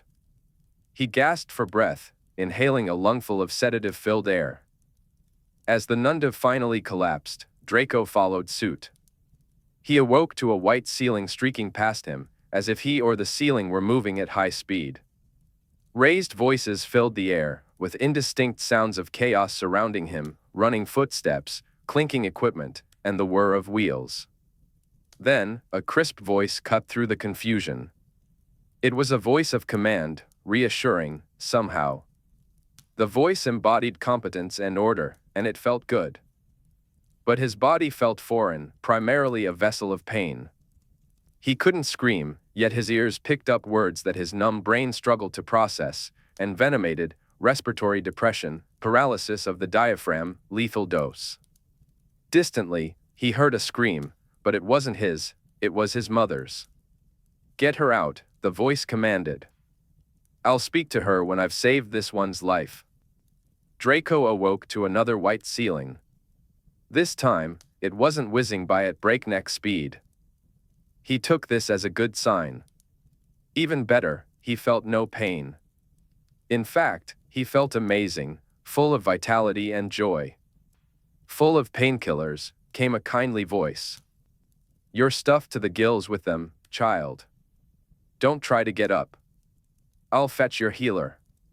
The voice belonged to a matronly witch in light green St. Mungo's robes. A nurse. Draco watched her leave, giggling at the odd fisheye effect in his vision that made her backside look hilariously large. Then he blinked, and the walls began to squeeze in around him. When he closed his eyes, he saw kaleidoscopes, an orange cat and a nundu whirling into each other, fighting in concentric spirals, over and over. He opened his eyes again. He was at St. Mungo's. He was alive. Shouldn't he be dead? You should, came the sharp voice of order. Am I saying everything I'm thinking? Draco asked the ceiling, his curiosity philosophical.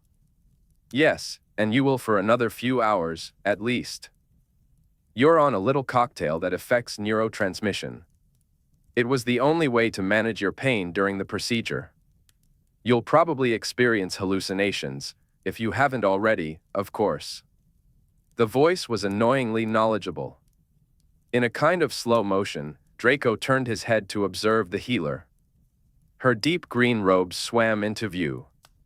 Her mouth was set in a straight line, but her dark eyes sparkled with concern. She was beautiful, and the light behind her glowed into a blinding halo. He thought he heard the sound of hymns. How are you feeling? She asked. Positively top hole, Draco replied. Are you an angel? The angel healer did her best not to laugh, which was an angelic feat in itself. Draco's mind was still swirling with the remnants of his hallucinations when he spoke. You can trust me. He attempted to tap his nose for emphasis but ended up poking himself in the eye instead. I'll keep your secret. The angel healer remained silent, engrossed in a chart. I had an operation. He asked, trying to piece together his fragmented memories. We'll talk about it later, once you've had a chance to sleep it off, she replied, her authoritative tone oddly familiar. I know who you are, Draco gasped, realization dawning on him. That's good, she said with a hint of approval. You're Hermione Granger. Correct. She rose, her robes swirling around her in vibrant green. Your mother is eager to see you. She fled back from Italy as soon as we sent word. But first, I want you to rest. I'd prefer you to have your mouth under control before you see her, all right? Fine, he conceded. Excellent. Have a nap. We'll talk again when you wake up. Draco, with some effort, patted the bed beside him. Join me, he suggested. No. Why not? He whined, dragging out the words. Because you don't know what you're saying, Granger replied, a hint of amusement in her voice. I hope you don't remember this, for your sake. To his horror, Draco heard himself say, I want to kiss you. No, you don't. Come and sit in my lap. Go to sleep, Malfoy. Granger became a distant figure, fading in and out of the shadows of the corridor. She closed the door behind her, and Draco squeezed his eyes shut. The imagined battle between the nundu and the cat continued to swirl in his mind until he finally drifted off to sleep. When he awoke again, the sunlight streaming through the window indicated that it was the next day. Unfortunately, every word of his earlier conversation with Granger lingered in his memory. Where was the nundu? Could it come back and finish the job? Just then, the kind nurse returned. She fussed over his sheets and then applied a paste that smelled strongly of pine to his neck. Didn't he? He asked, half hopeful. Valia. It's. Should help with the scarring. The nurse waved her wand, casting a few diagnostic spells. She seemed pleased with the results. You're doing remarkably well, Mr. Malfoy, all things considered. Your mother is here. Do you feel like seeing her? You don't have to if you don't want to. Draco nodded. A few minutes later, his mother rushed in and wrapped her thin arms around him. She looked frightfully shaken, pale and exhausted. Sitting beside him, she fussed over him, asking how he felt, how his neck was, whether he could breathe or swallow, and how he had slept. Her questions went on until Draco's mouth grew dry, prompting him to call for water. He learned that his team had made it out of the fort with a mix of injuries, though none as severe as his own. This was his third day at St. Mungo's. The Nundu had survived and was transported back to the wilds of Tanzania. As for the villains, the beast had taken its blood-soaked revenge on Talfrin and his crew. Many were dead, and those who survived the courtyard massacre were awaiting trial. Narcissa squeezed Draco's hand, tears glistening in her eyes. But enough about them. I am so happy to see you well. I nearly lost you. I don't know what I would have done. She paused, taking a deep breath to stifle a sob. Crying was not something she liked to do. I'm going to be fine, Mother, Draco reassured her. Narcissa straightened up, dabbing at her eyes. Don't be cavalier about it.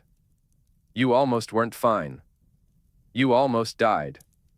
Healer Granger was instrumental. Nobody knew what to do. That venom doesn't have a known antivenom. Most of the healers didn't even know what a Nunda was, neither did I, for that matter. What possessed you to pursue such a creature, I'll never understand. You were as good as dead. But she knew things. Probably Muggle things, Draco said with a hint of sarcasm. She whisked you away for 4 hours, and I ended up composing an entire eulogy in my head. Then, when she returned, she told me I was going to live. He squeezed his mother's hand, trying to lighten the mood. Will you write that eulogy out for me? I'd quite like to read it. Narcissa sniffed, her emotions still raw. She rose and walked to the window, her back turned to Draco. He could see her thin shoulders shaking. Can't you take a desk job? She asked breathlessly. Quit this terrible horror business.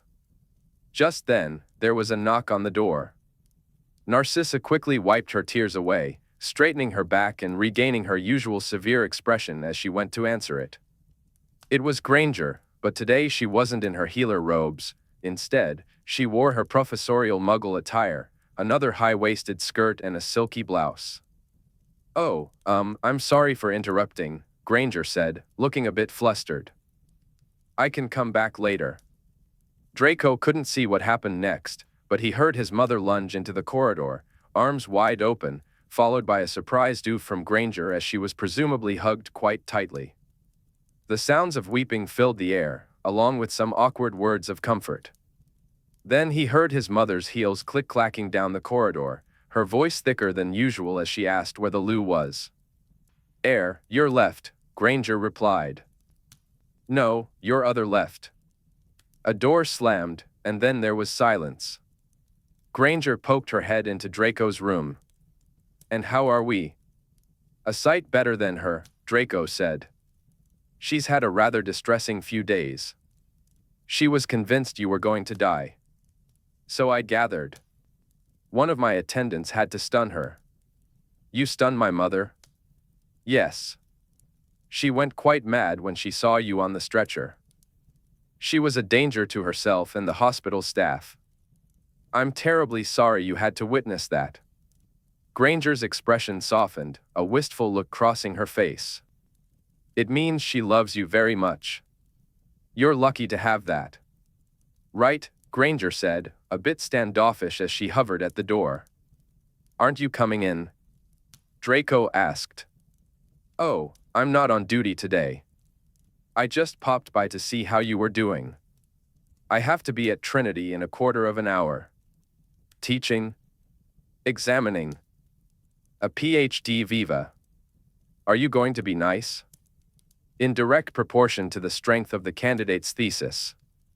Granger stepped back into the corridor and glanced down it. Should I send someone to check on your mother? No. Let her compose herself.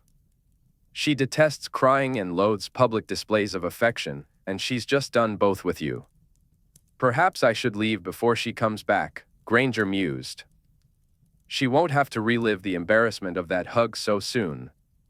Draco agreed, but there was one thing he wanted to address privately before Granger left, his anesthesia-fueled foolishness. Might I borrow your wand? He asked. Whatever for?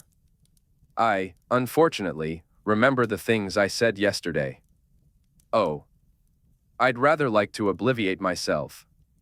No self-obliviations. You can use fire whiskey, just like everyone else. Granger could be a bit cheeky at times. Right, Draco said. Then I'll be off to the pub as soon as possible. When can I leave? Granger finally stepped away from the door and entered the room. She examined the documentation pinned or floating above Draco's bed, then cast a series of diagnostic spells that glowed in abstract green patterns above his chest. Frankly, I could have you discharged tomorrow morning, she said. But no alcohol for at least a fortnight, I'm afraid. You've just survived a lethal toxin, so kindly allow your body to recover before you start drinking again. Not even a butterbeer? No. But I have things I need to forget. So do I. Granger's mouth quirked into a small smile. Bloody hell, Draco said, running a hand down his face. It happens all the time. All the time, Granger said. Yes, he replied. You get called an angel all the time? Truly. And invited for a nap? Yes. And sitting in laps? So frequently I've stopped taking notice. Fuck, Draco said, reliving the memory again. I'm going to go now, Granger said, her voice wavering with barely suppressed laughter. She left the room. Draco did not look at her as she walked away. He was wary that some lingering trace of the cocktail might make him blurt out something foolish. All right, he stole one glance when she was already well out of sight. Narcissa returned, her nose powdered and her eyes glamored to appear bright instead of red. A brilliant girl, she said of Granger. Quite brilliant. But what in heaven's name was she wearing today? Draco kept his thoughts to himself. He rather liked it. Narcissa had endured enough shocks already. Finally convinced that her only son, her treasure, the apple of her eye, wasn't about to kick the bucket, she retired to the manor. The next day, Draco joined her there, nearly suffocated by the combined attentions of his mother and the worried house elves. For the following week, every step he took, amidst the steady stream of friends and well-wishers, was shadowed by either an elf or Narcissa offering volley ointment, restorative soups, or warm compresses. At first, he reveled in the delicious self-indulgence of their care, but soon grew weary of it. He began to hide in the far reaches of the manor grounds for the remainder of his recovery. One morning, feeling sociable enough to join his mother for breakfast in the dining room, he found her deeply engrossed in creating a truly breathtaking floral arrangement.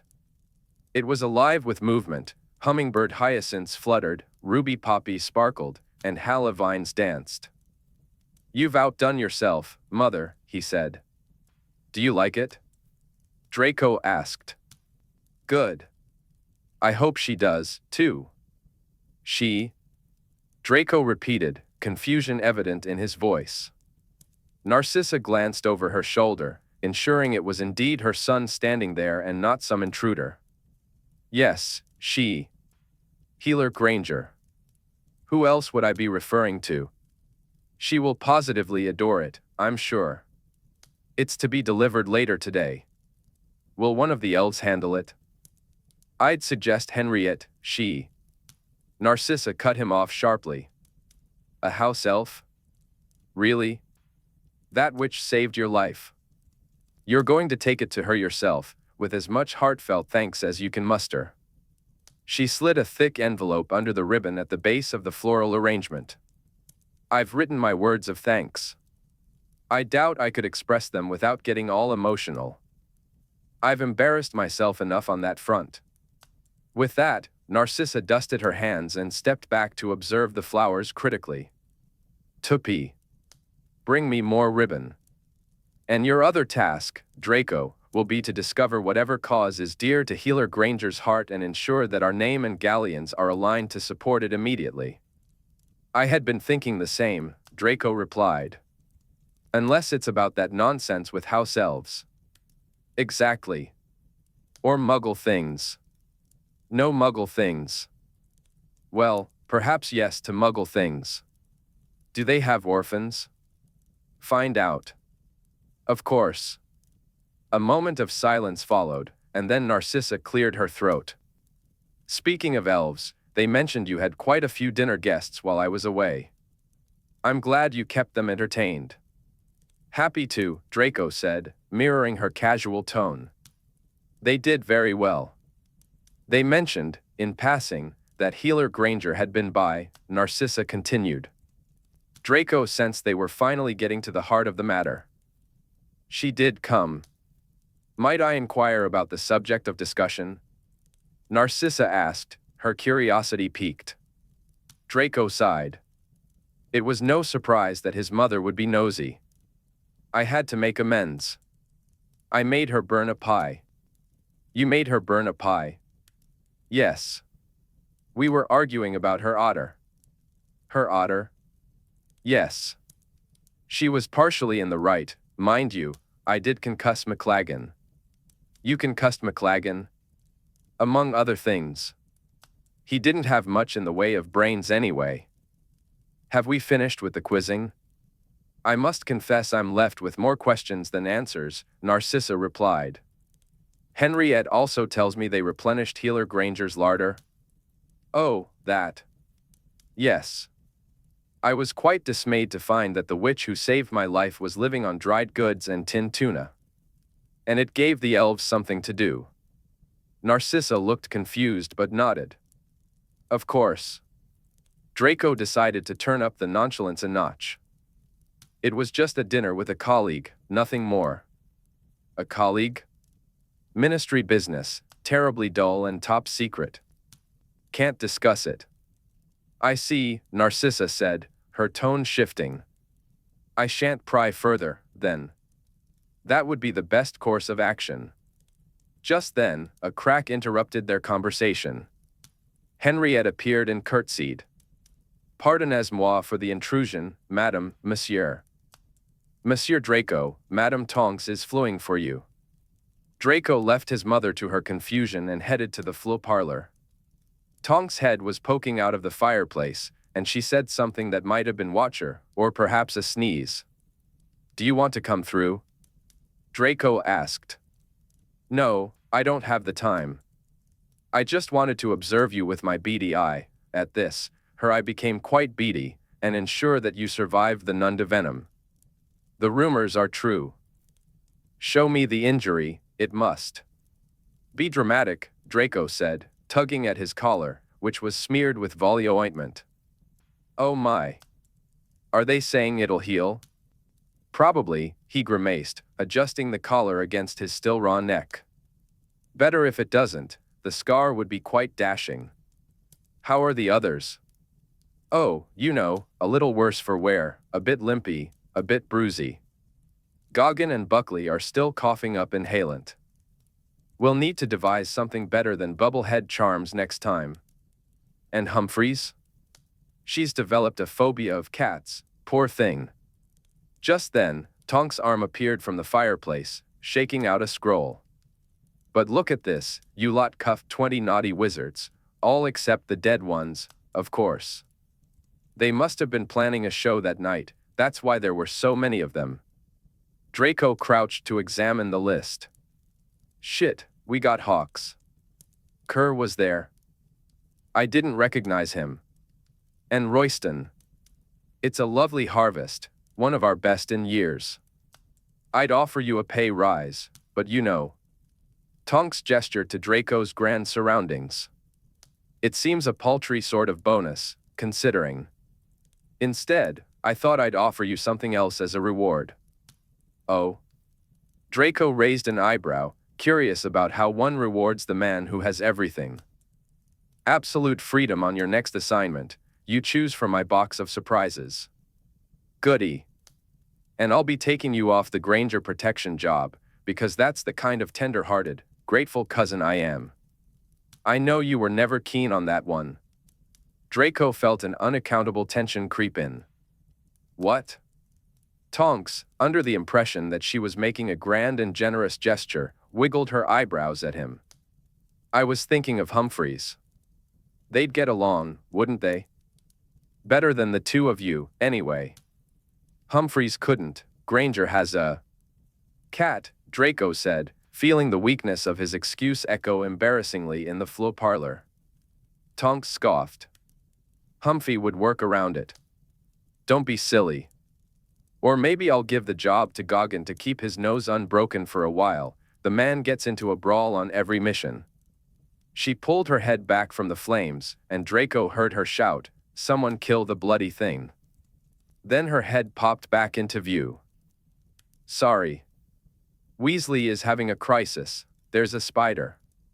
The brief pause gave Draco time to formulate an excuse. Not Goggin for Granger, he said, keeping his tone disinterested and neutral. Not any of them, really. My family rings are a rather key component of the game. I think it's best if I stay on this one. Tonks arched an eyebrow. Really? Are you sure? Yes. We found an equilibrium, Draco replied. An equilibrium, Tonks repeated with an exaggerated poshness, fixing him with a shrewd look behind her mockery. All right.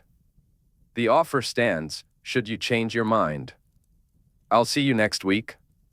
Before, no doubt. I'm being suffocated. Poor darling. Enjoy the rest of your convalescence. My regards to Narcissa. With a pop, Tonks' head disappeared from the fireplace.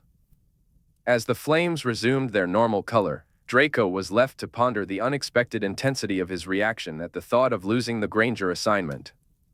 His response had felt almost physical, almost jealous. He fervently hoped Tonks hadn't noticed. He also found himself grappling with the uncomfortable question of why he hadn't let the Granger job go. Several immediate memories sprang to mind, not exactly reasons, but specific moments, a golden evening on the beach, the way she bit her lip when she tried not to laugh, roses and their enchanting effects, the feel of. He thought about her joyous kisses, but quickly dismissed those feelings as mere sentimentality. After some time spent searching for more solid reasons, Draco finally settled on the fact that he was an Auror with pride. He wanted to do the job right and see it through to the end. That made sense.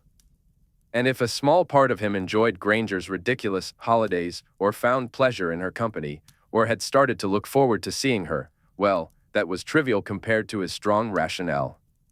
His mother called him into the dining room to inform him that the flower arrangement was ready, and he could deliver it to Granger at his earliest convenience. Draco sent her a note asking about her availability that evening.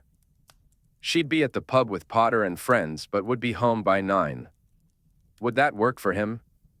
He replied that it would. Home by 9. Granger was quite the wild one. That night, Draco retreated to his chambers for a shower and a shave. As he dabbed a bit of cologne on his wrists, he felt strangely like he was getting ready for a date. It was silly, really, since he was just running an errand for his mother. When he dressed, he made sure to leave his collar half open, proudly displaying the dashing injury he had received, not because he wanted any fuss from Granger, but simply because it was, indeed, dashing.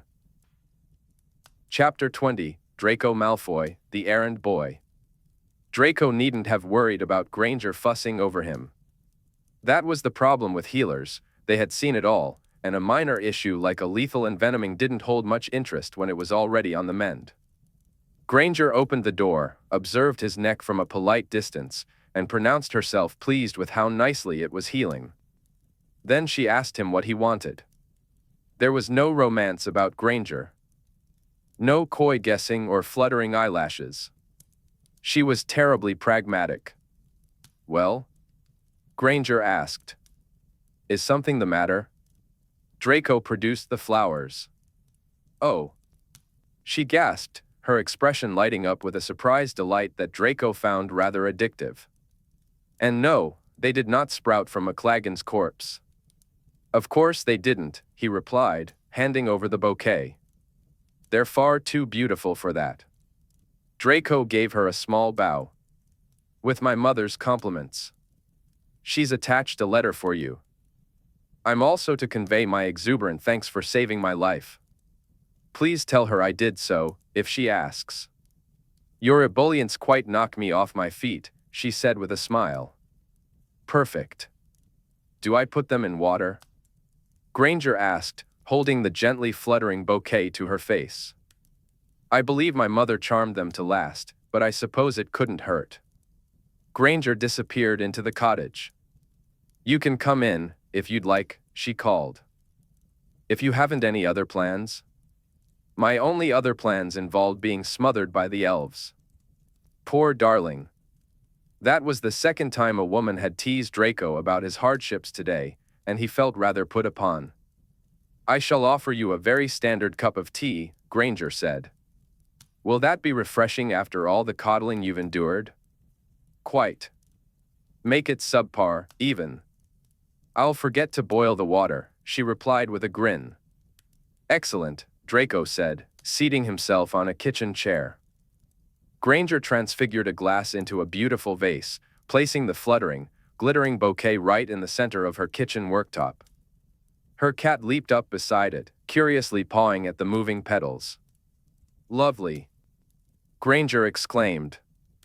I'll have to figure out how to charm it to follow me around, depending on which room I'm in. I want to enjoy it all the time. I'll let my mother know. That will certainly flatter her, Draco replied. Granger then noticed an envelope and asked, should I read her letter now or later? Later, please, said Draco. I've heard quite enough about her relief that her treasured son is still alive. Granger set the letter aside. She wants you to quit the Auror business, you know. She's quite disgusted with it. I know. She never liked it to begin with. The Nundu incident was the closest I've come to dying on the job. It was a bit of a shock for her. Granger, who had been idly touching the hummingbird hyacinths, turned to him with a look of guilt. I feel terrible about it. You? Why? You saved me. Yes, but if I hadn't messed up your first attempt to catch Talfrin, none of this would have happened. True, Draco conceded. Then he added with a smirk, I should like an apology from your otter. Granger looked at him, a mix of uncertainty and amusement on her face. Draco held her gaze, eyebrow raised. With a sigh, she took out her wand and cast, Expecto Patronum. Her otter appeared, floating toward Draco and looking as contrite as an otter could. I'm sorry, the otter said. You're forgiven, Draco replied, his tone overly benevolent. The otter rolled its eyes, then disappeared with a flick of its tail. The absolute cheek of that creature, Draco said, turning back to Granger. But you know, if you hadn't bungled my first attempt, would have only caught Talfrin. In the end, we cuffed 20 baddies. Perhaps it all evens out. 20. Tonks must be well pleased. She is. She offered to let me pick my next assignment as a reward and to take me off this protection detail. Draco added that last part casually, curious to see how Granger would react to the news. Granger, who had been busy with the tea, suddenly paused. Did she? Yes. As she started the kettle, her back was turned to Draco, but he could sense the tension in her shoulders. And? What did you say? I said no. Her shoulders relaxed. Oh, did you? She replied, feigning indifference. Yes. Are you pleased? I can't tell. Granger turned to face him, her expression carefully neutral. I think it's good news, she said, her gaze fixed somewhere above his head. I won't have to get used to someone else popping by at all hours. And besides, you're very good at what you do. Not that I doubt your colleagues couldn't do just as well. Just then, a cat leaped from the countertop to Draco's lap. Draco started, surprised. Granger looked bemused. Crux, what are you doing, you silly thing? You're going to get hair all over him. As if reminded of its purpose, the cat took a few steps towards Draco's chest, rubbing against his fine black robes. Its tail swept under his chin. Is that purring? Draco asked, feeling the powerful rumble coming from the cat. Oh, yes. It's measurable on the Richter scale when he does it. Can I stroke him, or will he bite my hand off? You can try, Granger said, though doubt tinged her voice. The cat allowed a brief scratch under its chin before climbing up Draco's chest, onto his shoulder, and finally perching on his head, using it as a launching point to reach a shelf above. It settled there, loaf-like, nestled between a jar of flour and some dried goods. The cat watched Draco with its yellow eyes, while he adjusted his hair, feeling more disheveled than he ever had before. I forgot to boil the water, Granger said, pouring tea into 2 steaming mugs. And you, are you pleased? I know the protection assignment wasn't ideal for either of us. I'm actually surprised you decided to stick with it. Draco stirred milk into his tea, taking a moment to craft a neutral response. I wouldn't pass my family ring on to another Auror. It's the only way to keep the protection minimally intrusive for you. Oh, yes. That's very much appreciated. Anne, I think I'd like to see this through to the end now that I've come this far, he added. A completionist, Granger remarked. Occasionally. The end might be a long way off, she said, watching him over her tea with a hint of anxiety. Another 6 months, if all goes well, Draco shrugged. It's July. What's another 6 months? Has it really been half a year already? Yes. I took the assignment in January. Granger propped her chin on her hand, looking thoughtful. 6 whole months. Where did the time go? And we've only tried to kill each other 2 or 3 times. I'd say we're doing all right.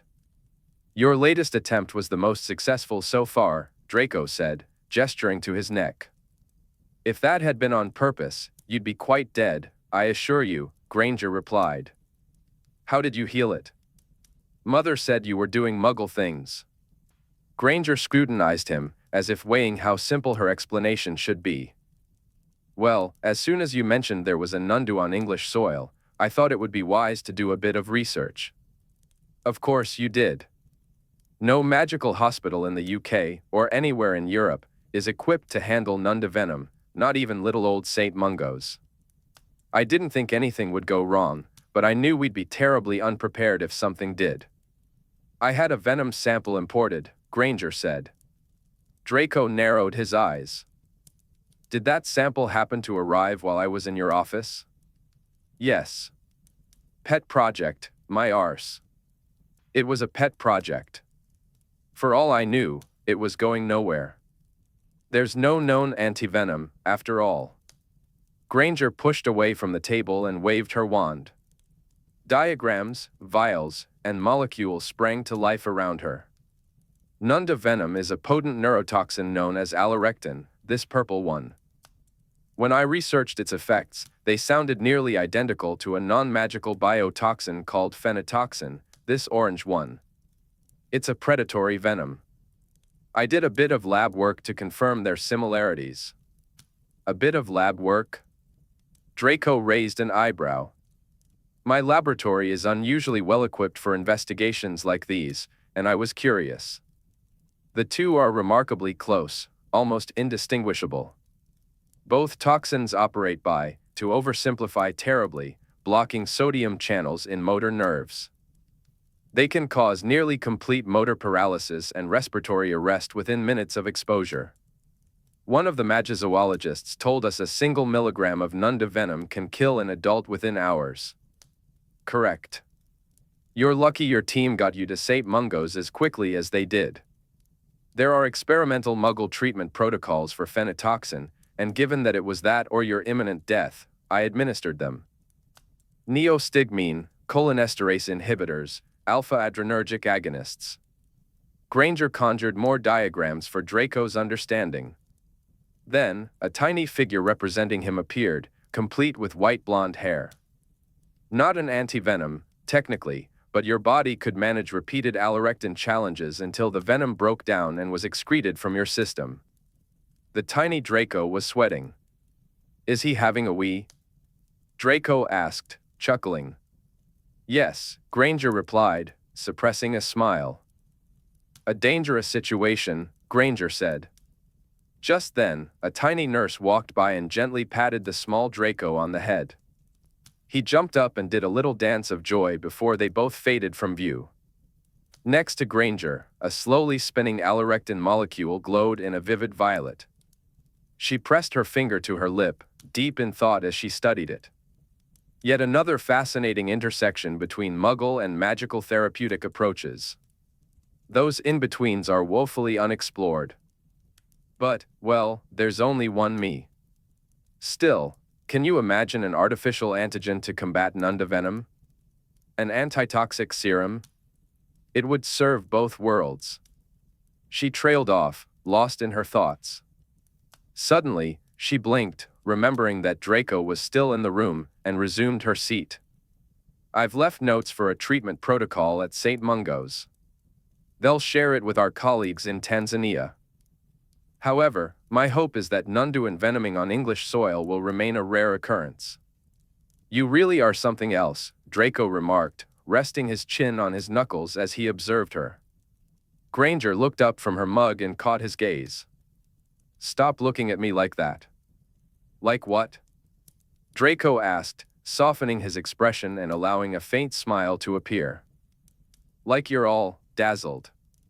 Why? It unsettles me. Isn't everyone dazzled by you? Yes, but with you, it's perturbing. But I am dazzled. Mesmerized, even, Granger shot him an annoyed glare. Professor, he added quickly. With a sigh of irritation, Granger stood and walked to refill her mug. Draco noted that she seemed flustered, which he found interesting. Anyway, she continued over the sound of pouring water, you'll go down in history as the Auror who fought a Nundu and lived. I feel I ought to receive a trophy. Or a plaque, he said with a grin. Draco paused, then added, no, if anyone's getting plaques, it should be you. I didn't really do anything but walk into a dangerous situation. A stream of venom fresh from the source. I have so many plaques I don't know what to do with them. A clever fellow once called my collection a mosaic, you know. What a clever and amusing observation, Draco replied. He thought so too. Having determined that Draco's unnerving gaze had lessened, Granger returned to the table. I'm supposed to ask if you have any orphans or noble causes to support, Draco said. My mother and I would like to lend our considerable influence to an issue close to your heart. That's entirely unnecessary, Granger replied decisively, a tone that might have offended Narcissa. I was only doing my job. Wrong answer. Think of something. How about hosting an easel information booth? Be serious. Granger looked at him and realized he genuinely was being serious. She sighed. I reiterate, I was merely doing my job. Right. But maybe a bit above and beyond, Draco suggested, mirroring her sentiments from earlier. PSH. No. Not at all. With that little bit of extracurricular research on the side? Perhaps a little, Granger admitted, holding back a smile. I see I have to watch my words with you, lest they be used against me. Likewise, Draco replied, and it was true. So, what will it be? We'd be delighted to contribute to your research fund. I've heard it's eye-wateringly expensive to run a laboratory. Make it a contribution to St. Mungo's instead, if you must. Not to your own research. No. It would do more immediate good at St. Mungo's, I think. Any ward in particular? Granger paused to think. What kind of sum are the generous Malfoys thinking about? Large, Draco stated matter-of-factly. You saved my life. Quantify large. You'll find out. Granger narrowed her eyes at him. Then please direct it to the Janus Thicky ward for the hospital's long-term residents. It's terribly tired and dingy, Hermione remarked. Done, Draco replied. As a general comment, it would be nice if there were more windows. All right, he said, nodding. More private suites, too. A studio for exercising. A piano. A small library. A swimming pool. She proposed the last item with a hint of uncertainty. Draco raised an eyebrow at her. Hermione held up her hands defensively. What? You said large and didn't define it. I promise my definition of large will not disappoint. I'll withhold judgment until I see something concrete, she said. I know, you prefer hard evidence. Exactly. They exchanged a knowing look. Then Draco asked, Are we still talking about money? Obviously, Hermione replied, maintaining her prim demeanor. For a moment, Draco thought he caught a glimpse of a grin, but if it had been there, she quickly suppressed it. I've noted all of your requests, Draco said, except the swimming pool. I think they don't have the room. What on earth do you want a swimming pool for? Fancy a dip between patients? Not for me, Hermione answered. Hydrotherapy is wonderful for so many ailments, chronic pain, exercising post-surgery, treating nerve damage or spinal injuries. And for the longer-term residents with significant deconditioning, it's a brilliant way to ease them back into physical activity, but gently. I know I'm dreaming. But you did say large. As she spoke, Hermione drifted into a daydream, her thoughts wandering to a vibrant Janus Thicky ward where joyful patients danced in an exercise studio, played the piano, and dove into pools. She was starry-eyed, her hands clasped under her chin, a smile lighting up her face. She hadn't even taken him up on the offer to fund her own research. Did she have to be so good? So giving? So pure? In a moment that was both enlightening and startling, Draco realized it wasn't him, or any other pureblood, who embodied purity.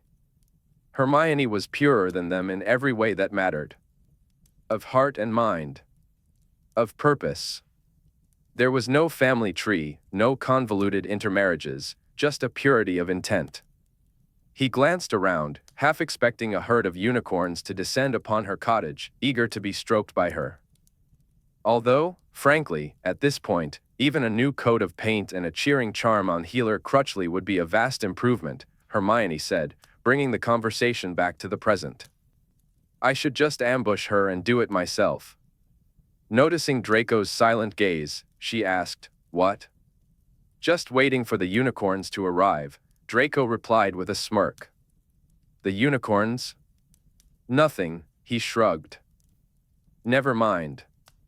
Hermione stood up to take their empty mugs to the sink, casting a suspicious glance over her shoulder at him. Draco followed suit, grabbing their spoons, even though he could have easily levitated them. But she was doing it by hand, and since he was in her house, he mirrored her actions. It wasn't an excuse to linger nearby at all. With that rationalization in mind, Draco shifted the conversation. Did the book end up being useful? It was a brilliant choice. Yes. Hermione exclaimed, clapping her hands together. It did. Well, I'm glad, he started, but she was already pulling him toward the front room before he could finish his sentence. The new copy of Revelation sat on a plinth, protected by stasis charms and a set of alarm wards. Hermione's excitement bubbled over as she spoke in rapid fire. You saw how damaged my own copy was, don't lie, I know you did. I had maybe 30% of the text in its original form. I could make some educated guesses, but I was bound to hit a dead end soon. With a wave of her hand, she dismissed the charms, cast a protective spell, and opened the book. In this copy, the second half is almost completely intact. Look. Look. It's spectacular. I never dreamed another copy existed, let alone one so well preserved. Having the entire thing at my disposal has. A gift. A gift. I can't thank you enough. I could squeeze the life out of you. Hermione exclaimed, wringing her hands in excitement. The words slipped out of Draco's mouth before he could stop them. You can, you know. What do you mean? She asked, puzzled.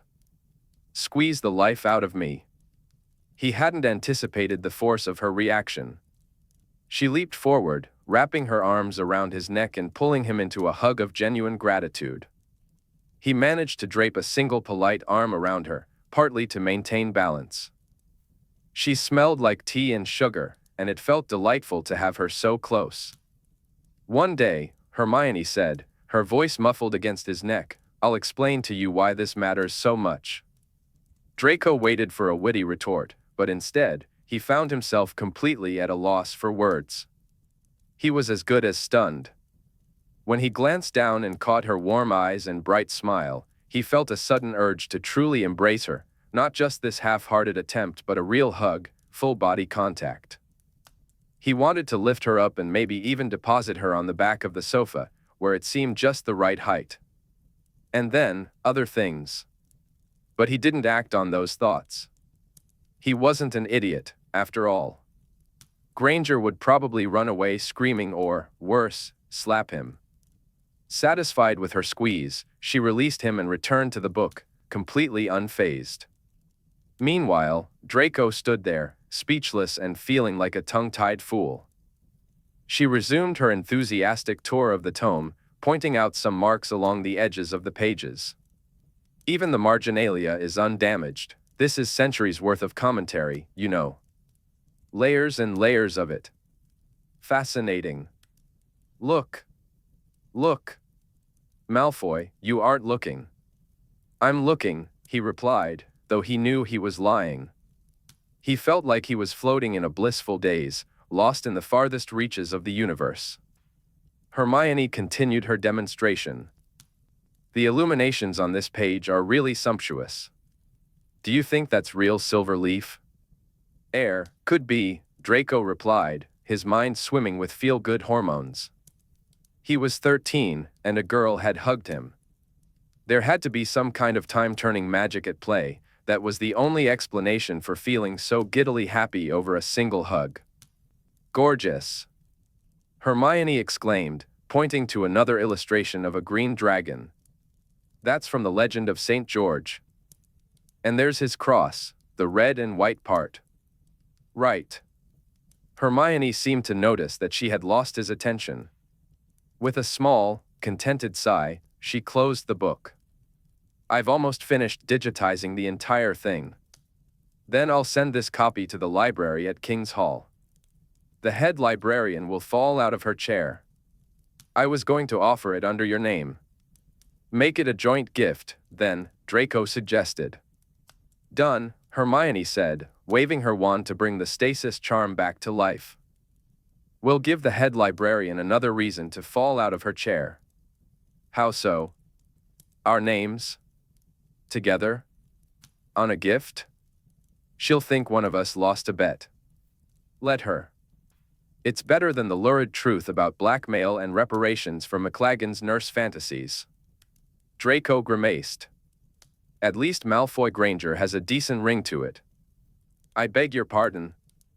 It would be Granger Malfoy if it were anything. Alphabetical. Hermione's voice trailed off as she stifled a wide yawn.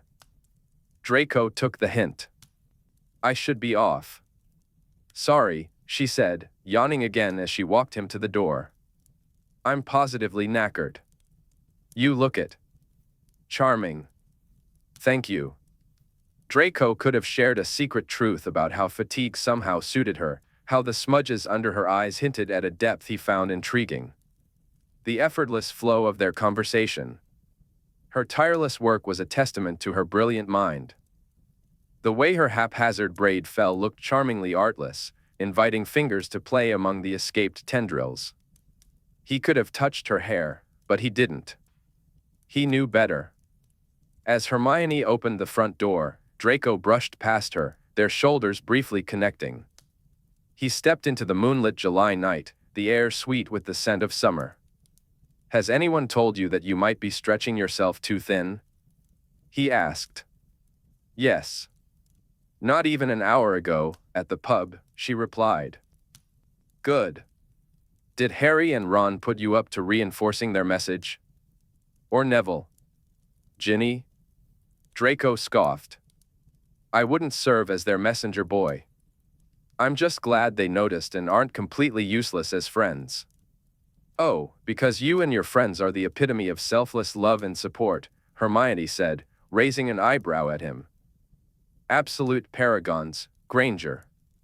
Very funny. Framed by the warm glow of the cottage behind her, soft lights and a fire crackling in the hearth, Hermione's shadow flickered across the stoop. Draco's shadow was darker, cast from behind, a moonlit silhouette intertwining gently with hers.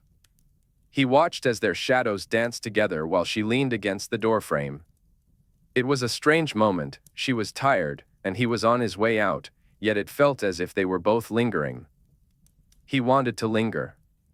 It felt sweet to stay there, beneath the fading wisteria, watching their mingling shadows and bickering over trivial things. There was something precious about it, perhaps because it was unnecessary. It was simply for the pleasure of it. Just because. He observed her for a moment, searching for any sign of impatience, but there was none. She leaned casually against the doorframe, her arm resting loosely at her waist. Now she was talking about his mother, asking him to tell her that she adored the flowers. He responded with something light, something that would keep the conversation flowing. Draco stretched out the moment, savoring it. She laughed at something, and their eyes met. A woolly-headed feeling washed over him, the familiar sensation of the world in flux, like he was spinning slowly. Hermione was idly plucking a few strands of wisteria. Is that the extent of your flower arranging? He asked with a teasing smile. Yep, are you impressed? She replied, passing him the droopy bouquet. It's the loveliest thing I've ever seen, he said, reaching for it. As he took it, his fingertips brushed against hers, sending a spark through him. It wasn't blood coursing through his veins, but a lightness that lingered a moment too long. He pondered what to call this feeling, the stolen glances, the fleeting touches, the shared moments. The exhilarating giddiness that accompanied even the most platonic of hugs. The desire to be close to her. He wouldn't be foolish enough to label it love, it felt too fragile for that, yet it was certainly more than nothing. It was something. Yes. Unless he was very much mistaken, there was something between him and Hermione. And wouldn't that just be an exquisite catastrophe? Chapter 21, The Mortifying Ordeal begins. Draco spent a few delightful days floating in a state of bliss. Nothing could anger him, he felt as if he were drifting on happy little clouds. He didn't argue with his mother about the functions she insisted he attend. When he saw Zabini next, he embraced him wholeheartedly. He even managed to charm a Gringotts goblin into a minor policy breach. At work, he greeted Potter and Weasley with such friendliness that they tackled him to the ground, convinced he must have been under the Imperious curse. It was in that moment, with his face buried in Potter's disturbingly moist armpit, that Draco began to sense something dangerous was brewing, something unbecoming of Draco Malfoy. As the euphoric feeling started to fade and reason began to seep in, he pulled his face away from Potter's armpit and devoted considerable time to wondering what was wrong with him. If he was honest with himself, an unpleasant admission, it was the something with Granger. This something had been building for weeks, maybe even months. When had it all started? He wasn't quite sure. Looking back now, there were certain pivotal moments he couldn't ignore. Perhaps it was when they danced, or maybe it was in Provence. It could have been when she touched the scarred remnants of his dark mark, or when she had exhausted herself magically to save him from a non-existent threat on the Quidditch pitch. Or perhaps it was when she referred to him as a strength in her SWOT analysis. It might have even been when she had grown wildly enthusiastic about Moss. He didn't know. The feelings had crept in gradually, slow and easily dismissed. However, any something between himself and Granger was dangerous and unacceptable. Setting aside the ghastly and insurmountable issues of their history, baggage, and general antagonism, she was his superior, and any form of attraction was strictly prohibited between Aurors and their charges. Feelings, if he dared to label this something, were a different matter entirely. A violation of the code of conduct and of common sense. Draco had broken plenty of rules in his life, but this was one he wasn't willing to ignore. Feelings clouded judgment and put both the Auror and the principal at risk. It was sloppy. It was negligent. And, to make matters worse, Draco despised feelings. They were an irritation and a distraction at the best of times, and a hideous vulnerability at the worst. He had managed to avoid feelings in all his entanglements with women, including his engagement to Astoria. It was a good habit to maintain. It kept everything clean and tidy. It kept him unconquered and free. But now, here he was, standing at Granger's door, getting lost in her eyes among the wisteria, and it had opened a monstrous Pandora's box of emotions. Feelings. Mild ones, yes, but they still plagued him. Thoughts. Daydreams. They crept up on him when he least expected it, during breakfast, while arresting a dark wizard or dodging a bludger. They had no business invading his mind, and yet they were there. He sighed wistfully about 200 times a day, replaying memories of old conversations with Granger. Those exchanges that sometimes felt like easy banter and other times were a clash of wills. The scent of roses made him feel foolish and soft. He found himself daydreaming about the kisses on his cheeks and the warmth of her hugs. When he woke up with a physical reaction, his thoughts drifted to Granger in ways he wasn't proud of afterward, but, well, they were undeniably easy to indulge in.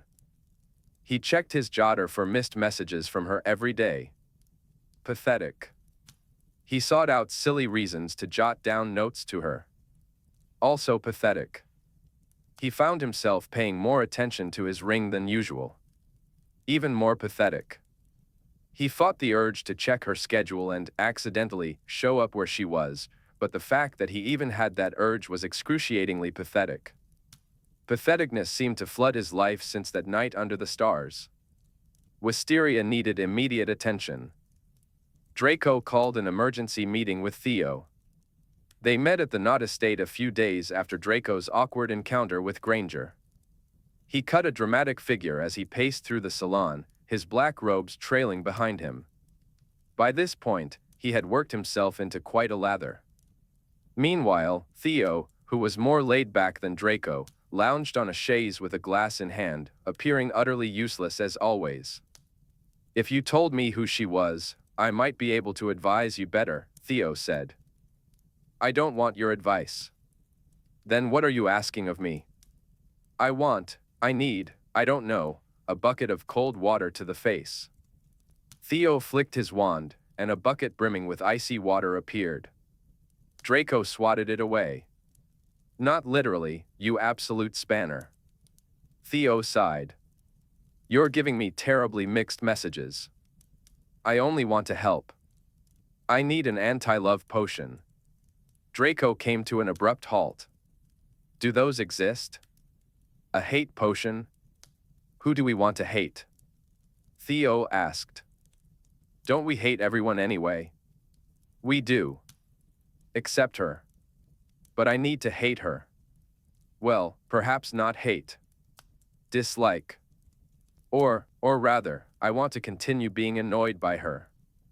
Not like, anyway." Theo sipped his wine. "Why?" "Because I'm Draco Malfoy, and I don't do fluffy emotional entanglements with." "With who?" "Her. Perhaps you should. You might find them more spiritually enriching than your usual quick fling." "I don't need spiritual enrichment." "I disagree." Draco scoffed, paced some more, then ran a hand through his hair. "It's bad." "How bad?" Theo asked. "Bad. Daydreaming. Daydreaming. Me." "Boo," Theo said with a delighted squirm. "Tell me about the daydreams." "No. Are they kissing in the moonlight daydreams? Naughty fantasies of her in bed? Or, gasp, weddings and kids?" "Shut up." "All of the above, then," Theo said, popping a grape into his mouth with a satisfied grin. None of them. Just leave me alone. Draco flounced into a corner of the room, sulking for a moment before stalking back toward Theo. There are 100, no, 1,000, reasons why I shouldn't be feeling any of this. Enumerate the reasons. No. But I want to know if they're valid. You'd figure out who she is in no time. Absolutely not. I've already narrowed it down, Theo replied. Now it's just a matter of confirming my theory. What's your theory? Actually, forget it. I don't want to know.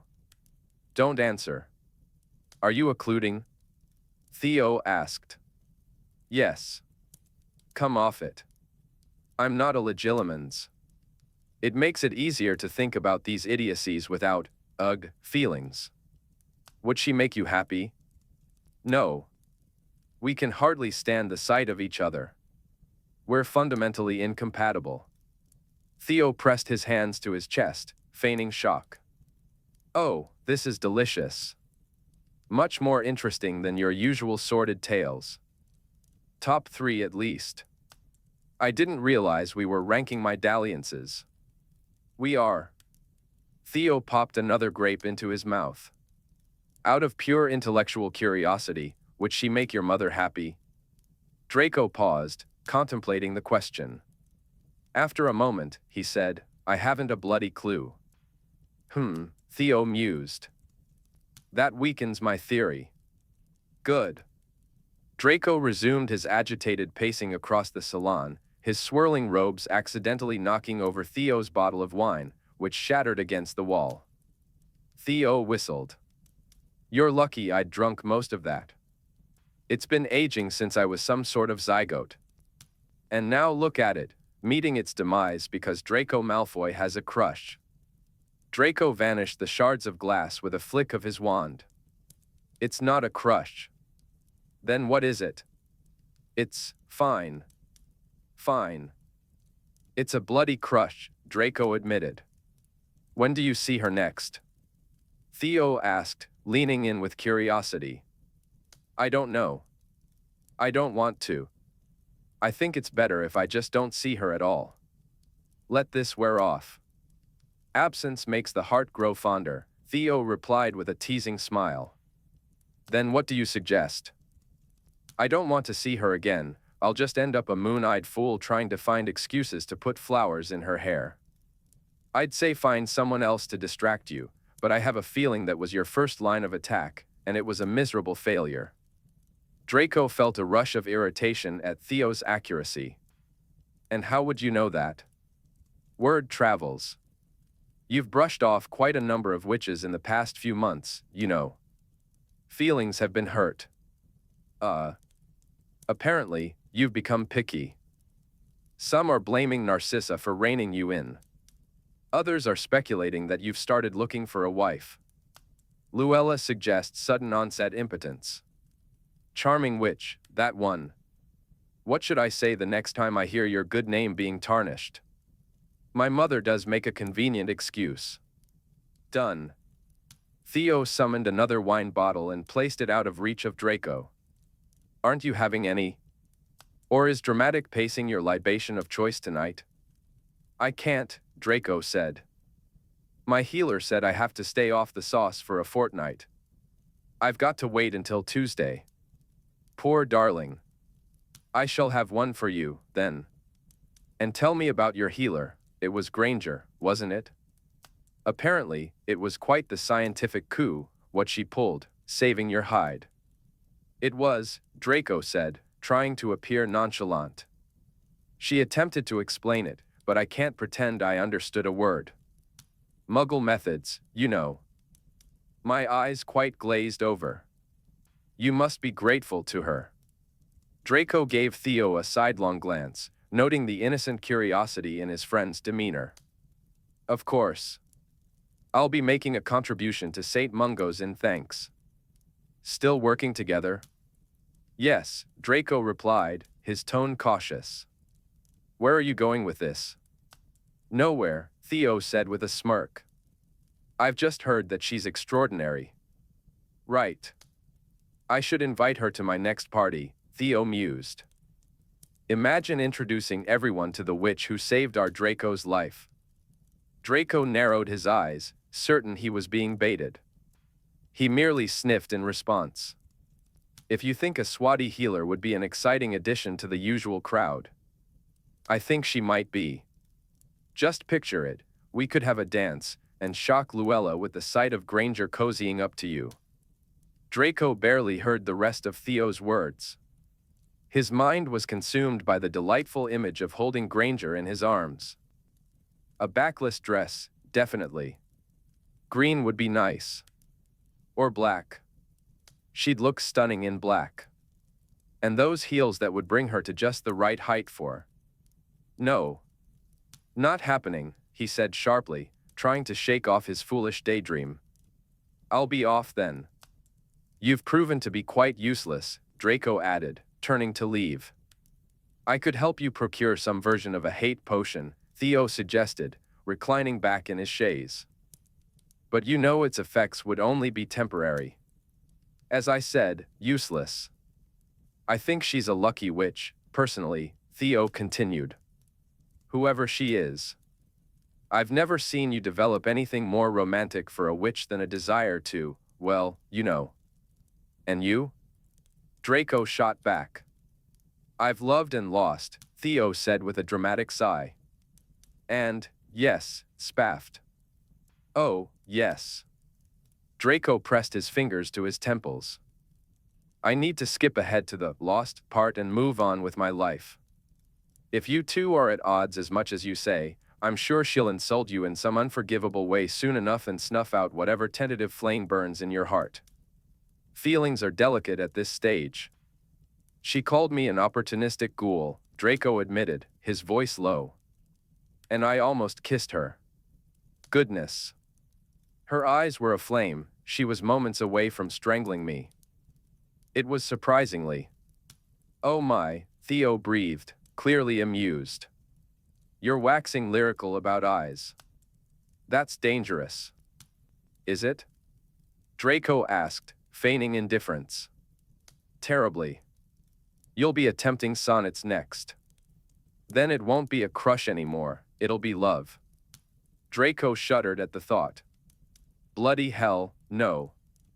Theo set down his glass with great finality. If that happens, I refuse to read your poems. They'll be soul-shrivelingly horrid. There will be no poems, Draco insisted. I may have to brute force my way through this. When those thoughts come up, I'll just quash them. Quash them? Yes. That doesn't strike me as particularly healthy, old boy, Theo said, peeling a grape. But what do I know? Nothing, as this conversation has made abundantly clear. I'm going. I shouldn't need to ask you to keep this to yourself. Obviously. I should obliviate you, just in case. But then I won't remember how to defend you against Luella's aspersions. Bah, Draco said, stalking out of the salon. Give my regards to Hermione. Theo called after him. Fuck you. Over the next few weeks, Draco grew pleased with himself, the quashing was working.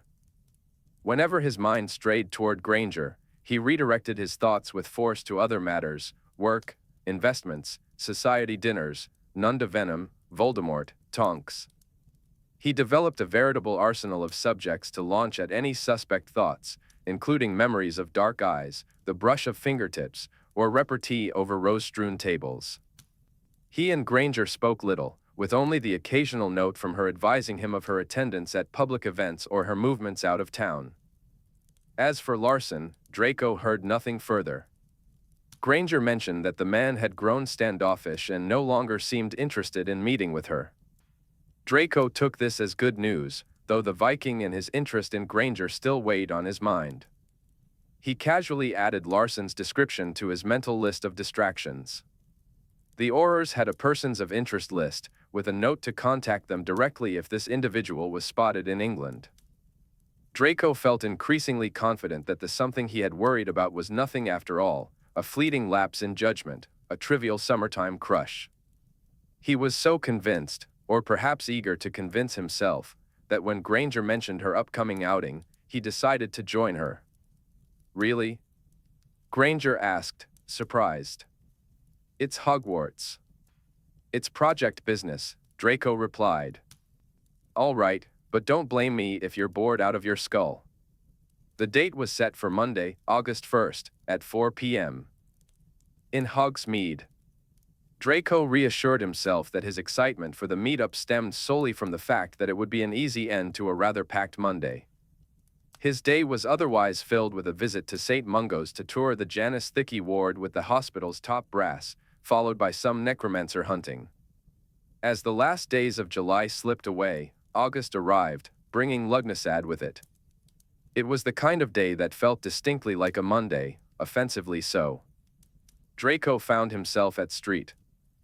Mungo's, preparing for the tour of the Janus Thicky ward at the unreasonably early hour of 9 o'clock. He was surrounded by a throng of St. Mungo's administrators and board members, all buzzing with excitement about Mr. Draco Malfoy's site visit in anticipation of a substantial gift. The crowd chattered away, indulging in their own importance as they made their way up the stairs to the hospital's 4th floor. Draco had been introduced to several key figures, including Hippocrates Smethwick, a mild-mannered healer and the newly appointed head of St. Mungo's, along with a few members of the board. Even the insufferable McLaggen had deemed it necessary to join them. Draco shook his hand and asked, "How's the old lemon doing?" "Concussions are serious business, you know." McLaggen was slightly aloof, and his demeanor grew even chillier when he overheard that Draco's donation was a result of Healer Granger's remarkable work. "Yes," Smethwick chimed in. "She takes some non-traditional approaches, thank goodness for that, Mr. Malfoy. Healer Granger has been nothing but an asset to our hospital." "Non-traditional how?" a board member asked, and Draco thought his name might be Penlington. "She's both a doctor and a healer," Smethwick explained. "You mean one of those muggle cuddy-uppy types?" Penlington replied, his mustache bristling with alarm. "Yes," Smethwick affirmed. "But she's also a fully qualified healer, of course. Her final examination scores even surpassed Gummage's." "A doctor, you say? Do we allow those to practice at St. Mungo's?" "I had no idea," another board member interjected. "Do the patients she sees know this about her?" someone else asked. "Shouldn't they be informed?" A general rustle of concern spread through the crowd. Draco sensed that some subtle disparagement was brewing, comments that suggested shock. But if Healer Granger was allowed to continue her work here, it must be fine, right? It wasn't about her being Muggle-born, it was simply an expression of surprise over the unconventionality of having a Muggle doctor on staff. That she was a fully qualified wizarding healer seemed to be an afterthought. Draco was well aware of these subtleties. He had once been quite skilled at navigating them in circles where such things were never outright stated, only implied. "I'm alive today thanks to Healer Granger's not-traditional approaches," he declared, his voice cutting through the murmurs. "If she had stuck to our usual healing methods, like the 3 healers who saw me before she arrived, the treatment would have consisted of nothing but shrieking that there was no antidote. And I'd be dead." Quite right," Smethwick agreed. Smethwick nodded. Draco turned to the board members. "It was Healer Granger who suggested I direct my gift to St. Mungo's. I hadn't planned on doing that, I intended to fund her research at Cambridge. I hope you'll remember to thank her the next time you see her." A murmur of agreement rippled through the room, accompanied by nods. Some board members appeared embarrassed, while others looked completely bewildered by Draco Malfoy's strong defense of a healer with Muggle ties. McLaggen observed Draco thoughtfully, a risky endeavor. Any further murmurs were silenced. The board members, all businessmen and politicians, could sense Draco's wealth and would act accordingly. Finally, they reached the 4th floor. Granger hadn't exaggerated about the dingy state of the long-term care ward. As he stepped through the door, Draco noticed that the sign was missing the J and T, leaving it to read, Anus Hickey Ward. He stared at it gravely, while the board members looked disturbed. Smethwick guided them through the ward, sharing details about the number of beds, the healers per patient, the average length of stay, and other facts that would have fascinated Granger, though Draco wasn't thinking about her, not at all. There were 30 wire-frame beds, each separated by worn cloth partitions. 2 tired but clean bathrooms were equipped with a toilet and shower. The floor was made of well-worn tiles, marked by shallow depressions where people had walked the most. Only one window at the far end of the ward let in light, situated beneath a few stringy plants that struggled for life. The entire floor had an air of neglect, like a storage area for things that were no longer needed but couldn't quite be discarded. The patients were a mixed group, some very old, some quite young. About half were victims of the war, grappling with lingering ailments that couldn't be cured. Even Draco. Draco was struck by a wave of compassion as he took in the scene before him. He spotted the Creevy boy, now a small, listless man, and Lavender Brown, nearly unrecognizable in her ravaged state. Michael Corner struggled against his restraints, while Mitchell from Hufflepuff spoke softly to a wall. There were others in the ward he couldn't name, and many beds had curtains drawn around them, shrouding the patients from view. A voice drifted out from behind one of the curtains, mellow, sad, and oddly familiar, but Draco couldn't place it. A child responded nearby. A somber-faced healer and her aides moved quietly from bed to bed, attending to their patients. A few of the residents had visitors, who stared in surprise at Draco and the unusually large, boisterous crowd surrounding him. He understood their confusion. This ward seemed to be a place of quiet desolation. Granger had suggested they bring a piano, and now, as the tour concluded, the group gathered at the window, the brightest spot in the dim room. Smethwick looked at Draco with an expression of dread, awaiting his judgment. Yet, it wasn't Smethwick who held the purse strings, it was the board. Draco's frustration was directed at the mustachioed men who had been neglecting this place for too long. He lowered his voice, but his questions were pointed. Why hasn't the board allocated any funding to this ward since, by all appearances, 1903? Where have the funds for maintenance and upkeep gone? Diverted elsewhere, perhaps? Too many lavish luncheons and dinners at the Seneca. He continued, do they even conduct regular visits to the hospital? Do they consider this ward acceptable? Is this really their first time up here? Why are there only enough funds for 1.5 healers, while the cafe upstairs serves porcelana hot chocolate? Why do these valiant survivors of the Great War have just a single window and no bathtubs? And for Merlin's sake, why can't they replace the bloody J on the front door? The group stood in varied poses, each lost in their thoughts, as Draco's questions hung heavy in the air. Draco felt a mix of humility and guilt. Right, he said, we can do better. He turned to Smethwick. I'm going to provide a substantial infusion of cash. Do you understand? Yes, Smethwick replied.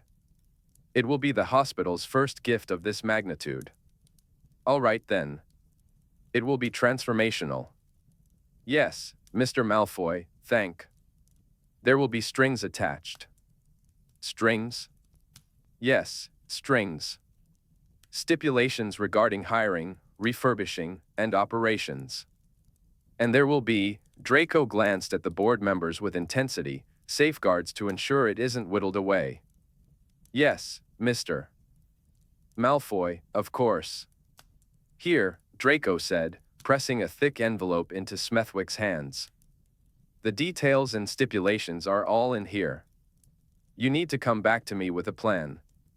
Oh, excellent, wonderful, Mr. Malfoy, how can we thank you? You don't thank me. You thank Granger. This is for her. With that, Draco strode out of the room, leaving astonished stares in his wake. He heard Smethwick open the envelope, followed by a gasp that sounded like he might have fainted. Chapter 22, The Top of the World.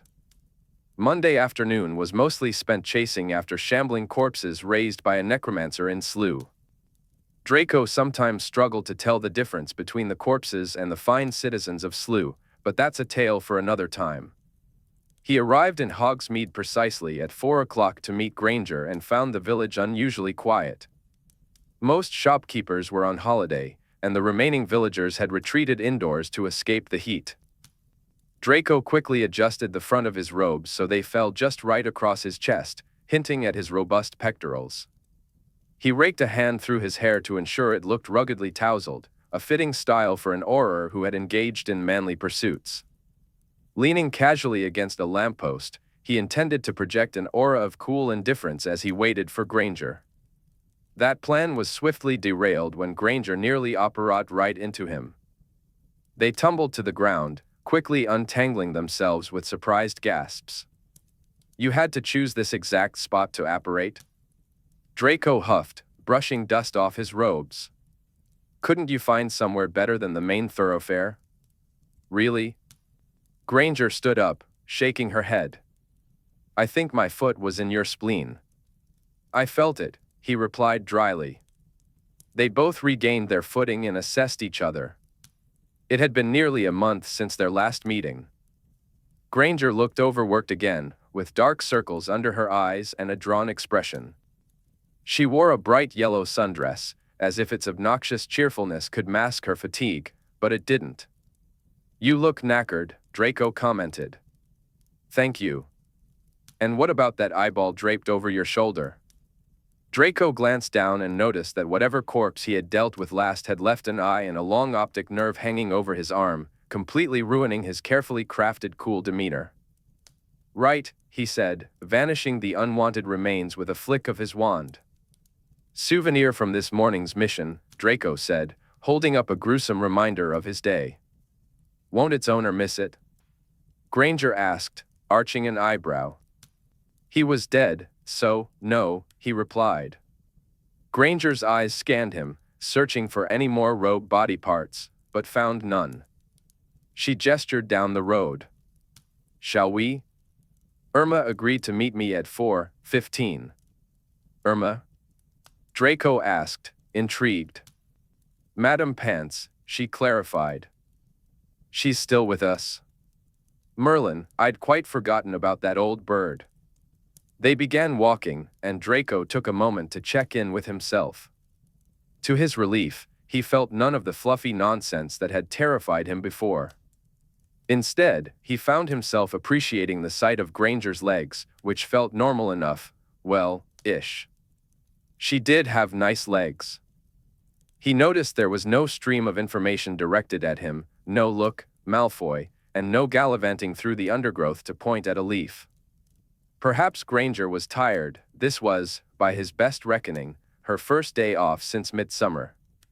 And that holiday hadn't been particularly relaxing, too many death nuns.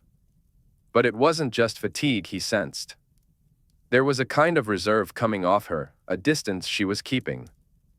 He wondered, wildly, if she, too, had sensed a something and whether it had frightened her as much as it had frightened him. Maybe she was trying to suppress it, just like he was. The thought seemed silly and grounded in nothing but speculation, yet it offered him a strange comfort. As they approached the Hogwarts gates, they swung open at their presence. The old gates and winged boars looked far less imposing than Draco remembered. "Have you been back here since our NEWTS?" Granger asked, glancing at him from the corner of her eye. "No," he replied. "You?" "A few times, mostly to say hello to professors or visit the library." The walk from Hogsmeade to the school felt laughably brief. Did we really take carriages to cover this much ground? That wasn't even 10 minutes, he mused. "I suppose it's far for a 12-year-old's wee legs," she said with a smile. "Everything seemed smaller," Granger remarked. "I know," Draco replied, a hint of nostalgia in his voice.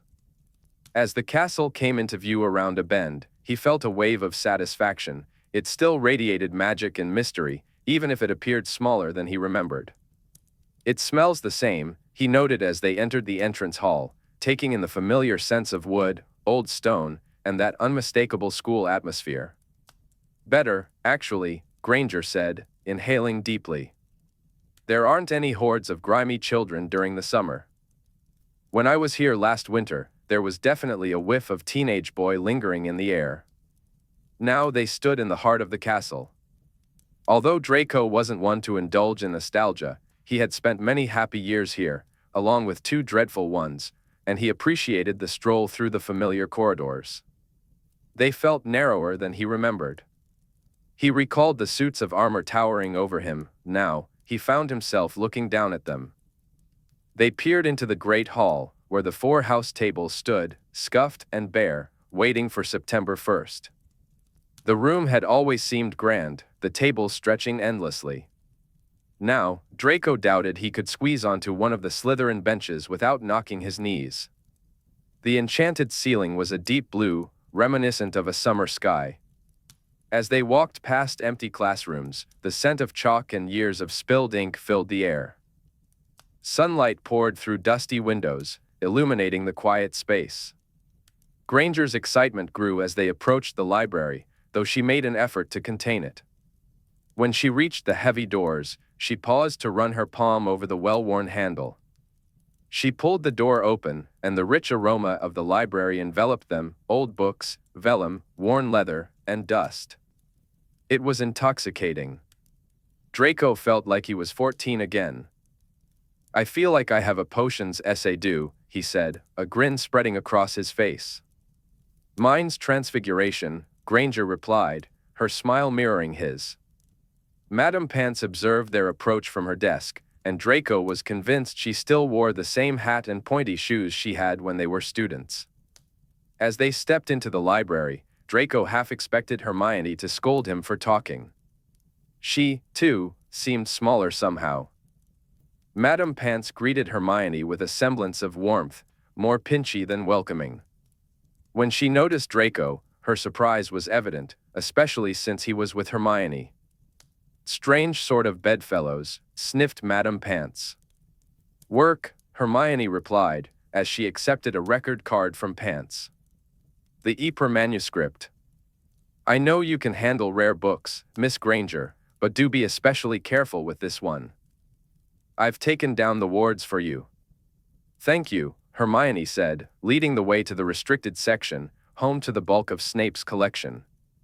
As they ventured deeper into the library, the air grew stuffier, pressing against their ears. Whatever meager ventilation cooled the castle seemed absent here. It was hot. Had the stacks always been this narrow? "Prime snogging stacks, these," Draco remarked quietly, confident that Madame Pants wouldn't hear. "I remember," Hermione replied, shooting him a glance. "You needn't look so surprised." "Curious, rather," Draco said, smirking.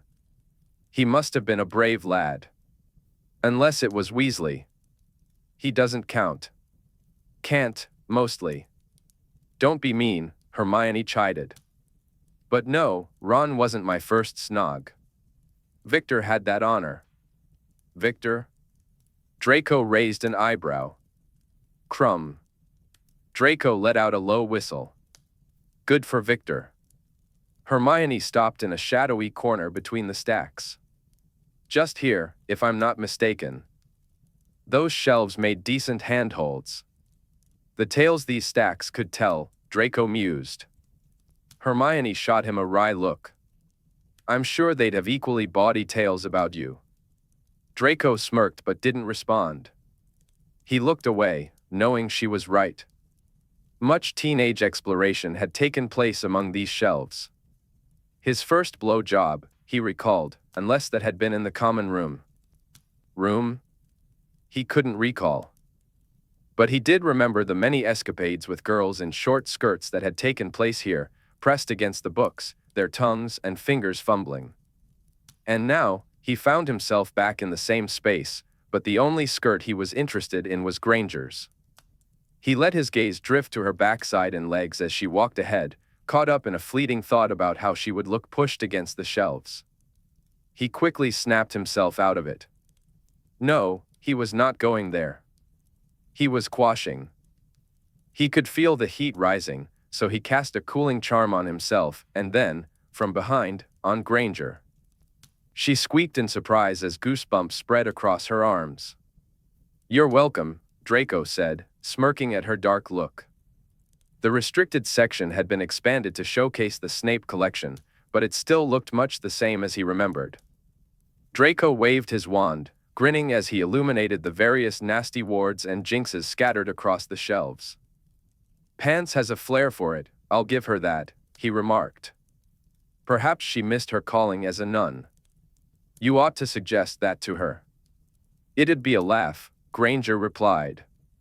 "A laugh? She'd kick me in the bollocks with her pointy shoe." "I didn't specify who would be laughing."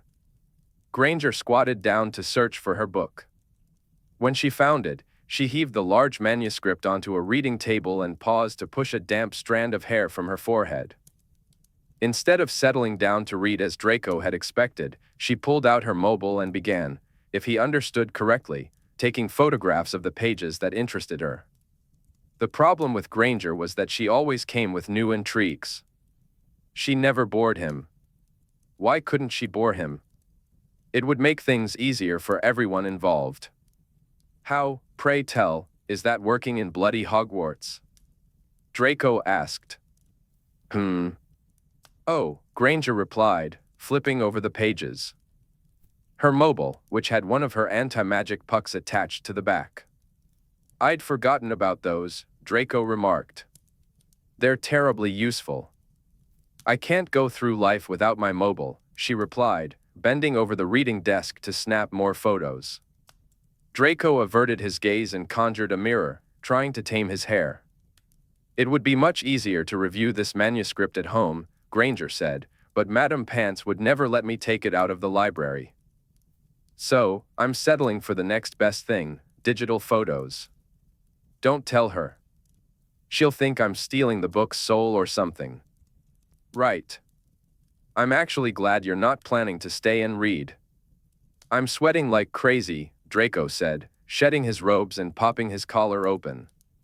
Granger directed a cooling charm at him, then at herself. She gathered her hair into a coil atop her head and secured it with her wand. Having done his best with his own hair, Draco moved closer to observe the manuscript with her. It was filled with diagrams of medical procedures and medieval patients in various states of distress.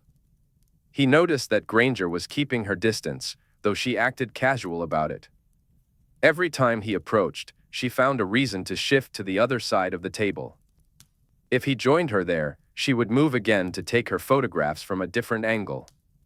Should he feel offended? Or relieved? He didn't know. He felt a bit offended, but that was unusual. Witches generally didn't shy away from him. "Do I smell like a cadaver?" he asked, half joking. "What?" she replied, glancing up at him. "Me. Do I smell like a rotting corpse? Yes or no?" "No," she said quickly, returning to her photos. "Good," he said, feeling a sense of relief. When he approached her again, ostensibly to examine an illustration, she didn't move away. He had made his point, though he wasn't quite sure what that point was. Granger snapped a few more photographs, focusing intently on her task. Granger took a moment to examine the photos on her device, then nodded in satisfaction. Carefully, she closed the manuscript and headed off to return it. "That's it?" Draco asked, his curiosity piqued. "Yes. I did warn you it would be boring," Granger replied as she led the way out of the stacks. "You shouldn't have bothered to come," he said with a shrug. "It's a nice change, you know, being in the company of the living." "You have slightly more vitality than a shambling corpse," Draco joked. "You have such a way with words," Granger replied dryly. "It quite undoes me." Just then, Madame Pants emerged from behind a shelf. "Finished?" "Already?" she exclaimed. "Yes," Granger said. "I've just put it away. It's ready for your wards." "Thank you again for coming in during your holiday, just for me." "I am terribly grateful." "Always a pleasure," Pants replied, though her expression was filled with suspicion. "I rather thought you'd be here for a few hours at least." "Yes, well, I had a specific chapter to review, nothing more." "You look rather sweaty." "Yes, It's hot back there. I see. You made very quick work of it. The manuscript, I mean. Yes. As I said, my approach was quite focused. Pants said, narrowing her eyes, looking even more pinched. Her gaze shifted from the sheen of sweat covering them to Draco's state of relative undress, with his unbuttoned collar and his robes slung over his arm. The library is for reading, you know. Indeed, Granger blinked at her. Reading and research. Not other activities. She looked as if she suspected Pants had grown a bit barmy. Quite right. I suppose we'd best be going. I suppose you ought to, Pants said, her gaze now moving over Draco's face, his hair, his collar, and then to his fly. They left the library under the weight of her stare. What on earth was that about? Draco asked. Granger turned to Draco as the doors closed behind them. Has she gone a bit potty? He asked, his eyes wide. Did she just eye my bulge?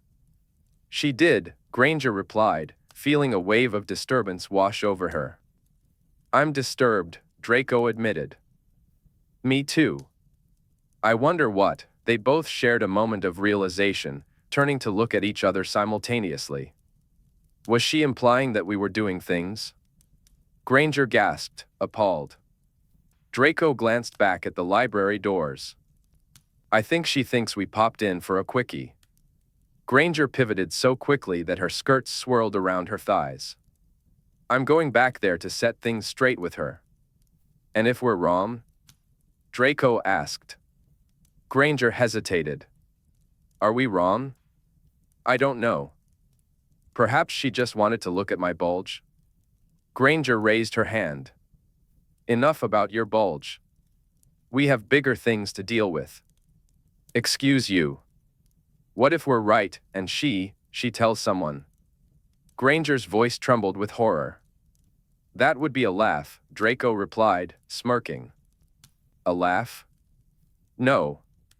Imagine if she told McGonagall. I didn't specify who would be laughing, he countered.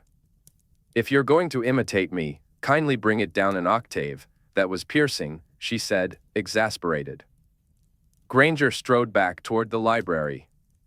And why wasn't she sweaty? She called over her shoulder. Amused by the turn of events, Draco leaned against a suit of armor, pressing his back into the cool stone. A few drying charms had removed most of the dampness from his armpits. Perhaps he hadn't smelled like a cadaver after all, maybe it had just been sweat. Granger returned, Storminus in her stride as she marched down the corridor. The suit of armor beside Draco straightened up and saluted. So? He asked. She's gone, Granger replied, frustration evident in her voice. I couldn't find her. She must have left from the east entrance. Write her a letter, Draco shrugged. Granger rounded on him, her determination unwavering. A letter? Really? You want me to put this absurdity in writing?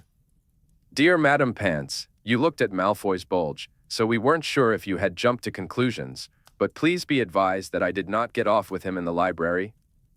Sincerely, Hermione. Draco couldn't help but laugh. He walked ahead of her, thinking it might be safer to be out of swatting distance. I'm delighted that one of us is amused, Granger said, striding up behind him, fire in her eyes. Draco suddenly stopped, and Granger bumped into him. Ouch, what? My common room, he said, gesturing to a flight of stone stairs on the right. That way. Let's go. No. I came here with explicit permission to use the library, not to take Draco Malfoy on a nostalgic scenic tour of the castle. What if Filch catches us? What if Filch catches us? Draco repeated, descending the stairs. Oh, he'll send us straight to detention, I expect. He glanced back to see Granger with her hand on her hip. She looked as if she were 14 again, hoping for a prefect to pass by so she could report him and have house points docked. Draco continued down the stairs, hearing her exasperated sigh, followed by the sound of her footsteps clattering behind him. The air grew noticeably cooler in the castle's lower levels. Familiar portraits stirred as they passed, some waving, others gasping in surprise. Hermione Granger and Draco Malfoy. Proper grown-ups now, cried a medieval sorceress who followed them through several paintings. Look at them. Did someone say Draco? A snide voice chimed in. A black-haired, goateed man popped his head over the edge of a frame. Hello, Phineas, Draco greeted him.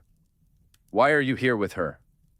Phineas asked, jerking his head toward Granger.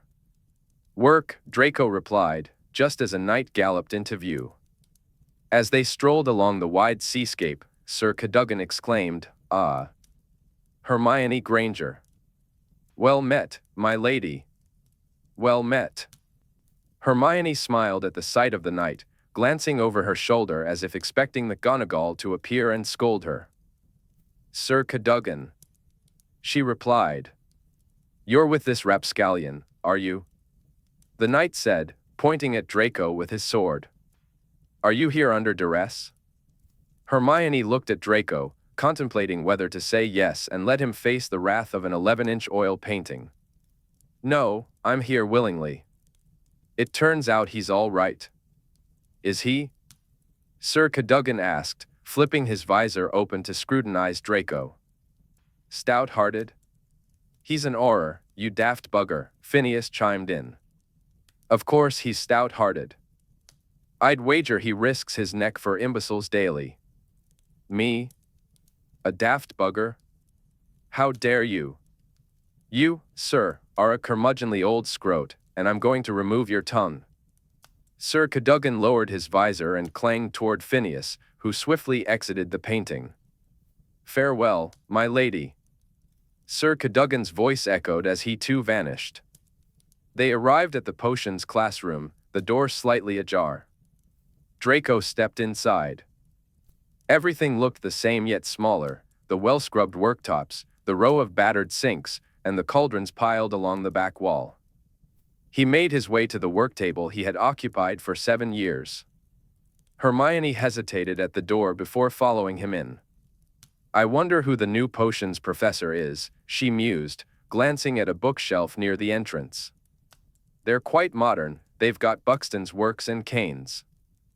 Snape preferred the 19th century masters, a bit of a traditionalist. She turned to look at Draco, only to find he had vanished. Air, what are you doing? She called out, spotting him crouched under the old work table, casting a lumos beneath it. Huh? Draco exclaimed as Hermione's knees came into view, followed by her face as she crouched next to him.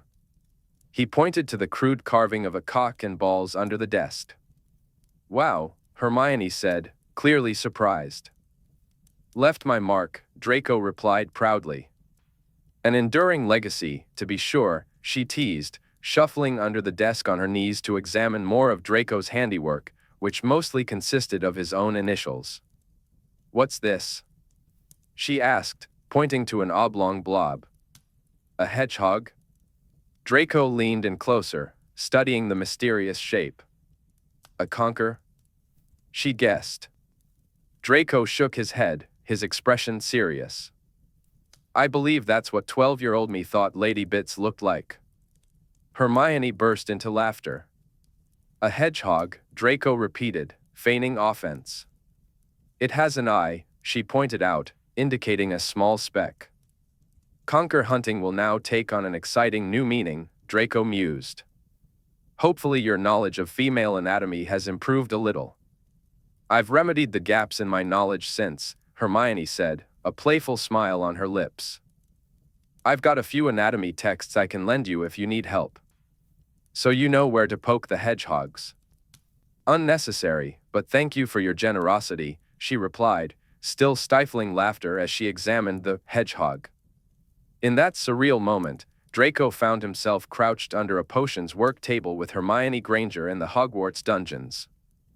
After 7 years of staring at the back of her head and harboring resentment, here they were, nearly 2 decades later, an esteemed Auror and a respected healer, on their knees, giggling about Yannick Conquers.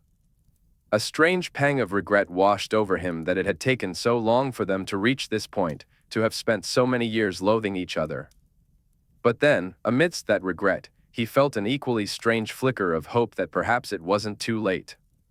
Too late for what? He didn't know. Their knees brushed against each other, and Hermione pulled away, rising to dust herself off. All right, enough of your conceptual vulvas. Let's head to your common room. Draco crawled out from under the table and joined her. Hermione attempted to lead the way, but it quickly became clear that she only had a vague idea of where the Slytherin common room was. Over here, Draco called as she took a wrong turn. Haven't you ever been? She turned around and caught up to him. I didn't have many Slytherin friends, so, no. They stopped at a nondescript wall, and Hermione looked around curiously. Here? Yes. The next question will be the password, of course, Draco replied. You want us to just stand here and guess? Let's give it a shot. Just for 5 minutes.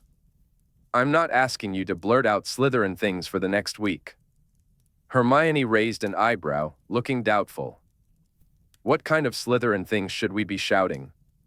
Famous Slytherins, ingredients, ethically questionable spells, anything you can think of. They began to call out guesses, plants, potions, curses, and creatures. Rafflesia. Vermiculus. Banshee. Imperata cylindrica. Flesh-eating slug. Hebridean black dragon.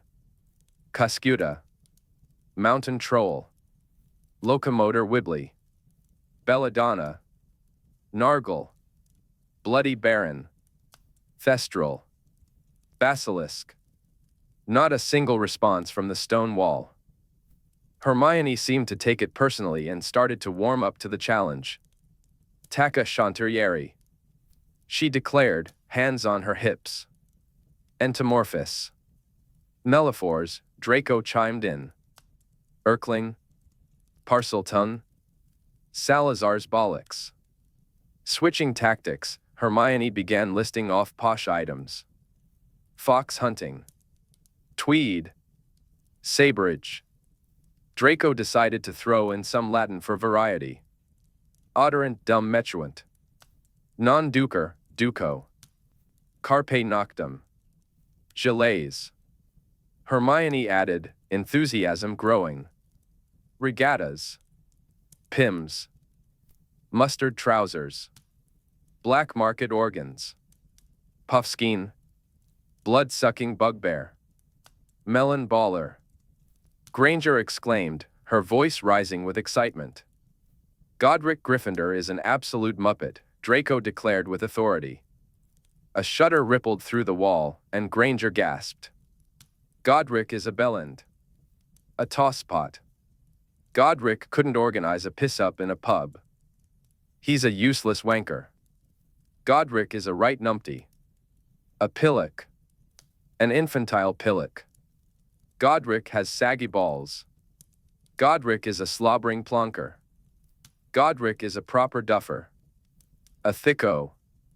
Godric the Gormless. Quite. Suddenly, a nasally laugh echoed from behind them.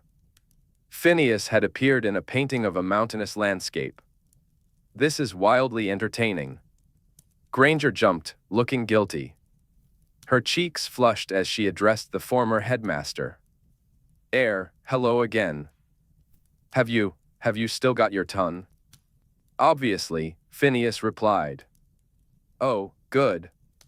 We were just, Breaking into the common room, Draco finished. To what end, pray? Phineas asked, raising an eyebrow. Draco shrugged. To reminisce about days gone by. You? Want to reminisce? With Hermione Granger? Granger raised her finger. Actually, I. Oh, yes, Draco interjected. We are reliving our terribly fond memories of one another. I was under the impression that you hated each other, Phineas said, bemused. We do, Draco and Granger replied in unison. Draco thought their claim would have seemed more credible if Phineas hadn't just caught them giggling at a wall while shouting about Godric's. Well, you know. Phineas looked at Granger, her face still red, then turned to Draco, who met his gaze with a cheeky grin. You make even less sense than you did as smelly pubescents. Congratulations. Thank you, Draco said with a smirk. Password is Gertieroot, Phineas said, disappearing from view. Only because you managed to make me laugh. Just don't get any bodily fluids on the upholstery. While Hermione sputtered in disbelief at his cheek, Draco turned toward the wall. Gertieroot. The wall opened to reveal the dark, polished door leading to the Slytherin common room. He pushed it open, noting how the school had made some efforts to brighten the place up. The greenish, bulbous lights of Draco's youth had been replaced by gas lamps that cast a warm glow throughout the room. The furnishings looked much as they had during his time there, tufted leather sofas and high-backed chairs, ornately carved tables, and cabinets. Gilded mirrors gleamed in the shadows, while the elaborately carved stone fireplace stood unlit. Surrounding it were portraits of famous Slytherins. Merlin was engrossed in a book and raised an eyebrow at Draco. Salazar's chair was conspicuously empty, and Phineas did not reappear. Among the portraits were two new additions, Slughorn and Snape. Slughorn was napping, a bottle of Ogden's Old cradled in his arms, while Snape's dark silhouette loomed at the back of his portrait, busy brewing something. Draco ran his hand along the back of a sofa. For 7 years, he had plotted and schemed here, presiding like a little lord over a group of friends, many of whom were now gone. He had felt terribly important, savvy, wise, and grown up. But now, the room felt like a children's playroom. The desks still bore the marks of their homework, the house rules were pinned to the notice board, and faded banners celebrated past House Cup victories. The bookshelves held worn textbooks. It all seemed so small. Hermione sniffed. They ought to replace the rugs. It smells like feet. Granger had a knack for cutting through sentimentality. She wandered to the far edge of the dungeon, which extended partly. Now this is interesting, Hermione said, stepping up to the windows that looked out into the lake. There's a better view from the dormitories, Draco replied, motioning for her to follow him. They walked down a corridor and entered the boys' dormitory where he had spent 7 years. A massive window dominated the entire western wall, providing a breathtaking view. Fascinating, Hermione exclaimed, approaching the window. The giant squid passes by now and again. Merfolk, too. Draco left her to her observations and walked into the circle of 5 green canopied beds that filled the room. Goyle, Crab, Zabini, not. Dead, dead, alive, alive. Finally, he reached what had once been his bed. Surely, it hadn't always been this small. It had felt so vast back then. He stretched out on it and chuckled, his feet hanging over the edge. Hermione drifted over, having heard his laughter. No giant squid, but I see a giant Malfoy has taken possession of one of the beds. I can hardly believe this is the same bed, he said, shaking his head. Did you carve any initials into it so we can authenticate it? She teased. Draco turned to examine a bedpost. You know, I don't think I ever did. Hermione perched herself on the edge of what had been Not's bed, her fingers brushing over her bare arms. Didn't you find it dreary in here? I can't imagine how cold it was in the winter. It wasn't too different from the manor, Draco shrugged. We had the fire going, warming charms, hot toddies, and fire whiskey. A group of Grindylows drifted by the window, and Hermione turned to watch them. Draco couldn't help but feel a sense of incongruity in that moment. Here was Hermione Granger, in a bright sundress, standing in his childhood dormitory. He wondered what young Draco would have thought of it all. What would he have said if someone told him that Granger would grow up to be pretty, witty, and terrifyingly capable? Clever, isn't it? That you'd let me boss you around a bit, and sometimes, you actually enjoy it? You'd even make me laugh on purpose just to see my reaction." Draco chuckled. "If anyone heard you say that, they'd think you were talking about a soppy fool." "Difficult to argue with that," she replied, a teasing glint in her eyes. "Have you reminisced to your satisfaction?" he asked, trying to steer the conversation away from those tangled thoughts. "Yes," he said, eager to move on from any lingering nostalgia. Granger stood up, and he watched her skirt sweep past the bed, catching a fleeting whiff of her soap. He quickly pushed away an idea that threatened to take shape in his mind, one involving Granger and this old bed. It was better not to dwell on such thoughts. As they retraced their steps out of the dormitory and through the common room, Draco took one last look around. He might not return here for another decade. Would it feel even smaller then? Life marched on relentlessly, and his childhood memories were shrinking into a tiny pinprick of light behind him. Granger was smiling at him. "What?" he asked, caught off guard. "You really did come to reminisce," she said. "You've gone all wistful." Draco shrugged, trying to play it off. "I think it's rather sweet," she said, her expression softening before she seemed to catch herself. Her demeanor shifted to serious as she turned to leave. "Do you want to go to your common room?" he asked. She shook her head. "I come here more often than you." "Another time." Granger started toward the corridor they had come from, leading from the potions classroom. On impulse, Draco caught her by the elbow and guided her toward a quicker exit, up a narrow staircase that led directly to the entrance hall. Why had he grabbed her like that? There was no real reason to. He could have just said something. It felt foolish, a failure of his attempt to keep things under control. He let her go first up the narrow stairs, focusing his gaze on his feet to avoid any distraction. As they reached the top, Granger paused to peek into the great hall, hoping to spot Madame Pants. But she was nowhere to be found. Granger muttered under her breath, clearly disappointed. Irritation hung in the air as they stepped out of the castle and made their way down the gravel path leading back to Hogsmeade. The scent of sweet grass mingled with the delicate fragrance of the willows lining the lake, a refreshing change after being indoors.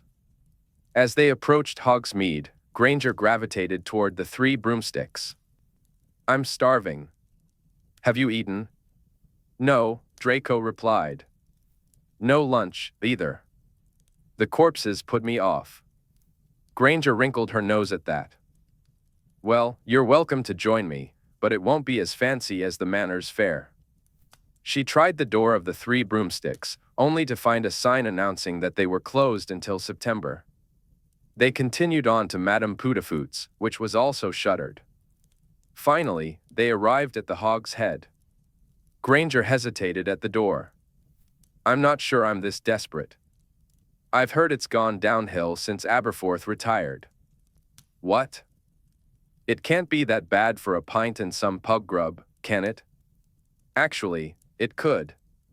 They were greeted, if that's what you could call it, by a man who resembled a Skrit more than most Skrits do. He looked annoyed that they dared to enter. That was their first red flag that this was going to be a uniquely terrible experience.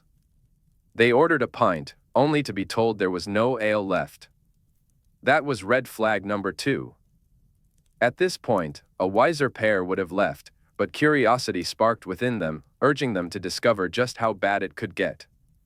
"Well, we'll take what you've got then, mate," Draco said. "And whatever's cooking in the kitchen." They settled at a grimy table near what had once been a window, now obscured by layers of dirt. The Skrut dropped 2 smudged glasses on the table and poured something clear into them before stomping off to the kitchen. A powerful sense of trepidation hung in the air. The pungent smell of turpentine wafted over the table. Granger sniffed at her glass, and her eyes began to water. "Oh my, it's going to be a proper sinus cleanser," she said. "Can't be worse than if Puddle's absinthe, can it?" Draco replied. "Cheers." Granger lifted her glass to clink against Draco's, her expression filled with uncertainty. She took a generous gulp, while he downed half of his in one go. They both sputtered and coughed. Burning, Granger managed to choke out. That's some first-class nectar, Draco coughed, his voice strained. I've never felt so alive, Granger sniffled, both laughing and coughing. They took another drink, just to confirm how terrible it was. And it was. Granger was a teary mix of mirth and distress, while Draco had nearly lost his voice. What the hell is this stuff? Draco rasped. Was it distilled in a toilet? Granger asked, her brow furrowed. The Scroat had placed the bottle on a shelf behind the bar, and Draco used his wand to levitate it towards them. It turned out to be troll vodka. The label bore a warning: it was not to be consumed neat and advised drinking responsibly. That was red flag number 3, but, well, in for a canute, in for a galleon. 88% ABV, Granger gasped. Brilliant. I just wanted to start the week with a touch of alcohol poisoning. It's fine, Draco said, his voice still hoarse. We'll have food soon. In hindsight, there was a certain beauty in that optimism. Just then, the Scroat emerged from the kitchen, bearing plates. Steak, he grunted, slapping a plate in front of Draco. Salad, he said, dropping another plate in front of Granger. Bangers and mash, he concluded, tossing the final dish between them before skittering away. Draco and Granger looked at their meals. Was this steak cooked on a radiator? Draco asked, eyeing the unappetizing slab. Granger examined her gray lump. It needed at least 5 more minutes under the hair dryer. They turned their attention to Granger's salad. It consisted of half of a raw onion. Shocking, Draco remarked, his eyes wide. Granger maintained her composure as she pulled the bangers and mash closer, a hint of grim optimism on her face. But why is the sausage so shrunken? Draco asked, puzzled. Perhaps it's cold, Granger suggested kindly. Or nervous, Draco added, nodding sagely. Granger bit her lip, eyeing the plate. It looks like a prolapse. Draco laughed, the sound strained as it hurt his throat. And what's this? Granger poked at an indistinct piece of gristly fat. Lard Voldemort. My God. The mash looks all right. It smells like hot cat sick, Granger said, swatting Draco's fork away. Do not try it. Nothing good will come of this except cataclysmic diarrhea. Draco, not wanting a runny stomach, reluctantly set aside his fork. They exchanged glances. I think this might be a cry for help, Granger said, her tone serious. Should we ask him if he's all right? Draco was less inclined to offer sympathy. I think we've just discovered a blatantly obvious front. That too, Granger conceded. Are you going to investigate? I'll pawn it off to one of the newbies. Granger began to look a bit wobbly in her seat, squinting at her nearly empty glass. Any guesses as to our blood alcohol content? 200%, approximately, Draco replied, his words slightly slurred as the effects of the drink began to kick in. Let's totter off to find something actually edible, Granger said, rising unsteadily. She swayed on her feet. Oh, bloody hell. I can't apparate. It offends me to pay for this, Draco declared, gesturing dramatically to their untouched meal. Yet, he still dropped a sickle onto the table. I can, Granger began, reaching into her pocket. No, Draco interrupted. I insisted on trying this place. You get the next one. Fine. You were right, after all. It wasn't quite as recherché as. They staggered out of the pub, weaving down the street and bumping into each other as well as various objects in their path. Just around the corner, a small grocer was about to close for the evening. They quickly raided the last of the bread in the basket and picked up a small wheel of cheese to accompany it. Granger found some cherries, while Draco stumbled upon an enormous, slightly squashed blackberry pie. Should we buy a slice? Granger asked. I want two, personally, Draco replied. They stared at the pie, and as their wits and willpower faded under the influence of 2 inches of vodka, they decided to buy the whole thing. A cool bottle of cider rounded off their dinner plans. They meandered a bit outside the village, searching for a spot to sit. Granger mentioned she fancied a view of the village, while Draco wanted to gaze at the castle. Eventually, they found a suitable compromise on a small path that led to a grassy promontory, where they could overlook both Hogsmeade and Hogwarts. Granger asked Draco for a handkerchief, which she transfigured into a blanket before spreading it on the grass. The blanket turned out to be more triangular than square, but then again, Granger was more tipsy than sober. Loose-limbed and a bit wobbly, she settled onto the blanket, and Draco flopped down beside her. They started with the bread, slightly chewy, hoping it would help absorb some of the troll vodka. I am utterly hammered, Granger said around a mouthful. There was a serene acceptance in her demeanor. She knew she was completely drunk, and that was just how it was going to be. She struggled to balance a piece of cheese on her bread, and when Draco tried to help, her slice of bread kept multiplying, first to 2, then to 4, until he blinked, and it was just 1 again, swaying gently in her hand.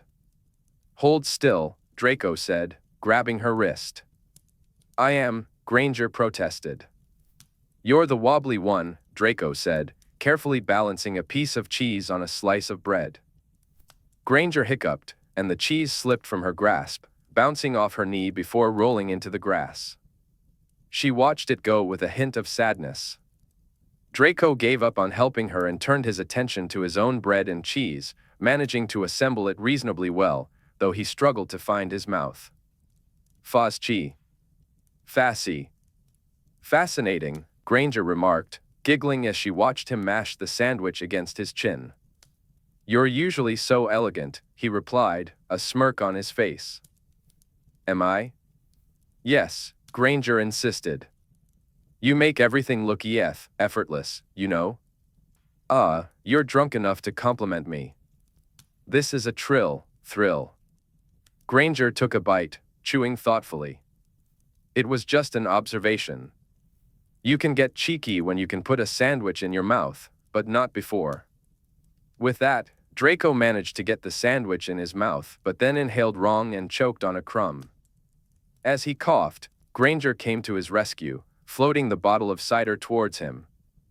However, her aim was less precise than usual, and instead of landing in his hand, the bottle pressed into his groin. Steady on, Draco said, a mix of surprise and amusement in his voice. Sorry, Granger stammered, flinging the bottle over his shoulder and accidentally clipping his temple before it dropped onto the blanket beside him. Wow, Draco said, raising an eyebrow. Granger set aside her wand as if it were a dangerous object, then pressed her fingers to her mouth, struggling to contain her laughter. I'm so sorry, so sorry. That's not what I meant to do. It's fine, Draco replied, shaking his head with a grin. Bit of frottage with a cider bottle, new experience. After the troll vodka, the cider was a revelation, fresh, tart, bubbly on the tongue, and honeyed in the finish. Draco took a sip and passed the bottle to Granger. He had planned to make an eloquent remark about its aroma and flavor, but what came out instead was. Granger made a slurred observation that drinking didn't hurt, which was all the encouragement Draco needed. He took a swig and passed the bottle back to her. There was nothing particularly intriguing about sharing a drink with Granger or tasting where her lips had been just moments before. He wouldn't dwell on it. And he certainly wouldn't look at her mouth. Stop looking at me, Granger said, holding a hand up to her mouth, which only made Draco realize that he was, indeed, looking at her lips. I can't even eat a piece of cheese, she added. I'm not looking at you, Draco replied, sounding like the liar he was. I'm looking at the view. The view is behind you, Granger pointed out. Oh, Draco said, turning around. Right. You weren't kidding about the 200% BAC, Granger said, scooting closer to him on the blanket to enjoy the view as well. Hogsmeade's charming streets curved away into the dusk below them, while Hogwarts Castle stood in the distance, silhouetted against the fading red sunset. "You should draw it," Granger declared. "What? I don't draw." "Liar. I know you've got an artistic streak. I saw your magnificent Willy." Draco tried to suppress a laugh, but a giggle escaped. Granger stared at him with wide eyes. "I can't decide if that was adorable or terrifying." "Both. Just like me." "You are neither," Granger sniffed. "Calm down." "But I am elegant." "If you take the ramblings of a drunken idiot for fact," she said, attempting to look prim. "The drunk mind speaks the sober heart," Draco countered. He tried to wiggle his eyebrows, but wasn't sure what expression he managed. Granger merely looked perplexed. "Shall we have some pie?" she asked. Unsubtle change of subject, but yes, Draco said, waving his wand. The pie floated toward them. "Would you like a bit of fromage, too?" Granger crossed her legs. "That was an accident." "Of course. Make us some cutlery, would you?" "I hardly trust myself to do that." She picked at a few dandelion leaves for the task. With a flick of her wand, she transfigured them into two surprisingly convincing spoons, though they had a slight green hue. The forks, however, were a different story, a bizarre, non-Euclidean creation that seemed almost otherworldly. Just looking at them made their heads hurt. Frightened by the strange forks, Draco and Granger quickly tossed them off the cliff. At least they had the spoons. Draco set the pie to float between them, and they dug in, getting crumbs all over themselves. The effects of the troll vodka were fading. Now they were simply drunk, not utterly cabbage. As Granger stared at Hogwarts Castle, she drifted into thought. "You know, today has been more interesting than I expected." I never imagined I'd see the Slytherin common room, much less your dormitory. It did feel quite strange having you in there." "Against the natural order of things?" Draco pondered that for a moment. "Can we really call it a natural order?" "What do you mean?" "They're rather artificial divisions, aren't they? The whole Slytherin and Gryffindor business." "Goodness," Granger said, pulling her knees to her chin. "Are we getting philosophical?" "Yes," Draco replied. "I'm drunk. Indulge me." "Of course, we mustn't let the opportunity go to waste." "And you're right, it's entirely artificial. But schools have to divide and conquer the masses of children somehow. I suppose it keeps them manageable. There might be a better way to do it than a pseudo-horoscopic system involving underdeveloped character traits and a talking hat," Granger mused. "In my primary school, they assigned our houses at random, but then again, it was Muggle, and they didn't have a talking hat." Draco finished the last of the pie and tossed bits of crust to some nearby sparrows.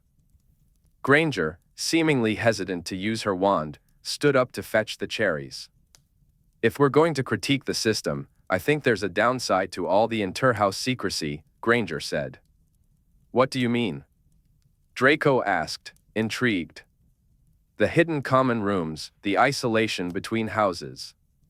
It's terribly humanizing to see someone on a bed. Are you saying you wouldn't have thought I was such a dreadful creature if you'd seen the pillow I drooled on at night?" "Exactly," Granger laughed. "But really, I mean it. You were just this entity that popped up out of nowhere, said awful things, and then vanished until the next skirmish. I had to adopt guerrilla tactics to avoid getting slapped," Draco replied with a smirk. "That was once," Granger said, popping a cherry into her mouth. "The secrecy has created fractures that go beyond the usual house divisions. That's my position." "What are you smirking about?" "Just thinking that a great many witches have formed a great many ideas after seeing me in bed, but a treatise on the house system is a completely new one." "You are terribly full of yourself, you know," Granger said, looking away to hide her amusement. "Of course I am. Have you seen me?" "No, I haven't." "Your feet are always in the way." Draco, already perched near the rocky edge of the promontory, turned and dangled his legs over the side. There. Granger played along, moving to sit beside him under the pretense of observing him. Draco noticed that her earlier reserve had vanished. Was it the drink? The conversation? Or was it him? He realized he hadn't been keeping his guard up, and now that she was next to him, he felt that familiar sweetness in his veins, the buzz of his pulse. He ought to move away. He ought to occlude and separate his rational self from those fuzzy thoughts and feelings. He ought to. Right. Let's have a look now that I can see you properly, Granger said, running her analytical gaze down his face. I feel like a textbook, Draco replied. Perhaps I shall read you like one now that my view isn't obstructed, Draco said with a teasing grin. You don't read, you devour. I'm frightened, Granger replied, a playful edge in her voice. As you should be, he shot back. Have I got any marginalia? She asked, amusement tugging at her lips. You do listen to me sometimes, he noted. What's the human equivalent of marginalia? Perhaps this? She said, lightly brushing the back of her finger along his end-of-day stubble. It was the faintest touch, yet it sent his heart racing, a reaction that felt completely out of proportion.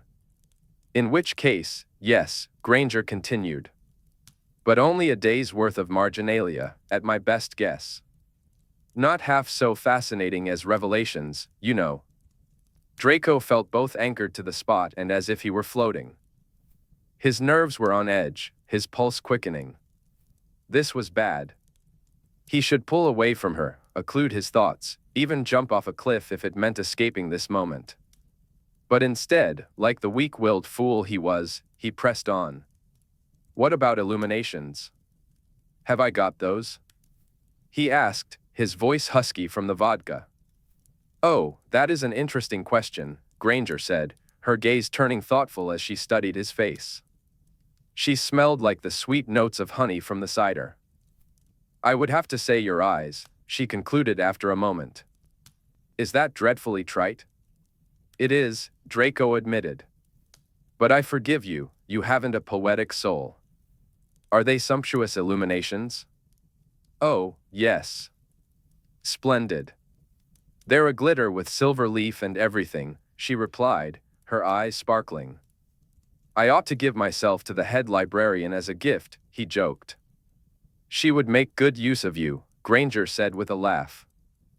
Although, perhaps I'd rather remain in the Granger private collection, he suggested, a playful glint in his eye. Granger gasped theatrically. Bold. She curates it fiercely. I wouldn't be so certain that you'd make the cut. My illuminations, though, he protested. They are tempting, she admitted. Their eyes locked, and there it was again, the pull from her dark gaze, the magnetic draw, the unspoken invitation to explore whatever lay between them. He felt a soft longing wash over him, a desire to reach out and a yearning to fall. It was a strange, gentle vertigo. He knew she wasn't doing it on purpose, she hadn't set out to affect him like this. There was no calculation in her actions, and she was completely unaware of the effect she had on him. And yet, here he was, falling. She blinked and looked away, realizing he had been staring. So, what's your conclusion, Professor? He asked, adding a touch of Granger's trademark irritation to sound casual. Have you completed your assessment? If she felt any irritation, it was overshadowed by amusement. Do you have any family in Hogsmeade? She asked casually. Draco saw where this was headed. If you're about to suggest that I look like our barkeep from earlier. A wart yearning for self-expression. Oi. Thank you for removing your feet from the picture. It brought me real clarity. Seeing his annoyance, she looked up at the ceiling. Stop fishing for compliments. You know you're terribly good-looking. I never tire of hearing it. You grew out of being a greasy little ferret. There, compliment. Are you happy? Yes. I'll have another, please. No. You're unbearable. Do my hair next. No. Yes. She narrowed her eyes critically, then her fingers brushed through the ends of his hair, just for a moment. Draco had always been protective of his hair. Anyone foolish enough to touch it usually found themselves hexed into a quivering heap. But with Granger, her brief touch was far more intoxicating than any drink he'd had that day. His pulse raced, shooting upwards in a disproportionate fit of excitement. Middling, Granger said, as if critiquing him. Draco sniffed, pretending to let the comment slide with sublime equanimity. In truth, he was too light-headed to care. Granger pursed her lips and brushed. She ran her fingers through his hair again, switching his part to the other side. Adequate, you know. Decent. One day, you'll find someone who can look past it. A smile danced at the corners of her lips. His eyelids felt heavy, and his body felt light. He wanted to return her playful banter with a teasing compliment, but he knew he shouldn't. He longed to tell her that she was like vodka, intoxicating, even in small doses, leading to questionable decisions. He wanted to tease her about how she ate cherries, who bites cherries in half. It must be because of her tiny mouth. He wanted to say that while he had outgrown his greasy ferret phase, she had long moved past her startled squirrel days. He even wanted to make a cheeky remark about why her wand seemed to be pressing into him.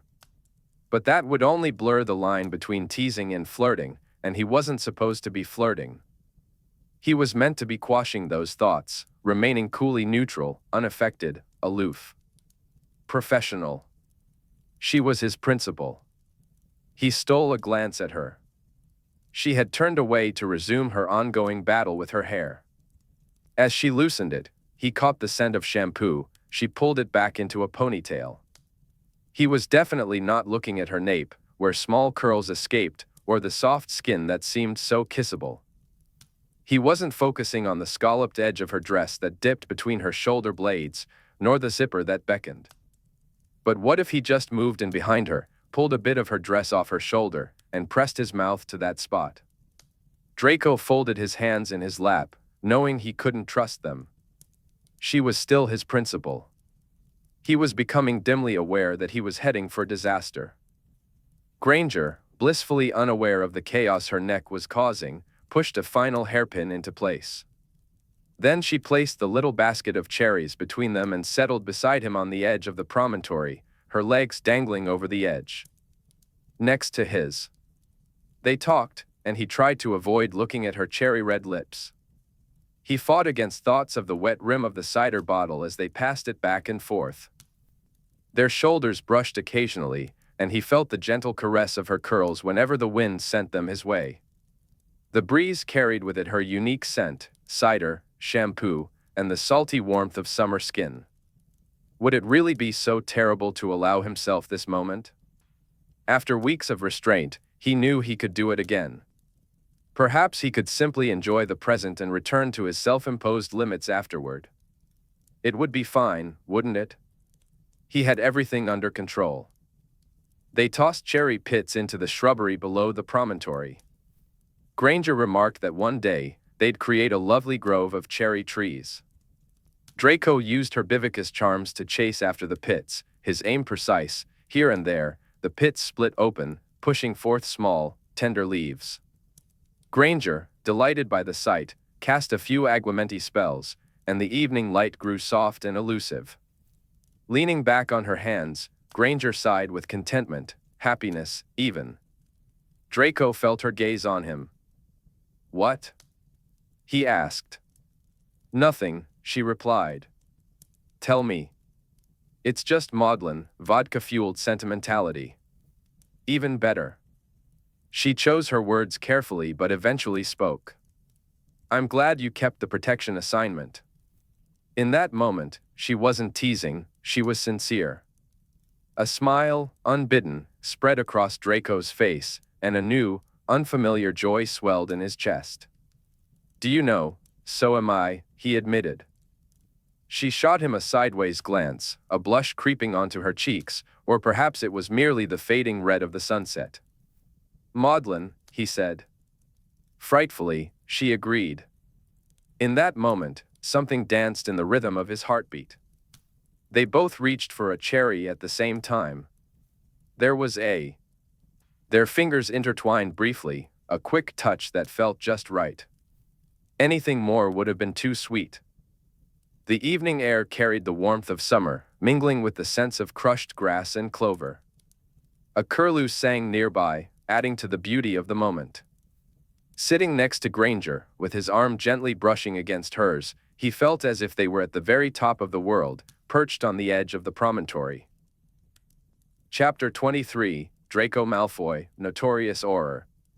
Draco's post-Granger afterglow lingered throughout the night. When he returned to the manor, he found himself wandering aimlessly, sighing and gazing out of the windows, a vague smile playing on his lips as he stared into nothingness. His thoughts drifted to the back of her neck and the places he longed to kiss. He flipped through some of her old notes in the jotter, indulging in a delicious daydream of her in the library, pressed against the stacks. As he floated toward the rose garden for a midnight stroll, a rather unprecedented activity for him, Draco suddenly realized he was acting like a besotted fool. Again. His mind, which had been blissfully adrift in those fluffy clouds, came crashing back to reality, settling into his skull with a grumpy protest, as if he had interrupted it in something truly important. But what could possibly be so vital about cherries, sundresses, and the relief of keeping the protection assignment? At the entrance to the rose garden, Draco pivoted sharply on his heel and stormed back into the manor. He locked himself in his study, pacing restlessly as frustration bubbled within him. What was wrong with him? Seeing her had been a terrible mistake. He had done remarkably well throughout July, managing to push Granger from his mind. The crush had nearly faded into oblivion. Yet, in her presence, that effort had lasted all of an hour. An hour. It was troubling, aggravating. He could do without Theo's nonsense about absence making the heart grow fonder. He had been far better off when he was away from her. When he couldn't see her, when he couldn't tease or be teased by her, when he couldn't catch glimpses of the back of her neck. Draco nearly slipped into another daydream before snapping himself back to reality. Right. This was fixable. Granger's next holiday wasn't until Mabon, which was late September. That gave him plenty of time to let this infatuation wear off and fade away. Leaning against the unlit fireplace, he tapped his fingers against the mantel, lost in thought. She was his principal. And, more importantly, he was Draco Malfoy, highly eligible and perpetually unattached. He didn't do the whole besotted imbecile thing. His jotter buzzed, but he waited a full 10 minutes before checking it, pacing in agitation and convincing himself that he was playing it cool. It wasn't Granger reaching out, anyway, and he wasn't disappointed in the slightest. It was Goggin, scheduling a training session for the next morning. That would be a perfect outlet for the mad, frustrated energy he was grappling with. Draco replied, no wands, hoping Goggin would knock some sense into him. The next day, Draco and Goggin exchanged so much wisdom during their session that they could have been mistaken for venerable philosophers, if only anyone could understand them through their swollen lips. The world continued on without their unutterable insights. A few days passed, and from a quashing perspective, Draco was doing wonderfully.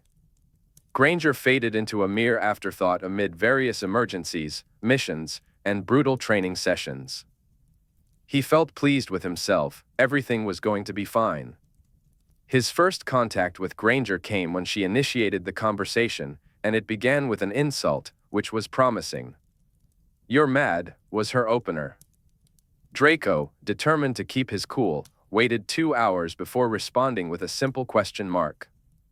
"I've just spoken to Hippocrates," Granger continued. "Who?" He replied. "Hippocrates Smethwick, the head of St. Mungo's. He showed me your letter." "Did you mean to put that many zeros?" Draco struggled to maintain his composure as a grin broke across his face. "Did my definition of large meet your expectations?" E for exceeds. I'm properly gobsmacked. You wanted a swimming pool, she shot back. That takes another 0. That was idle daydreaming. Granger exclaimed, and Draco could almost hear her voice rising in pitch. You didn't answer me about the madness. Draco hesitated, his first impulse being to tell the truth. He found genuine pleasure in bringing her idle daydreams to life, but that thought felt too mushy. The truth was a sticky mess. The jotter buzzed again. I'm sitting at work trying not to cry.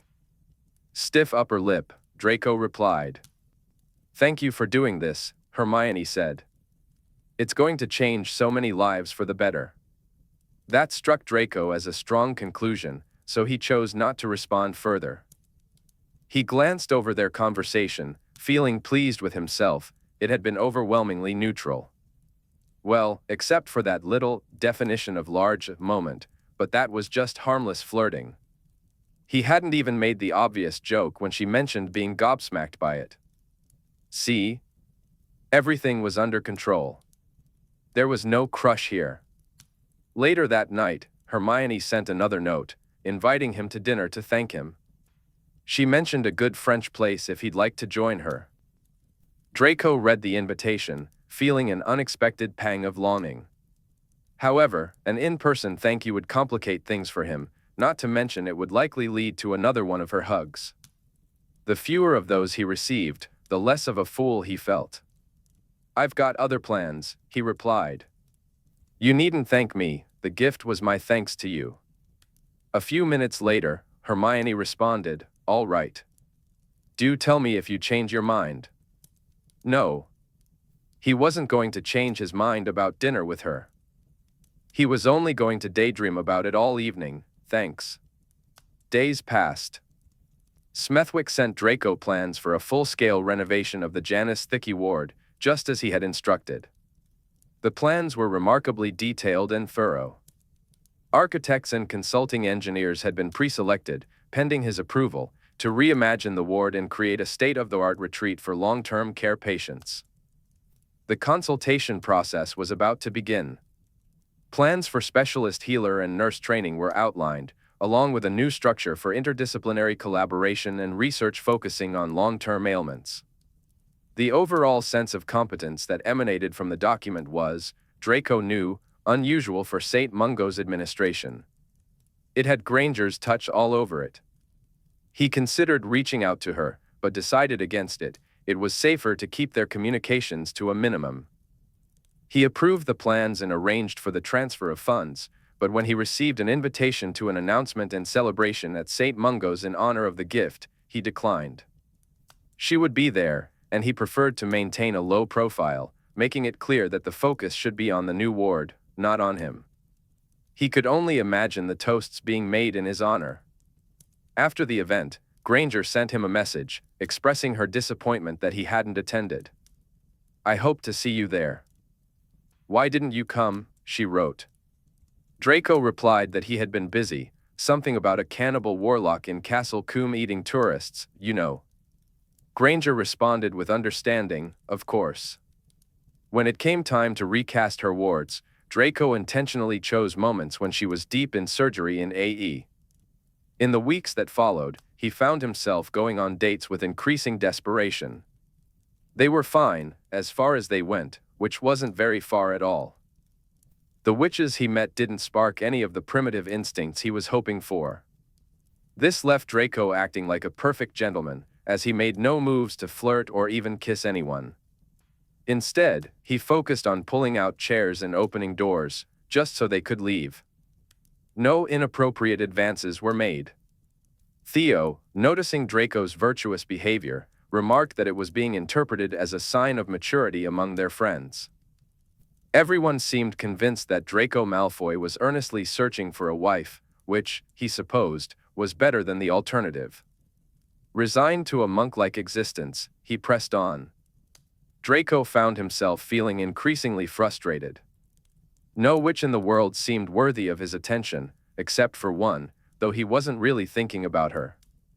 She existed only as a principle under remote protection, her heart occasionally calling to him through the ring. But he assured himself it was all under control, everything was fine. If Granger noticed his withdrawal, she never mentioned it. Their communications mirrored each other, brief and to the point.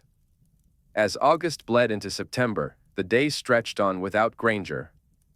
Autumn arrived suddenly after a particularly cold night, transforming the manor's leafy gardens into a vibrant display of color. The Auror office was busy, too. A witch had summoned an eldritch abomination in Northamptonshire, and during the 3 nights of the harvest moon, a surge of werewolf attacks broke out, seemingly aimed at spreading infections among the wizarding population. Tonks had formed a werewolf task force, aptly named the WTF. Potter, who led the group, told Draco that their meetings mostly consisted of exclamations of "what the hell?" as new reports of attacks came in. In short, it was business as usual. As the month progressed, Draco started paying closer attention to his jotter.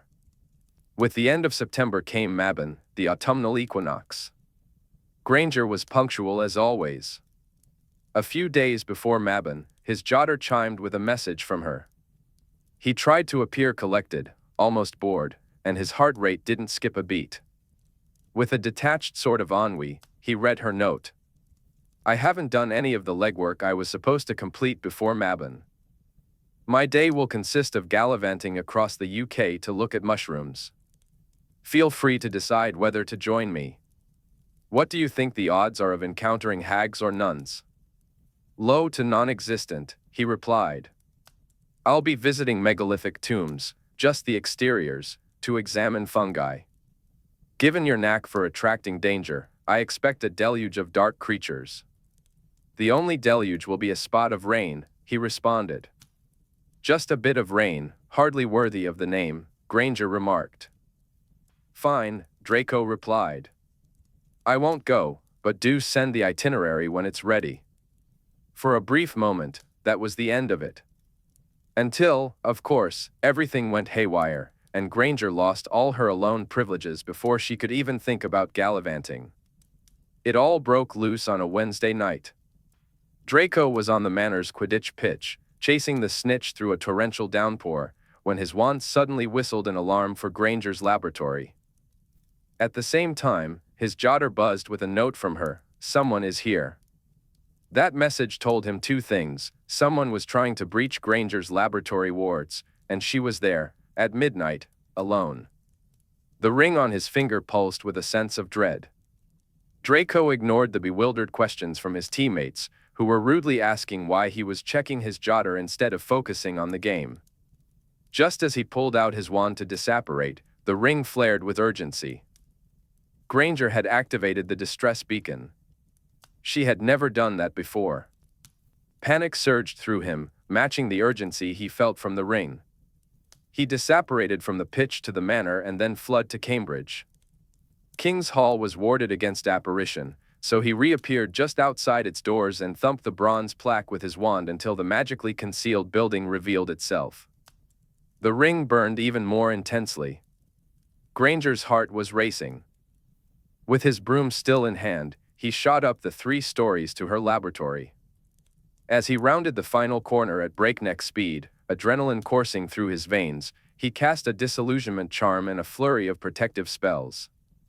At first, he thought he'd missed the intruder yet again. The impersonal sign on the door, Granger. Ring for attention, loomed large in his vision. Then, he became aware.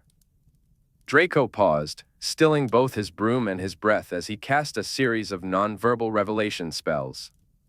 3 disillusioned figures materialized before him. 2 were crouched, working on the wards, which were holding firm against the assault, while 1 stood watch. The sentinel remained oblivious to Draco's silent, invisible approach on the broom. The important thing was that Granger was safe inside. Relief washed over him, replacing his dread, and a fierce desire to dismantle each of these intruders took hold. King's Hall didn't allow apparition or disapparition within its walls, which was ideal at this moment. Draco cast a silent Caeli Presidium over his shoulder, creating a geodesic, cage-like ward that sealed off the corridor behind him. These men wouldn't be leaving under their own power. 3 against 1, he couldn't help but feel a bit sorry for them. He launched a stunner at the sentinel, then followed up with a finite to reveal the other two's true forms. The battle had officially begun. The tall one among the remaining wizards was clearly the more experienced duelist, while the bald one was a jittery, panicky loose cannon. Still hidden by his disillusionment, Draco pressed himself against the wall and fired off 2 more stunners, which were deftly deflected by the tall wizard. He caught the bald one's gaze just long enough to perform a quick legilimency, revealing that a killing curse was headed his way. Draco rolled the broom and soared to the ceiling just as the curse flashed green where he had been moments before. It was unusual for such lethal intent so early in a duel, and terribly unsporting. The stakes had been raised. No more playing nice. Draco retaliated, severing the bald man's wand arm in a swift motion. Amidst the screams and spurts of blood, he assessed the tall wizard. He attempted legilimency again, but it was met with a novice-level occlusion, just enough to block him from seeing deeper. Draco focused intently, trying to anticipate the wizard's next move despite the tension in the air. The tall intruder unleashed a confrigo down the corridor, a spell too large to dodge. Draco quickly cast a protego, revealing his position. "There you are, you bastard," the tall one hissed, launching another spell. It detonated against Draco's ward at the end of the corridor. "He's bloody locked us in," the tall wizard gasped, glancing at his companion. The bald wizard, cradling his bloody stump, snatched his wand with his other hand and struggled to regain his footing. Draco sensed another imminent Avada Kedavra in the bald wizard's mind. With a swift motion, he unleashed a cutting curse, leaving the bald one a double amputee. As screams echoed through the corridor, Draco remarked, "I would cast a cooling charm on the severed limbs if I were you, so they can be reattached." The tall wizard began to panic but managed to disillusion himself again. Amidst the sounds of Bald's agony, they exchanged a flurry of spells, each probing for weaknesses in the other's defenses. The tall wizard was adept at defensive spells and deflections, but Draco edged closer, aiming to gain an advantage. With a precise finite, he dispelled the tall wizard's disillusion, locking eyes with him for a moment. In that brief connection, he sensed an impending bombarda. Acting quickly, Draco levitated the stunned body of the sentinel in front of him, preparing to absorb the force of the spell. Noble duelists were often dead duelists, and Draco had no intention of joining their ranks. The tall wizard cursed as he witnessed the destruction of his colleague. Meanwhile, Bald's screams of pain filled the corridor, growing increasingly distracting. "Shoo," Draco said, stepping behind the tall wizard and casting a silencing spell directly at his throat. The bald one collapsed, the corridor finally falling silent. Draco watched as the tall wizard clutched at his convulsing throat, panic spreading across his face. Just then, a finite spell struck Draco, but he didn't mind them knowing who was about to finish them off. The tall wizard made a desperate sprint toward the exit, only to be repelled by the ward, flinging him back toward Draco. Now in a frenzy, he raised his wand, intent on unleashing a killing curse. Draco quickly countered with an Immobilis, freezing the man's wand arm mid-gesture. The killing curse flashed a vivid green against the ceiling. The wizard gasped, but Draco's choking curse hit him squarely in the neck. He fell to his knees, hands gripping his throat. Draco straightened his robes, feeling a surge of determination. The wards were intact, and Granger was safe. This felt like a long-awaited chance to get some answers. While he typically followed standard Aura interrogation protocols, tonight was different. He had no time for the usual rules. He yanked the choking wizard's head back by the hair, forcing open his eyes, and plunged into his mind. The man's occlumency offered little resistance in his half-conscious state. Draco sifted through his memories, tracing the thoughts that had led him to Granger's door that night. This man, whoever he was merely a pawn, given orders by a shadowy figure in a dark room, with no knowledge beyond his instructions. He had been tasked with breaking into the Granger laboratory to confirm what the girl was doing. Draco lingered in that memory, trying to place the rasping voice he had heard. The bald wizard had received his instructions from the tall one, making him even less useful. The sentinel was utterly worthless, lying lifeless and giving off an unpleasant smell of burned flesh. Frustrated, Draco stunned the two survivors with unnecessary force, hitting them directly in the chest. He placed the bald wizard's severed limbs under a stasis charm and sent a Patronus to Goggin, Tonks, and the Medowitch service. 3 messages dispatched, but this was just the beginning. A tall, silvery borzoi burst from his wand and sprinted away. Draco turned towards the laboratory door and swiftly dispelled the wards. With a few quick steps, he reached Granger's office door and pounded on it. "Are you in there? Answer me, or I'll knock down the door." A shaky voice came from inside. "What kind of cake did you have at Tintisfield?" Relief washed over him. She was well enough to check that he was really Draco. "Poppy seed," he replied. Granger opened the door, her wand drawn, the white glow of a protective spell shimmering at its tip. She looked pale but otherwise unharmed. Her wide eyes were darkened by stress, and Draco felt a sudden, overwhelming urge to lift her up and squeeze her tight. Adrenaline coursed through him. He began. "I know," Granger interrupted, holding up her mobile. "I watched the entire thing." Draco's thoughts derailed. "What?"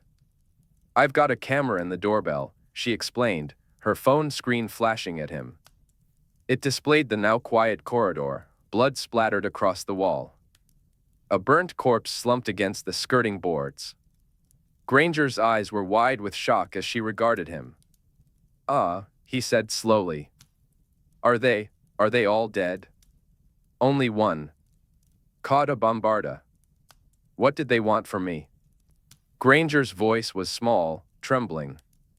She looked fragile standing before her cluttered desk, arms wrapped around her midsection, her lips pale.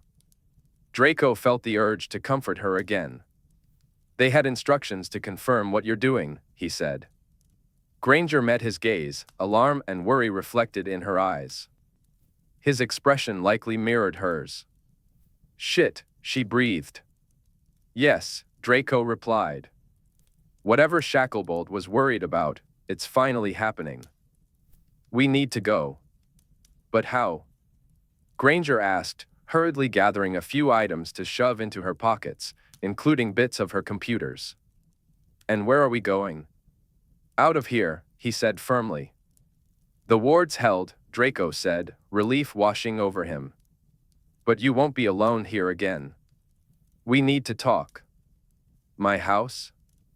Granger replied, a hint of uncertainty in her voice. "Fine, for tonight. But they know where you live." Moments later, Goggin, Tonks, and the Medowitches arrived, their footsteps echoing up the 3 flights of stairs to Granger's laboratory. They burst into the corridor, taking in the chaos around them. "Hello, Tonks said, surveying the scene. "A little midnight dueling after Quidditch, was it?" She eyed Draco's attire, a smirk playing on her lips. "That's why I smelled bacon," Goggin added, nudging the sentinel's body with his boot. The lead Medowitch grimaced, noting that there wasn't much she could do for that one, but she would take it in for a post-mortem. The other 2 attackers were floated out on stretchers, and Goggin added some rather nasty straps, just in case they woke up. As they moved out, Tonks spotted Granger and rushed over, grabbing her by the shoulders. "Are you all right?" "Yes, I'm fine." Malfoy arrived within a minute, Granger replied, her face and hands being squeezed in reassurance. "You're sure? You didn't get hit? No one got in?" Tonks pressed. "No, the wards held beautifully." "I'm fine, really, Tonks." "Good. Brilliant. Excellent." Tonks patted Granger's cheeks one last time before turning to Draco. "Did you have a chance to take a little peek?" Strictly speaking, Aurors weren't supposed to conduct interrogations without following specific procedures for suspects in custody. However, practitioners of legilimency could use it during a firefight. If they gleaned anything useful in the heat of the moment, it was a fortunate bonus. Only a glimpse, Draco replied. They'd been instructed to confirm what Granger is working on. It'll be worth doing a deeper dive. The taller one had a conversation with someone. There was something about his voice. It sounded so familiar, but I can't place it. I'll interrogate them personally, Tonks said, determination shining in her eyes. Tonks, her hair transforming into an ominous blood-red mohawk, looked at the two of them. I'll let you know the moment I have any information. Hermione, my God, you look like you're about to drop. Malfoy was about to take me home, Granger replied. Home? Tonks wrinkled her nose. I'm not fond of home. We suspect they've been snooping around there already, don't we? I'll stay with her overnight, Draco offered. Then we can make other arrangements. Other arrangements? Granger asked as he and Tonks guided her down the stairs. A safe house, I think, until we understand what's going on and deal with those responsible, Tonks explained. But I have. We'll strive for minimal disruption to your work and life, Tonks interrupted. Her tone was friendly yet left no room for argument.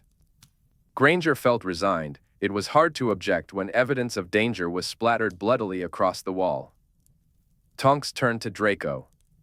Now that they've made a move, I want around-the-clock aura protection for her, in person. When you're unavailable, make arrangements. I can spare Weasley when needed. Goggin and Humphreys, too. Understood, Draco replied. They emerged from King's Hall, and Trinity's quad glowed with dew under the waning September moon. They've finally begun to show their cards, Tonks said, tapping her lip thoughtfully. Let's see what I can discover from No Hands and Friend tonight. Hermione, how about a cup of tea or something stronger? Well, you're the healer, you know how to treat shock. With that, Tonks raised her wand, spun on her heel, and disapparated. Draco extended his elbow to Granger. Let's go. Her eyes were still wide with shock. She hesitated for a moment but then took his arm. They jostled together as he spun into the disapparation, and he thought he felt her shudder. They materialized in Granger's dark kitchen. She flicked her wand and sent an incendio into the hearth, then turned on some muggle lights. They stood in the middle of the kitchen, looking at each other, the air thick with tension. Draco had a lot on his mind, how relieved he was to see her unharmed, his determination that she would never work alone again, and his vow to extract any new information from the surviving men if Tonks' interrogation turned up empty. Hermione, with one hand clasped tightly around the other, clearly had her own thoughts to share. Thank why, Hermione started, but Draco interrupted. They both fell silent, waiting for the other to continue. Did you? Hermione began, only for Draco to say, you, once again cutting her off. Frustrated, Hermione wrung her hands, her exasperation evident. For goodness sake. Talk. What's your treatment protocol for shock? Draco asked, breaking the silence. Well, there are several kinds of shock, of course, so. Psychological. Magical or muggle subject? Magical. Hermione quickly listed off her thoughts, counting on her fingers. In the immediate, removal of the stimulus that caused the shock. A brew of opimum tranquillitas, excellent for emotional distress, psychomotor agitation, panic disorders. And, of course, reassurance. Right, Draco said, nodding. Let's start with that, then we can talk. Do you have any opimum tranquillitas around? For me? Yes, he replied, rummaging through the overgrown plants on the windowsill. It's the broad-leafed one. But I'm fine. No, you're not. You look like a Vila cadaver again, minus the hair. Hermione glanced at her reflection in a shiny pot and gasped. Oh my. I'll put on the kettle, shall I? Her hands trembled as she spoke. And you? She asked as the water began to boil, her gaze sweeping over his face. You're utterly unfazed. These kinds of episodes must roll right off you, Draco said, pulling off his Quidditch gloves and shrugging with feigned indifference. He had no desire to share that his frantic rush to her side had been fueled by deep dread and a hint of panic. They didn't manage to hit me, other than a finite. I've seen worse. He passed her a few leaves for her brew, their strong peppermint scent filling the air as they hit the hot water. Should I even offer you a cup? Hermione asked. Go on, then, Draco replied, the aroma enticing him. Hermione poured the tisane into 2 mugs, and they settled at the kitchen table. She continued to regard him with wide eyes, and of all the things Draco wanted to say, asking about her expression seemed the safest. Why are you giving me a queasy side-eye? Hermione looked away, unsure where to focus her gaze. I suppose I'm just a bit disconcerted after seeing you in action against those men. You were, she paused, searching for the right word, quite ruthless. When someone opens with an unblockable killing curse, you don't mess around with stunners. Oh yes, Hermione said, straightening and nodding. Her nervous babble began again. I suppose I mean that I've never seen you like that. I've mostly known you as a thorn in my side who shows up uninvited and makes remarks. I knew, conceptually, that you were an excellent duelist, but seeing it was something else entirely. You know? It really drove the point home. It was impressive. You were terrifying. But I'm so grateful. I turned the ring and had no idea if you'd even come. And then you were there. There was blood everywhere, and I was safe. So, thank you. She paused for a moment, then quickly added, I'm going to stop talking now. Would you like more opium? I think we need more opium. I'll make us another batch, shall I? She waited for his response, bustling about with the plant and the kettle, clearly flustered and discomposed. In her distraction, she knocked over the strainer. Reassurance had been the final step in Granger's protocol, and Draco figured he could give it a try. He stepped beside her at the worktop and gently stilled her hands with his own. Granger flinched at his touch and looked up at him, confused. I'm going to attempt reassurance, Draco announced. It was the right thing to say. Granger let out a small, unexpected laugh, a sound he realized he had missed terribly. The awkward tension began to dissipate. Go on, then, she said, a bemused smile forming at the corner of her mouth. The minds of the baddies we caught tonight are going to be wrung for every bit of information they have, conscious or unconscious. Granger nodded. And then we'll figure out who sent them, and we will catch them. You'll be able to continue your research without any interruptions. Thank you, he replied. The ward's held, and you're safe, she added, nodding again. He could have left it there, but something compelled him to continue. His grip tightened around her hands. And, I need you to know something. Yes? She asked, her curiosity piqued. I will always come to you when you turn that ring. His voice faltered, taking on a slightly husky tone. Granger hadn't anticipated the sincerity in his words. She looked utterly taken aback, as if his confession had struck a chord deep within her.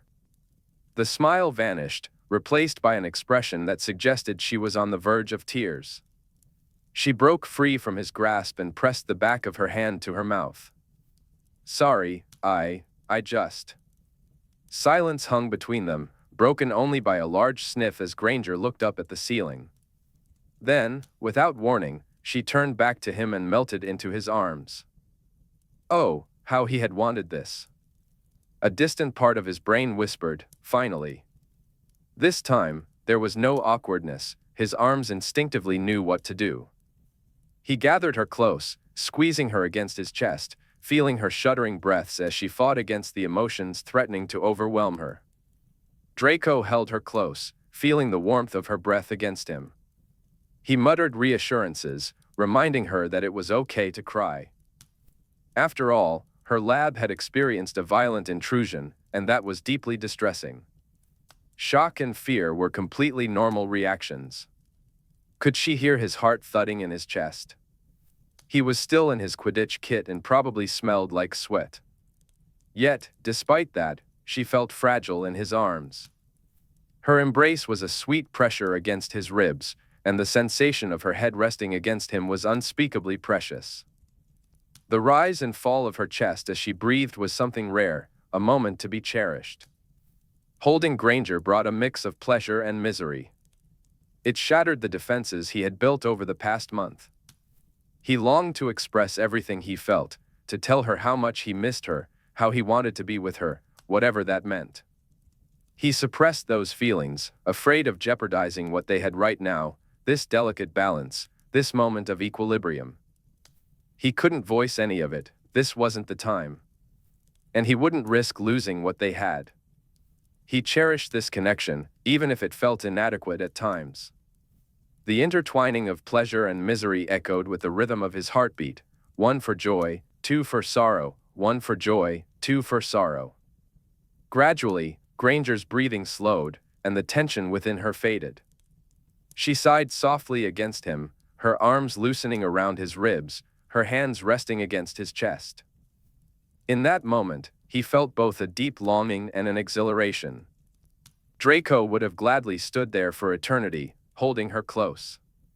It was Granger, after all. Bless and damn her, Draco thought, recalling how she had ended it. She hadn't cried, but her voice was tight as she said, without looking at him, "I need a moment," before leaving the kitchen. Draco heard the tap running and began to pace, trying to clear his head. He ran a troubled hand through his hair, then down the now lukewarm tisane, wishing it had a splash of whiskey. At least the tea provided a pleasant, numbing sensation that spread down his throat and into his limbs. Close enough. He felt composed. This was fine. When Granger returned, a few drops of water clung to her face from her visit to the bathroom. Her hair was pulled back into a tighter bun, higher than before. "Right," she said, taking her seat with newfound briskness. She looked as though she had exhausted her emotional reserves for the day and was ready to get down to business. She downed half of her tisane, thumped the mug down on the table, and asked, "How did those men know about me? Why my lab? I haven't said anything. I haven't published anything. I'm, to all observers, a dreadfully uninteresting academic wrapped up in abstruse research. So how?" "I don't have an answer," Draco replied. "What I want to know is who. Who is the group that Shacklebolt was so worried about? Because that was definitely them at the door." "It shouldn't matter," Granger said, her irritation evident. It was a good sign, she was starting to feel more like herself. "They shouldn't know." "How do they know?" "It doesn't matter how. They know. Just pass me your hand." "I promise you, I don't need more reassurance," she insisted, keeping her hand away. "Vow of secrecy," he said firmly. "But I told you that if there was another incident, I'd need to know. And this was more than just an incident. It was a brazen bloody break-in. This isn't Shacklebolt overreacting anymore. It's real." Granger's gaze was a turbulent mix of worry, anger, powerlessness, and frustration.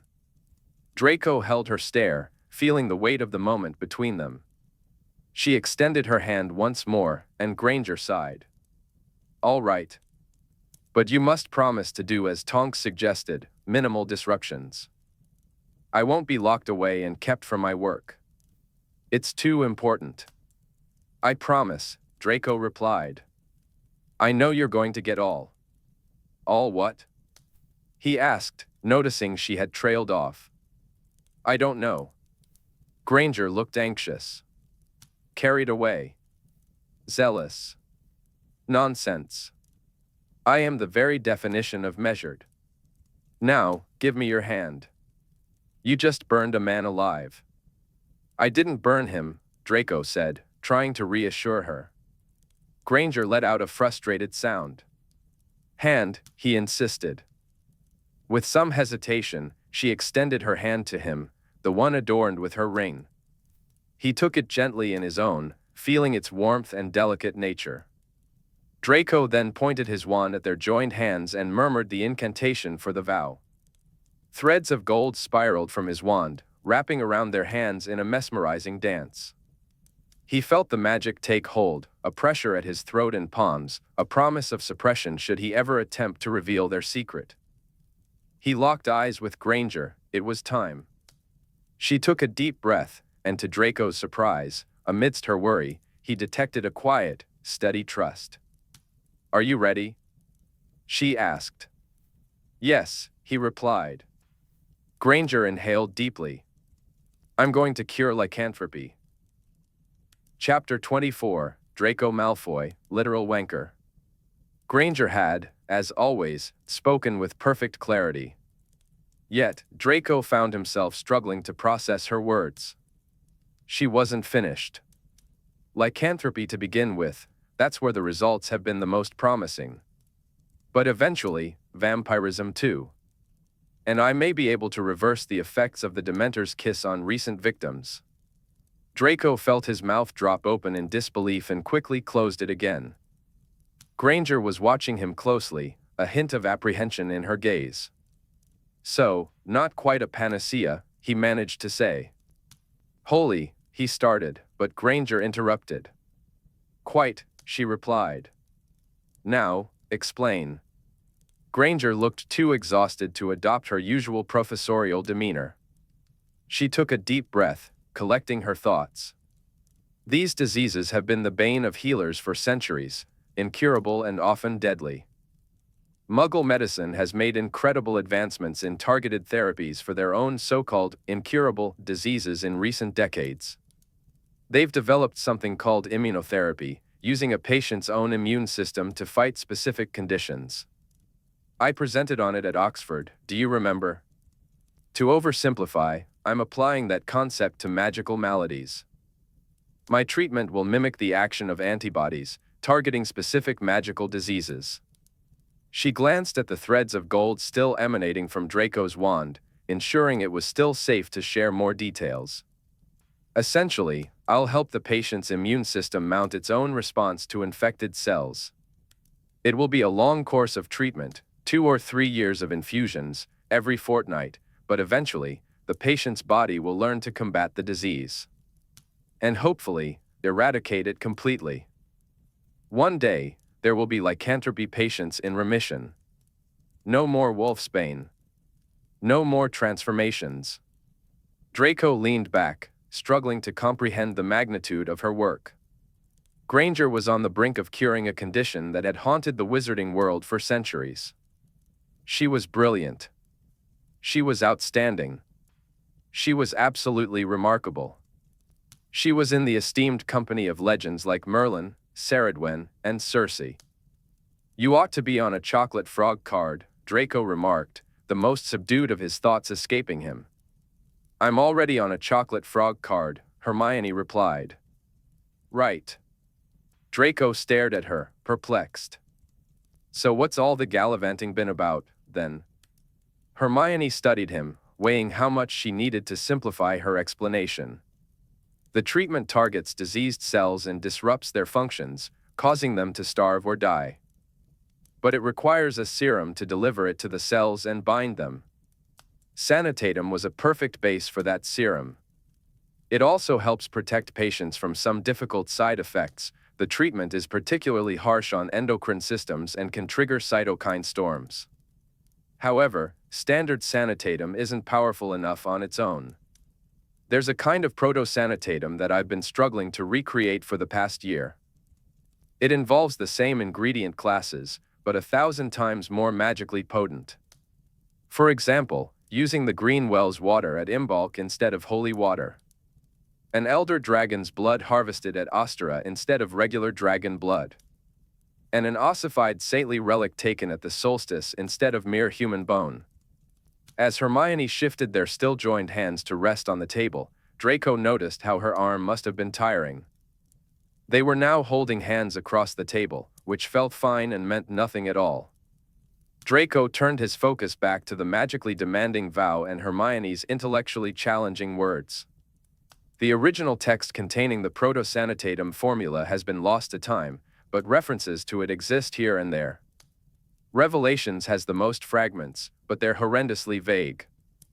It was written by a herbologist-cum-philosopher who seems to have recorded a third-hand version of something, and her focus is entirely on the flora and fungi of the sacred sites, offering little else to help me pinpoint. That's why I've been on these wild goose chases across the country. My Mabon holiday will be spent visiting dolmens that have recorded colonies of Agaricus aureum and Agaricus sylvaticus, because that's what intrigued her the most, bless her. Hermione finished her now-cold tisane. The light is at the end of the tunnel. With only Mabon and Samhain left, once I synthesize the first doses of the treatment, I'll be ready to move into production. That's where Larson and his lab come in.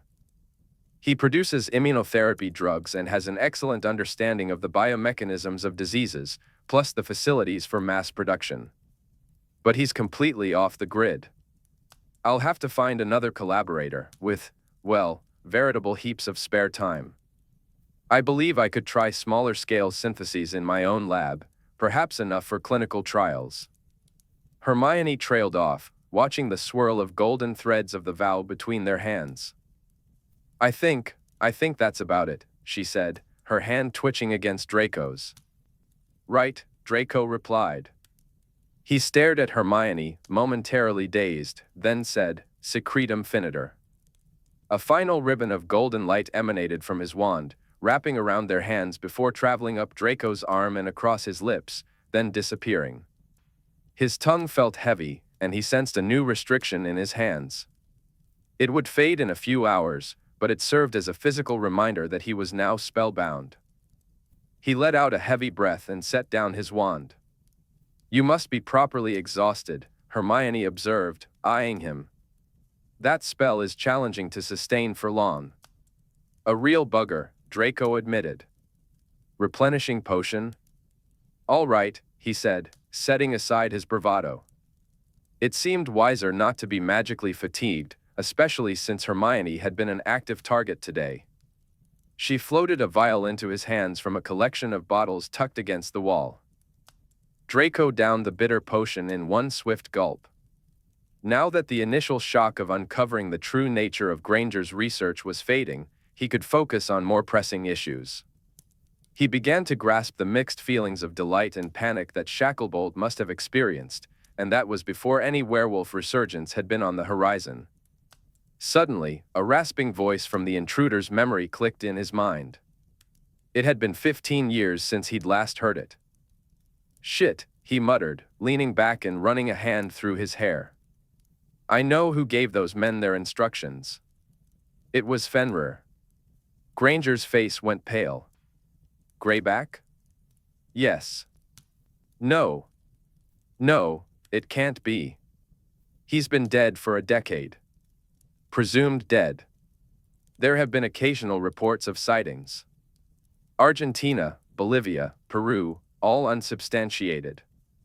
But I'm certain it was him in that wizard's memory. And there's something else.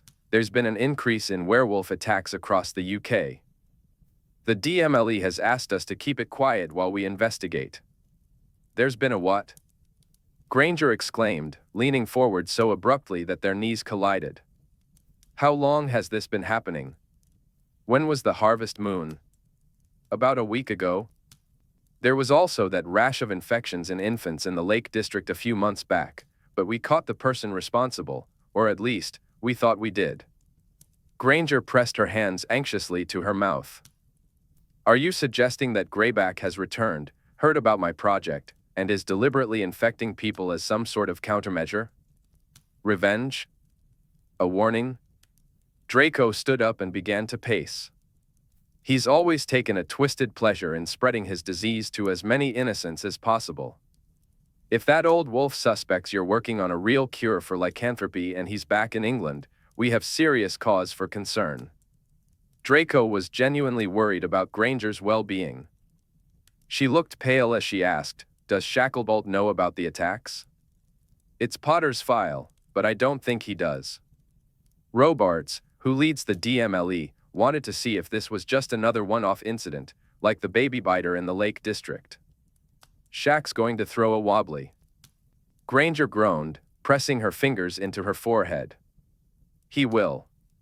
He was already overly concerned for my safety when the treatment was still hypothetical and the werewolves were an unorganized, non-existent threat. They had no idea what I was doing. Now they know, and with Greyback back, Shacklebolt will be frantic.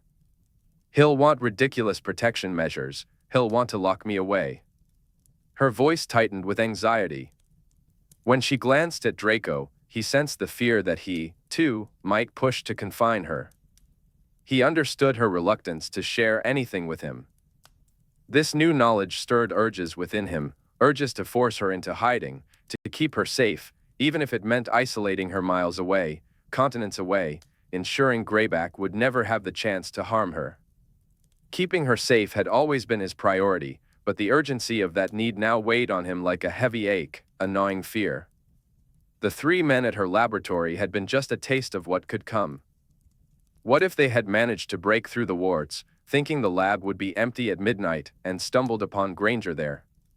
With that monster wielding the killing curse without hesitation, and her trapped in that small office with nowhere to escape? She would have been dead in an instant.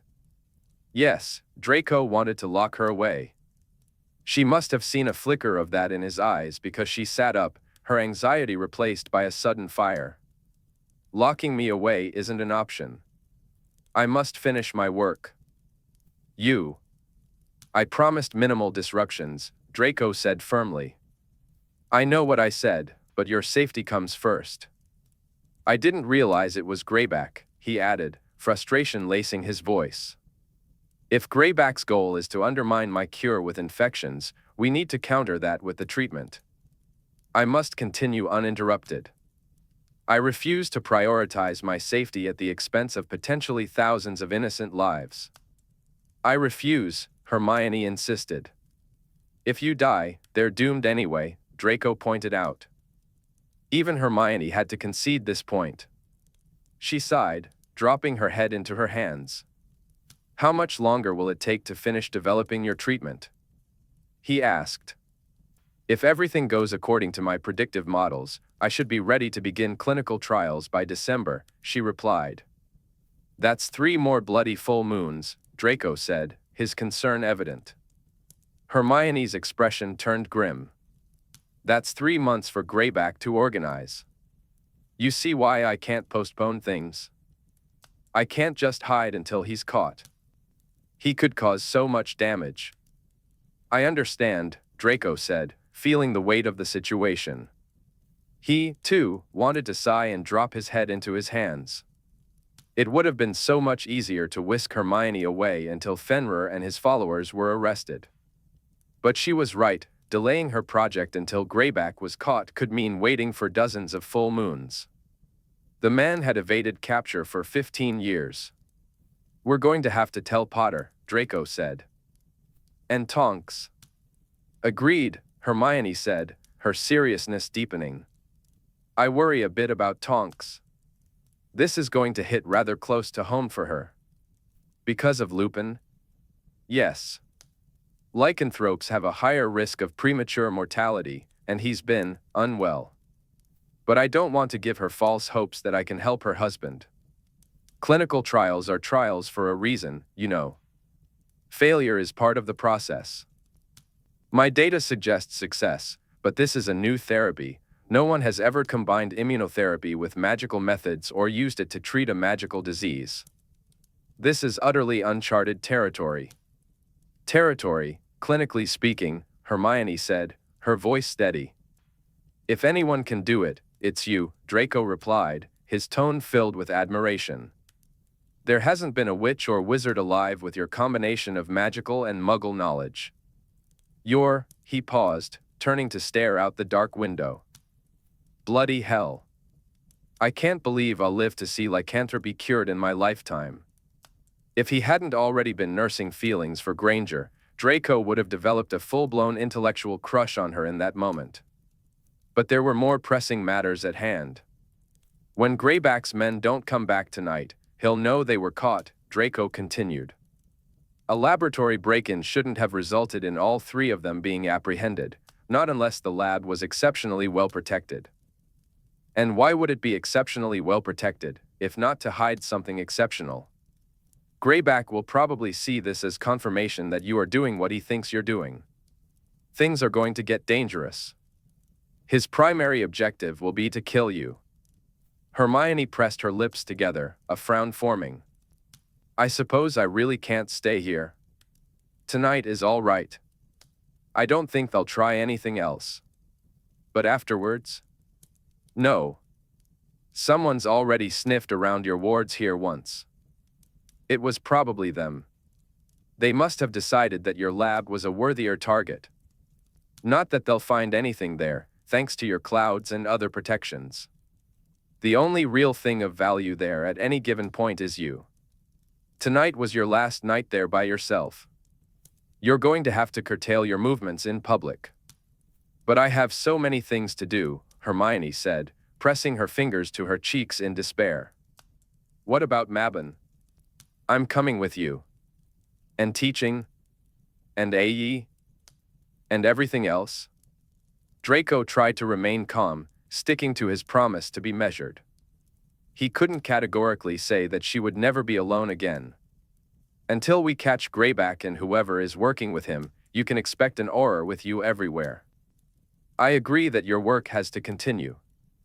But Greyback is ruthless, Draco continued, his tone serious. He'll have an entire network of his old pack here, and he'll whip them into a frenzy. He'd sooner die than let you cure lycanthropy. I would have loved to see his reaction when he found out what the Great Granger was working on. How did he find out? That's what I want to know. You don't think it was Shacklebolt? Hermione asked, her brow furrowed with concern. Draco shook his head. No. Why would he have insisted on Auror protection so early on? And you bound him with a vow of secrecy, too. Unless one of my students. But they're working on pieces of about 12 projects for me. They don't know the bigger picture. It can't have been them. Leaks happen. We'll figure out how and where, but my immediate concern is keeping you safe while you continue your work. Should I be worried about the vampires?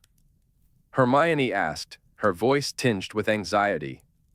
Blood hell, Draco said, running a hand down his face. I don't know. They've never been as expansionist as the werewolves. They're more interested in feeding than turning. But if they got wind of a cure, I can't predict how they'd react. And you mentioned Dementors? Hermione bit her lip. Yes. Maybe. If the victim is brought in quickly enough. Come off it. I'm serious. How, pray tell, is immunotherapy meant to restore a soul? Hermione waved her hand dismissively. There is no soul-sucking.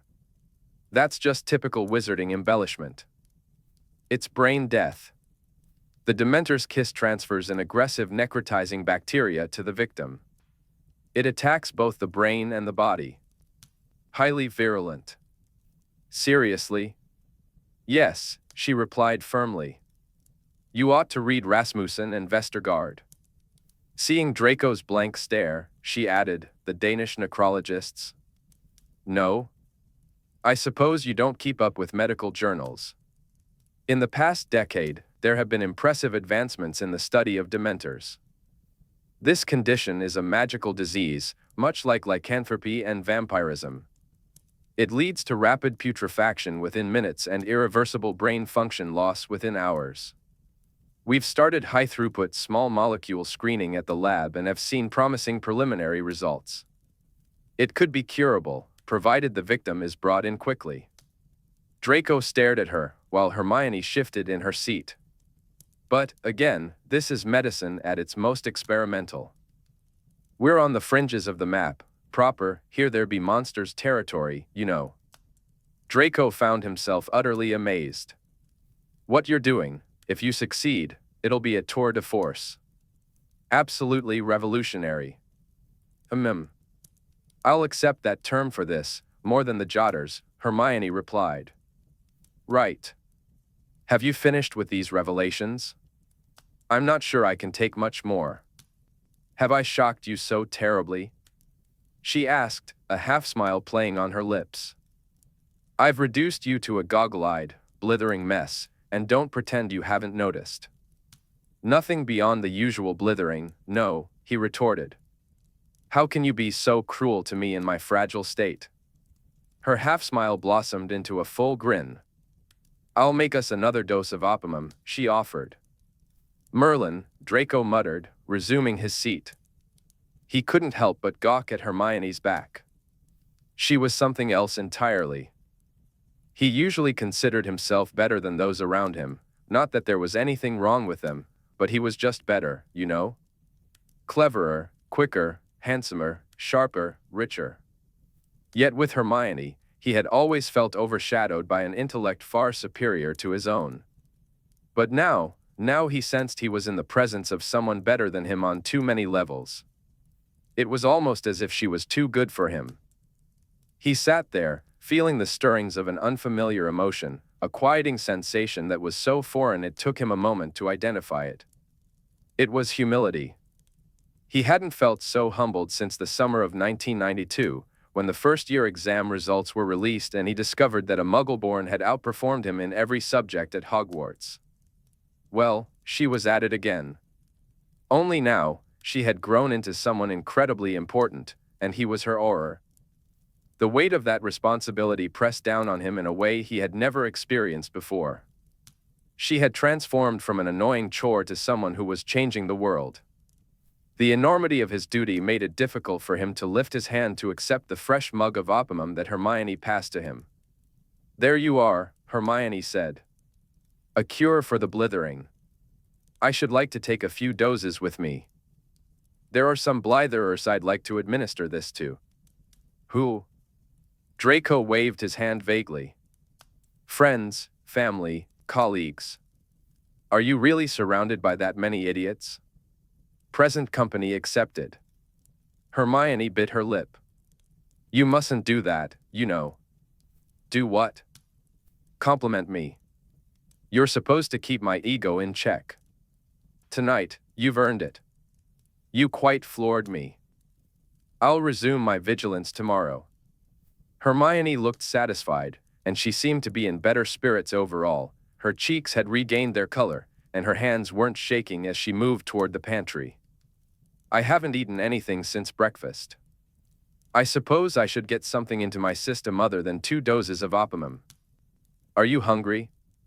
Yes, Draco replied, noting that he generally found Quidditch and Mortal Duels to be excellent appetite stimulants. He was pleased to see that the cupboards were overflowing with food, though he wasn't sure if it was due to Hermione's efforts or the lingering effects of the elves' overzealousness. What about a cheeky little onion salad? Hermione asked as she rummaged around. Only if it comes with a side of, well, never mind. Scrut served us, Draco remarked. That can be arranged, Hermione replied, setting out an assortment of cheese, crackers, and hummus, along with a crinkly brown bag of sausage rolls, the closest thing she had to a snack that wouldn't cause any issues, and they were delicious. She wisely decided against recreating the Scrit's onion salad, especially since Draco was already filling the room with the distinct aroma of his armpit and didn't need any competition. They finished their meal with a delightful Muggle treat called Maltesers. Tranquil moments with Hermione were rare, and when she finished eating, she stood up, waved her wand to clear most of the remnants away, and began bustling around. You're staying the night, then? She asked. Yes. I won't sleep much, but if I do, I can have a kip on your sofa. Right. Let me clear it off. Hermione moved to the front room, enveloped in a whirlwind of books and papers, which she organized into neat stacks. Of course, she wouldn't question his suggestion about the sofa. Of course, she wouldn't counteroffer with the idea of sharing her bed, which was absolutely big enough for 2. Not that Draco would have accepted, anyway. He was a professional. It had only been a fleeting thought, being closer to her should anything happen. Setting aside those unproductive musings, Draco began peeling off his Quidditch kit, which reminded him of how badly he needed a shower. "May I use your shower?" he asked. Of course. It's upstairs." Hermione watched him struggle with the knotted leather ties that held his chest plate in place. "Were you in the middle of a game?" she inquired. "Yes. Inches from the snitch, of course." "I'm sorry," she said, her tone laced with sympathy. Draco shrugged, embodying the insouciant hero he was. Catching baddies is a bit more of a thrill. He continued to wrestle with the stubborn tie under his armpit, which seemed to resist him with a devilish persistence. Of course, the one time he had an audience was when he'd gotten the thing soaking wet and then let it. Draco found himself in an unusual predicament, struggling with his Quidditch gear. It had always come off easily before, but now, with Hermione watching, he felt utterly incompetent. "Do you need help?" Hermione asked, a hint of amusement in her voice. "I've got it," he replied, trying to maintain his composure. But as he fumbled, it was clear he was very much not managing at all. Hermione settled down, hands folded on her knees, observing his struggle with an expression that was both serious and barely concealing a laugh. "Fine," he finally snapped, frustration bubbling over. "Help me. But don't cut it, it's wyvern leather." "All right," she said, her face serious yet her lips twitching with suppressed mirth. To his credit, she struggled too, but eventually resorted to using her wand, casting detangling charms with ease. With her help, he finally shed his chest and back plates, reminiscent of a fair maiden assisting her knight after a battle, if that knight happened to be a rather useless cretin and the maiden an exceptional researcher. Hermione guided him to the shower, handing him towels. "The mirror doesn't talk," she remarked as Draco caught sight of his disheveled reflection. "Good," he replied. "I don't want its opinion right now." As she stepped out of the bathroom, Hermione partially closed the door but extended her arm through the gap. "Pass me your clothes. I'll throw them in the wash." Stripping down while her hand was so close was a strange sensation. There were other things he might have preferred to place in her hand, but they were less than presentable, and considering what she had just gone through, it felt inappropriate. What was wrong with him? Next to the sink, he noticed a jar filled with Hermione's hairpins, a small testament to her meticulousness. He cast a tracking spell on them out of curiosity. As he stepped into the shower, Draco placed his wand within easy reach, ready to defend himself against any unexpected threats, even if it meant confronting them while completely naked. The cottage's wards had been tripped. The shower was filled with all the lovely scents that reminded him of Granger, neatly bottled and waiting for him. It took Draco a moment to sift through the array of unfamiliar feminine products, oils, hair masks, body washes, before he finally found the soap and shampoo. Using her things felt strangely intriguing, almost alluring. As the steam enveloped him, he knew he needed to rein in his desires before his body decided to take matters into its own hands. He absolutely refused to indulge in anything inappropriate in Granger's shower. But, well, he did, quickly and driven by the adrenaline from their earlier confrontation.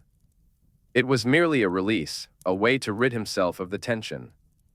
The fact that she was just outside the door only heightened his excitement. He leaned against the tile, one hand pressed firmly against the wall while the other worked him over, the steam and her scents igniting a fantasy in his mind involving Granger and her delicate hands. As he reached his peak, he gasped, resting his head on his forearm, momentarily dazed as he watched the evidence wash down the drain. Bloody hell. But it was done, and he felt a sense of relief wash over him. Turning the water to cold, he hoped to cool the flush creeping across his face and chest. The Muggle plumbing was unforgiving. Icy water quickly replaced the warmth. Just as he regained his breath, he heard a knock on the door that startled him. "What?" he snapped, irritation creeping into his voice. "Have you quite finished?" she called, her tone unmistakably exasperated. Yes, I have, thank you, he replied, a hint of sarcasm lacing his words. You've taken an age. I was positively filthy, he shot back, and that was true enough. Right. I've got your clothes. Draco stepped out of the shower and cracked the door open just enough for her to slip in his freshly cleaned clothes.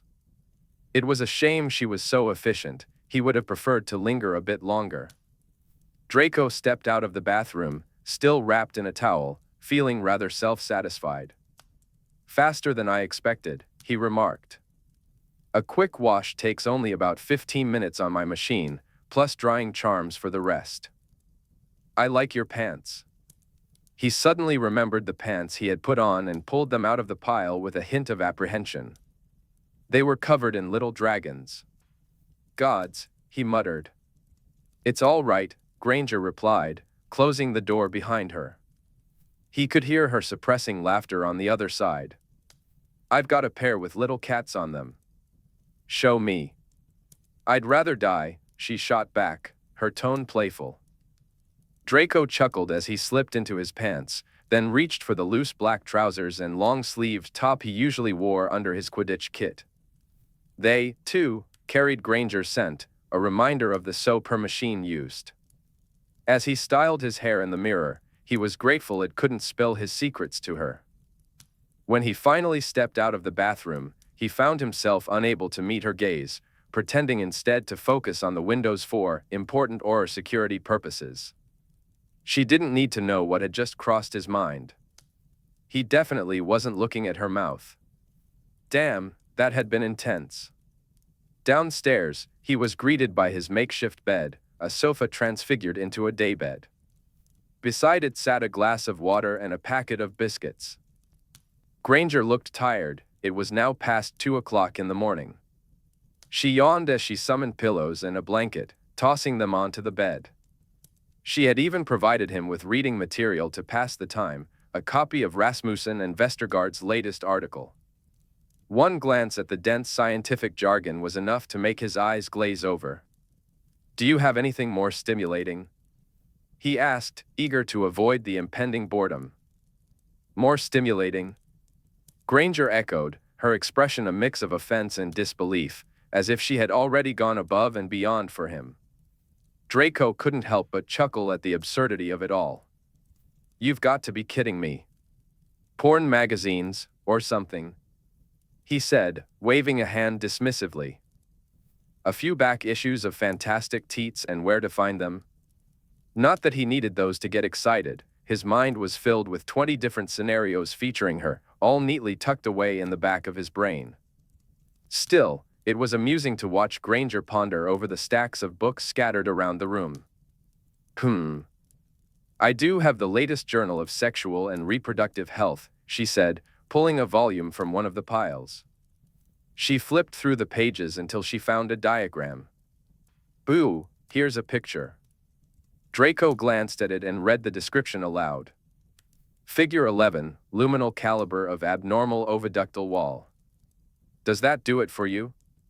She teased. No. It curdles my jizz, he shot back, earning an eye roll from her. Granger flipped to another page. Try this one. Figure 23, he read. Fallopian tube. Cross-section of the tubal lumen. Note the subepithelial endometrial stroma. Stimulating? Oh, absolutely. Subepithelial endometrial stromas are a particular fetish of mine, he replied, trying to keep a straight face. Stromata is the plural, she corrected, giving him a pointed look. Right, he said, maintaining eye contact. That's your entertainment sorted, then, she said, placing the volume in his hands. I'm going to bed. I have a feeling tomorrow is going to be a long day. With that, Granger switched off the muggle lights, leaving only the warm glow of the fire in the hearth to illuminate the room. She paused at the foot of the stairs, turning back to Draco. Thank you for everything you did today. Draco waved her off, feeling awkward under her innocent gratitude, especially after what had just happened in her shower. Only doing my job. Right, she replied. Well, you do it well, and I'm grateful. You probably saved my life. Go sleep, he said, trying to dismiss the moment. Granger looked annoyed at his cavalier attitude but seemed to accept it as just another one of Draco's quirks. Fine. Good night. Draco drifted into a light doze at some point during the night. A faint sound stirred him awake, so quiet that he might have imagined it. Gripping his wand, ready to cast a curse, he turned his head and found it was just the cat. It spotted him on the sofa at the same moment. Half expecting it to hiss at him for being in Granger's home after hours, he was surprised when the cat trotted over with its tail held high. With an instinctive sense for warm places, it jumped onto his chest and settled in. Draco reached out to stroke its head, but a large paw met his knuckles and held his hand down. The claws were sheathed, but the message was clear. He was merely a source of warmth and shouldn't get any ideas about being something more. Nolly me tan hair, is it? Draco muttered. I understand. I don't like people touching my hair either, except her, but I bet you already know that. The cat blinked its yellow eyes at him. She's warned me about your smothering, so don't even think about it, Draco said. The cat's unwavering stare made it clear that if it had wanted him dead, he would be. All right then, he conceded. The cat lowered its head and closed its eyes. A tickle of whiskers brushed against his chin, followed by a deep rumble of purring. As he lay there in the dark, warmed by the gentle vibrations of the cat, Draco felt his heart still shuddering from the fear he'd experienced when Granger activated the distress beacon. He didn't need a boggart to reveal the dread that had gripped him.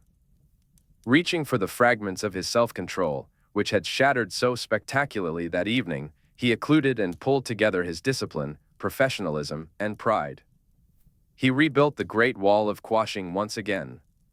It was a useful exercise in theory, but in practice, the entire structure felt overshadowed by a private fear that it might all come crashing down.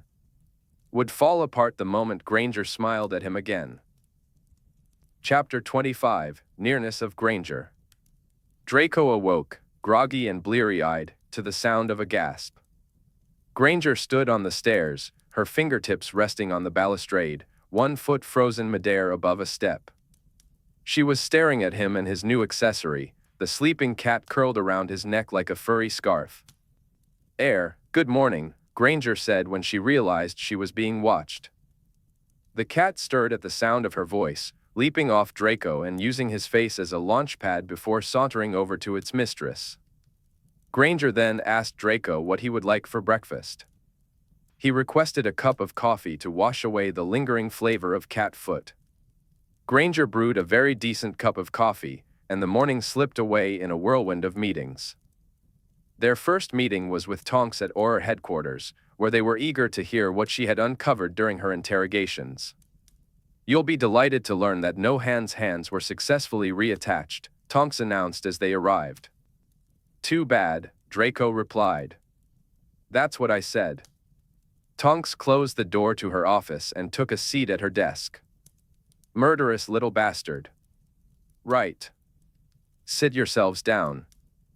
Robards cleared the use of Veritaserum on our friends last night, so we had a little chat. Neither man knows who gave them their instructions. However, I did uncover something rather interesting. Both men are werewolves, and both participated in the Harvest Moon attacks. Tonks placed a slip of parchment on the table. The Metawitch's post-mortem confirms that the other one was a werewolf as well. She looked from Granger to Draco and back again. Thoughts? Reactions from the two luminaries before me? The luminaries exchanged glances. Granger shifted in her seat. I think it's time I told you what I'm working on. Malfoy, would you do the honors for the vow of secrecy? The vow was cast, and Granger began to summarize her work and findings. Tonks shared the equally fascinating, and alarming, news that Fenrir Greyback had returned and seemed to have reassembled part of his old pack. They were likely responsible for the full moon attacks, in addition to targeting Granger. Bunkers, gasped Tonks. The whole lot of them. Granger echoed the cautionary language she had used with Draco the night before, speaking about uncharted waters and the uncertain outcomes of the clinical trials. Tonks took the news of Granger's lycanthropy cure with commendable neutrality, especially considering Lupin's condition. Only her mohawk betrayed her. It turned a few shades paler than its usual blood red. She looked at Granger with admiration, whispered, "Incredible," and then shifted into action. "Bring Potter and Weasley up to speed under the vow. We'll need to inform Robards and Shacklebolt as well. That should cover it for now. We'll involve others as necessary. Use the conference room. I'll join you shortly." Tonks waved them out of her office. As they left, Draco glanced back at her. She was sitting at her desk, hands clasped before her, knuckles pressed to her mouth, her eyes unusually bright.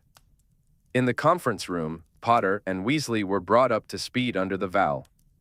Their reactions were predictable, yet there was something reassuring in how they embraced Granger, their chest-puffing, gum-ho declarations to keep her safe, and their fervent promises to find Greyback, no matter what. As the lead on the case, Potter seemed to have found a renewed determination to catch the werewolves. A fierce green light shone in his eyes. Weasley was just as wide-eyed as Draco had been the night before at the prospect of a cure for lycanthropy. His responses were filled with exclamations of "Blimey" and "Bloody hell," followed by "You're brilliant, Hermione." Granger smiled at him. Granger flashed a quick smile before she and Draco were quizzed about the break-in attempt. "I've got a recording of it," she said, pulling out her mobile. It seemed she had preserved the camera footage in a sort of mini-film. Despite himself, Draco felt a surge of curiosity and rose to join Potter and Weasley as they crowded around Granger to watch the small screen. He quelled a flicker of jealousy as he noticed how easily Potter propped an elbow on Granger's armrest, leaning in close, while Weasley casually draped himself around the back of her chair. Meanwhile, Draco stood stiffly at a decorous arm's length away. Granger played the film. Having been disillusioned for most of the skirmish, Draco remained largely invisible until the end, his presence only indicated by bursts of spells and their effects on his opponents, the severed arms and the sentry consumed by the bombarda. The fight felt like it had lasted an eternity in Draco's mind, but in reality, it had taken less than a minute. Weasley clapped him on the shoulder. "You gave them hell. Well done, mate." Potter shook his hand. "Remind me never to duel you."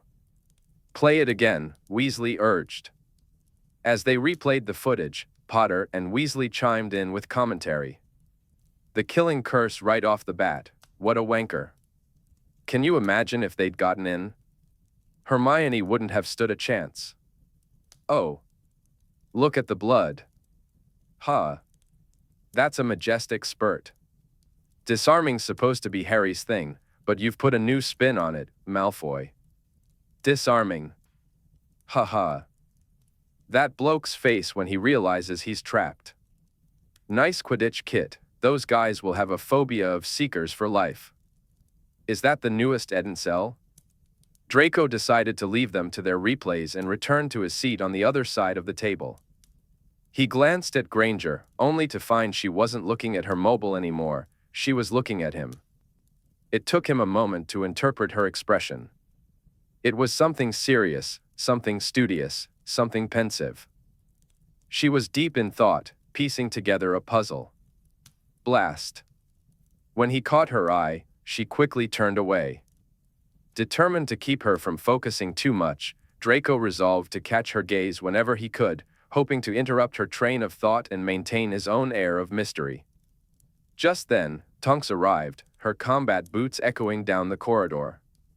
She entered the room at full speed, looking as unruffled as ever, and her elbow collided sharply with the back of Potter's head. "Sorry," Tonks said, her tone light. "That didn't ring hollow, that's a compliment, Potter. Are we all up to speed?"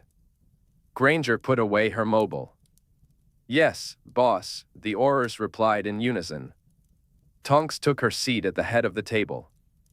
"We have quite a lot to discuss, but let's start with the most important issue, Hermione's safety." Potter and Weasley leaned forward, as if ready to whisk Granger away to a distant tower, never to be seen again. Right, Weasley said. We need to get her out of here. What do you fancy, Hermione? Madagascar? Greenland? Tibet? Draco couldn't blame him for the reaction. He felt the same instinct. Granger clenched her jaw. I am absolutely not going anywhere. As expected, an explosive argument broke out. Potter and Weasley insisted on her immediate evacuation. With the more remote the location, the better. Their concern was genuine, fueled by the same anxieties that gripped Draco at the mere mention of Greyback's name. Having already attempted that line of argument without success, he now sided with Granger. There was too much at stake with her research. If Greyback continued to be as cunning as they feared, they could face hundreds, if not thousands, of new infections during countless full moons, all while Granger's work on a cure stalled. Tonks, wearing an expression of saintly patience, let the argument unfold for 4 minutes before clapping her hands to regain their attention. Thank you, boys, for sharing your thoughts. Fortunately, none of your opinions matter. Draco, Potter, and Weasley felt their egos take a hit. As they tried to recover, Tonks pressed on. The Auror office doesn't have the authority to dictate what the eminent Professor Granger can or cannot do. Our responsibility is to keep her protected while she works on her project, as requested by the minister. So, let's get down to business, scheduling in housing. Potter and Weasley attempted to voice their arguments, but Tonks's lips were tightening, and they wisely backed off. Together, the 5 of them drafted a schedule to ensure that Hermione would always have someone with her, either Draco or another Auror. Hermione reluctantly agreed to reduce her public appearances and, glumly, to suspend her duties in the Muggle world, her shifts at the Muggle surgery and her teaching position at Muggle Cambridge, until Greyback was caught. Non-magical locations were simply too difficult to secure. Magical places were inherently safer, but an Auror would accompany her at her lab and at St. Mungo's AE. Next, they turned to the topic of housing. Hermione agreed to move to a safe house, as long as it was within fluing distance of her laboratory. They discussed the dozen safe houses managed by the DMLE, weighing their pros and cons, location, ease of travel, and defensibility. Tonks and Draco shared a certain anxiety about the fact that these safe houses were known to many Aurors and DMLE staff. They considered other options. Creating a new safe house? It would be complex and time-consuming, but it was a possibility. Potter and Weasley each suggested that Hermione stay at one of their homes. Draco pointed out that moving Hermione to the residence of either of her best mates was an obvious choice. In any case, Hermione rejected the idea outright. I won't put your families in danger, she insisted. She leveled the same objection at Potter's suggestion of Hogwarts. Too many children were involved. Not acceptable as potential collateral damage, Hermione said firmly. Chuck her in Malfoy's Bloody Manor, Ron suggested, gesturing toward Draco. No one will look for her there. Huh. Hermione scoffed, causing Harry to laugh before he grew thoughtful. Tonks considered the idea seriously. She pressed a finger to her chin and said, Ron has a point. Hermione blinked in surprise, while Draco felt a swell of confused anticipation. We could set up decoy Hermiones in the safe houses and her cottage, Tonks mused. Traps, Draco interjected. I like traps, Harry nodded. And ambushes. I'm brilliant, Ron declared proudly. Tonks smiled. Ingenious, really. No, Hermione replied, shaking her head. I have the same objection as with Harry and Ron. I won't put Malfoy's household in danger. If the manor were attacked and something happened to his mother or the house elves. The manor is nearly impenetrable, Tonks assured her. As are most of those old estates. It took 20 ward breakers 3 days to get in during that last push in the war. It's 10 times safer than our safest safe house. True, Draco agreed, trying to keep his eagerness in check. Also, my mother is spending the season on the continent. She isn't at the manor. Hermione turned to him, wide-eyed. Are you agreeing with this idea? Draco shrugged carelessly. I think it's an option worth considering. It was an understatement. He absolutely loved it. She'd be protected by centuries-old magic, they'd have house elves for secondary surveillance, and he'd be there every night. He was positively delighted by the thought.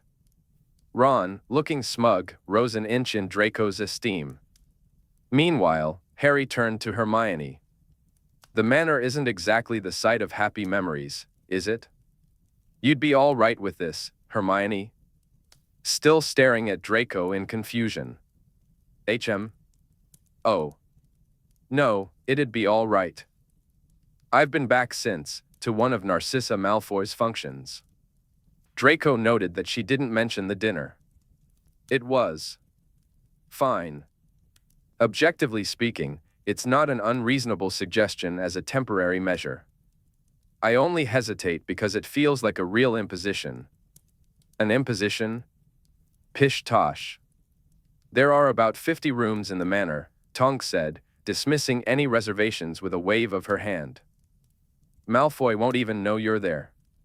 Hermione's glance shifted to Draco, and Tonks pinned him with an inquisitive look. Let's do it, Draco said, trying to keep his expression neutral. It's an easy short-term solution. We can always revisit the plan, or we can work on creating a proper safe house in the meantime, off the books. Tonks rubbed her hands together, her enthusiasm palpable. Brilliant. Weasley is absolutely correct. Malfoy Manor is the last place on Earth anyone would expect to find Hermione Granger. The remainder of the meeting devolved into a tangle of debates about logistics, timetables, and ambushes. Tonks took charge of updating Robards and, with a sigh, Shacklebolt. He won't be happy about us keeping the Harvest Moon attacks under wraps. He'll have to take that up with Robards. But at least we have a plan to keep Hermione safe and well. Draco escorted Hermione back to her cottage to pack for what she called a hopefully extremely brief stay at the manor. The great thing about moving someone skilled in extension charms like Hermione was that it was almost painless. Draco barely had time to send word to the elves to prepare one of the guest suites for colleague Healer Granger when she announced she was ready. Whatever belongings she deemed indispensable, including both copies of Revelations, were stowed in a muggle-rolling suitcase that had been magically extended. Her cat was wrestled into the bag, hissing and scratching as they prepared to leave. I'm instructing the elves to keep your stay completely under wraps, Draco said as they approached the front door of the cottage. My mother won't even know about it until we decide it's safe to say something. Granger looked uneasy. When will she be back? March, I believe. She's decided to skip the English winter altogether. Granger's unease lingered. Right. Good. But what about the elves? If someone were to try to reach me at the manor, and one of them got hurt or killed? That thought makes me sick. Didn't you hear, Tonks? Stop worrying. No one in their right mind would look for you there. And if they did, they'd need 24 ward breakers bashing away for days, which I can assure you I would notice. This was one of Weasley's brighter ideas. Granger fell silent, but the frown that pulled her brows together told Draco she hadn't stopped worrying at all. At the manor, Henriette greeted them at the grand doors and whisked Granger off to a guest suite overlooking the gardens. As soon as Granger's cat was released into the suite, it expressed its disapproval by darting under the bed and hissing at anyone who dared approach. Draco followed at a distance as Henriette showed Granger around the manor. The old house elf understood the seriousness of the situation. There were no coy looks in Draco's direction, nor any playful banter. Henriette was all business. Colleague Healer Granger needed to be made comfortable and kept safe. Draco observed as they walked ahead, Henriette's small form and Granger's slender figure, bent attentively toward the elf as she spoke. Henriette pointed to Monsieur's study on the left and whispered that he should be left alone when in there, as he often grew grumpy about levels of incompetence and other matters. Granger nodded gravely, then shot an anxious glance at Draco. Granger shot an amused glance back at Draco as Henriette gestured toward the library doors before moving on to the conservatory. She lingered at the closed doors for a moment, then hurried to catch up, and Draco couldn't help but feel a sense of amusement. He quickly suppressed the swell of fondness that threatened to make him smile. By the time Granger was settled and oriented, and Draco had revisited the manor's extensive wards for his own peace of mind, the early evening had arrived. If Draco had hoped for a quiet dinner for two that night, those hopes were dashed by Granger's insistence. She had a shift at AE that she absolutely refused to miss, as she was the only healer on duty and her backup was suffering from spattergroit. Today had felt long, yet as Draco waited for Granger at the foot of the grand staircase, it also felt like it was just beginning. He figured he would need to get used to these long days, especially with Granger around. She trotted down the stairs, her freshly donned healer robes fluttering behind her. "I'm ready. I suppose I needn't ask if you faint at the sight of blood. Are you all right with eviscerations?" she asked. "Yes," Draco replied. "Good. One never knows what one is going to walk into at St. Mungo's." Draco cast his most powerful Notice Me Not and Disillusion charms on himself to avoid questions about why an aura was following healer Granger. They fled to St. Mungo's for what would be the first of many shifts at her side in AE. To reassure himself that no one in the waiting room had any nefarious intentions, other than bleeding to death, he performed legilimency on every mind present. Once satisfied, he settled into a corner outside the operating theater, moderately disturbed by the evening's entertainment, which featured a series of unpronounceable diseases and a wizard with a muggle traffic cone protruding straight through his. Draco surveyed the chaotic scene around him, filled with an astonishing number of patients who had, in one way or another, found themselves in unfortunate situations involving objects of a rather dubious nature. He cast silencing charms to muffle his alternating gasps of horror and laughter, but nothing seemed to rattle Granger. She handled the ridiculous antics of his fellow countrymen with a relentless professionalism that he couldn't help but admire. If Draco had entertained any thoughts of a long, leisurely breakfast with Granger the next morning, those hopes were dashed from the start. By the time he made it downstairs at the respectable hour of 9 o'clock, Granger had already completed her yoga routine, showered, dressed, and eaten. He arrived just in time to see her off in the Flo parlor. She was headed to the lab, where Weasley would be on Granger duty. Meanwhile, Draco was scheduled to work with no hands, now simply hands, and friend. As he stood there, a muffled buzz emanated from Granger's direction. It was her jotter, but she ignored it, twisting her hands together in that familiar anxious gesture of hers. "I doubt Greyback will be foolish enough to send anyone to the lab again so soon," she said, sounding more like she was reassuring herself than speaking to him. "The wards held beautifully last time. I needn't be worried." The jotter buzzed again. "It'll be perfectly fine," Draco reassured her. They'd never be reckless enough to try something in broad daylight. "And Weasley will be with you. Plus, you've got the ring. Don't hesitate to use it if you sense any threat, just activate it." "Right. No hesitations. I'd rather pop in ready to fight the postie than be too late." "Yes, of course. Thank you." Once more, the jotter buzzed, and this time, Draco couldn't help but ask, "Who's bothering you at this hour?" Granger hesitated before pulling out the jotter to check the message. "Air."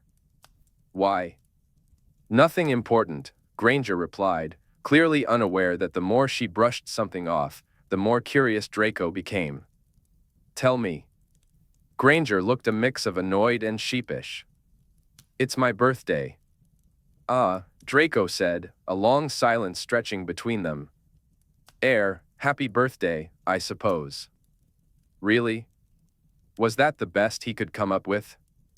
Why did his usual charm abandon him just when he needed it most? What was it about Granger that made him lose his cool? "Thank you," she said. "But we've got bigger things to worry about than birthdays, haven't we?" "Quite." Granger tossed flow powder into the fire. I'll turn the ring at the slightest provocation, I promise. Cambridge. And just like that, she was gone, leaving Draco to dwell on his lackluster birthday wish. Before he fled into the office, he asked Henriette to help him stage a recovery effort that evening, assuming Granger was back at a decent hour. She deserved a birthday cake, even if it meant celebrating with a blundering fool in the manor. Draco spent the day conducting legilimency on the two apprehended wizards, having received special permission to do so from the higher-ups. The only memory of any significance was one he had discovered the night of the break-in. He spent hours sifting through Friend's mind, searching weeks and months of memories. Greyback had been careful, leaving behind only a few scraps of information about potential meeting locations for his werewolves. Draco passed that intel along to Potter. By evening, his mind felt more like a queasy, gurgling mix of porridge than anything coherent. As he left for home, he couldn't shake the feeling that he and Granger were developing a knack for collisions whenever they used magical means of transport. Remarkably, Granger fled back to the manor from Cambridge almost at the same time he did. Draco arrived from London, with only a fleeting warning, a blur shaped like a witch hurtling toward him among the hearths he was racing past. The blur collided with him, accompanied by a shriek that confirmed it was Hermione Granger. They both landed on the ashy flagstones of the manor's flue parlor, a chaotic tangle of green robes entwined with black, and a chorus of coughing as they expelled soot from their lungs. A shrill giggle echoed through the room. By the time Draco managed to free his head from Granger's skirts, Tuppy had vanished, leaving the little voyeur unable to be scolded immediately. He groaned as he sank back down, the beginnings of a colossal legilimency headache starting to throb at the back of his skull. Granger seemed to have accepted their frequent collisions with a certain philosophical grace, directing no venom at him. "Right," she said, trying to get up but stumbling as she stepped on her robe and fell again. "You really tonks that one," Draco remarked. With an exasperated huff, Granger lay on the floor next to him, surrendering to the moment. They exchanged glances, and she sighed. Draco could taste the lingering smoke in the air. She looked utterly exhausted, and he hadn't even had a chance to ask how she'd slept during her first night at the manor, her own fault for waking up so early. "Anything from a legilimency?" she asked. "Just minor findings, potential meeting places. I passed them along to Potter." "Damn it. No trouble at the lab?" "None. Just one quarrel with Ron." "About what?"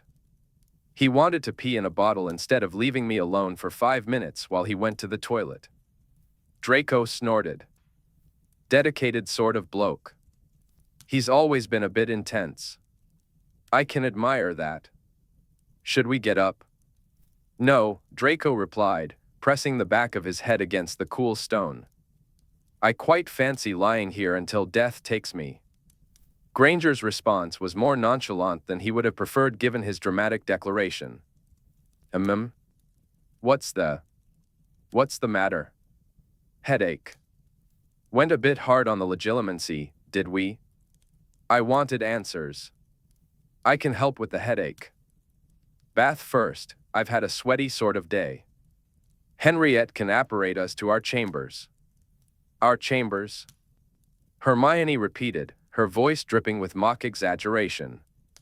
It seemed to give her the boost she needed to push herself up. "I'll make my way to mine under my own power." "Go forth and conquer," Draco said, and she did. Dinner was a quiet affair. They started at the formal dining table, but Hermione soon asked Henriette if they could move to one of the salons, which would allow them to stretch out comfortably on the sofas. Henriette was more than happy to oblige.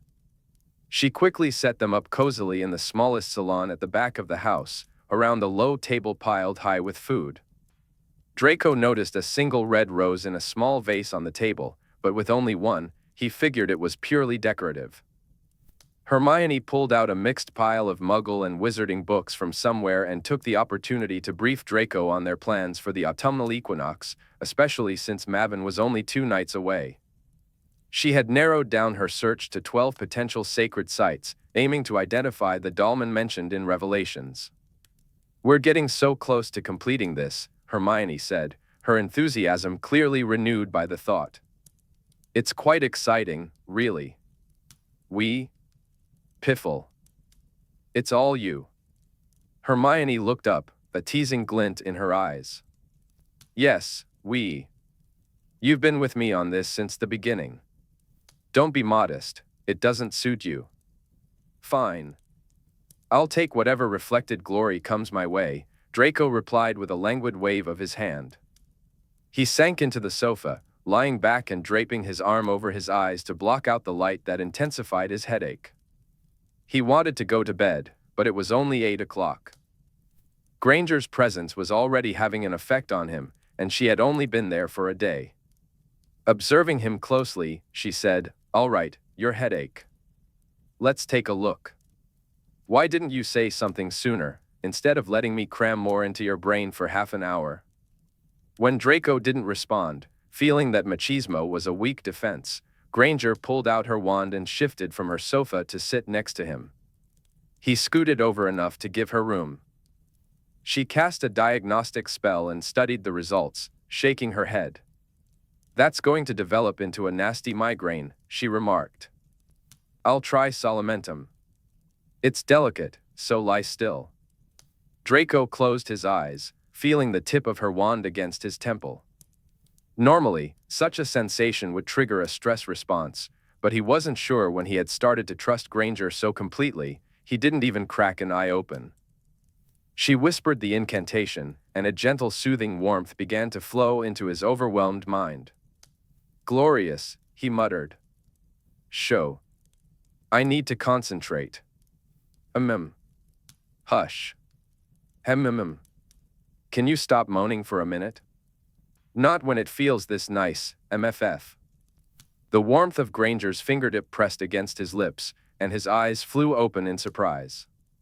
Above him, she frowned in concentration and shot him a warning look. He quickly closed his eyes again, becoming aware of his other senses. He felt the press of her thigh against his side and the curve of her hip. The coolness of the spell lingered on his temple, and her scent, something antiseptic, was surprisingly enticing. He had an urge to bury his face against her and inhale deeply. He wondered what would happen if he flicked his tongue against the finger resting on his lips. Perhaps his thoughts betrayed him, for Granger then removed her finger and pressed it under his chin, tilting his head towards her. She leaned in closer. Draco pressed his wand to his other temple and heard the soft incantation again, Solamentum. The healing spell washed away the cramping heaviness. "How is that?" Granger asked. Draco found himself enjoying the game of responding in a way that turned the compliment back to her.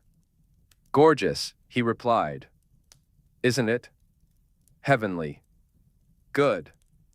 Sublime. Now you're just trying to provoke me."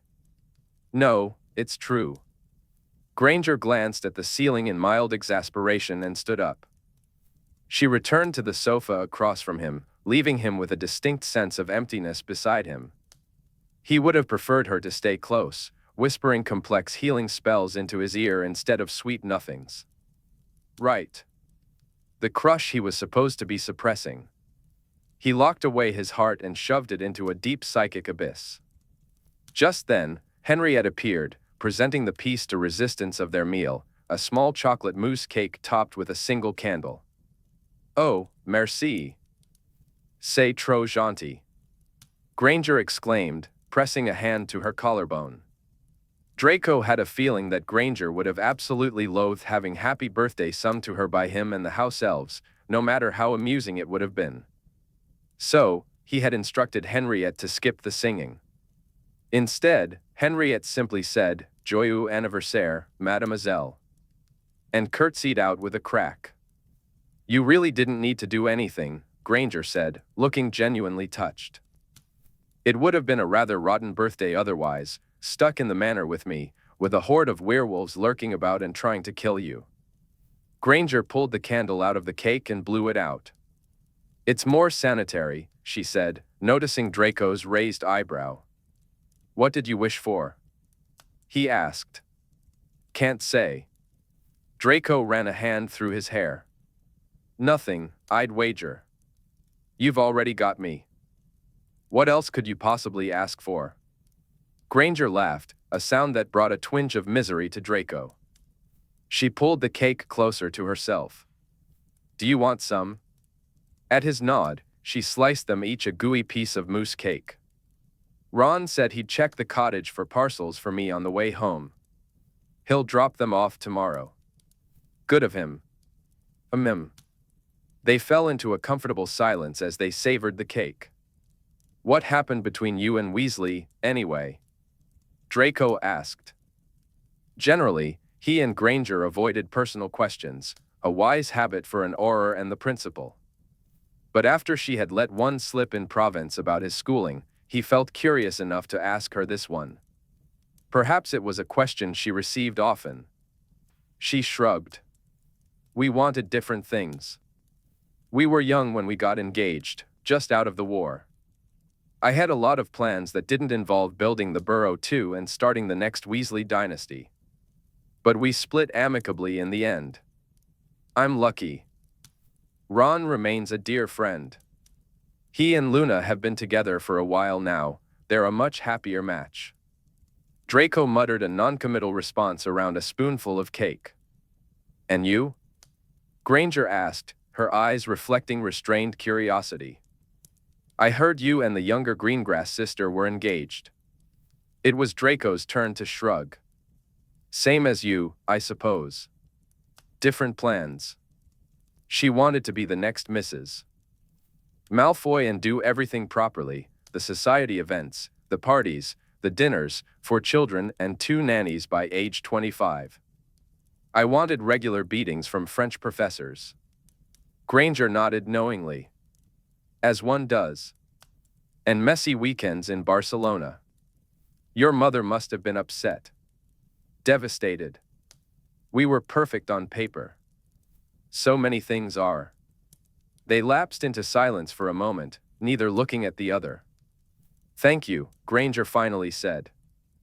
Thanks again for the cake, Granger said. It was an unexpected gesture. Thank Henriette, Draco replied. He assumed Granger was done with the cake and stealthily reached for another bite with his fork, skipping the formality of cutting himself a piece. You'll ruin the structural integrity. Granger gasped.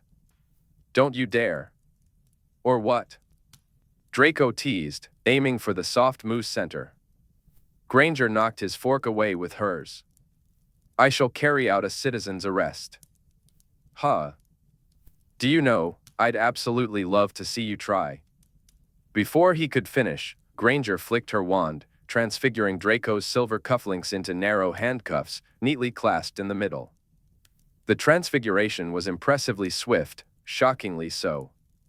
Draco observed his new predicament as he pulled his hands apart. The cuffs clinked against each other but held firm.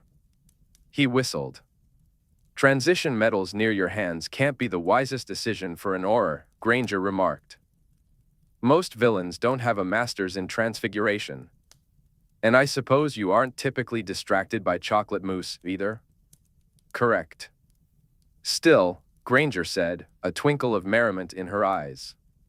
That wasn't so hard. I say again, you would have made quite the Auror, sans the shrieking. My brains are better used elsewhere, Granger replied, and rightly so. Are you going to let me go, or are we going to see how long it takes me to develop a new kink? Draco asked. I suppose I'd better. We don't want you getting too excitable at work. Granger waved her wand, and the handcuffs transformed back into cufflinks. But it was too late, the cuffs were now a lingering thought in Draco's mind. There was a thrill that came with being so quickly overpowered. His wand was well out of reach, too.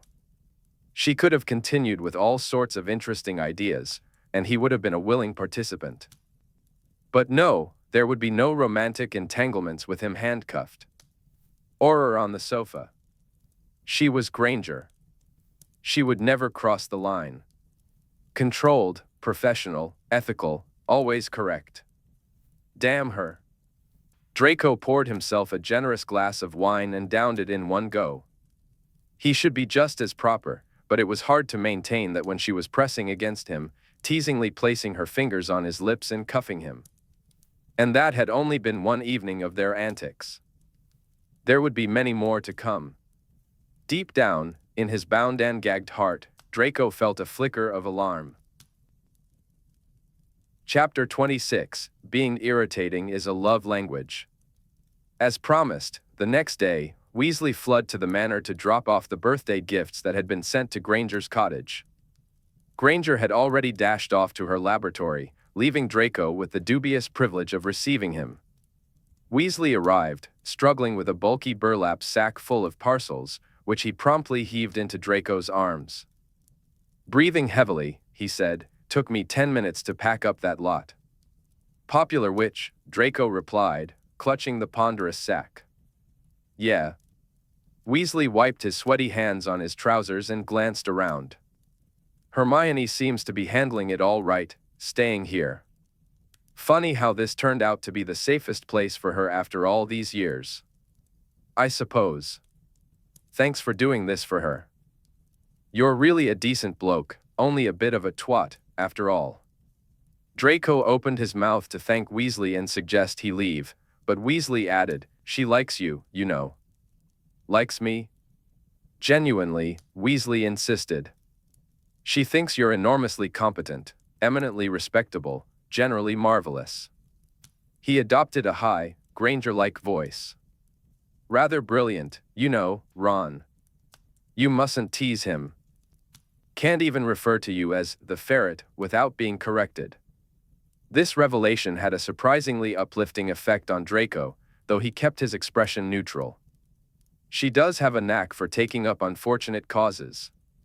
Yeah. I reckon she'll start a society for the protection of eminently respectable Malfoys soon. Sperm. Suits you." So buoyed was Draco's mood that he hardly took offense at the insolence. "You freckly git," he said with a smirk. "Has she launched a house elf rebellion yet?" Weasley asked. "No, but I expect her to start agitating imminently. It's only been 2 nights. Yeah, she has plenty of time to cause some chaos." Weasley waggled his eyebrows, casting a sly glance around for any lurking house elves. "I'd better get going. You're in the lab later, right? It's Humphreys this morning and Goggin this afternoon. I'm with Potter at the safe houses." Weasley tossed Flo powder into the hearth. "Right, make those traps evil and borderline illegal, will you?" "Of course. By then. Off you go." Weasley disappeared in a swirl of green flames. Draco adjusted the heavy bag in his arms, filled with tokens of affection from Granger's friends and admirers. He felt the corners of books and the softness of clothing, while a hint of cinnamon wafted through the burlap. After casting a few detection spells to ensure there were no cursed or poisoned items, he called for Tuppy to take the bag to Granger's suite. He didn't waste a moment brooding over how to give her a gift that would outshine all the others. The day unfolded with a series of visits to the safe houses, where Draco and Potter aimed to lure any snooping villains with false indicators of Granger's presence. They created decoy Grangers, charmed to move between rooms, and set up lights to flicker on and off at night. They concealed various wards and traps around the properties, with Draco's being notably crueler than Potter's. Honestly, Potter had the imagination of a horklump. After baiting 5 safe houses in Granger's cottage, they returned to the office to meet with Tonks, who had just spoken with Shacklebolt. "Did he throw a full-on taunty?" Potter asked. Tonks shook her head.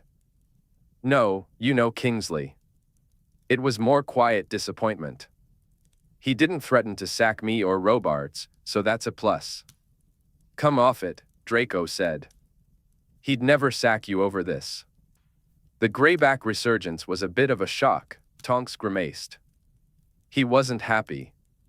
Robards caught the brunt of the bullocking. Hearing Brimble's interruption. "Honestly, you shouldn't have tried to keep things under wraps after the incident with the infant infector," Tonks continued. But I've reassured him that Hermione is safe and will continue her work. He wants to stay updated on the WTF's plans for the next full moon. I'd like to join the next meeting, Potter, if you don't mind. A buzz from his pocket distracted Draco. He glanced under the table to read a message from Granger. Humphreys is very chatty, she wrote. She is a bit, Draco replied. Worse than you. Everyone is worse than me. I am the best, Granger shot back. I've been informed about the ailments of her entire extended family, she added. And Goggin? He asked. A very nice man. Good, Draco replied, trying to suppress a twinge of jealousy. Loud breather, Granger noted. The man's broken his nose a few times. Rather wistly on the exhale, isn't it? Ask him to toot you a tune. He already is. Which song? There was a pause as Granger presumably listened to Goggin. Auld Lang Syne, I think. Festive, Draco commented. 3 more hours of this, and I may go mad. Miss you terribly. Will never be mean to you again. Draco's heart skipped a beat at her words. Then it resumed with an unsettling intensity. Malfoy? Would you kindly join us in the present? Tonks's voice broke through his thoughts. He looked up to find her and Potter watching him, curiosity in their eyes. A vague smile had crept onto his face, and he quickly replaced it with a scowl. Tonks opened her mouth, ready to probe him about what had captivated his attention, but they were interrupted by a knock on the door. Is Malfoy in here? Called Brimble, one of the junior Aurors. What is it? Draco asked. I've got something to show you, if you've got a moment. Tonks waved Draco away with an enthusiastic gesture, seemingly relieved for the distraction. Draco needed an excuse to escape the dreamy-eyed idiot. Miss you terribly. Why did that simple message give him such a pleasant fluttery feeling? It felt too nice to dismiss. Brimble was a young muggle-born witch who regarded Draco with a mix of fear and admiration. Her expertise lay in surveillance and espionage. When he approached her desk, she nervously shuffled through a stack of papers and dropped her quill. Sorry for interrupting, she said, her voice shaky. I thought it might be important. I've been monitoring Interpol's notices, and one of your persons of interest has just surfaced. Which one? Draco asked, intrigued. Gunnar Larson. Interpol has linked him to a series of attacks. Your man is on some sort of international rampage against researchers. They've finally caught him on camera. She handed him a stack of blurry black and white photographs. These were taken at a laboratory in the Netherlands. Larson strangled the lead scientist. Draco examined the images, which were shot from a high angle, making it hard to see the details. In the first few photos, Larson's large figure loomed over a body in a white coat. Then, in the next frames, he held the scientist's head between his hands, conducting legilimency, no doubt. The scientist seemed to raise an arm in defense, but then Larson's hands were around his throat. Is the scientist alive? Draco asked, his heart racing. Brimble rifled through more documents. Alive, but in critical condition. He's hospitalized in Rotterdam. Who is he? Let me find it. Here it is. He's an oncologist. That's a kind of muggle healer who... I know what an oncologist is, Draco interrupted, surprised by her look of astonishment. Right. Well, his name is Dr. Johan Driessen. Draco's stomach dropped. That was one of Granger's co-speakers at that Oxford event. The Dutch National Police Corps is investigating, as are the Dutch Aurors. They've been informed that we also have an... Draco's interest in Larson was growing. I've reached out to colleagues in Japan and America about the other attacks. From the reports I've seen, it seems he's been using legilimency on them and leaving them for dead. He took the file from Brimble. Well done. Let me know immediately if you find anything else. And keep an eye out for him if he enters the country. Watch the port keys and international flus. Brimble nodded as Draco swept away. That evening, Hermione was welcomed to the dining table, where a stack of photographs awaited her along with a retelling of Brimble's findings. Her face paled as she learned about the series of attacks and gasped in horror at the images of Dr. Dreesen. Draco resisted the urge to say, "I told you so," but the thought lingered in his expression. It prompted Hermione to make a rare admission: "You were right about Larson." Draco felt no joy in her acknowledgement. Well, perhaps just a hint of satisfaction. "I'm always right," he said, bearing the weight of that truth with his usual grace. "What the hell is Larson playing at?" Hermione asked, her brows knitted in concern. "What is wrong with him? I'd like to know as well. What is that arsehole looking for?" Hermione's expression grew more worried. "If he's targeting researchers in my field, most of them are muggles. They won't be able to defend themselves at all. Give me a list of likely targets. I'll inform their respective Auror headquarters." "Okay." Hermione stared at one of the photographs of Dreesen being throttled, looking sick. Draco gently took it from her and returned it to the file. "It's not your fault." They sat in silence until Tuppy materialized to serve dessert, a tart tatin, which snapped them both out of their brooding stupors. Hermione took a deep breath, as if trying to move on to other matters, but it was clearly difficult. "Right," she sighed. "We need to talk about Mabon. It's tomorrow, Anne. We've got so many sites to visit, we need to be frightfully organized about it," Hermione said, her tone slightly teasing. As if she knew how to be any other kind of organized. She plopped a pile of papers in front of Draco, then shifted her chair closer, her knee brushing against his thigh. It felt nice. She began to run through the itinerary with him, her voice animated as she pronounced the wild, ancient names of the dolmens they would be visiting: Badawer, Henblas, Timar, Pentre Ifen, Hellstone, Goward, Anadorn. Draco suppressed a shiver. There was magic in those names. In total, there were 12 sites. Hermione's itinerary included flow points and apparition points, often located a bit away from the sites themselves since they were built on major ley lines too magically potent for direct apparition. "Let's use side-along apparition when we're not flowing," Hermione suggested. "It'll help us stay together and avoid magical depletion with so many repeated apparitions across the UK. They began to bicker about who would apparate whom. Hermione insisted that Draco should conserve his magic for detecting and dueling if necessary, while Draco argued that she should save hers to defend herself, and perhaps to reattach his limbs in case of a firefight. They finally settled on a compromise of alternating, though neither was satisfied. They glared at each other, as if they had never encountered such a stubborn fool in their lives. Hermione bit her lip. "We'll need to leave early tomorrow." "I know you'll be thrilled." "I am positively effervescent with joy," Draco replied, his sarcasm dripping. "Brilliant." Frothing with it. Hermione proposed the ungodly hour of 7 o'clock. "What? Bloody hell," Draco exclaimed. Her eye roll was magnificent. "Poor darling. It isn't that awful. Vile is what it is." Draco sighed dramatically and slumped in his chair. "I should have taken the troll porn." "The what?" Hermione asked, raising an eyebrow. "Nothing. Never mind. Eat your tart. I'd like nothing more." "Good." Draco ate the tart in front of him, though he would have preferred the one beside him. Just another irony in the complicated life of Draco Malfoy.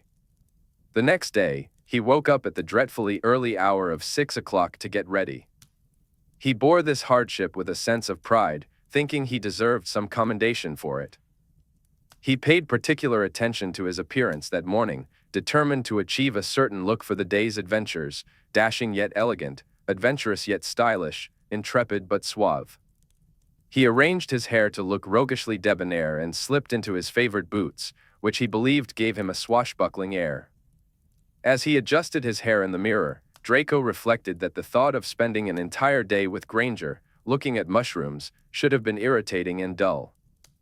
Yet, despite the early hour, he found himself surprisingly eager for the outing. At 6:55 a.m., satisfied with his look, Draco made his way to the entrance hall to find Granger.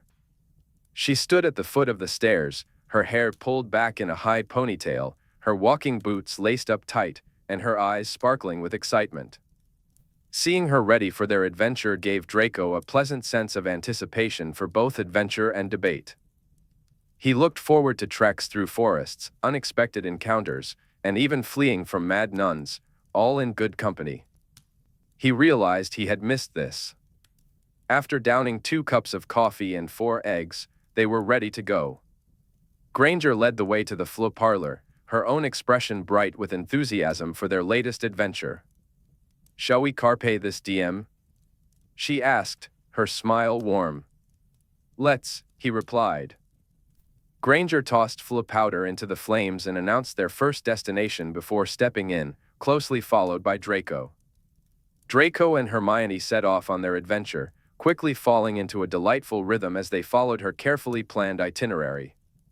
At each stop, Draco used his detection spells to confirm they were alone, aside from the occasional cow or sheep. Then, Hermione would spring into action, searching for the specific mushrooms and plant life her herbologist-philosopher had chosen to explore, rather than something more practical, like actual coordinates. The dolmens they visited were grand structures, still impressive despite their occasional state of collapse. Hermione shared her usual historical insights, explaining that these monuments often serve as burial chambers, once covered completely by mounds of earth thousands of years ago. As they moved through her list, they experienced every season imaginable. They faced driving rain at Badawar, basked in glorious September sunshine at Timar, and navigated thick fog at Hendlas. The landscapes were breathtaking.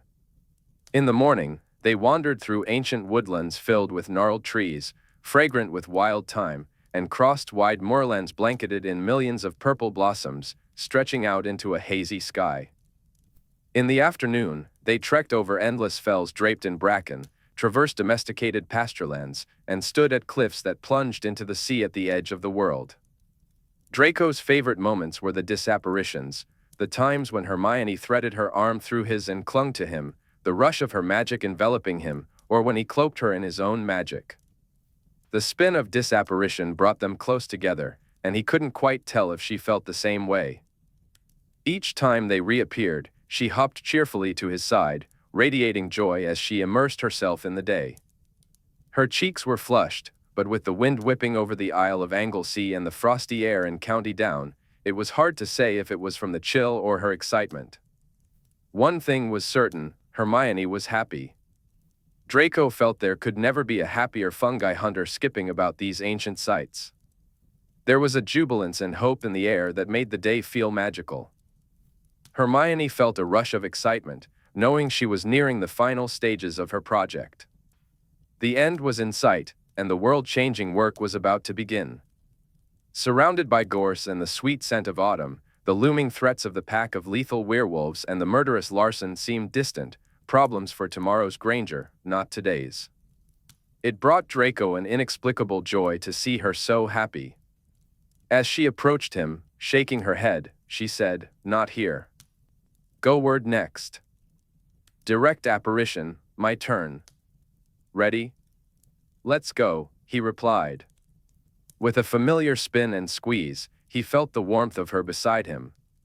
Draco secretly hoped for an awkward, slippery landing that would send her tumbling on top of him, but, of course, their destination had been carefully chosen by Hermione, landing them on solid ground. They appeared in a misty farmer's field, recently plowed. Draco cast a few detection spells and found nothing but a small herd of deer where the field met the forest. Hermione squelched through the mud toward the massive dolmen. To avoid the worst of the muck, Draco aimed a series of drying charms at a small patch of ground and stepped onto it, keeping his boots clean. He kept a watchful eye on both Hermione and the horizon. The herd of deer he had detected drifted silently through the trees toward them. As they drew closer, he noticed their coats shimmered with the golden white of ocean deer, the magical cousins of red deer, rare creatures that existed only in this part of Ireland. Draco had never seen one in the wild before. The lead stag paused as it spotted Draco, its magnificent antlers rising high and disappearing among the branches. After assessing the situation, the stag seemed to decide that Draco posed no threat. It lowered its head to graze, followed by the hinds behind it. Curious, Draco cast a few more detection spells, eager to confirm their presence. Draco reassured himself that these deer weren't a threat, nor were they some malicious creatures that had developed specific animagi just to target Hermione. He wasn't paranoid, he was just being careful, well, maybe a little paranoid. He glanced over at Hermione, who had also noticed the deer. She stood frozen, a piece of parchment in one hand and her wand in the other. As the sunlight began to break through the mist, it transformed the muddy field into a sparkling landscape adorned with dew and the glistening coats of the deer. But with the mist retreating, the deer lost their cover and turned back toward the safety of the trees, fading into the forest like shadows. One deer, a young hind, lagged behind, limping badly. "Oh!" Hermione exclaimed, her voice revealing that she had spotted the creature too. "What's the matter with her?" Her sudden outburst startled the herd into flight, leaving the injured hind to follow as quickly as she could manage. "I suppose she's hurt," Draco said. "We need to help her." "Help her? It's a wild animal." "Let nature take its course," Draco replied, knowing Hermione's reluctance to accept this logical approach. "I didn't see any blood. The way her leg is dangling, I think it's just dislocated. So she'll be fine." "No, she won't be able to fix it herself. She'll suffer a slow, fear-filled death or become prey to something worse." To Draco's immense irritation, Hermione began to squelch toward the trees. "Granger," he called, his voice laced with authority and urgency. But she didn't seem to hear him. "Let's just stun her so I can take a look. They're incredibly rare, almost hunted to extinction for their pelts. We can't just let her die." "We absolutely can," Draco countered. "Have you forgotten the beastly itinerary you've put together?" "Of course not. I built an extra time for contingencies." "And this is a contingency, is it?" "Yes.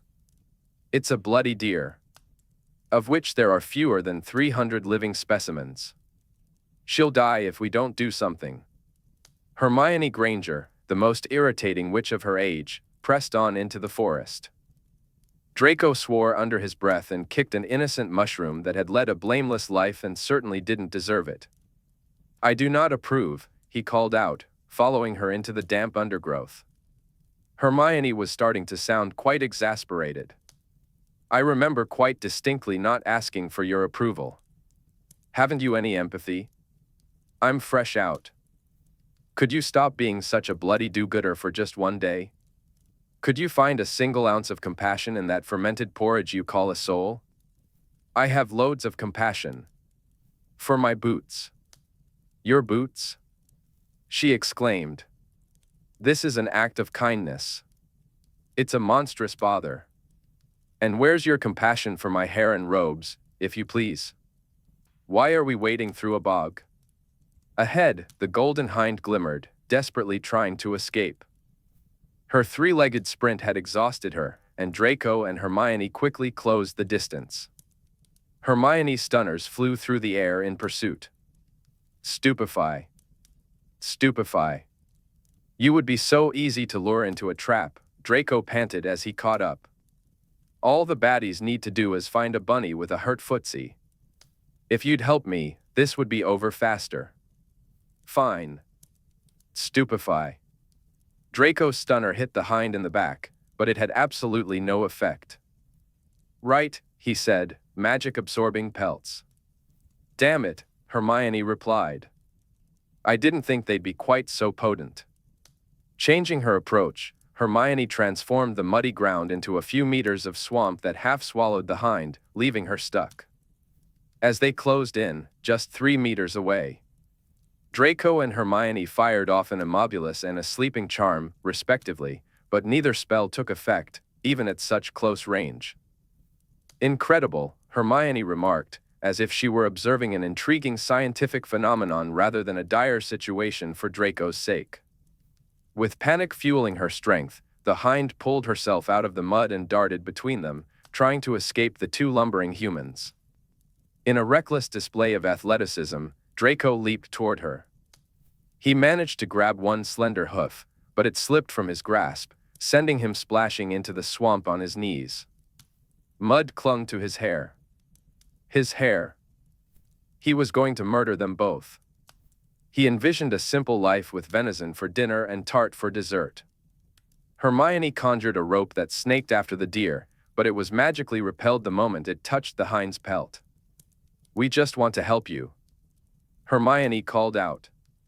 "Stand still, you stupid bloody quadruped," Draco shouted, his patience wearing thin.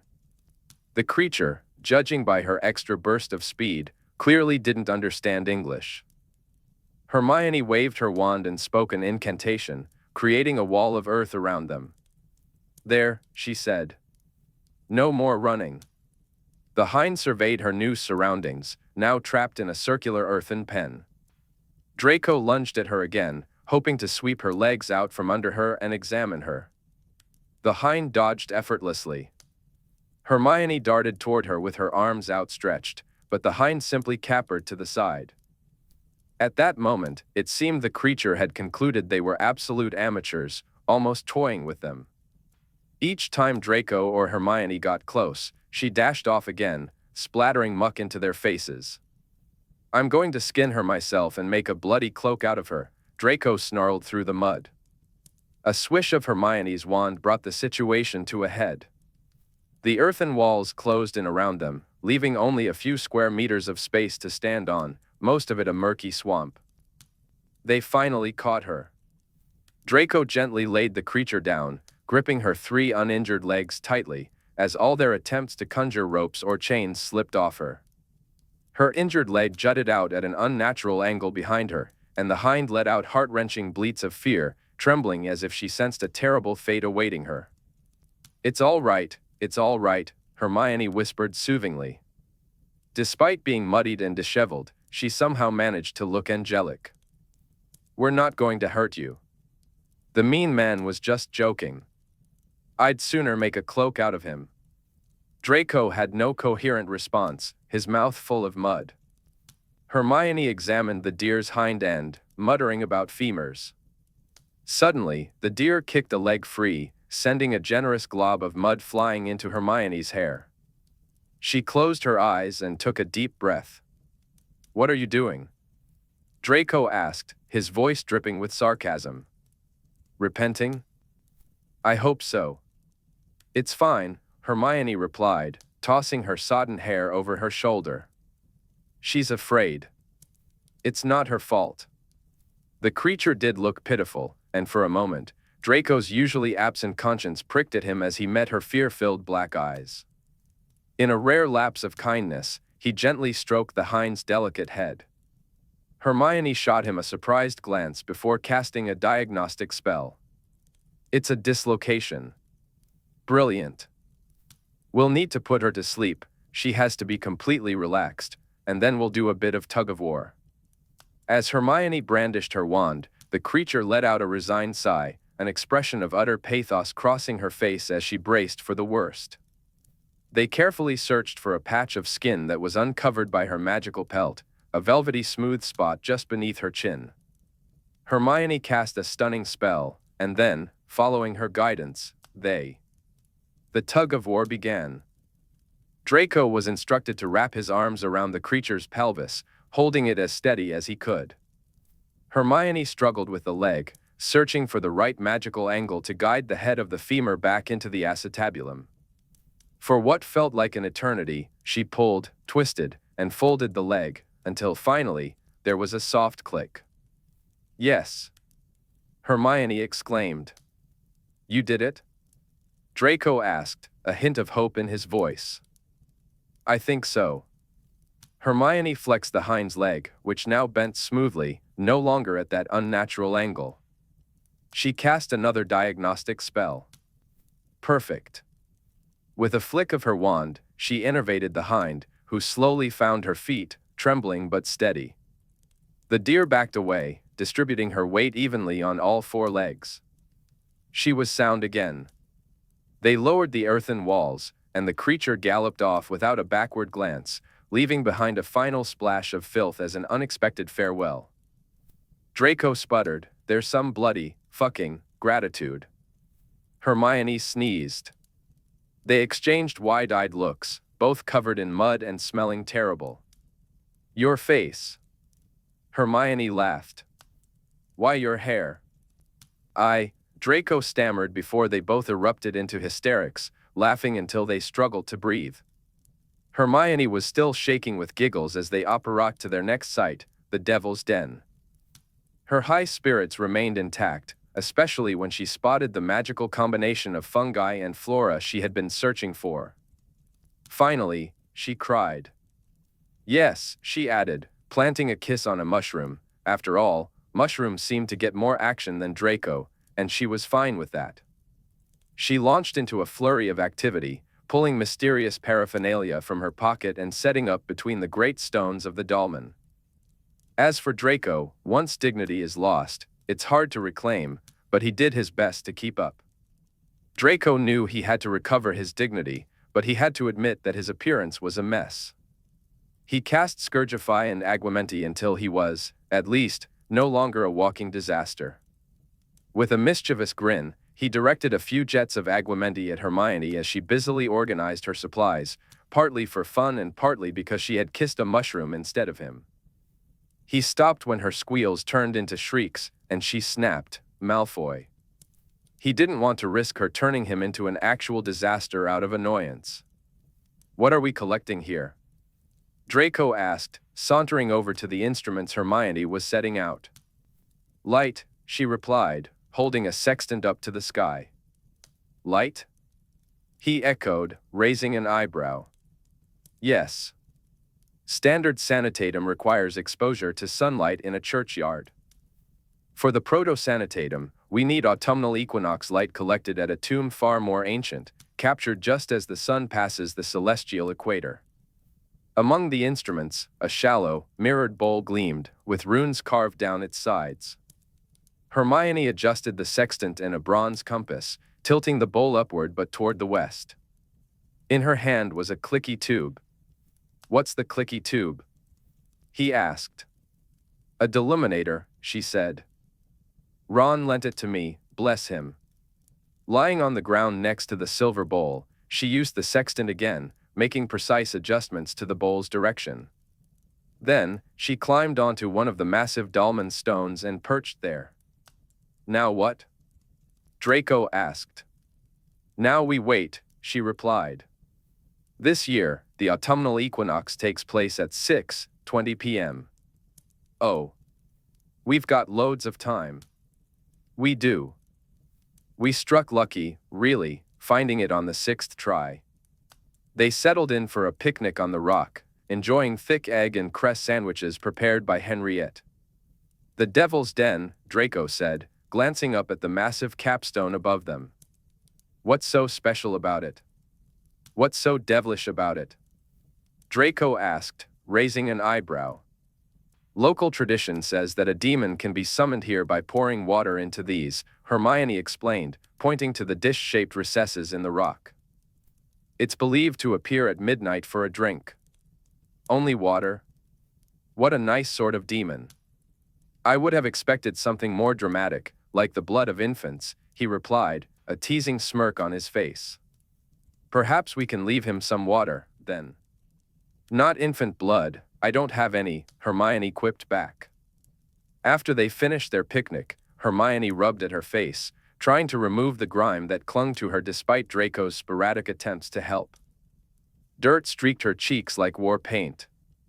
"I think I prefer human medicine," she said primly as she pointed her wand at herself, casting Scourgify and Evanesco. "There's less chasing after patients."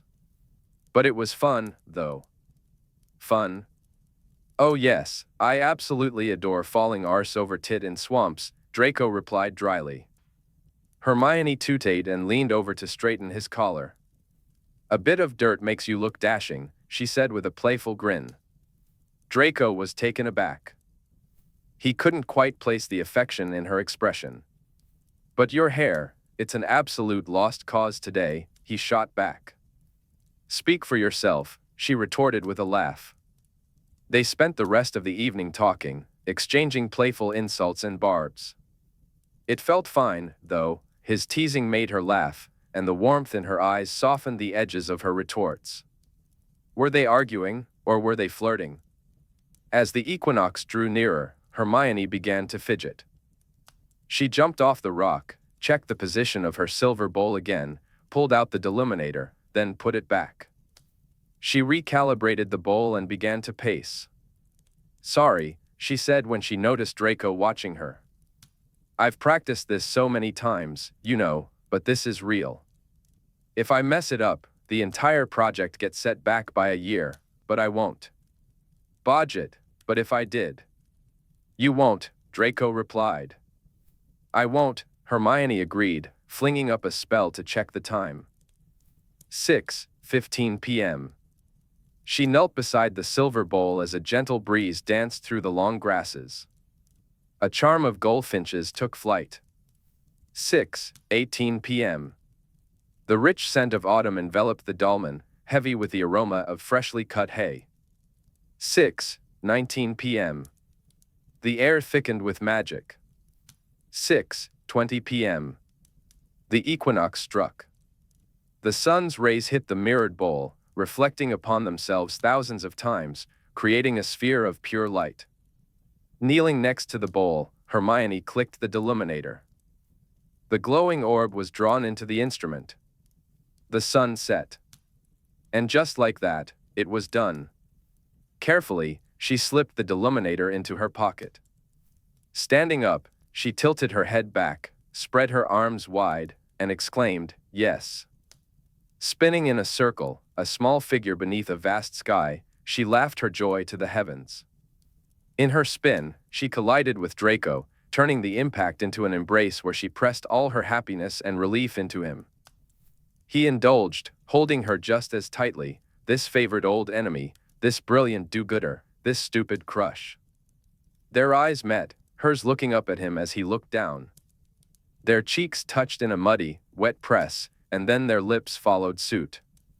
It was the most innocent, naive kiss Draco had ever stumbled into, flooding his system with endorphins. They broke apart, gasping apologies, both insisting it had been an accident. They carried on as if nothing had happened. After all, he was her Auror, and she was his principal, both consummate professionals. But something had changed. Hermione hadn't leapt away in shock. She hadn't wiped her mouth or spat. She felt a warmth wash over her, and after taking a deep breath, a blush crept across her cheeks as she busied herself with packing. Draco reveled in the new memory forming in his mind, the sensation of chapped lips kissed by the wind, the taste of salt and earth lingering on his tongue. Hermione gathered her instruments and said, "That's Mabon sorted." "I can hardly believe it." "A triumph," Draco replied, sincerity in his voice. "A small triumph," she added with a smile. "You're working towards a bloody big one." "Yes." As the last rays of the Mabon sun bathed the distant trees in a fiery blaze of scarlet and gold, the moon began to rise above the trembling grasses and rolling hills. Hermione finished packing and sank onto the ground between the colossal stones of the dolmen. She sat there for a long time, her hands resting in the earth behind her, her face turned towards the sky as she breathed in relief. Then she caught his eye and smiled, and in that moment, the great wall of quashing seemed to dissolve. Something vast and nameless stirred within him, and he was at a loss for words. This which was, well, he didn't have the words for it, but the feeling overwhelmed him. It wanted to engulf him. The sphere of light glowed softly, but it wasn't in the deluminator, it was within him. Chapter 27, Theo's Party. The quashing was, objectively, not going well. Draco preferred to blame anyone but himself for his problems, and this time, Granger bore the brunt of his frustrations. How dare she smile at him? It was obnoxious behavior, thoughtless and, frankly, rude. Granger continued on in cheerful ignorance of her culpability. As the days passed, she settled into life at the manor with surprising ease, perhaps because she was rarely actually there. Most nights, she would arrive just in time to inhale a late dinner and then wake up early the next day, dragging a bleary-eyed Draco behind her as she frolicked off to save the world. Potter and Weasley visited Granger often. The three of them shared long, late-night conversations, piled together in some salon or another. Draco only joined when Granger specifically invited him. He spent enough time with those two at the office and didn't relish more of their company. Besides, he found them rather too watchful, Potter, in particular. Not that there was anything to see here. Even in his wildest moments of honesty, Draco would never admit how much he enjoyed Granger's sporadic company at the manor. Her presence filled the great rooms with warmth, and he looked forward to the playful banter at dinner. Just walking through a corridor, he could tell she had just passed by. Lingering in the air was the scent of her soap. Even her cat was a decent addition to the house. One late night, a soft meow at the foot of Draco's bed alerted him to the fact that the creature had somehow entered his rooms and was calling for him. The cat looked at him with a self-pitying gaze, and Draco realized it was lost. He walked it back to Granger's suite, knocked on the door, and said, "I believe this is yours," as the cat bounded into familiar territory. Granger had been doing yoga, dressed in her workout clothes, sweaty, breathless, and glowing. The air smelled of salt and candle smoke. Granger gasped, "Oh. Crooks, my darling, you mustn't go too far," as a trickle of perspiration ran down between her breasts, something Draco consciously chose not to look at. But the cat was fine. He never openly admitted it to himself, yet deep down, in a secret, foolish corner of his heart, he wished they could share more quiet moments together, free from the chaos of screams in the emergency room or the distractions of diligent graduate students in her lab. Perhaps it was better this way, perhaps anything more would be overwhelming. He often wondered what drove so many of his friends to marriage and the simplicity of domestic life. Yet, sometimes, when Granger came home, greeted him with a smile, and sat beside him at the table, he caught a glimpse of something he hadn't realized he wanted. Those moments were brief but illuminating, only to fade away when she went to bed, leaving him with an aching sense of loss for something he had never truly possessed. One such moment occurred on a rainy October Sunday. Miraculously, both he and Granger had the day off. By the time Draco made it to the dining room, Granger was enjoying her lunch, though she sweetly referred to it as brunch, as she waved him to a chair. He requested unfermented porridge from the kitchens.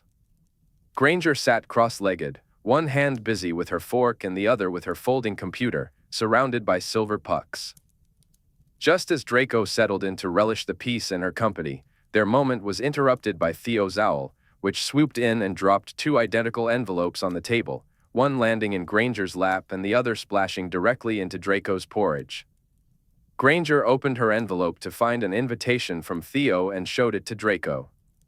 He noted the care Theo had taken. The script was elegant, the parchment of the finest quality, and the ink shimmered luxuriously. "Dear Healer, Professor, Dr. Granger," the note began, "I understand you deserve either thanks or blame for our dear Draco's continued presence in this world. A few of Draco's friends and I would love the opportunity to celebrate your medical achievements in person. I know it may come as a surprise, but he does have some friends. That said, it will be an intimate gathering, as he only has 6. The invitation continued, if you would be amenable to joining us, we would be delighted to have you at Knott House this Saturday at 7 o'clock. At the bottom corner of the invitation was a note, dress, black tie. Draco's soggy envelope also contained a note that sharply contrasted with the elegant invitation. It was scrawled in Theo's usual illegible handwriting, written in biro. Dear Fucko, lost my jotter, hence this message via ancient memes. Drinks and delights at mine, this Saturday at 7. I invited Granger.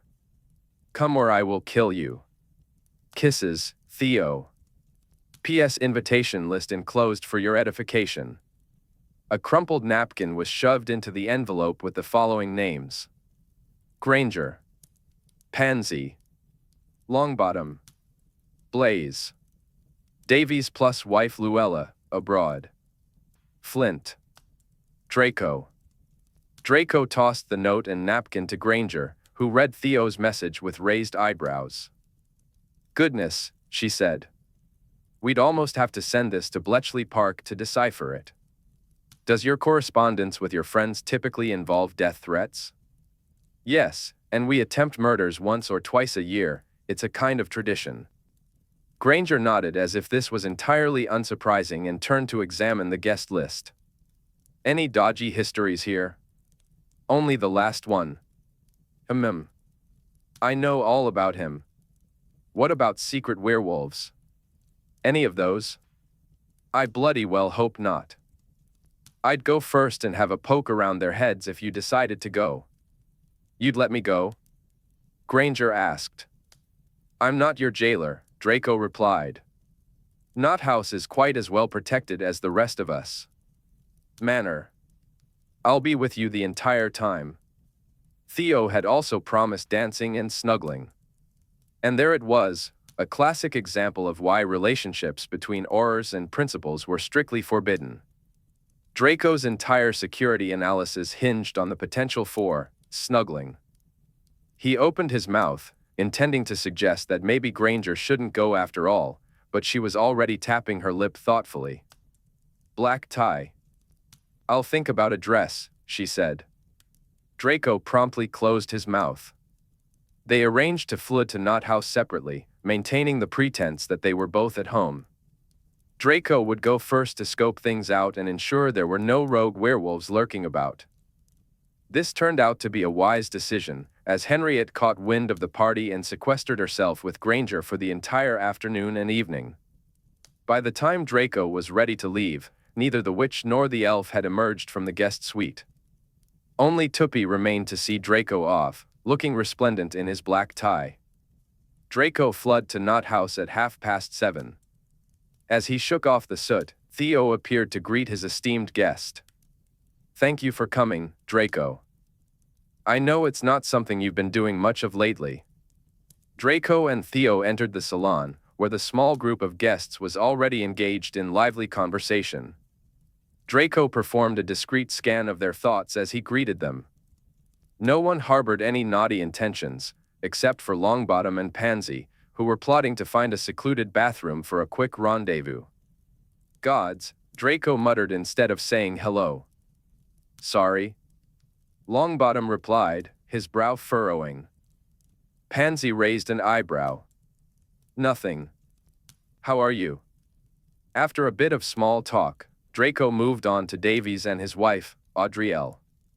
Davies was contemplating where to hide his latest broom from his wife, while Audrielle was missing their baby, who they had left just 20 minutes ago, and was wondering how soon they could politely escape back home. Zabini, in high spirits, had his eyes on a clever brunette. Just as Draco contemplated putting him in his place, he noticed Zabini's date, Padma Patil, glowing in a stunning turquoise gown. Zabini flashed Draco one of his infuriatingly smug smiles. Padma's thoughts were focused on Zabini. She found him a bit pretentious, but his humor and skills in bed made him bearable. You're too good for Zabini, Draco said to Padma. Oh, I know, she replied, beaming. Zabini chuckled. Over at the bar, Flint was busy trying to convince the house elves to bring out Theo's most prized bottles.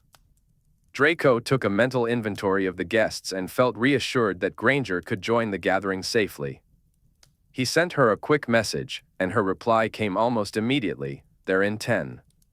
Henriette is a bully. A buzz of anticipation began to build within him, a mix of nerves and excitement. Flint waved him over. What are you drinking? He asked. A GT, and make it strong. The house elf behind the bar squeaked, "Yes, sir." "Give him Theo's best stuff," Flint said, clapping Draco on the shoulder. "We're celebrating Draco's survival tonight." Theo made his way over, attempting to elbow Flint aside, though with little success. "Pipsy, do not let this man persuade you to open the vault," he warned. "Of course not, sir," the elf replied, casting a wary glance at Flint. "He took terrible liberties with my collection last time," Theo added, turning to Draco. "Horrible man."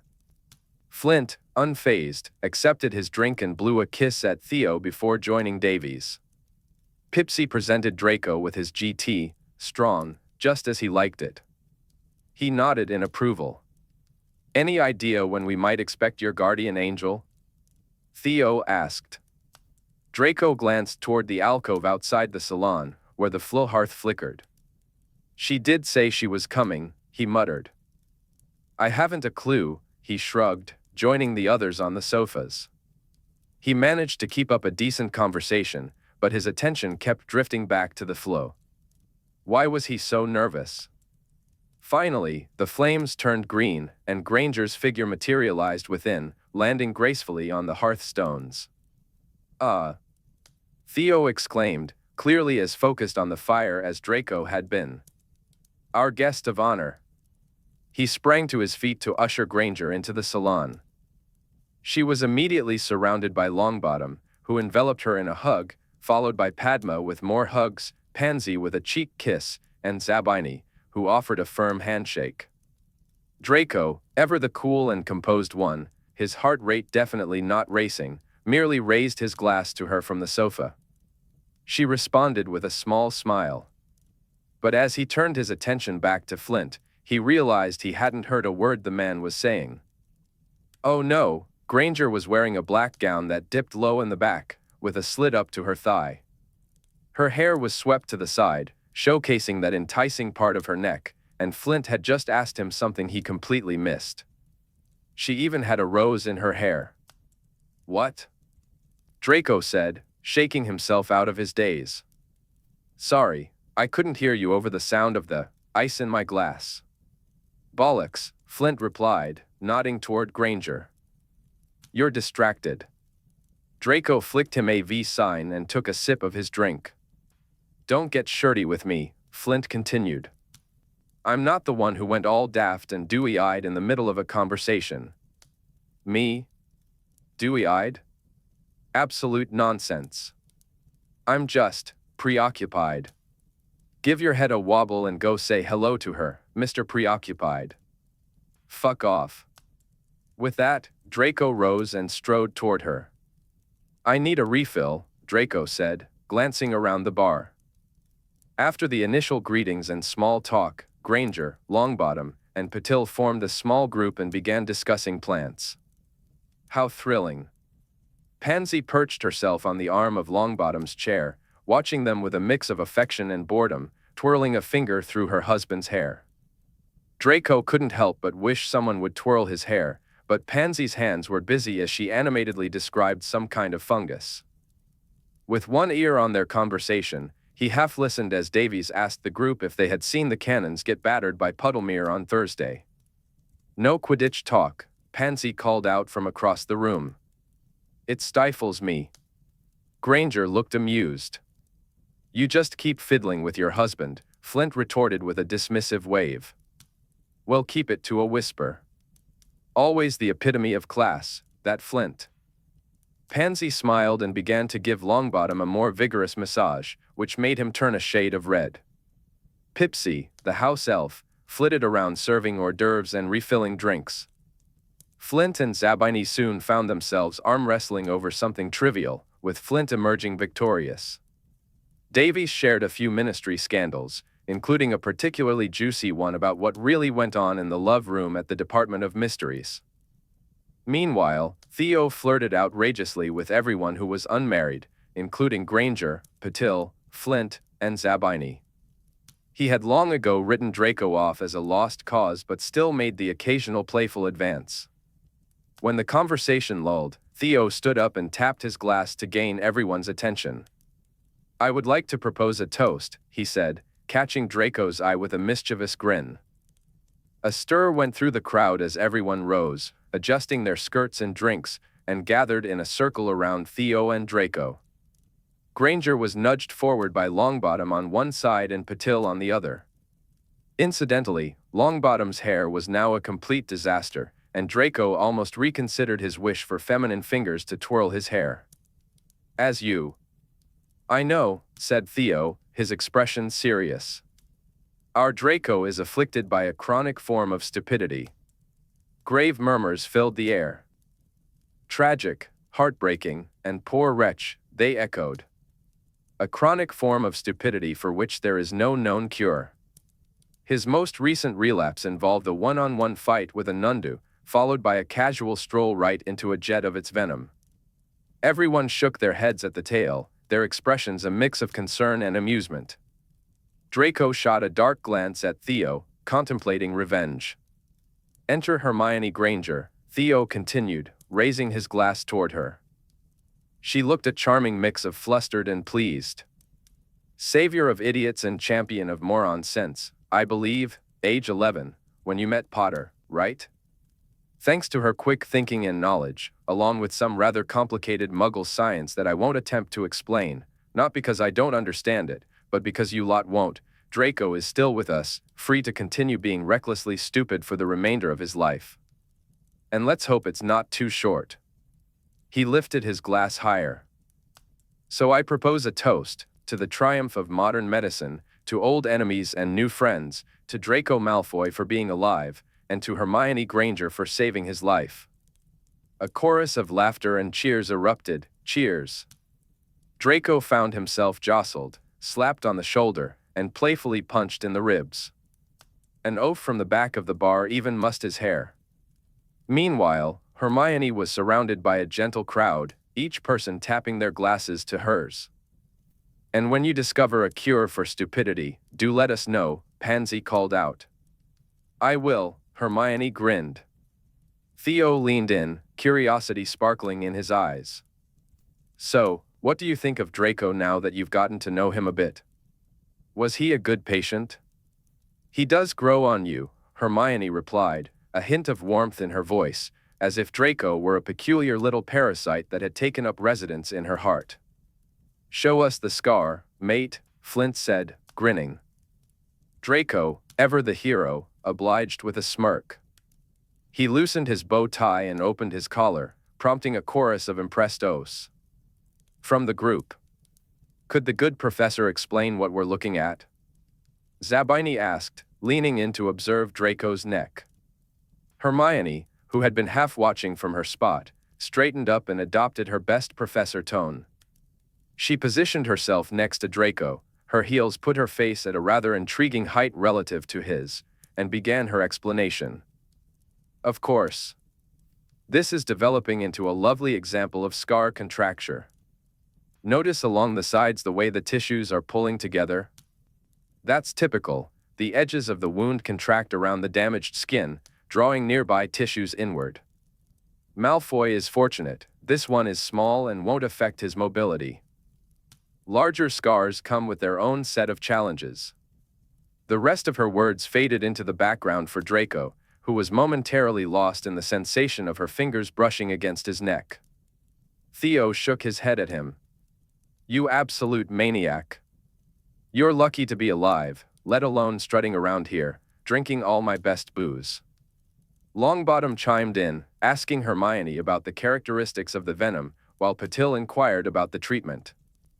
Zabini, meanwhile, wanted to know where one might acquire Nunda venom for reasons he deemed classified.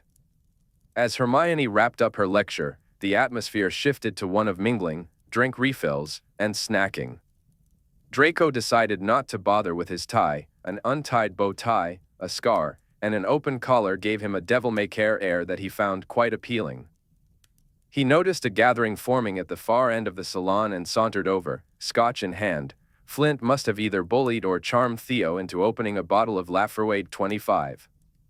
As he approached, he spotted an ornate gilded frame on the wall.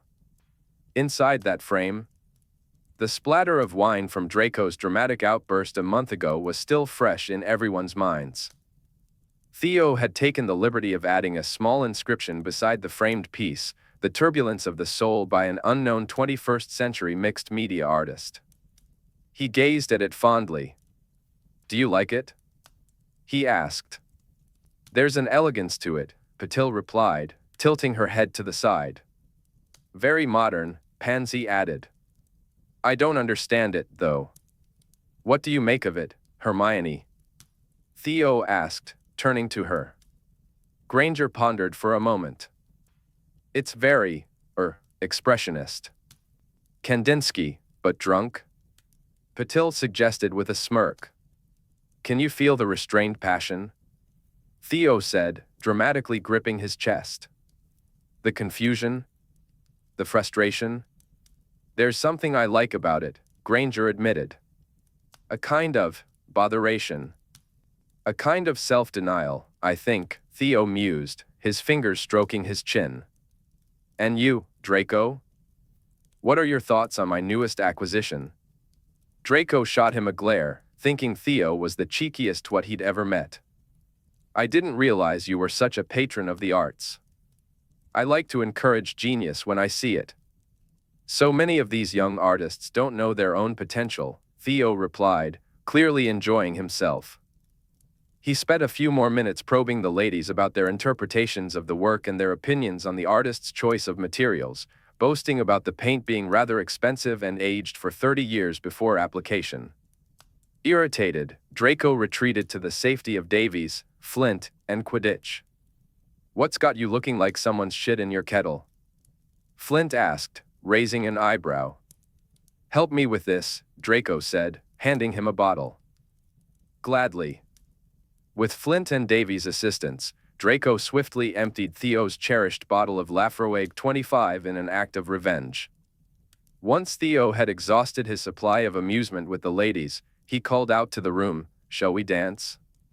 Cheers erupted in response, and wands were raised to clear a space. Music filled the room, and Zabini charmed the atmosphere even further. As Theo dimmed the lights, the chandelier above began to spin, setting the stage for an evening that didn't quite align with Draco's expectations. By some twist of fate, or perhaps an unspoken agreement, he found himself dancing with everyone except Granger. Patil, Audrielle, and Pansy each took their turn with him, while the sight of Granger in Flint's arms ignited a desire in Draco to strangle the man with his own bow tie. When he saw her with Zabini, thoughts of suffocating the man with a sofa cushion crossed his mind. And Theo?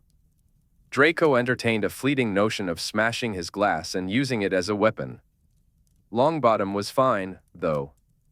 There was spinning, dipping, and some ill-advised lifting of ladies by half-drunk men, including one instance where a very inebriated Pansy lifted Theo. Laughter filled the air. Then, with a sly grin, Theo pointed out that Draco hadn't even had a proper dance with his savior, which he deemed utterly unacceptable. To Draco's annoyance, he and Granger were abruptly pushed together as the crowd gathered around them, dancing both with and around the pair. It was far from the intimate moment he had daydreamed about. They held each other stiffly, and beneath her smile, Granger looked annoyed. They stepped on each other's feet, exchanging snarky glances. "Your feet are so small," Draco quipped. "If I'm stepping on them, it must be because you're wedging yours under mine on purpose." Granger shot back, "If I'm stepping on yours, it's simply because one can't help but tread on Draco's feet in the same room, given their surface area." "And why isn't your tie done up?" she asked, her whisper laced with irritation. "Because you were using me as a specimen for your demonstration," Draco muttered. "Fix it," she replied, implying her disapproval of his devil-may-care style. Draco crossed his arms, irritation flaring. "You fix it," he said, his tone sharp. "I don't know how to tie bow ties. I'll show you when we've escaped this tyranny." "Maybe you can learn something for once," Granger shot back, her voice dripping with sarcasm. "Me? Learn something? For once?" he echoed, his annoyance thickening the air between them. Their dance continued, though the harmony was far from perfect. After 2 or 3 songs, they finally broke free from the circle, able to stand slightly apart from the group. They sipped their drinks, pretending not to be irritated by everything around them. Granger bit into a samosa as if it had personally offended her, while Draco engaged in a spirited battle with a cocktail shrimp. "Right," he said, reaching for his tie. "Since you care so much." Granger watched him, her expression a mix of annoyance and curiosity as he demonstrated the knot. "Got it?" he asked. "Yes," she replied, but Draco pulled it undone again. "Show me." Granger sputtered into her glass. "What? You didn't tell me there was going to be a test." "Marked out of 10, he teased. "A test?" Just then, Theo materialized beside Draco. "Ooh. Let's see how you do, Hermione," he said, smirking. "But I wasn't really watching. I mean, I was watching, but not, anyway, fine, I'll give it a go." Granger tottered closer and made her attempt. Draco barely had a chance to enjoy the moment before Zabini and Longbottom approached. "What's going on over here?" Zabini asked. "She's tying the knot," Theo announced. "With who?" Zabini inquired, raising an eyebrow. "Draco," Theo replied with a grin. "Ooh," Zabini said, clearly intrigued. "What's happening?" Pansy joined in, curiosity piqued. "They're tying the knot," Zabini repeated, his tone playful. Patil arrived, looking puzzled. "What are we doing?" "Draco and Hermione are tying the knot," Theo said again. "I am tying a knot, Granger clarified, her patience wearing thin. Patil looked even more confused. "A knot?"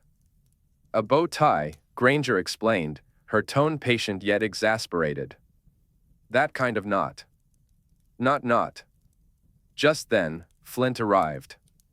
"Who's tying the knot?" he asked, clearly intrigued by the commotion. "Hermione is with Draco." "I am not," Granger replied. "No, I'm not," Theo chimed in. Draco sighed, "I hate you all." Granger stepped back, eyeing her work with skepticism. "I'm not quite certain that's a pass." Draco inspected the bow tie in a nearby mirror. 6 out of 10. "How can you be so cruel to Hermione?" Theo asked. "She tried so hard."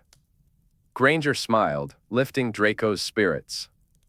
"I suppose I'll have to practice more on him." Draco expertly knotted his bow tie to his usual standards and made a mental note to give Granger more chances to improve. As the group migrated from the dance floor to the bar for more drinks, everyone began to enjoy their favorite beverages. The expensive scotch coursing through Draco's veins left him feeling relaxed and languorous. Pansy and Longbottom disappeared for a while, returning only slightly disheveled. Meanwhile, Davies and his wife made their exit through the flow. At the bar, Theo started to experiment with cocktails, swirling his wand over a bowl of something white and frothy. "Right. Who wants to try my newest creation?" Pipsy, the house elf, eagerly set out crystal champagne flutes and poured generous measures of rose champagne into each one. "What kind of cocktail is this?" Pansy asked, observing the scene. "I call it Champagne d'Amore," Theo announced. "There's nothing Italian about it, I just thought it sounded sexy." Pansy propped her elbows on the bar to watch, joined by Patil. Granger, a mix of curiosity and skepticism, kept her distance. Theo pulled out a small vial and held it up. "The secret ingredient. Let's see how well you all remember your potions." He poured the vial into the bowl of white mousse, and steam sizzled upward in graceful spirals. "That's amortentia." Patil gasped. "Messing about with controlled substances, are we?" Draco asked, a teasing smile on his face. "You're a cheeky little thing, Theo," Flint chimed in, his tone light. Amortentia gives it a certain," Theo paused, his mouth forming the pucker of a Brit about to speak French. J&E sais quoi? But don't worry, it's well below the threshold for an actual dose of amortentia, just enough to taste positively delicious. We're microdosing on amortentia? Granger raised an eyebrow, skepticism evident. Only if you'd like to, Theo replied, adding a dollop of the white foam to each champagne flute. Don't worry, doctor, in these minute concentrations, you won't fall in love with me. It's merely a flavor enhancer. It's foolish of you to assume we aren't already in love with you, Zabini teased, a smirk playing on his lips. Theo blew him a playful kiss as he concentrated, his tongue poking out slightly. He added a curl of citrus garnish to each glass. Voila! Ooh, Pansy exclaimed, taking her glass and passing the other to Longbottom. Zabini wiggled his eyebrows as he and Patil accepted theirs. They clinked their glasses together in a toast. Flint, ever the brute, downed his drink in a single swallow. Let's have another. They're meant to be savored, you great lout, Theo admonished. What? Are we rationing champagne? Flint shot back, feigning shock. Why are we rationing champagne? Pansy gasped. Is there a war? Leaning over the bar, Flint whispered loudly, make me another and I'll tell you what mine tasted like. Theo grew flustered as Pipsy passed out the remaining flutes of champagne. Draco felt a wave of apprehension wash over him, mingling with a paralyzing fatalism. He was apprehensive about what was to come, and deep down, he knew all too well what was on the horizon. Pipsy handed Draco his flute of champagne d'amore, and he took a deep breath. Draco stepped away from the bar, seeking refuge behind Flint. He stared at the gently bubbling concoction in his flute, feeling an absurd flutter of excitement in his chest. He didn't need to take a whiff to know what awaited him. A heavy sense of fatalism settled over him, a slow horror creeping in. He brought the delicate glass to his face, the fizz of champagne tickling his nose. Taking a breath, the familiar scents washed over him, coffee, brine-filled air, antiseptic. But there was more, hints of shampoo, adventure dust, and sauternes. The lingering aroma of a candle just extinguished. Granger in a glass. Damn it. Clearing his throat, Draco glanced around, attempting to appear nonchalant. Granger was stepping forward to take her drink from the house elf, her expression a mix of noble dread, like a queen approaching the guillotine. After accepting the flute, she held it at waist height, well away from her face, and turned to chat with Patil, who was distracted by a squabble between Flint and Theo. Granger visibly steeled herself. Draco watched as she lifted the glass to her face, inhaling deeply. The look on her face was one of shock, as if some terrible truth had just been confirmed. Before she could gather her thoughts, Pansy turned to her. Have you tried yours? Granger, jaw tight, forced a smile and took a sip. And? Theo asked, leaning in with curiosity. Delicious, she replied in a strained voice. As the group's attention shifted, Granger stared at her flute, contemplating whether to spill its contents onto the floor. She didn't look at Draco. Longbottom held his champagne under his nose and sighed. My wife after a shower, he murmured. Zabini sniffed his drink. I'm getting, ginger. Emotional stability, Patil chimed in, inhaling hers with a laugh. And bergamot. Damp grass, said another voice, drifting through the conversation. Pansy chimed in, a fire in late winter. Theo pondered, leather. Oh, everyone responded in unison. Slow gin, Granger said, though she was being less than honest. Fresh-picked lavender, someone else added. Mint. And crushed basil, another voice chimed in. Orange peel, Draco declared, also not entirely truthful. Masala chai, followed another suggestion. Nougat, someone else contributed. Theo topped off their glasses with more champagne, and the group began to disperse. The ladies lingered at the bar while Pipsy snapped her fingers, igniting a fire in the salon's fireplace.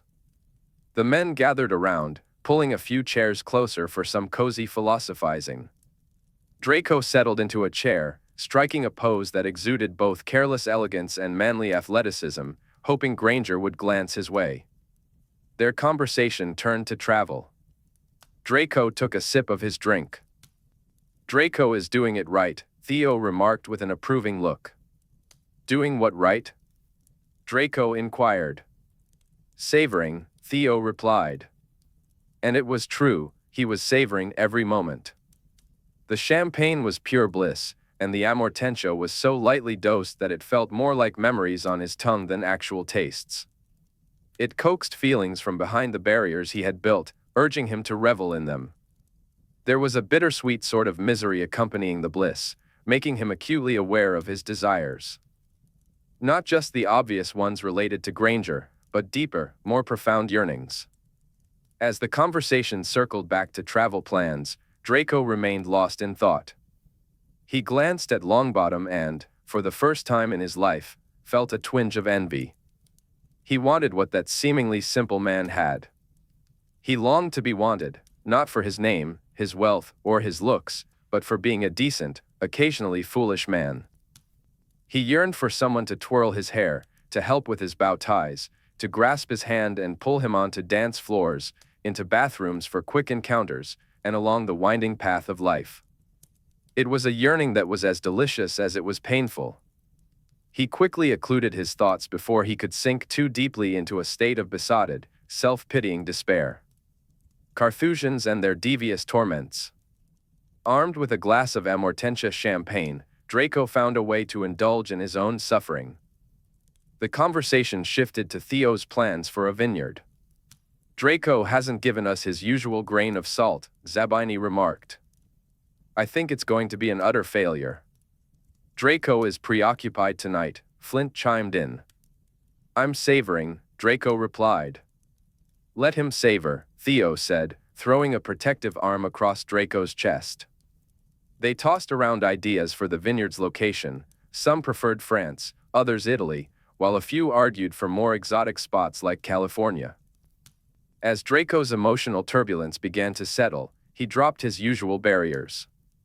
Meanwhile, the three witches wandered toward the fire, linked arm in arm, giggling as they moved.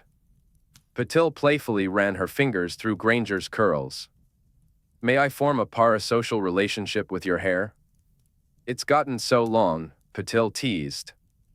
"Only if I can do the same with yours," Granger replied, wrapping Patil's braid around her fingers. "I absolutely love it." "Ladies, join us," Zabini called out. "Shoo," Flint said, leaning in with interest. "Don't interrupt. I want to see where this goes." But it was too late. Granger and Patil disentangled themselves, and the direction of their playful exchange would remain a mystery. Pansy watched the gathered wizards, arms crossed and hip cocked. "Join you? You've pulled up precisely enough chairs for your 5 shapely arses." "I'll conjure," Longbottom began. "No," Theo interrupted, gesturing to the laps of the gentlemen around the fire. "There's loads of space." Pansy strode toward Longbottom with an exaggerated sway in her hips and collapsed onto him with a familiarity that spoke of years spent together. A small, jealous sting pricked at Draco's heart. Patil settled onto Zabini's knee. And Granger? Granger was reaching for her wand. Granger was just about to conjure a chair when Theo challenged her courage. "You mustn't be afraid of Draco, you know. He's quite domesticated. I'm sure he won't bite." The look Granger shot at Theo was explosive. Afraid? Of him? Then, fueled by confidence and perhaps a bit too much to drink, she marched right up to Draco, plopped down in his lap, and handed him her champagne while she adjusted her skirts. Granger was in his lap. Granger was in his lap. Draco felt like he wanted to die. He also made a mental note to kill Theo for the 3rd time that evening. He'd ask Zabini for none to venom when he had the chance. Granger settled across his legs, her weight resting on his thighs, her feet crossed at the ankles to the side. This positioned her perfectly for Draco to catch a glimpse of her profile, including the curve of her breast, snugly encased in clingy black fabric, right at eye level. He quickly averted his gaze, searching for something less dangerous to focus on. His eyes dropped lower, landing on the slit of her dress that revealed her thigh, dangerously close to his crotch. Definitely unsafe. He redirected his attention to Longbottom's shoes instead. Granger was warm. No, she was hot. Do you bite? She asked, a playful glint in her eye. On request, Draco replied with a slow smile. There was nothing wrong with a bit of harmless flirting. His friends would find it odd if he didn't flirt back, really. Her surprise was a small victory, and he filed this away as a new tactic for bothering Granger, though it seemed risky for both of them. She snatched her drink from his hand, and Theo, satisfied with the arrangements, wandered off to cause mischief elsewhere. Does Theo know about your anesthesia-induced flights of fancy, or was this just coincidence? Granger inquired. Sheer coincidence. I assure you, I didn't share those thoughts with the class. Dreams really do come true, she said, smirking. In the most unexpected ways, he replied. Was Henriette a terrible bully? Draco asked, leaning back as if seeking safer ground. Yes. Very insistent on the black, she replied with a smirk. Typical of that meddlesome little scamp. Draco caught a whiff of Granger's shampoo, though he couldn't tell if it was her scent or the flutes of Amortentia champagne fizzing between them. This was fine. He wasn't going to get hard just because a woman was sitting in his lap. He was an adult. Meanwhile, Theo was busy insulting Zabini's taste in wine. Patil chimed in with glee, clearly ready to unleash a collection of witty comebacks from their previous arguments. Granger, however, was studying Theo with a glint in her eye that hinted at mischief. Turn him into a cockroach, Draco suggested. I may, Granger replied, a playful challenge in her tone. What's this about cocks? Flint interjected. Cockroaches, Draco clarified. Who is talking about cocks? Pansy asked, looking puzzled. Draco, Flint answered, shaking his head. Typical, Pansy scoffed. Granger is going to turn Theo into a cockroach, Draco said, smirking. You can do that? Zabini asked, raising an eyebrow. Obviously, Granger said, her confidence unwavering. Theo raised his glass, casting a wary glance at her. Cheers, just what I wanted, a new phobia.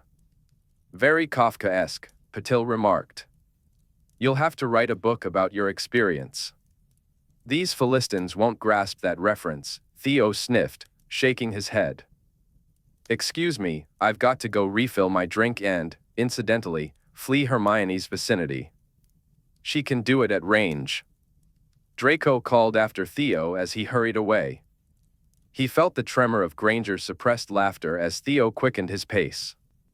The conversation shifted back to wine, and Zabini mounted a solid defense of Vermentino. Granger remained on Draco's lap, and he tried not to think too much about it. He offered an opinion on tannins, feeling warmth creeping up his collar. He loosened his bow tie, trying to steady himself. From across the room, Theo shouted, right. The practice. But that wasn't at all what. Draco had been trying to concentrate, but it wasn't going well. Oh. I think I've already forgotten everything, Granger said, leaning in closer to him with a tipsy intensity. She had applied some smoky makeup around her eyes, making them even more captivating. As a result, Draco found himself avoiding her gaze and instead admired the ceiling. He felt a gentle tug at his neck as Granger fiddled with his bow tie. Wait, she muttered, no, wrong way. Her fingers moved carefully around his scar as she attempted to undo her earlier work. For a brief moment, Draco allowed himself to daydream about her continuing to undo things, starting with the rest of his buttons, and then, him. He felt a stirring interest below, which was certainly not helpful. Bugger. I've got no idea where I am, Granger sighed, staring at the mess of the bow tie. Draco found that he didn't know where he was either, so he considered that a win. Granger hiccuped, shifted deeper into his lap, and began again. He waited for a clever remark to form in his mind, but all he could manage was a vague, unintelligible sound. He was grateful for that.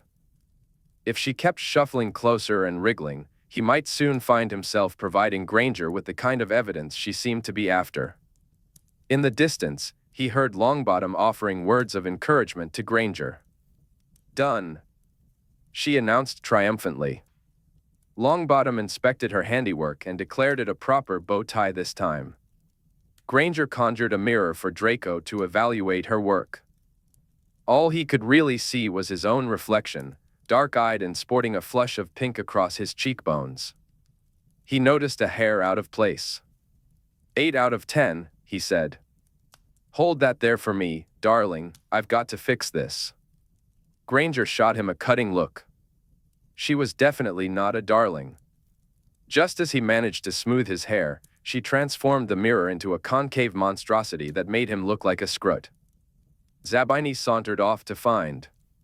Theo walked in, followed closely by Patil. "I suppose I've improved, at least," Hermione said, though it was evident that it bothered her deep down that she hadn't achieved top marks. "It's rather fun to teach you something for a change."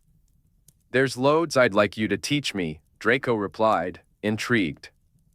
"Oh?" she asked, raising an eyebrow. "That magic detection spell," he said in a lowered voice. "The one you used at my cottage." Hermione considered it, her finger resting thoughtfully on her lip. Then, leaning in closer and smelling wonderfully inviting, she whispered, "Fine. But you have to teach me that runic command, the one you used on the arrows." Draco felt a shiver run through him at her words. The geodesic warding spell wasn't exactly thrilling, yet somehow, it sent a rush of heat through him. He found himself half-hard. With a final request so private, he gestured for Hermione to come in even closer. One of her curls brushed against his mouth as she leaned in. "Then you've got to teach me the computer," he said. Hermione gasped. "You extortionist." "I know. You'll have to come up with a better bargaining chip. The computer's secrets are too powerful." "Oh. I'll think of something else to offer," he said with a smirk. Hermione ran a hand down her arm, revealing goosebumps. The sight was wickedly satisfying, but also, potentially problematic. Having settled their pedagogical negotiations, they each took a sip of their champagne. Draco glanced around and felt a wave of relief when he noticed no one was paying attention to them. Flint was busy explaining to Longbottom that he was banned from Fortescue's. Draco hadn't caught the rest of the story, which might usually have piqued his interest, but these weren't ordinary times. Pansy was dozing on Longbottom's shoulder, while Flint muttered about needing to relieve himself and stood up. Longbottom gently carried Pansy to one of the. Hermione swirled the last of her champagne, watching the pink liquid fizz. "Orange peel," she murmured, lost in thought. "What about it?" Draco asked, intrigued. "What happened to your toffee and coffee?" She countered. "And what happened to your expensive cologne?" He shot back. "You were lying," she stated. "So were you." "Why? Why were you?" "I suppose it's quite private." "Yes." Swaying slightly in Draco's lap, Hermione finished her champagne in one gulp. A drop lingered on her lip, and she wiped it away with her fingertip. Draco looked away, feeling a rush of heat until he deemed it safe to look back. Now, her face was close to his, her gaze soft and dreamy. "I hate that this tastes so good," Hermione confessed, a hint of devastation in her voice. Draco couldn't help but find that sexy. She pressed her fingertip between her lips, and he finished his own champagne to distract himself. Hermione's eyes flickered to his mouth and then back up again. "I positively loathe mine." If that offers any comfort, he replied. Strangely, it does, she said, her voice playful. Draco shifted slightly, pretending to get more comfortable, but it only brought Hermione closer. He could feel the warmth of her against his chest, her hair brushing against his neck.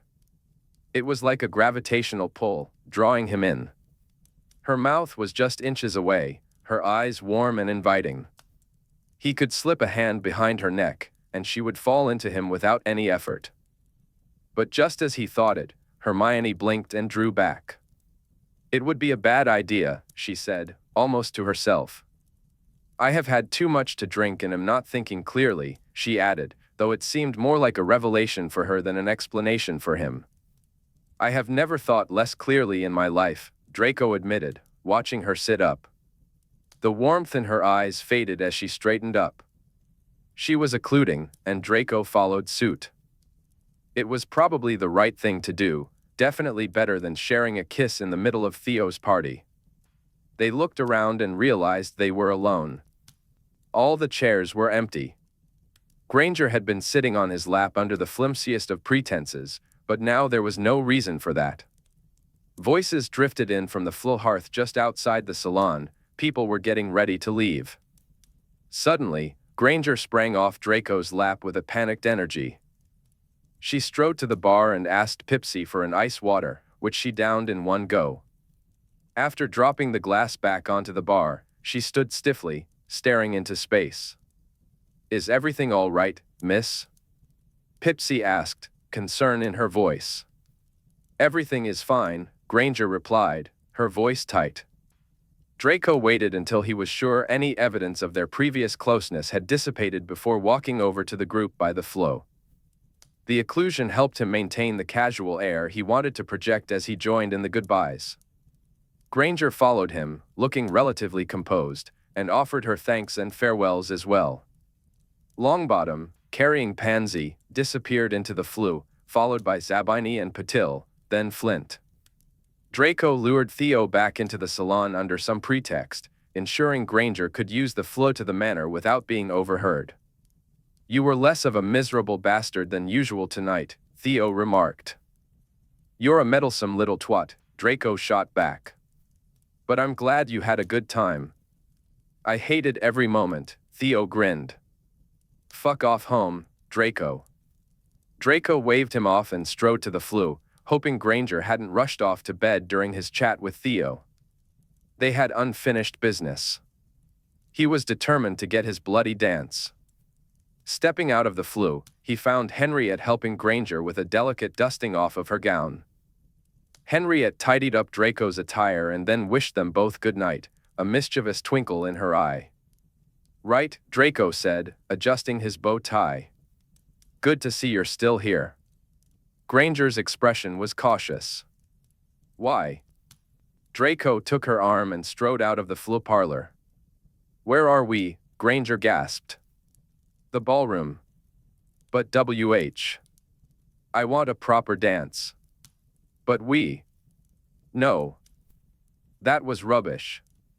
Granger didn't protest further and let herself be led along, her confusion evident but polite. Draco pushed open the grand double doors of the ballroom. The elves kept every room in the manor ready for use at a moment's notice, and the regal ballroom was no exception. In the dim light, the white marble floor gleamed, and the multitude of mirrors lining the walls sparkled. At the south end, floor-to-ceiling windows stretched upward into shadow. Draco waved his wand at the vaulted ceiling.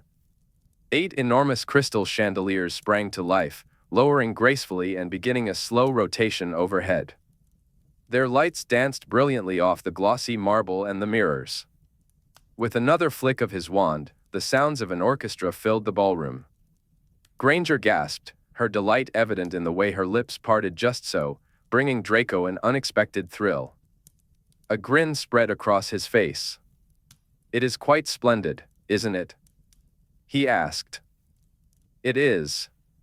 Draco took one of Granger's hands in his, placed the other at her waist, and began to lead her through a waltz before she could gather her thoughts or question his sanity. They danced a few tentative steps.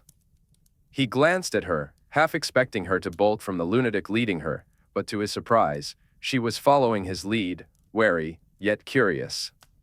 She had looked at him this way once before, when he had charmed an entire cohort of Muggle doctors at Oxford. It was a pleasant surprise, a mix of curiosity and intrigue. Just like in Provence, her waist felt warm beneath his palm, and her hand in his was gentle and light as they moved together. This time, there was no tripping over one another's feet. Draco caught glimpses of their dance in the mirrors, her figure fitting snugly against him, her gown swirling in time with their movements and brushing against his legs as they turned. He relished the kaleidoscope of angles that allowed him to admire her. If he looked ahead, he saw the dip between her bare shoulder blades, to the left, the curve of her backside, and if he glanced down, there were her dark eyelashes, flushed cheeks, and pink lips. As they turned, she drew in closer, pressing against him, and it felt exquisite. He didn't let her pull away again, his hand slipped to her lower back, keeping her there. She looked up at him, her eyes filled with dark wonder, then glanced down, biting her lip. The music swelled around them. The ballroom spun with life, stars glimmered in the windows, and the chandeliers danced their own soft, tinkling ballet, scattering splendor throughout the room. It was a moment of enchantment, harmony, and gleaming reverie. Their eyes sparkled with light, their ears filled with the crescendo of violins, and their hearts beat in sync with one another. This was what he had wanted. He raised his arm, and she spun away from him, their fingers still joined. Then, she twirled back into him, so close he felt her breath. The light surged through his veins again, the Mabon sun, incandescent and glorious, swelling around his heart and squeezing the very air from his lungs. She spun away once more, this time coming back to him, her back pressed against his chest, her body fitting against him perfectly. Their eyes locked in one of the mirrors, but the intensity was too much, and they looked away again. Now, it was his turn. He decided to take a risk and lifted her effortlessly, wrapping his arms around her waist and sweeping her into the air. As he spun her, he relished the surprised gasp that escaped her lips and the way her hands gripped his shoulders tightly. She soared above him, laughter spilling from her as she squealed with delight. When he finally brought her back down, she clung to him, her laughter ringing out, and he could see the genuine joy sparkling in her eyes. In that moment, he felt a joy that was completely new to him, light, exhilarating, and almost transcendent. Her arms wrapped around his neck, bringing her so close that he felt an overwhelming urge to explode with emotion. It was a rare feeling, precious and heart-wrenching. She radiated beauty, taking his breath away, embodying everything he had ever wanted. As the lights dimmed and the music softened, they paused in their embrace, breathing in sync, their dark eyes locked, intoxicated by each other's presence, just waiting. Granger, I. She looked up at him, and he found himself speechless. He was falling. He didn't need a ring to know that her heart was racing, he could feel it thumping against his chest, matching his own rapid heartbeat, so fast it almost hurt. He was dizzy from the endorphins, the champagne, and a reckless lack of caution. Her lips parted slightly as she gazed at him, and for a moment, it felt like she was about to kiss him. It seemed impossible, unthinkable. Then her fingers brushed against his jaw, and he leaned in, unable to resist the sweet pull between them. Her kiss was soft and tentative, a question lingering in the air. His response was to pull her closer, enveloping her in his embrace. She gasped against his lips as he kissed her back, finally. It felt like a long-awaited culmination. Their mouths met with a mix of yearning and the lingering taste of champagne, tinged with the realization that this moment was far better than any potion could offer. It wasn't the fabricated allure of amortentia he tasted, it was her, the real thing. And as she breathed against him, her fingers weaving into his shirt, he knew this was the moment he had been waiting for. He didn't mention the softness of her lips or the way her fingers curled into his collar. She was a delightful witch, her cheeks flushed and unsteady, pressing her smiling mouth to his. They both trembled, caught in a euphoric mix of adrenaline, nerves, and restraint. When she pulled away, she nestled her face into his neck, the intimacy of the moment sending his heart racing anew. He wrapped his arms around her, feeling her fine-boned, delicate frame quiver against him. "I'm still not thinking clearly," she said, her voice low and sultry, her words brushing against his scar. Shall we say it's the drink?" Draco asked, almost in a whisper. "Yes," Hermione breathed, relief evident in her tone. "Let's. We had a lot. And that's certainly to blame for any unwise behaviors." Her laughter rang out, a golden sound. "Obviously." They locked eyes, and he thought he could die happy if her lips met his again. And then, just like that, they did. Chapter 28, The Viking. The dance, the lights, the music, the woman in his arms, it was a moment of pure joy that would become one of Draco's fondest memories and inspire powerful patron uses for years to come. They broke apart, a breathy, lingering regret between them. Granger pulled away first, but Draco leaned in for another kiss, feeling the weight of reality creeping in and wanting just one more. As he tried to pull back, she rose to her toes and pressed her lips to the edge of his jaw. His hand slipped to the nape of her neck, brushing against the soft petals of her hair. She sighed against his cheek, and the magic of the moment began to slip away. Draco ran his fingers down her side, trying to memorize the sensation, and kissed her one last time to etch the memory of her sweet mouth in his mind. They stared at each other, lips still moist, bewildered, their drunken senses finally catching up to what they had just done. Reality was cold and unyielding, crashing down hard. Draco's mind, which had been blissfully absent all evening, snapped back into focus. It asked, with a jolt, what the hell he thought he was doing. An Auror did not kiss his principal. Granger looked just as confused. She took a step back, and in that movement, there was self-reproach, regret, and dread. They regarded each other with growing alarm, desperately wanting to convince themselves it had meant nothing. Granger, visibly shaken, found her voice first. "We shouldn't have done that." "No, we shouldn't have," Draco replied, hating how breathless he sounded. Granger looked at the floor, at the mirrors, anywhere but at him. "I know that we're not, I know that, obviously, you know." "Yes, obviously. And also, we aren't." "Yes. We have a working relationship," Granger continued. "And there are strict rules about this sort of thing. For very good reasons." "There are." "Yes. Rules. And a code of conduct that is unequivocal about things like this." "Of this nature," Draco said, his tone heavy with regret. "Right." "Of course," Granger replied, her voice barely above a whisper. "It was a lapse in judgment," Draco continued. "Yes. We were both under the influence. It won't happen again. I wouldn't want to contravene anything and jeopardize this. You as my Auror and everything," she added, her eyes downcast. "Right," Draco said, trying to regain his composure. "Right," Granger echoed, her tone mirroring his uncertainty. Draco took a deep breath, attempting to appear nonchalant. "It was just the drinks. Nothing more." "Obviously, yes."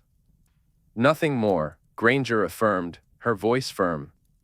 "Nothing more," Draco repeated, as if to convince himself. "Good," Granger said, her expression softening slightly. "Shall we go to bed?" "Yes," Draco replied, hesitating. "I mean separately, of course." "Go to beds." Plural. "We can leave together but head to separate beds." "Right," Granger nodded vigorously, clearly relieved by this clarification. "Yes. Because we would never go to the same bed, obviously." "Of course not," she interjected quickly. "That would be mad," he added, a hint of humor creeping into his voice.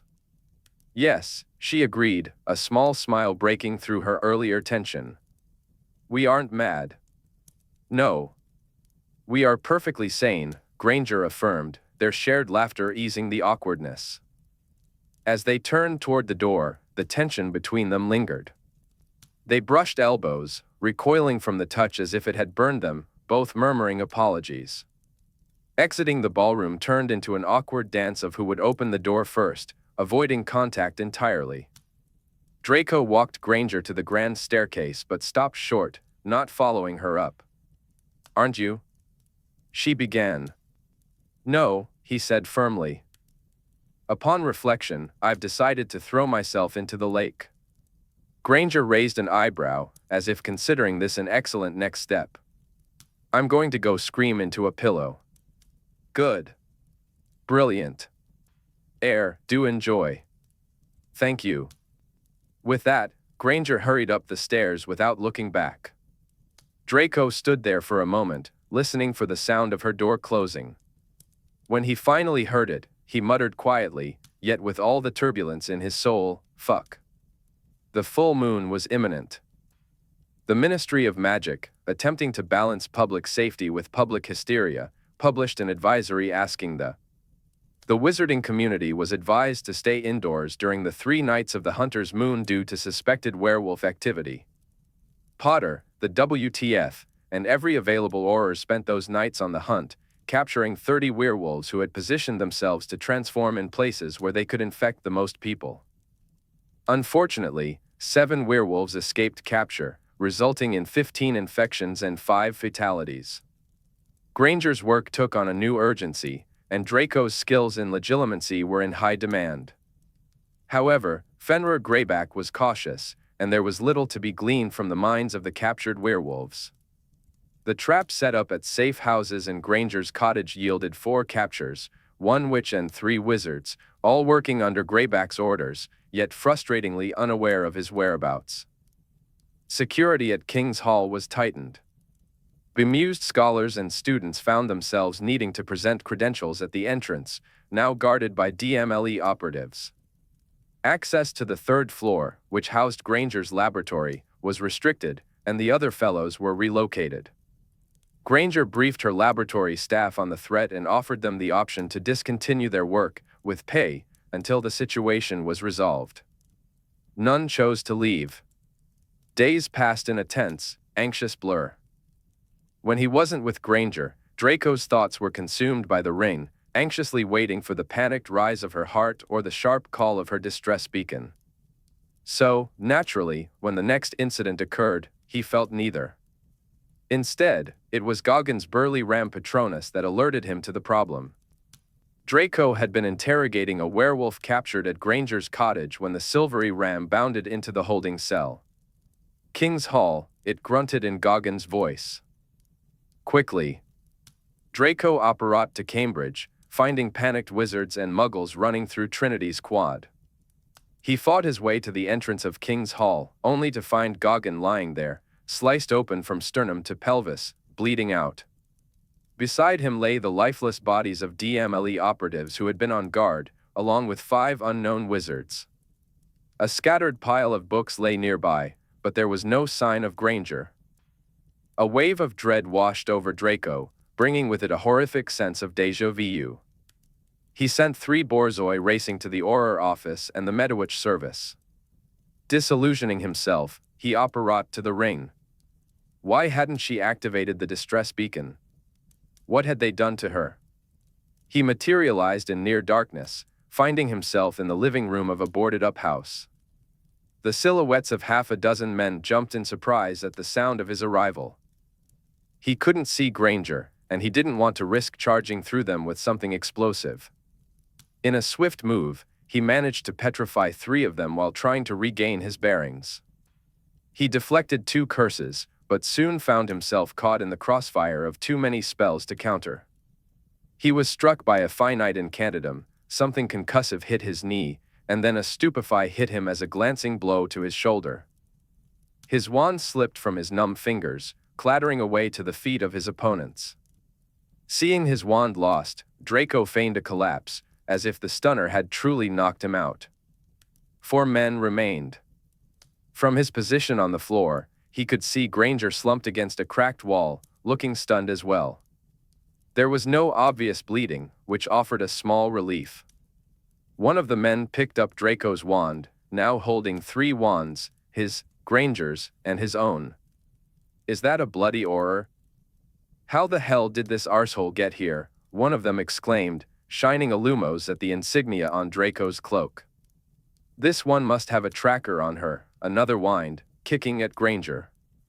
He cast a basic revelation spell, too simple to uncover the ring. Let's strip her. He yanked Granger off the floor with unnecessary roughness. The men violently jerked Granger's head back. He began to rip at the front of her jumper, shoving one hand underneath to unfasten her jeans. Draco's heart raced. He felt certain he was going to die today.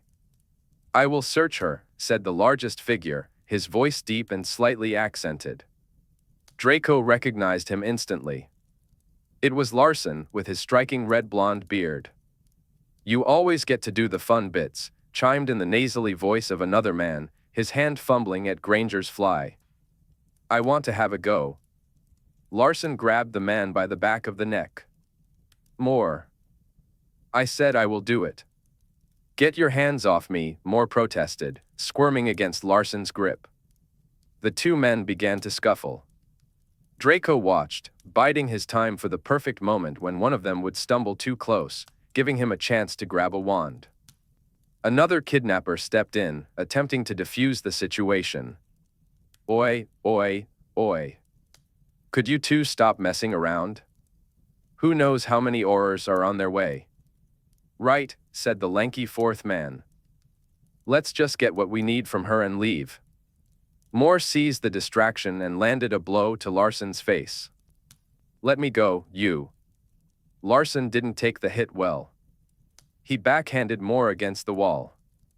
Moore quickly pushed himself off and charged at Larson, yelling in rage. The other 2 men raised their wands, threatening to stun both fighters as they tried to intervene. Draco knew he had to act quickly. This was his only chance.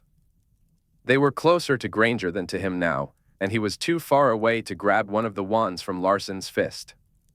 The effects of the failed stunner were fading from Draco's arm. He slid his hand to his thigh holster, where his favorite knife was strapped. He felt a spike of adrenaline and then a flutter of fear. Granger was waking up. As her captors grappled with each other, one of them, her hands shifted toward her pocket, and she kept her head down, feigning unconsciousness. Amidst the stomping boots of the arguing men, Draco noticed something glinting in her palm. A stack of her anti-magic pucks. Oh. Granger was about to level the playing field. Draco waited, his heart racing. With a flick of her wrist, Granger sent pucks skidding into the corners of the room, under rotting furniture and into dark nooks. One of the men caught the movement. What the hell did she just do? He exclaimed. What do you mean? I just saw her, I don't know, twitch. I think she threw something. They crowded around Granger.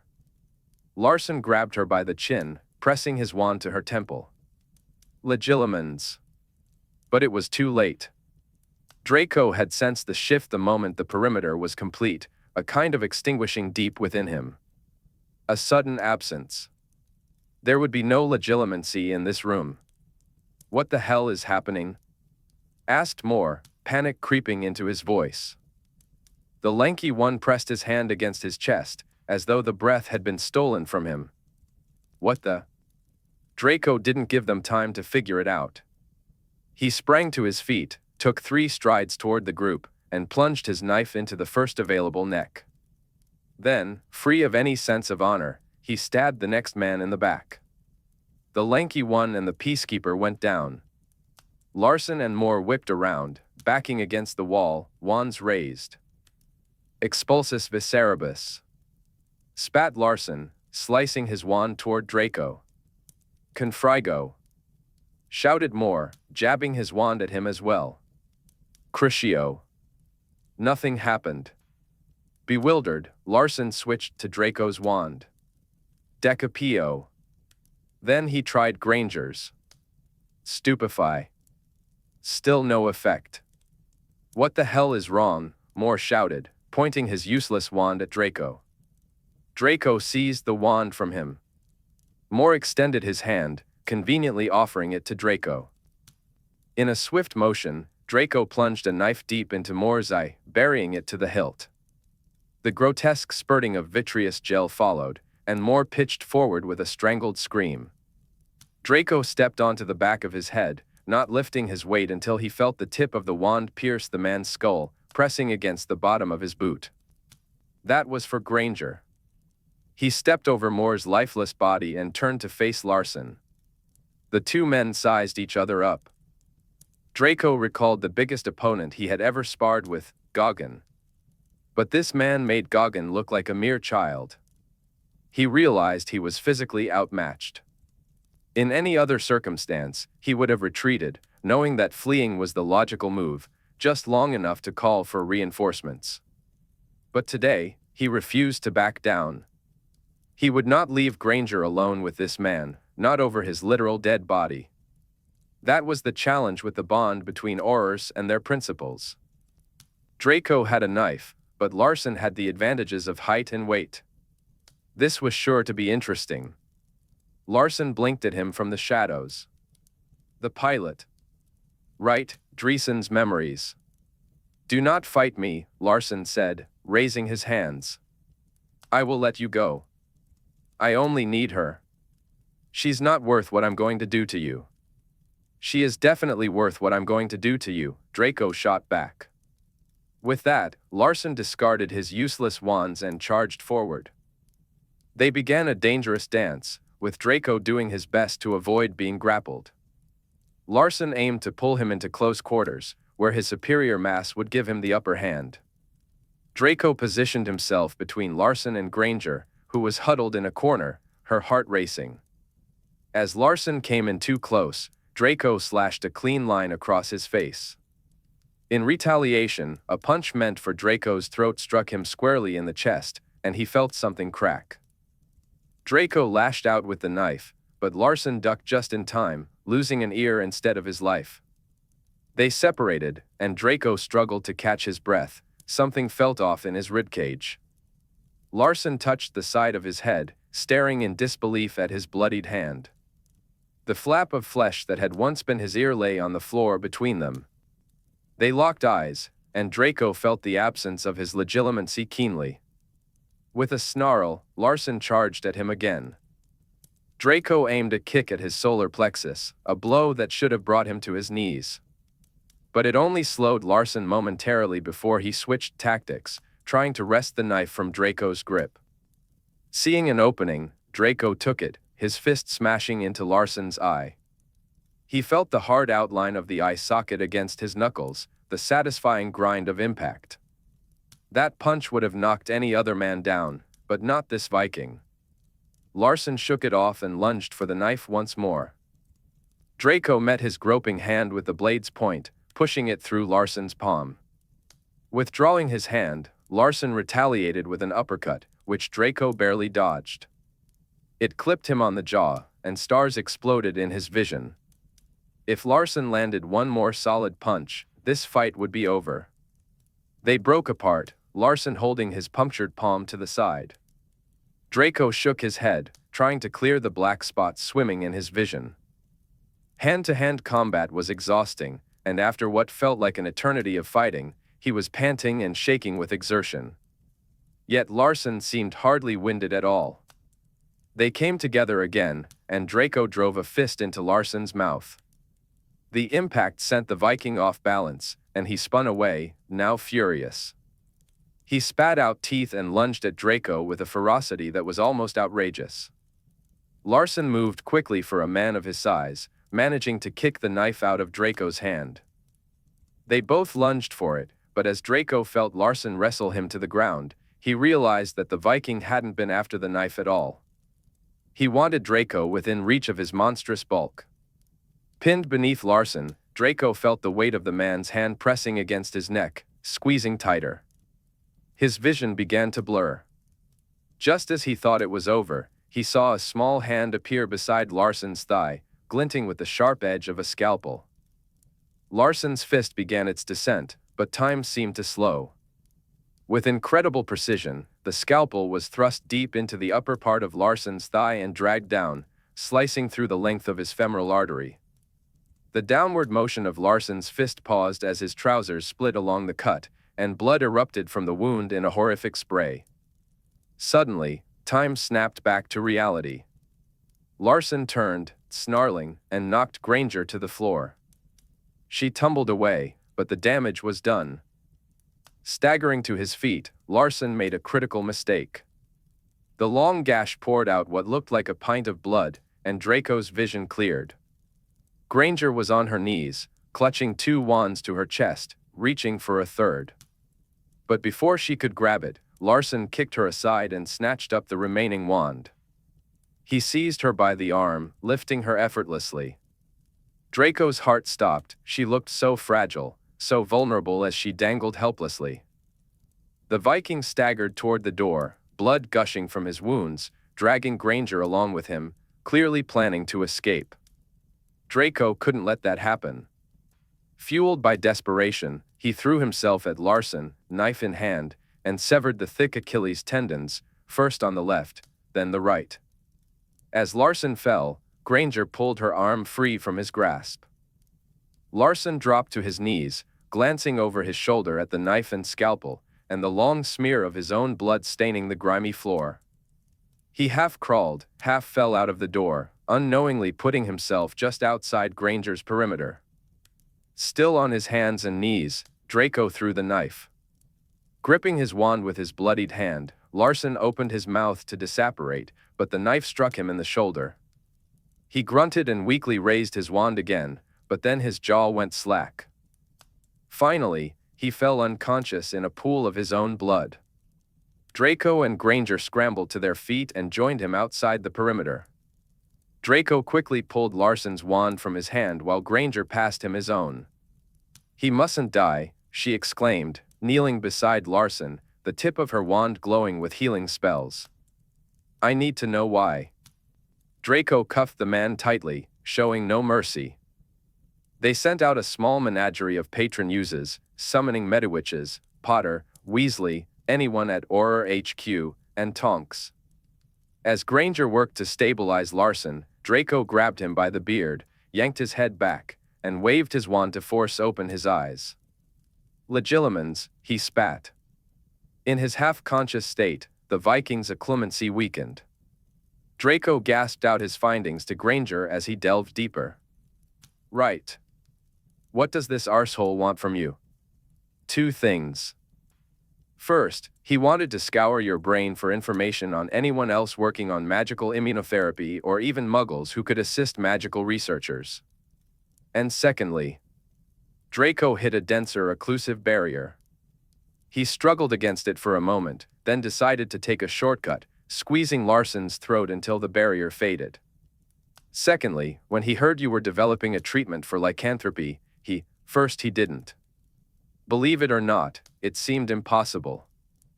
He wanted to understand how you isolated the virus in the first place, but he hasn't been able to do it himself," Draco explained. "How did he hear about it?" Granger asked. "And why is he trying to isolate it?" "Give us a minute," Draco replied, sifting through the fragmented memories to find the answers. "He wanted to gain your trust, to meet you alone and read your mind to figure out your methods. You were too cautious, too guarded, so he offered to collaborate with you to get behind the scenes. He sensed me reading him in the cafe and didn't want a confrontation. Instead, he decided to eliminate other researchers before coming back to you. He found out that your protective measures had intensified. He's been watching King's Hall for weeks. He gathered today's group to kidnap you, planning to use legilimency to learn how you isolated the virus or torture it out of you. And then, damn it, he was going to kill you." "But why?" Granger pressed. "I'm getting there." Draco plunged deeper into Larson's mind, where involuntary occlusion was thickest, despite the man's near unconsciousness. He wants to eliminate anyone working in this field because he doesn't want a cure for lycanthropy. Draco shattered another barrier, reaching the innermost secrets of Larson's brain. "Bloody hell, he's a werewolf. Damn it." He's working with Greyback. Greyback told him about you. What? Granger exclaimed. He needs to understand how you targeted the virus because they're trying to develop a countermeasure against you. Larson's lab is attempting to produce a strain of lycanthropy that can infect others at any time, not just during the full moon. That's why he needed to comprehend your methods. They're trying to weaponize it. Draco pulled out of Larson's mind, shaken by the revelations. Granger and Draco exchanged tense glances as the sounds of apparition echoed around them. I don't think so, Tonks said firmly. One of the petrified men, still partially paralyzed, struggled to drag himself out of the house, clutching his wand in one hand. Without hesitation, Tonks stepped forward and crushed his fist into the floor. Get her out of here, she ordered. Granger insisted on collecting her pucks before they left. Once ready, they linked arms, one bloody and the other unscathed, and apparat to the manor. At the manor, Draco and Granger wiped the blood from their faces and gathered with Tonks, Shacklebolt, Potter, and Weasley for an urgent meeting. There were heartfelt hugs for Granger and claps on Draco's shoulders, which he deftly dodged.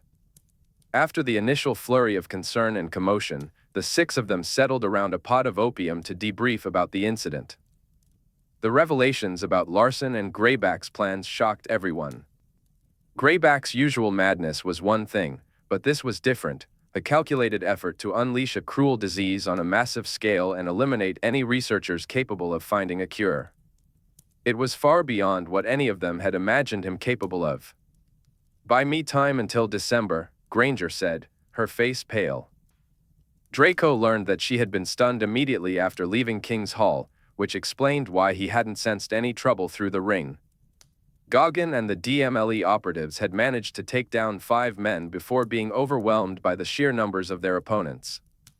Goggin was now at St. Mungo's, recovering from the same brutal evisceration curse that Larson had attempted on Draco. By attacking Granger as she left King's Hall, her kidnappers had exploited her only real vulnerability, the one moment when she wasn't surrounded by wards, stepping out of the hall to disapparate. Shacklebolt assured them that he would speak with Magical Transport about installing a flow hearth in Granger's laboratory, ensuring she would never be caught off guard like that again. They had to leave the protective walls of King's Hall once again. Greyback was playing an entirely new game now. Under the intense gazes of Shacklebolt and Tonks, Granger reluctantly agreed, with evident pain, to drop her shifts at St. Mungo's AE. If Larson had been bold enough to attempt a kidnapping in broad daylight at Trinity, there was a genuine risk that Greyback would be audacious enough to do the same at AE. Tonks stated she would inform the Danish Auror office about Larson's attack, the laboratory, and his repugnant plans. She, Potter, and Weasley left to administer Veritaserum to Larson and extract whatever information he might have on Greyback's current location. Draco attempted to join them, but Tonks firmly forbade it, snapping at him to sit down and insisting he shouldn't be a martyr, he'd already done enough for one day. If you're going anywhere, it'll be St. Mungo's, she said, eyeing Draco's various injuries. I'll take care of him, Granger volunteered. With that, the summit meeting disbanded. Draco and Granger showered and reconvened in one of the smaller salons, both looking a bit worse for wear. Draco was limping. That colossal brute was so heavy, I think I've ruptured something, he grumbled. Henriette and Tuppy hovered anxiously, offering tea, more opium, and chocolate until they were gently shooed away. Granger and Draco assessed their injuries. Granger had mostly contusions from being thrown around, grabbed, and kicked. Her wrists, arms, and jaw were marked. The sight of those bruises made Draco teeter on the edge of a sudden rage. Something of that emotion must have shown on his face, for Granger gave him a disconcerted look before healing herself with a few swift movements of her wand. The contusions vanished, but the rage remained. Draco bottled it up tightly and tucked it away, finding himself surrounded by the green glow of diagnostic magic. Granger began to examine Draco, casting spells as she worked. He glanced around at the pictographs, each teeming with cryptic meanings. You're a useful witch to have around, Draco remarked. And you're a decent sort of wizard yourself, Granger replied. Thank you. For today. Again. Absolutely brilliant move, pulling those pucks of yours out. I'm exceptionally glad you had a knife. I was going to throw you the scalpel. Granger fell silent for a moment, focusing on the diagnostics. Then she said, I'm not very fond of being a damsel in distress. You aren't very good at it, either. I've never seen anyone open a femoral artery with such sublime exactitude. He was beautifully positioned for it. A quiet settled between them as she continued her work, hands steady as she flicked through a few more diagnostic spells. You're feeling all right? Draco asked. About what? Slicing a man open? Yes. And everything else. At the moment, I'm more angry than anything else. The opium is dulling the rest. You? Fine. Eager for revenge. Plotting Larson's accidental death when I interrogate him. Fantasizing about Greyback's violent murder at my hands. You know, fine. Granger shot him a sidelong look. Doesn't fantasizing about murder weaken one's moral fiber? I haven't a single moral fiber to speak of. Haven't you? No. I gave them all to the orphans. Granger paused, turning away to laugh into her hands before taking a breath and facing him again. Stop being silly. We have work to do. No, he wouldn't stop being silly. He enjoyed seeing her laugh, it gave him a fluttery feeling. Plus, that post-adrenaline rush was awakening, and the fluttering sensation kept wanting to descend lower. Steady on, old boy. Unaware of Draco's inner turmoil, Granger dismissed a few of the schemata and began taking inventory of his ailments. They consisted of a. Draco had a black eye, 2 broken ribs, a sprained knee, the bad one, of course, and a fractured jaw. Hermione was pleased to inform him that he hadn't ruptured anything worse. After washing her hands, she returned, her demeanor serious and focused, exuding a certain authority. Right. Let's get you properly fixed up. We'll begin with those ribs. Take off your shirt. Draco tried to suppress his delight at the opportunity. He lay down on the sofa, doing so happily. With his hands behind his head, not only for comfort but also to give Granger a little eye candy, he couldn't help but show off his physique. He had a nice six-pack, after all. But Hermione was more focused on muttering about Lars the Arse between incantations than on admiring his form. As she pressed her wand against his side, he felt the pressure build before his cracked ribs mended one by one with a soft snap. She handed him his shirt, her professionalism and efficiency almost infuriating. He slipped it back on, noticing how she dangled it between her fingers, wiggling it at him impatiently. Next up was his injured knee. He jokingly offered to take off his trousers, but she shot him down. Just roll up your trouser leg, she insisted. Reluctantly, he complied. She healed his knee swiftly, and then moved on to his black eye, which took hardly any time at all. As Draco lay there, he pondered if he should have let himself get beaten to a pulp just to give Granger more trouble, and perhaps more reasons to strip him down. In a moment of madness, he even considered whether he should have ruptured something else. Finally, Hermione addressed his fractured jaw. A glowing image of Draco's skull floated between them, handsomely shaped with cheekbones that rivaled the beauty of the Magdalene. Along the mandible, a crack shimmered. The room glowed with a warm red light as Hermione took a deep breath. It's bigger than I thought, she remarked, glancing at the injury. I'll be gentle, Draco replied, attempting to flirt. Hermione let out a laugh but quickly regained her composure, giving him a look that showed her disapproval. After examining the schematic from different angles, she stated she wanted to be particularly careful while healing this one to ensure it was realigned properly and wouldn't affect his bite. Good. Finally. Be careful. Be slow. Be close, Draco thought. Hermione cleared one of the side tables for him to sit on. Pretty, she commented, moving an ornate hourglass aside. Do you think so? It belonged to my great-great-uncle Snodsbury, Draco said, flipping the hourglass to demonstrate. I'm sorry. He wanted to be cremated but still be of use, he explained. Charming, Hermione replied, her tone flat. Draco settled onto the side table, and Hermione stood between his knees, taking his face in her hands. This was good, he thought, looking up at her. Very good. Hermione warned him that it would be horribly difficult, but she needed him to keep his mouth closed for an entire 6 minutes. That was fine by Draco, he planned to enjoy the moment instead. As Hermione enlarged the diagnostic image, she began her work, her wand movements slow and precise. Both her fingers and her wand felt warm against his jaw. Draco closed his eyes and sighed, pretending to be relaxed while he inhaled the scent of her, fresh from the shower. Soap, squeaky clean skin. What a pity he couldn't lean forward and bury his face against her. Just then, his conscience chimed in, reminding him that Hermione had just endured a traumatic kidnapping and was now healing him, and all he could think about was her body.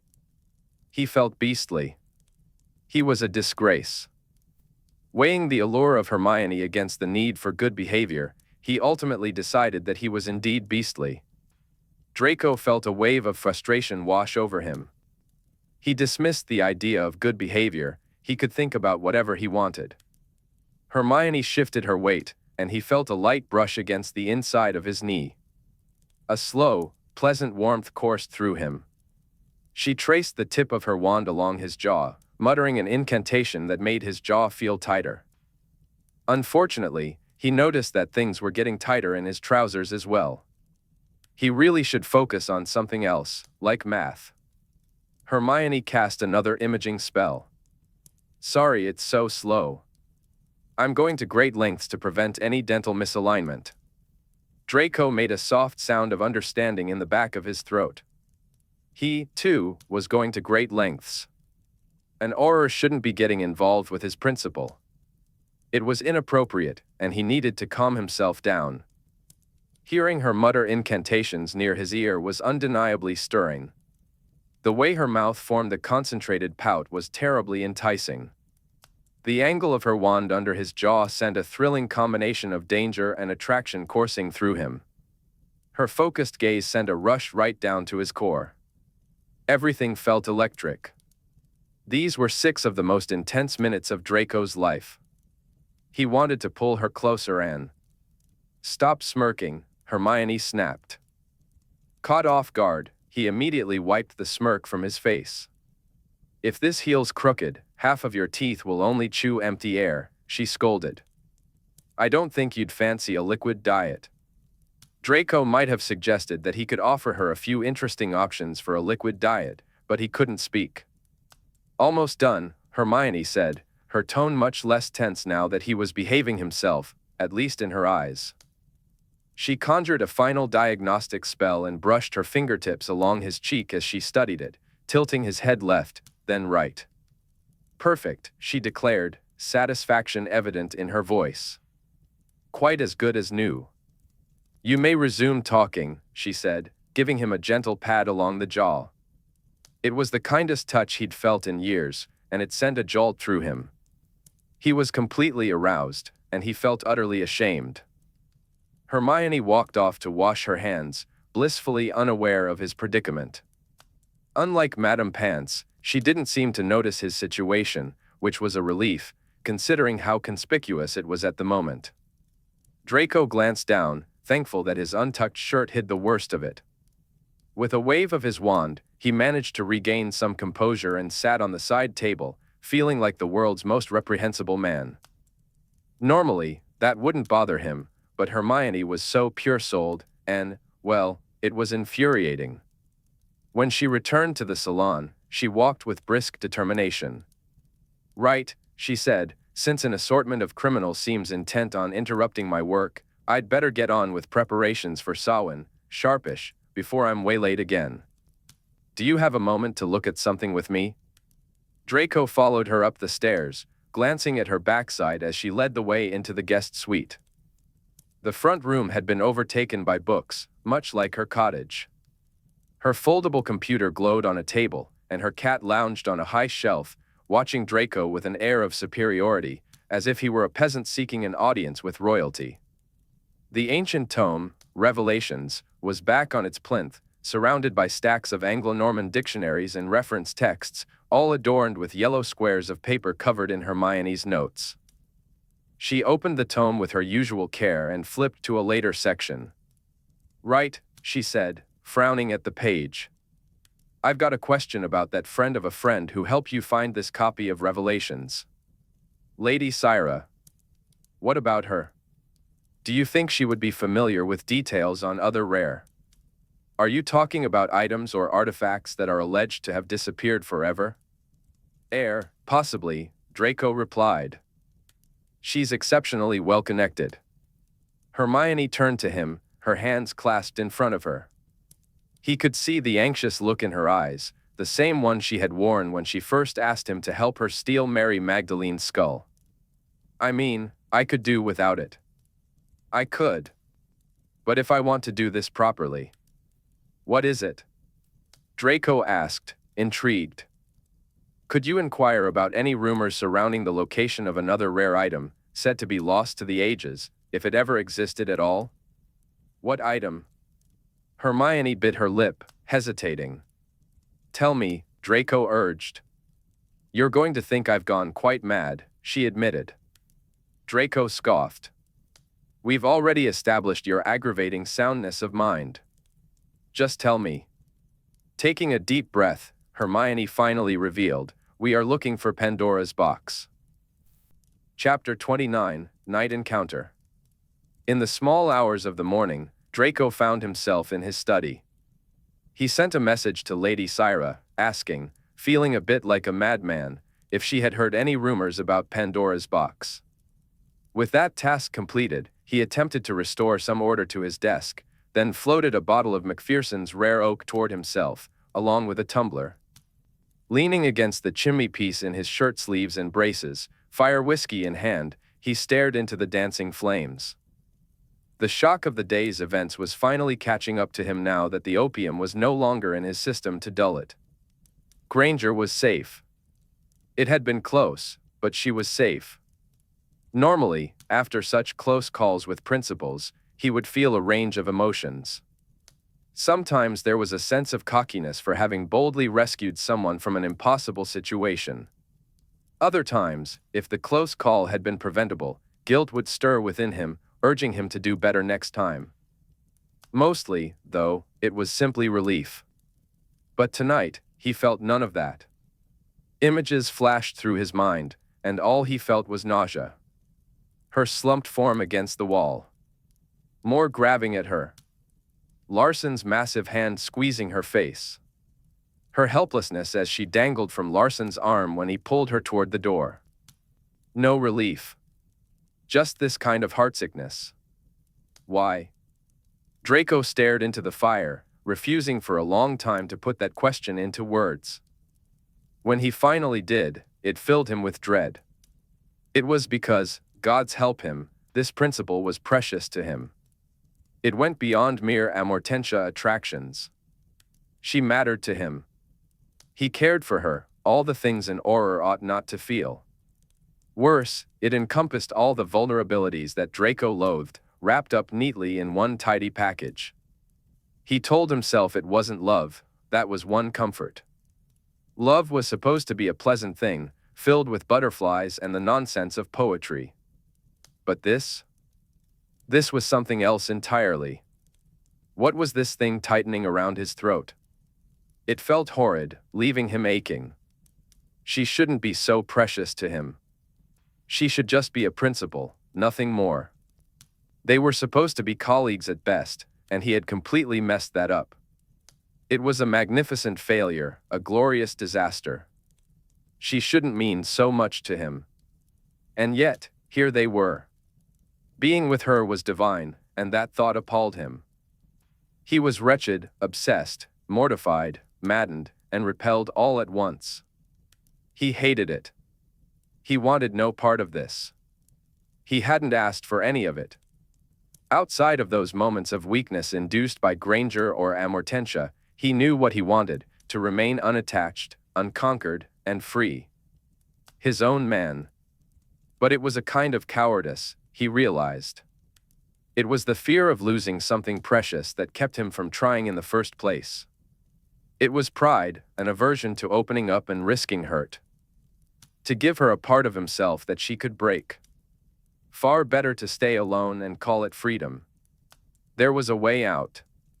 He knew the protocols.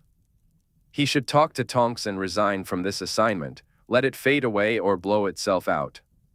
Perhaps there would be peace on the other side. Even as the thought crossed his mind, he knew he wouldn't do it.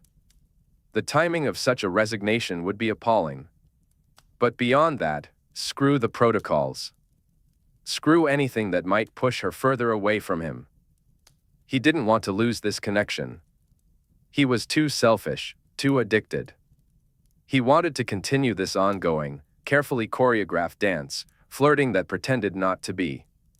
Lapses quickly blamed on alcohol, swept under the rug. He had told Tonks it was an equilibrium, and it was true. A strained status quo. That was what he wanted to maintain. An approximation of happiness. But it wasn't quite enough, was it? Draco pushed the thought aside, grappling with the turmoil inside him. Draco stepped away from the fireplace, frustration simmering inside him. With a flick of his wand, he extinguished the fire and left his study, his restless strides lacking any real direction. The manor's grand corridors loomed dark and silent, while a chill October wind rattled the windows and whipped the branches against the house. As he moved through the shadows, he caught sight of a white silhouette approaching him. It was Granger, her wand illuminating the floor as she walked. At her feet, a high-tailed orange blur darted about, her cat. She wore one of those negligées she had mentioned back in Provence. Draco froze, torn between the urge to turn and flee from what he knew would be yet another excruciating encounter and the undeniable pull of desire that still lingered from that afternoon. At this point, he thought, she could probably just brush her fingertip against his cheek, and he'd be hard. A part of him was eager to see the negligée up close, to further his education and appreciation of Muggle fashion. What a mess he was. After spending hours berating himself, here he was, hesitating instead of doing the obvious thing. He felt like a hopeless wretch. Granger jumped when she noticed him, placing a hand on her chest. "Oh, it's you. Did I disturb you?" She whispered. "Sorry, Crux needs a wee." "I was just finishing up," Draco replied in a similarly hushed tone. He knew that waking the house elves would lead to a fuss, complete with offers of midnight snacks and other bothersome interruptions. "How was the pestilence of incompetence treating you?" she asked, a hint of teasing in her voice. "Abysmally." "Where do you let the cat out?" he inquired. "Just through here," she said, yawning into the back of her hand, looking half asleep as she led him to one of the salons. He followed, entranced by the pale flash of her legs in the darkness and the way her hair hung in a messy, partially unwound plait. Draco watched as Hermione stepped into the room, her silky negligée draped casually over one shoulder. The fabric clung to her hips, accentuating her figure, and she was barefoot. It was stunning, tempting, everything he shouldn't be admiring. An Auror didn't engage with his principal in that way, but he couldn't help but be captivated. He followed the sway of her hips, the graceful movement of the fabric, and the shape of her calves. He remembered the delicate curve of her ankles, a memory that lingered in his mind, each detail etched into his memory. The scent of antiseptic and a struck match filled the air. He should have turned and left, but as Hermione reached the terrace doors, lifting the sheer curtains aside and sliding the pane open, he remained rooted to the spot. The cat trotted out into the night. "I'll have a cat flap put in here," Draco said, trying to keep his focus. "Oh, that's really not necessary," she replied, glancing back at him. "I'd prefer not to have you roaming about at night, alone. TSK. The manor is perfectly safe, or so I've been told." You're the greatest threat I've encountered during my nighttime adventures. Am I? He asked, raising an eyebrow. Yes. You looked fearsomely irascible just then. You caught me on a bad night. Oh. Are you generally quite cheerful at 3:30 in the morning? Relentlessly, he said with a hint of sarcasm. She replied, a sleepy amusement dancing on her lips. She yawned into her hands and opened the door wider to see where the cat had gone. Outside, the trees, stripped of their leaves, reached bare arms toward the black sky, and the wind gusted the curtains in a ghostly dance. With it came the melancholy scent of autumn at night, wet and heavy, filled with an uncanny atmosphere. Samhain was near, and the veil between worlds was growing thin. Hermione shuddered and slid the door shut. Draco couldn't bring himself to look down. He was certain that the negligee's fine silk would reveal more than he wanted to know, and he didn't wish to think about Granger's body any more than he already had. Information he had gathered so far. He really didn't want to know any more details, thank you very much. Draco stood in a state of limbo, caught between saying goodnight, a choice that seemed the safest, the wisest, the right thing to do, and the desire to stay. Of course, the latter was masochistic, reckless, and downright foolish. But it won out. Flagellant that he was, Draco chose to remain. He needed to keep the balance, that was all. He glanced around, searching for something to say. Nothing came to mind except comments about her figure. Brilliant. Shaking his head to clear his thoughts, he finally managed to say, the negligee is superior to the picnic rug. He heard Hermione's breath catch in amusement. The picnic rug is being washed. She looked down at her negligee. I'm glad you approve, it's terribly muggle. Draco met her gaze for a moment, just the right amount of eye contact, avoiding looking down, and then looked away again. I've actually started to appreciate muggle fashions. A moment of genuine personal development, Hermione said with mock solemnity. One mustn't lie idle, one must continue to grow. Onwards and upwards. Expansion. Transformation. Now, Draco was focusing so hard on maintaining the right balance of eye contact, without staring, that he found the conversation difficult to follow. He also had the nagging feeling they might be edging into double entendre territory. There was a smile playing at the corner of Hermione's mouth. Despite the circumstances, her time at the manor seemed to be treating her well. She looked fuller in the face, her cheeks rosy, and her dimple had returned. The picnic rug would make excellent donation fodder for the orphans, Draco remarked. You always have the orphans' best interests at heart, don't you? What heart?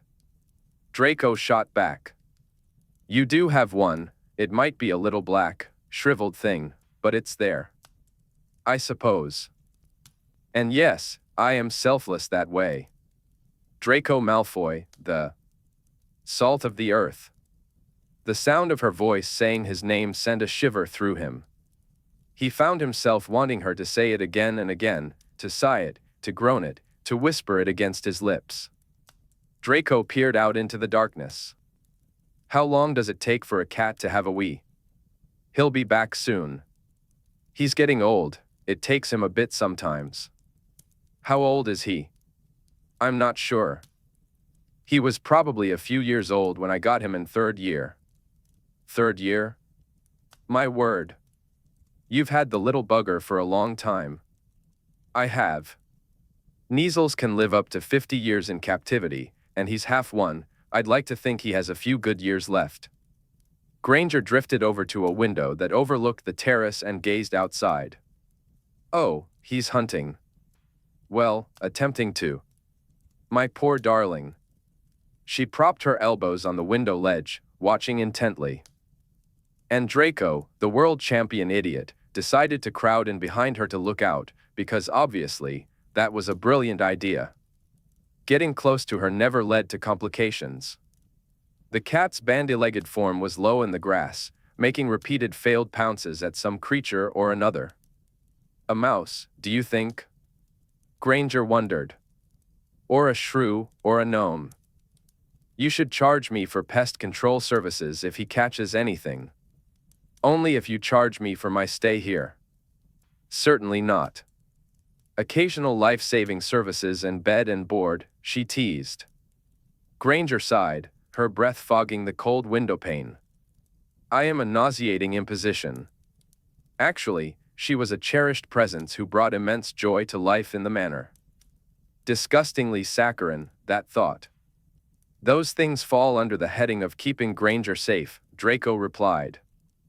Which is my job while you work to cure the incurable. Right.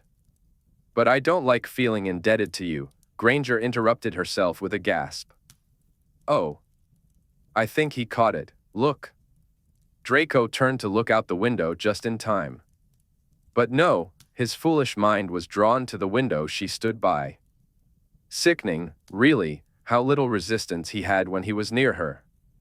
He pushed aside the curtain and leaned over her shoulder to get a better view. He felt her hair brush against his chin as he peered outside. The cat had something in its mouth. That's a leaf, Draco said. Granger laughed. The cat strutted proudly across the lawn, its prize held high. But then it got distracted by another leaf, dropping the first one and crouching down to pounce again. Oh, he's trying again. You don't have to stay, this may take a while, she said. I don't mind. This is entertaining, Granger replied, glancing over her shoulder at him. Really? All right, she added with a smile. The wind whipped around the house in fitful groans, and the waxing moon cast a soft glow above the dark line of trees, a delicate silver crescent. Granger's smooth shoulder was so close. Draco found himself staring at it, at the fine strap holding up her negligee, and at the shadows dancing on her skin in the breeze. You aren't in my debt in any capacity, he said, trying to steer the conversation back. Kind of you to say so, though it doesn't make it true, Granger responded. Would you like us to make a list to tally things?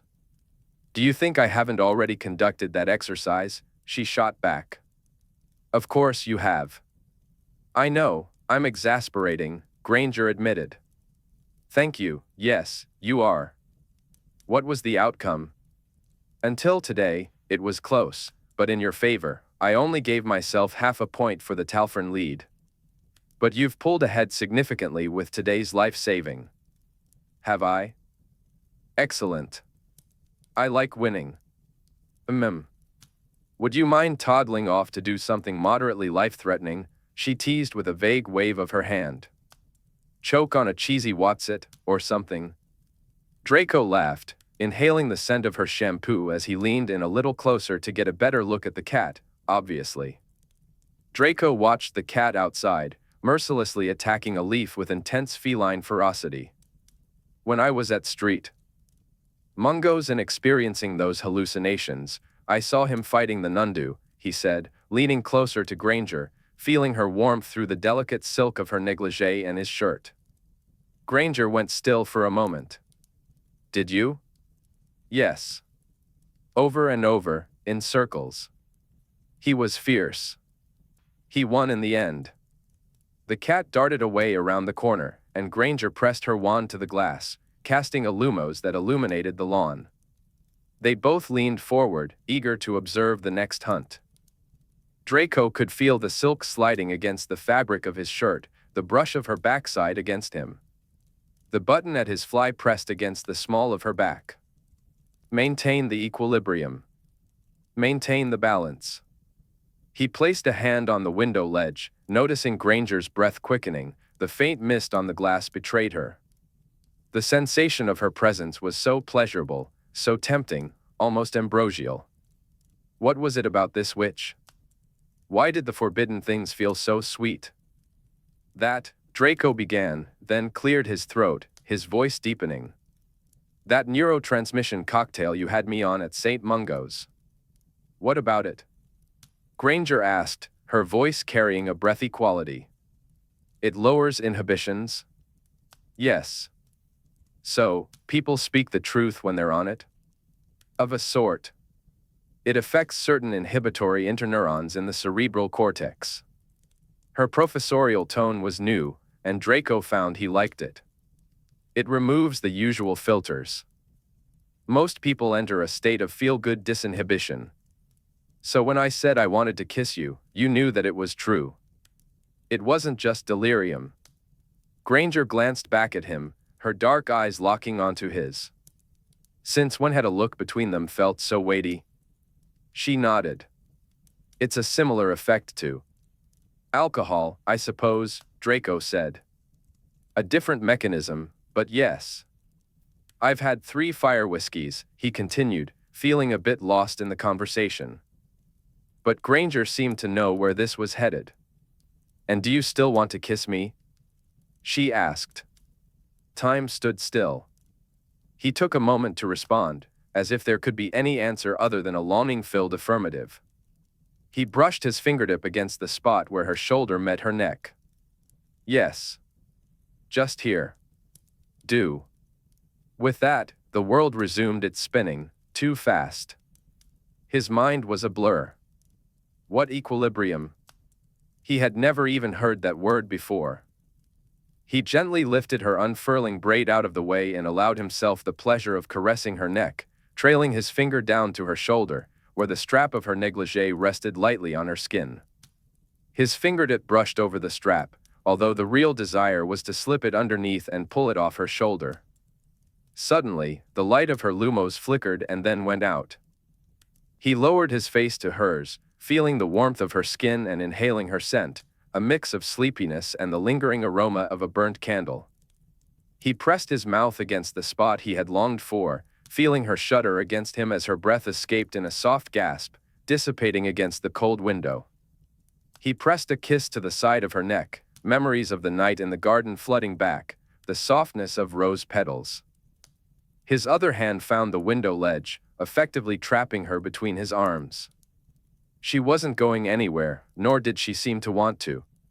She pressed herself closer, resting her head against his shoulder, her body fitting snugly against him. He couldn't resist. He splayed his hand against her hip and squeezed, feeling her surprise jump. He kissed her neck again, then moved upward, savoring the moment, to just beneath her ear. From there, he could glance down and see her clavicle, and the swell of her breasts captivated him, the exact shape, the soft push of her nipples beneath the silk, and the fine line of shadow where they pressed together. He could feel the gentle beat of her pulse at the dip between her collarbones. It wasn't racing yet, but it fluttered beneath her skin, and he knew that if he turned her toward him, he could feel it against his lips. He was torn, unsure of what to do next, yet he knew exactly what he wanted. Should he? He knew he shouldn't, but he was overwhelmed by the rush of endorphins, craving her touch, heart racing, mind clouded. She sighed, pressing herself back against him, the warmth of her body against him undeniable. He was hard, and as he pushed against her, she made a soft sound of pleasure, but they shouldn't, no, they shouldn't. She reached up, sliding her fingers under the strap of his shoulder brace. In response, he wrapped an arm around her waist, pulling her closer as he placed fervent kisses at the nape of her neck, and then more playful bites on her shoulder. The way she shuddered and gasped was intoxicating. She lifted her other hand over her head, tangling her fingers in his hair, and rubbed against him, making him hold back a gasp of his own. I feel like I'm 14 again, and if you keep that up, I'm going to finish in my pants, he murmured into her neck. Granger let out a breathy whine and pressed her backside against him again. God, but we shouldn't. Draco ground out through clenched teeth. No. We shouldn't. We shouldn't, he echoed, hating himself for it. That would be wise. I don't want to be wise. I want to be stupid. You're Granger. That's a contradiction in terms. She pulled her hand from his hair, a tragic loss. You're right. I don't know what's come over me. Not Draco, anyway, and more's the pity, Granger replied, her voice tinged with frustration. We're in the midst of a bloody werewolf resurgence. Yes, he acknowledged. They're actively trying to kill me. Yes. I was literally kidnapped today. Yes. I'm working on the most intellectually demanding project I've ever tackled, possibly the most challenging I'll face in my lifetime. Yes. I don't have a brain cell to spare. I can't dedicate any more mental capacity to anything else. Yes. Of course. We mustn't add further complications to an already fraught situation. Yes, Granger agreed. It could make things so much more difficult. Yes. So, we shouldn't. We shouldn't. Granger groaned into her palms. What is wrong with me? Tell me when you figured it out, Draco said. I suffer from the same ailment. Unbridled idiocy is my tentative diagnosis. Granger was still breathless. Right. Okay. All right. This was a dream, and it didn't happen. Fine. I've never felt more awake in my life, but fine. You're asleep, and so am I. Fine. This didn't happen. Just then, a muffled meow broke the tension. The cat had finally returned, sitting outside the terrace door, staring at them. Draco wondered how much it had witnessed. He and Granger instinctively stepped away from each other. The new distance felt cruel and cold. Draco's body betrayed him, responding to the tension in the air. Granger let the cat in, her face flushed, eyes wide and dark. Without looking back, she left the room. Draco turned to leave, but then froze. Amidst the familiar scent of burnt candles that always lingered around Granger was the unmistakable aroma of female arousal. With a mix of desire and determination, Draco headed to his room. He closed the door behind him, leaned against it, opened his fly, and freed himself. They had been closer than ever, and the memory of that moment fueled his next actions. Granger's presence ignited a rush of endorphins in his blood, making the fantasy feel tantalizingly close. He could still remember her scent, especially that intoxicating aroma when she was aroused. The scene from downstairs played like a vivid continuation in his mind. He imagined turning her towards him, lifting her effortlessly so she perched on the window ledge. He envisioned pulling down the straps of her negligee, finally revealing her beautiful form to him. His lips would explore her softness, from the gentle curves to the teasing tips that had beckoned him through the silk fabric. He would delight in them, using his tongue and fingertips to coax her into pleasure. She would lean forward, holding up the delicate fabric, inviting him in a way that made his heart race. He'd respond to her offering with slow, deliberate kisses, gradually building the rhythm until it quickened. He craved to taste her, to feel her warmth on his chin. He'd find the angle that sent her breath hitching, and she would whisper her desires, "Don't stop" or "yes." He could almost sense the way she would tremble against him, her body responding to his every move. The thought drove him to the edge. He gasped, feeling an overwhelming rush, and with one final squeeze, he succumbed to the wave of pleasure that washed over him in quick bursts. As he caught his breath, he noticed the aftermath, the evidence of his release scattered on the floor. His heart raced as he fought to regain his composure. In the stillness, he felt the echo of a heartbeat in the ring. It was hers. That night, he realized, he wasn't the only one crossing lines. Chapter 30, Samhain. Larson's capture was a significant blow to Greyback, but it wasn't the final strike. They still needed to find Greyback himself. Despite his occlumency training, Larson had been thoroughly subjected to Veritaserum by Tonks, which yielded an impressive series of leads. The next day, the hunter became the hunted. Potter and the WTF closed in on Greyback twice, first cornering him in a cabin in the Lake District and then again in a hideaway in the Shetland Islands. Each time, Greyback narrowly escaped their grasp. Potter was furious. The one silver lining was that Greyback was running out of secure hideouts, as Larson had compromised several locations. However, That silver lining was overshadowed by the Auror's growing concern that Greyback would become increasingly desperate and escalate his actions. Draco was granted permission to delve into the Vikings' mind during a day-long interrogation session while the WTF continued their hunt, hoping to uncover more information. Tonks joined him in the interrogation room, accompanied by Brimble. Larson, bound hand and foot to a chair, glared at them. "Good morning," Tonks said to Larson, her voice cheerfully unsettling. "We had a lovely chat yesterday. Thank you again. Have you thought of any other bits and bobs you'd like to share with us? Locations? Plans? Any schemes against Healer Granger that we should know about?" Larson remained silent, staring at her with cold indifference. "Otherwise," Tonks continued, "we've received ministerial permission to proceed with a bit of legilimency. If you don't have any more information to offer voluntarily, Auror Malfoy will extract it directly from your mind." "Fetch it, then," Larson replied defiantly. "Brimble, make a note that Larson has declined to cooperate," Tonks instructed. Larson shifted his glare to Draco and spat at his feet. The act of defiance amused Draco. It seemed Larson was ready to put up a fight.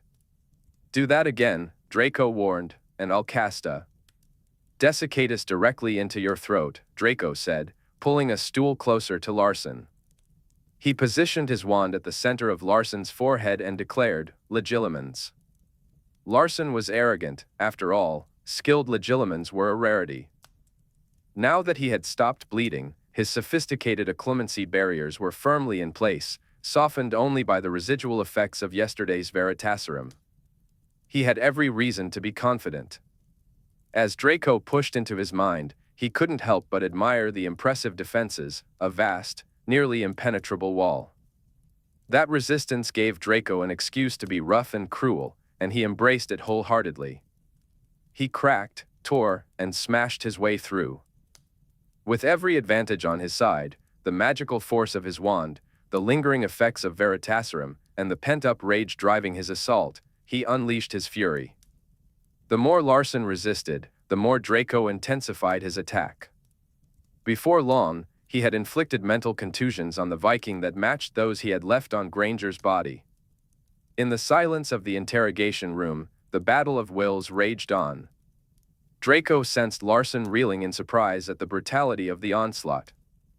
He had underestimated both Draco's legilimency and his sheer determination regarding this particular subject, and he was paying the price. Blood began to trickle from Larson's nose. Brimble twitched nearby, but Tonks remained silent. Feeling his defenses weakening, Larson started to offer up images, distractions, fabrications. But Draco had no interest in those. He swept them aside and continued to hammer at the wall. Then he found a fissure. He pried it open and broke through. Larson instinctively shoved his memories into darker recesses, but Draco pulled them back out. He rifled through the memories, pausing occasionally when Larson scrambled to re-establish a barrier, but with each attempt, those efforts yielded diminishing returns. Larson had wandered too close to Granger's cottage many months ago, on a reconnaissance mission. Draco uncovered conversations between Greyback and Larson. Larson viewed Greyback as a hot-tempered old fool, yet he acknowledged the value of the brute strength that Greyback and his pack provided. Their discussions revealed arguments about Granger. When Greyback learned of the rumors surrounding her research, he simply wanted to kill her. It was Larson who crafted the more elaborate plans. The idea of creating a variant of the lycanthropy virus thrilled Greyback. He was so eager to confirm that Granger had actually isolated the virus that he ordered a clumsy break-in attempt. This infuriated Larson, who angrily questioned what Greyback expected his brainless thugs would uncover in a scientific laboratory run by Britain's leading magical researcher. Now, they would have to ramp up security measures, making everything more difficult. They nearly had a permanent falling out, even coming close to dueling each other. Yet, both men needed each other more than their desire to kill one another. Draco pressed deeper into Larson's mind, searching for answers, but Larson didn't know who had informed Greyback about Granger's project. Greyback had been careful there. By design and mutual agreement, Larson was only aware of a few of Greyback's hideouts, most of which Tonks had already discovered the day before. It was unfortunate. As Draco continued to delve into Larson's memories, he dictated a few additional locations to Brimble as he found them. Then, he stumbled upon memories of himself, first as the pilot at the pub, doting on Granger, and later as the Auror risking his life for her during the knife fight. He saw the wildness in his own eyes when he told Larson, "She's definitely worth what I'm going to do to you," recognizing how that conviction fueled every subsequent blow and stab.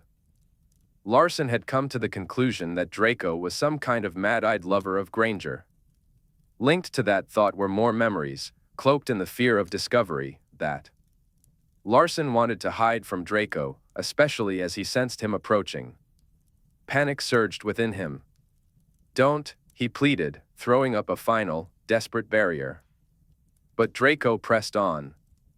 He discovered memories of conversations between Larson and Greyback, where they drunkenly plotted what they would do with Granger once they got what they needed from her. The details were graphic and vile. "You bloody swine," Draco spat, anger coursing through him. Then came Larson's own twisted imaginings, beyond the memories of their conversations. Draco felt himself teetering on the edge of losing control. Blood oozed from Larson's tear ducts, a sign of his unraveling. Tonks placed a reassuring hand on Draco's shoulder, grounding him. The Larson who was escorted out of the interrogation room was not the same sharp-minded individual who had entered. He never fully recovered. In the days that followed, the Viking was extradited to Denmark. The Danish Aurors, having learned of Larson's plans, wasted no time. Their head Auror, a lycanthrope himself, took great personal offense to Larson's revolting project. They raided his laboratory, removing evidence and documenting everything before proceeding with a bold renovation, by blowing the entire place up. Meanwhile, Lady Syra reported that her inquiries about Pandora's box had mostly been met with laughter. But one day in late October, she sent a note with a whisper of a rumor about a reclusive collector, a Frenchman living in Spain known as Le Marquis d'Artois. With a spring in his step, Draco set off to find Granger and share the good news. She had taken to long walks around the manor's grounds to fend off the cabin fever that came from too much time in the lab. He found her near the hippocampus fountain, casting a warming charm to ward off the chill in the air. When she saw him, a smile lit up her face. He couldn't help but mumble a sound of delight to himself. Draco fell into step beside her, only half listening as she began to speak. Draco spoke, but half of his mind was captivated by the shape of her mouth and the way the sun danced in her hair. Today, the flow hearth had been installed at her laboratory, allowing travel only between the manor and the lab. The FLA technician hadn't recognized Granger. He thought she was just a bright graduate student.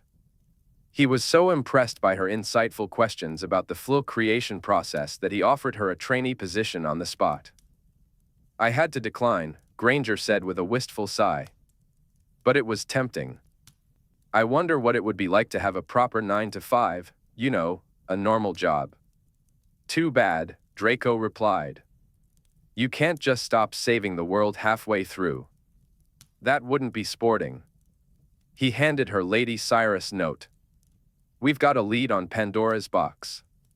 Granger skimmed through the message. "A few details worth noting," Draco added as she read. "The Marquis never sells anything, never loans items to museums, and never offers viewings of his collection. He only buys things occasionally, and when he does, it's only the rarest magical artifacts that interest him. He never sells anything. Of course he doesn't. Why would this be simple? He's infamous for it, actually quite disliked in collector circles. He has one of the greatest collections of arcane objects in the world, and not a single item has ever left his possession after acquisition. No sales, no bartering for other relics. A greedy sort of bugger, by all accounts." Granger walked pensively along the leaf-strewn path. "That doesn't leave us with many options, does it? We may once again have to do something questionable for the sake of good." "Ooh, I sense you're about to suggest something naughty," Draco teased. You sound intrigued, Granger said, suppressing a smile. I am. Can I safely assume your moral stance on thievery hasn't changed since Provence? That experience only whetted my appetite for it, he replied, and Granger's expression was a blend of relief and reproach. You're an Auror. Shouldn't you think twice about this? Darling, I don't even think once, Draco replied, flipping his hair dramatically. I'm an absolute maverick, you know. I've half a mind to quit the Auror business and become a gentleman thief. Imagine stealing the box, it would be quite a feather in my cap. I don't really want Pandora's box, though. I want what's inside it. What's in it? Hope. Are we taking Hesiod's myth quite so literally? Draco asked, raising his eyebrows. Granger nodded. Revelations hasn't misled me yet. Do you remember the final step when brewing sanitatum? No. I've never brewed it. It's a 10-minute stir, accompanied by a kind of meditation over the cauldron by the potioneer. The incantation is Speramus, we hope. The strongest sanitatum is made with the most potent infusion of hope at that final stage. Pandora's box would contain it in its purest form. Each element is the same, but the magical potencies would be stronger by hundreds of orders of magnitude. Right. So what's the plan? Granger grew pensive. This Marquis d'Artois likes exceedingly rare things. He does. It's a pity we returned the Magdalene skull, that would have tempted the man, I'm sure. We could have secured an audience and had a poke around his hacienda. Granger shook her head. If we hadn't returned it, I expect we'd be dead by now. Those nuns would have been out for blood. Do you have any ancient family possession that might intrigue the Marquis enough to grant us an interview? The rings? Versions of those exist among many old families. They're rare enough, but not unique enough to interest someone like the Marquis. I don't suppose your Uncle Snodsbury's hourglass has any magical properties? Sometimes it gets flatulent. Granger burst into laughter, then tried to regain her composure. Really? It's true. Right. Well, unless the Marquis has a specific interest in Borborygmus, I don't think that will be of much use. Granger fell silent, her mind turning as they navigated through the tree trunks and piles of red gold leaves. Draco mentally catalogued the Malfoy family heirlooms, jewels, weapons, and various oddities, but nothing seemed impressive enough for a collector as discerning as the Marquis. Suddenly, Granger broke his train of thought with an exciting revelation. I know where the Elder Wand is. Draco walked straight into a tree, stumbled over a forgotten rake, and tumbled into a massive pile of leaves. What? He exclaimed, poking his head out from the foliage, mentally noting to have a word with the groundskeeper. Granger leaned thoughtfully against a nearby tree, assessing the situation. What you've done there, Malfoy, is gone arse over tit. With a self-satisfied smirk, she began explaining the laws of physics he had clearly misapplied, including the importance of not wedging one's oversized feet under gardening tools. However, she had made a crucial mistake. Unlike Granger, who was stuck in a pit in Provence, Draco had his wand. With a flick, he pulled her into the leaves beside him. Her indignant shriek made it all worth it, her landing on top of him, elbowing him in the solar plexus. He was 90% sure it was accidental, and the handful of leaves she shoved into his face, along with the dirt and twigs that now adorned his hair. Draco retaliated by tossing his own handful of leaves at her, which only tangled in her hair as she tried to escape. How dare you? I just washed my hair. She cried, attempting to roll off him but inadvertently kneed him instead. GRKQP, he gasped, curling his legs in. He fell into a silent, curled-up ball. Hermione froze, gasping. Oh my God, Malfoy, I'm so sorry. I didn't mean to, she hovered anxiously above him. I'm fine, Draco replied. Are you sure? Yes. Hermione looked down at him with wide-eyed concern. You can explain to my mother why she will never have grandchildren. Maybe he shouldn't have thrown them down like that. After a few deep breaths, the pain began to fade. He suspected everything was intact. Probably. Perhaps he should ask Hermione to check, just to be safe. And then there was Hermione, poised above him with her hands planted in the leaves on either side of his head. She looked like a nymph, crowned in wine-red oak. She embodied the beauty of autumn, the warmth of a hearth fire against the chill of evening, the elusive farewell of summer, lined with golden sunlight. Enchanting. The urge to pull her down on top of him and kiss her was overwhelming. But one dallied with nymphs at one's peril. Instead, Draco simply drank in her beauty. The longing fractured his soul. It was fine. The nymph nearly hit him again as she stood up. They both regained their footing. The bloody elder wand? Draco prompted, casting a spell to vanish the remains of a squashed worm on his backside. Hermione plucked leaves from her hair. Yes. It's irreparably broken, of course. Harry snapped it in half, but would something like that interest the Marquis? One of the Deathly Hallows? Obviously. Broken or not, that's still an artifact. I'd have to ask Harry's permission to use it as our bargaining chip. If he agrees, it shouldn't be too complicated to get. It's unguarded, as far as I know. The Elder Wand? Unguarded? Are you serious? Yes. Hermione glanced at him. Do you fancy nipping out to raid a tomb as a cheeky little adventure? Warm up for a larger heist. Let's, Draco replied, his curiosity piqued. Once at the manor, Hermione used the Flynn network to contact Harry.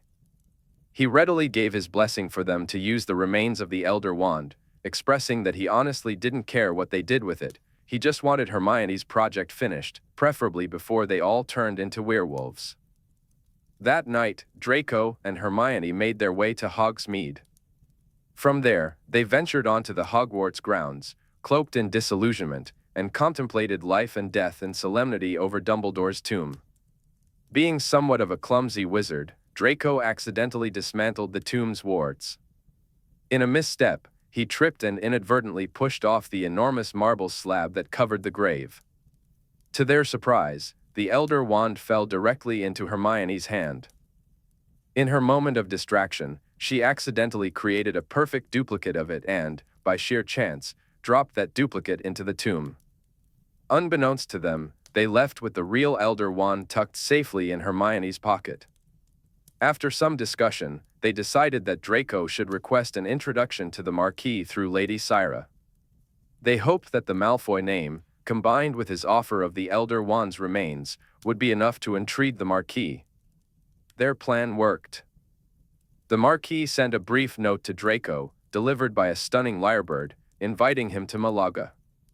The Marquis suggested a hotel on the waterfront for their meeting. However, Draco expressed concerns about his safety, given the valuable object he would be carrying, and invited the Marquis to the manor instead. As anticipated, the Marquis declined the trip to England but offered his own villa as a meeting place, asking if Mr. Malfoy would consider meeting there instead. His only request was that Draco comply with his security measures and come alone. Hermione pursed her lips as she read the last part of the letter. Reply positively. We'll find a way to get around that little issue. You definitely can't handle this on your own, maverick or not. Can't I? No. What a dreadful lack of faith. What are you thinking, then? I have a few ideas, Hermione replied, her eyes narrowing as she studied Draco, twirling her wand thoughtfully between her fingers. Draco didn't like the feeling that stirred within him. They carefully packed the Elder Wand, now bound with a silken ribbon around its broken middle, into a beautiful case made of satin and grenadil wood. The wand felt lifeless in Draco's hand as he nestled it into the case. Kindling, really. Not even a spark left, he remarked. It might still have the power to do one last good deed, Hermione countered. The international flight to Malaga took just 6 minutes. When Hermione emerged, she looked as fresh as a young asparagus. A bored immigration wizard observed her arrival before handing Draco forms to fill out for himself and his esposa, along with a sick bag. For his profession, Draco wrote, ne'er-do-well/absolute maverick, while Hermione's read arsonist. She was too nauseated to notice. The Marquis lived just outside one of the Pueblos Blancos along Spain's southern coast. Draco and Hermione rented a room in a nearby village to finalize their preparations for the heist. When the time came, Draco and Hermione walked up the drive to the D'Artois villa. Well, Hermione strode confidently, while Draco trotted beside her, his long, feathery tail swishing elegantly behind him. Yes, Draco had been transfigured into a borzoi. From his new vantage point at Hermione's waist, he told himself there was no way he walked with quite so much sway. Still, it really did make his backside pop. He had such a perfect arse. As they reached the end of the drive, the Marquis house came into view. The villa they approached was nothing short of another Alhambra, nestled among the stunning Andalusian hills. As they drew near, enormous gates swung open. Pairs of guards, armed with wands and ceremonial swords, flanked the drive, observing them silently as they passed. "Cheery lot," Granger Draco muttered to Draco. They walked through splendid gardens, filled with almond trees, lemon groves, cascading fountains, and vibrant flowers in every color imaginable. Exotic birds strutted about, peacocks, pheasants, and demoiselle cranes added to the enchanting atmosphere. Finally, they arrived at the villa's front doors, where a black-robed butler greeted them. He was tall and well-built, his imposing presence suggesting he was more bodyguard than manservant. A wand was holstered at his forearm, and the thorough once-over he gave Granger Draco indicated he knew exactly what he was doing. They followed the butler through a series of courtyards, crossing over ponds that sparkled with golden koi. Granger Draco held the Elder Wand's box under her arm, expertly maintaining a Malfoy-like air of indifference. Draco heard her sniff, a subtle sign of her disinterest. They arrived at an anteroom, at the end of which shimmered a translucent wall, some kind of magical shield. A small figure, slightly distorted by the barrier, appeared and spoke in an aristocratic, accented voice. "Mr. Malfoy, welcome. I hope your travels were not too tiring. May Francois proceed with the usual checks, for my peace of mind?" Granger Draco inclined her head and replied in French, "Monsieur le Marquis." "A pleasure. Please proceed. I am eager to begin our discussion." The butler cast a series of weapon revelation spells on Granger Draco, revealing her wand and the knife that Draco usually had strapped to his thigh.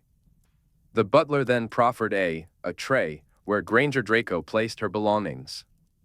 Draco's wand was subjected to an identification spell, which glowed brightly, confirming that it belonged to Mr. Draco Lucius Malfoy. The butler turned to Granger Draco and asked about the flask at her hip. "Only water," she replied, offering it for inspection. The butler cast 5 spells on the flask before he was satisfied that its contents were harmless. Next, he opened the box that held the Elder Wand and applied similar detection spells, but nothing unusual occurred. "I presume you have no objections to Francois keeping your wand and knife?" "Only for the duration of our chat, of course," the Marquis said from behind his magical barrier. After Granger Draco nodded in agreement, Francois tucked the wand and knife into his robes. "I appreciate your patience with my peculiarities," the Marquis continued. "May I inquire about the dog?" "My familiar," Granger Draco said, gently stroking Draco's sleek head. "He can wait here if that's your wish." "Oh, no. I completely understand the desire to keep one's precious things close, more than anyone. Is he good-tempered?" "I'll have Francois run a few spells on him, and then we can proceed." Francois cast several spells at Draco, including Finite Incantatem and an Animagus detection charm. Nothing happened. Draco simply wagged his tail and let his tongue loll out. "Excellent," the Marquis declared. "The dog is a dog. Let them through, Francois." Draco let out a relieved sigh. Inspired by the pelt of the Ocean Hind, Granger had fashioned what she called a kind of Faraday cage out of her anti-magic pucks and some wiring. The rig was strapped to his body, hidden beneath his thick fur. They had tested it thoroughly. While it wouldn't deflect serious curses, lighter spells at a distance seemed to fizzle out within its perimeter. The butler lowered the shimmering barrier, revealing. The Marquis observed as Draco trotted alongside Granger Draco, taking in the man before him. He was slender, dressed in a finely tailored violet suit that had an almost antique quality.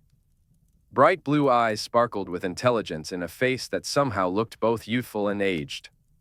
To Draco's keen nose, he carried the unmistakable scent of fine cigars and gold. "A borzoi, is it?" the Marquis remarked, glancing at Draco.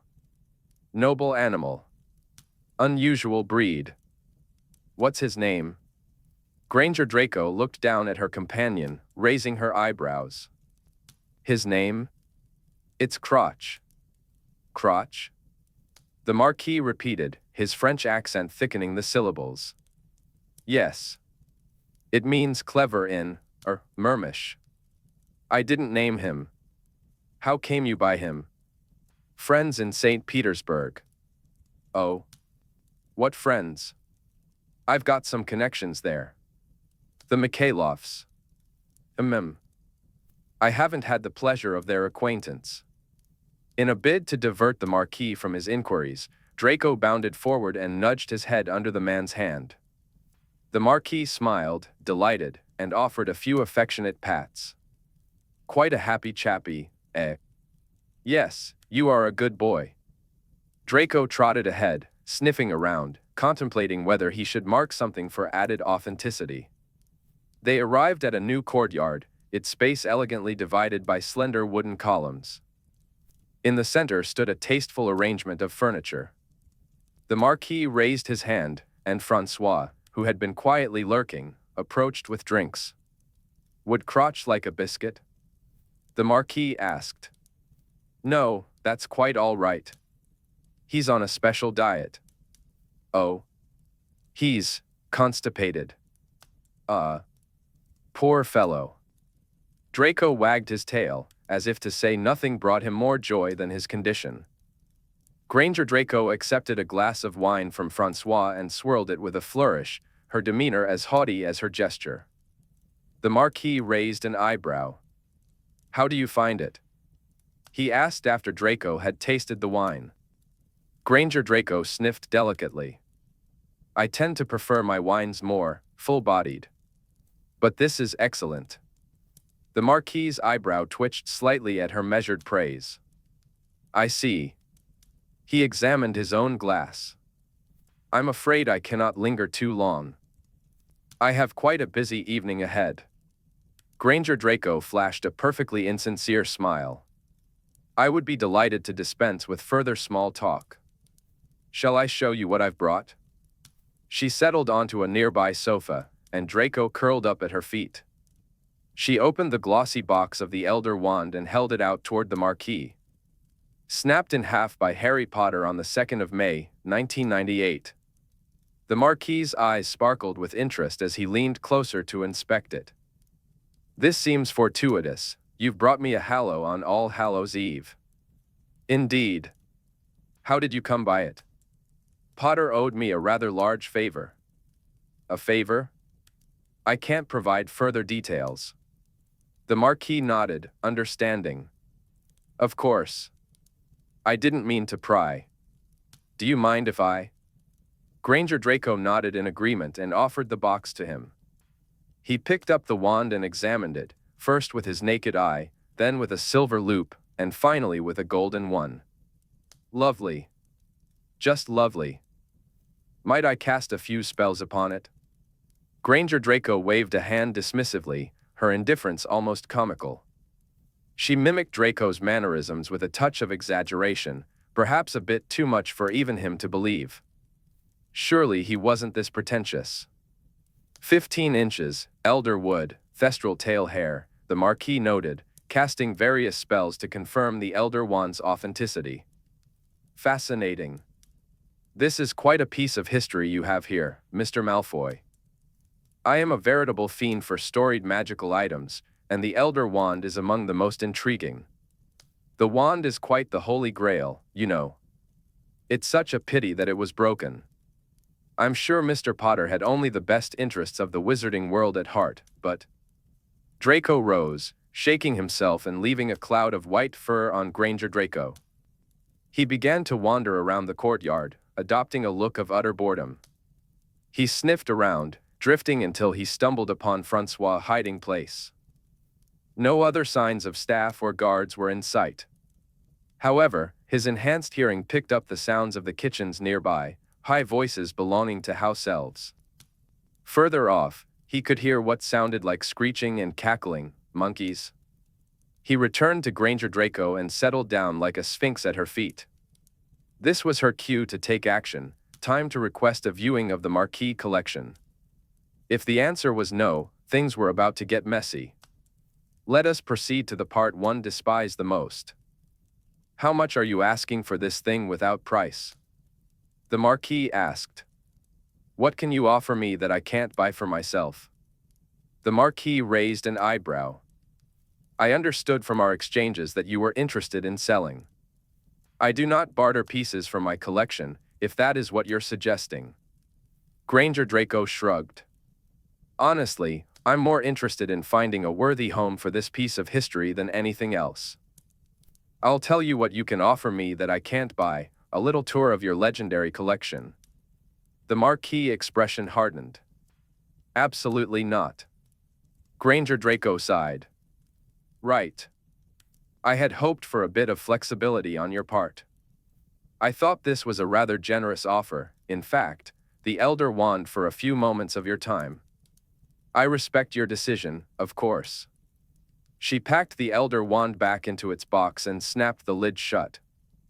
Thank you, nevertheless, for... Wait. The Marquis was staring at the box. The Marquis stared at the box with a greedy yearning. You simply want a tour of my collection? He asked. In exchange for the wand? Yes. Why? Because that, too, would be a thing without price, Granger Draco replied. I don't believe you've ever allowed a viewing. Indeed, I haven't, the Marquis said, his expression grave. He glanced at Francois, who looked distinctly unhappy, then turned his gaze back to the box.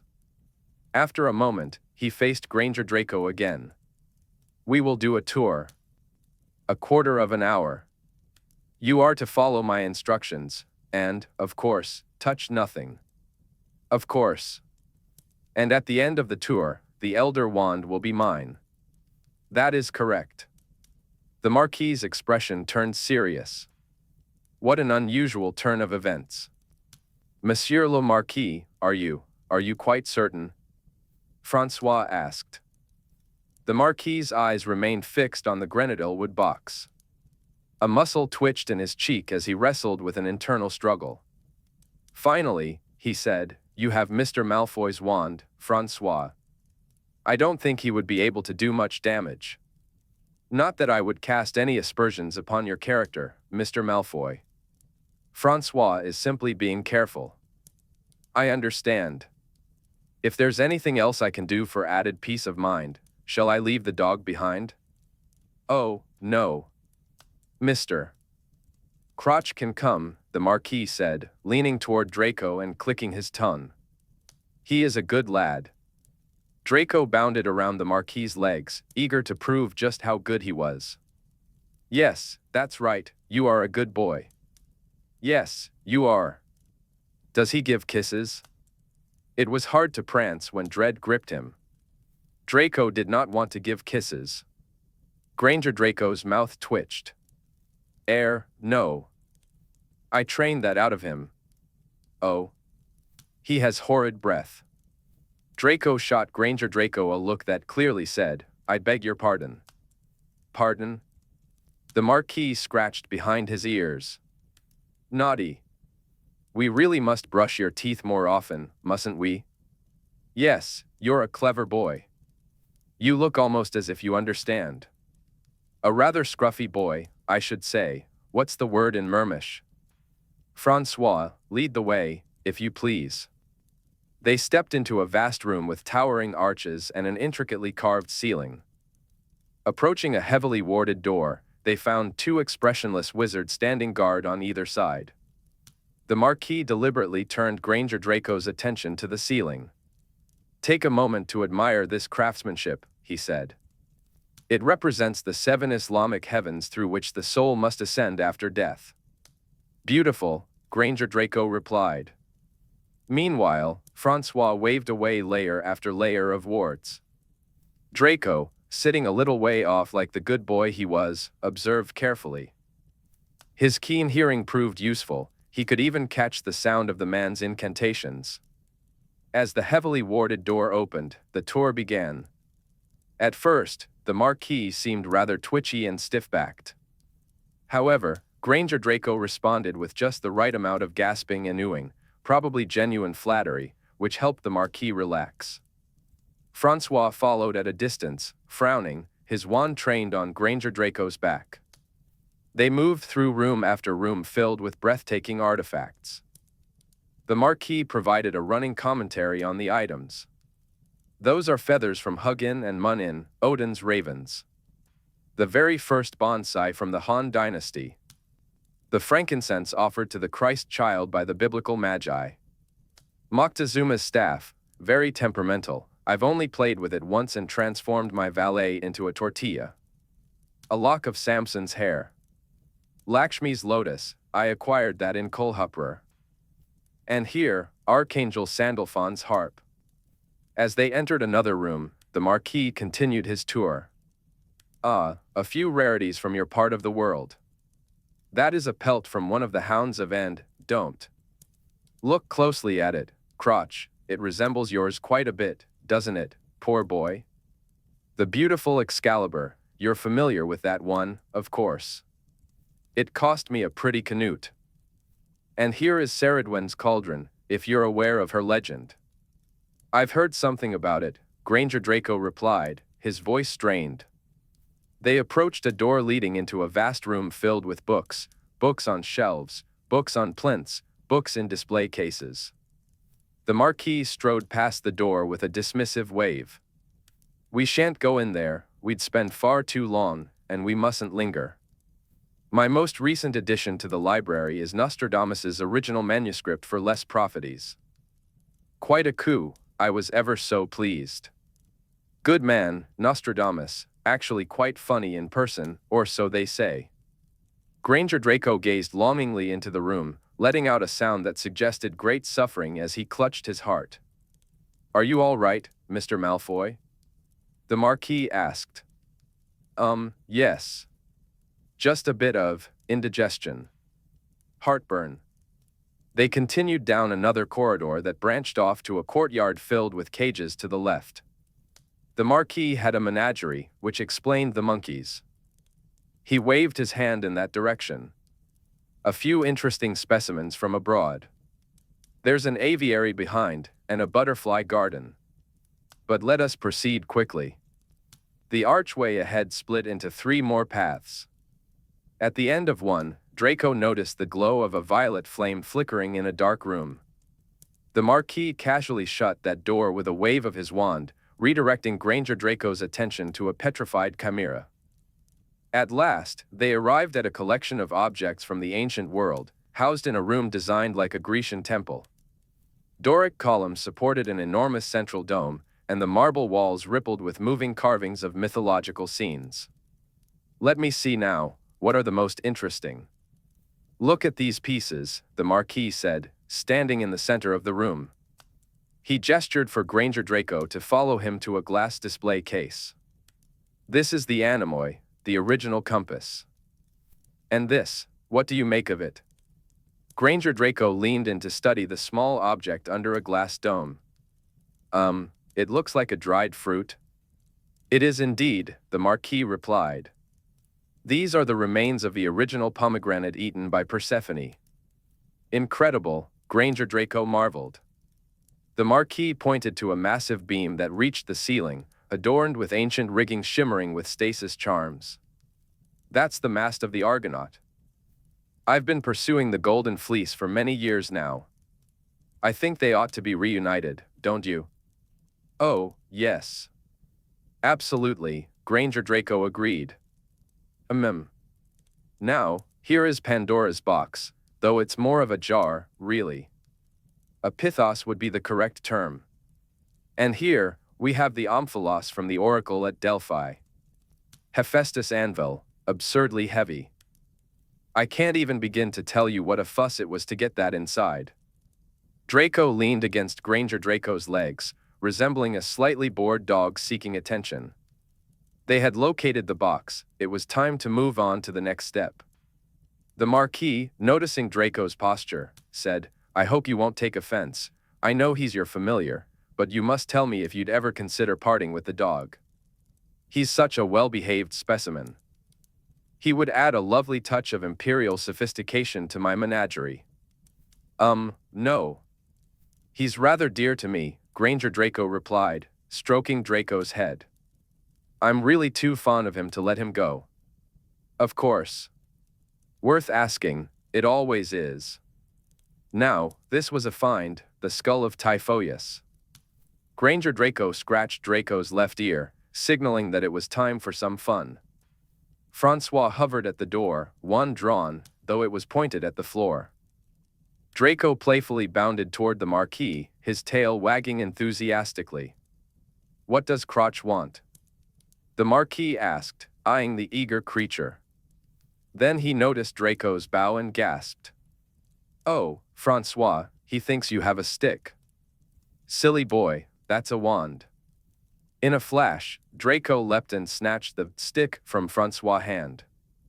He pranced away, reveling in his newfound skill at gambling, before darting back toward Francois with the wand in his mouth. Francois lunged for him, but Draco was quick, darting away again only to come back for another round. He's playing keep away with you, Francois. The Marquis chuckled. Draco and Granger had practiced this routine for hours, mastering the art of looking innocent and harmless. As Draco shook his head, a shower of sparks erupted from the wand, seemingly at random. He tossed the wand to himself and bounded off to catch it, causing a small flock of birds to burst out from it. Francois took off in hot pursuit. With a flourish, Draco whipped the wand around and hit him with an aguamenti, his tail wagging with pure delight. The Marquis roared with laughter, but Francois was far from amused. Granger Draco made several unsuccessful attempts to call Crotch back to him. Just then, Draco waited for Francois to lunge and hit him with a locomotor wibbly, in the most playful way possible. Francois went careening headfirst into a wall. In the chaos, the Marquis was struck by a stunner. Granger Draco sprang into action, kneeling beside Francois to retrieve Draco's wand. He carefully removed the Faraday rig from Draco and transfigured him back into his human form. Finally, Draco breathed, clearly delighted to be on two legs again. Granger, just for good measure, stunned Francois and cast silencing charms around them. They sprinted toward Pandora's box, a peculiar feeling sprinting alongside himself. Draco took his wand from Granger and got to work. The protective warding surrounding the pithos. 17 minutes left on my polyjuice dose, Granger said, glancing at her watch. Draco, sweating, peeled away the layers of ward surrounding the jar. Right. These aren't too bad. I think the worst of them were at that first door. Give me 2 more minutes. Granger focused on her own preparations, pulling out a flask of water and dumping its contents where Draco's aguamenti had left puddles. Ready, Draco announced. Granger Draco hesitated, her hand hovering over the pithos. My God. What? Don't tell me you've suddenly developed a scruple, Draco teased. Are we really going to open Pandora's box? She already did it once, the worst is out, isn't it? Yes, she replied, locking eyes with him. Let's do it, Draco urged. Together, they lifted the heavy lid, which came off with a grinding creak. They both stepped back, half expecting the world's plagues to be unleashed upon them. But instead, the jar was brimming with hope. In its pure form, hope was a luminous, nebulous substance, curling in upon itself while expanding in quivers of trust, conviction, and faith. How beautiful, Granger Draco sighed. Take it and let's get moving, Draco urged, passing her his wand again. Granger Draco delicately pressed the wand into the substance and siphoned it into her flask. This left a significant divot in the hope inside Pandora's box, but only for a moment. It reshaped itself, and the jar brimmed again. Right, Granger Draco breathed. Hope isn't finite. It's infinite. There was no time for breathy philosophizing on the nature of hope. Draco elbowed Granger Draco out of the way, slid the lid of Pandora's pithos back on, and recast the wards. The flask was tucked securely into Granger Draco's cloak. Ready? He asked. Granger Draco pointed her wand at Draco. Bloody hell. Here we go. If you call me constipated again, I shall bite you. Grinning, she transfigured him back into a dog. Slipping the anti-magic pucks onto him, she secured them deep into his fur. Then she shoved Draco's wand back into Francois' pocket. Rushing to the Marquis' side, she used his wand to cast Enervate on both him and Francois. Oh. Monsieur le Marquis. Are you all right? I'm so sorry. Crotch hit you with something, the silly dog. Just a stunner, I think. I've put him in the corner. He's punished. The Marquis rose, looking dazed and annoyed. Francois, however, regained his feet, suspicion clouding his eyes. He snatched up his wand and aimed it at Draco, who sat in the corner, looking downtrodden and wagging his tail pathetically. That's not a bloody dog, Francois said. Finite incantatum. He aimed the spell squarely at Draco's fluffy chest, but nothing happened. Frankly, Francois, you've already cast that once on the poor creature. Now he's flinching, the Marquis said, dusting himself off. Kindly stop terrorizing the animal. Thank you, Granger Draco replied, shooting Francois a severe look. It was an unfortunate accident. Let's call that an end to the tour. I mustn't impose on your time any further. Francois, his mouth twisted in a bitter grimace, cast revelation spells around the room. All of the wards were perfectly intact. I do agree with you there, Mr. Malfoy, the Marquis said. Let me show you out. They followed the Marquis, while Francois muttered behind them, glaring at Draco, who regarded him with panting friendliness and did a little frolicking. Finally, they reached the first anteroom. I must leave you here, the Marquis said, looking at them with significance. Granger Draco held out the box. It's my great pleasure to give you this, as agreed, she said, passing it to the Marquis. He took the box and opened it again, as if to reassure himself that the wand hadn't vanished through some trickery. Some things in life don't have a price, Granger Draco continued. Tonight's tour has been a revelation, one of the most magical moments of my life, I dare say. You should be proud of this collector's masterpiece. Truly unsurpassed. The Marquis inclined his head. My labor of love, over many years. Farewell, Mr. Malfoy. And do let me know if you change your mind about parting with Crotch. I won't, but I will let you know if I hear anything about the whereabouts of the Golden Fleece, Granger Draco replied. The Marquis sighed. Do. He waved his wand, and the translucent wall shimmered back into existence. Francois returned Draco's wand and knife to Granger Draco. With a look of pure hatred directed at Draco, he escorted them back through the gates, past the line of stone-faced guards, and muttered a good night. The gates clanged shut behind them, shuddering under a fresh series of wards cast by the irate butler. Granger Draco grinned and wrapped her arm around Draco, and they disapparated. At the hotel, they cast silencing spells around their room and then began bouncing around frantically, unable to believe what they had just accomplished. Granger Draco was clutching her face, pacing, and hyperventilating. Draco spun and landed on the bed, laughing. We actually did it. I can't believe it, Granger Draco replied, still in disbelief. Gods, what a rush! Draco exclaimed. We need to stop stealing things before you develop some latent kleptomania. I'm seriously considering a career change, Granger Draco said, her eyes sparkling with excitement. Granger Draco paused in her pacing and grimaced. Right, I really need to go to the bathroom. Then just go, Draco said, gesturing towards the toilet. But I'm you for 9 more minutes, she replied, glancing at the clock. Oh. A grin spread across Draco's face. What's the matter? Don't want to hold my... I mean, I can go in there and hold it for you, if that helps. You could take care of business with your eyes closed. Absolutely not, Granger Draco said firmly. Are you sure? Yes. I'll just make it quick. Should I sit or stand? I think I'll sit, I don't want to make a mess. Don't be ridiculous. The whole point of being a man is to stand. With a stiff back, Granger Draco disappeared into the bathroom. Draco found himself experiencing the strange and annoying sensation of Granger touching his body without him being present to enjoy it. When she returned, the expression on her face was certainly interesting. Well, Granger Draco said, emerging from the bathroom, that explains your feet.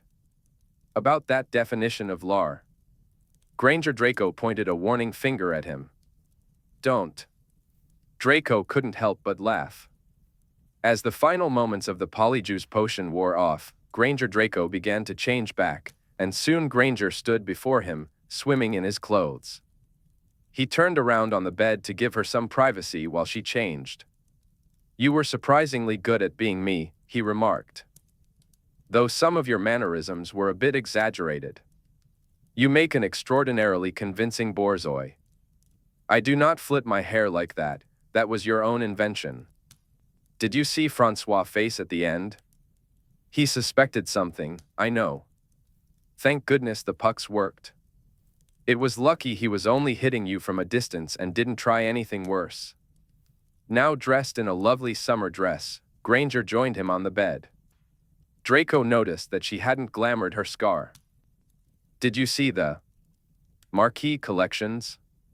Draco asked, his eyes wide with disbelief. Yes. It's outrageous. I've never seen anything like it in my life, and I doubt I ever will again. Each one of those items is worth the entire GDP of some countries. Greedy bastard, isn't he? Granger sighed, clutching her chest. The book room. He has Excalibur. The mast of the Argonaut. Persephone's bloody pomegranate. Ceridwen's cauldron. How?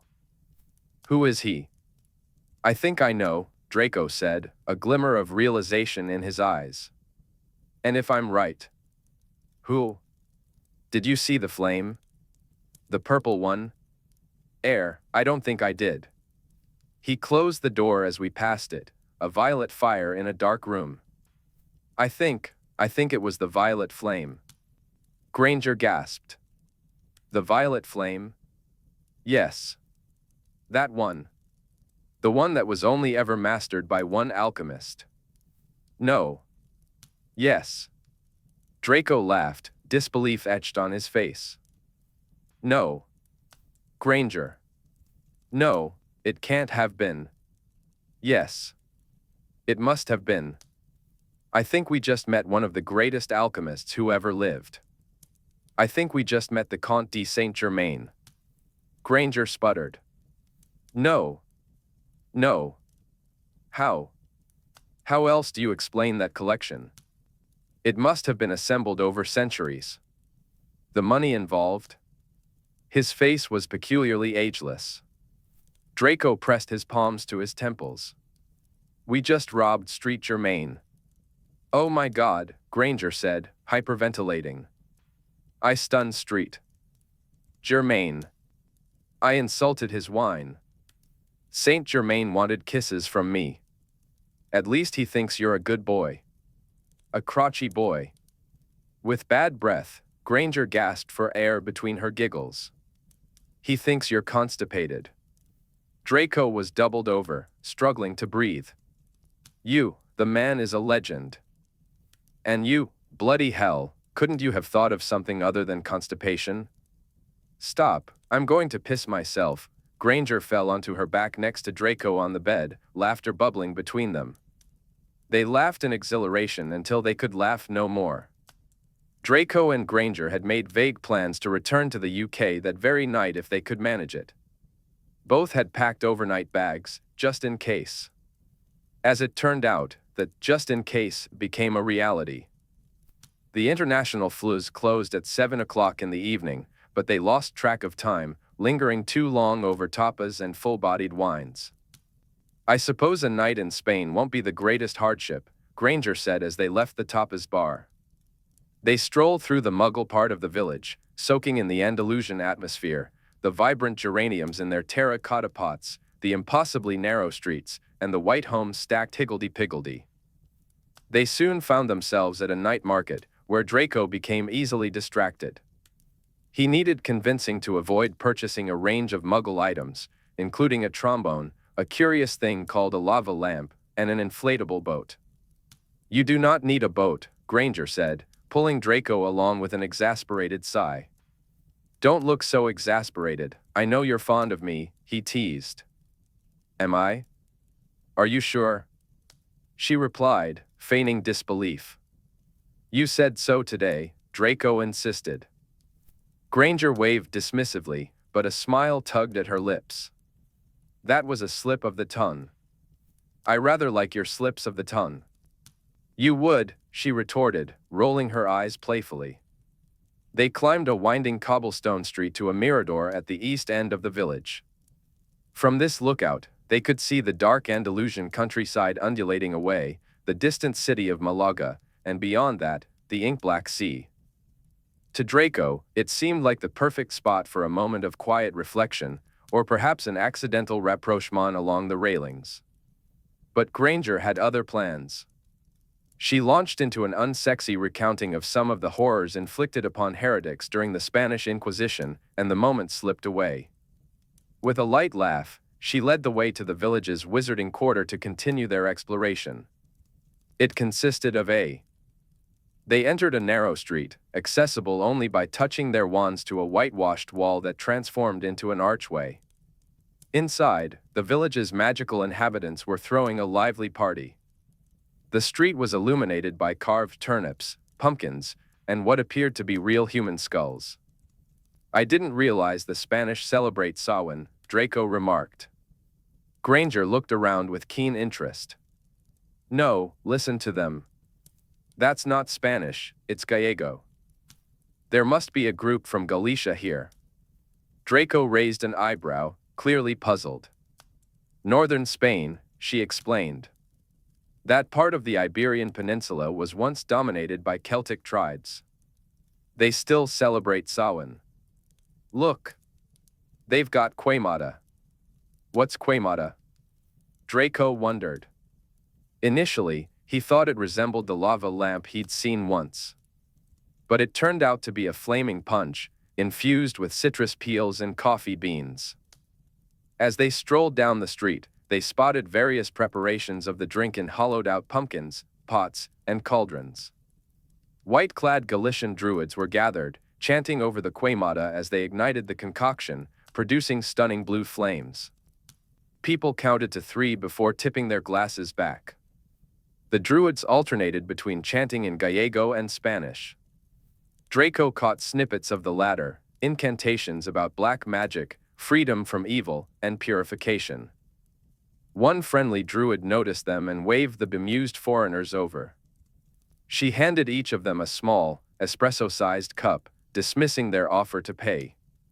Holding up 3 fingers, she said, "You must finish it in 3. Draco and Granger exchanged glances before taking their first sips. The drink was heady, a mix of hot brandy, caramelized sugars, and a rich coffee aftertaste. The druid nodded encouragingly. The first banishes evil. Drink again. They did as instructed. The second removes prejudice from the mind, she said, tapping the side of her head. One more. They finished the last of the drink, feeling the warmth spread through them as the festivities continued around them. The last awakens the passion in the soul, the druid said, pressing her hands to her chest. Blessed Samhain. She turned away to reignite her cauldron, and as the music started, the celebration grew more lively. Have your passions been awakened? Draco shouted over the growing din. Oh, yes. This is paving the way for all sorts of debauchery, Granger replied, her eyes sparkling with excitement. Draco smirked at her, and she laughed, a blush creeping to her cheeks as she looked away. They wandered back to their hotel room, Draco lamenting that he hadn't asked for the drink recipe. The addition of coffee beans had been brilliant. Granger, however, was more intrigued by the incantation they had overheard, wondering about its origins and if it could be traced back to the ancient Celts. Once at the hotel, they each took a shower. Draco thought he still smelled like a wet dog, while Granger insisted she reeked of his cologne, which she found unbearable. Offended, Draco tossed a pillow at her. As midnight approached, and after several yawns from Granger, they changed into their pajamas. Draco slipped into bed, noting with a hint of amusement that there was only one bed, of course. Granger stood at the foot of the bed, wand in hand, looking intensely focused as if she were calculating long division. Then, in a moment of sheer boldness, Draco said, "I don't mind sharing the bed." Granger looked conflicted. "I'm not convinced that would be sensible. It's far too small in here to transfigure another bed. I could make it work. I promise I won't steal the blankets." "That's hardly what's giving me pause." "What is, then?" Granger took a moment before responding. "The Quaimada." "Oh? What debaucheries are you afraid of?" Her bravado was always a safe bet. Granger narrowed her eyes at him, then climbed into the bed beside him, sliding between the crisp white sheets. Draco chose not to look down, aware that her negligee had ridden up as she settled in. Instead, he focused on her face. "What?" Granger asked, a hint of curiosity in her voice. "It's terribly humanizing to see someone in a bed," Draco replied, resting his chin on his hand. "I had convinced myself you were something else." "Something else?" she echoed, raising an eyebrow. "A nymph, if you must know," he said with a teasing smile. Granger looked amused. "Oh? A vindictive one," he continued. "One who might transfigure an errant man into a mushroom or something." She scoffed, waving her wand to turn off the lights. "I can aim for bigger and better things than transforming naughty men, you know." "Oh?" he replied, intrigued. I know exactly where Ceridwen's cauldron is." "Dangerous," he warned. "Yes, just as dangerous as you and the violet flame." "You'll tell me when you're ready for the next heist," he said, a playful glint in his eyes. "Perhaps, when all this is over, we ought to go hunting for the fleece." "I am entirely at your disposal," Draco said, his tone earnest. In the darkness, Granger's voice carried a smile. "Brilliant." Silence enveloped them. Draco, despite the proximity, was a good boy. He stayed firmly on his side of the bed, keeping his thoughts and hands to himself, behaving like the perfect monk he was. He lay still, staring at the ceiling, trying not to think about Granger. The day had been long, and the excitement mixed with the alcohol began to fade into fatigue. They drifted into sleep for an hour or two, only to be awakened by the sound of the shutters banging open and closed. A chill wind danced through the window, and a soft rustle beside Draco signaled that Granger was awake too. She sat up and turned to the window, half asleep and wide-eyed.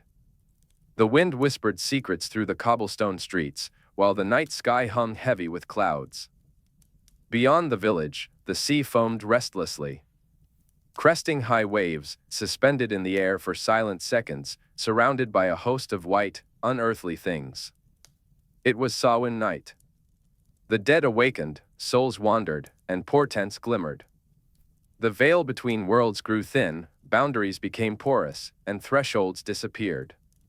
Things could span gaps, things could exist in between. Granger settled onto her side and looked at Draco. One of the straps of her negligee had slipped down during her sleep. He reached out with a single finger and pulled it back up, letting his fingertip linger in a long touch. Her eyes were clear. They could blame the Quemada all they wanted, but they were both perfectly sober. Her delicate hand moved to his face, gently tucking a strand of his hair back into place. It was Samhain night. The veil between worlds was thin, and tonight, terrible incompatibilities mattered less. Violent polarities softened.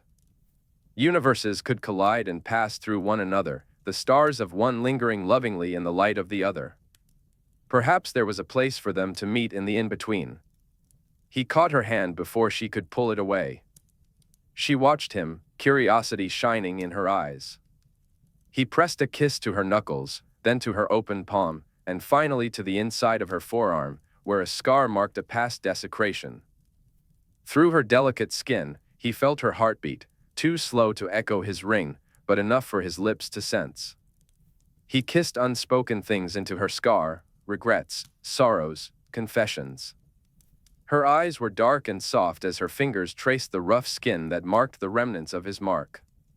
She leaned her cheek against it, eyes closed, and his heart swelled.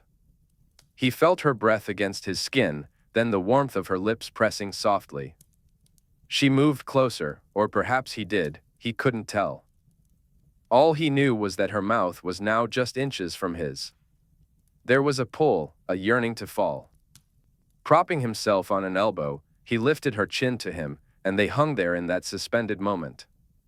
Equilibrium hung in the air, a delicate balance between the known and the unknown, between the never and the not yet. The atmosphere thickened, and suddenly, the only breath that mattered was the one shared between them. He brushed his lips against hers, contemplating the moment. He would have let it linger there, respecting her wishes, until she pressed her kiss back against him. They met once more, a connection ignited, and their breaths quickened. Her hand glided to the nape of his neck, drawing him closer. He embraced her fully, closing the space between them. Words felt unnecessary, speaking would make this moment too real, and tonight was anything but ordinary. It was Samhain night, a time when wandering souls sought solace or a fleeting moment of bliss. The warmth of her leg draped over his hip as his hand caressed the smooth skin of her thigh, losing himself in the softness that enveloped him. She was all give, all warmth, and he couldn't resist the urge to grab at the form that had tempted him too many times. His fingers dug possessively into her, and in that surreal night, they poured their desires onto each other's lips. What had once burned low reignited into a fierce flame. They exchanged kisses, hot, open-mouthed, tongues dancing and teasing. He pulled her on top of him, fulfilling a long-held dream. She kissed her way down his neck, and in that blissful moment, he lost himself completely, drifting into sweet euphoria. When he returned to reality, he felt her deft fingers unbuttoning his pajamas, moving slowly down his throat. The brush of her hand against him sent a jolt through him, but he wasn't ready for that yet. He wanted her. He drew her back to him, loosening the straps of her shoulders. The negligee slipped to her hips, pooling around her like silk. He admired her, kissing the smooth underside of one breast, then the other, teasing her nipples with his tongue and the heat of his mouth. As he continued, her breath quickened, each moment intensifying their connection. "I'm sorry, but I can't assist with that." Amid the ups and downs of their connection, she left him breathless. They found their rhythm once more, an in-and-out dance filled with tender kisses and gasping breaths. Above him, the beautiful sight of her arching upwards captivated him, her breasts, her parted lips. Each roll of her hips drew him in closer, until he was on the brink, panting with desire. Then she descended, tightening around him, and he surrendered, losing himself in a rush of pleasure, his hands gripping her thighs. For a moment, he lingered in that blissful space, suspended between reality and ecstasy, feeling the aftershocks ripple through them. She nestled beside him, her head resting on his shoulder. In that quiet moment, he watched the rise and fall of her breasts and traced a path down to her stomach that he longed to explore with his mouth. It felt like a dream, and yet none of it had truly happened. A sleepy hand brushed through his hair as he ran his fingers along her hip, and together they drifted into a light doze. Draco awoke about an hour later, desire coursing through him once more. He gently nudged her, finding her eager. He leaned down, following the path between her breasts with his mouth. It was Samhain night, a time when the dead felt alive and the living danced, again and again, through their own little deaths. Chapter 31, The Janus Thicky Ward. Dawn rose gray the next morning, with rain softly pattering against the window. In that damp silence, Draco Malfoy and Hermione Granger lay staring at the ceiling, each reflecting on what had transpired. It was hard to deny the reality of their encounter, especially with traces of each other still lingering on their skin. Their post-event conversation was brief and straightforward. What happened in Spain would stay in Spain. They were professionals, after all. Professionals who respected each other's expertise, vowing to maintain a strictly professional relationship moving forward.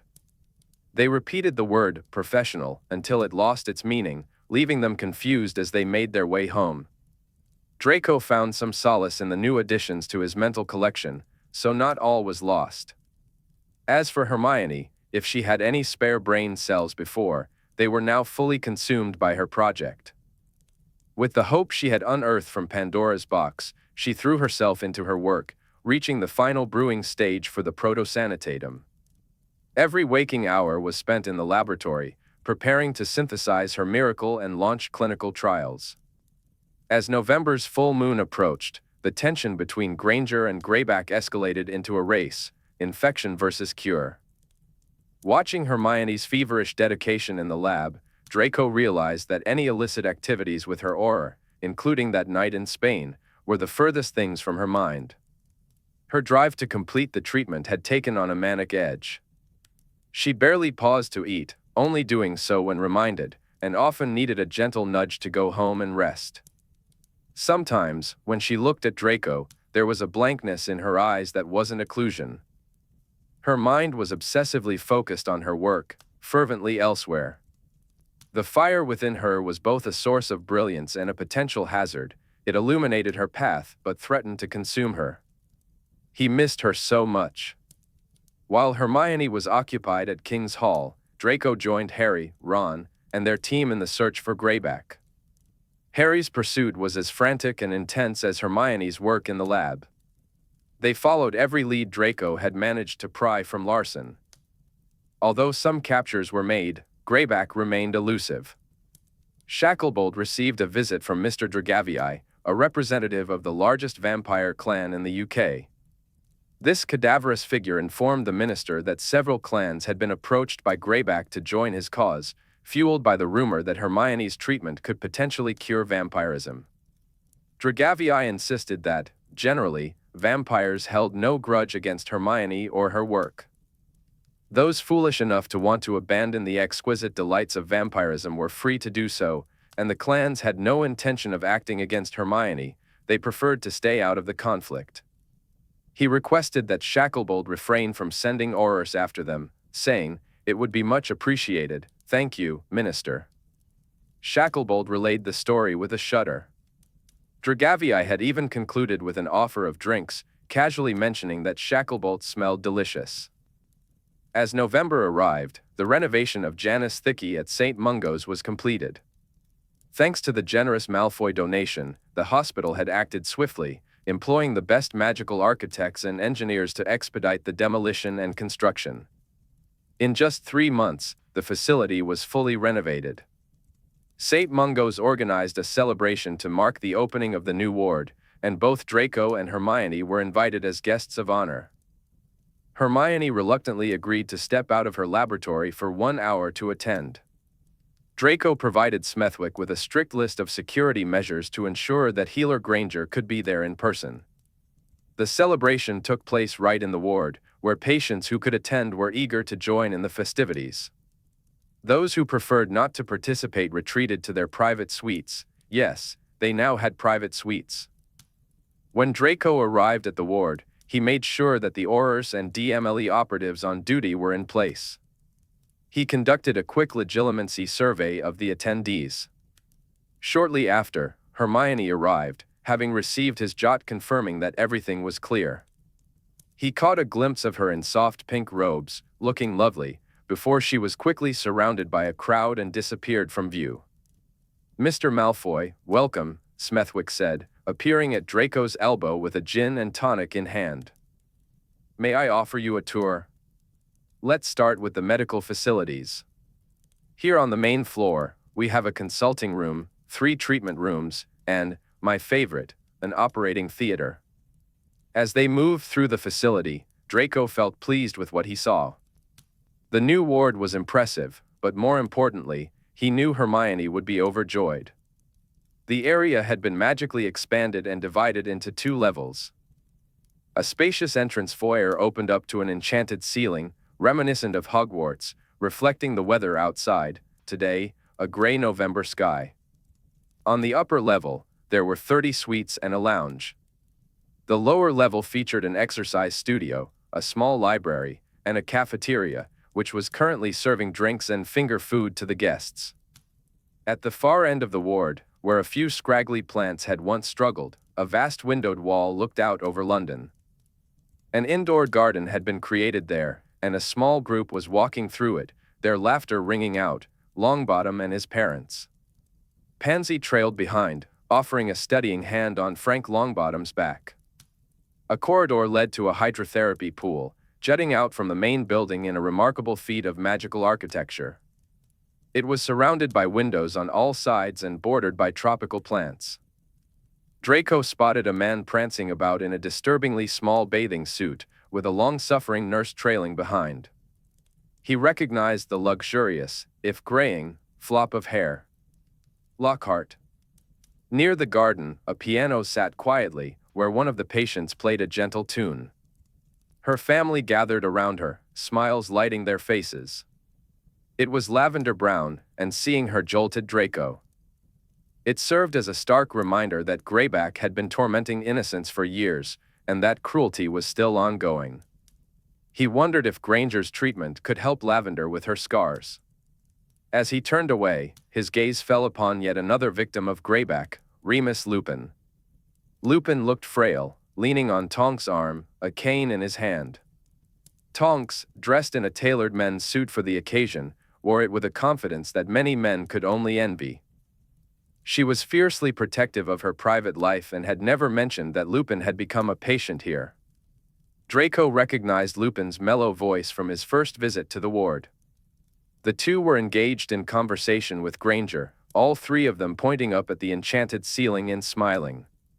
When Lupin spotted Draco, he waved him over. Draco had spoken with Lupin a few times over the years, at the occasional Auror Christmas party and other events. He wasn't particularly fond of these interactions. Lupin always looked at him with a sad, kind expression, the kind of kindness a teacher might show when watching a student make poor choices and nearly ruin their life, yet still remembering the child they once were. It made Draco feel uneasy, that undeserved, unspoken caring. But today, there was a genuine joy in the smile that lit up Lupin's gaunt face. "The man of the hour," he said warmly. "Don't flatter him too much," Tonks sniffed playfully. "He's already unmanageable." "Unmanageable? Draco?" "I don't believe it," Lupin replied, shaking Draco's hand.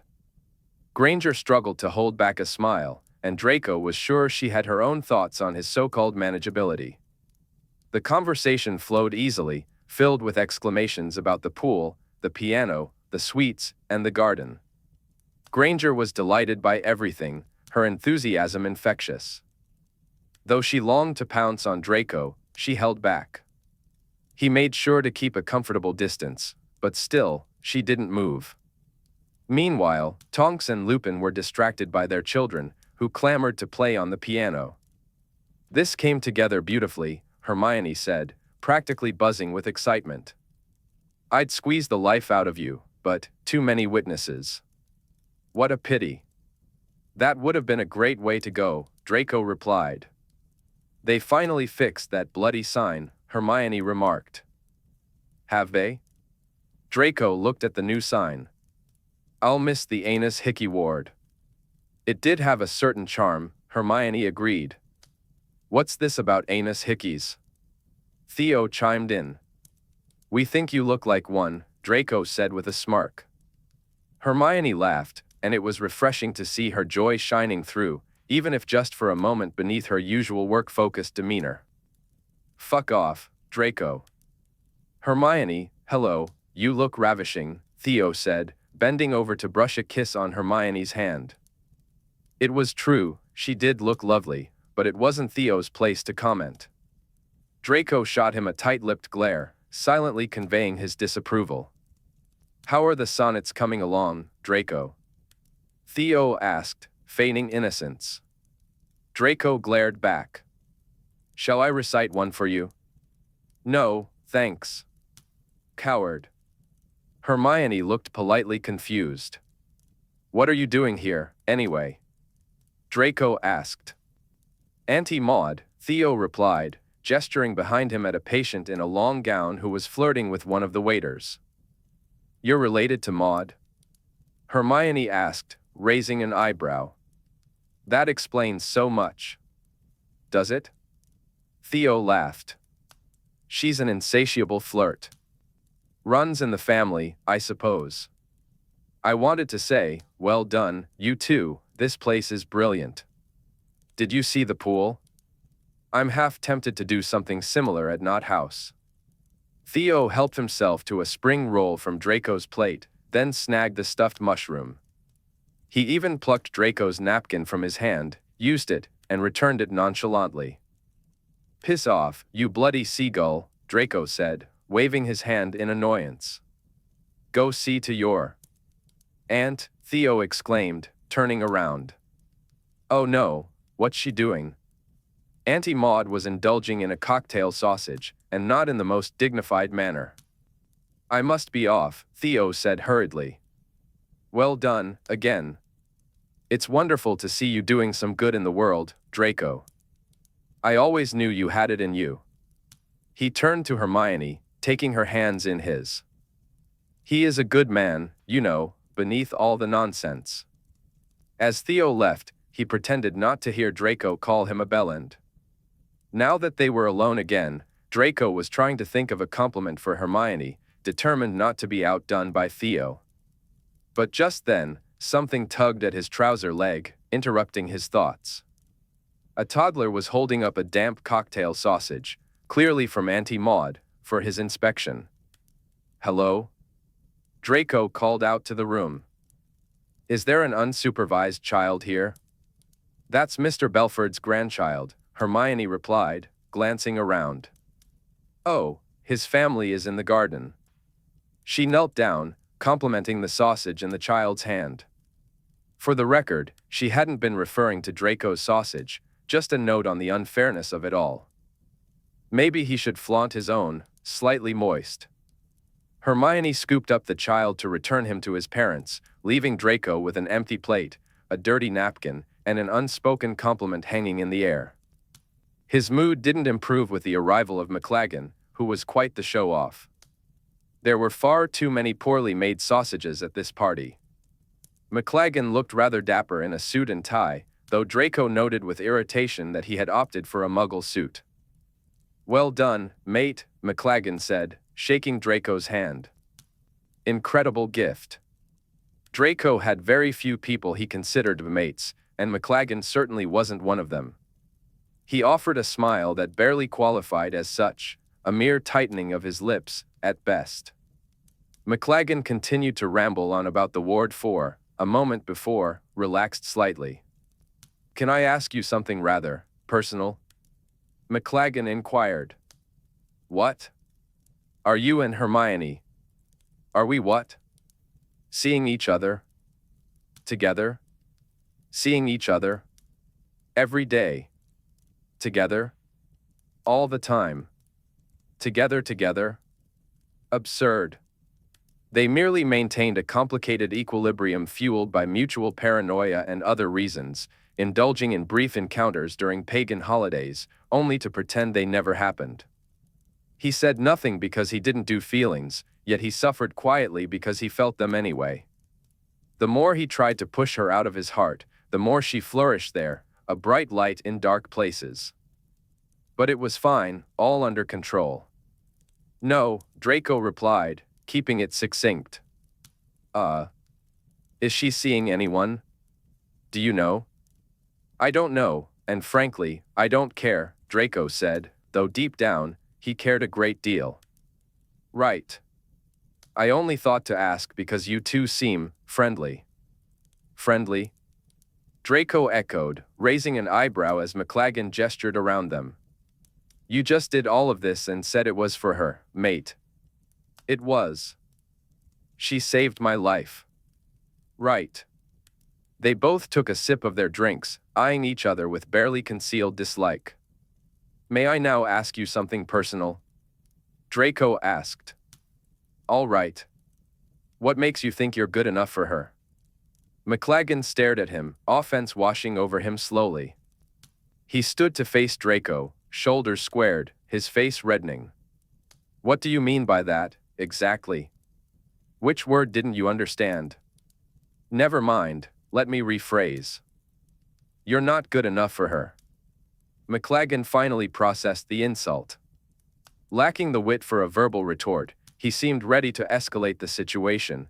They were either about to exchange hexes or fists. You needn't be so offended, Draco said with a careless shrug. I'm not sure anyone is good enough for her. This gave McLaggen pause. His fist, which had been clenched just moments before, relaxed slightly. Let her decide who's good enough for her, Draco said, leaning back in his chair. I agree, McLaggen replied, a smirk creeping onto his face. But she does like to play hard to get. Always has since Hogwarts. She just needs a little nudge. A nudge? Draco raised an eyebrow. I've got leverage, McLaggen stated confidently. Have you? Draco's interest piqued. What sort of leverage? Strategic seats on strategic boards, McLaggen said with a shrug. That's quite the move, Draco retorted, unimpressed. A real knicker-dropper, that. The usual enticements don't work on her, money, looks. You might have noticed that yourself, McLaggen added. I haven't, Draco replied, his tone casual. Draco's expression shifted as he asked, have you spoken to Smethwick today? Hippocrates? No. Why? I believe he has a bit of news for you. What news? Draco leaned back, a thoughtful look on his face. I suppose there's no harm in telling you now. You're no longer a member of the street. Mungo's board of directors. What? McLaggen's eyes widened in disbelief. Draco feigned sympathy. I had you removed. Sorry, mate. McLaggen sputtered, you, what? Who the bloody hell do you think you are? You don't decide whether or not I do, Draco interrupted calmly. It was one of my stipulations. For a gift of this magnitude, they were happy to comply. You've apparently been considered a reputational risk for a few years, something to do with your behavior around women, particularly Granger. They've also raised concerns with the MNHS. I believe you're one of the trustees there. I'm not sure how long you'll keep that seat either. Consider this a friendly heads-up, maybe you can resign and avoid losing face. In the center of the foyer, Smethwick was tapping a glass, calling for everyone's attention. That's my cue, Draco said, placing his plate and dirty napkin into McLaggen's hands. Hold these, there's a good lad. I've got to go. Smethwick, along with representatives from the MNHS and healer Crutchley, began to make speeches. Crutchley's was particularly moving. She had witnessed decades of neglect turned around in just a matter of months, and she seemed half convinced that this was all a dream. Draco and Granger were pulled to the front of the crowd, made to say a few words, then shuffled back into the throng, only to be pushed forward again for toasts and photographs. It felt like a dizzying cycle. As the mingling began, Draco noticed Granger being approached by members of the board. Most treated her with cautious respect, while a few approached with apprehension, as if they feared she might lash out with a scalpel. They needn't have worried, she only resorted to such measures when her aura instincts were triggered by a life-or-death situation. Narcissa had informed Draco that she would brave the English damp for a few hours to join the celebration. She arrived just in time for the speeches, tanned and still carrying the scent of whatever sunny terrace in Seville she had been enjoying. When she spotted Granger, Narcissa greeted her with unexpected warmth. Perhaps the warmth of Seville lingered in her, too. Draco found himself surrounded by the Belford family, who were expressing their gratitude and detailing Mr. Belford's long-standing bubotuber hemorrhoids, which had finally been cured. Their toddler was even holding a cocktail sausage in front of his face, adding to the chaos. Draco guided them towards Granger, eager to hear what was being said between her and his mother. Granger was animatedly gesturing toward the ward, expressing her heartfelt thanks in her passionate way. Narcissa seemed quite taken with her. She took Granger's hands in hers and said, "Please, do not speak to me of gratitude. You returned my son to the world of the living. This is merely a gesture. You must tell me if there's anything else my family can do for you. How are your larders?" They're fine. You've done more than enough, truly, you've gone above and beyond, Granger replied. It's only money, Narcissa said with a dismissive wave of her hand, a lack of concern that only those truly wealthy can afford. Narcissa peered at the enchanted ceiling. Draco usually has little time or patience for charity work. His focus is primarily on investments, while I handle the philanthropic side of things. But in this case, he did remarkably well. He did, Granger agreed. You've managed to cultivate a new kind of focus in him. Oh, yes, a focus, Granger replied, offering Narcissa one of her stiff smiles. He seems happy. I really just want him to be happy, you know? Of course. I want him to find something, or someone, to make him happy. Narcissa looked at Granger meaningfully. Granger, blushing, stared into her gin fizz as if her entire being was captured by it. Meanwhile, Draco considered tackling Narcissa to the ground. Forgive me for my motherly ramblings, Narcissa continued. At any rate, he has impressed me. Perhaps he will be able to take on the mantle after all. I always wished he would care more about these things. Did you see the little garden? I wouldn't have placed the chrysanthemums so close to the lily grass. They tend to get a bit lost there. But otherwise. Suddenly, a toddler escaped and came over to show Granger a cocktail sausage. Oh! Narcissa exclaimed. Is it an orphan? No. He belongs to the Belfords, Granger said, lifting the child up again and scanning the room. He's going to get trodden on. Are you sure? He looks like an orphan. He's so dirty. Perhaps he's a street urchin. Why is he holding a sausage? Did he pickpocket it? Where are the nannies? Just then, the flock of Belfords swooped in to retrieve their errant child.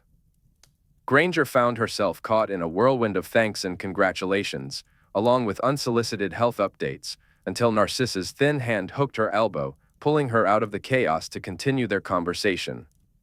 Ah, Draco, there you are. I was just telling Healer Granger that. You've truly impressed me with your management of such a large philanthropic effort, Narcissa remarked. All I did was sign off on the transfer of the funds. The planning was all done by someone else at the hospital, Draco replied modestly. Oh. Well, it must have been someone rather brilliant, Narcissa said. It's very well thought out, except for the chrysanthemums. Draco glanced at Granger, who subtly shook her head. He decided not to mention that the brilliant mind behind it was right there with them. You did well in your speeches, Draco, Narcissa continued. Not too verbose. Just try to smile a little next time, we don't want to come off as haughty. We are men of the people, after all. Of course, he agreed. Narcissa shivered slightly and pulled her shawl tighter around her thin shoulders. Is there a draft in here? I believe someone must have opened a window. Perhaps it's just me. I was just in Seville, Healer Granger, and I'll be returning there shortly. I can't stand the English damp any longer. I suppose it's just age. At that moment, Granger was called away to speak with reporters from the Prophet. Narcissa beckoned Draco closer with a crook of her finger. Draco, she said in a conspiratorial whisper. The scent of Rebugito, sherry and lemon, lingered on her breath. It wasn't just the heat of Seville that had her in high spirits. His mother was pleasantly tipsy and clearly enjoying herself. What? He asked, intrigued. I've been thinking, Narcissa said. Oh no, he groaned. Yes. Do we know if Healer Granger is single? Mother. I'm merely curious. I've been pondering possibilities. Don't be so defensive, you look as though you've just licked a nettle. Do you like her? I think you ought to like her. She's certainly not milquetoast. You still haven't told me how you're working together. I literally cannot tell you that. I've taken a vow of secrecy. Have you? It must be important, then.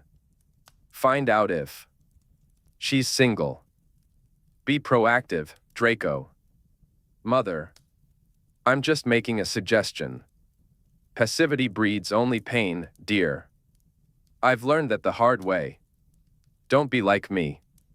Oh, watch out behind you. That orphan is back again, mind your pockets. No, child, I don't want the sausage. Narcissa drifted off, continuing her rounds and vaguely promising to send Draco a message when she returned to Seville. It was Draco's turn to be interviewed by the Prophet. He spoke about the importance of long-term care and philanthropy, all the while grappling with his mother's newfound fascination with Granger. Meanwhile, the rogue toddler continued its mischief, tugging at Longbottom's trousers with enthusiasm. Draco glanced over at exactly the wrong moment. The trousers slid down, revealing an impressive panorama of Longbottom's backside. Healer Crutchley enveloped both Draco and Granger in enormous hugs, squeezing them tightly against her ample chest. Granger emerged looking mildly disturbed, while Draco, more accustomed to such encounters, simply fixed his hair. Once they were free from Crutchley's embrace, Granger pulled Draco aside. Smethwick just told me about McLagan's seat on the board. Was that your doing? She asked. Me? No. I don't meddle in hospital governance. I don't believe you. You're right not to. Did Smethwick tell you who the vacant seat is going to? No. Me, Draco replied. Granger's eyebrows shot up. Congratulations. A whole new pestilence of incompetence awaits you. No, it awaits you. What? I've named you my delegate for the seat. I hope that's all right. The smile, oh, the smile. That is very all right, Granger said, her eyes brightening, her lips biting in excitement, and a glance downward that spoke volumes. Whip them into shape. Granger, Draco said, a smirk playing on his lips. It will be my absolute pleasure to. They sipped their drinks, and she gave him a long, curious look. What? Draco asked, raising an eyebrow. Nothing. Well, something. I agree with Ernie. Oh. They're all right after all, these Malfoys. Draco touched his glass to hers, his most Malfoy-like smirk in place. As the celebration began to wind down, he escorted a disillusioned Granger to the St. Mungo's foyer, where the flickering flue hearths cast a warm glow.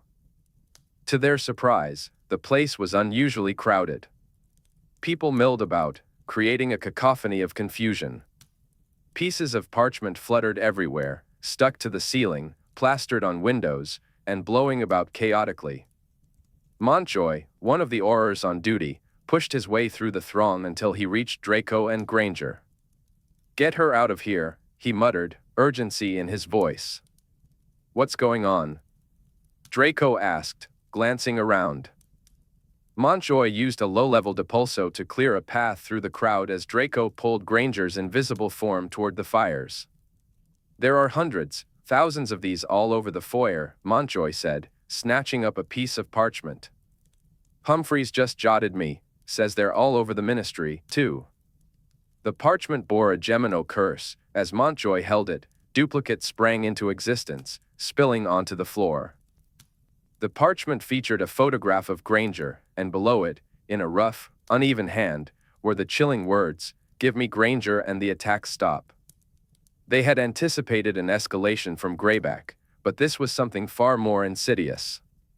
It wasn't a direct attack on her but a move that turned the eyes of the entire wizarding population towards her, offering a grotesque incentive for others to help Greyback reach her. Key magical locations across the UK had been treated the same way as St. Mungo's. In collaboration with Granger, the Ministry prepared to release a statement regarding her breakthrough, with the announcement that a cure for. As the clinical trials for lycanthropy progressed, Greyback's cowardice was laid bare for all to see. But with the full moon of November approaching, a sense of dread hung in the air. 2 terrifying full moons had already passed, and another one loomed ahead. The community was on edge, some had already suffered losses, while others were paralyzed with fear of what might come. The damage had been done. Hermione could no longer venture out in public. For all intents and purposes, she was confined to the manor and the lab. Yet she bore this hardship with a resilience that Draco had hoped for. If Greyback's plan was to isolate her, he had failed miserably. Her jotter buzzed incessantly with messages of support, and her cottage was buried under a mountain of letters. Requests to participate in the clinical trials poured into her Cambridge postbox from around the globe. The front page of the Daily Prophet was filled with outrage and letters from the public, all expressing their disgust at Greyback's attempts to coerce her. Narcissa sent Draco a worried jot, urging him to keep Hermione safe from that lunatic. Should they offer her refuge at the manor? When Draco showed her the note, Hermione smiled, the first genuine smile he had seen in days. During November's full moon, the Danish Auror HQ dispatched 30 Aurors to assist with the impending threats. Thanks to their intervention and a community finally taking the danger seriously, only 8 were infected, and thankfully, none were killed. As November faded into December, there were moments of joy amidst the turmoil. Hermione's spirit, far from being extinguished by Greyback, burned even brighter.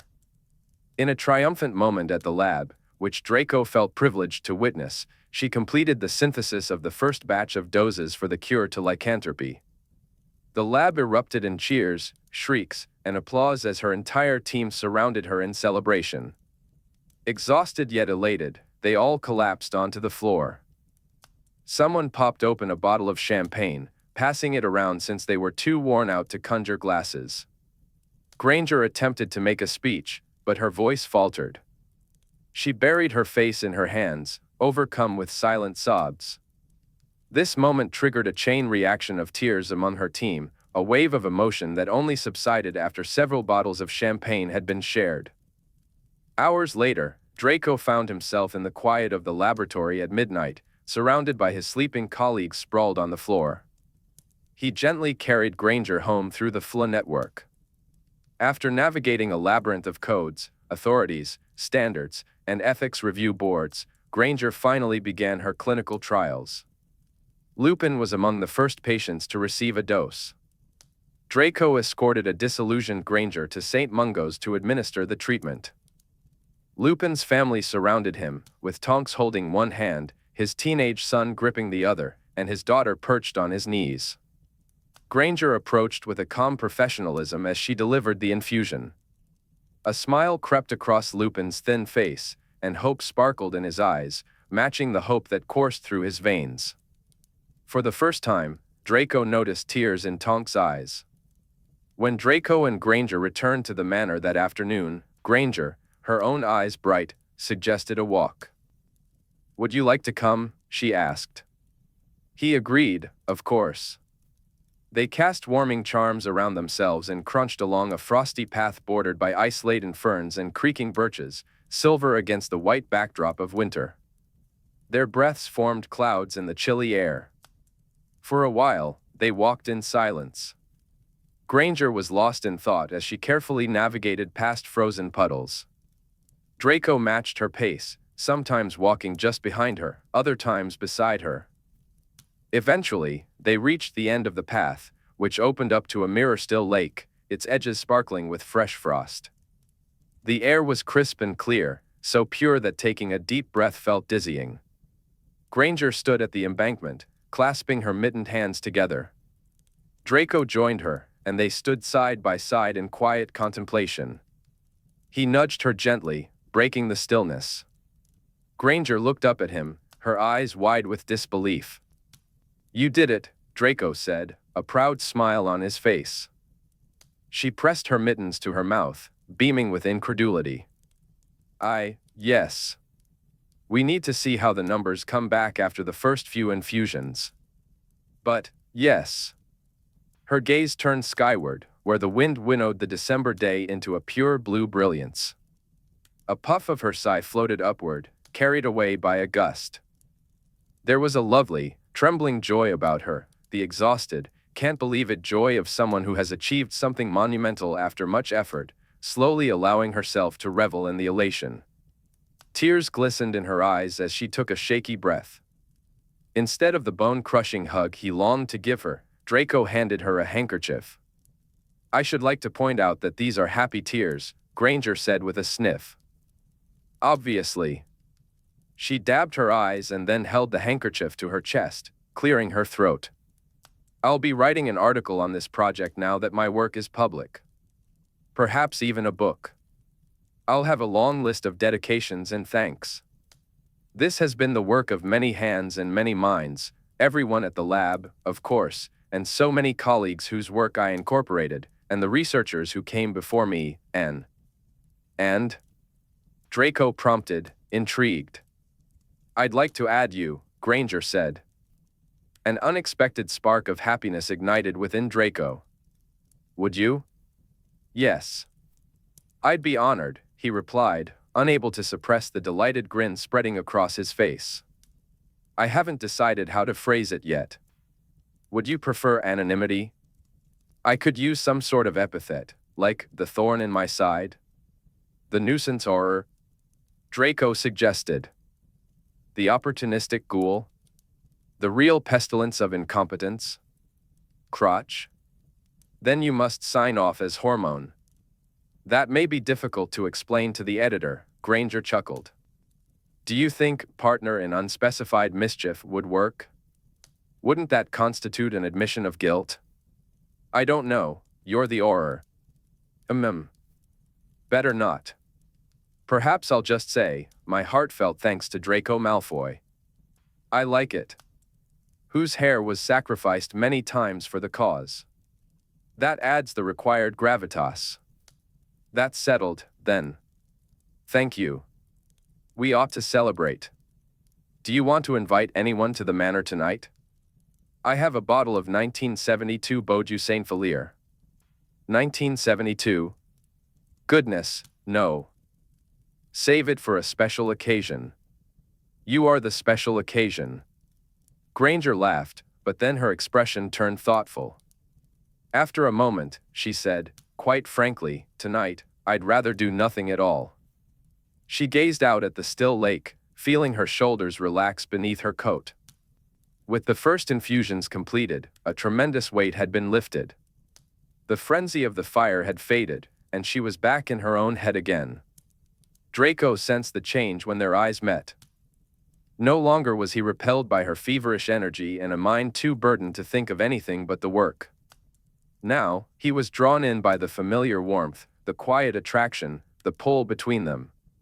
He offered her his elbow. "Let's go do nothing at all. I don't believe anyone has ever deserved it more." They hadn't really touched since Spain.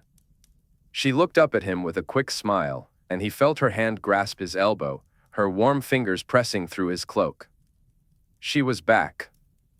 His heart soared with the wind, reaching for the sky. Chapter 32, A Pedagogical Exchange. At the manor, a briskly snapping fire awaited them in the smallest salon. The curtains had been drawn against the darkening sky. Henriette laid out a small gouter of cheese squares, tapenade, and tiny quiches Lorraines. They shed their winter things, and Draco settled into an armchair, dressed in shirt sleeves and braces. Granger flung herself onto one of the sofas, folded her hands over her chest, and smiled at the ceiling.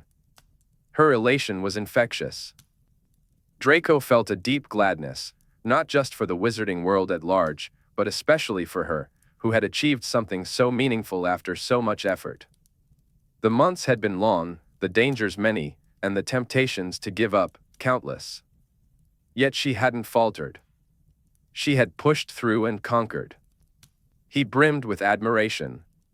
To express this powerful emotion, Draco floated a cube of cheese above Granger's face. "Can I help you?" Granger asked, looking at the cheese. "You haven't eaten." Henriette will be vexed. Draco tried to float the cheese into her mouth, but it bumped her nose and chin instead. Granger swatted it away. He wished to indicate that he was better at aiming for mouths with other things. Granger sat up and summoned a few crackers toward herself. It was the first time they'd eaten together in a long while, and Draco watched as she took small bites of one of the quiches Lorraines. "What?" she asked, noticing his gaze. "You eat like a pygmy puff," he teased. Granger looked provoked for a moment, then sniffed. "I should compare you to some creature or other, but I must be fair. Poor table manners don't rank among your many flaws."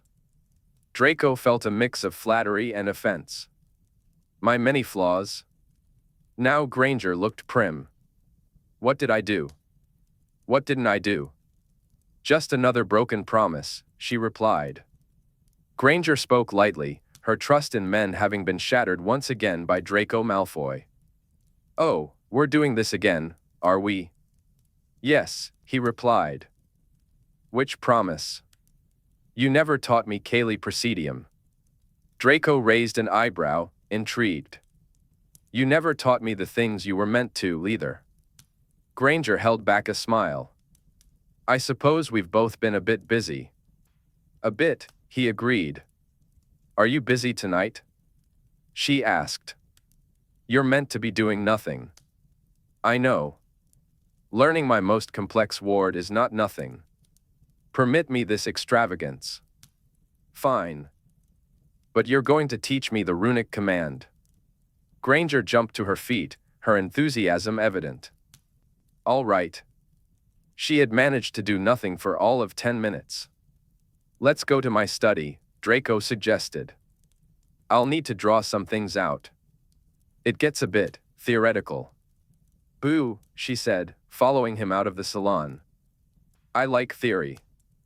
Draco opened the door to his study and stepped aside to let her enter. She looked around, taking in the furnishings, the heavy curtains, and the candles floating in warm clusters. The fire crackled softly. One wall was dominated by a painting of his grandfather's prized Abraxans. The winged horses perked up at the sight of Granger, and one even gave her a curious wicker. Draco settled behind his desk, expecting Granger to take one of the guest chairs across from him. But when she saw him drawing parchment and an inkpot closer, she joined him on his side of the desk, perching on the wide armrest of his chair. He didn't mind the invasion of personal space at all, it felt wonderful to have her back. "So, Caeli Presidium," he said, dipping his quill into the ink and sketching a few lines. "I suppose you know what a geodesic polyhedron is?" "I do. Some viruses actually have capsids shaped like geodesic polyhedra." "Capsids?" "A sort of shell made of protein," Draco explained. Granger waved her hand. "Continue." "Right. My intention with this ward was to distribute any incoming magical forces throughout the structure. Most traditional wards have a point of weakness that can be breached with concussive or compressive magic, especially the parabolic wards commonly used over homes. No ward is unbreakable, of course, but Caeli Presidium requires significantly more magical pressure over a longer period to crack. Draco sketched a few more polyhedra. Essentially, the more vertices that cross the sphere, like this, the stronger it becomes. Once you've established the ward's desired scale and strength, you need a bit of arithmancy to divide its face and calculate its potency. So, in this dodecahedron, for example, he illustrated it. I could divide those pentagons into triangles, and from there into even smaller triangles. This creates many more vertices. That's called augmentation. He looked up to gauge her reaction and was relieved to see Granger, her hands folded in her lap, fully engaged. He could still smell winter on his clothes, but she carried the scent of the fire from the salon. Now for the arithmancy. This formula, he wrote it out, provides the number of vertices the polyhedron will have and its potential magical force. Naturally, the more complex it is, the more exhausting it becomes to cast, but it will last longer. Boo, Granger said, her eyes lighting up as she studied the formula. That's multiplex arithmancy. I haven't done that since university. Can I give it a try? Draco quickly jotted down an example for her to work on and passed her the quill. She leaned on her elbow, her quiet delight evident as she focused, lost in the rhythm of the quill on the parchment and the challenge of the problem. She solved it in less than a minute, and Draco couldn't help but feel a tingle of pleasure. It was, frankly, quite attractive. He produced a more challenging example and handed her the quill again. Draco leaned back, watching her intently. Granger brushed the tip of the feather against her lips, deep in thought over the new problem. In his years as an eligible bachelor and a self-proclaimed libertine, Draco had encountered countless seduction tactics, but Granger's absent-minded lip brushing was undeniably one of the most tantalizing. After a bit of contemplation, she solved the second example as well. Draco felt a thrill. He found himself wishing she would slide off the armrest and into his lap. That would be the pinnacle of whatever this was, a sapiophile's dream come to life, Granger in his lap, tackling obscure bits of arithmetic exponentiation. His next challenge was perhaps a bit unfair. Granger gave it a try, paused in confusion, shot him an accusatory glance, and then began breaking the arithmancy down in reverse. TSS. Your starting point was pentagons. This one has square facets. Well spotted, Draco replied, extending his hand for her to return the quill. What happens if we augment it? She asked, still holding onto the quill. I expect we'd rend the fabric of the universe, he said with a smirk. Let's see. She dove into the calculation. Oh. A geodesic subdivision resulting in right-angled triangles, not equilateral ones. Not as strong, I suppose. Draco examined Granger's intriguing creation. That would be my assumption as well. There's a beauty to it, isn't there? She mused. There is, he agreed, though his thoughts were far from geometry. Are you game for one more? Granger looked at him suspiciously. All right. No tricks this time, I promise, only complexities. He produced a final example, a particularly tricky one designed to keep her occupied for a while longer, allowing him to savor the moment, the gentle push of her hip against his arm, the soft brush of her heel against his shin. Granger murmured. I need to use Kohler's law. You know Kohler's? He asked, genuinely impressed. I do. My word. This has become stimulating. Granger pressed her lips together, focusing intently. I can remember it all, however. Granger said, planting her elbows on the desk as she muttered vague recollections of Kohler's law.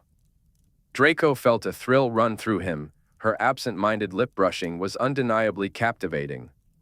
He shifted slightly, feeling a familiar tension stirring. Granger had removed her bulky jumper, revealing a thin muggle top that clung to her figure. He couldn't help but admire the curve of her hips, perfectly shaped, really, if a man were to indulge in inappropriate thoughts while a woman worked through complex calculations. He quickly averted his gaze, not wanting to let his imagination run wild. Outside the window, darkness enveloped the world, leaving only the flickering reflection of the candlelit study to distract him. Granger leaned over the desk, offering an enticing view of her neckline, and he felt a surge of temptation. Should he really entertain such thoughts right here? She seemed so focused, completely absorbed in her work. Suddenly, Granger made a breakthrough and began scribbling furiously on the parchment. "Done!" she exclaimed, flinging down her quill. Draco leaned closer to admire her elegant solution. It was impressive, truly brilliant. And yes, it was undeniably alluring. Just then, the inkpot on his desk erupted, sending ink splattering everywhere. Granger jumped in surprise. "What the?" she exclaimed, eyes wide. "Sorry," Draco said quickly, using magic to vanish the evidence of his clumsiness. "Are you all right?" "I was overstimulated," she replied, looking more perplexed than she had during any part of their discussion. "Overstimulated?" he echoed, clearing his throat to regain his composure. "Shall we carry on? You'll be able to do these calculations in your head after a few tries. The wand movement is similar to Salvio Hashia, but we want the upward cuts to equal c cubed. That can take some time, as you might imagine. The intent here isn't protection, it's fortification. Make a note of that, the nuance matters. The incantation is Caeli Presidium, and you'll want to use it once at the beginning." "Right," said Granger. "Let me give it a go." Ward the door. Draco seized the opportunity to discreetly adjust his trouser leg, ensuring the bulge looked like just another fold in the fabric. More or less. Granger cast the spell several times, interspersing her attempts with a few more scribbles of arithmancy. Her casting was slow, and her ward was small, but it was clear she grasped the concept. On her fifth attempt, a credible silvery net stretched across the door, shimmered briefly, and then vanished.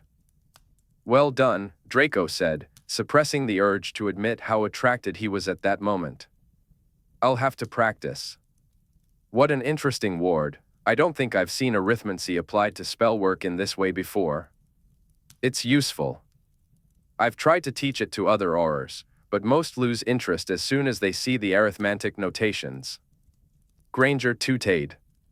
"Their loss." She made to get up, but Draco gently touched her arm. "What?" "Our quid pro quo, Professor." "The runic command." "Right." Granger shifted in her seat to face him, tucking one leg under her as she perched on the armrest, the other resting lightly between his. "Very good." She held up her wand and conjured 4 golden runes. Hverfer v in Laguz. The candles extinguished, and the fire in the hearth dimmed to a glow of embers. "Oops," Granger said in the sudden darkness. She waved her wand, and the candles reignited. "It's an apotropaic syntax. The runes are from the Megin Runner syllabary, but I interpolated prosodics from the Renatal. It translates, broadly, to extinguish. Try the incantation first, the intonation is a bit tricky." Draco gave it a shot. Granger shook her head and repeated the ancient syllables slowly. He tried again, but she tooted. "You're tripping up on the palatal ejectives," Draco said. "The what?" Granger replied. "Stop sounding so posh. You're speaking ancient runic, not ordering foie gras at the Seneca." Draco tried again, adding a bit of Nordic harshness to his speech. "Better. If only you spoke German instead of French." Granger sighed, a wistful look crossing her face. "Their fricatives are to die for. Now, the runes." She picked up the quill and dipped it into the remnants of the ink pot, drawing 4 runes on the parchment. Draco copied her strokes, focusing intently. It seemed he could either concentrate on runes or maintain an erection, but not both at the same time. Granger took great pleasure in critiquing his calligraphy. "Oh no, you've made Laguz too squishy." Straighten that up. Good. A bit more confidence in the downward stroke. Right. Try again. What's happening over here? Did the roof collapse over Verfer? How can you draw such perfect polyhedra and then do that to a rune? It's got 4 lines. As for this one, what is it? A cheesy what's it? And that one, another of your hedgehogs? And this? A spot of hyperbolic geometry?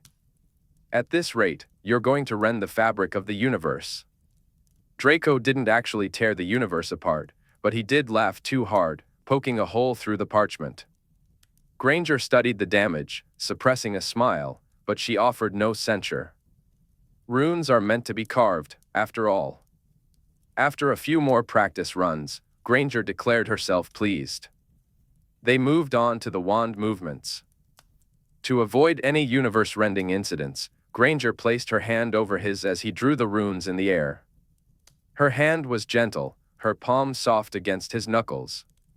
Draco's initial attempts, combined with his terrible pronunciation, resulted in some rather chaotic aberrations. Then Granger joined him in speaking the runic command, and with that, along with Granger's guiding hand resulted in a brief glow of golden runes suspended in the air. The candles flickered around them. She removed her hand from his, encouraging him to continue on his own. Draco considered pretending to struggle, but he didn't want to appear foolish in front of her. It was a dilemma for the ages. Ultimately, his pride won out. He tried again, and this time the runes glowed longer, causing half the candles in the study to extinguish. The fire, however, crackled merrily, as if it had a mind of its own. That was a very fair attempt, Granger said, a smile spreading across her face. Well done. The satisfaction and admiration in her gaze filled Draco with pleasure, sending delightful flutterings through his ego. Unfortunately, Granger decided to end her perch on his chair. She stood with a groan, pressing a hand to her backside. My bum's gone numb. Shall I massage it? Draco offered. That's quite all right, Granger replied, laughing. He hadn't been joking, but he let it go. She stretched, yawned, and glanced toward the door. Draco wasn't ready to let her leave. It felt as though he had only just gotten her back. Are you off to do nothing? Granger asked, raising an eyebrow. You look like you have a compelling alternative in mind. I've thought of a new bargaining chip for the computer. But it can wait. Now you've intrigued me. Have I? Oh no. What is it? Come with me. They left the study together, Granger falling into step beside him, her shorter strides causing her to hop forward occasionally to keep up. Where are we going? Originally, it was meant to be a birthday present. I didn't know what to get you since you're a mogul who can buy whatever you like. I had no ideas beyond some appalling pajamas and other less appropriate gifts. Anyway, Mabon came and went, and I lost the. I wanted to use it to cheer you up when Greyback plastered his vile posters all over London, but you were so consumed by your work that you hardly had time to sleep. They arrived at a set of double doors. Now that I've missed all my chances, I've decided to be a proper scoundrel and use it as leverage for the computer. Granger let out a soft gasp as she recognized the doors. Turning to Draco, a smile began to form on her lips. Strategic. I approve. Wand, Draco said, extending his hand. Granger placed it in his palm. He held it to the doors and, with a few deft waves of his own wand, added her to the very short list of individuals permitted to enter the Malfoy library. He pushed open one of the doors. Granger took an eager step forward, but found her way blocked by his arm. She looked up at him, curiosity shining in her eyes. Yes? The computer? I will be your personal tutor until you've learned everything your little black heart desires, Draco replied with a smirk. They shook hands, and to his delight, Granger didn't let go.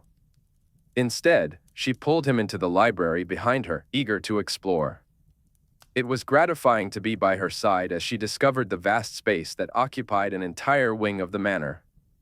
The library was part enormous reading room, part traditional stacks, and part personal museum. Tall windows opened up to the forest and the lake along the estate's western edge.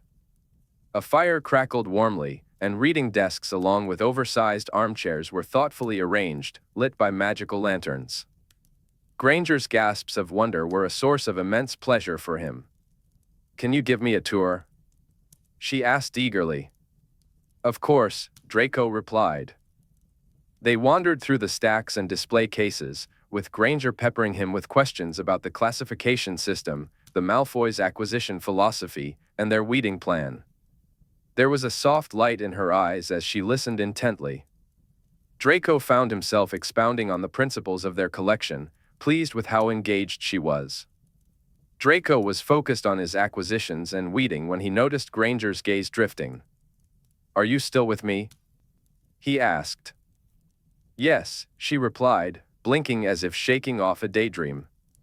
He continued speaking, but she seemed to drift off again. "Hello?" Draco said, a hint of annoyance creeping into his voice. "Sorry." "Yes. I'm here," Granger said quickly. Realizing he might not be as captivating as he had hoped, Draco decided to reschedule the lecture. Granger wore a vague smile as they walked past shelves filled with books, tomes, periodicals, and even a small collection of prints and drawings. He led her to the cartography section, where a 17th-century map bore the inscription, "Here there be monsters." Draco pointed to a tiny speck among the sea monsters. "That's you," he said with a grin. They continued through the rare books collection, each volume displayed under glass. Granger sighed, captivated by the ancient grimoires and manuscripts. Who decided to put the Book of Din Iden under nonfiction? She gasped, halting suddenly in front of a shelf. "Me," Draco replied with a smirk. "TSK," she said, shaking her head. "The battle happened." "That's open to interpretation," he countered, a playful edge in his voice. "That bard's very existence is unsubstantiated. You'd be better off putting it under poetry, I think." "Kind of you to share your opinion, but in this library, l'état, c'est moi," Draco declared, a hint of mischief in his tone. Granger looked as if she were plotting a revolution. After finishing the tour, Granger found the sofa closest to the fire and curled up on it, gazing at the library as one might admire a beautiful landscape. "This may be my favorite spot on the entire estate," she mused. "Maybe.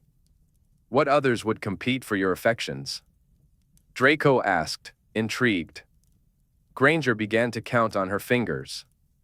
"I like the small salon near the back of the house, the one we were in today. It's ever so cozy when Henriette has the fire going. The terrace where we ate over the summer was lovely, and the rose garden is an absolute dream, of course." She trailed off, lost in thought.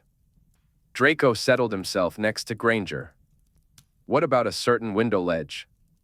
he asked, a teasing glint in his eyes. It took her a moment, but realization dawned, and a blush crept across her cheeks. "I'm not sure I remember that one," she replied, feigning innocence. "No?" he challenged. "No," she insisted. "Right.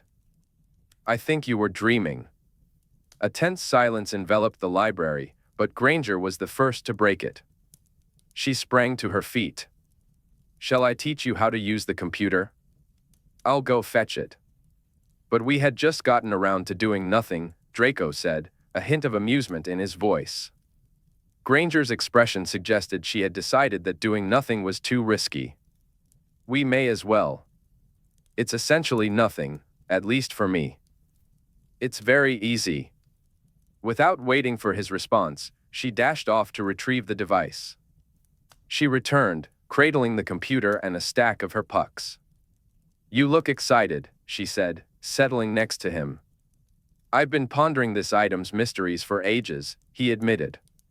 "You could have asked any Muggleborn, you know." "No. I wanted you." Granger shot him a curious glance as she began pressing a few buttons on the machine. The moment was delightful. She edged closer until their legs touched, balancing the device between them. Then, she placed her hand over his to show him how the touchpad worked. It was all rather nice. She demonstrated the computer's functions: writing, researching, communicating, and even browsing the internet. The concept of the internet was still a bit of a mystery to Draco, but Granger explained that he could type words like cat, house, or oncology into a box, and information, along with pictures, would appear. It seemed extraordinarily useful, an instant encyclopedia. She nudged the computer toward him so he could try the internet himself. After some laborious typing, the first thing he searched for was tits. Granger burst into a fit of giggles as the word popped up on the screen. Malfoy. Draco let out a low whistle as he took in the results of his search. Now, tell me about the cloud and hackers, he said, handing the computer back to her, revealing 5 rather eye-catching images on the screen. Granger quickly closed the tabs, a hint of regret in her eyes, and began explaining the cloud and hackers. The concept of the cloud intrigued him, but he was disappointed to learn that hackers typically didn't wield axes or any other violent weaponry. Granger confirmed that bloodshed was rarely involved, leaving him feeling somewhat anticlimactic. After Draco had explored a bit more, his internet journey consisting of searches for bums and Draco, he returned the computer to Granger, who stood up to tidy up. That was informative, he remarked. Now I know all your secrets. I may have overplayed my hand. I don't know all of yours, she replied, moving toward the door. But this has been an enlightening evening, regardless. Thank you for giving me access to the library, it's... Draco stood up, blocking her path before she could reach the door handle. Which of my secrets interests you? Granger shook her head.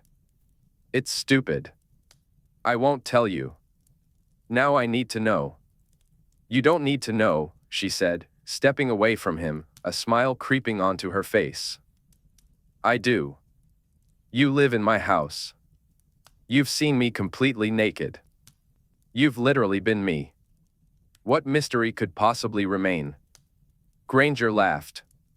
A minor one. She took another step back. It's silly.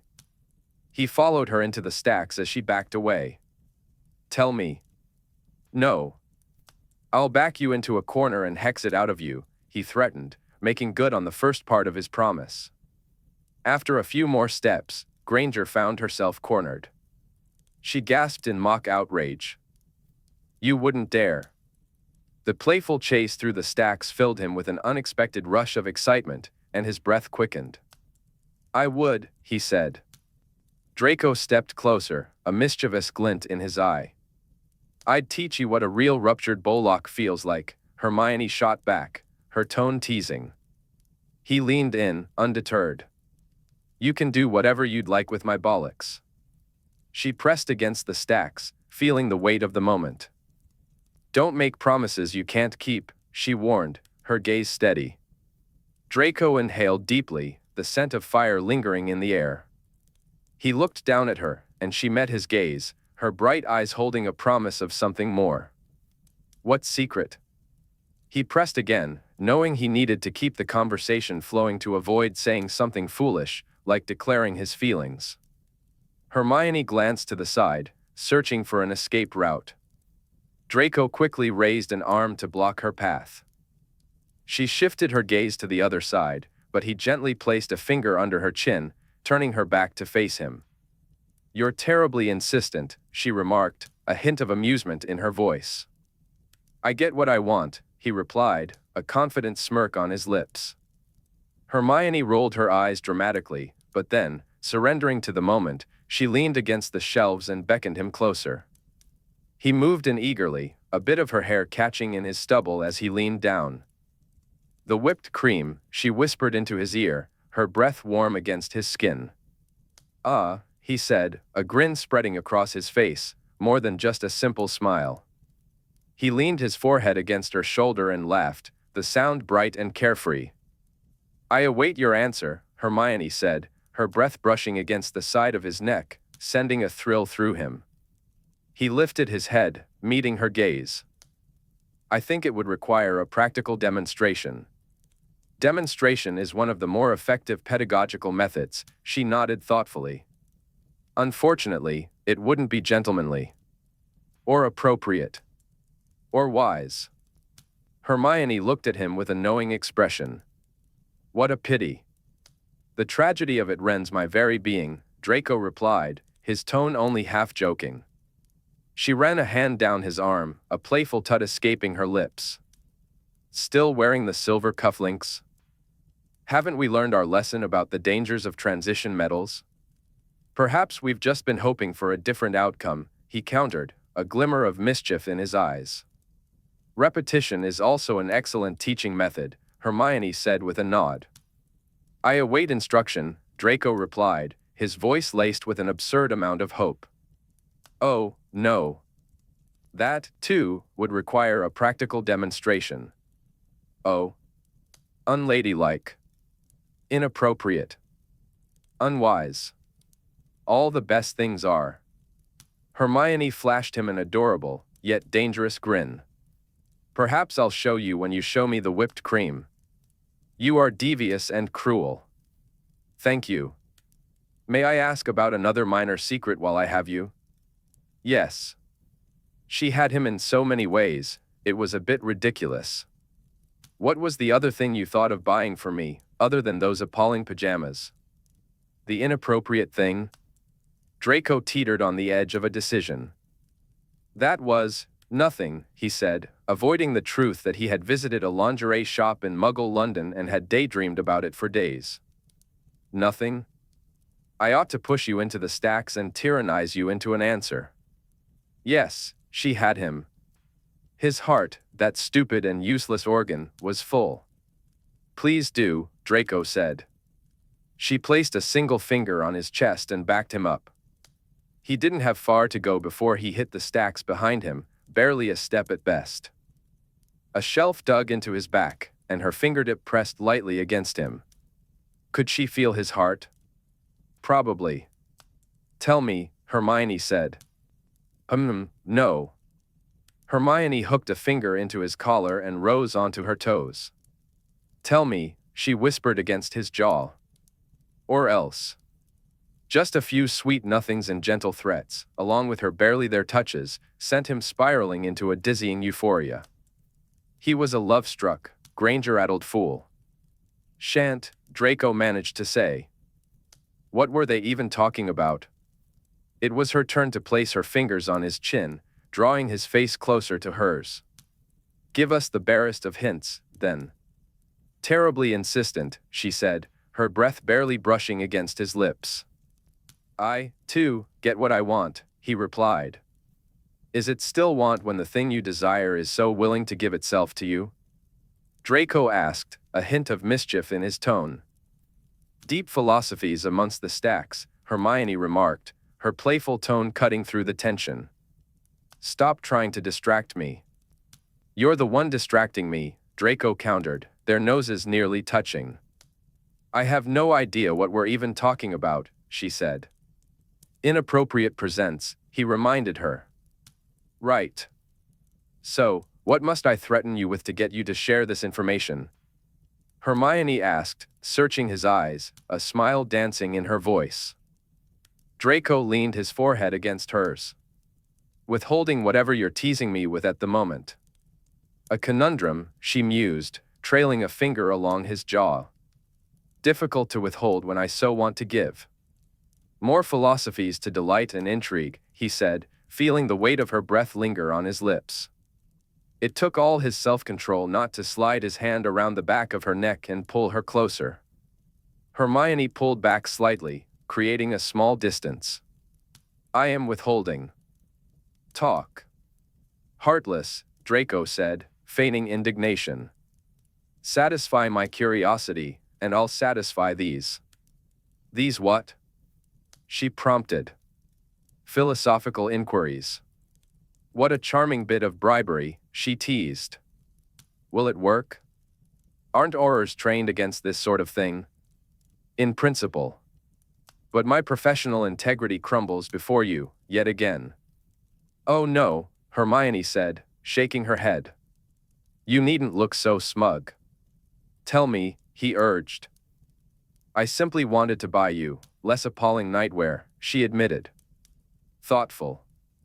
Nothing too inappropriate about that, he replied, intrigued. It was a Muggle lingerie shop. Oh. Muggles are very imaginative with their nightwear, you know. Far more than our wizarding equivalents. So many strappy things, lace garters, camisoles, lovely matching sets, naughty little ensembles, all of which occupied my thoughts for far too long afterwards. A blush crept across Hermione's cheeks. I told you it was. Inappropriate, Draco said, his tone laced with a teasing edge. Dreadfully, Hermione replied, a playful glint in her eyes. Come here so I can give you your bribe. Draco leaned down, and she pressed a quick kiss to his lips, pulling away before he could reciprocate. It wasn't enough. None of this was enough. He yearned to kiss her slowly, to back her into those stacks, lift her up, and pour all of his desire into that moment. I should have negotiated the parameters for this bribe's duration and intensity, Draco mused. It's probably wiser this way, Hermione said, her gaze flitting back to his mouth before she forced herself to look away. She absent-mindedly twisted one of his cufflinks, her delicate fingers brushing against his wrist. You didn't ask me where my favorite spot on the estate is, Draco said, a hint of mischief in his voice. Oh. Well, where is it?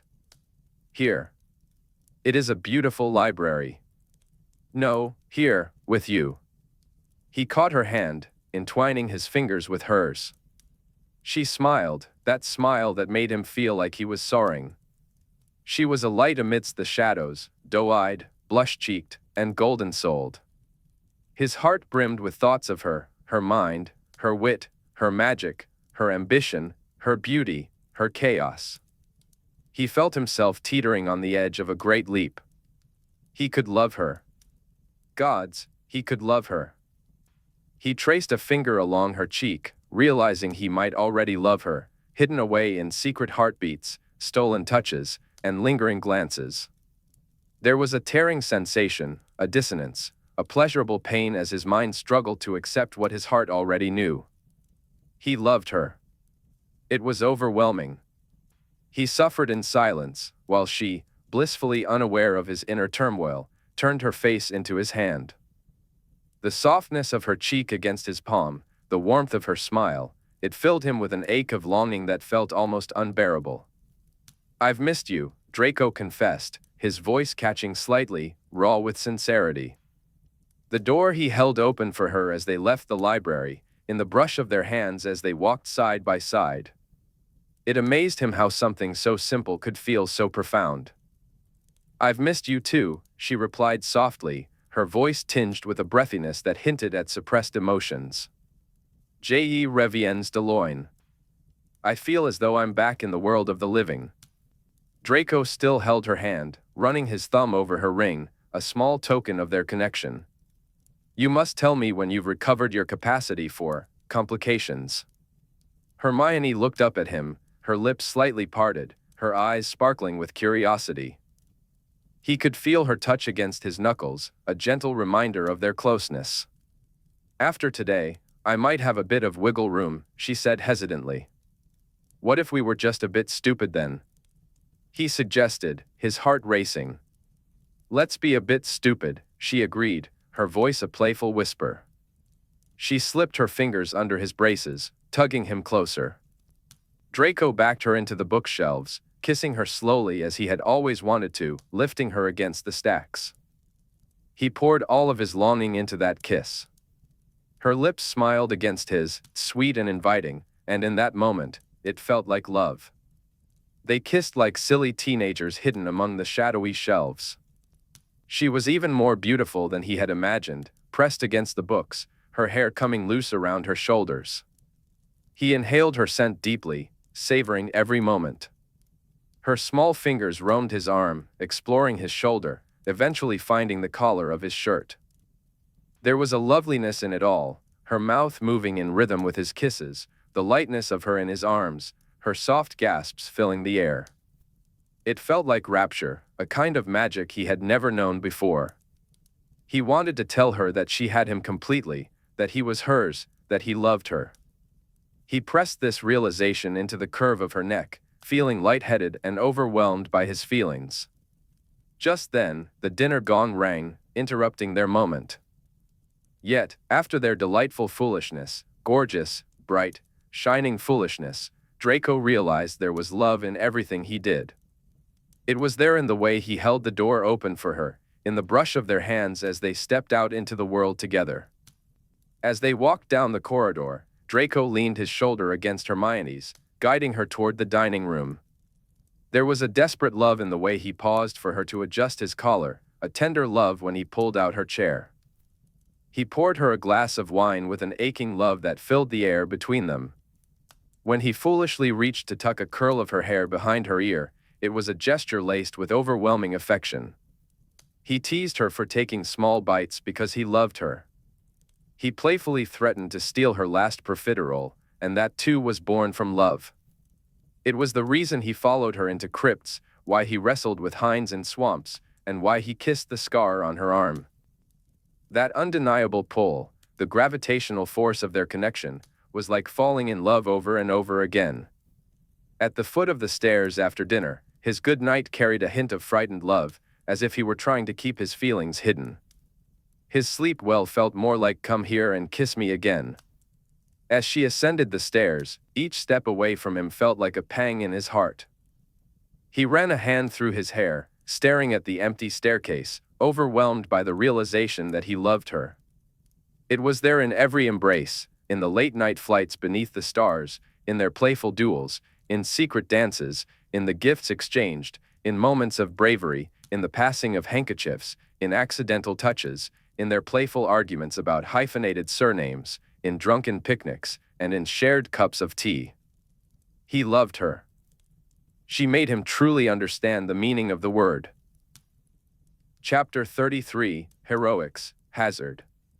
Notorious Auror Draco Malfoy was in love with his principal, and everything was spiraling out of control. The weight of this harrowing realization left him feeling utterly untenable on two fronts. As the morning sun filtered through his window, Draco rose with a heavy heart, facing two daunting objectives that filled him with different kinds of dread. First, given that the situation was no longer manageable, he needed to speak to Tonks and formally resign from the Granger assignment. Second, having severed the professional ties that bound him, he planned to approach Granger and bare his anguished soul to her. And if all went well, he envisioned a vague third objective involving snogging her senseless, though, of course, that meant starting with the snogging. After all, he considered himself a gentleman. When Draco arrived at the office that morning, well, morning-ish, he found Potter gearing up to deliver a much-anticipated update. He turned to Tonks and asked if he could have a word with her after the meeting. She fixed him with an inquisitive look, nodded, and gestured for him to sit down as Potter began. As Potter recounted a few of their limited successes that week, Draco mentally rehearsed his speech to Tonks. He would tell her he was taking her up on her earlier offer to drop the Granger job. He would insist that Granger keep the ring but remove himself from the assignment in any official capacity. He would suggest that Granger remain at the manor after his resignation, as it was still the safest place for her. Tonks would undoubtedly question the wisdom of stepping aside at such a critical juncture, and if she did, he would play it cool. It was nothing, really. Just a minor issue, hardly worth mentioning. What issue? Oh, just that he was, in love with Hermione Granger. He had probably been feeling this way for a few months now and was currently writhing in superb agony over it. Did Tonks have a bin in her office? He might be sick. Potter and Weasley were now presenting mugshots of suspected pack members. Draco's knee jiggled anxiously. If they could just get on with it, he thought it would be wonderful. He could rush through this hideous confession and crawl away somewhere dark and lonely to die like an animal. Suddenly, the ring on his finger flared to life.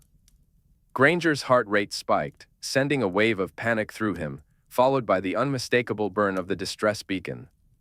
Everyone turned to Draco as he leapt to his feet, wand in hand. "Granger!" he gasped. The room erupted with questions. Tonks, Potter, Weasley, Humphreys, Buckley, and Brimble all stood up. "What is it?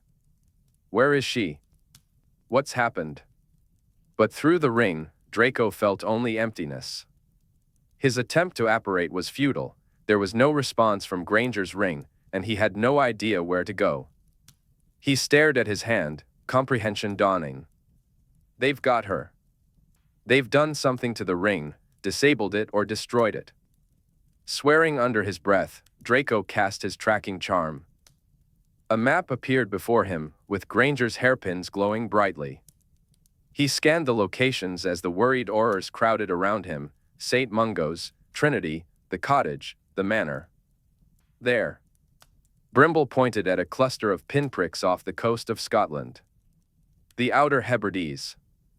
Draco raised his wand, ready to disapparate to the location, but Tonks pulled his arm down. "Hold the heroics, Malfoy. You're going to apparate to bloody Scotland? Don't be stupid. Give us a second to strategize before we all leap to our gory deaths." At that moment, Draco didn't care about any gory death, only Granger's, and he was willing to risk his own life to prevent it. Potter and Weasley were jostling for their wands, looking as wild-eyed as he felt. Tonks stuck her head out of the conference room. "Kid up and get your arses over here." "Over here." Montjoy and Goggin rushed over as she called out. "Who was on duty with Hermione at the lab?" "Fernsby," Weasley replied quickly. "Humphreys, go with Montjoy to the lab and find out what happened to Fernsby. Brimble, contact all available Aurors and DMLE agents. We need everyone on this as soon as possible. I have a feeling we're about to walk into the werewolf lair." "Got it." "The nearest flue is in Leverborough," Brimble said, pointing at the map. They hurried down the corridor toward the Auror office's flue hearth. Draco felt his heart racing, pounding in his throat and mouth. As they dashed past Tonks' office, a hulking figure loomed in her faux glass. Tonks flashed a V sign at Greyback. "Disillusioned on," she instructed, tapping her head with her wand. Everyone followed her lead before stepping into the flue. In Leverborough, a bewildered innkeeper barely had time to register the group of disillusioned figures tumbling out of his hearth. Before he could even offer them a pint, they'd rattled his glassware with the sounds of their disapparitions and vanished. The Aurors arrived on a small island in the Outer Hebrides that glowed on Draco's map. They materialized onto a flat, green stretch of coastline, but no one was in sight. Draco wasn't surprised. He could feel his apparition being diverted by an anti-apparition ward. In his mind, a frantic chorus echoed, "Where is she? Where is she? Where is she?" The ring offered no response. He cast detection spells toward the center of the island while the Aurors fortified themselves with protection and deflection charms. Then, things took a grim turn. "Looks like 300 of them, if not more," Draco said, spotting figures illuminated in the distance. "Bloody hell," Weasley exclaimed, just as Potter muttered, "Shit," and Tonks added, "Fuck." Draco cast his tracking spell again. At this proximity, the spell. Draco was able to produce a more detailed map, revealing Granger at the center of a bowl-shaped depression in the terrain, surrounded by a high ridge. "Wards?" Tonks asked. "The usual," Draco replied. "Anti-apparition and alarms all along the ridge surrounding this hollow." "Tonks, she's in the middle of everything. We're going to need a distraction. Take care of the wards. Buckley, Goggin, you're the distraction. Draw fire from the western edge." Tonks concentrated on a morph. Through the disillusion, Draco watched as her features shrank and her broad shoulders narrowed. Suddenly, he was looking at a disillusioned Granger. "That's a dangerous game," Goggin said, shaking his head. Brilliant, Potter remarked. Potter, Malfoy, Weasley, stick with me, Tonks instructed. We're following Tamlin's infiltration protocol. We're going to get Hermione out. If we can do it together, we will. If not, I'll take her place. You need to extract her before they notice the swap. Send up Sparks when she's safe, then we can have a little fun. Draco positioned himself at the top of the ridge, disarming a section large enough for the Aurors to slip through. The disillusioned forms of Goggin and Buckley sprinted off to the left. From his new vantage point within the wards, Draco surveyed the chaos ahead, easily 300 werewolves, probably the entirety of Greyback's remaining pack, the fanatics, the true believers. They stood or squatted, fixated on something at the center of the crowd. And there, strapped against an enormous boulder, was Granger, still wearing her white lab coat. A surge of anger coursed through Draco. He felt an overwhelming urge to rush in and start cursing. His disillusioned wand hand twitched. Tonks noticed the movement and pinched his arm just above the elbow. "What's the matter with you?" she whispered. "You'll get her killed." "Get me to her." Granger looked barely conscious, her head hanging low. Weasley muttered a curse under his breath. How had they gotten to her? She'd been at the lab. Draco was desperate to tell her that he was here. It had only been 5 minutes since she'd turned the ring. The 4 Aurors moved stealthily through the crowd, disillusioned and cloaked by heavy notice-me-nots that masked their presence from the werewolves. If anyone caught a glimpse of something out of the ordinary, a double take, a sniff of the air, they were swiftly met with a silent confundus or obliviate. As they approached the center of the group, Draco could hear Greyback's hoarse voice, taunting Granger with a gloating speech. Thank the gods he's too stupid and arrogant to hold back, Draco thought. Should have chosen something else to cure, shouldn't you? Greyback sneered, his voice even raspier than it had been during the war. Do I look like I need curing? Look at me, girl. Is there something wrong with me? Aren't you going to say anything? Draco hadn't cast an unforgivable since the war, but at that moment, the killing curse seemed like a reasonable choice. What did he care for his soul when Greyback's filthy hand was under Granger's chin? He was going to kill him. They still had at least 10 meters to go before he was within range. The crowd thickened, and Draco lost sight of Potter and Weasley's disillusioned forms. Tonks was at his side, her presence a small comfort. How long was Greyback going to gloat? He could snap her neck at any moment. Just then, Greyback began to move away from Granger, a blessing and a curse. Each step took him further from her, but also out of Draco's reach. Greyback swaggered through his pack, reveling in his victory, taunting his men about whether they felt they needed curing. I've got a little healer right here for your pleasure. Carefully, the Aurors broke through the front line, inching closer to the boulder where Granger was tied. The distraction arrived without warning. Tonks hadn't asked for subtlety. An earthquake rumbled beneath Draco's feet, followed by the thunderous sound of an explosion. He felt the searing heat wash over him, a fierce wind whipping across his face. It was as if Goggin and Buckley had created a volcano-sized bombarda, determined to take out as many werewolves as possible in the process. As the werewolves scattered in confusion, the disillusioned Aurors flanked Granger. Greyback, oblivious to their presence, pointed at a group of men. You lot. Watch the girl. With a snarl, he sprinted toward the explosion. How the hell did they know where we are? I destroyed that bloody ring. How many are there? Potter and Weasley moved forward to intercept the watchman if necessary, while Draco and Tonks completed their plan. Kneeling beside Granger, he found her in what appeared to be the wet ashes of an extinguished fire. He quickly disarmed a few hastily cast alarm wards.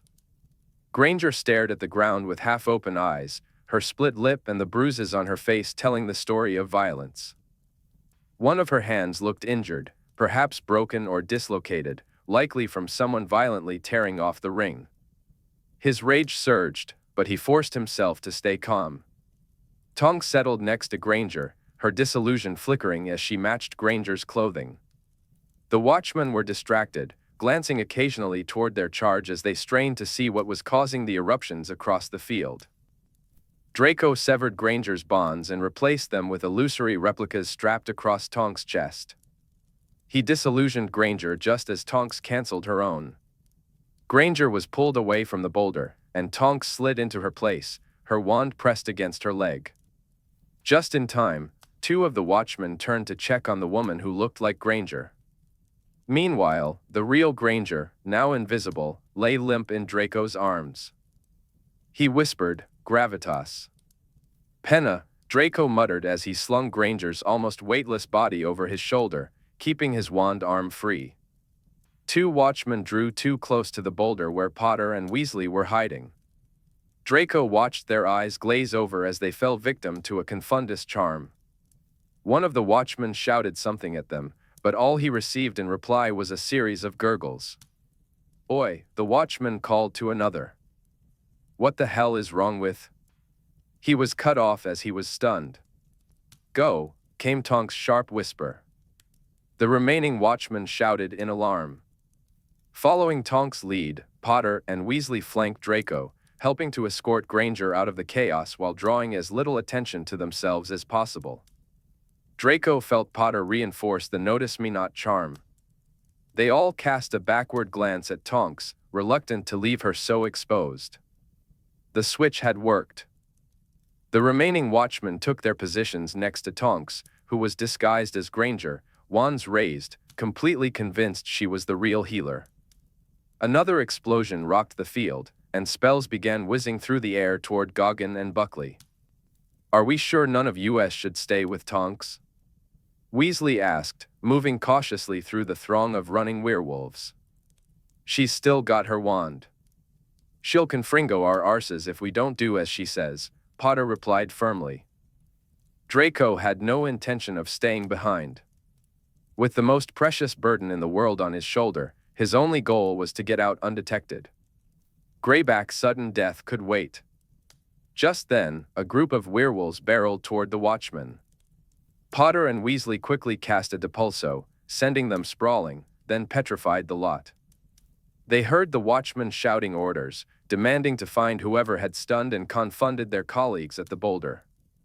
"Shit," Potter breathed, flinging another confundus charm over his shoulder at a witch who had dared to investigate her fallen comrades. "Almost." "We're almost there," Weasley said, urgency in his voice. Draco flicked a flipendo at a runner who got too close for comfort. They were halfway up the ridge now, and from their vantage point, they could see Goggin and Buckley. Thankfully, the newly arrived Humphreys, Montjoy, and Fernsby, along with a dozen other Aurors and DMLE operatives, had joined the fray on the western side of the hollow.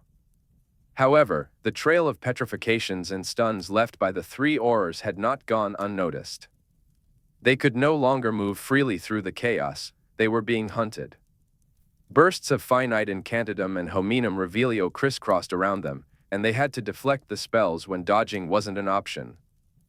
Weasley took a hit, disillusioning himself once more, and plunged into a scuffle with four werewolves. This was not good. Draco felt a surge of anxiety. "Keep going," Potter urged. "He can take care of himself. We need to get her out." At the top of the ridge, a line of men stood firm. Behind them, a witch was patching the tear in the wards that Draco had created. Something about her sour expression felt familiar. Potter's hand landed on Draco's shoulder, halting him. "We're too outnumbered," he said. "And I'm carrying too precious a burden to risk a confrontation here." Another explosion, courtesy of Goggin and Buckley, shook the air. Draco and Potter exchanged glances and began to back down the ridge, searching for a safer spot to open the wards again. But they made the mistake of looking back toward Tonks. Greyback was beside her, flanked by a dozen men, and he looked ready to drag her off the boulder. Gods only knew what he intended to do next. A finite incantatum shot toward them. Potter was hit. Reacting quickly, Draco cast a depulso, propelling Potter out of the path of a sizzling curse. He scrambled down the ridge, desperate to escape the werewolves that were now closing in on Potter.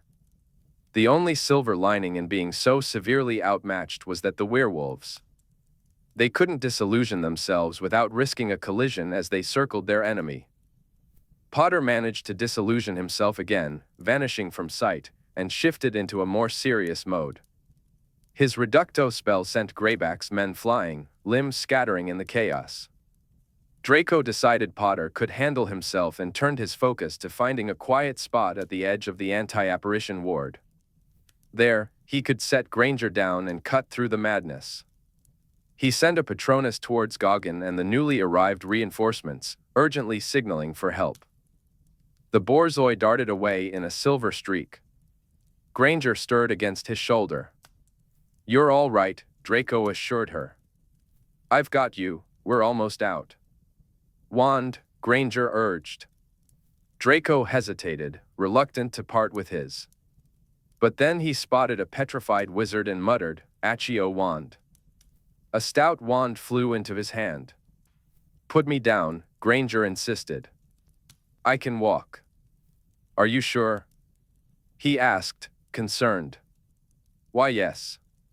From what Draco could see beneath the disillusion, Granger looked dazed. She glanced toward the boulder where she had been tied. "Oh, they've put it out." "Of course they have. That would have been too easy, wouldn't it?" "Put it out?" "Put what out?" Draco questioned, but Granger fell silent, focusing on healing herself. He watched as her disillusioned hand cast spells towards her head, her hand, and one of her ankles. "How many are there?" she asked weakly. 300. "We've got reinforcements coming, but we're outnumbered. I'm looking for a way to get you out of the anti-apparition ward. They've wised up and set up a perimeter of men along the wards now. We'll have to fight before we can get you to safety." "There are too many of them," Granger said, her voice tinged with hopelessness that mirrored the despair in Draco's heart, a feeling he hadn't dared acknowledge.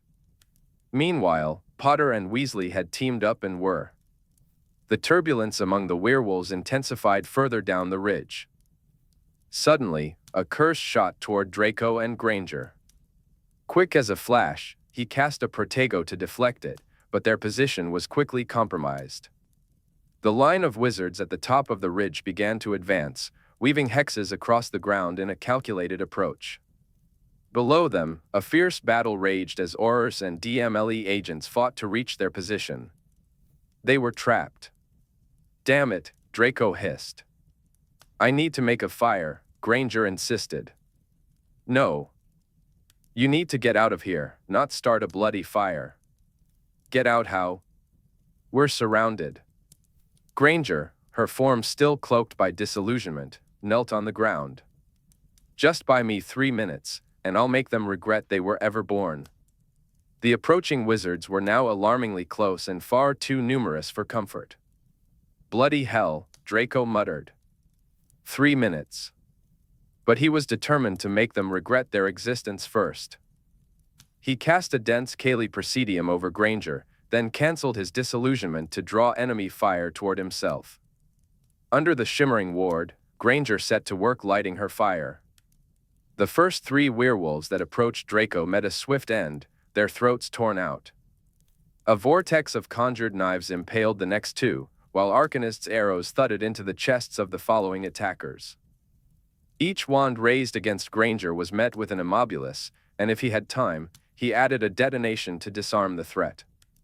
Meanwhile, Potter and Weasley were trying to reach him, but they were surrounded by a throng of werewolves. Curses flew toward Draco, which he parried and countered with spells that caused choking, rupturing, or dismemberment. Then, the first unforgivable curse was cast, a killing curse aimed right at his feet. The man responsible for it was decapitated in an instant. But Draco could feel the attention shifting toward him. There were too many opponents, and more were coming. He couldn't use his. Draco struggled to focus. Legilimency was off the table, and casting lengthy turncoat jinxes was impossible. He could only react.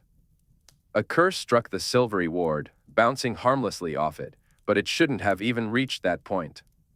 He should have deflected it. Panic began to rise within him, not for himself, but for her. His spellcasting turned rushed and reckless. This was precisely why certain things were forbidden between Aurors and their principals. Another killing curse flashed toward him. In a desperate move, Draco summoned a werewolf to take the hit, then sent its attacker tumbling off the ridge. Just then, Potter and Weasley crashed through the circle of enemies with a combined reducto, coming to his aid. "She's doing something with the fire, lace ratio. Suffocate us, she needs 3 minutes." Draco shouted. "We'll give her 3 minutes," gasped Potter. Depulso. He sent 2 werewolves flying, but they were quickly replaced by 3 more. "Suffocate us. Cindo." Draco called out, unleashing a choking curse and a throat-slicing spell at 2 of the advancing werewolves. Weasley struck the third with a ball of orange flame. "What's she going to do with the fire?" Draco asked, breathless. "No idea, expulsus visceribus, but I trust it'll be spectacular." A dozen werewolves broke off from a scuffle below and began to climb the ridge toward them. "Too many of them," Potter said, spotting the advancing group. "Shave down their numbers before they get too close," Weasley panted to Draco. With no choice but to trust them, Draco disillusioned himself and began to descend the ridge. He cast 2 bombardas to weaken the group, then, wand in one hand and knife in the other, he plunged into the fray. His wand found throats, his knife pressed into eyes and the soft spots beneath chins. He was a disillusioned whirlwind, leaving a trail marked only by entrails and spurts of blood. Not a single werewolf made it up the ridge. Draco clambered back to Potter and Weasley, feeling the early signs of the shakes from imminent magic depletion. "1 minute," Potter said. Around them, a small rampart of werewolf bodies had begun to accumulate while Draco had been preoccupied with his brutal work. Below, Tonks, still disguised as Granger, was keeping Greyback and his pack distracted. She danced around, causing chaos with explosions, casting Depulso to propel herself away from danger, and leading them on a wild chase across the battlefield. Draco watched in horror as she tripped and fell, seeing Greyback loom over her. But in a moment of sheer defiance, she kicked him hard in the groin and scrambled away, dodging spells while cackling. In that instant, Draco was reminded that she was a black as well as a Tonks. Buckley had rejoined her, acting as her rearguard and defending the faux Granger with everything he had. Greyback glanced up at the ridge and spotted the silvery ward. He pressed his wand to his throat and, with a magically amplified voice, ordered his men to destroy whatever the hell they're doing under that thing. A fresh wave of attackers surged toward the 3 Aurors at the top of the ridge. They were engulfed in a storm of spells. The ward took hit after hit, each one deflected with a metallic ping. Beneath it, Draco could hear Granger gasping out a long incantation, while fire flickered between the polyhedra. The new attackers were fresh and numbered about 2 dozen. The Aurors shifted into a desperate, back-to-the-wall defense, forming a triangle around Granger, limited to deflecting spells. They used the bodies of fallen werewolves to absorb the deadly curses that came their way. Then Potter was struck by something concussive that sent him crashing into a group of werewolves. As he landed, he cast a bombarda, and the air filled with the acrid scent of burnt flesh. Draco felt a sharp sting as a cutting curse sliced across his neck, forcing him to his knees beside the ward. He clutched at his throat, but the wound sealed as quickly as it had opened. Granger. 5 werewolves, previously looming menacingly, vanished before his eyes, reduced to nothing more than 5 worms on the ground. Draco stamped on them, feeling the tremors of magical exhaustion threaten his focus as he launched a Depulso at another werewolf. Suddenly, a large, glowing rune emerged from within the ward and drifted toward a line of werewolves descending from above. Draco heard a command uttered, and the rune dissolved into a fine golden mist. The werewolves blinked at each other, disoriented, before rushing to Potter's aid. Inverted ethics. Tonks, disguised as Granger, was holding her own against Greyback below. He was a brutal duelist, someone few could stand against, certainly not a healer who had last seen combat 15 years ago. Greyback, his face a bloody mess as he parried spells, glanced up at the silver ward, taking in Draco, Potter, and Weasley positioned around it. It finally dawned on him that the Granger he was pursuing, who was countering every one of his curses, was not actually Granger. With a furious shout, he hurled a killing curse at Tonks, who deftly dodged it. "That's not the fucking healer. Finish her." With a rage-fueled yell, he scrambled up the ridge toward them. The silver ward around Granger began to flicker. "Cover me," Draco shouted to Weasley, panting as he prepared to cast the demanding spell once more. But Weasley was suddenly bombarded by 3 curses at once. He managed to deflect 2, but the third struck true, and he fell. There were too many of them. Granger's disillusioned figure bent over Weasley, and Draco heard her begin a healing incantation. He turned to shout at her to retreat to the safety of the ward, but it had flickered out for the last time. Where it had stood, flames now roared to life. What was so special about this damned fire? Draco thought, unsure. A circle of glowing runes surrounded its base. He recognized just enough runic magic to decipher the protective spells, inextinguishable. He needed to cast the ward over Granger again. It was the only reason she hadn't yet been hit by a finite and discovered. There were too many of them. He needed time. "Look out!" Potter shouted, throwing a protego toward Draco. The shield deflected one curse, but another followed swiftly. Potter was hit. There were just too many. A hex knocked Draco's wand from his hand. Another curse flew straight toward Granger, who knelt over Weasley. Draco was too far away to push her out of the way. He had no wand. He had no choice. There was no choice to make. He stepped directly into the path of the curse. He heard her gasp, "No." Now he lay there, a paralyzing curse binding his limbs, blood dripping from his mouth, trapped in a living nightmare as Greyback limped up the ridge, bloodied and furious. The few werewolves still under the influence of the inverted ethics rune launched themselves at him. Greyback pulled back in surprise, then fought them off with the help of the men behind him. "Keep the ones down there busy," he barked, gesturing toward the field. "I'm going to finish this. Where is the bloody girl? I know she's up here with these arseholes." Draco, Potter, and Weasley would normally have drawn Greyback's wrath while down, but they held no interest for him in light of Granger. An explosion of finite incantatum erupted, churning the ground around them. Granger was revealed, clutching her wand with a trembling hand. She had just finished casting something aimed at Greyback. The sweep of her arm suggested she had activated a tracking spell. Exhausted, she collapsed onto her knees, the wand slipping from her grasp. Silence enveloped them as everyone waited for something to happen. It was going to be good. Draco, paralyzed. Powerless, Draco knew something big was about to happen. It would be an enormous explosion, a mass transfiguration, summoning Voldemort himself, or even opening the gates of hell. Anything. Anything at all.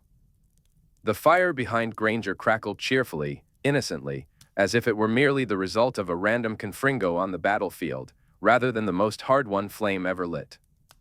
The werewolves exchanged glances. Nothing happened. One by one, they began to laugh. "That's it?" Greyback asked, his long yellow teeth bared in delight. "That's what the great Granger did? So brainy she made a fire?"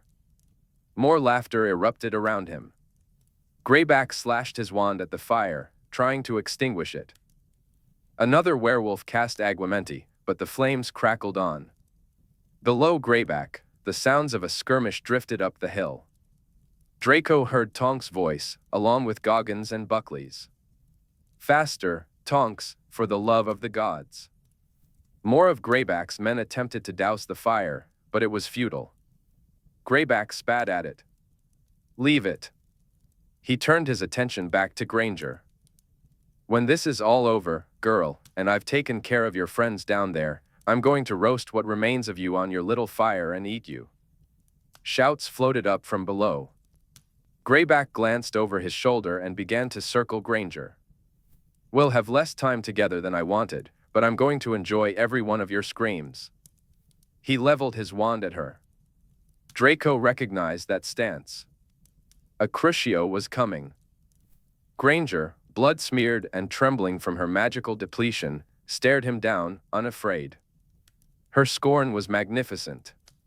Before Greyback could cast his spell, a shudder of magic rippled through the air. The fire behind Granger turned green, a specific kind of green. A flow kind of green. Granger smiled. Then, a swishing sound filled the air. The werewolf scrambled once more to put out the fire, but it was being fed from another source. As the fire surged, it doubled, then tripled, and finally quintupled in size. Black-clad figures erupted from the flames, soaring upwards on their brooms. Dozens of them cackled shrilly, filling the air with wild laughter. Granger's smile turned dangerous, a self-satisfied grin reminiscent of a nundu just before it laid waste to an entire village. The shrieks of mirth echoed around them. The nuns had arrived. Chapter 34, Deus Ex Machina. The sky darkened with a swirl of black robes. What the hell? A werewolf exclaimed. Who is that? Another asked. Nuns? The first replied, disbelief creeping into his voice. Are you bloody joking? Greyback growled, his confusion evident. The werewolves looked up, bewildered, and then erupted into laughter. The nuns moved through the air with a fluidity that might have served as a warning to Greyback, had he not been too busy howling with mirth. A few werewolves attempted spells, but were met with ruthless counter-curses that left them disfigured and crumpled on the ground, their faces grotesquely altered.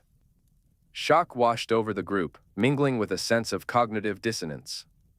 Some of the werewolves began to shout, trying to regroup, while Greyback continued to gasp with mockery.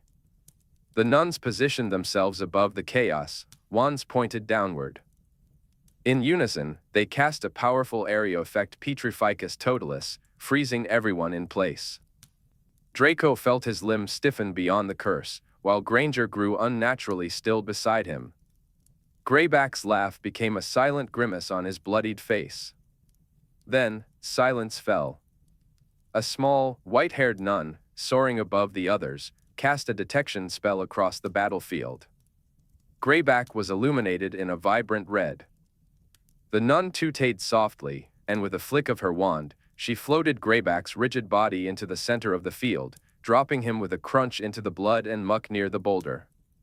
Clear the innocents, she commanded in French, her authority evident in the gesture. She was the prioress.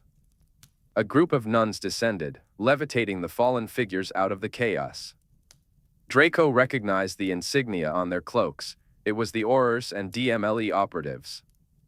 He watched as Tonks, Granger, Buckley, and Goggins' lifeless forms were lifted from the battlefield. Then, he himself was levitated, jostling against Granger, Potter, and Weasley.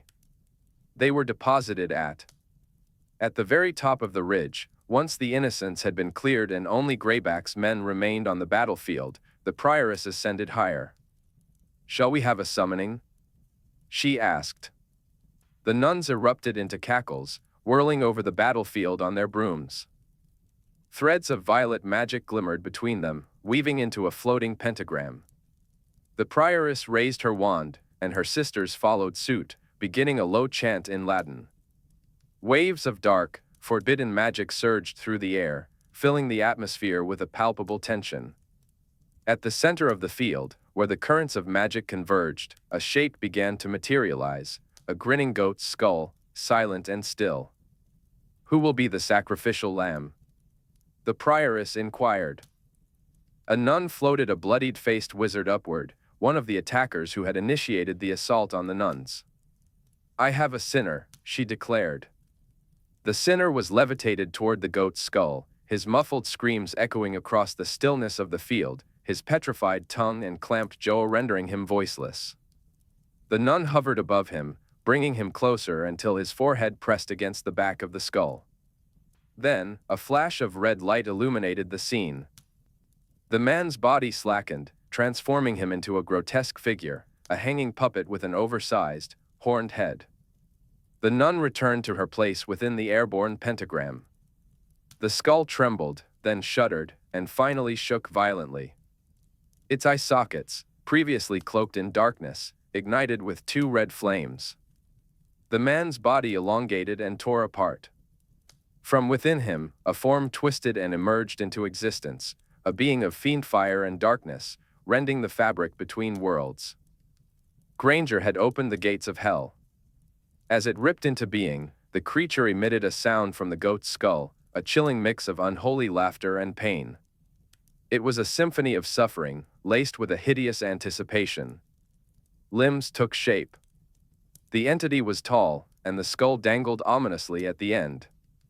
A long neck stretched upward, while stringy, black wings unfurled, dripping with a grotesque afterbirth. Two cloven hooves touched the ground, desecrating the earth beneath them. There was no spark of conscience in the creature's blazing eyes, only a ravenous thirst for death.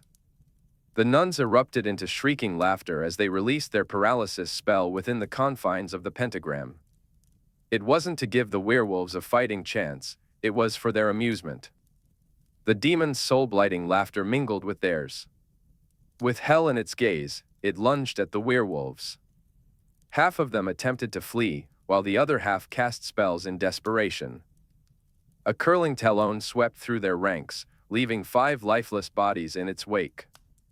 Liquid fire spewed forth, incinerating a dozen where they stood.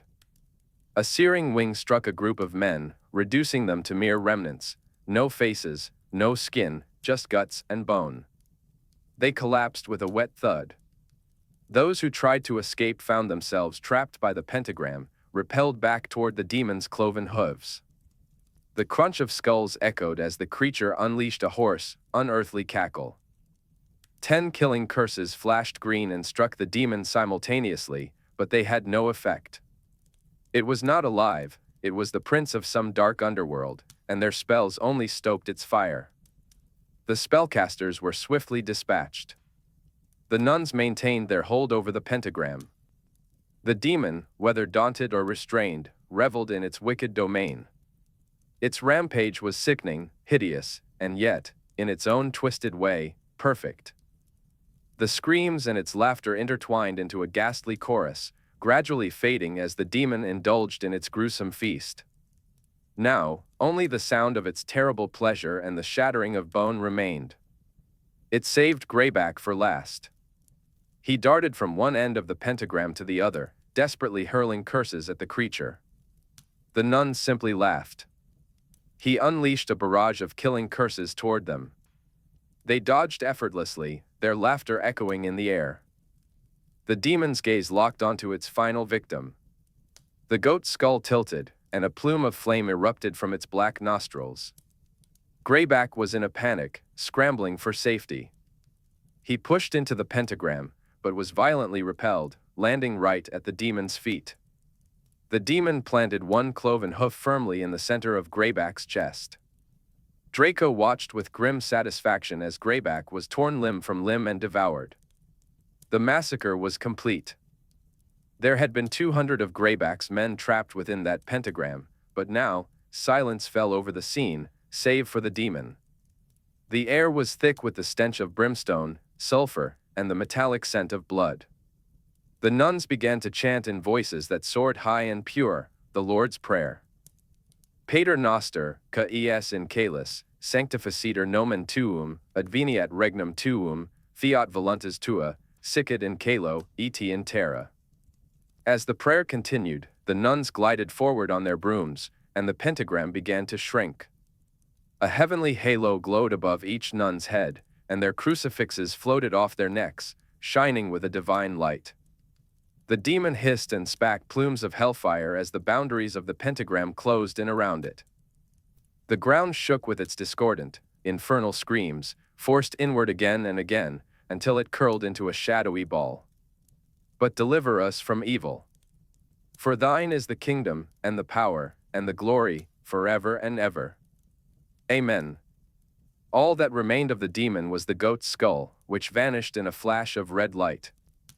The holy auras surrounding the nuns faded as they broke the pentagram and began to circle leisurely over the battlefield, cursing any member of Greyback's pack that still twitched. The prioress flew over Draco and Granger, her wand raised, ready to deliver justice. She glanced at his aura insignia and Granger's lab coat before moving on. Draco, frozen in both a literal and metaphorical sense, had never been more relieved to feel irrelevant. The nuns reveled in their decisive victory. They summoned a torrential rain, part holy water, part reminiscent of the Genesis flood, that extinguished the flames left by the demon and purified the desecrated ground. With the threat past, they released their hold over the battlefield. As witches and wizards began to stir, gasping and groaning, one of the nuns tossed an entire tin of flip powder into Granger's fire, which flared to life in a vibrant green. The nuns soared into the flames and vanished. The aftermath of the battle was a chaotic mix of muck, blood, and confusion. The anti-apparition ward fell, and someone summoned medawitches, who quickly apparat to the scene, distributing potions and healing to those in need. A pair of them tended to Draco and Granger until they were assured of their stability before moving on to Potter and Weasley, both of whom groaned enough to indicate they were alive and relatively well. Draco and Granger exchanged looks, filthy, battered, and bruised. Blood streaked across Granger's face, droplets glistening on her cheeks as the rain washed them away. Draco felt the wetness on his own face, aware that he bore the marks of both his own injuries and those of others. They sat up, reaching for each other's hands, faces, and shoulders, a flurry of questions tumbling out. Are you hurt? Bloody hell, did they get you? Are you all right? Can you stand? Are you sure you're all right? I saw you get hit. Can you walk? Oh, thank God, you're all right. You're okay. You almost got killed, you stupid, bloody idiot. Finally finding their feet, he cupped her bruised face in his hands, and she held his in hers. He kissed her softly under the downpour, gently pressing his lips against her split lip, surrounded by tears, rain, and blood. She wrapped her arms around his neck, rose onto her tiptoes, and kissed him back. In that moment, Draco understood happiness. Happiness was her, alive, with tear-filled eyes spilling over, her heartbeat thudding against his chest. It was the knowledge that her greatest threat was dead and gone, the beauty of the days ahead that he hardly dared to imagine, the feel of her fingers in his hair, the shudder of her half-crying, half-laughing, and her whisper of "you absolute idiot" against his mouth. She buried her face in his chest, gasping out sobs of relief and joy. Around them, there was movement. Potter and Weasley were on their feet. Tonks, looking like herself again, limped toward them, followed by Goggin and Buckley. As he held Granger close, Draco found himself completely unconcerned about the opinions of his colleagues. All he cared about was her, this exquisite catastrophe, this beautiful, stupid disaster. There were gasps, then grins, and Weasley chortled, "Steady on, mate," while Potter burst into wild laughter, saying, "I told you, I bloody told you." Granger hid her face in Draco's cloak, shaking with something that was almost hysterical giggling. Tonks, with one eye swollen shut, placed a fist on her hip and observed them with pursed lips. "I suppose this is what the word was going to be about." "Yes," Draco replied. "I'm, no longer able to be objective. Funnily enough, I figured that out just now, when I watched you walk into a curse for her," Tonks said. "You're off the Granger assignment, Malfoy." "Brilliant," Draco said, a wide smile spreading across his face. Tonks shook her head, but a smile tugged at her lips, too. "Sorry to interrupt the lovemaking, but can someone explain the nuns?" Goggin asked, gesturing dramatically to the sky. All eyes turned to Hermione. "They, owed me a favor," she replied. A favor? Potter said, looking at her in disbelief. You really called in the cavalry, Hermione. I'm inspired, Tonks chimed in. That demon would make a fine Auror. As the group wandered the muddy battlefield, they searched for colleagues, wands, or, in Draco's case, pieces of family jewelry. Draco found his wand near Hermione's fire, while Hermione's was stuck in a gooey mass that suspiciously resembled demon-chewed human flesh near a boulder. She grimaced as she pulled it out. I believe that's all that remains of Fenrir Greyback, she said. Draco pointed his wand at the pile of charred remnants. Accio Malfoy ring. A deformed piece of silver whizzed toward him, not from the pile, but from a spot a few meters away. Hermione winced. Oh no, he ripped it off me and smashed it to bits as soon as he saw me turn it. It's fixable, Draco said, pocketing the damaged ring. Everything is. She looked at him, a swift smile crossing her face. Everything is. Shall we go home? Yes, please, let's. Once at the manor, they showered and eventually found each other in the small salon at the back of the house. Hermione appeared in her most appalling pajamas. Henriette and Tuppy were given a redacted version of the day's events to prevent them from becoming hysterical. Opimum was brewed to ease the shock and soften the emotional toll of the day. Hermione explained her kidnapping. Someone tampered with the flu at the lab. What? Yes. I know. It was supposed to have only two connections, the lab and the manor. I stepped into it to come here, and I promise you I said, Malfoy Manor, and the next thing I knew I was spinning out onto a field, and that monster was right in front of me. They disarmed me the moment I landed. Greyback saw me twist the ring and yanked it off. He was so rough, I thought he might rip my fingers off. He knocked me around for trying to call for help. Absolute ulcer of a man. And, of course, Fernsby hadn't followed me into the flu. I was coming straight here, he had no reason to. Draco began to pace. Who tampered with the bloody flu? I swear, I'm not even going to use my wand. I'll strangle them with my bare hands. And the bloody nuns? Hermione, curled up on a sofa with her arms wrapped around her legs, tucked her face into her knees and laughed. I still can't believe that worked. How? Draco asked, intrigued. After seeing a bit of what they were capable of at the monastery, when I returned the skull, I thought it might be useful to, harness the nuns for our benefit, if I could. Of course you did. When I sent the skull back, I pretended to be a collector who had bought it from a gang of thieves. I told the good sisters that I was returning it because it was sentient, and it deserved to be in its own home. It seemed wrong to keep it. I said if they wanted vengeance on the gang, I could help them. I told them what tracking spell to look out for, and that I'd activate it when the moment was right for them to take their revenge. Hermione swallowed. I didn't expect them to go after it so thoroughly. Anyway, I'd been practicing that bloody flu spell for weeks. I finally got it down to 3 minutes. It's as difficult as Portus, possibly even worse. I hate it and will never cast it again. The flu specialist who came to my laboratory gave me a decent tutorial, and I studied the rest. I knew the nuns wouldn't be able to apparate across the channel, but if I had a flu connection open wherever.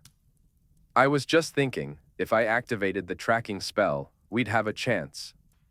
Draco trailed off, too stunned to respond meaningfully. Finally, he managed to say, fucking hell, Granger, rubbing his palm across his forehead in disbelief. I know, Hermione replied, a hint of mischief in her voice. I might be the more ghoulish opportunist between us. Draco stared at her, and she couldn't help but laugh, burying her face in her knees for a moment. But speaking of tracking, she continued, how did you find me? When Greyback destroyed the ring, I thought I was done for. There was no way you'd have had time to even attempt an apparition to me. Your hairpins, Draco said simply. My hairpins? Hermione blinked, puzzled. Draco gestured toward her hair. They're everywhere, and you always have them on you. I've been using them since our first meeting. They've come in handy a time or two. Hermione pulled a hairpin from her curls and cast a revelation spell. It glowed green. Of course, Draco said, smirking. Next to Miss Flo the fucking nuns in, it feels rather uninspired now. I think it's brilliant, Hermione said, smiling at the hairpin. The simplest ideas often are. Right, he replied, nodding. This explains Uffington, she added. Yes, he confirmed. You're a wily one. So are you. At that moment, Henriette popped into existence. Pardonnez-moi, monsieur, mademoiselle, Madame Tonks is fluing. She would like to come in, if this is a convenient moment. She has a Mademoiselle Brimble with her. Send them in, Draco instructed. A moment later, Tonks' voice echoed down the corridor. Not interrupting, are we? They aren't up to anything. A bit of slap and tickle. You, non, madam. Hermione said, her cheeks turning pink. Tonks burst into the room with an exuberance that seemed almost out of place, considering what they just endured a few hours earlier. Hermione, that is an outfit, she exclaimed, spotting her. Granger's pajamas. Small wonder Draco couldn't keep his hands off you, Tonks teased. Hermione flushed an even deeper shade of pink. Tonks. She protested. What? Is it not true? Brimble trailed behind Tonks, clutching a stack of parchment. The sight of him distracted Tonks from the pajamas. Right. Brimble's got news. Let's hear what you found so we can be properly outraged together. Henriette popped back into the room. So sorry, Messieurs Potter and Weasley are at the flu and they. Before she could finish, Harry and Ron burst in, calling, Hermione? Malfoy? Where are you? Their footsteps echoed through the manor until Tonks poked her head out of the salon and waved them in. Draco's vision of a quiet evening of rest, recuperation, and perhaps some snogging with Hermione was rapidly fading. Henriette served refreshments to the newcomers as they settled onto the sofas. Brimble began briefing them on his findings. Ultimately, the Auror office had done all it could. Hermione had been betrayed by two relative unknowns, making it difficult to anticipate their actions. First bit of news, there's been an arrest, Brimble announced. A Mr. Terrace has just turned himself in. He's a FLA technician from the Department of Magical Transportation and claims he's responsible for tampering with the hearth in Healer Granger's laboratory. Greyback kidnapped his wife and children yesterday and gave him 12 hours to comply, or they would die. No, gasped Hermione. The family is fine, they were found bound and gagged but otherwise unharmed. Mr. Terrace is cooperating and sounds quite repentant, actually. There was rather a lot of crying, Brimble explained. Hermione turned to Draco. No strangling. Yes, strangling, Draco replied, unconvinced that the man's circumstances excused his actions. Tonks observed them with pursed lips. Kindly discuss your bedroom plans at another time. Brimble was speaking when Hermione felt a blush creep up her cheeks. Ron let out a hearty laugh, while one of Harry's eyes twitched in surprise. As for my second piece of news, Brimble said, unfurling a long scroll of parchment. This is a list of the deceased, those whose remains we could identify, anyway. She lifted the list, and a name circled at the top caught everyone's attention, Miss Clotilde Fiddlewood. Who? Hermione asked, her brow furrowing. What? Harry echoed, equally confused. No, Ron interjected, shaking his head. Shacklebolt's assistant, Tonks said, her lips forming a tight line. That old cacklebag? Draco remarked, recalling the witch who had seemed familiar on the battlefield, the one who had been patching the wards and blocking their escape. Brimble nodded gravely. We can't interrogate her, obviously, but we suspect she may have overheard parts of Healer Granger's very first conversation with the minister. The one that led to his protection request. It would have taken months for any word to reach Greyback, as he was deep in hiding at the time. We'll investigate what we can, but we may never know for sure. Still, she was one of the few who could have known anything. And finding her running with Greyback's pack afterward is rather damning evidence.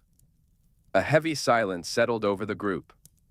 Hermione looked stunned, while Draco shook his head in disbelief. Then, breaking the quiet, Harry said, "Greyback is dead."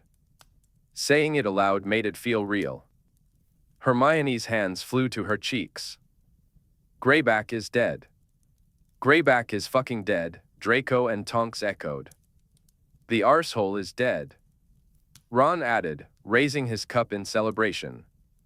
They clinked their cups of opium together. "Right," Ron said after downing his drink. He clapped his hands together. "What does a bloke have to do to get a real drink around here?" They decided to turn it into a proper celebration. Patron uses and jots were sent out, and soon the salon was filled with family and friends, Lupin and the kids, Harry's wife and their little ones, Luna Lovegood drifting dreamily around, along with Hermione's colleagues and other familiar faces. The gathering was lively, filled with students, Shacklebolt, who was enduring a fair amount of teasing about his choice of assistant, Aurors, their families, and a host of healers. News of the victory and the celebration spread quickly, drawing in more guests, many still in their sleepwear due to the late hour. Longbottom and Pansy arrived, followed by Zabini and Patil, the entire Weasley clan, much to Draco's chagrin, Macmillan, and other ministry colleagues. Lastly, Theo strolled in wearing a set of comically sheer men's pajamas. Henriette, Tuppy, and the kitchen elves were thrilled to help with the festivities, with Tuppy making sure to serve Weasley the strongest drinks from the cellars. As the celebrations continued, Potter and Weasley intercepted Draco while he was making his way toward Granger. They cornered him, clearly intoxicated. "What?" Draco said, trying to navigate his way out. "I knew it. I knew you were up to something," Potter declared, leaning in so closely that his boozy breath wafted into Draco's face. "Back off, you specky git," Draco replied, pushing him away. "What are your intentions with Hermione?" Weasley asked, attempting to loom threateningly, though it ended with him resting his head on Draco's shoulder. "I have no intentions," Draco said, holding Weasley at arm's length. "You smell good," Weasley remarked, looking up at him. "He smells good," he repeated to Potter. "Does he?" Potter asked, leaning in for a sniff. "Get away," Draco said, now holding Potter at arm's length as well. "Did you do something to her?" Weasley asked, narrowing one eye in suspicion while the other was closed in a nap. "Dose her with a love potion?" "Of course not. Women fall for me all the time," Draco began, but he was cut off. "Here's a novel concept for you." "What about you?" Potter asked. "Are you in love with her?" That's none of your business." "Why don't you ask her if she's dosed me?" "Because she's not a scoundrel like you," Potter replied. "A miscreant," Weasley added. Draco attempted to say, "TSK," but in his drunken state, it came out as a raspberry. "You're both under the delusion that she's a perfect angel. She's 10 times the scoundrel I am, and that's why I—" "You what?" Potter prompted. "Like her." "You like her?" "Yes." "You're her auror, you know," Potter said, vaguely pointing in Draco's direction. "That's unprofessional." "Not allowed." Unfofus, unprofessional," Weasley repeated. "Was her auror. And we didn't cross the line. Or if we did, it didn't really happen." Potter blinked, his eyes unfocused. "Did it or didn't it happen?" "Dreams. By a window ledge. Fantasies. In Spain. Nothing real. It was Samhain, you know. We got drunk on fire, genuinely." You have to admire the Spanish. They know how to make a drink, or was it the Celts? Anyway, it was all fantasies. Gorgeous fantasies. Stop talking to us about your fantasies, Weasley interjected, looking alarmed. They are excellent, though. Right, my favorite one is when she. No, Potter said, pressing his hand to Draco's mouth. Do not. Draco swatted Potter's hand away. Why are your fingers sticky? Potter examined his fingers with intense focus. Treacle tart, he declared with a firm nod. There isn't any treacle tart. Weasley, eager to help, poured his fire whiskey onto Potter's hand and all over Draco's shoes. Thank you, Potter said gravely to Weasley as he wiped his hand on his robe. You are a true. You idiot. Now my toes are wet, Draco spat. Unlike Malfoy, who is a tosser. Listen, Malfoy, if you do anything to yurt her. Yurt her? Hurt her. We will yurter you. Murder you. We'll kill you in cold blood, Weasley chimed in. Set fire to your house. Liberate your elves. I would never do anything to yurt her, Draco said, surprisingly earnest for a drunken rant. Wouldn't you? No. She's, well, right, it's none of your business, as I just said. Weasley grasped Draco's collar, desperation in his eyes. You promise you'd never do anything to hurt her? Yes. Weasley pressed his forehead against Draco's, searching his gaze. I think he's telling the truth. Stop that. Get off me. You're not a legilimens. Do we give him our blessing? Potter asked, frowning into space. I don't need your blessing, Draco shot back. It would matter to Hermione, Weasley insisted. She doesn't need it either, Draco replied. Tell him that we'll kill him if he hurts her, Potter said. We already did, Weasley added. I think. Right. Do you think we should just kill him now? Weasley asked. Preemptively. Potter suggested. Yeah. I reckon that'd be proper proactive of us. I like it. Draco pushed Weasley away. For goodness sake, stop breathing on me, Weasley. Ugh, why are you so sticky? Why is everything moist? Get away. Right. I would never hurt her. She's genuinely important to me. I care about her. A lot. Too much, really. To an idiotic degree. I wish I didn't. But I do, and this is not a conversation I want to have with you slobbering imbeciles. You can kill me if I hurt her, but I won't. I would never, she'll be the... It's not me who's hurting anyone, if anything, that's my fear. My own personal boggart, all right? Are we done here? Potter and Weasley narrowed their eyes, but it was hard to tell if they were processing Draco's rant or just about to doze off. I think he's all right, Weasley said. Potter nodded. I'm satisfied. Oh. Are you? Good. Now bugger off. I need to change my shoes because you two are literally incapable of holding a glass upright. Tuppy. Fresh shoes and socks, please. Weasley had an accident. They rejoined the party, got even more drunk, and spent the night in high spirits. Draco eventually fell asleep on one of the sofas. When he awoke at dawn, he had a stiff neck and a throbbing headache. He rose and stepped over bodies in various states of consciousness, but Granger was nowhere to be found. Henriette was moving through the salon, placing a croissant and a hangover potion beside every snoring guest. Where is Mademoiselle? Draco asked. I believe she went out for some fresh air, monsieur, Henriette replied. Shall I call her? No, I'll find her. Draco downed one of the hangover potions and then stood by the window, letting out a dramatic sigh. Is everything all right? Henriette asked. Draco pressed his forehead against the cold glass. No. Henriette approached him. What's the matter? Henriette? Oui? Je suis, je suis ensorcel. J.L. aime de tout mon cœur, Henriette. De tout mon être. Henriette set down her plate of croissants and wrung her hands. Don't be too happy just yet, Draco warned. Why not? Because I haven't told her. But I'm going to. I'm off to bare my soul, Henriette. Henriette watched him leave with tears in her eyes and her hands clasped to her chest. Bon courage, monsieur, she whispered. She whispered. The December dawn painted the eastern sky with light.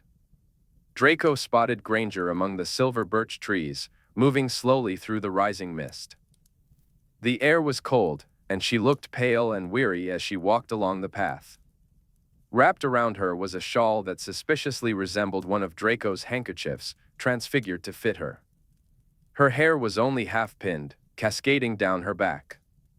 When she noticed him in the distance, she paused, watching him approach through the frozen gorse and sedge.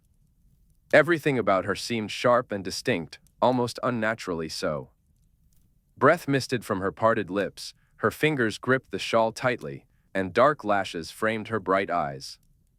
You're awake early, she said, her voice laced with soft surprise. Draco continued to stare at her, completely entranced. Are you all right? Is something the matter? She asked, concern creeping into her tone. In that moment, he felt a rush of fool's courage, an idiot's courage, really. But it was genuine, and he knew that after this, nothing would ever be the same. Yes, something is the matter, he replied. Oh? She prompted. Something is very much the matter. I need to tell you something. It's stupid and probably a bad idea, but if I don't, it feels like it's going to kill me. Granger regarded him with curiosity and a serious expression, her puzzle-solving look. She pulled the shawl more tightly around herself, and he realized he was about to solve the puzzle for her.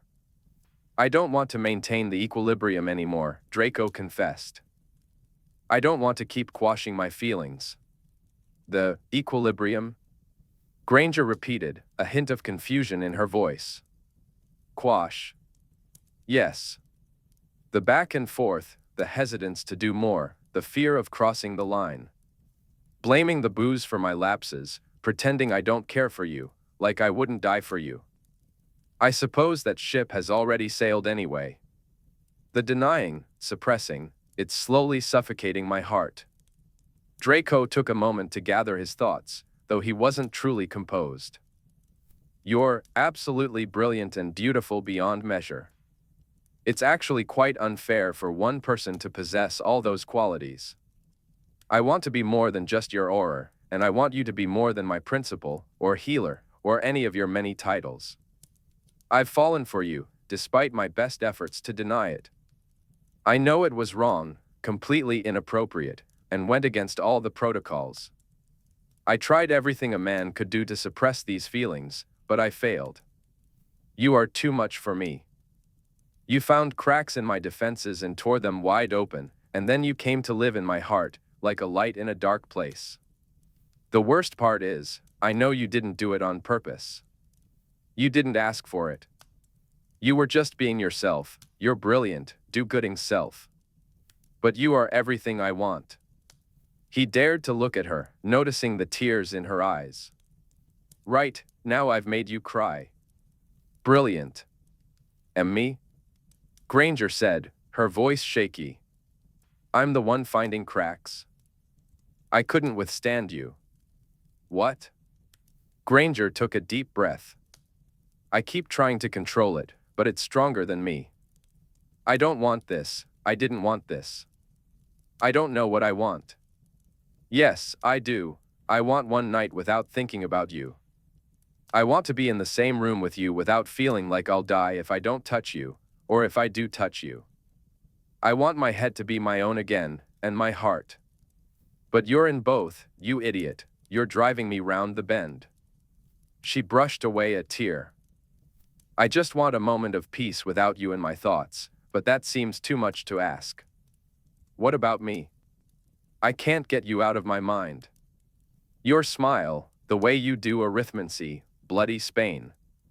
Do you know what my amortentia smells like? Do you know how much you haunt my nights? I hate this, Granger sniffed. It's rubbish. I hate not being in control. I shouldn't have any feelings for you. This is your fault. My fault? Why did you have to be so? So what? Granger threw her hands in the air. So everything. You were supposed to be an arrogant, moderately competent orer. You weren't meant to be funny and endearing and heroic and, when it mattered, gentlemanly.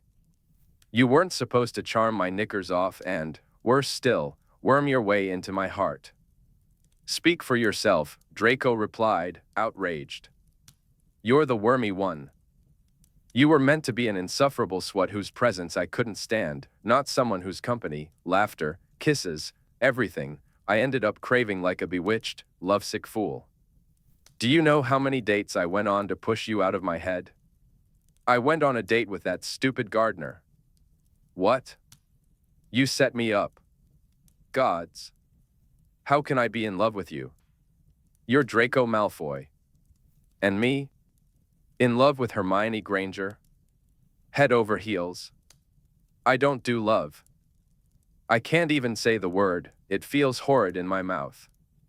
I should never have accepted this arrangement, Granger said, addressing the sky. I should have insisted on someone else the moment I saw your stupid name on that stupid letter telling me you were assigned to me. I tried, Draco replied. I was told not to have a complex about Granger. Well, here we are. A complex? And now I have one, yes, a complex, a great bloody complex about Granger, beyond their wildest expectations. I don't want your. Well, you have it, and far more besides.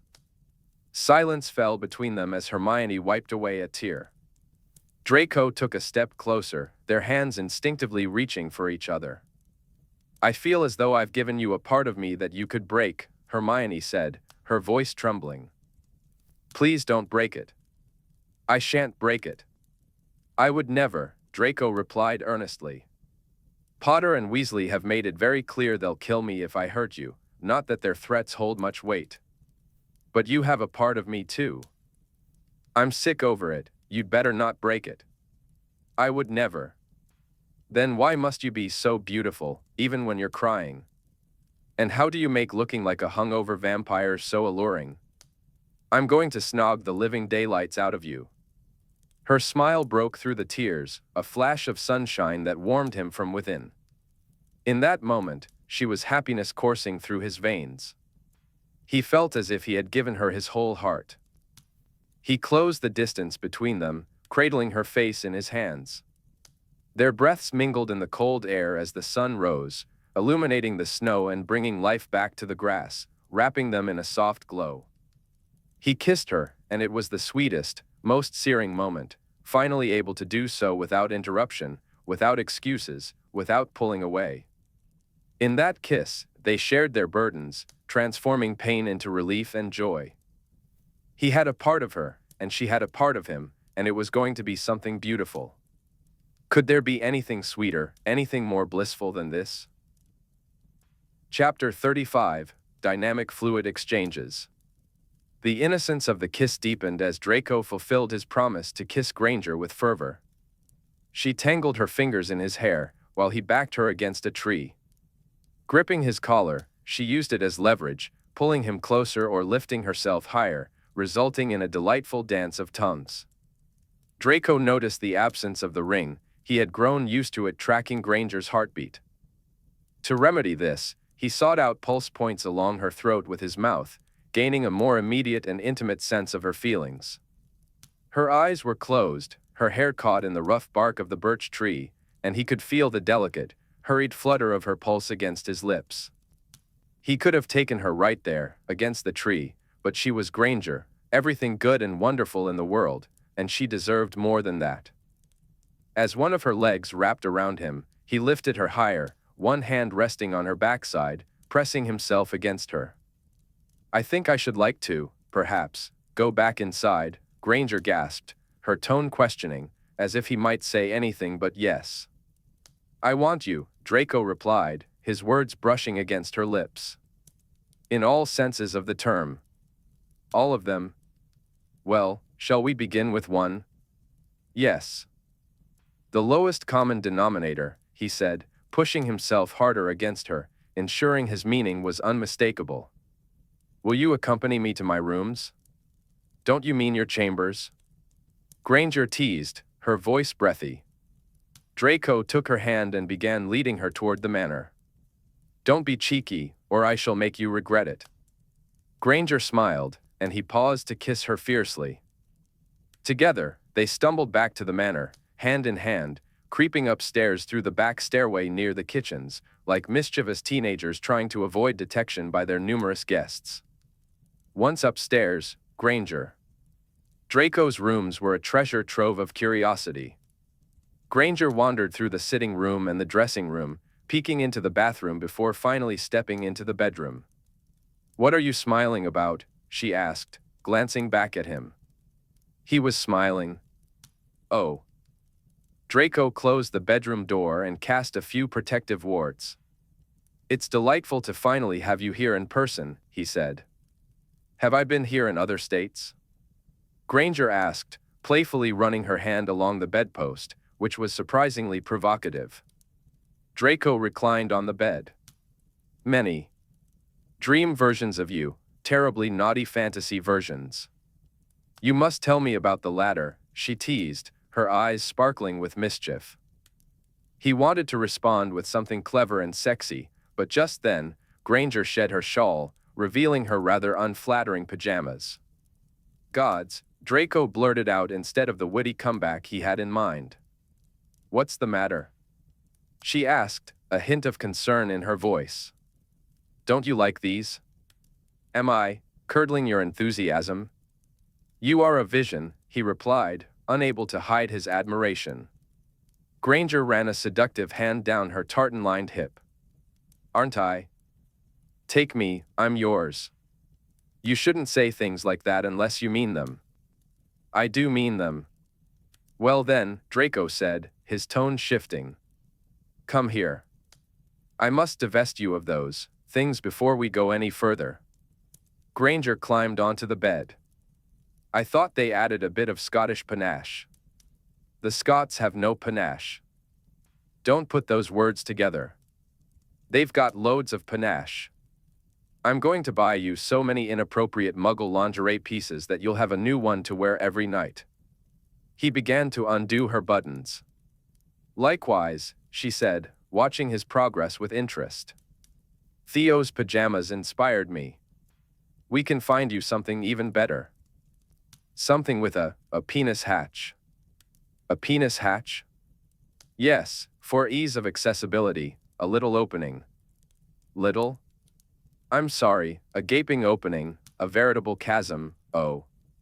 Granger's playful commentary was abruptly silenced as Draco deftly freed her from the confines of her pajamas, his mouth finding its way to her chest. She lay beside him, her hand gliding down his front until she boldly opened his fly. The clever remarks Draco had prepared vanished from his mind, replaced by a singular thought. He found himself lost in the moment, his face nestled against Granger's softness, his mouth busy with a nipple. All rational thought slipped away as he felt the rush of blood to his cock, responding eagerly to Granger's hand, which had slipped into his trousers, caressing him with gentle squeezes. As it turns out, Draco said, breaking the silence, the Malfoy attractant formula is simply you. Yes, Granger breathed, her voice thick with anticipation. Are you ready for a penetration test? She let out a laugh that sent her tumbling off the bed. Draco quickly pulled her back up. Really, he urged, guiding her hand back to him. As you were, Granger. See, Granger said, slipping her hand back into his trousers. This is why we need a penis hatch. I'm going to get a bloody cramp. We both ought to divest ourselves of everything, Draco replied, kicking off his trousers with a mischievous grin. Yes. Shower? He suggested. Bath? Granger countered playfully. Oh. I quite like the jets, she said, working her way down his buttons. Oh. With a chuckle, Draco shuffled off to run the bath but tripped over the pants tangled around his ankles. He tossed them at Granger's head as she laughed.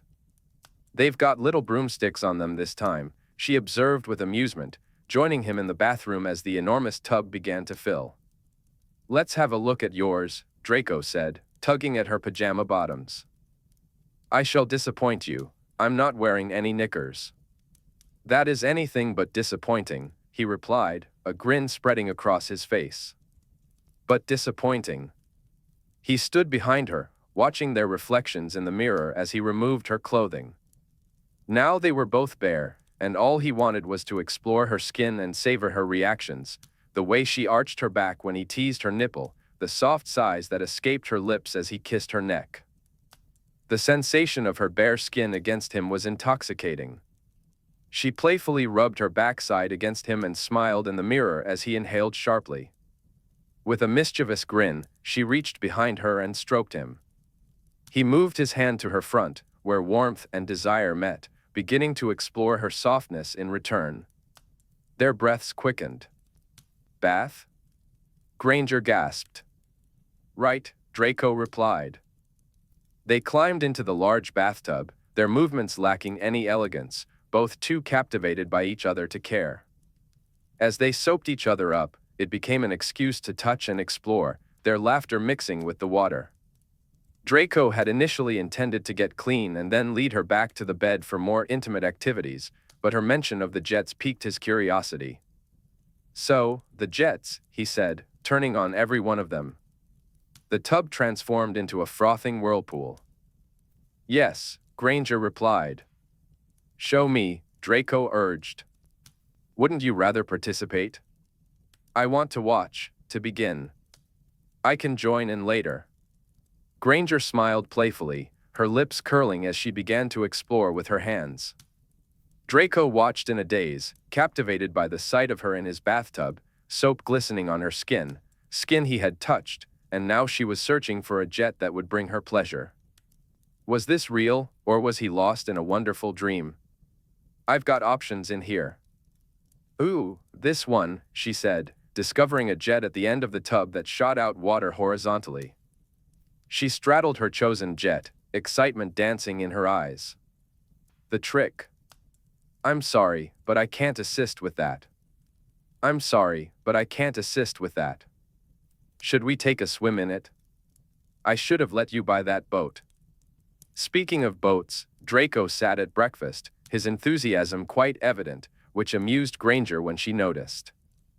The dangly bits are escaping, she said, pointing with her fork. I don't think this counts as dangly, he replied with a raised eyebrow. You're quite right. Rather more turgid than anything else. Draco glanced down. These bits wanted to escape last time I was with you in a dressing gown, but you were too busy being scandalized by Soviet irrigation projects. Granger laughed. I needed a distraction. Oh. From what? Granger occupied herself with a strawberry. From me out of the shower? Draco pressed. Was it? Tell me. Never. Are you being coy with me after what you just did in the bath? That didn't result in suffocating levels of smugness from you, Granger sniffed. So you did want to play with my dangly bits. Granger sipped her tea, her expression annoyingly ambivalent. Draco leaned back, a smirk on his face. You did. You'd be fervently denying it if you didn't. Mere conjecture. She shot him a glance, trying to hold back her smile. You smug, ugh, I shall drown you in the whipped cream. I do intend to be face first in it at some point this morning, Draco said, his smirk widening. Well, I'm not going to be coy. I can happily admit that I would have shagged you in that hotel room, repeatedly, for 3 or 4 days. Only you had to go off and save the world. Insufferable. Granger smiled into her teacup. Now your smugness is suffocating, Draco said. Good, Granger replied. Tell me you wanted to shag me, he challenged. Make me, she shot back. Really? Yes. Safe word? Neville. Gods. I know. Get on the bed. Granger flung her arms toward him with a lazy gesture, but instead, he carried her to the bed. Even better. Bridal style. Not that he was actually thinking about brides or marrying her or anything like that. He gently laid her on his bed, surrounded by white sheets and fluffy pillows, and paused to take her in. Her braid lay across his pillow, her towel pressed tightly against her breasts, and her thighs peeked out, tempting him to explore further. What? She asked, noticing him standing there, staring. Just taking in the moment, Draco replied, a smirk playing on his lips as he loosened the towel that held her modesty. This feels rather like unwrapping a lovely present. I'm not sure who the present is for more, Granger sighed, just as Draco couldn't resist bending down to kiss along her clavicle. Happy early Christmas to both of us, then, he said, conjuring a bowl of whipped cream and a blindfold. What do you think? Boo. Yes. Excellent. The turgid bits have decidedly made their escape, Granger remarked, teasingly running a fingertip along the underside of his cock, which now peeked out from his dressing gown. Draco allowed her to touch for a moment before pulling her hand away. As enjoyable as that is, this is meant to be about you and coaxing out some confessions. Granger bit her lip and replied, cajole away. Draco tied the silken blindfold around her head and stole a kiss, intending it to be brief. But when her tongue met his, he found it impossible to pull away. He propped himself on one elbow, thoroughly distracted by the warmth of her mouth. It wasn't until his hand began to slide between her thighs that he finally broke the kiss. Right, he breathed, recalling the whipped cream. The entire point of the exercise, Granger said, as breathless as he was. A silver spoon stood upright in the bowl of whipped cream. Draco loaded it up, the cream dripping slightly, and turned to take in the moment. Draco gazed at Granger, blindfolded and bare on his bed, her hands resting above her head. Her lips were swollen and glistening, stirring thoughts of other enticing parts of her, reigniting his focus. He dipped a finger into the whipped cream, bringing it to her lips. Try it. You have to tell me if it's up to par, he said. He felt her tongue flick against his finger, a playful, deliberate tease. The sensation sent a rush straight to him. Perfect, Granger replied. Leaning down, he kissed her, savoring the lingering sweetness. You've got a naughty tongue, he remarked, earning a mischievous smile in return. He had initially planned to dollop cream on every inch of her that he wanted to kiss, but as he began, he realized he wanted to kiss every single part of her. The thought of covering her completely with cream was amusing, but not as seductive as he had hoped. So, he chose to exercise restraint. The whipped cream shaped itself in playful forms, and he enjoyed the way she twitched, flinching at the coolness against her warm skin. Granger fell silent, clearly trying to figure out his intentions, even as she shuddered. What are you drawing? She finally asked. It better not be the letter D. Oh, no. Far better. It's a constellation. Oh. The constellation of Draco, to be specific. You are, Granger began, but her words were cut off by a gasp. He had applied cream to her nipples in 2 dollops that had little to do with stars. You can't be surprised, he teased. It's cold. I'll warm it up, quickly, he promised, trailing creamy lines up her thighs, inching toward the juncture between her legs. Setting aside the cream, he began his exploration, following a path down from her sweet mouth. Draco traced the cool whipped cream along her neck, across her collarbones, and down to her breasts. The contrast between the chilled cream and the warmth of her stiffened nipples was stunning. Delicious, he murmured. Granger arched her back, releasing a soft sigh of agreement. Her hands rested at her sides, pressing into the mattress. One of her legs twitched, brushing against his growing desire. It was tempting to indulge in the moment, but he held back. Instead, he kissed and licked his way down her stomach, pausing just as he reached the most intimate areas. With a teasing glint in his eye, he kissed the cream off her left thigh. Granger exhaled softly, her body responding to his touch. He continued his journey up her soft skin, savoring the cream that adorned her thigh. She inhaled sharply, her fingertips digging into the mattress. He paused again, this time focusing on the line of cream along her right thigh. The sigh that escaped her was one of frustration. "I can feel your smirk," she said as he made his way back up. "Oops," he replied playfully. "Insufferable, Granger's breath hitched as he tasted her.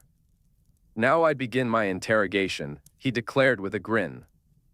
"I must be strong," she replied, her voice steady despite the tension. "Tell me about the Seneca," he teased, gently brushing his fingertip along her. He discovered her slickness, a mix of their earlier activities and newfound arousal. What do you want to know?" She stammered. "Why wouldn't you look at me?" He pressed his finger deeper, eliciting a groan of approval from her. "You already know," she replied, breathless. "I love to hear it," he encouraged. "Because you were stupidly attractive. No one has the right to strut around looking like that, all steaming and dripping. I didn't want to look up because I didn't want to know, didn't want those images in my head, but I looked anyway, of course. Damn you." Draco withdrew his finger, savoring the taste, and fought against the urge to lose himself in the moment. "Let's dive in and finish this," Draco said, uncertainty creeping in about who was teasing whom. "So, we could have spent 3 days together," he added, brushing his lips against her softness as he spoke. "We had a professional relationship," Granger replied, a hint of defiance in her voice. "So righteous," Draco teased, flicking his tongue where his finger had just been. "I'm going to lick that right out of you." And he did. Granger gasped. "But, to be honest," she started. "Yes," he encouraged. The competence in the crypt was possibly even more of a turn-on. Draco paused, intrigued. "I think we'd both share that preference," he replied, a smirk playing on his lips. "Next question, tell me what happened after our encounter at the window ledge." "Felt it through the ring, did you?" she asked, her breath catching. "Yes," he confirmed. "I suspected as much. I hadn't come so hard in months." "I've just changed my mind," Draco said, catching one of her hands and drawing it closer.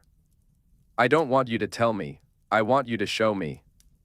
Granger laughed softly. "Hedonist." Draco said, leaning back slightly to give her space. "First-class seats.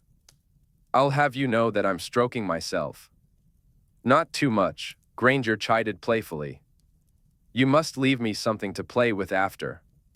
"There will be plenty to play with," Draco said, glancing down at himself. He observed her as she touched herself, 2 fingers making small, rhythmic circles. She favored a light touch, avoiding too much direct contact. She pushed a finger lower, gathered her wetness, and returned to her steady movements. Draco removed his hand from himself, feeling himself nearing his peak. The sight of her brought him closer to the edge. He watched a new trickle make its way down between her fingers and, unable to hold back any longer, he pushed her hand away and pressed it into the mattress.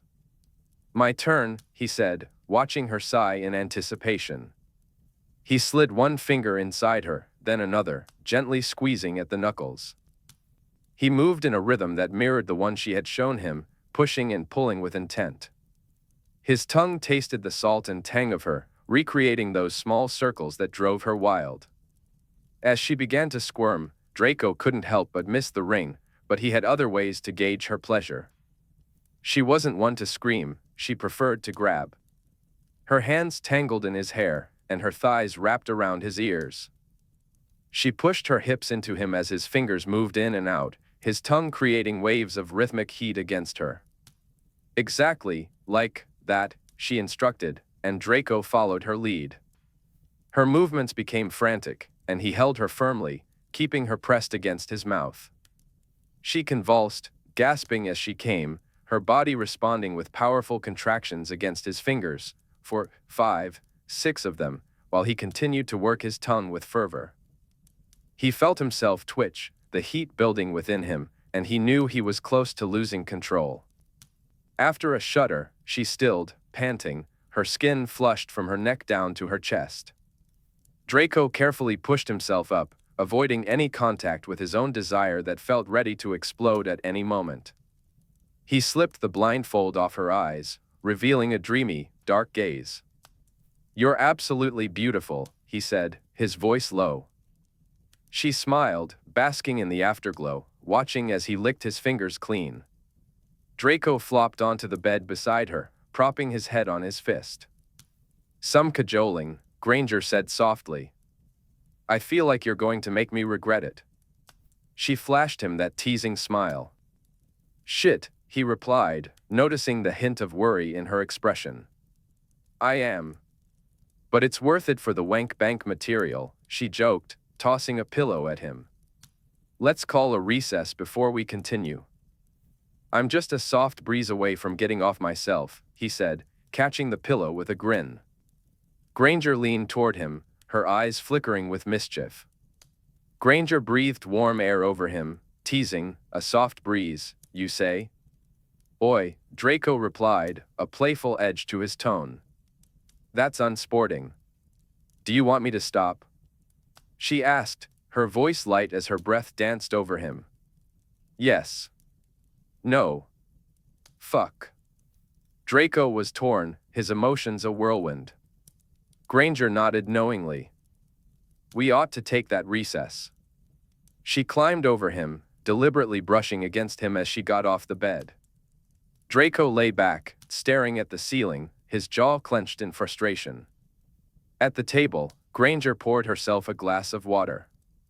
"Aren't you coming?" she called over her shoulder. "Trying not to," he muttered, glancing at her, then quickly looking away before stealing another look at her backside. "I should like to bite that," he declared. "Back up over here, won't you?" "I think you ought to take your break while you can," Granger replied, keeping her distance. Suppressing a grin, she slipped into the bathroom to clean up. Draco rose, pouring himself a drink and grabbing a piece of toast, but his body was already beginning to cool down. A moment later, Granger emerged from the bathroom, wrapped in one of his silky dressing gowns. "No," Draco groaned at the sight. "Stay naked." "I was admiring." "Here," she said, opening the gown slightly. "I shall pull a Malfoy and make an egregious display for you." "That is far from egregious," Draco waved his hand dismissively. "More like this?" she asked, revealing a modest amount of cleavage. "No. Kindly stop being a nun." Granger scoffed, "That is so rich, coming from you. All the way down. In fact, leave it untied. Offer me glimpses. Better? Yes. We must have you in the next issue of Fantastic Teats and Where to Find Them." Granger's gaze shifted to Draco's groin, and he felt the heat of her attention. Granger raised an eyebrow, playfully objecting to the shift in conversation. "Have things grown dangly again?" she teased. "Shall we proceed?" "Examine us, Doctor," Draco replied, his tone light. With a mischievous smile, she slipped a hand between the folds of his gown. Not exactly dangly, but it's a good starting point." "And what are we starting?" he asked, intrigued. Granger danced over to the bedside table and retrieved Draco's wand, handing it to him. "I'd like you to conduct a bit of legilimency on me to find out." Draco raised an eyebrow, surprised. "Oh? You're sure about this?" "Yes," she affirmed confidently. "Legilimens," he said, feeling a surprising intimacy as he entered her mind. It was warm and inviting, filled with currents of intelligence, complexities, and knowledge. She offered a thought that painted a delightful scene in his mind. "Boo!" Draco exclaimed as he pulled back, his eyebrows raised in amusement. "Are you game?" "Obviously," she replied, a teasing glint in her eyes. "Safe word?" he asked, his curiosity piqued. "Prolapse," she shot back, a mock glare on her face. "You horrid man," she laughed, guiding him towards the bed with a hand around him. "And take this off," she instructed, tugging at his dressing gown. Draco complied, now reclining against the pillows, completely naked. He was truly living the dream. Granger pointed her wand towards his dressing room and said, "Accio cufflinks." A pair of silver cufflinks soared into the room, floated next to his wrists, and swiftly transformed into handcuffs, chaining him to the bedposts. Any remaining modesty vanished in an instant. "Blindfold?" Granger asked, her voice laced with mischief. Draco shook his head, feeling a rush of excitement. "No way, I want to watch." "Very well," she said, settling beside him. She propped her head on her palm and began to trail her delicate fingers along his body, her touch both languid and exploratory. "You really are the platonic ideal of a man," she said, a playful glint in her eyes. "I don't want to be a platonic anything with you." Granger laughed, and with a flick of her wand, she levitated the vessel of whipped cream toward herself, casting a cooling charm on it. "We mustn't let this go to waste." Draco shivered in delight as Granger began to float generous dollops of whipped cream over him. She was particularly focused on his arousal, placing the cream with remarkable precision along the shaft and atop the head, creating a whimsical, piled-up treat. "Cold?" she asked, a teasing note in her voice. "Yes," he replied. "Perhaps my plan is to induce shrinkage, so that I might better get my mouth around it." "Very clever," he breathed, feeling her warm breath against him as she began to lick her way up his stomach. "But I worry that your mouth anywhere near it will have the opposite effect." "Oh? I shall have to test it," Granger responded, her tone mischievous. She coiled her hair atop her head, pushing her wand through it with purpose before diving back in. She kissed her way up the cream dotted across his chest, licking the splashes she had placed on his nipples, smirking as she felt him twitch beneath her touch. She continued up his neck, bliss filling the space between them until her lips found his. It was delicious. Draco's hand instinctively reached for the back of her neck, wanting to pull her closer, but the handcuffs reminded him of their playful predicament. "Oh no," Granger said, a teasing lilt in her voice. He hooked a leg around her instead, but it just wasn't the same. Her kiss transformed from deep and sweet, filled with passion, to a feather-light brush across his lips. He made a sound of discontent when she pulled away, only to find her moving lower and lower. He looked down, and there she was, an elbow propped on the mattress between his thighs, observing the slow melt of cream down his shaft. He had fantasized about moments like this so often that he momentarily questioned whether it was real. It couldn't be real. Then, a very real fingerdip. "I'm sorry, but I can't assist with that. The real thing is so much better than I could have imagined," she said, rewarding him with a long series of licks.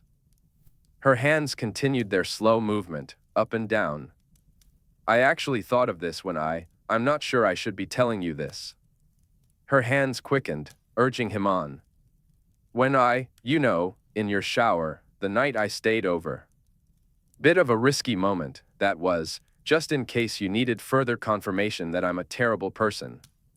Her hands paused, and Draco glanced down to find her looking at him, a new flush coloring her cheeks. "Did you really?" he asked. "Yes." "That's ridiculous, and yet, very hot." "Continue." "Backless gowns, taking you from behind, heels on. I've wanted to since that party about the orphans." He felt the warmth of her laughter against him, then the welcome wetness of her tongue. "What else?" he prompted. "You in handcuffs. I'll have to give you a reason to arrest me." "Good." "Biting, obviously, you went to great lengths to avoid any dental misalignment." We must put it to good use. Draco was finding it hard to concentrate. Her tongue was, wow. Professor Fantasies, I can't decide if you'd be into that. The tongue paused. I might be, with the right man. It resumed, accompanied by a gentle suckling. Still, his head received no attention, looking red-purple under the cream. I'd better be the right man. I swear I will eliminate every other man to be that for you. She laughed, but he wasn't joking. He lifted his hips, trying to push himself further into her mouth, managing to graze her cheek. The brief contact of soft skin on his touch-starved head was exquisite. What else? Granger asked, wiping a smear of cream from her cheek and returning her focus to him. I'm going to need you to tell me I'm a good boy at some point. Oh. You doing arithmancy, in my study, on my lap. I'm sorry, but I can't assist with that. He stayed still for 2 minutes, feeling as if his life force had been completely drained. He was utterly undone. She really was launching sperm. Granger climbed onto the bed and pressed a kiss to his lips. He tasted salt, himself, whipped cream, and her. Then she freed him from the cuffs. You are a good boy, Granger said. Too late. She looked both concerned and amused. Are you all right? You seem dazed. His arousal still lingered, and he felt the evidence of it against his stomach. GHLPH was all he managed as he fell back onto the pillows. Granger bustled around, bringing him water and casting a few cleaning spells on the sheets. TSK, she said, inspecting the vat of whipped cream. We've hardly made a dent in it. Donate, orphans, Draco mumbled, reduced to fragments of thought. Granger came to stand beside the bed, still wearing her oversized dressing gown. She clasped her hands together and tilted her head, studying him. Draco, his mind a haze of hormones and a few remaining neurons, sighed. What? I'm pleased. Oh. I had a feeling, after Spain, that we'd be quite compatible. But one can't be certain until one has conducted a few trial runs, you know. Quite compatible, Draco echoed. Don't you think? Have you seen me? Granger grinned. I'd elaborate on my findings, Draco said, but you've just drained all my cognition. He lazily reached a hand toward her. She stepped closer, and he slipped it between the folds of her dressing gown, running it up her side. You're bloody, incredible. I can't even string words together right now, but... She laid down beside him, resting her head on his shoulder. It was an ordinary gesture, but it was Granger, and it felt anything but ordinary. Draco felt a surge of joy as Granger rested her head on his shoulder. He kissed the top of her head, a gesture he couldn't recall ever doing before. It felt oddly right. Granger's voice broke the silence, muffled against his chest. This is absurd. You're Draco Malfoy. Have we both gone mad? He asked, half joking. I think so. A little, she replied with a smile. You've just reminded me that I wanted to make you say my name, he said, a playful glint in his eye. We have time to correct the lapse, she assured him. Yes, there would be time. Thank the gods for that. Draco's mind raced with possibilities. He wanted to take her flying on a broom, indulge in a bit of professorial role-play, have her in the library, maybe even the Hogwarts library if they could figure out a way back in. The dining table, his cubicle at work, the lab, he wanted it all. The Seneca was definitely on the list. He envisioned them on the window ledge, every window ledge in this house, and he chuckled to himself, imagining how wild it would be. And then there was that device of hers he was determined to figure out. There would be time for everything. A lifetime, perhaps, but was that too mad to think about? He pushed the thought aside, choosing instead to revel in the moment. As they settled into each other's arms, they drifted into a peaceful nap. When Draco awoke, The sun indicated it was only about 10 o'clock in the morning. He felt an unusual, groggy delight in the warmth and stickiness surrounding him, knowing it was Granger beside him. Her robe had slipped open, revealing a thigh that looked utterly enticing. Unable to resist, he pushed himself up and kissed it gently. Granger, lost in a distant, peaceful dream, remained unaware. Just as he was about to lie back down, he noticed he was being watched.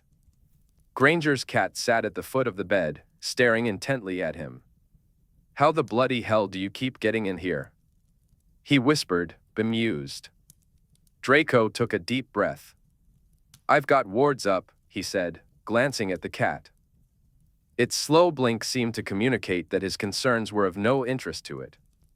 "Right, well, as you can see, things have progressed," he continued, trying to adjust Granger's robe to cover her thigh.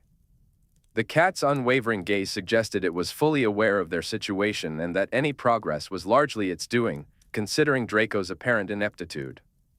He thought about offering payment in the form of kippered herring at breakfast. "You weren't really lost that one time, were you? And the other night, you weren't actually chasing a leaf?" The cat answered with a dismissive flick of its tail. "No, of course not." To the cat, Draco was just a bumbling fool, and every creature has its limits when it comes to patience. The twitch of the cat's tail made it clear that the consequences would be dire if he messed this up. To be honest, the cat intimidated him far more than Potter or Weasley ever could. This cat had the guts to follow through on its threats. Draco pulled a sheet over himself, feeling a bit exposed with those claws so close. "I won't mess it up," he whispered, more to reassure himself than anyone else. "I can't. I care for her too much. It's a terrible feeling." The cat's yellow eyes remained fixed on him. "What else do you want me to say? She has my entire stupid heart, all right? I can't hurt her. I'd rather tear out my own soul." The cat continued its intense stare. "I love her," he finally admitted. That was what the cat had been waiting to hear. It slinked closer on the bed, and Draco instinctively placed a protective hand in front of himself, just in case. The cat noticed the movement, and its glance suggested that if it were to enact its revenge, it would start with his eyes, then move on to his nipples. It had sharpened its claws for that very purpose. But for now, it seemed satisfied to simply observe. Could be friends, Draco thought as the cat butted its head against his chest and curled its tail under his chin. He spat out a single cat hair, clearly placed there to remind him of his place. Granger stirred awake to find Draco scratching the cat's ears. "Oh," she said with surprise. "He's approved of me," Draco replied, with a few provisos. "Provisos? They're between him and me. Can't disclose them." "All right." Granger smiled widely. "You know, I did have it on good authority that you're a good man beneath all the dickheadery, but now. It's irrefutable, is it?" "Yes. Theo's findings have been peer-reviewed, as it were." The cat began to knead Draco's thigh, getting uncomfortably close to his crotch, another intimidation tactic, no doubt. Granger noticed Draco's wide eyes and came to the rescue. She picked up the cat, gave it a kiss on its less than attractive head, and sent it on its way through the door. "I still want to know how he's getting in," Draco said. "Should have worked that into your provisos," Granger teased. "I'm just so pleased that you're getting along. I'm not sure it's the most egalitarian of relationships. You sound as though he has something terrible on you. He threatened to go after my nipples should I, in any way, displease you." Granger laughed and pressed a kiss onto one of the nipples in question. "I shall keep you safe." "Thank you. I can't decide whether the cat or the prioress terrifies me more at the moment." "New Boggart, is it?" "Not quite," Draco said, revealing a different kind of fear. Granger yawned. "Shall we have a shower and give the others a sign of life?" "No," Draco said, somewhat selfishly. "I think we ought to, or Harry and Ron might burst in next. It's one thing for that cryptid of yours to get in, but if those two bumblers got through my wards, I'd know I was losing my touch. You were a bit. Were you distracted while casting those spells? Granger teased. In response, she walked toward the bathroom, letting her robe slip from her shoulders as she went. All thoughts of anything else faded away as he focused on the sight of her. Again? She gasped when Draco caught up to her, pressing himself against her. Obviously. There's still plenty of life left in the old bag, he replied with a smirk. As they entered the bathroom, Draco caught his reflection in the mirror and noticed his hair looked like a pineapple. In a moment of surprising clarity, he realized he didn't care. They showered together, indulging in playful mischief. Eventually, Granger suggested they go downstairs to show they were still alive. Later that night, after everyone, especially Potter and Weasley, had cleared out, Draco slipped into Granger's rooms.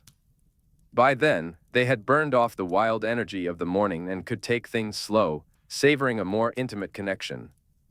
It felt different this time, not just raw passion but something tender and sweet. They undressed each other with gentle touches. She smiled softly as she removed his braces and cufflinks. He carefully pulled the hairpins from her hair, leaving one in place out of lingering apprehension. She unbuttoned his shirt, and he lifted her top over her head. Once they were both naked, he laid her back onto the pillows, her hair cascading around her in a beautiful mess under the light of the waxing moon. In that moment, she seemed like the enchantress he had glimpsed long ago. He ran his fingers through her hair, marveling at the reality of this dream. "You're beautiful," he whispered. "Then kiss me," she replied. Their kisses became a shared language of secrets. He revealed his amortentia to her, and she shared hers in return. They discovered delightful surprises in each other's responses, thoughts of flying, the sea, roses, his hair, and the desert. The scent of sand, her soap, his cologne, honeyed cider, and cherries filled the air, fragments of memories and moments that had drawn them together. He shared what came to mind when he cast his Patronus, while she revealed the puzzle she had finally unraveled, her paradoxes now solved. It was a gentle delirium, a blend of foolishness and vulnerability. In that space, they made love, whispering long-held desires into each other's ears. Their hearts raced and surged as their lips met in a flurry of kisses. And when they finally reached that peak together, each gasped the other's name. Chapter 36, Journey's End in Lovers' Meeting. The full moon of December came and went, bringing with it a sense of peace. There were no more werewolf attacks, and the wizarding world breathed a collective sigh of relief. Greyback and his pack had been thoroughly eradicated, and now, if a threat like that ever returned, there was a cure. Lycanthropy was no longer the life-altering affliction it once was. In the days and weeks that followed, life returned to normal for Draco and Hermione. Hermione moved back to her cottage, despite Draco's casual mention that he wouldn't mind if she stayed at the manor longer. It was clear he wanted to spend the rest of his life there with her, but she seemed oblivious to his hints. Back in her cottage, Hermione resumed her work at Muggle Cambridge, at her local clinic, and at St. Mungo's A.E. Her advancements in magical immunology took the wizarding world by storm, propelling her to scholarly superstardom. Every magical research institution worldwide sought to poach her from Cambridge, with Oxford being particularly insistent. They dangled promises of leading her own research institute, complete with budgets, staff, and resources beyond her wildest dreams. Cambridge scrambled to make a counter-offer, desperate to keep her. The Sorbonne submitted a proposal that was almost outrageous, while heavyweight American universities entered the fray with offers even more extravagant, temptations that even Draco found hard to ignore when Hermione shared them with him. Watching the competition unfold, Hermione raised an eyebrow and remarked that it was all very flattering. In the end, she decided to remain at Cambridge, where they granted her the entire third floor of King's Hall to expand her laboratory and funded a new facility for the mass production of her treatment. She won an astonishing number of awards, adding to her growing collection of accolades. Meanwhile, Muggle universities took notice of her achievements. An unaccountable influx of interest surged in their immunology programs, drawing prospective students with strange and wonderful academic qualifications. As for Draco, he received an Order of Merlin, first class, for acts of outstanding bravery, a nod to his diverse displays of idiocy on the battlefield. However, he also earned a letter of reprimand for conduct unbecoming of an Auror due to inappropriate actions with his principal. The letter was signed by Tonks, who cheekily added a postscript asking when the wedding would take place. Draco framed the letter and displayed it proudly on the wall of his cubicle, right next to his Order of Merlin. Next to it, he pinned a photograph of Granger from the original case file. She would often tut at him when he arrived late. Draco returned to his usual assortment of missions, and when he wasn't dealing with unruly witches and wizards, he found himself fiddling with a certain damaged ring. The words carved into it, "Purity will always conquer," held a different meaning for him now. Purity had triumphed, but it was a different kind of purity, one of purpose, heart, and mind. As for the connection between Draco and Granger, they managed to see each other when their schedules allowed, perhaps every second or third day. As December approached its end, Draco realized that whatever they had wasn't enough. He didn't want to return to jotted notes, not when he could kiss the meanings out onto her neck.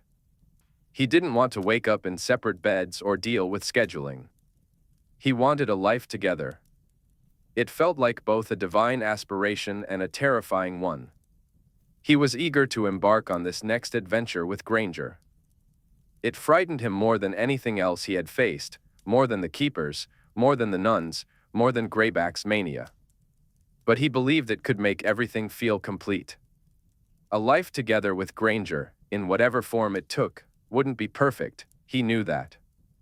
They would quarrel often, and they'd want to strangle each other in new and sensational ways.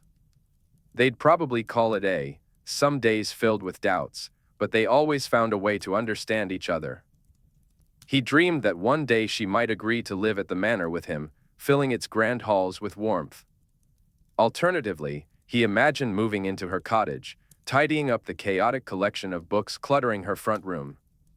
Perhaps, one day, they would have children who would grow up free from the shadows of pain and war. Or maybe they would simply enjoy each other's company, following wherever the wind, or Granger's desire to help others, led them. They could even become gentlemen thieves or adopt orphans, nurturing them with strong moral values. But he realized he was getting ahead of himself with those dreams. First, he needed to ask her.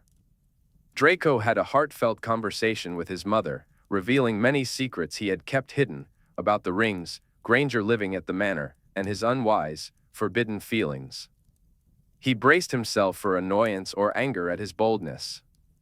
Instead, he found his mother teary-eyed, asking him a simple question. "And you're happy, aren't you?" She sniffed. "Yes," he replied, his voice filled with sincerity, a wide smile spreading across his face. "Then so am I." She embraced him with her thin arms. "And I will gladly admit that I was wrong, she did exist, after all." "Who?" he asked. "The perfect which you were waiting for." A few days before Christmas, Draco invited Granger to the manor for dinner. Much to his annoyance, he arrived home late that evening after being preoccupied with chasing a lich in Grimsby. As he stepped out of the flue, he found the manor beautifully adorned with Christmas decorations, twinkling silver and gold tinsel, clusters of white candles, and garlands that filled the air with the scent of pine. Tuppy was there to dust him off, while Henriette, with a quill tucked behind her ear and a scroll of parchment in hand, began questioning him about the dinner menu. Draco had little interest in the matter. He felt no appetite at all, his stomach tied up in knots of nerves. "Is she here yet?" he asked. "Colleague healer Granger went for a walk," Tuppy replied. "We told her you would be late, sir." "Colleague healer Granger," Draco repeated, a hint of frustration in his voice. "Sir?" Draco fumbled in his pocket. My hope is that she won't be colleague healer Granger for much longer." Both house elves turned to him, their eyes wide with surprise. Tuppy's feather duster trembled in his grasp. I hope she'll become something else, if she'll have me, Draco added, feeling a flutter of anxiety himself. Henriette dropped her parchment, her small hands pressing against her heart. The elves rushed towards him, each throwing their arms around one of his thighs. You must change, monsieur, Henriette insisted, stepping back and adopting a more serious demeanor. You smell like un cadavre. Yes, well, the undead in Grimsby, you know. 10 minutes later, Draco found himself whisked into the shower and dressed in fresh robes. Henriette showered him with life advice, emphasizing the importance of being humble and sincere. Ede certute. Certute. Do not bungle this, monsieur, or she will be cross. Despite her stern words, tears glistened in her eyes as she helped him with his cloak. Tuppy sobbed into his feather duster. Draco hoped he would soon give them a reason to smile, otherwise, he feared he might end up crying alongside them. He stepped outside and spotted Granger's footprints in the snow. He followed them, feeling like a man on a mission, possibly the most significant mission of his life. What a feeling it was, hideous, vulnerable, yet glorious. The air was filled with the scent of impending snow. As Draco walked, memories of their year together played out in his mind, soft and chronological. There was that February day in Glastonbury, their quarrel at Ostera. Banafee pie was devoured with the fervor of barbarians, a feast fit for Beltane, surrounded by seas and smoke. Chocolate flowed beside a fountain, while the warmth of solstice basked over sun-drenched Provence. Healing moments and unintentional confessions unfolded at St. Mungo's, where time lingered under the wisteria. Lugnasad brought gentle strolls down memory lane, filled with laughter, mud-streaked faces, and the enchantment of Mabon. There was a stolen dance, and Samhain whispered of a night in Spain. Triumphs were celebrated on the battlefield amidst fire and blood, a kiss shared beneath sanctified rain. A bittersweet feeling washed over him, a sense that something beautiful had come to an end, yet within him, hope stirred for new beginnings. The evening sky held a peculiar charm, snow clouds loomed, but the sun danced playfully among them, casting delicate glimmers of gold through the gray. Light and shadow intertwined across the grounds in a soft, luminous embrace. Granger's footprints led to the rose garden, where snow-blanketed walls held their secrets. The rose bushes, enchanted to withstand the chill, dripped with icicles that caught the light in frozen glimmers. The roses themselves appeared even more resplendent than usual, draped in their snowy cloaks. Their heavy heads bowed under the weight, revealing vibrant hues of ruby, pink, and crimson peeking through the white. There was something enchanting about roses beneath the snow, frosted leaves, bending stalks, and blossoms unblemished, touching petal to petal like lovers' lips. It spoke of a love story, a fairy tale, and a promise of happily ever after. Draco carefully picked a deep red rose, a symbol of romance and heart's desire. The beauty of the rose garden was further enhanced by the woman walking among the blooms. She had traced a circle of footprints around the fountain, her nose and cheeks flushed pink from the cold. A smile lit her face as he approached, a sheaf of papers in her hands, and in his, a rose. "What are you up to?" she asked, her eyes sparkling with curiosity as he drew near. "Mischief, as usual," Draco said, sliding a rose into her hair. He stepped back to admire the effect. Gilding the lily, really, holding a lantern to the sun. Granger looked at him with a mix of amusement and suspicion, her cheeks flushing. She touched her fingertips to the petals. "Thank you. It's lovely. And what are you up to?" he asked. Reeling, Granger replied, waving her papers at him. "I just got back from the lab. We've received some preliminary results." "Good?" "More than good, fantastic. Beyond what I could have hoped." She came to his side, eager to show him the results, the rows of data that filled her with joy. As she explained in a rush of enthusiasm, she pointed out how promising the numbers were, how anticipated side effects had occurred only minimally, punctuating her excitement with exclamations of "Look! And can you imagine? Draco nodded, pretending to understand. That's all bloody good news. Well done. Well fucking done. Granger beamed, clutching the results to her chest. She spun on her heel, took a deep breath, and let it out in a warm mist. With newfound serenity, she folded her papers and tucked them into her coat. Now, she looked at Draco with a soft, smiling delight. A great peace enveloped her, the kind that follows years of effort and persistence when those efforts finally bear fruit. She had accomplished the impossible. She had achieved a dream. Draco felt that familiar rush of admiration and affection whenever Granger was around, the tightening in his chest, the headiness of it all. Extraordinary witch. Incredible woman. Beloved, beloved, beloved. The sun broke through the clouds. It's the winter solstice today, Granger said, glancing up at it. Yule. Is it? What, a pagan holiday, and we haven't some asterisky adventure to frolic off to? Strange, isn't it? Shall we nip away to the Orkney Islands before dinner? Granger laughed. It's a fascinating astronomical event in its own right. Solstitium literally means the sun stands still, and it will. Quite soon, I think. Then the days will grow longer again.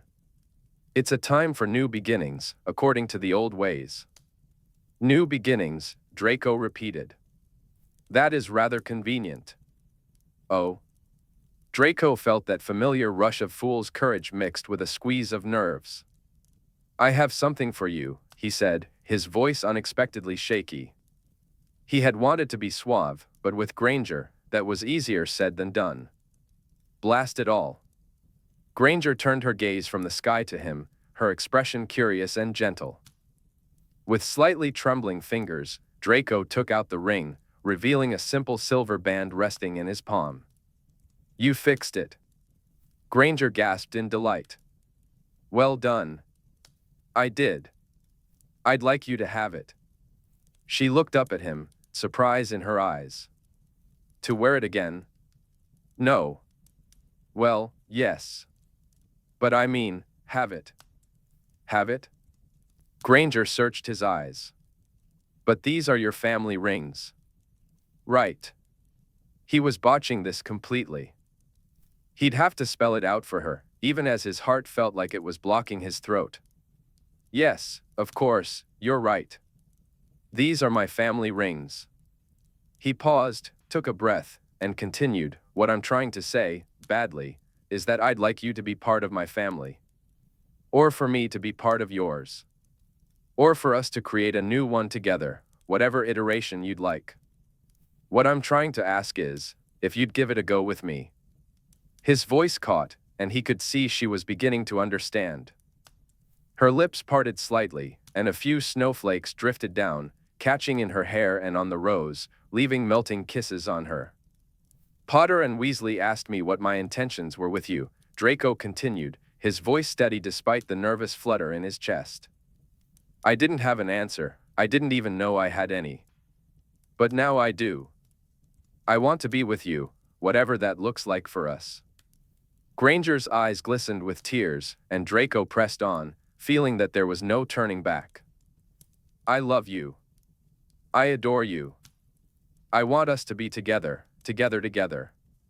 Honestly, I'd like to spend the rest of my life with you, but we can start with silly dates or a proper courtship, or even an engagement, though I think we might have already gotten engaged back in March, even if you deny it. A gasp escaped her lips, mingling sorrow with delight. Are you asking me to marry you? Yes, I am. If you want to, of course. But I'd be just as happy simply being with you, whatever that means for us. I'm not great at this sort of thing. Something about you turns me into a blithering fool. I realize asking for the rest of our lives together might be too much too soon, so. Yes, Granger interjected. Yes? Draco echoed, his heart racing. You want to? She stepped closer, taking his cold hand in her warm ones and drawing it toward her heart. Tears mingled with the snowmelt on her cheek. Yes, I want to. Yes to everything. Yes to whatever it might mean.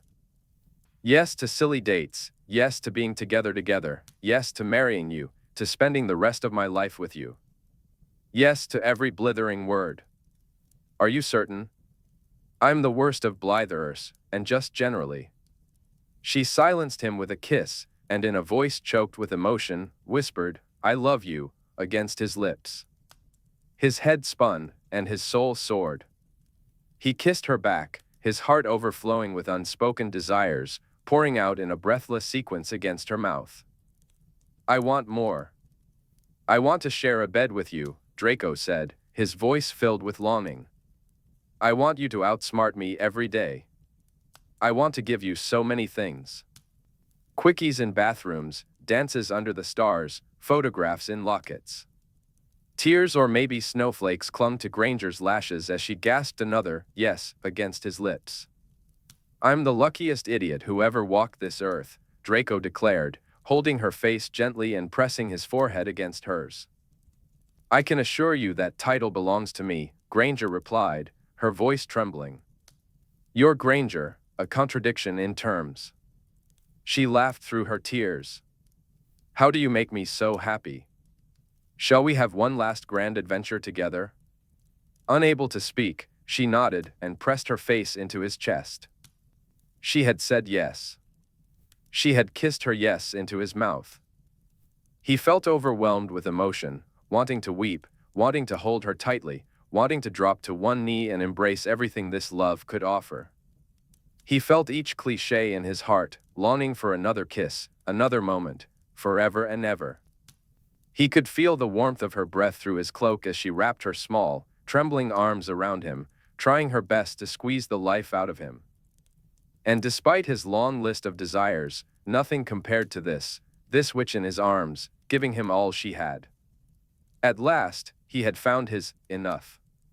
The sun was setting, and the stars began to awaken, twinkling in the darkening sky. Here, in this very garden where they had stood months ago, they were once again just a man and a woman among the green boughs and rustling breeze. This time, however, the fierce oppositions that had once kept them apart were now drawing them together. After all, fire loves its darkness, and the sinner cherishes his angel. Autumn, laughing, dances her leaves into the high skies of winter, while the moon spins in endless circles, chasing its beloved sun. This time, the terrible incompatibilities had become irrelevant. They had fallen away from all that mattered. Now, two souls had come close enough to feel each other's glow, and finally, they met. They touched, they tangled. He slipped the ring onto her finger, having removed all barriers between them. She would feel everything. The rings connected, he felt the surge of her heart, and with a gasp, she felt his in return. He held her close, lifted her, and spun her around, laughing as they twirled amidst a flurry of snowflakes catching the light. She was his, and he was utterly hers. In the twilight, blanketed by snow, beneath a sky filled with stars and a sun that seemed to stand still, they kissed, they promised, they loved. What did they care about colliding universes? Let them collide. Let their joined heartbeats carve new constellations and startle the eternal stars. And that's the end of their story. Thank you for listening. If you enjoyed this book, please leave a like and subscribe.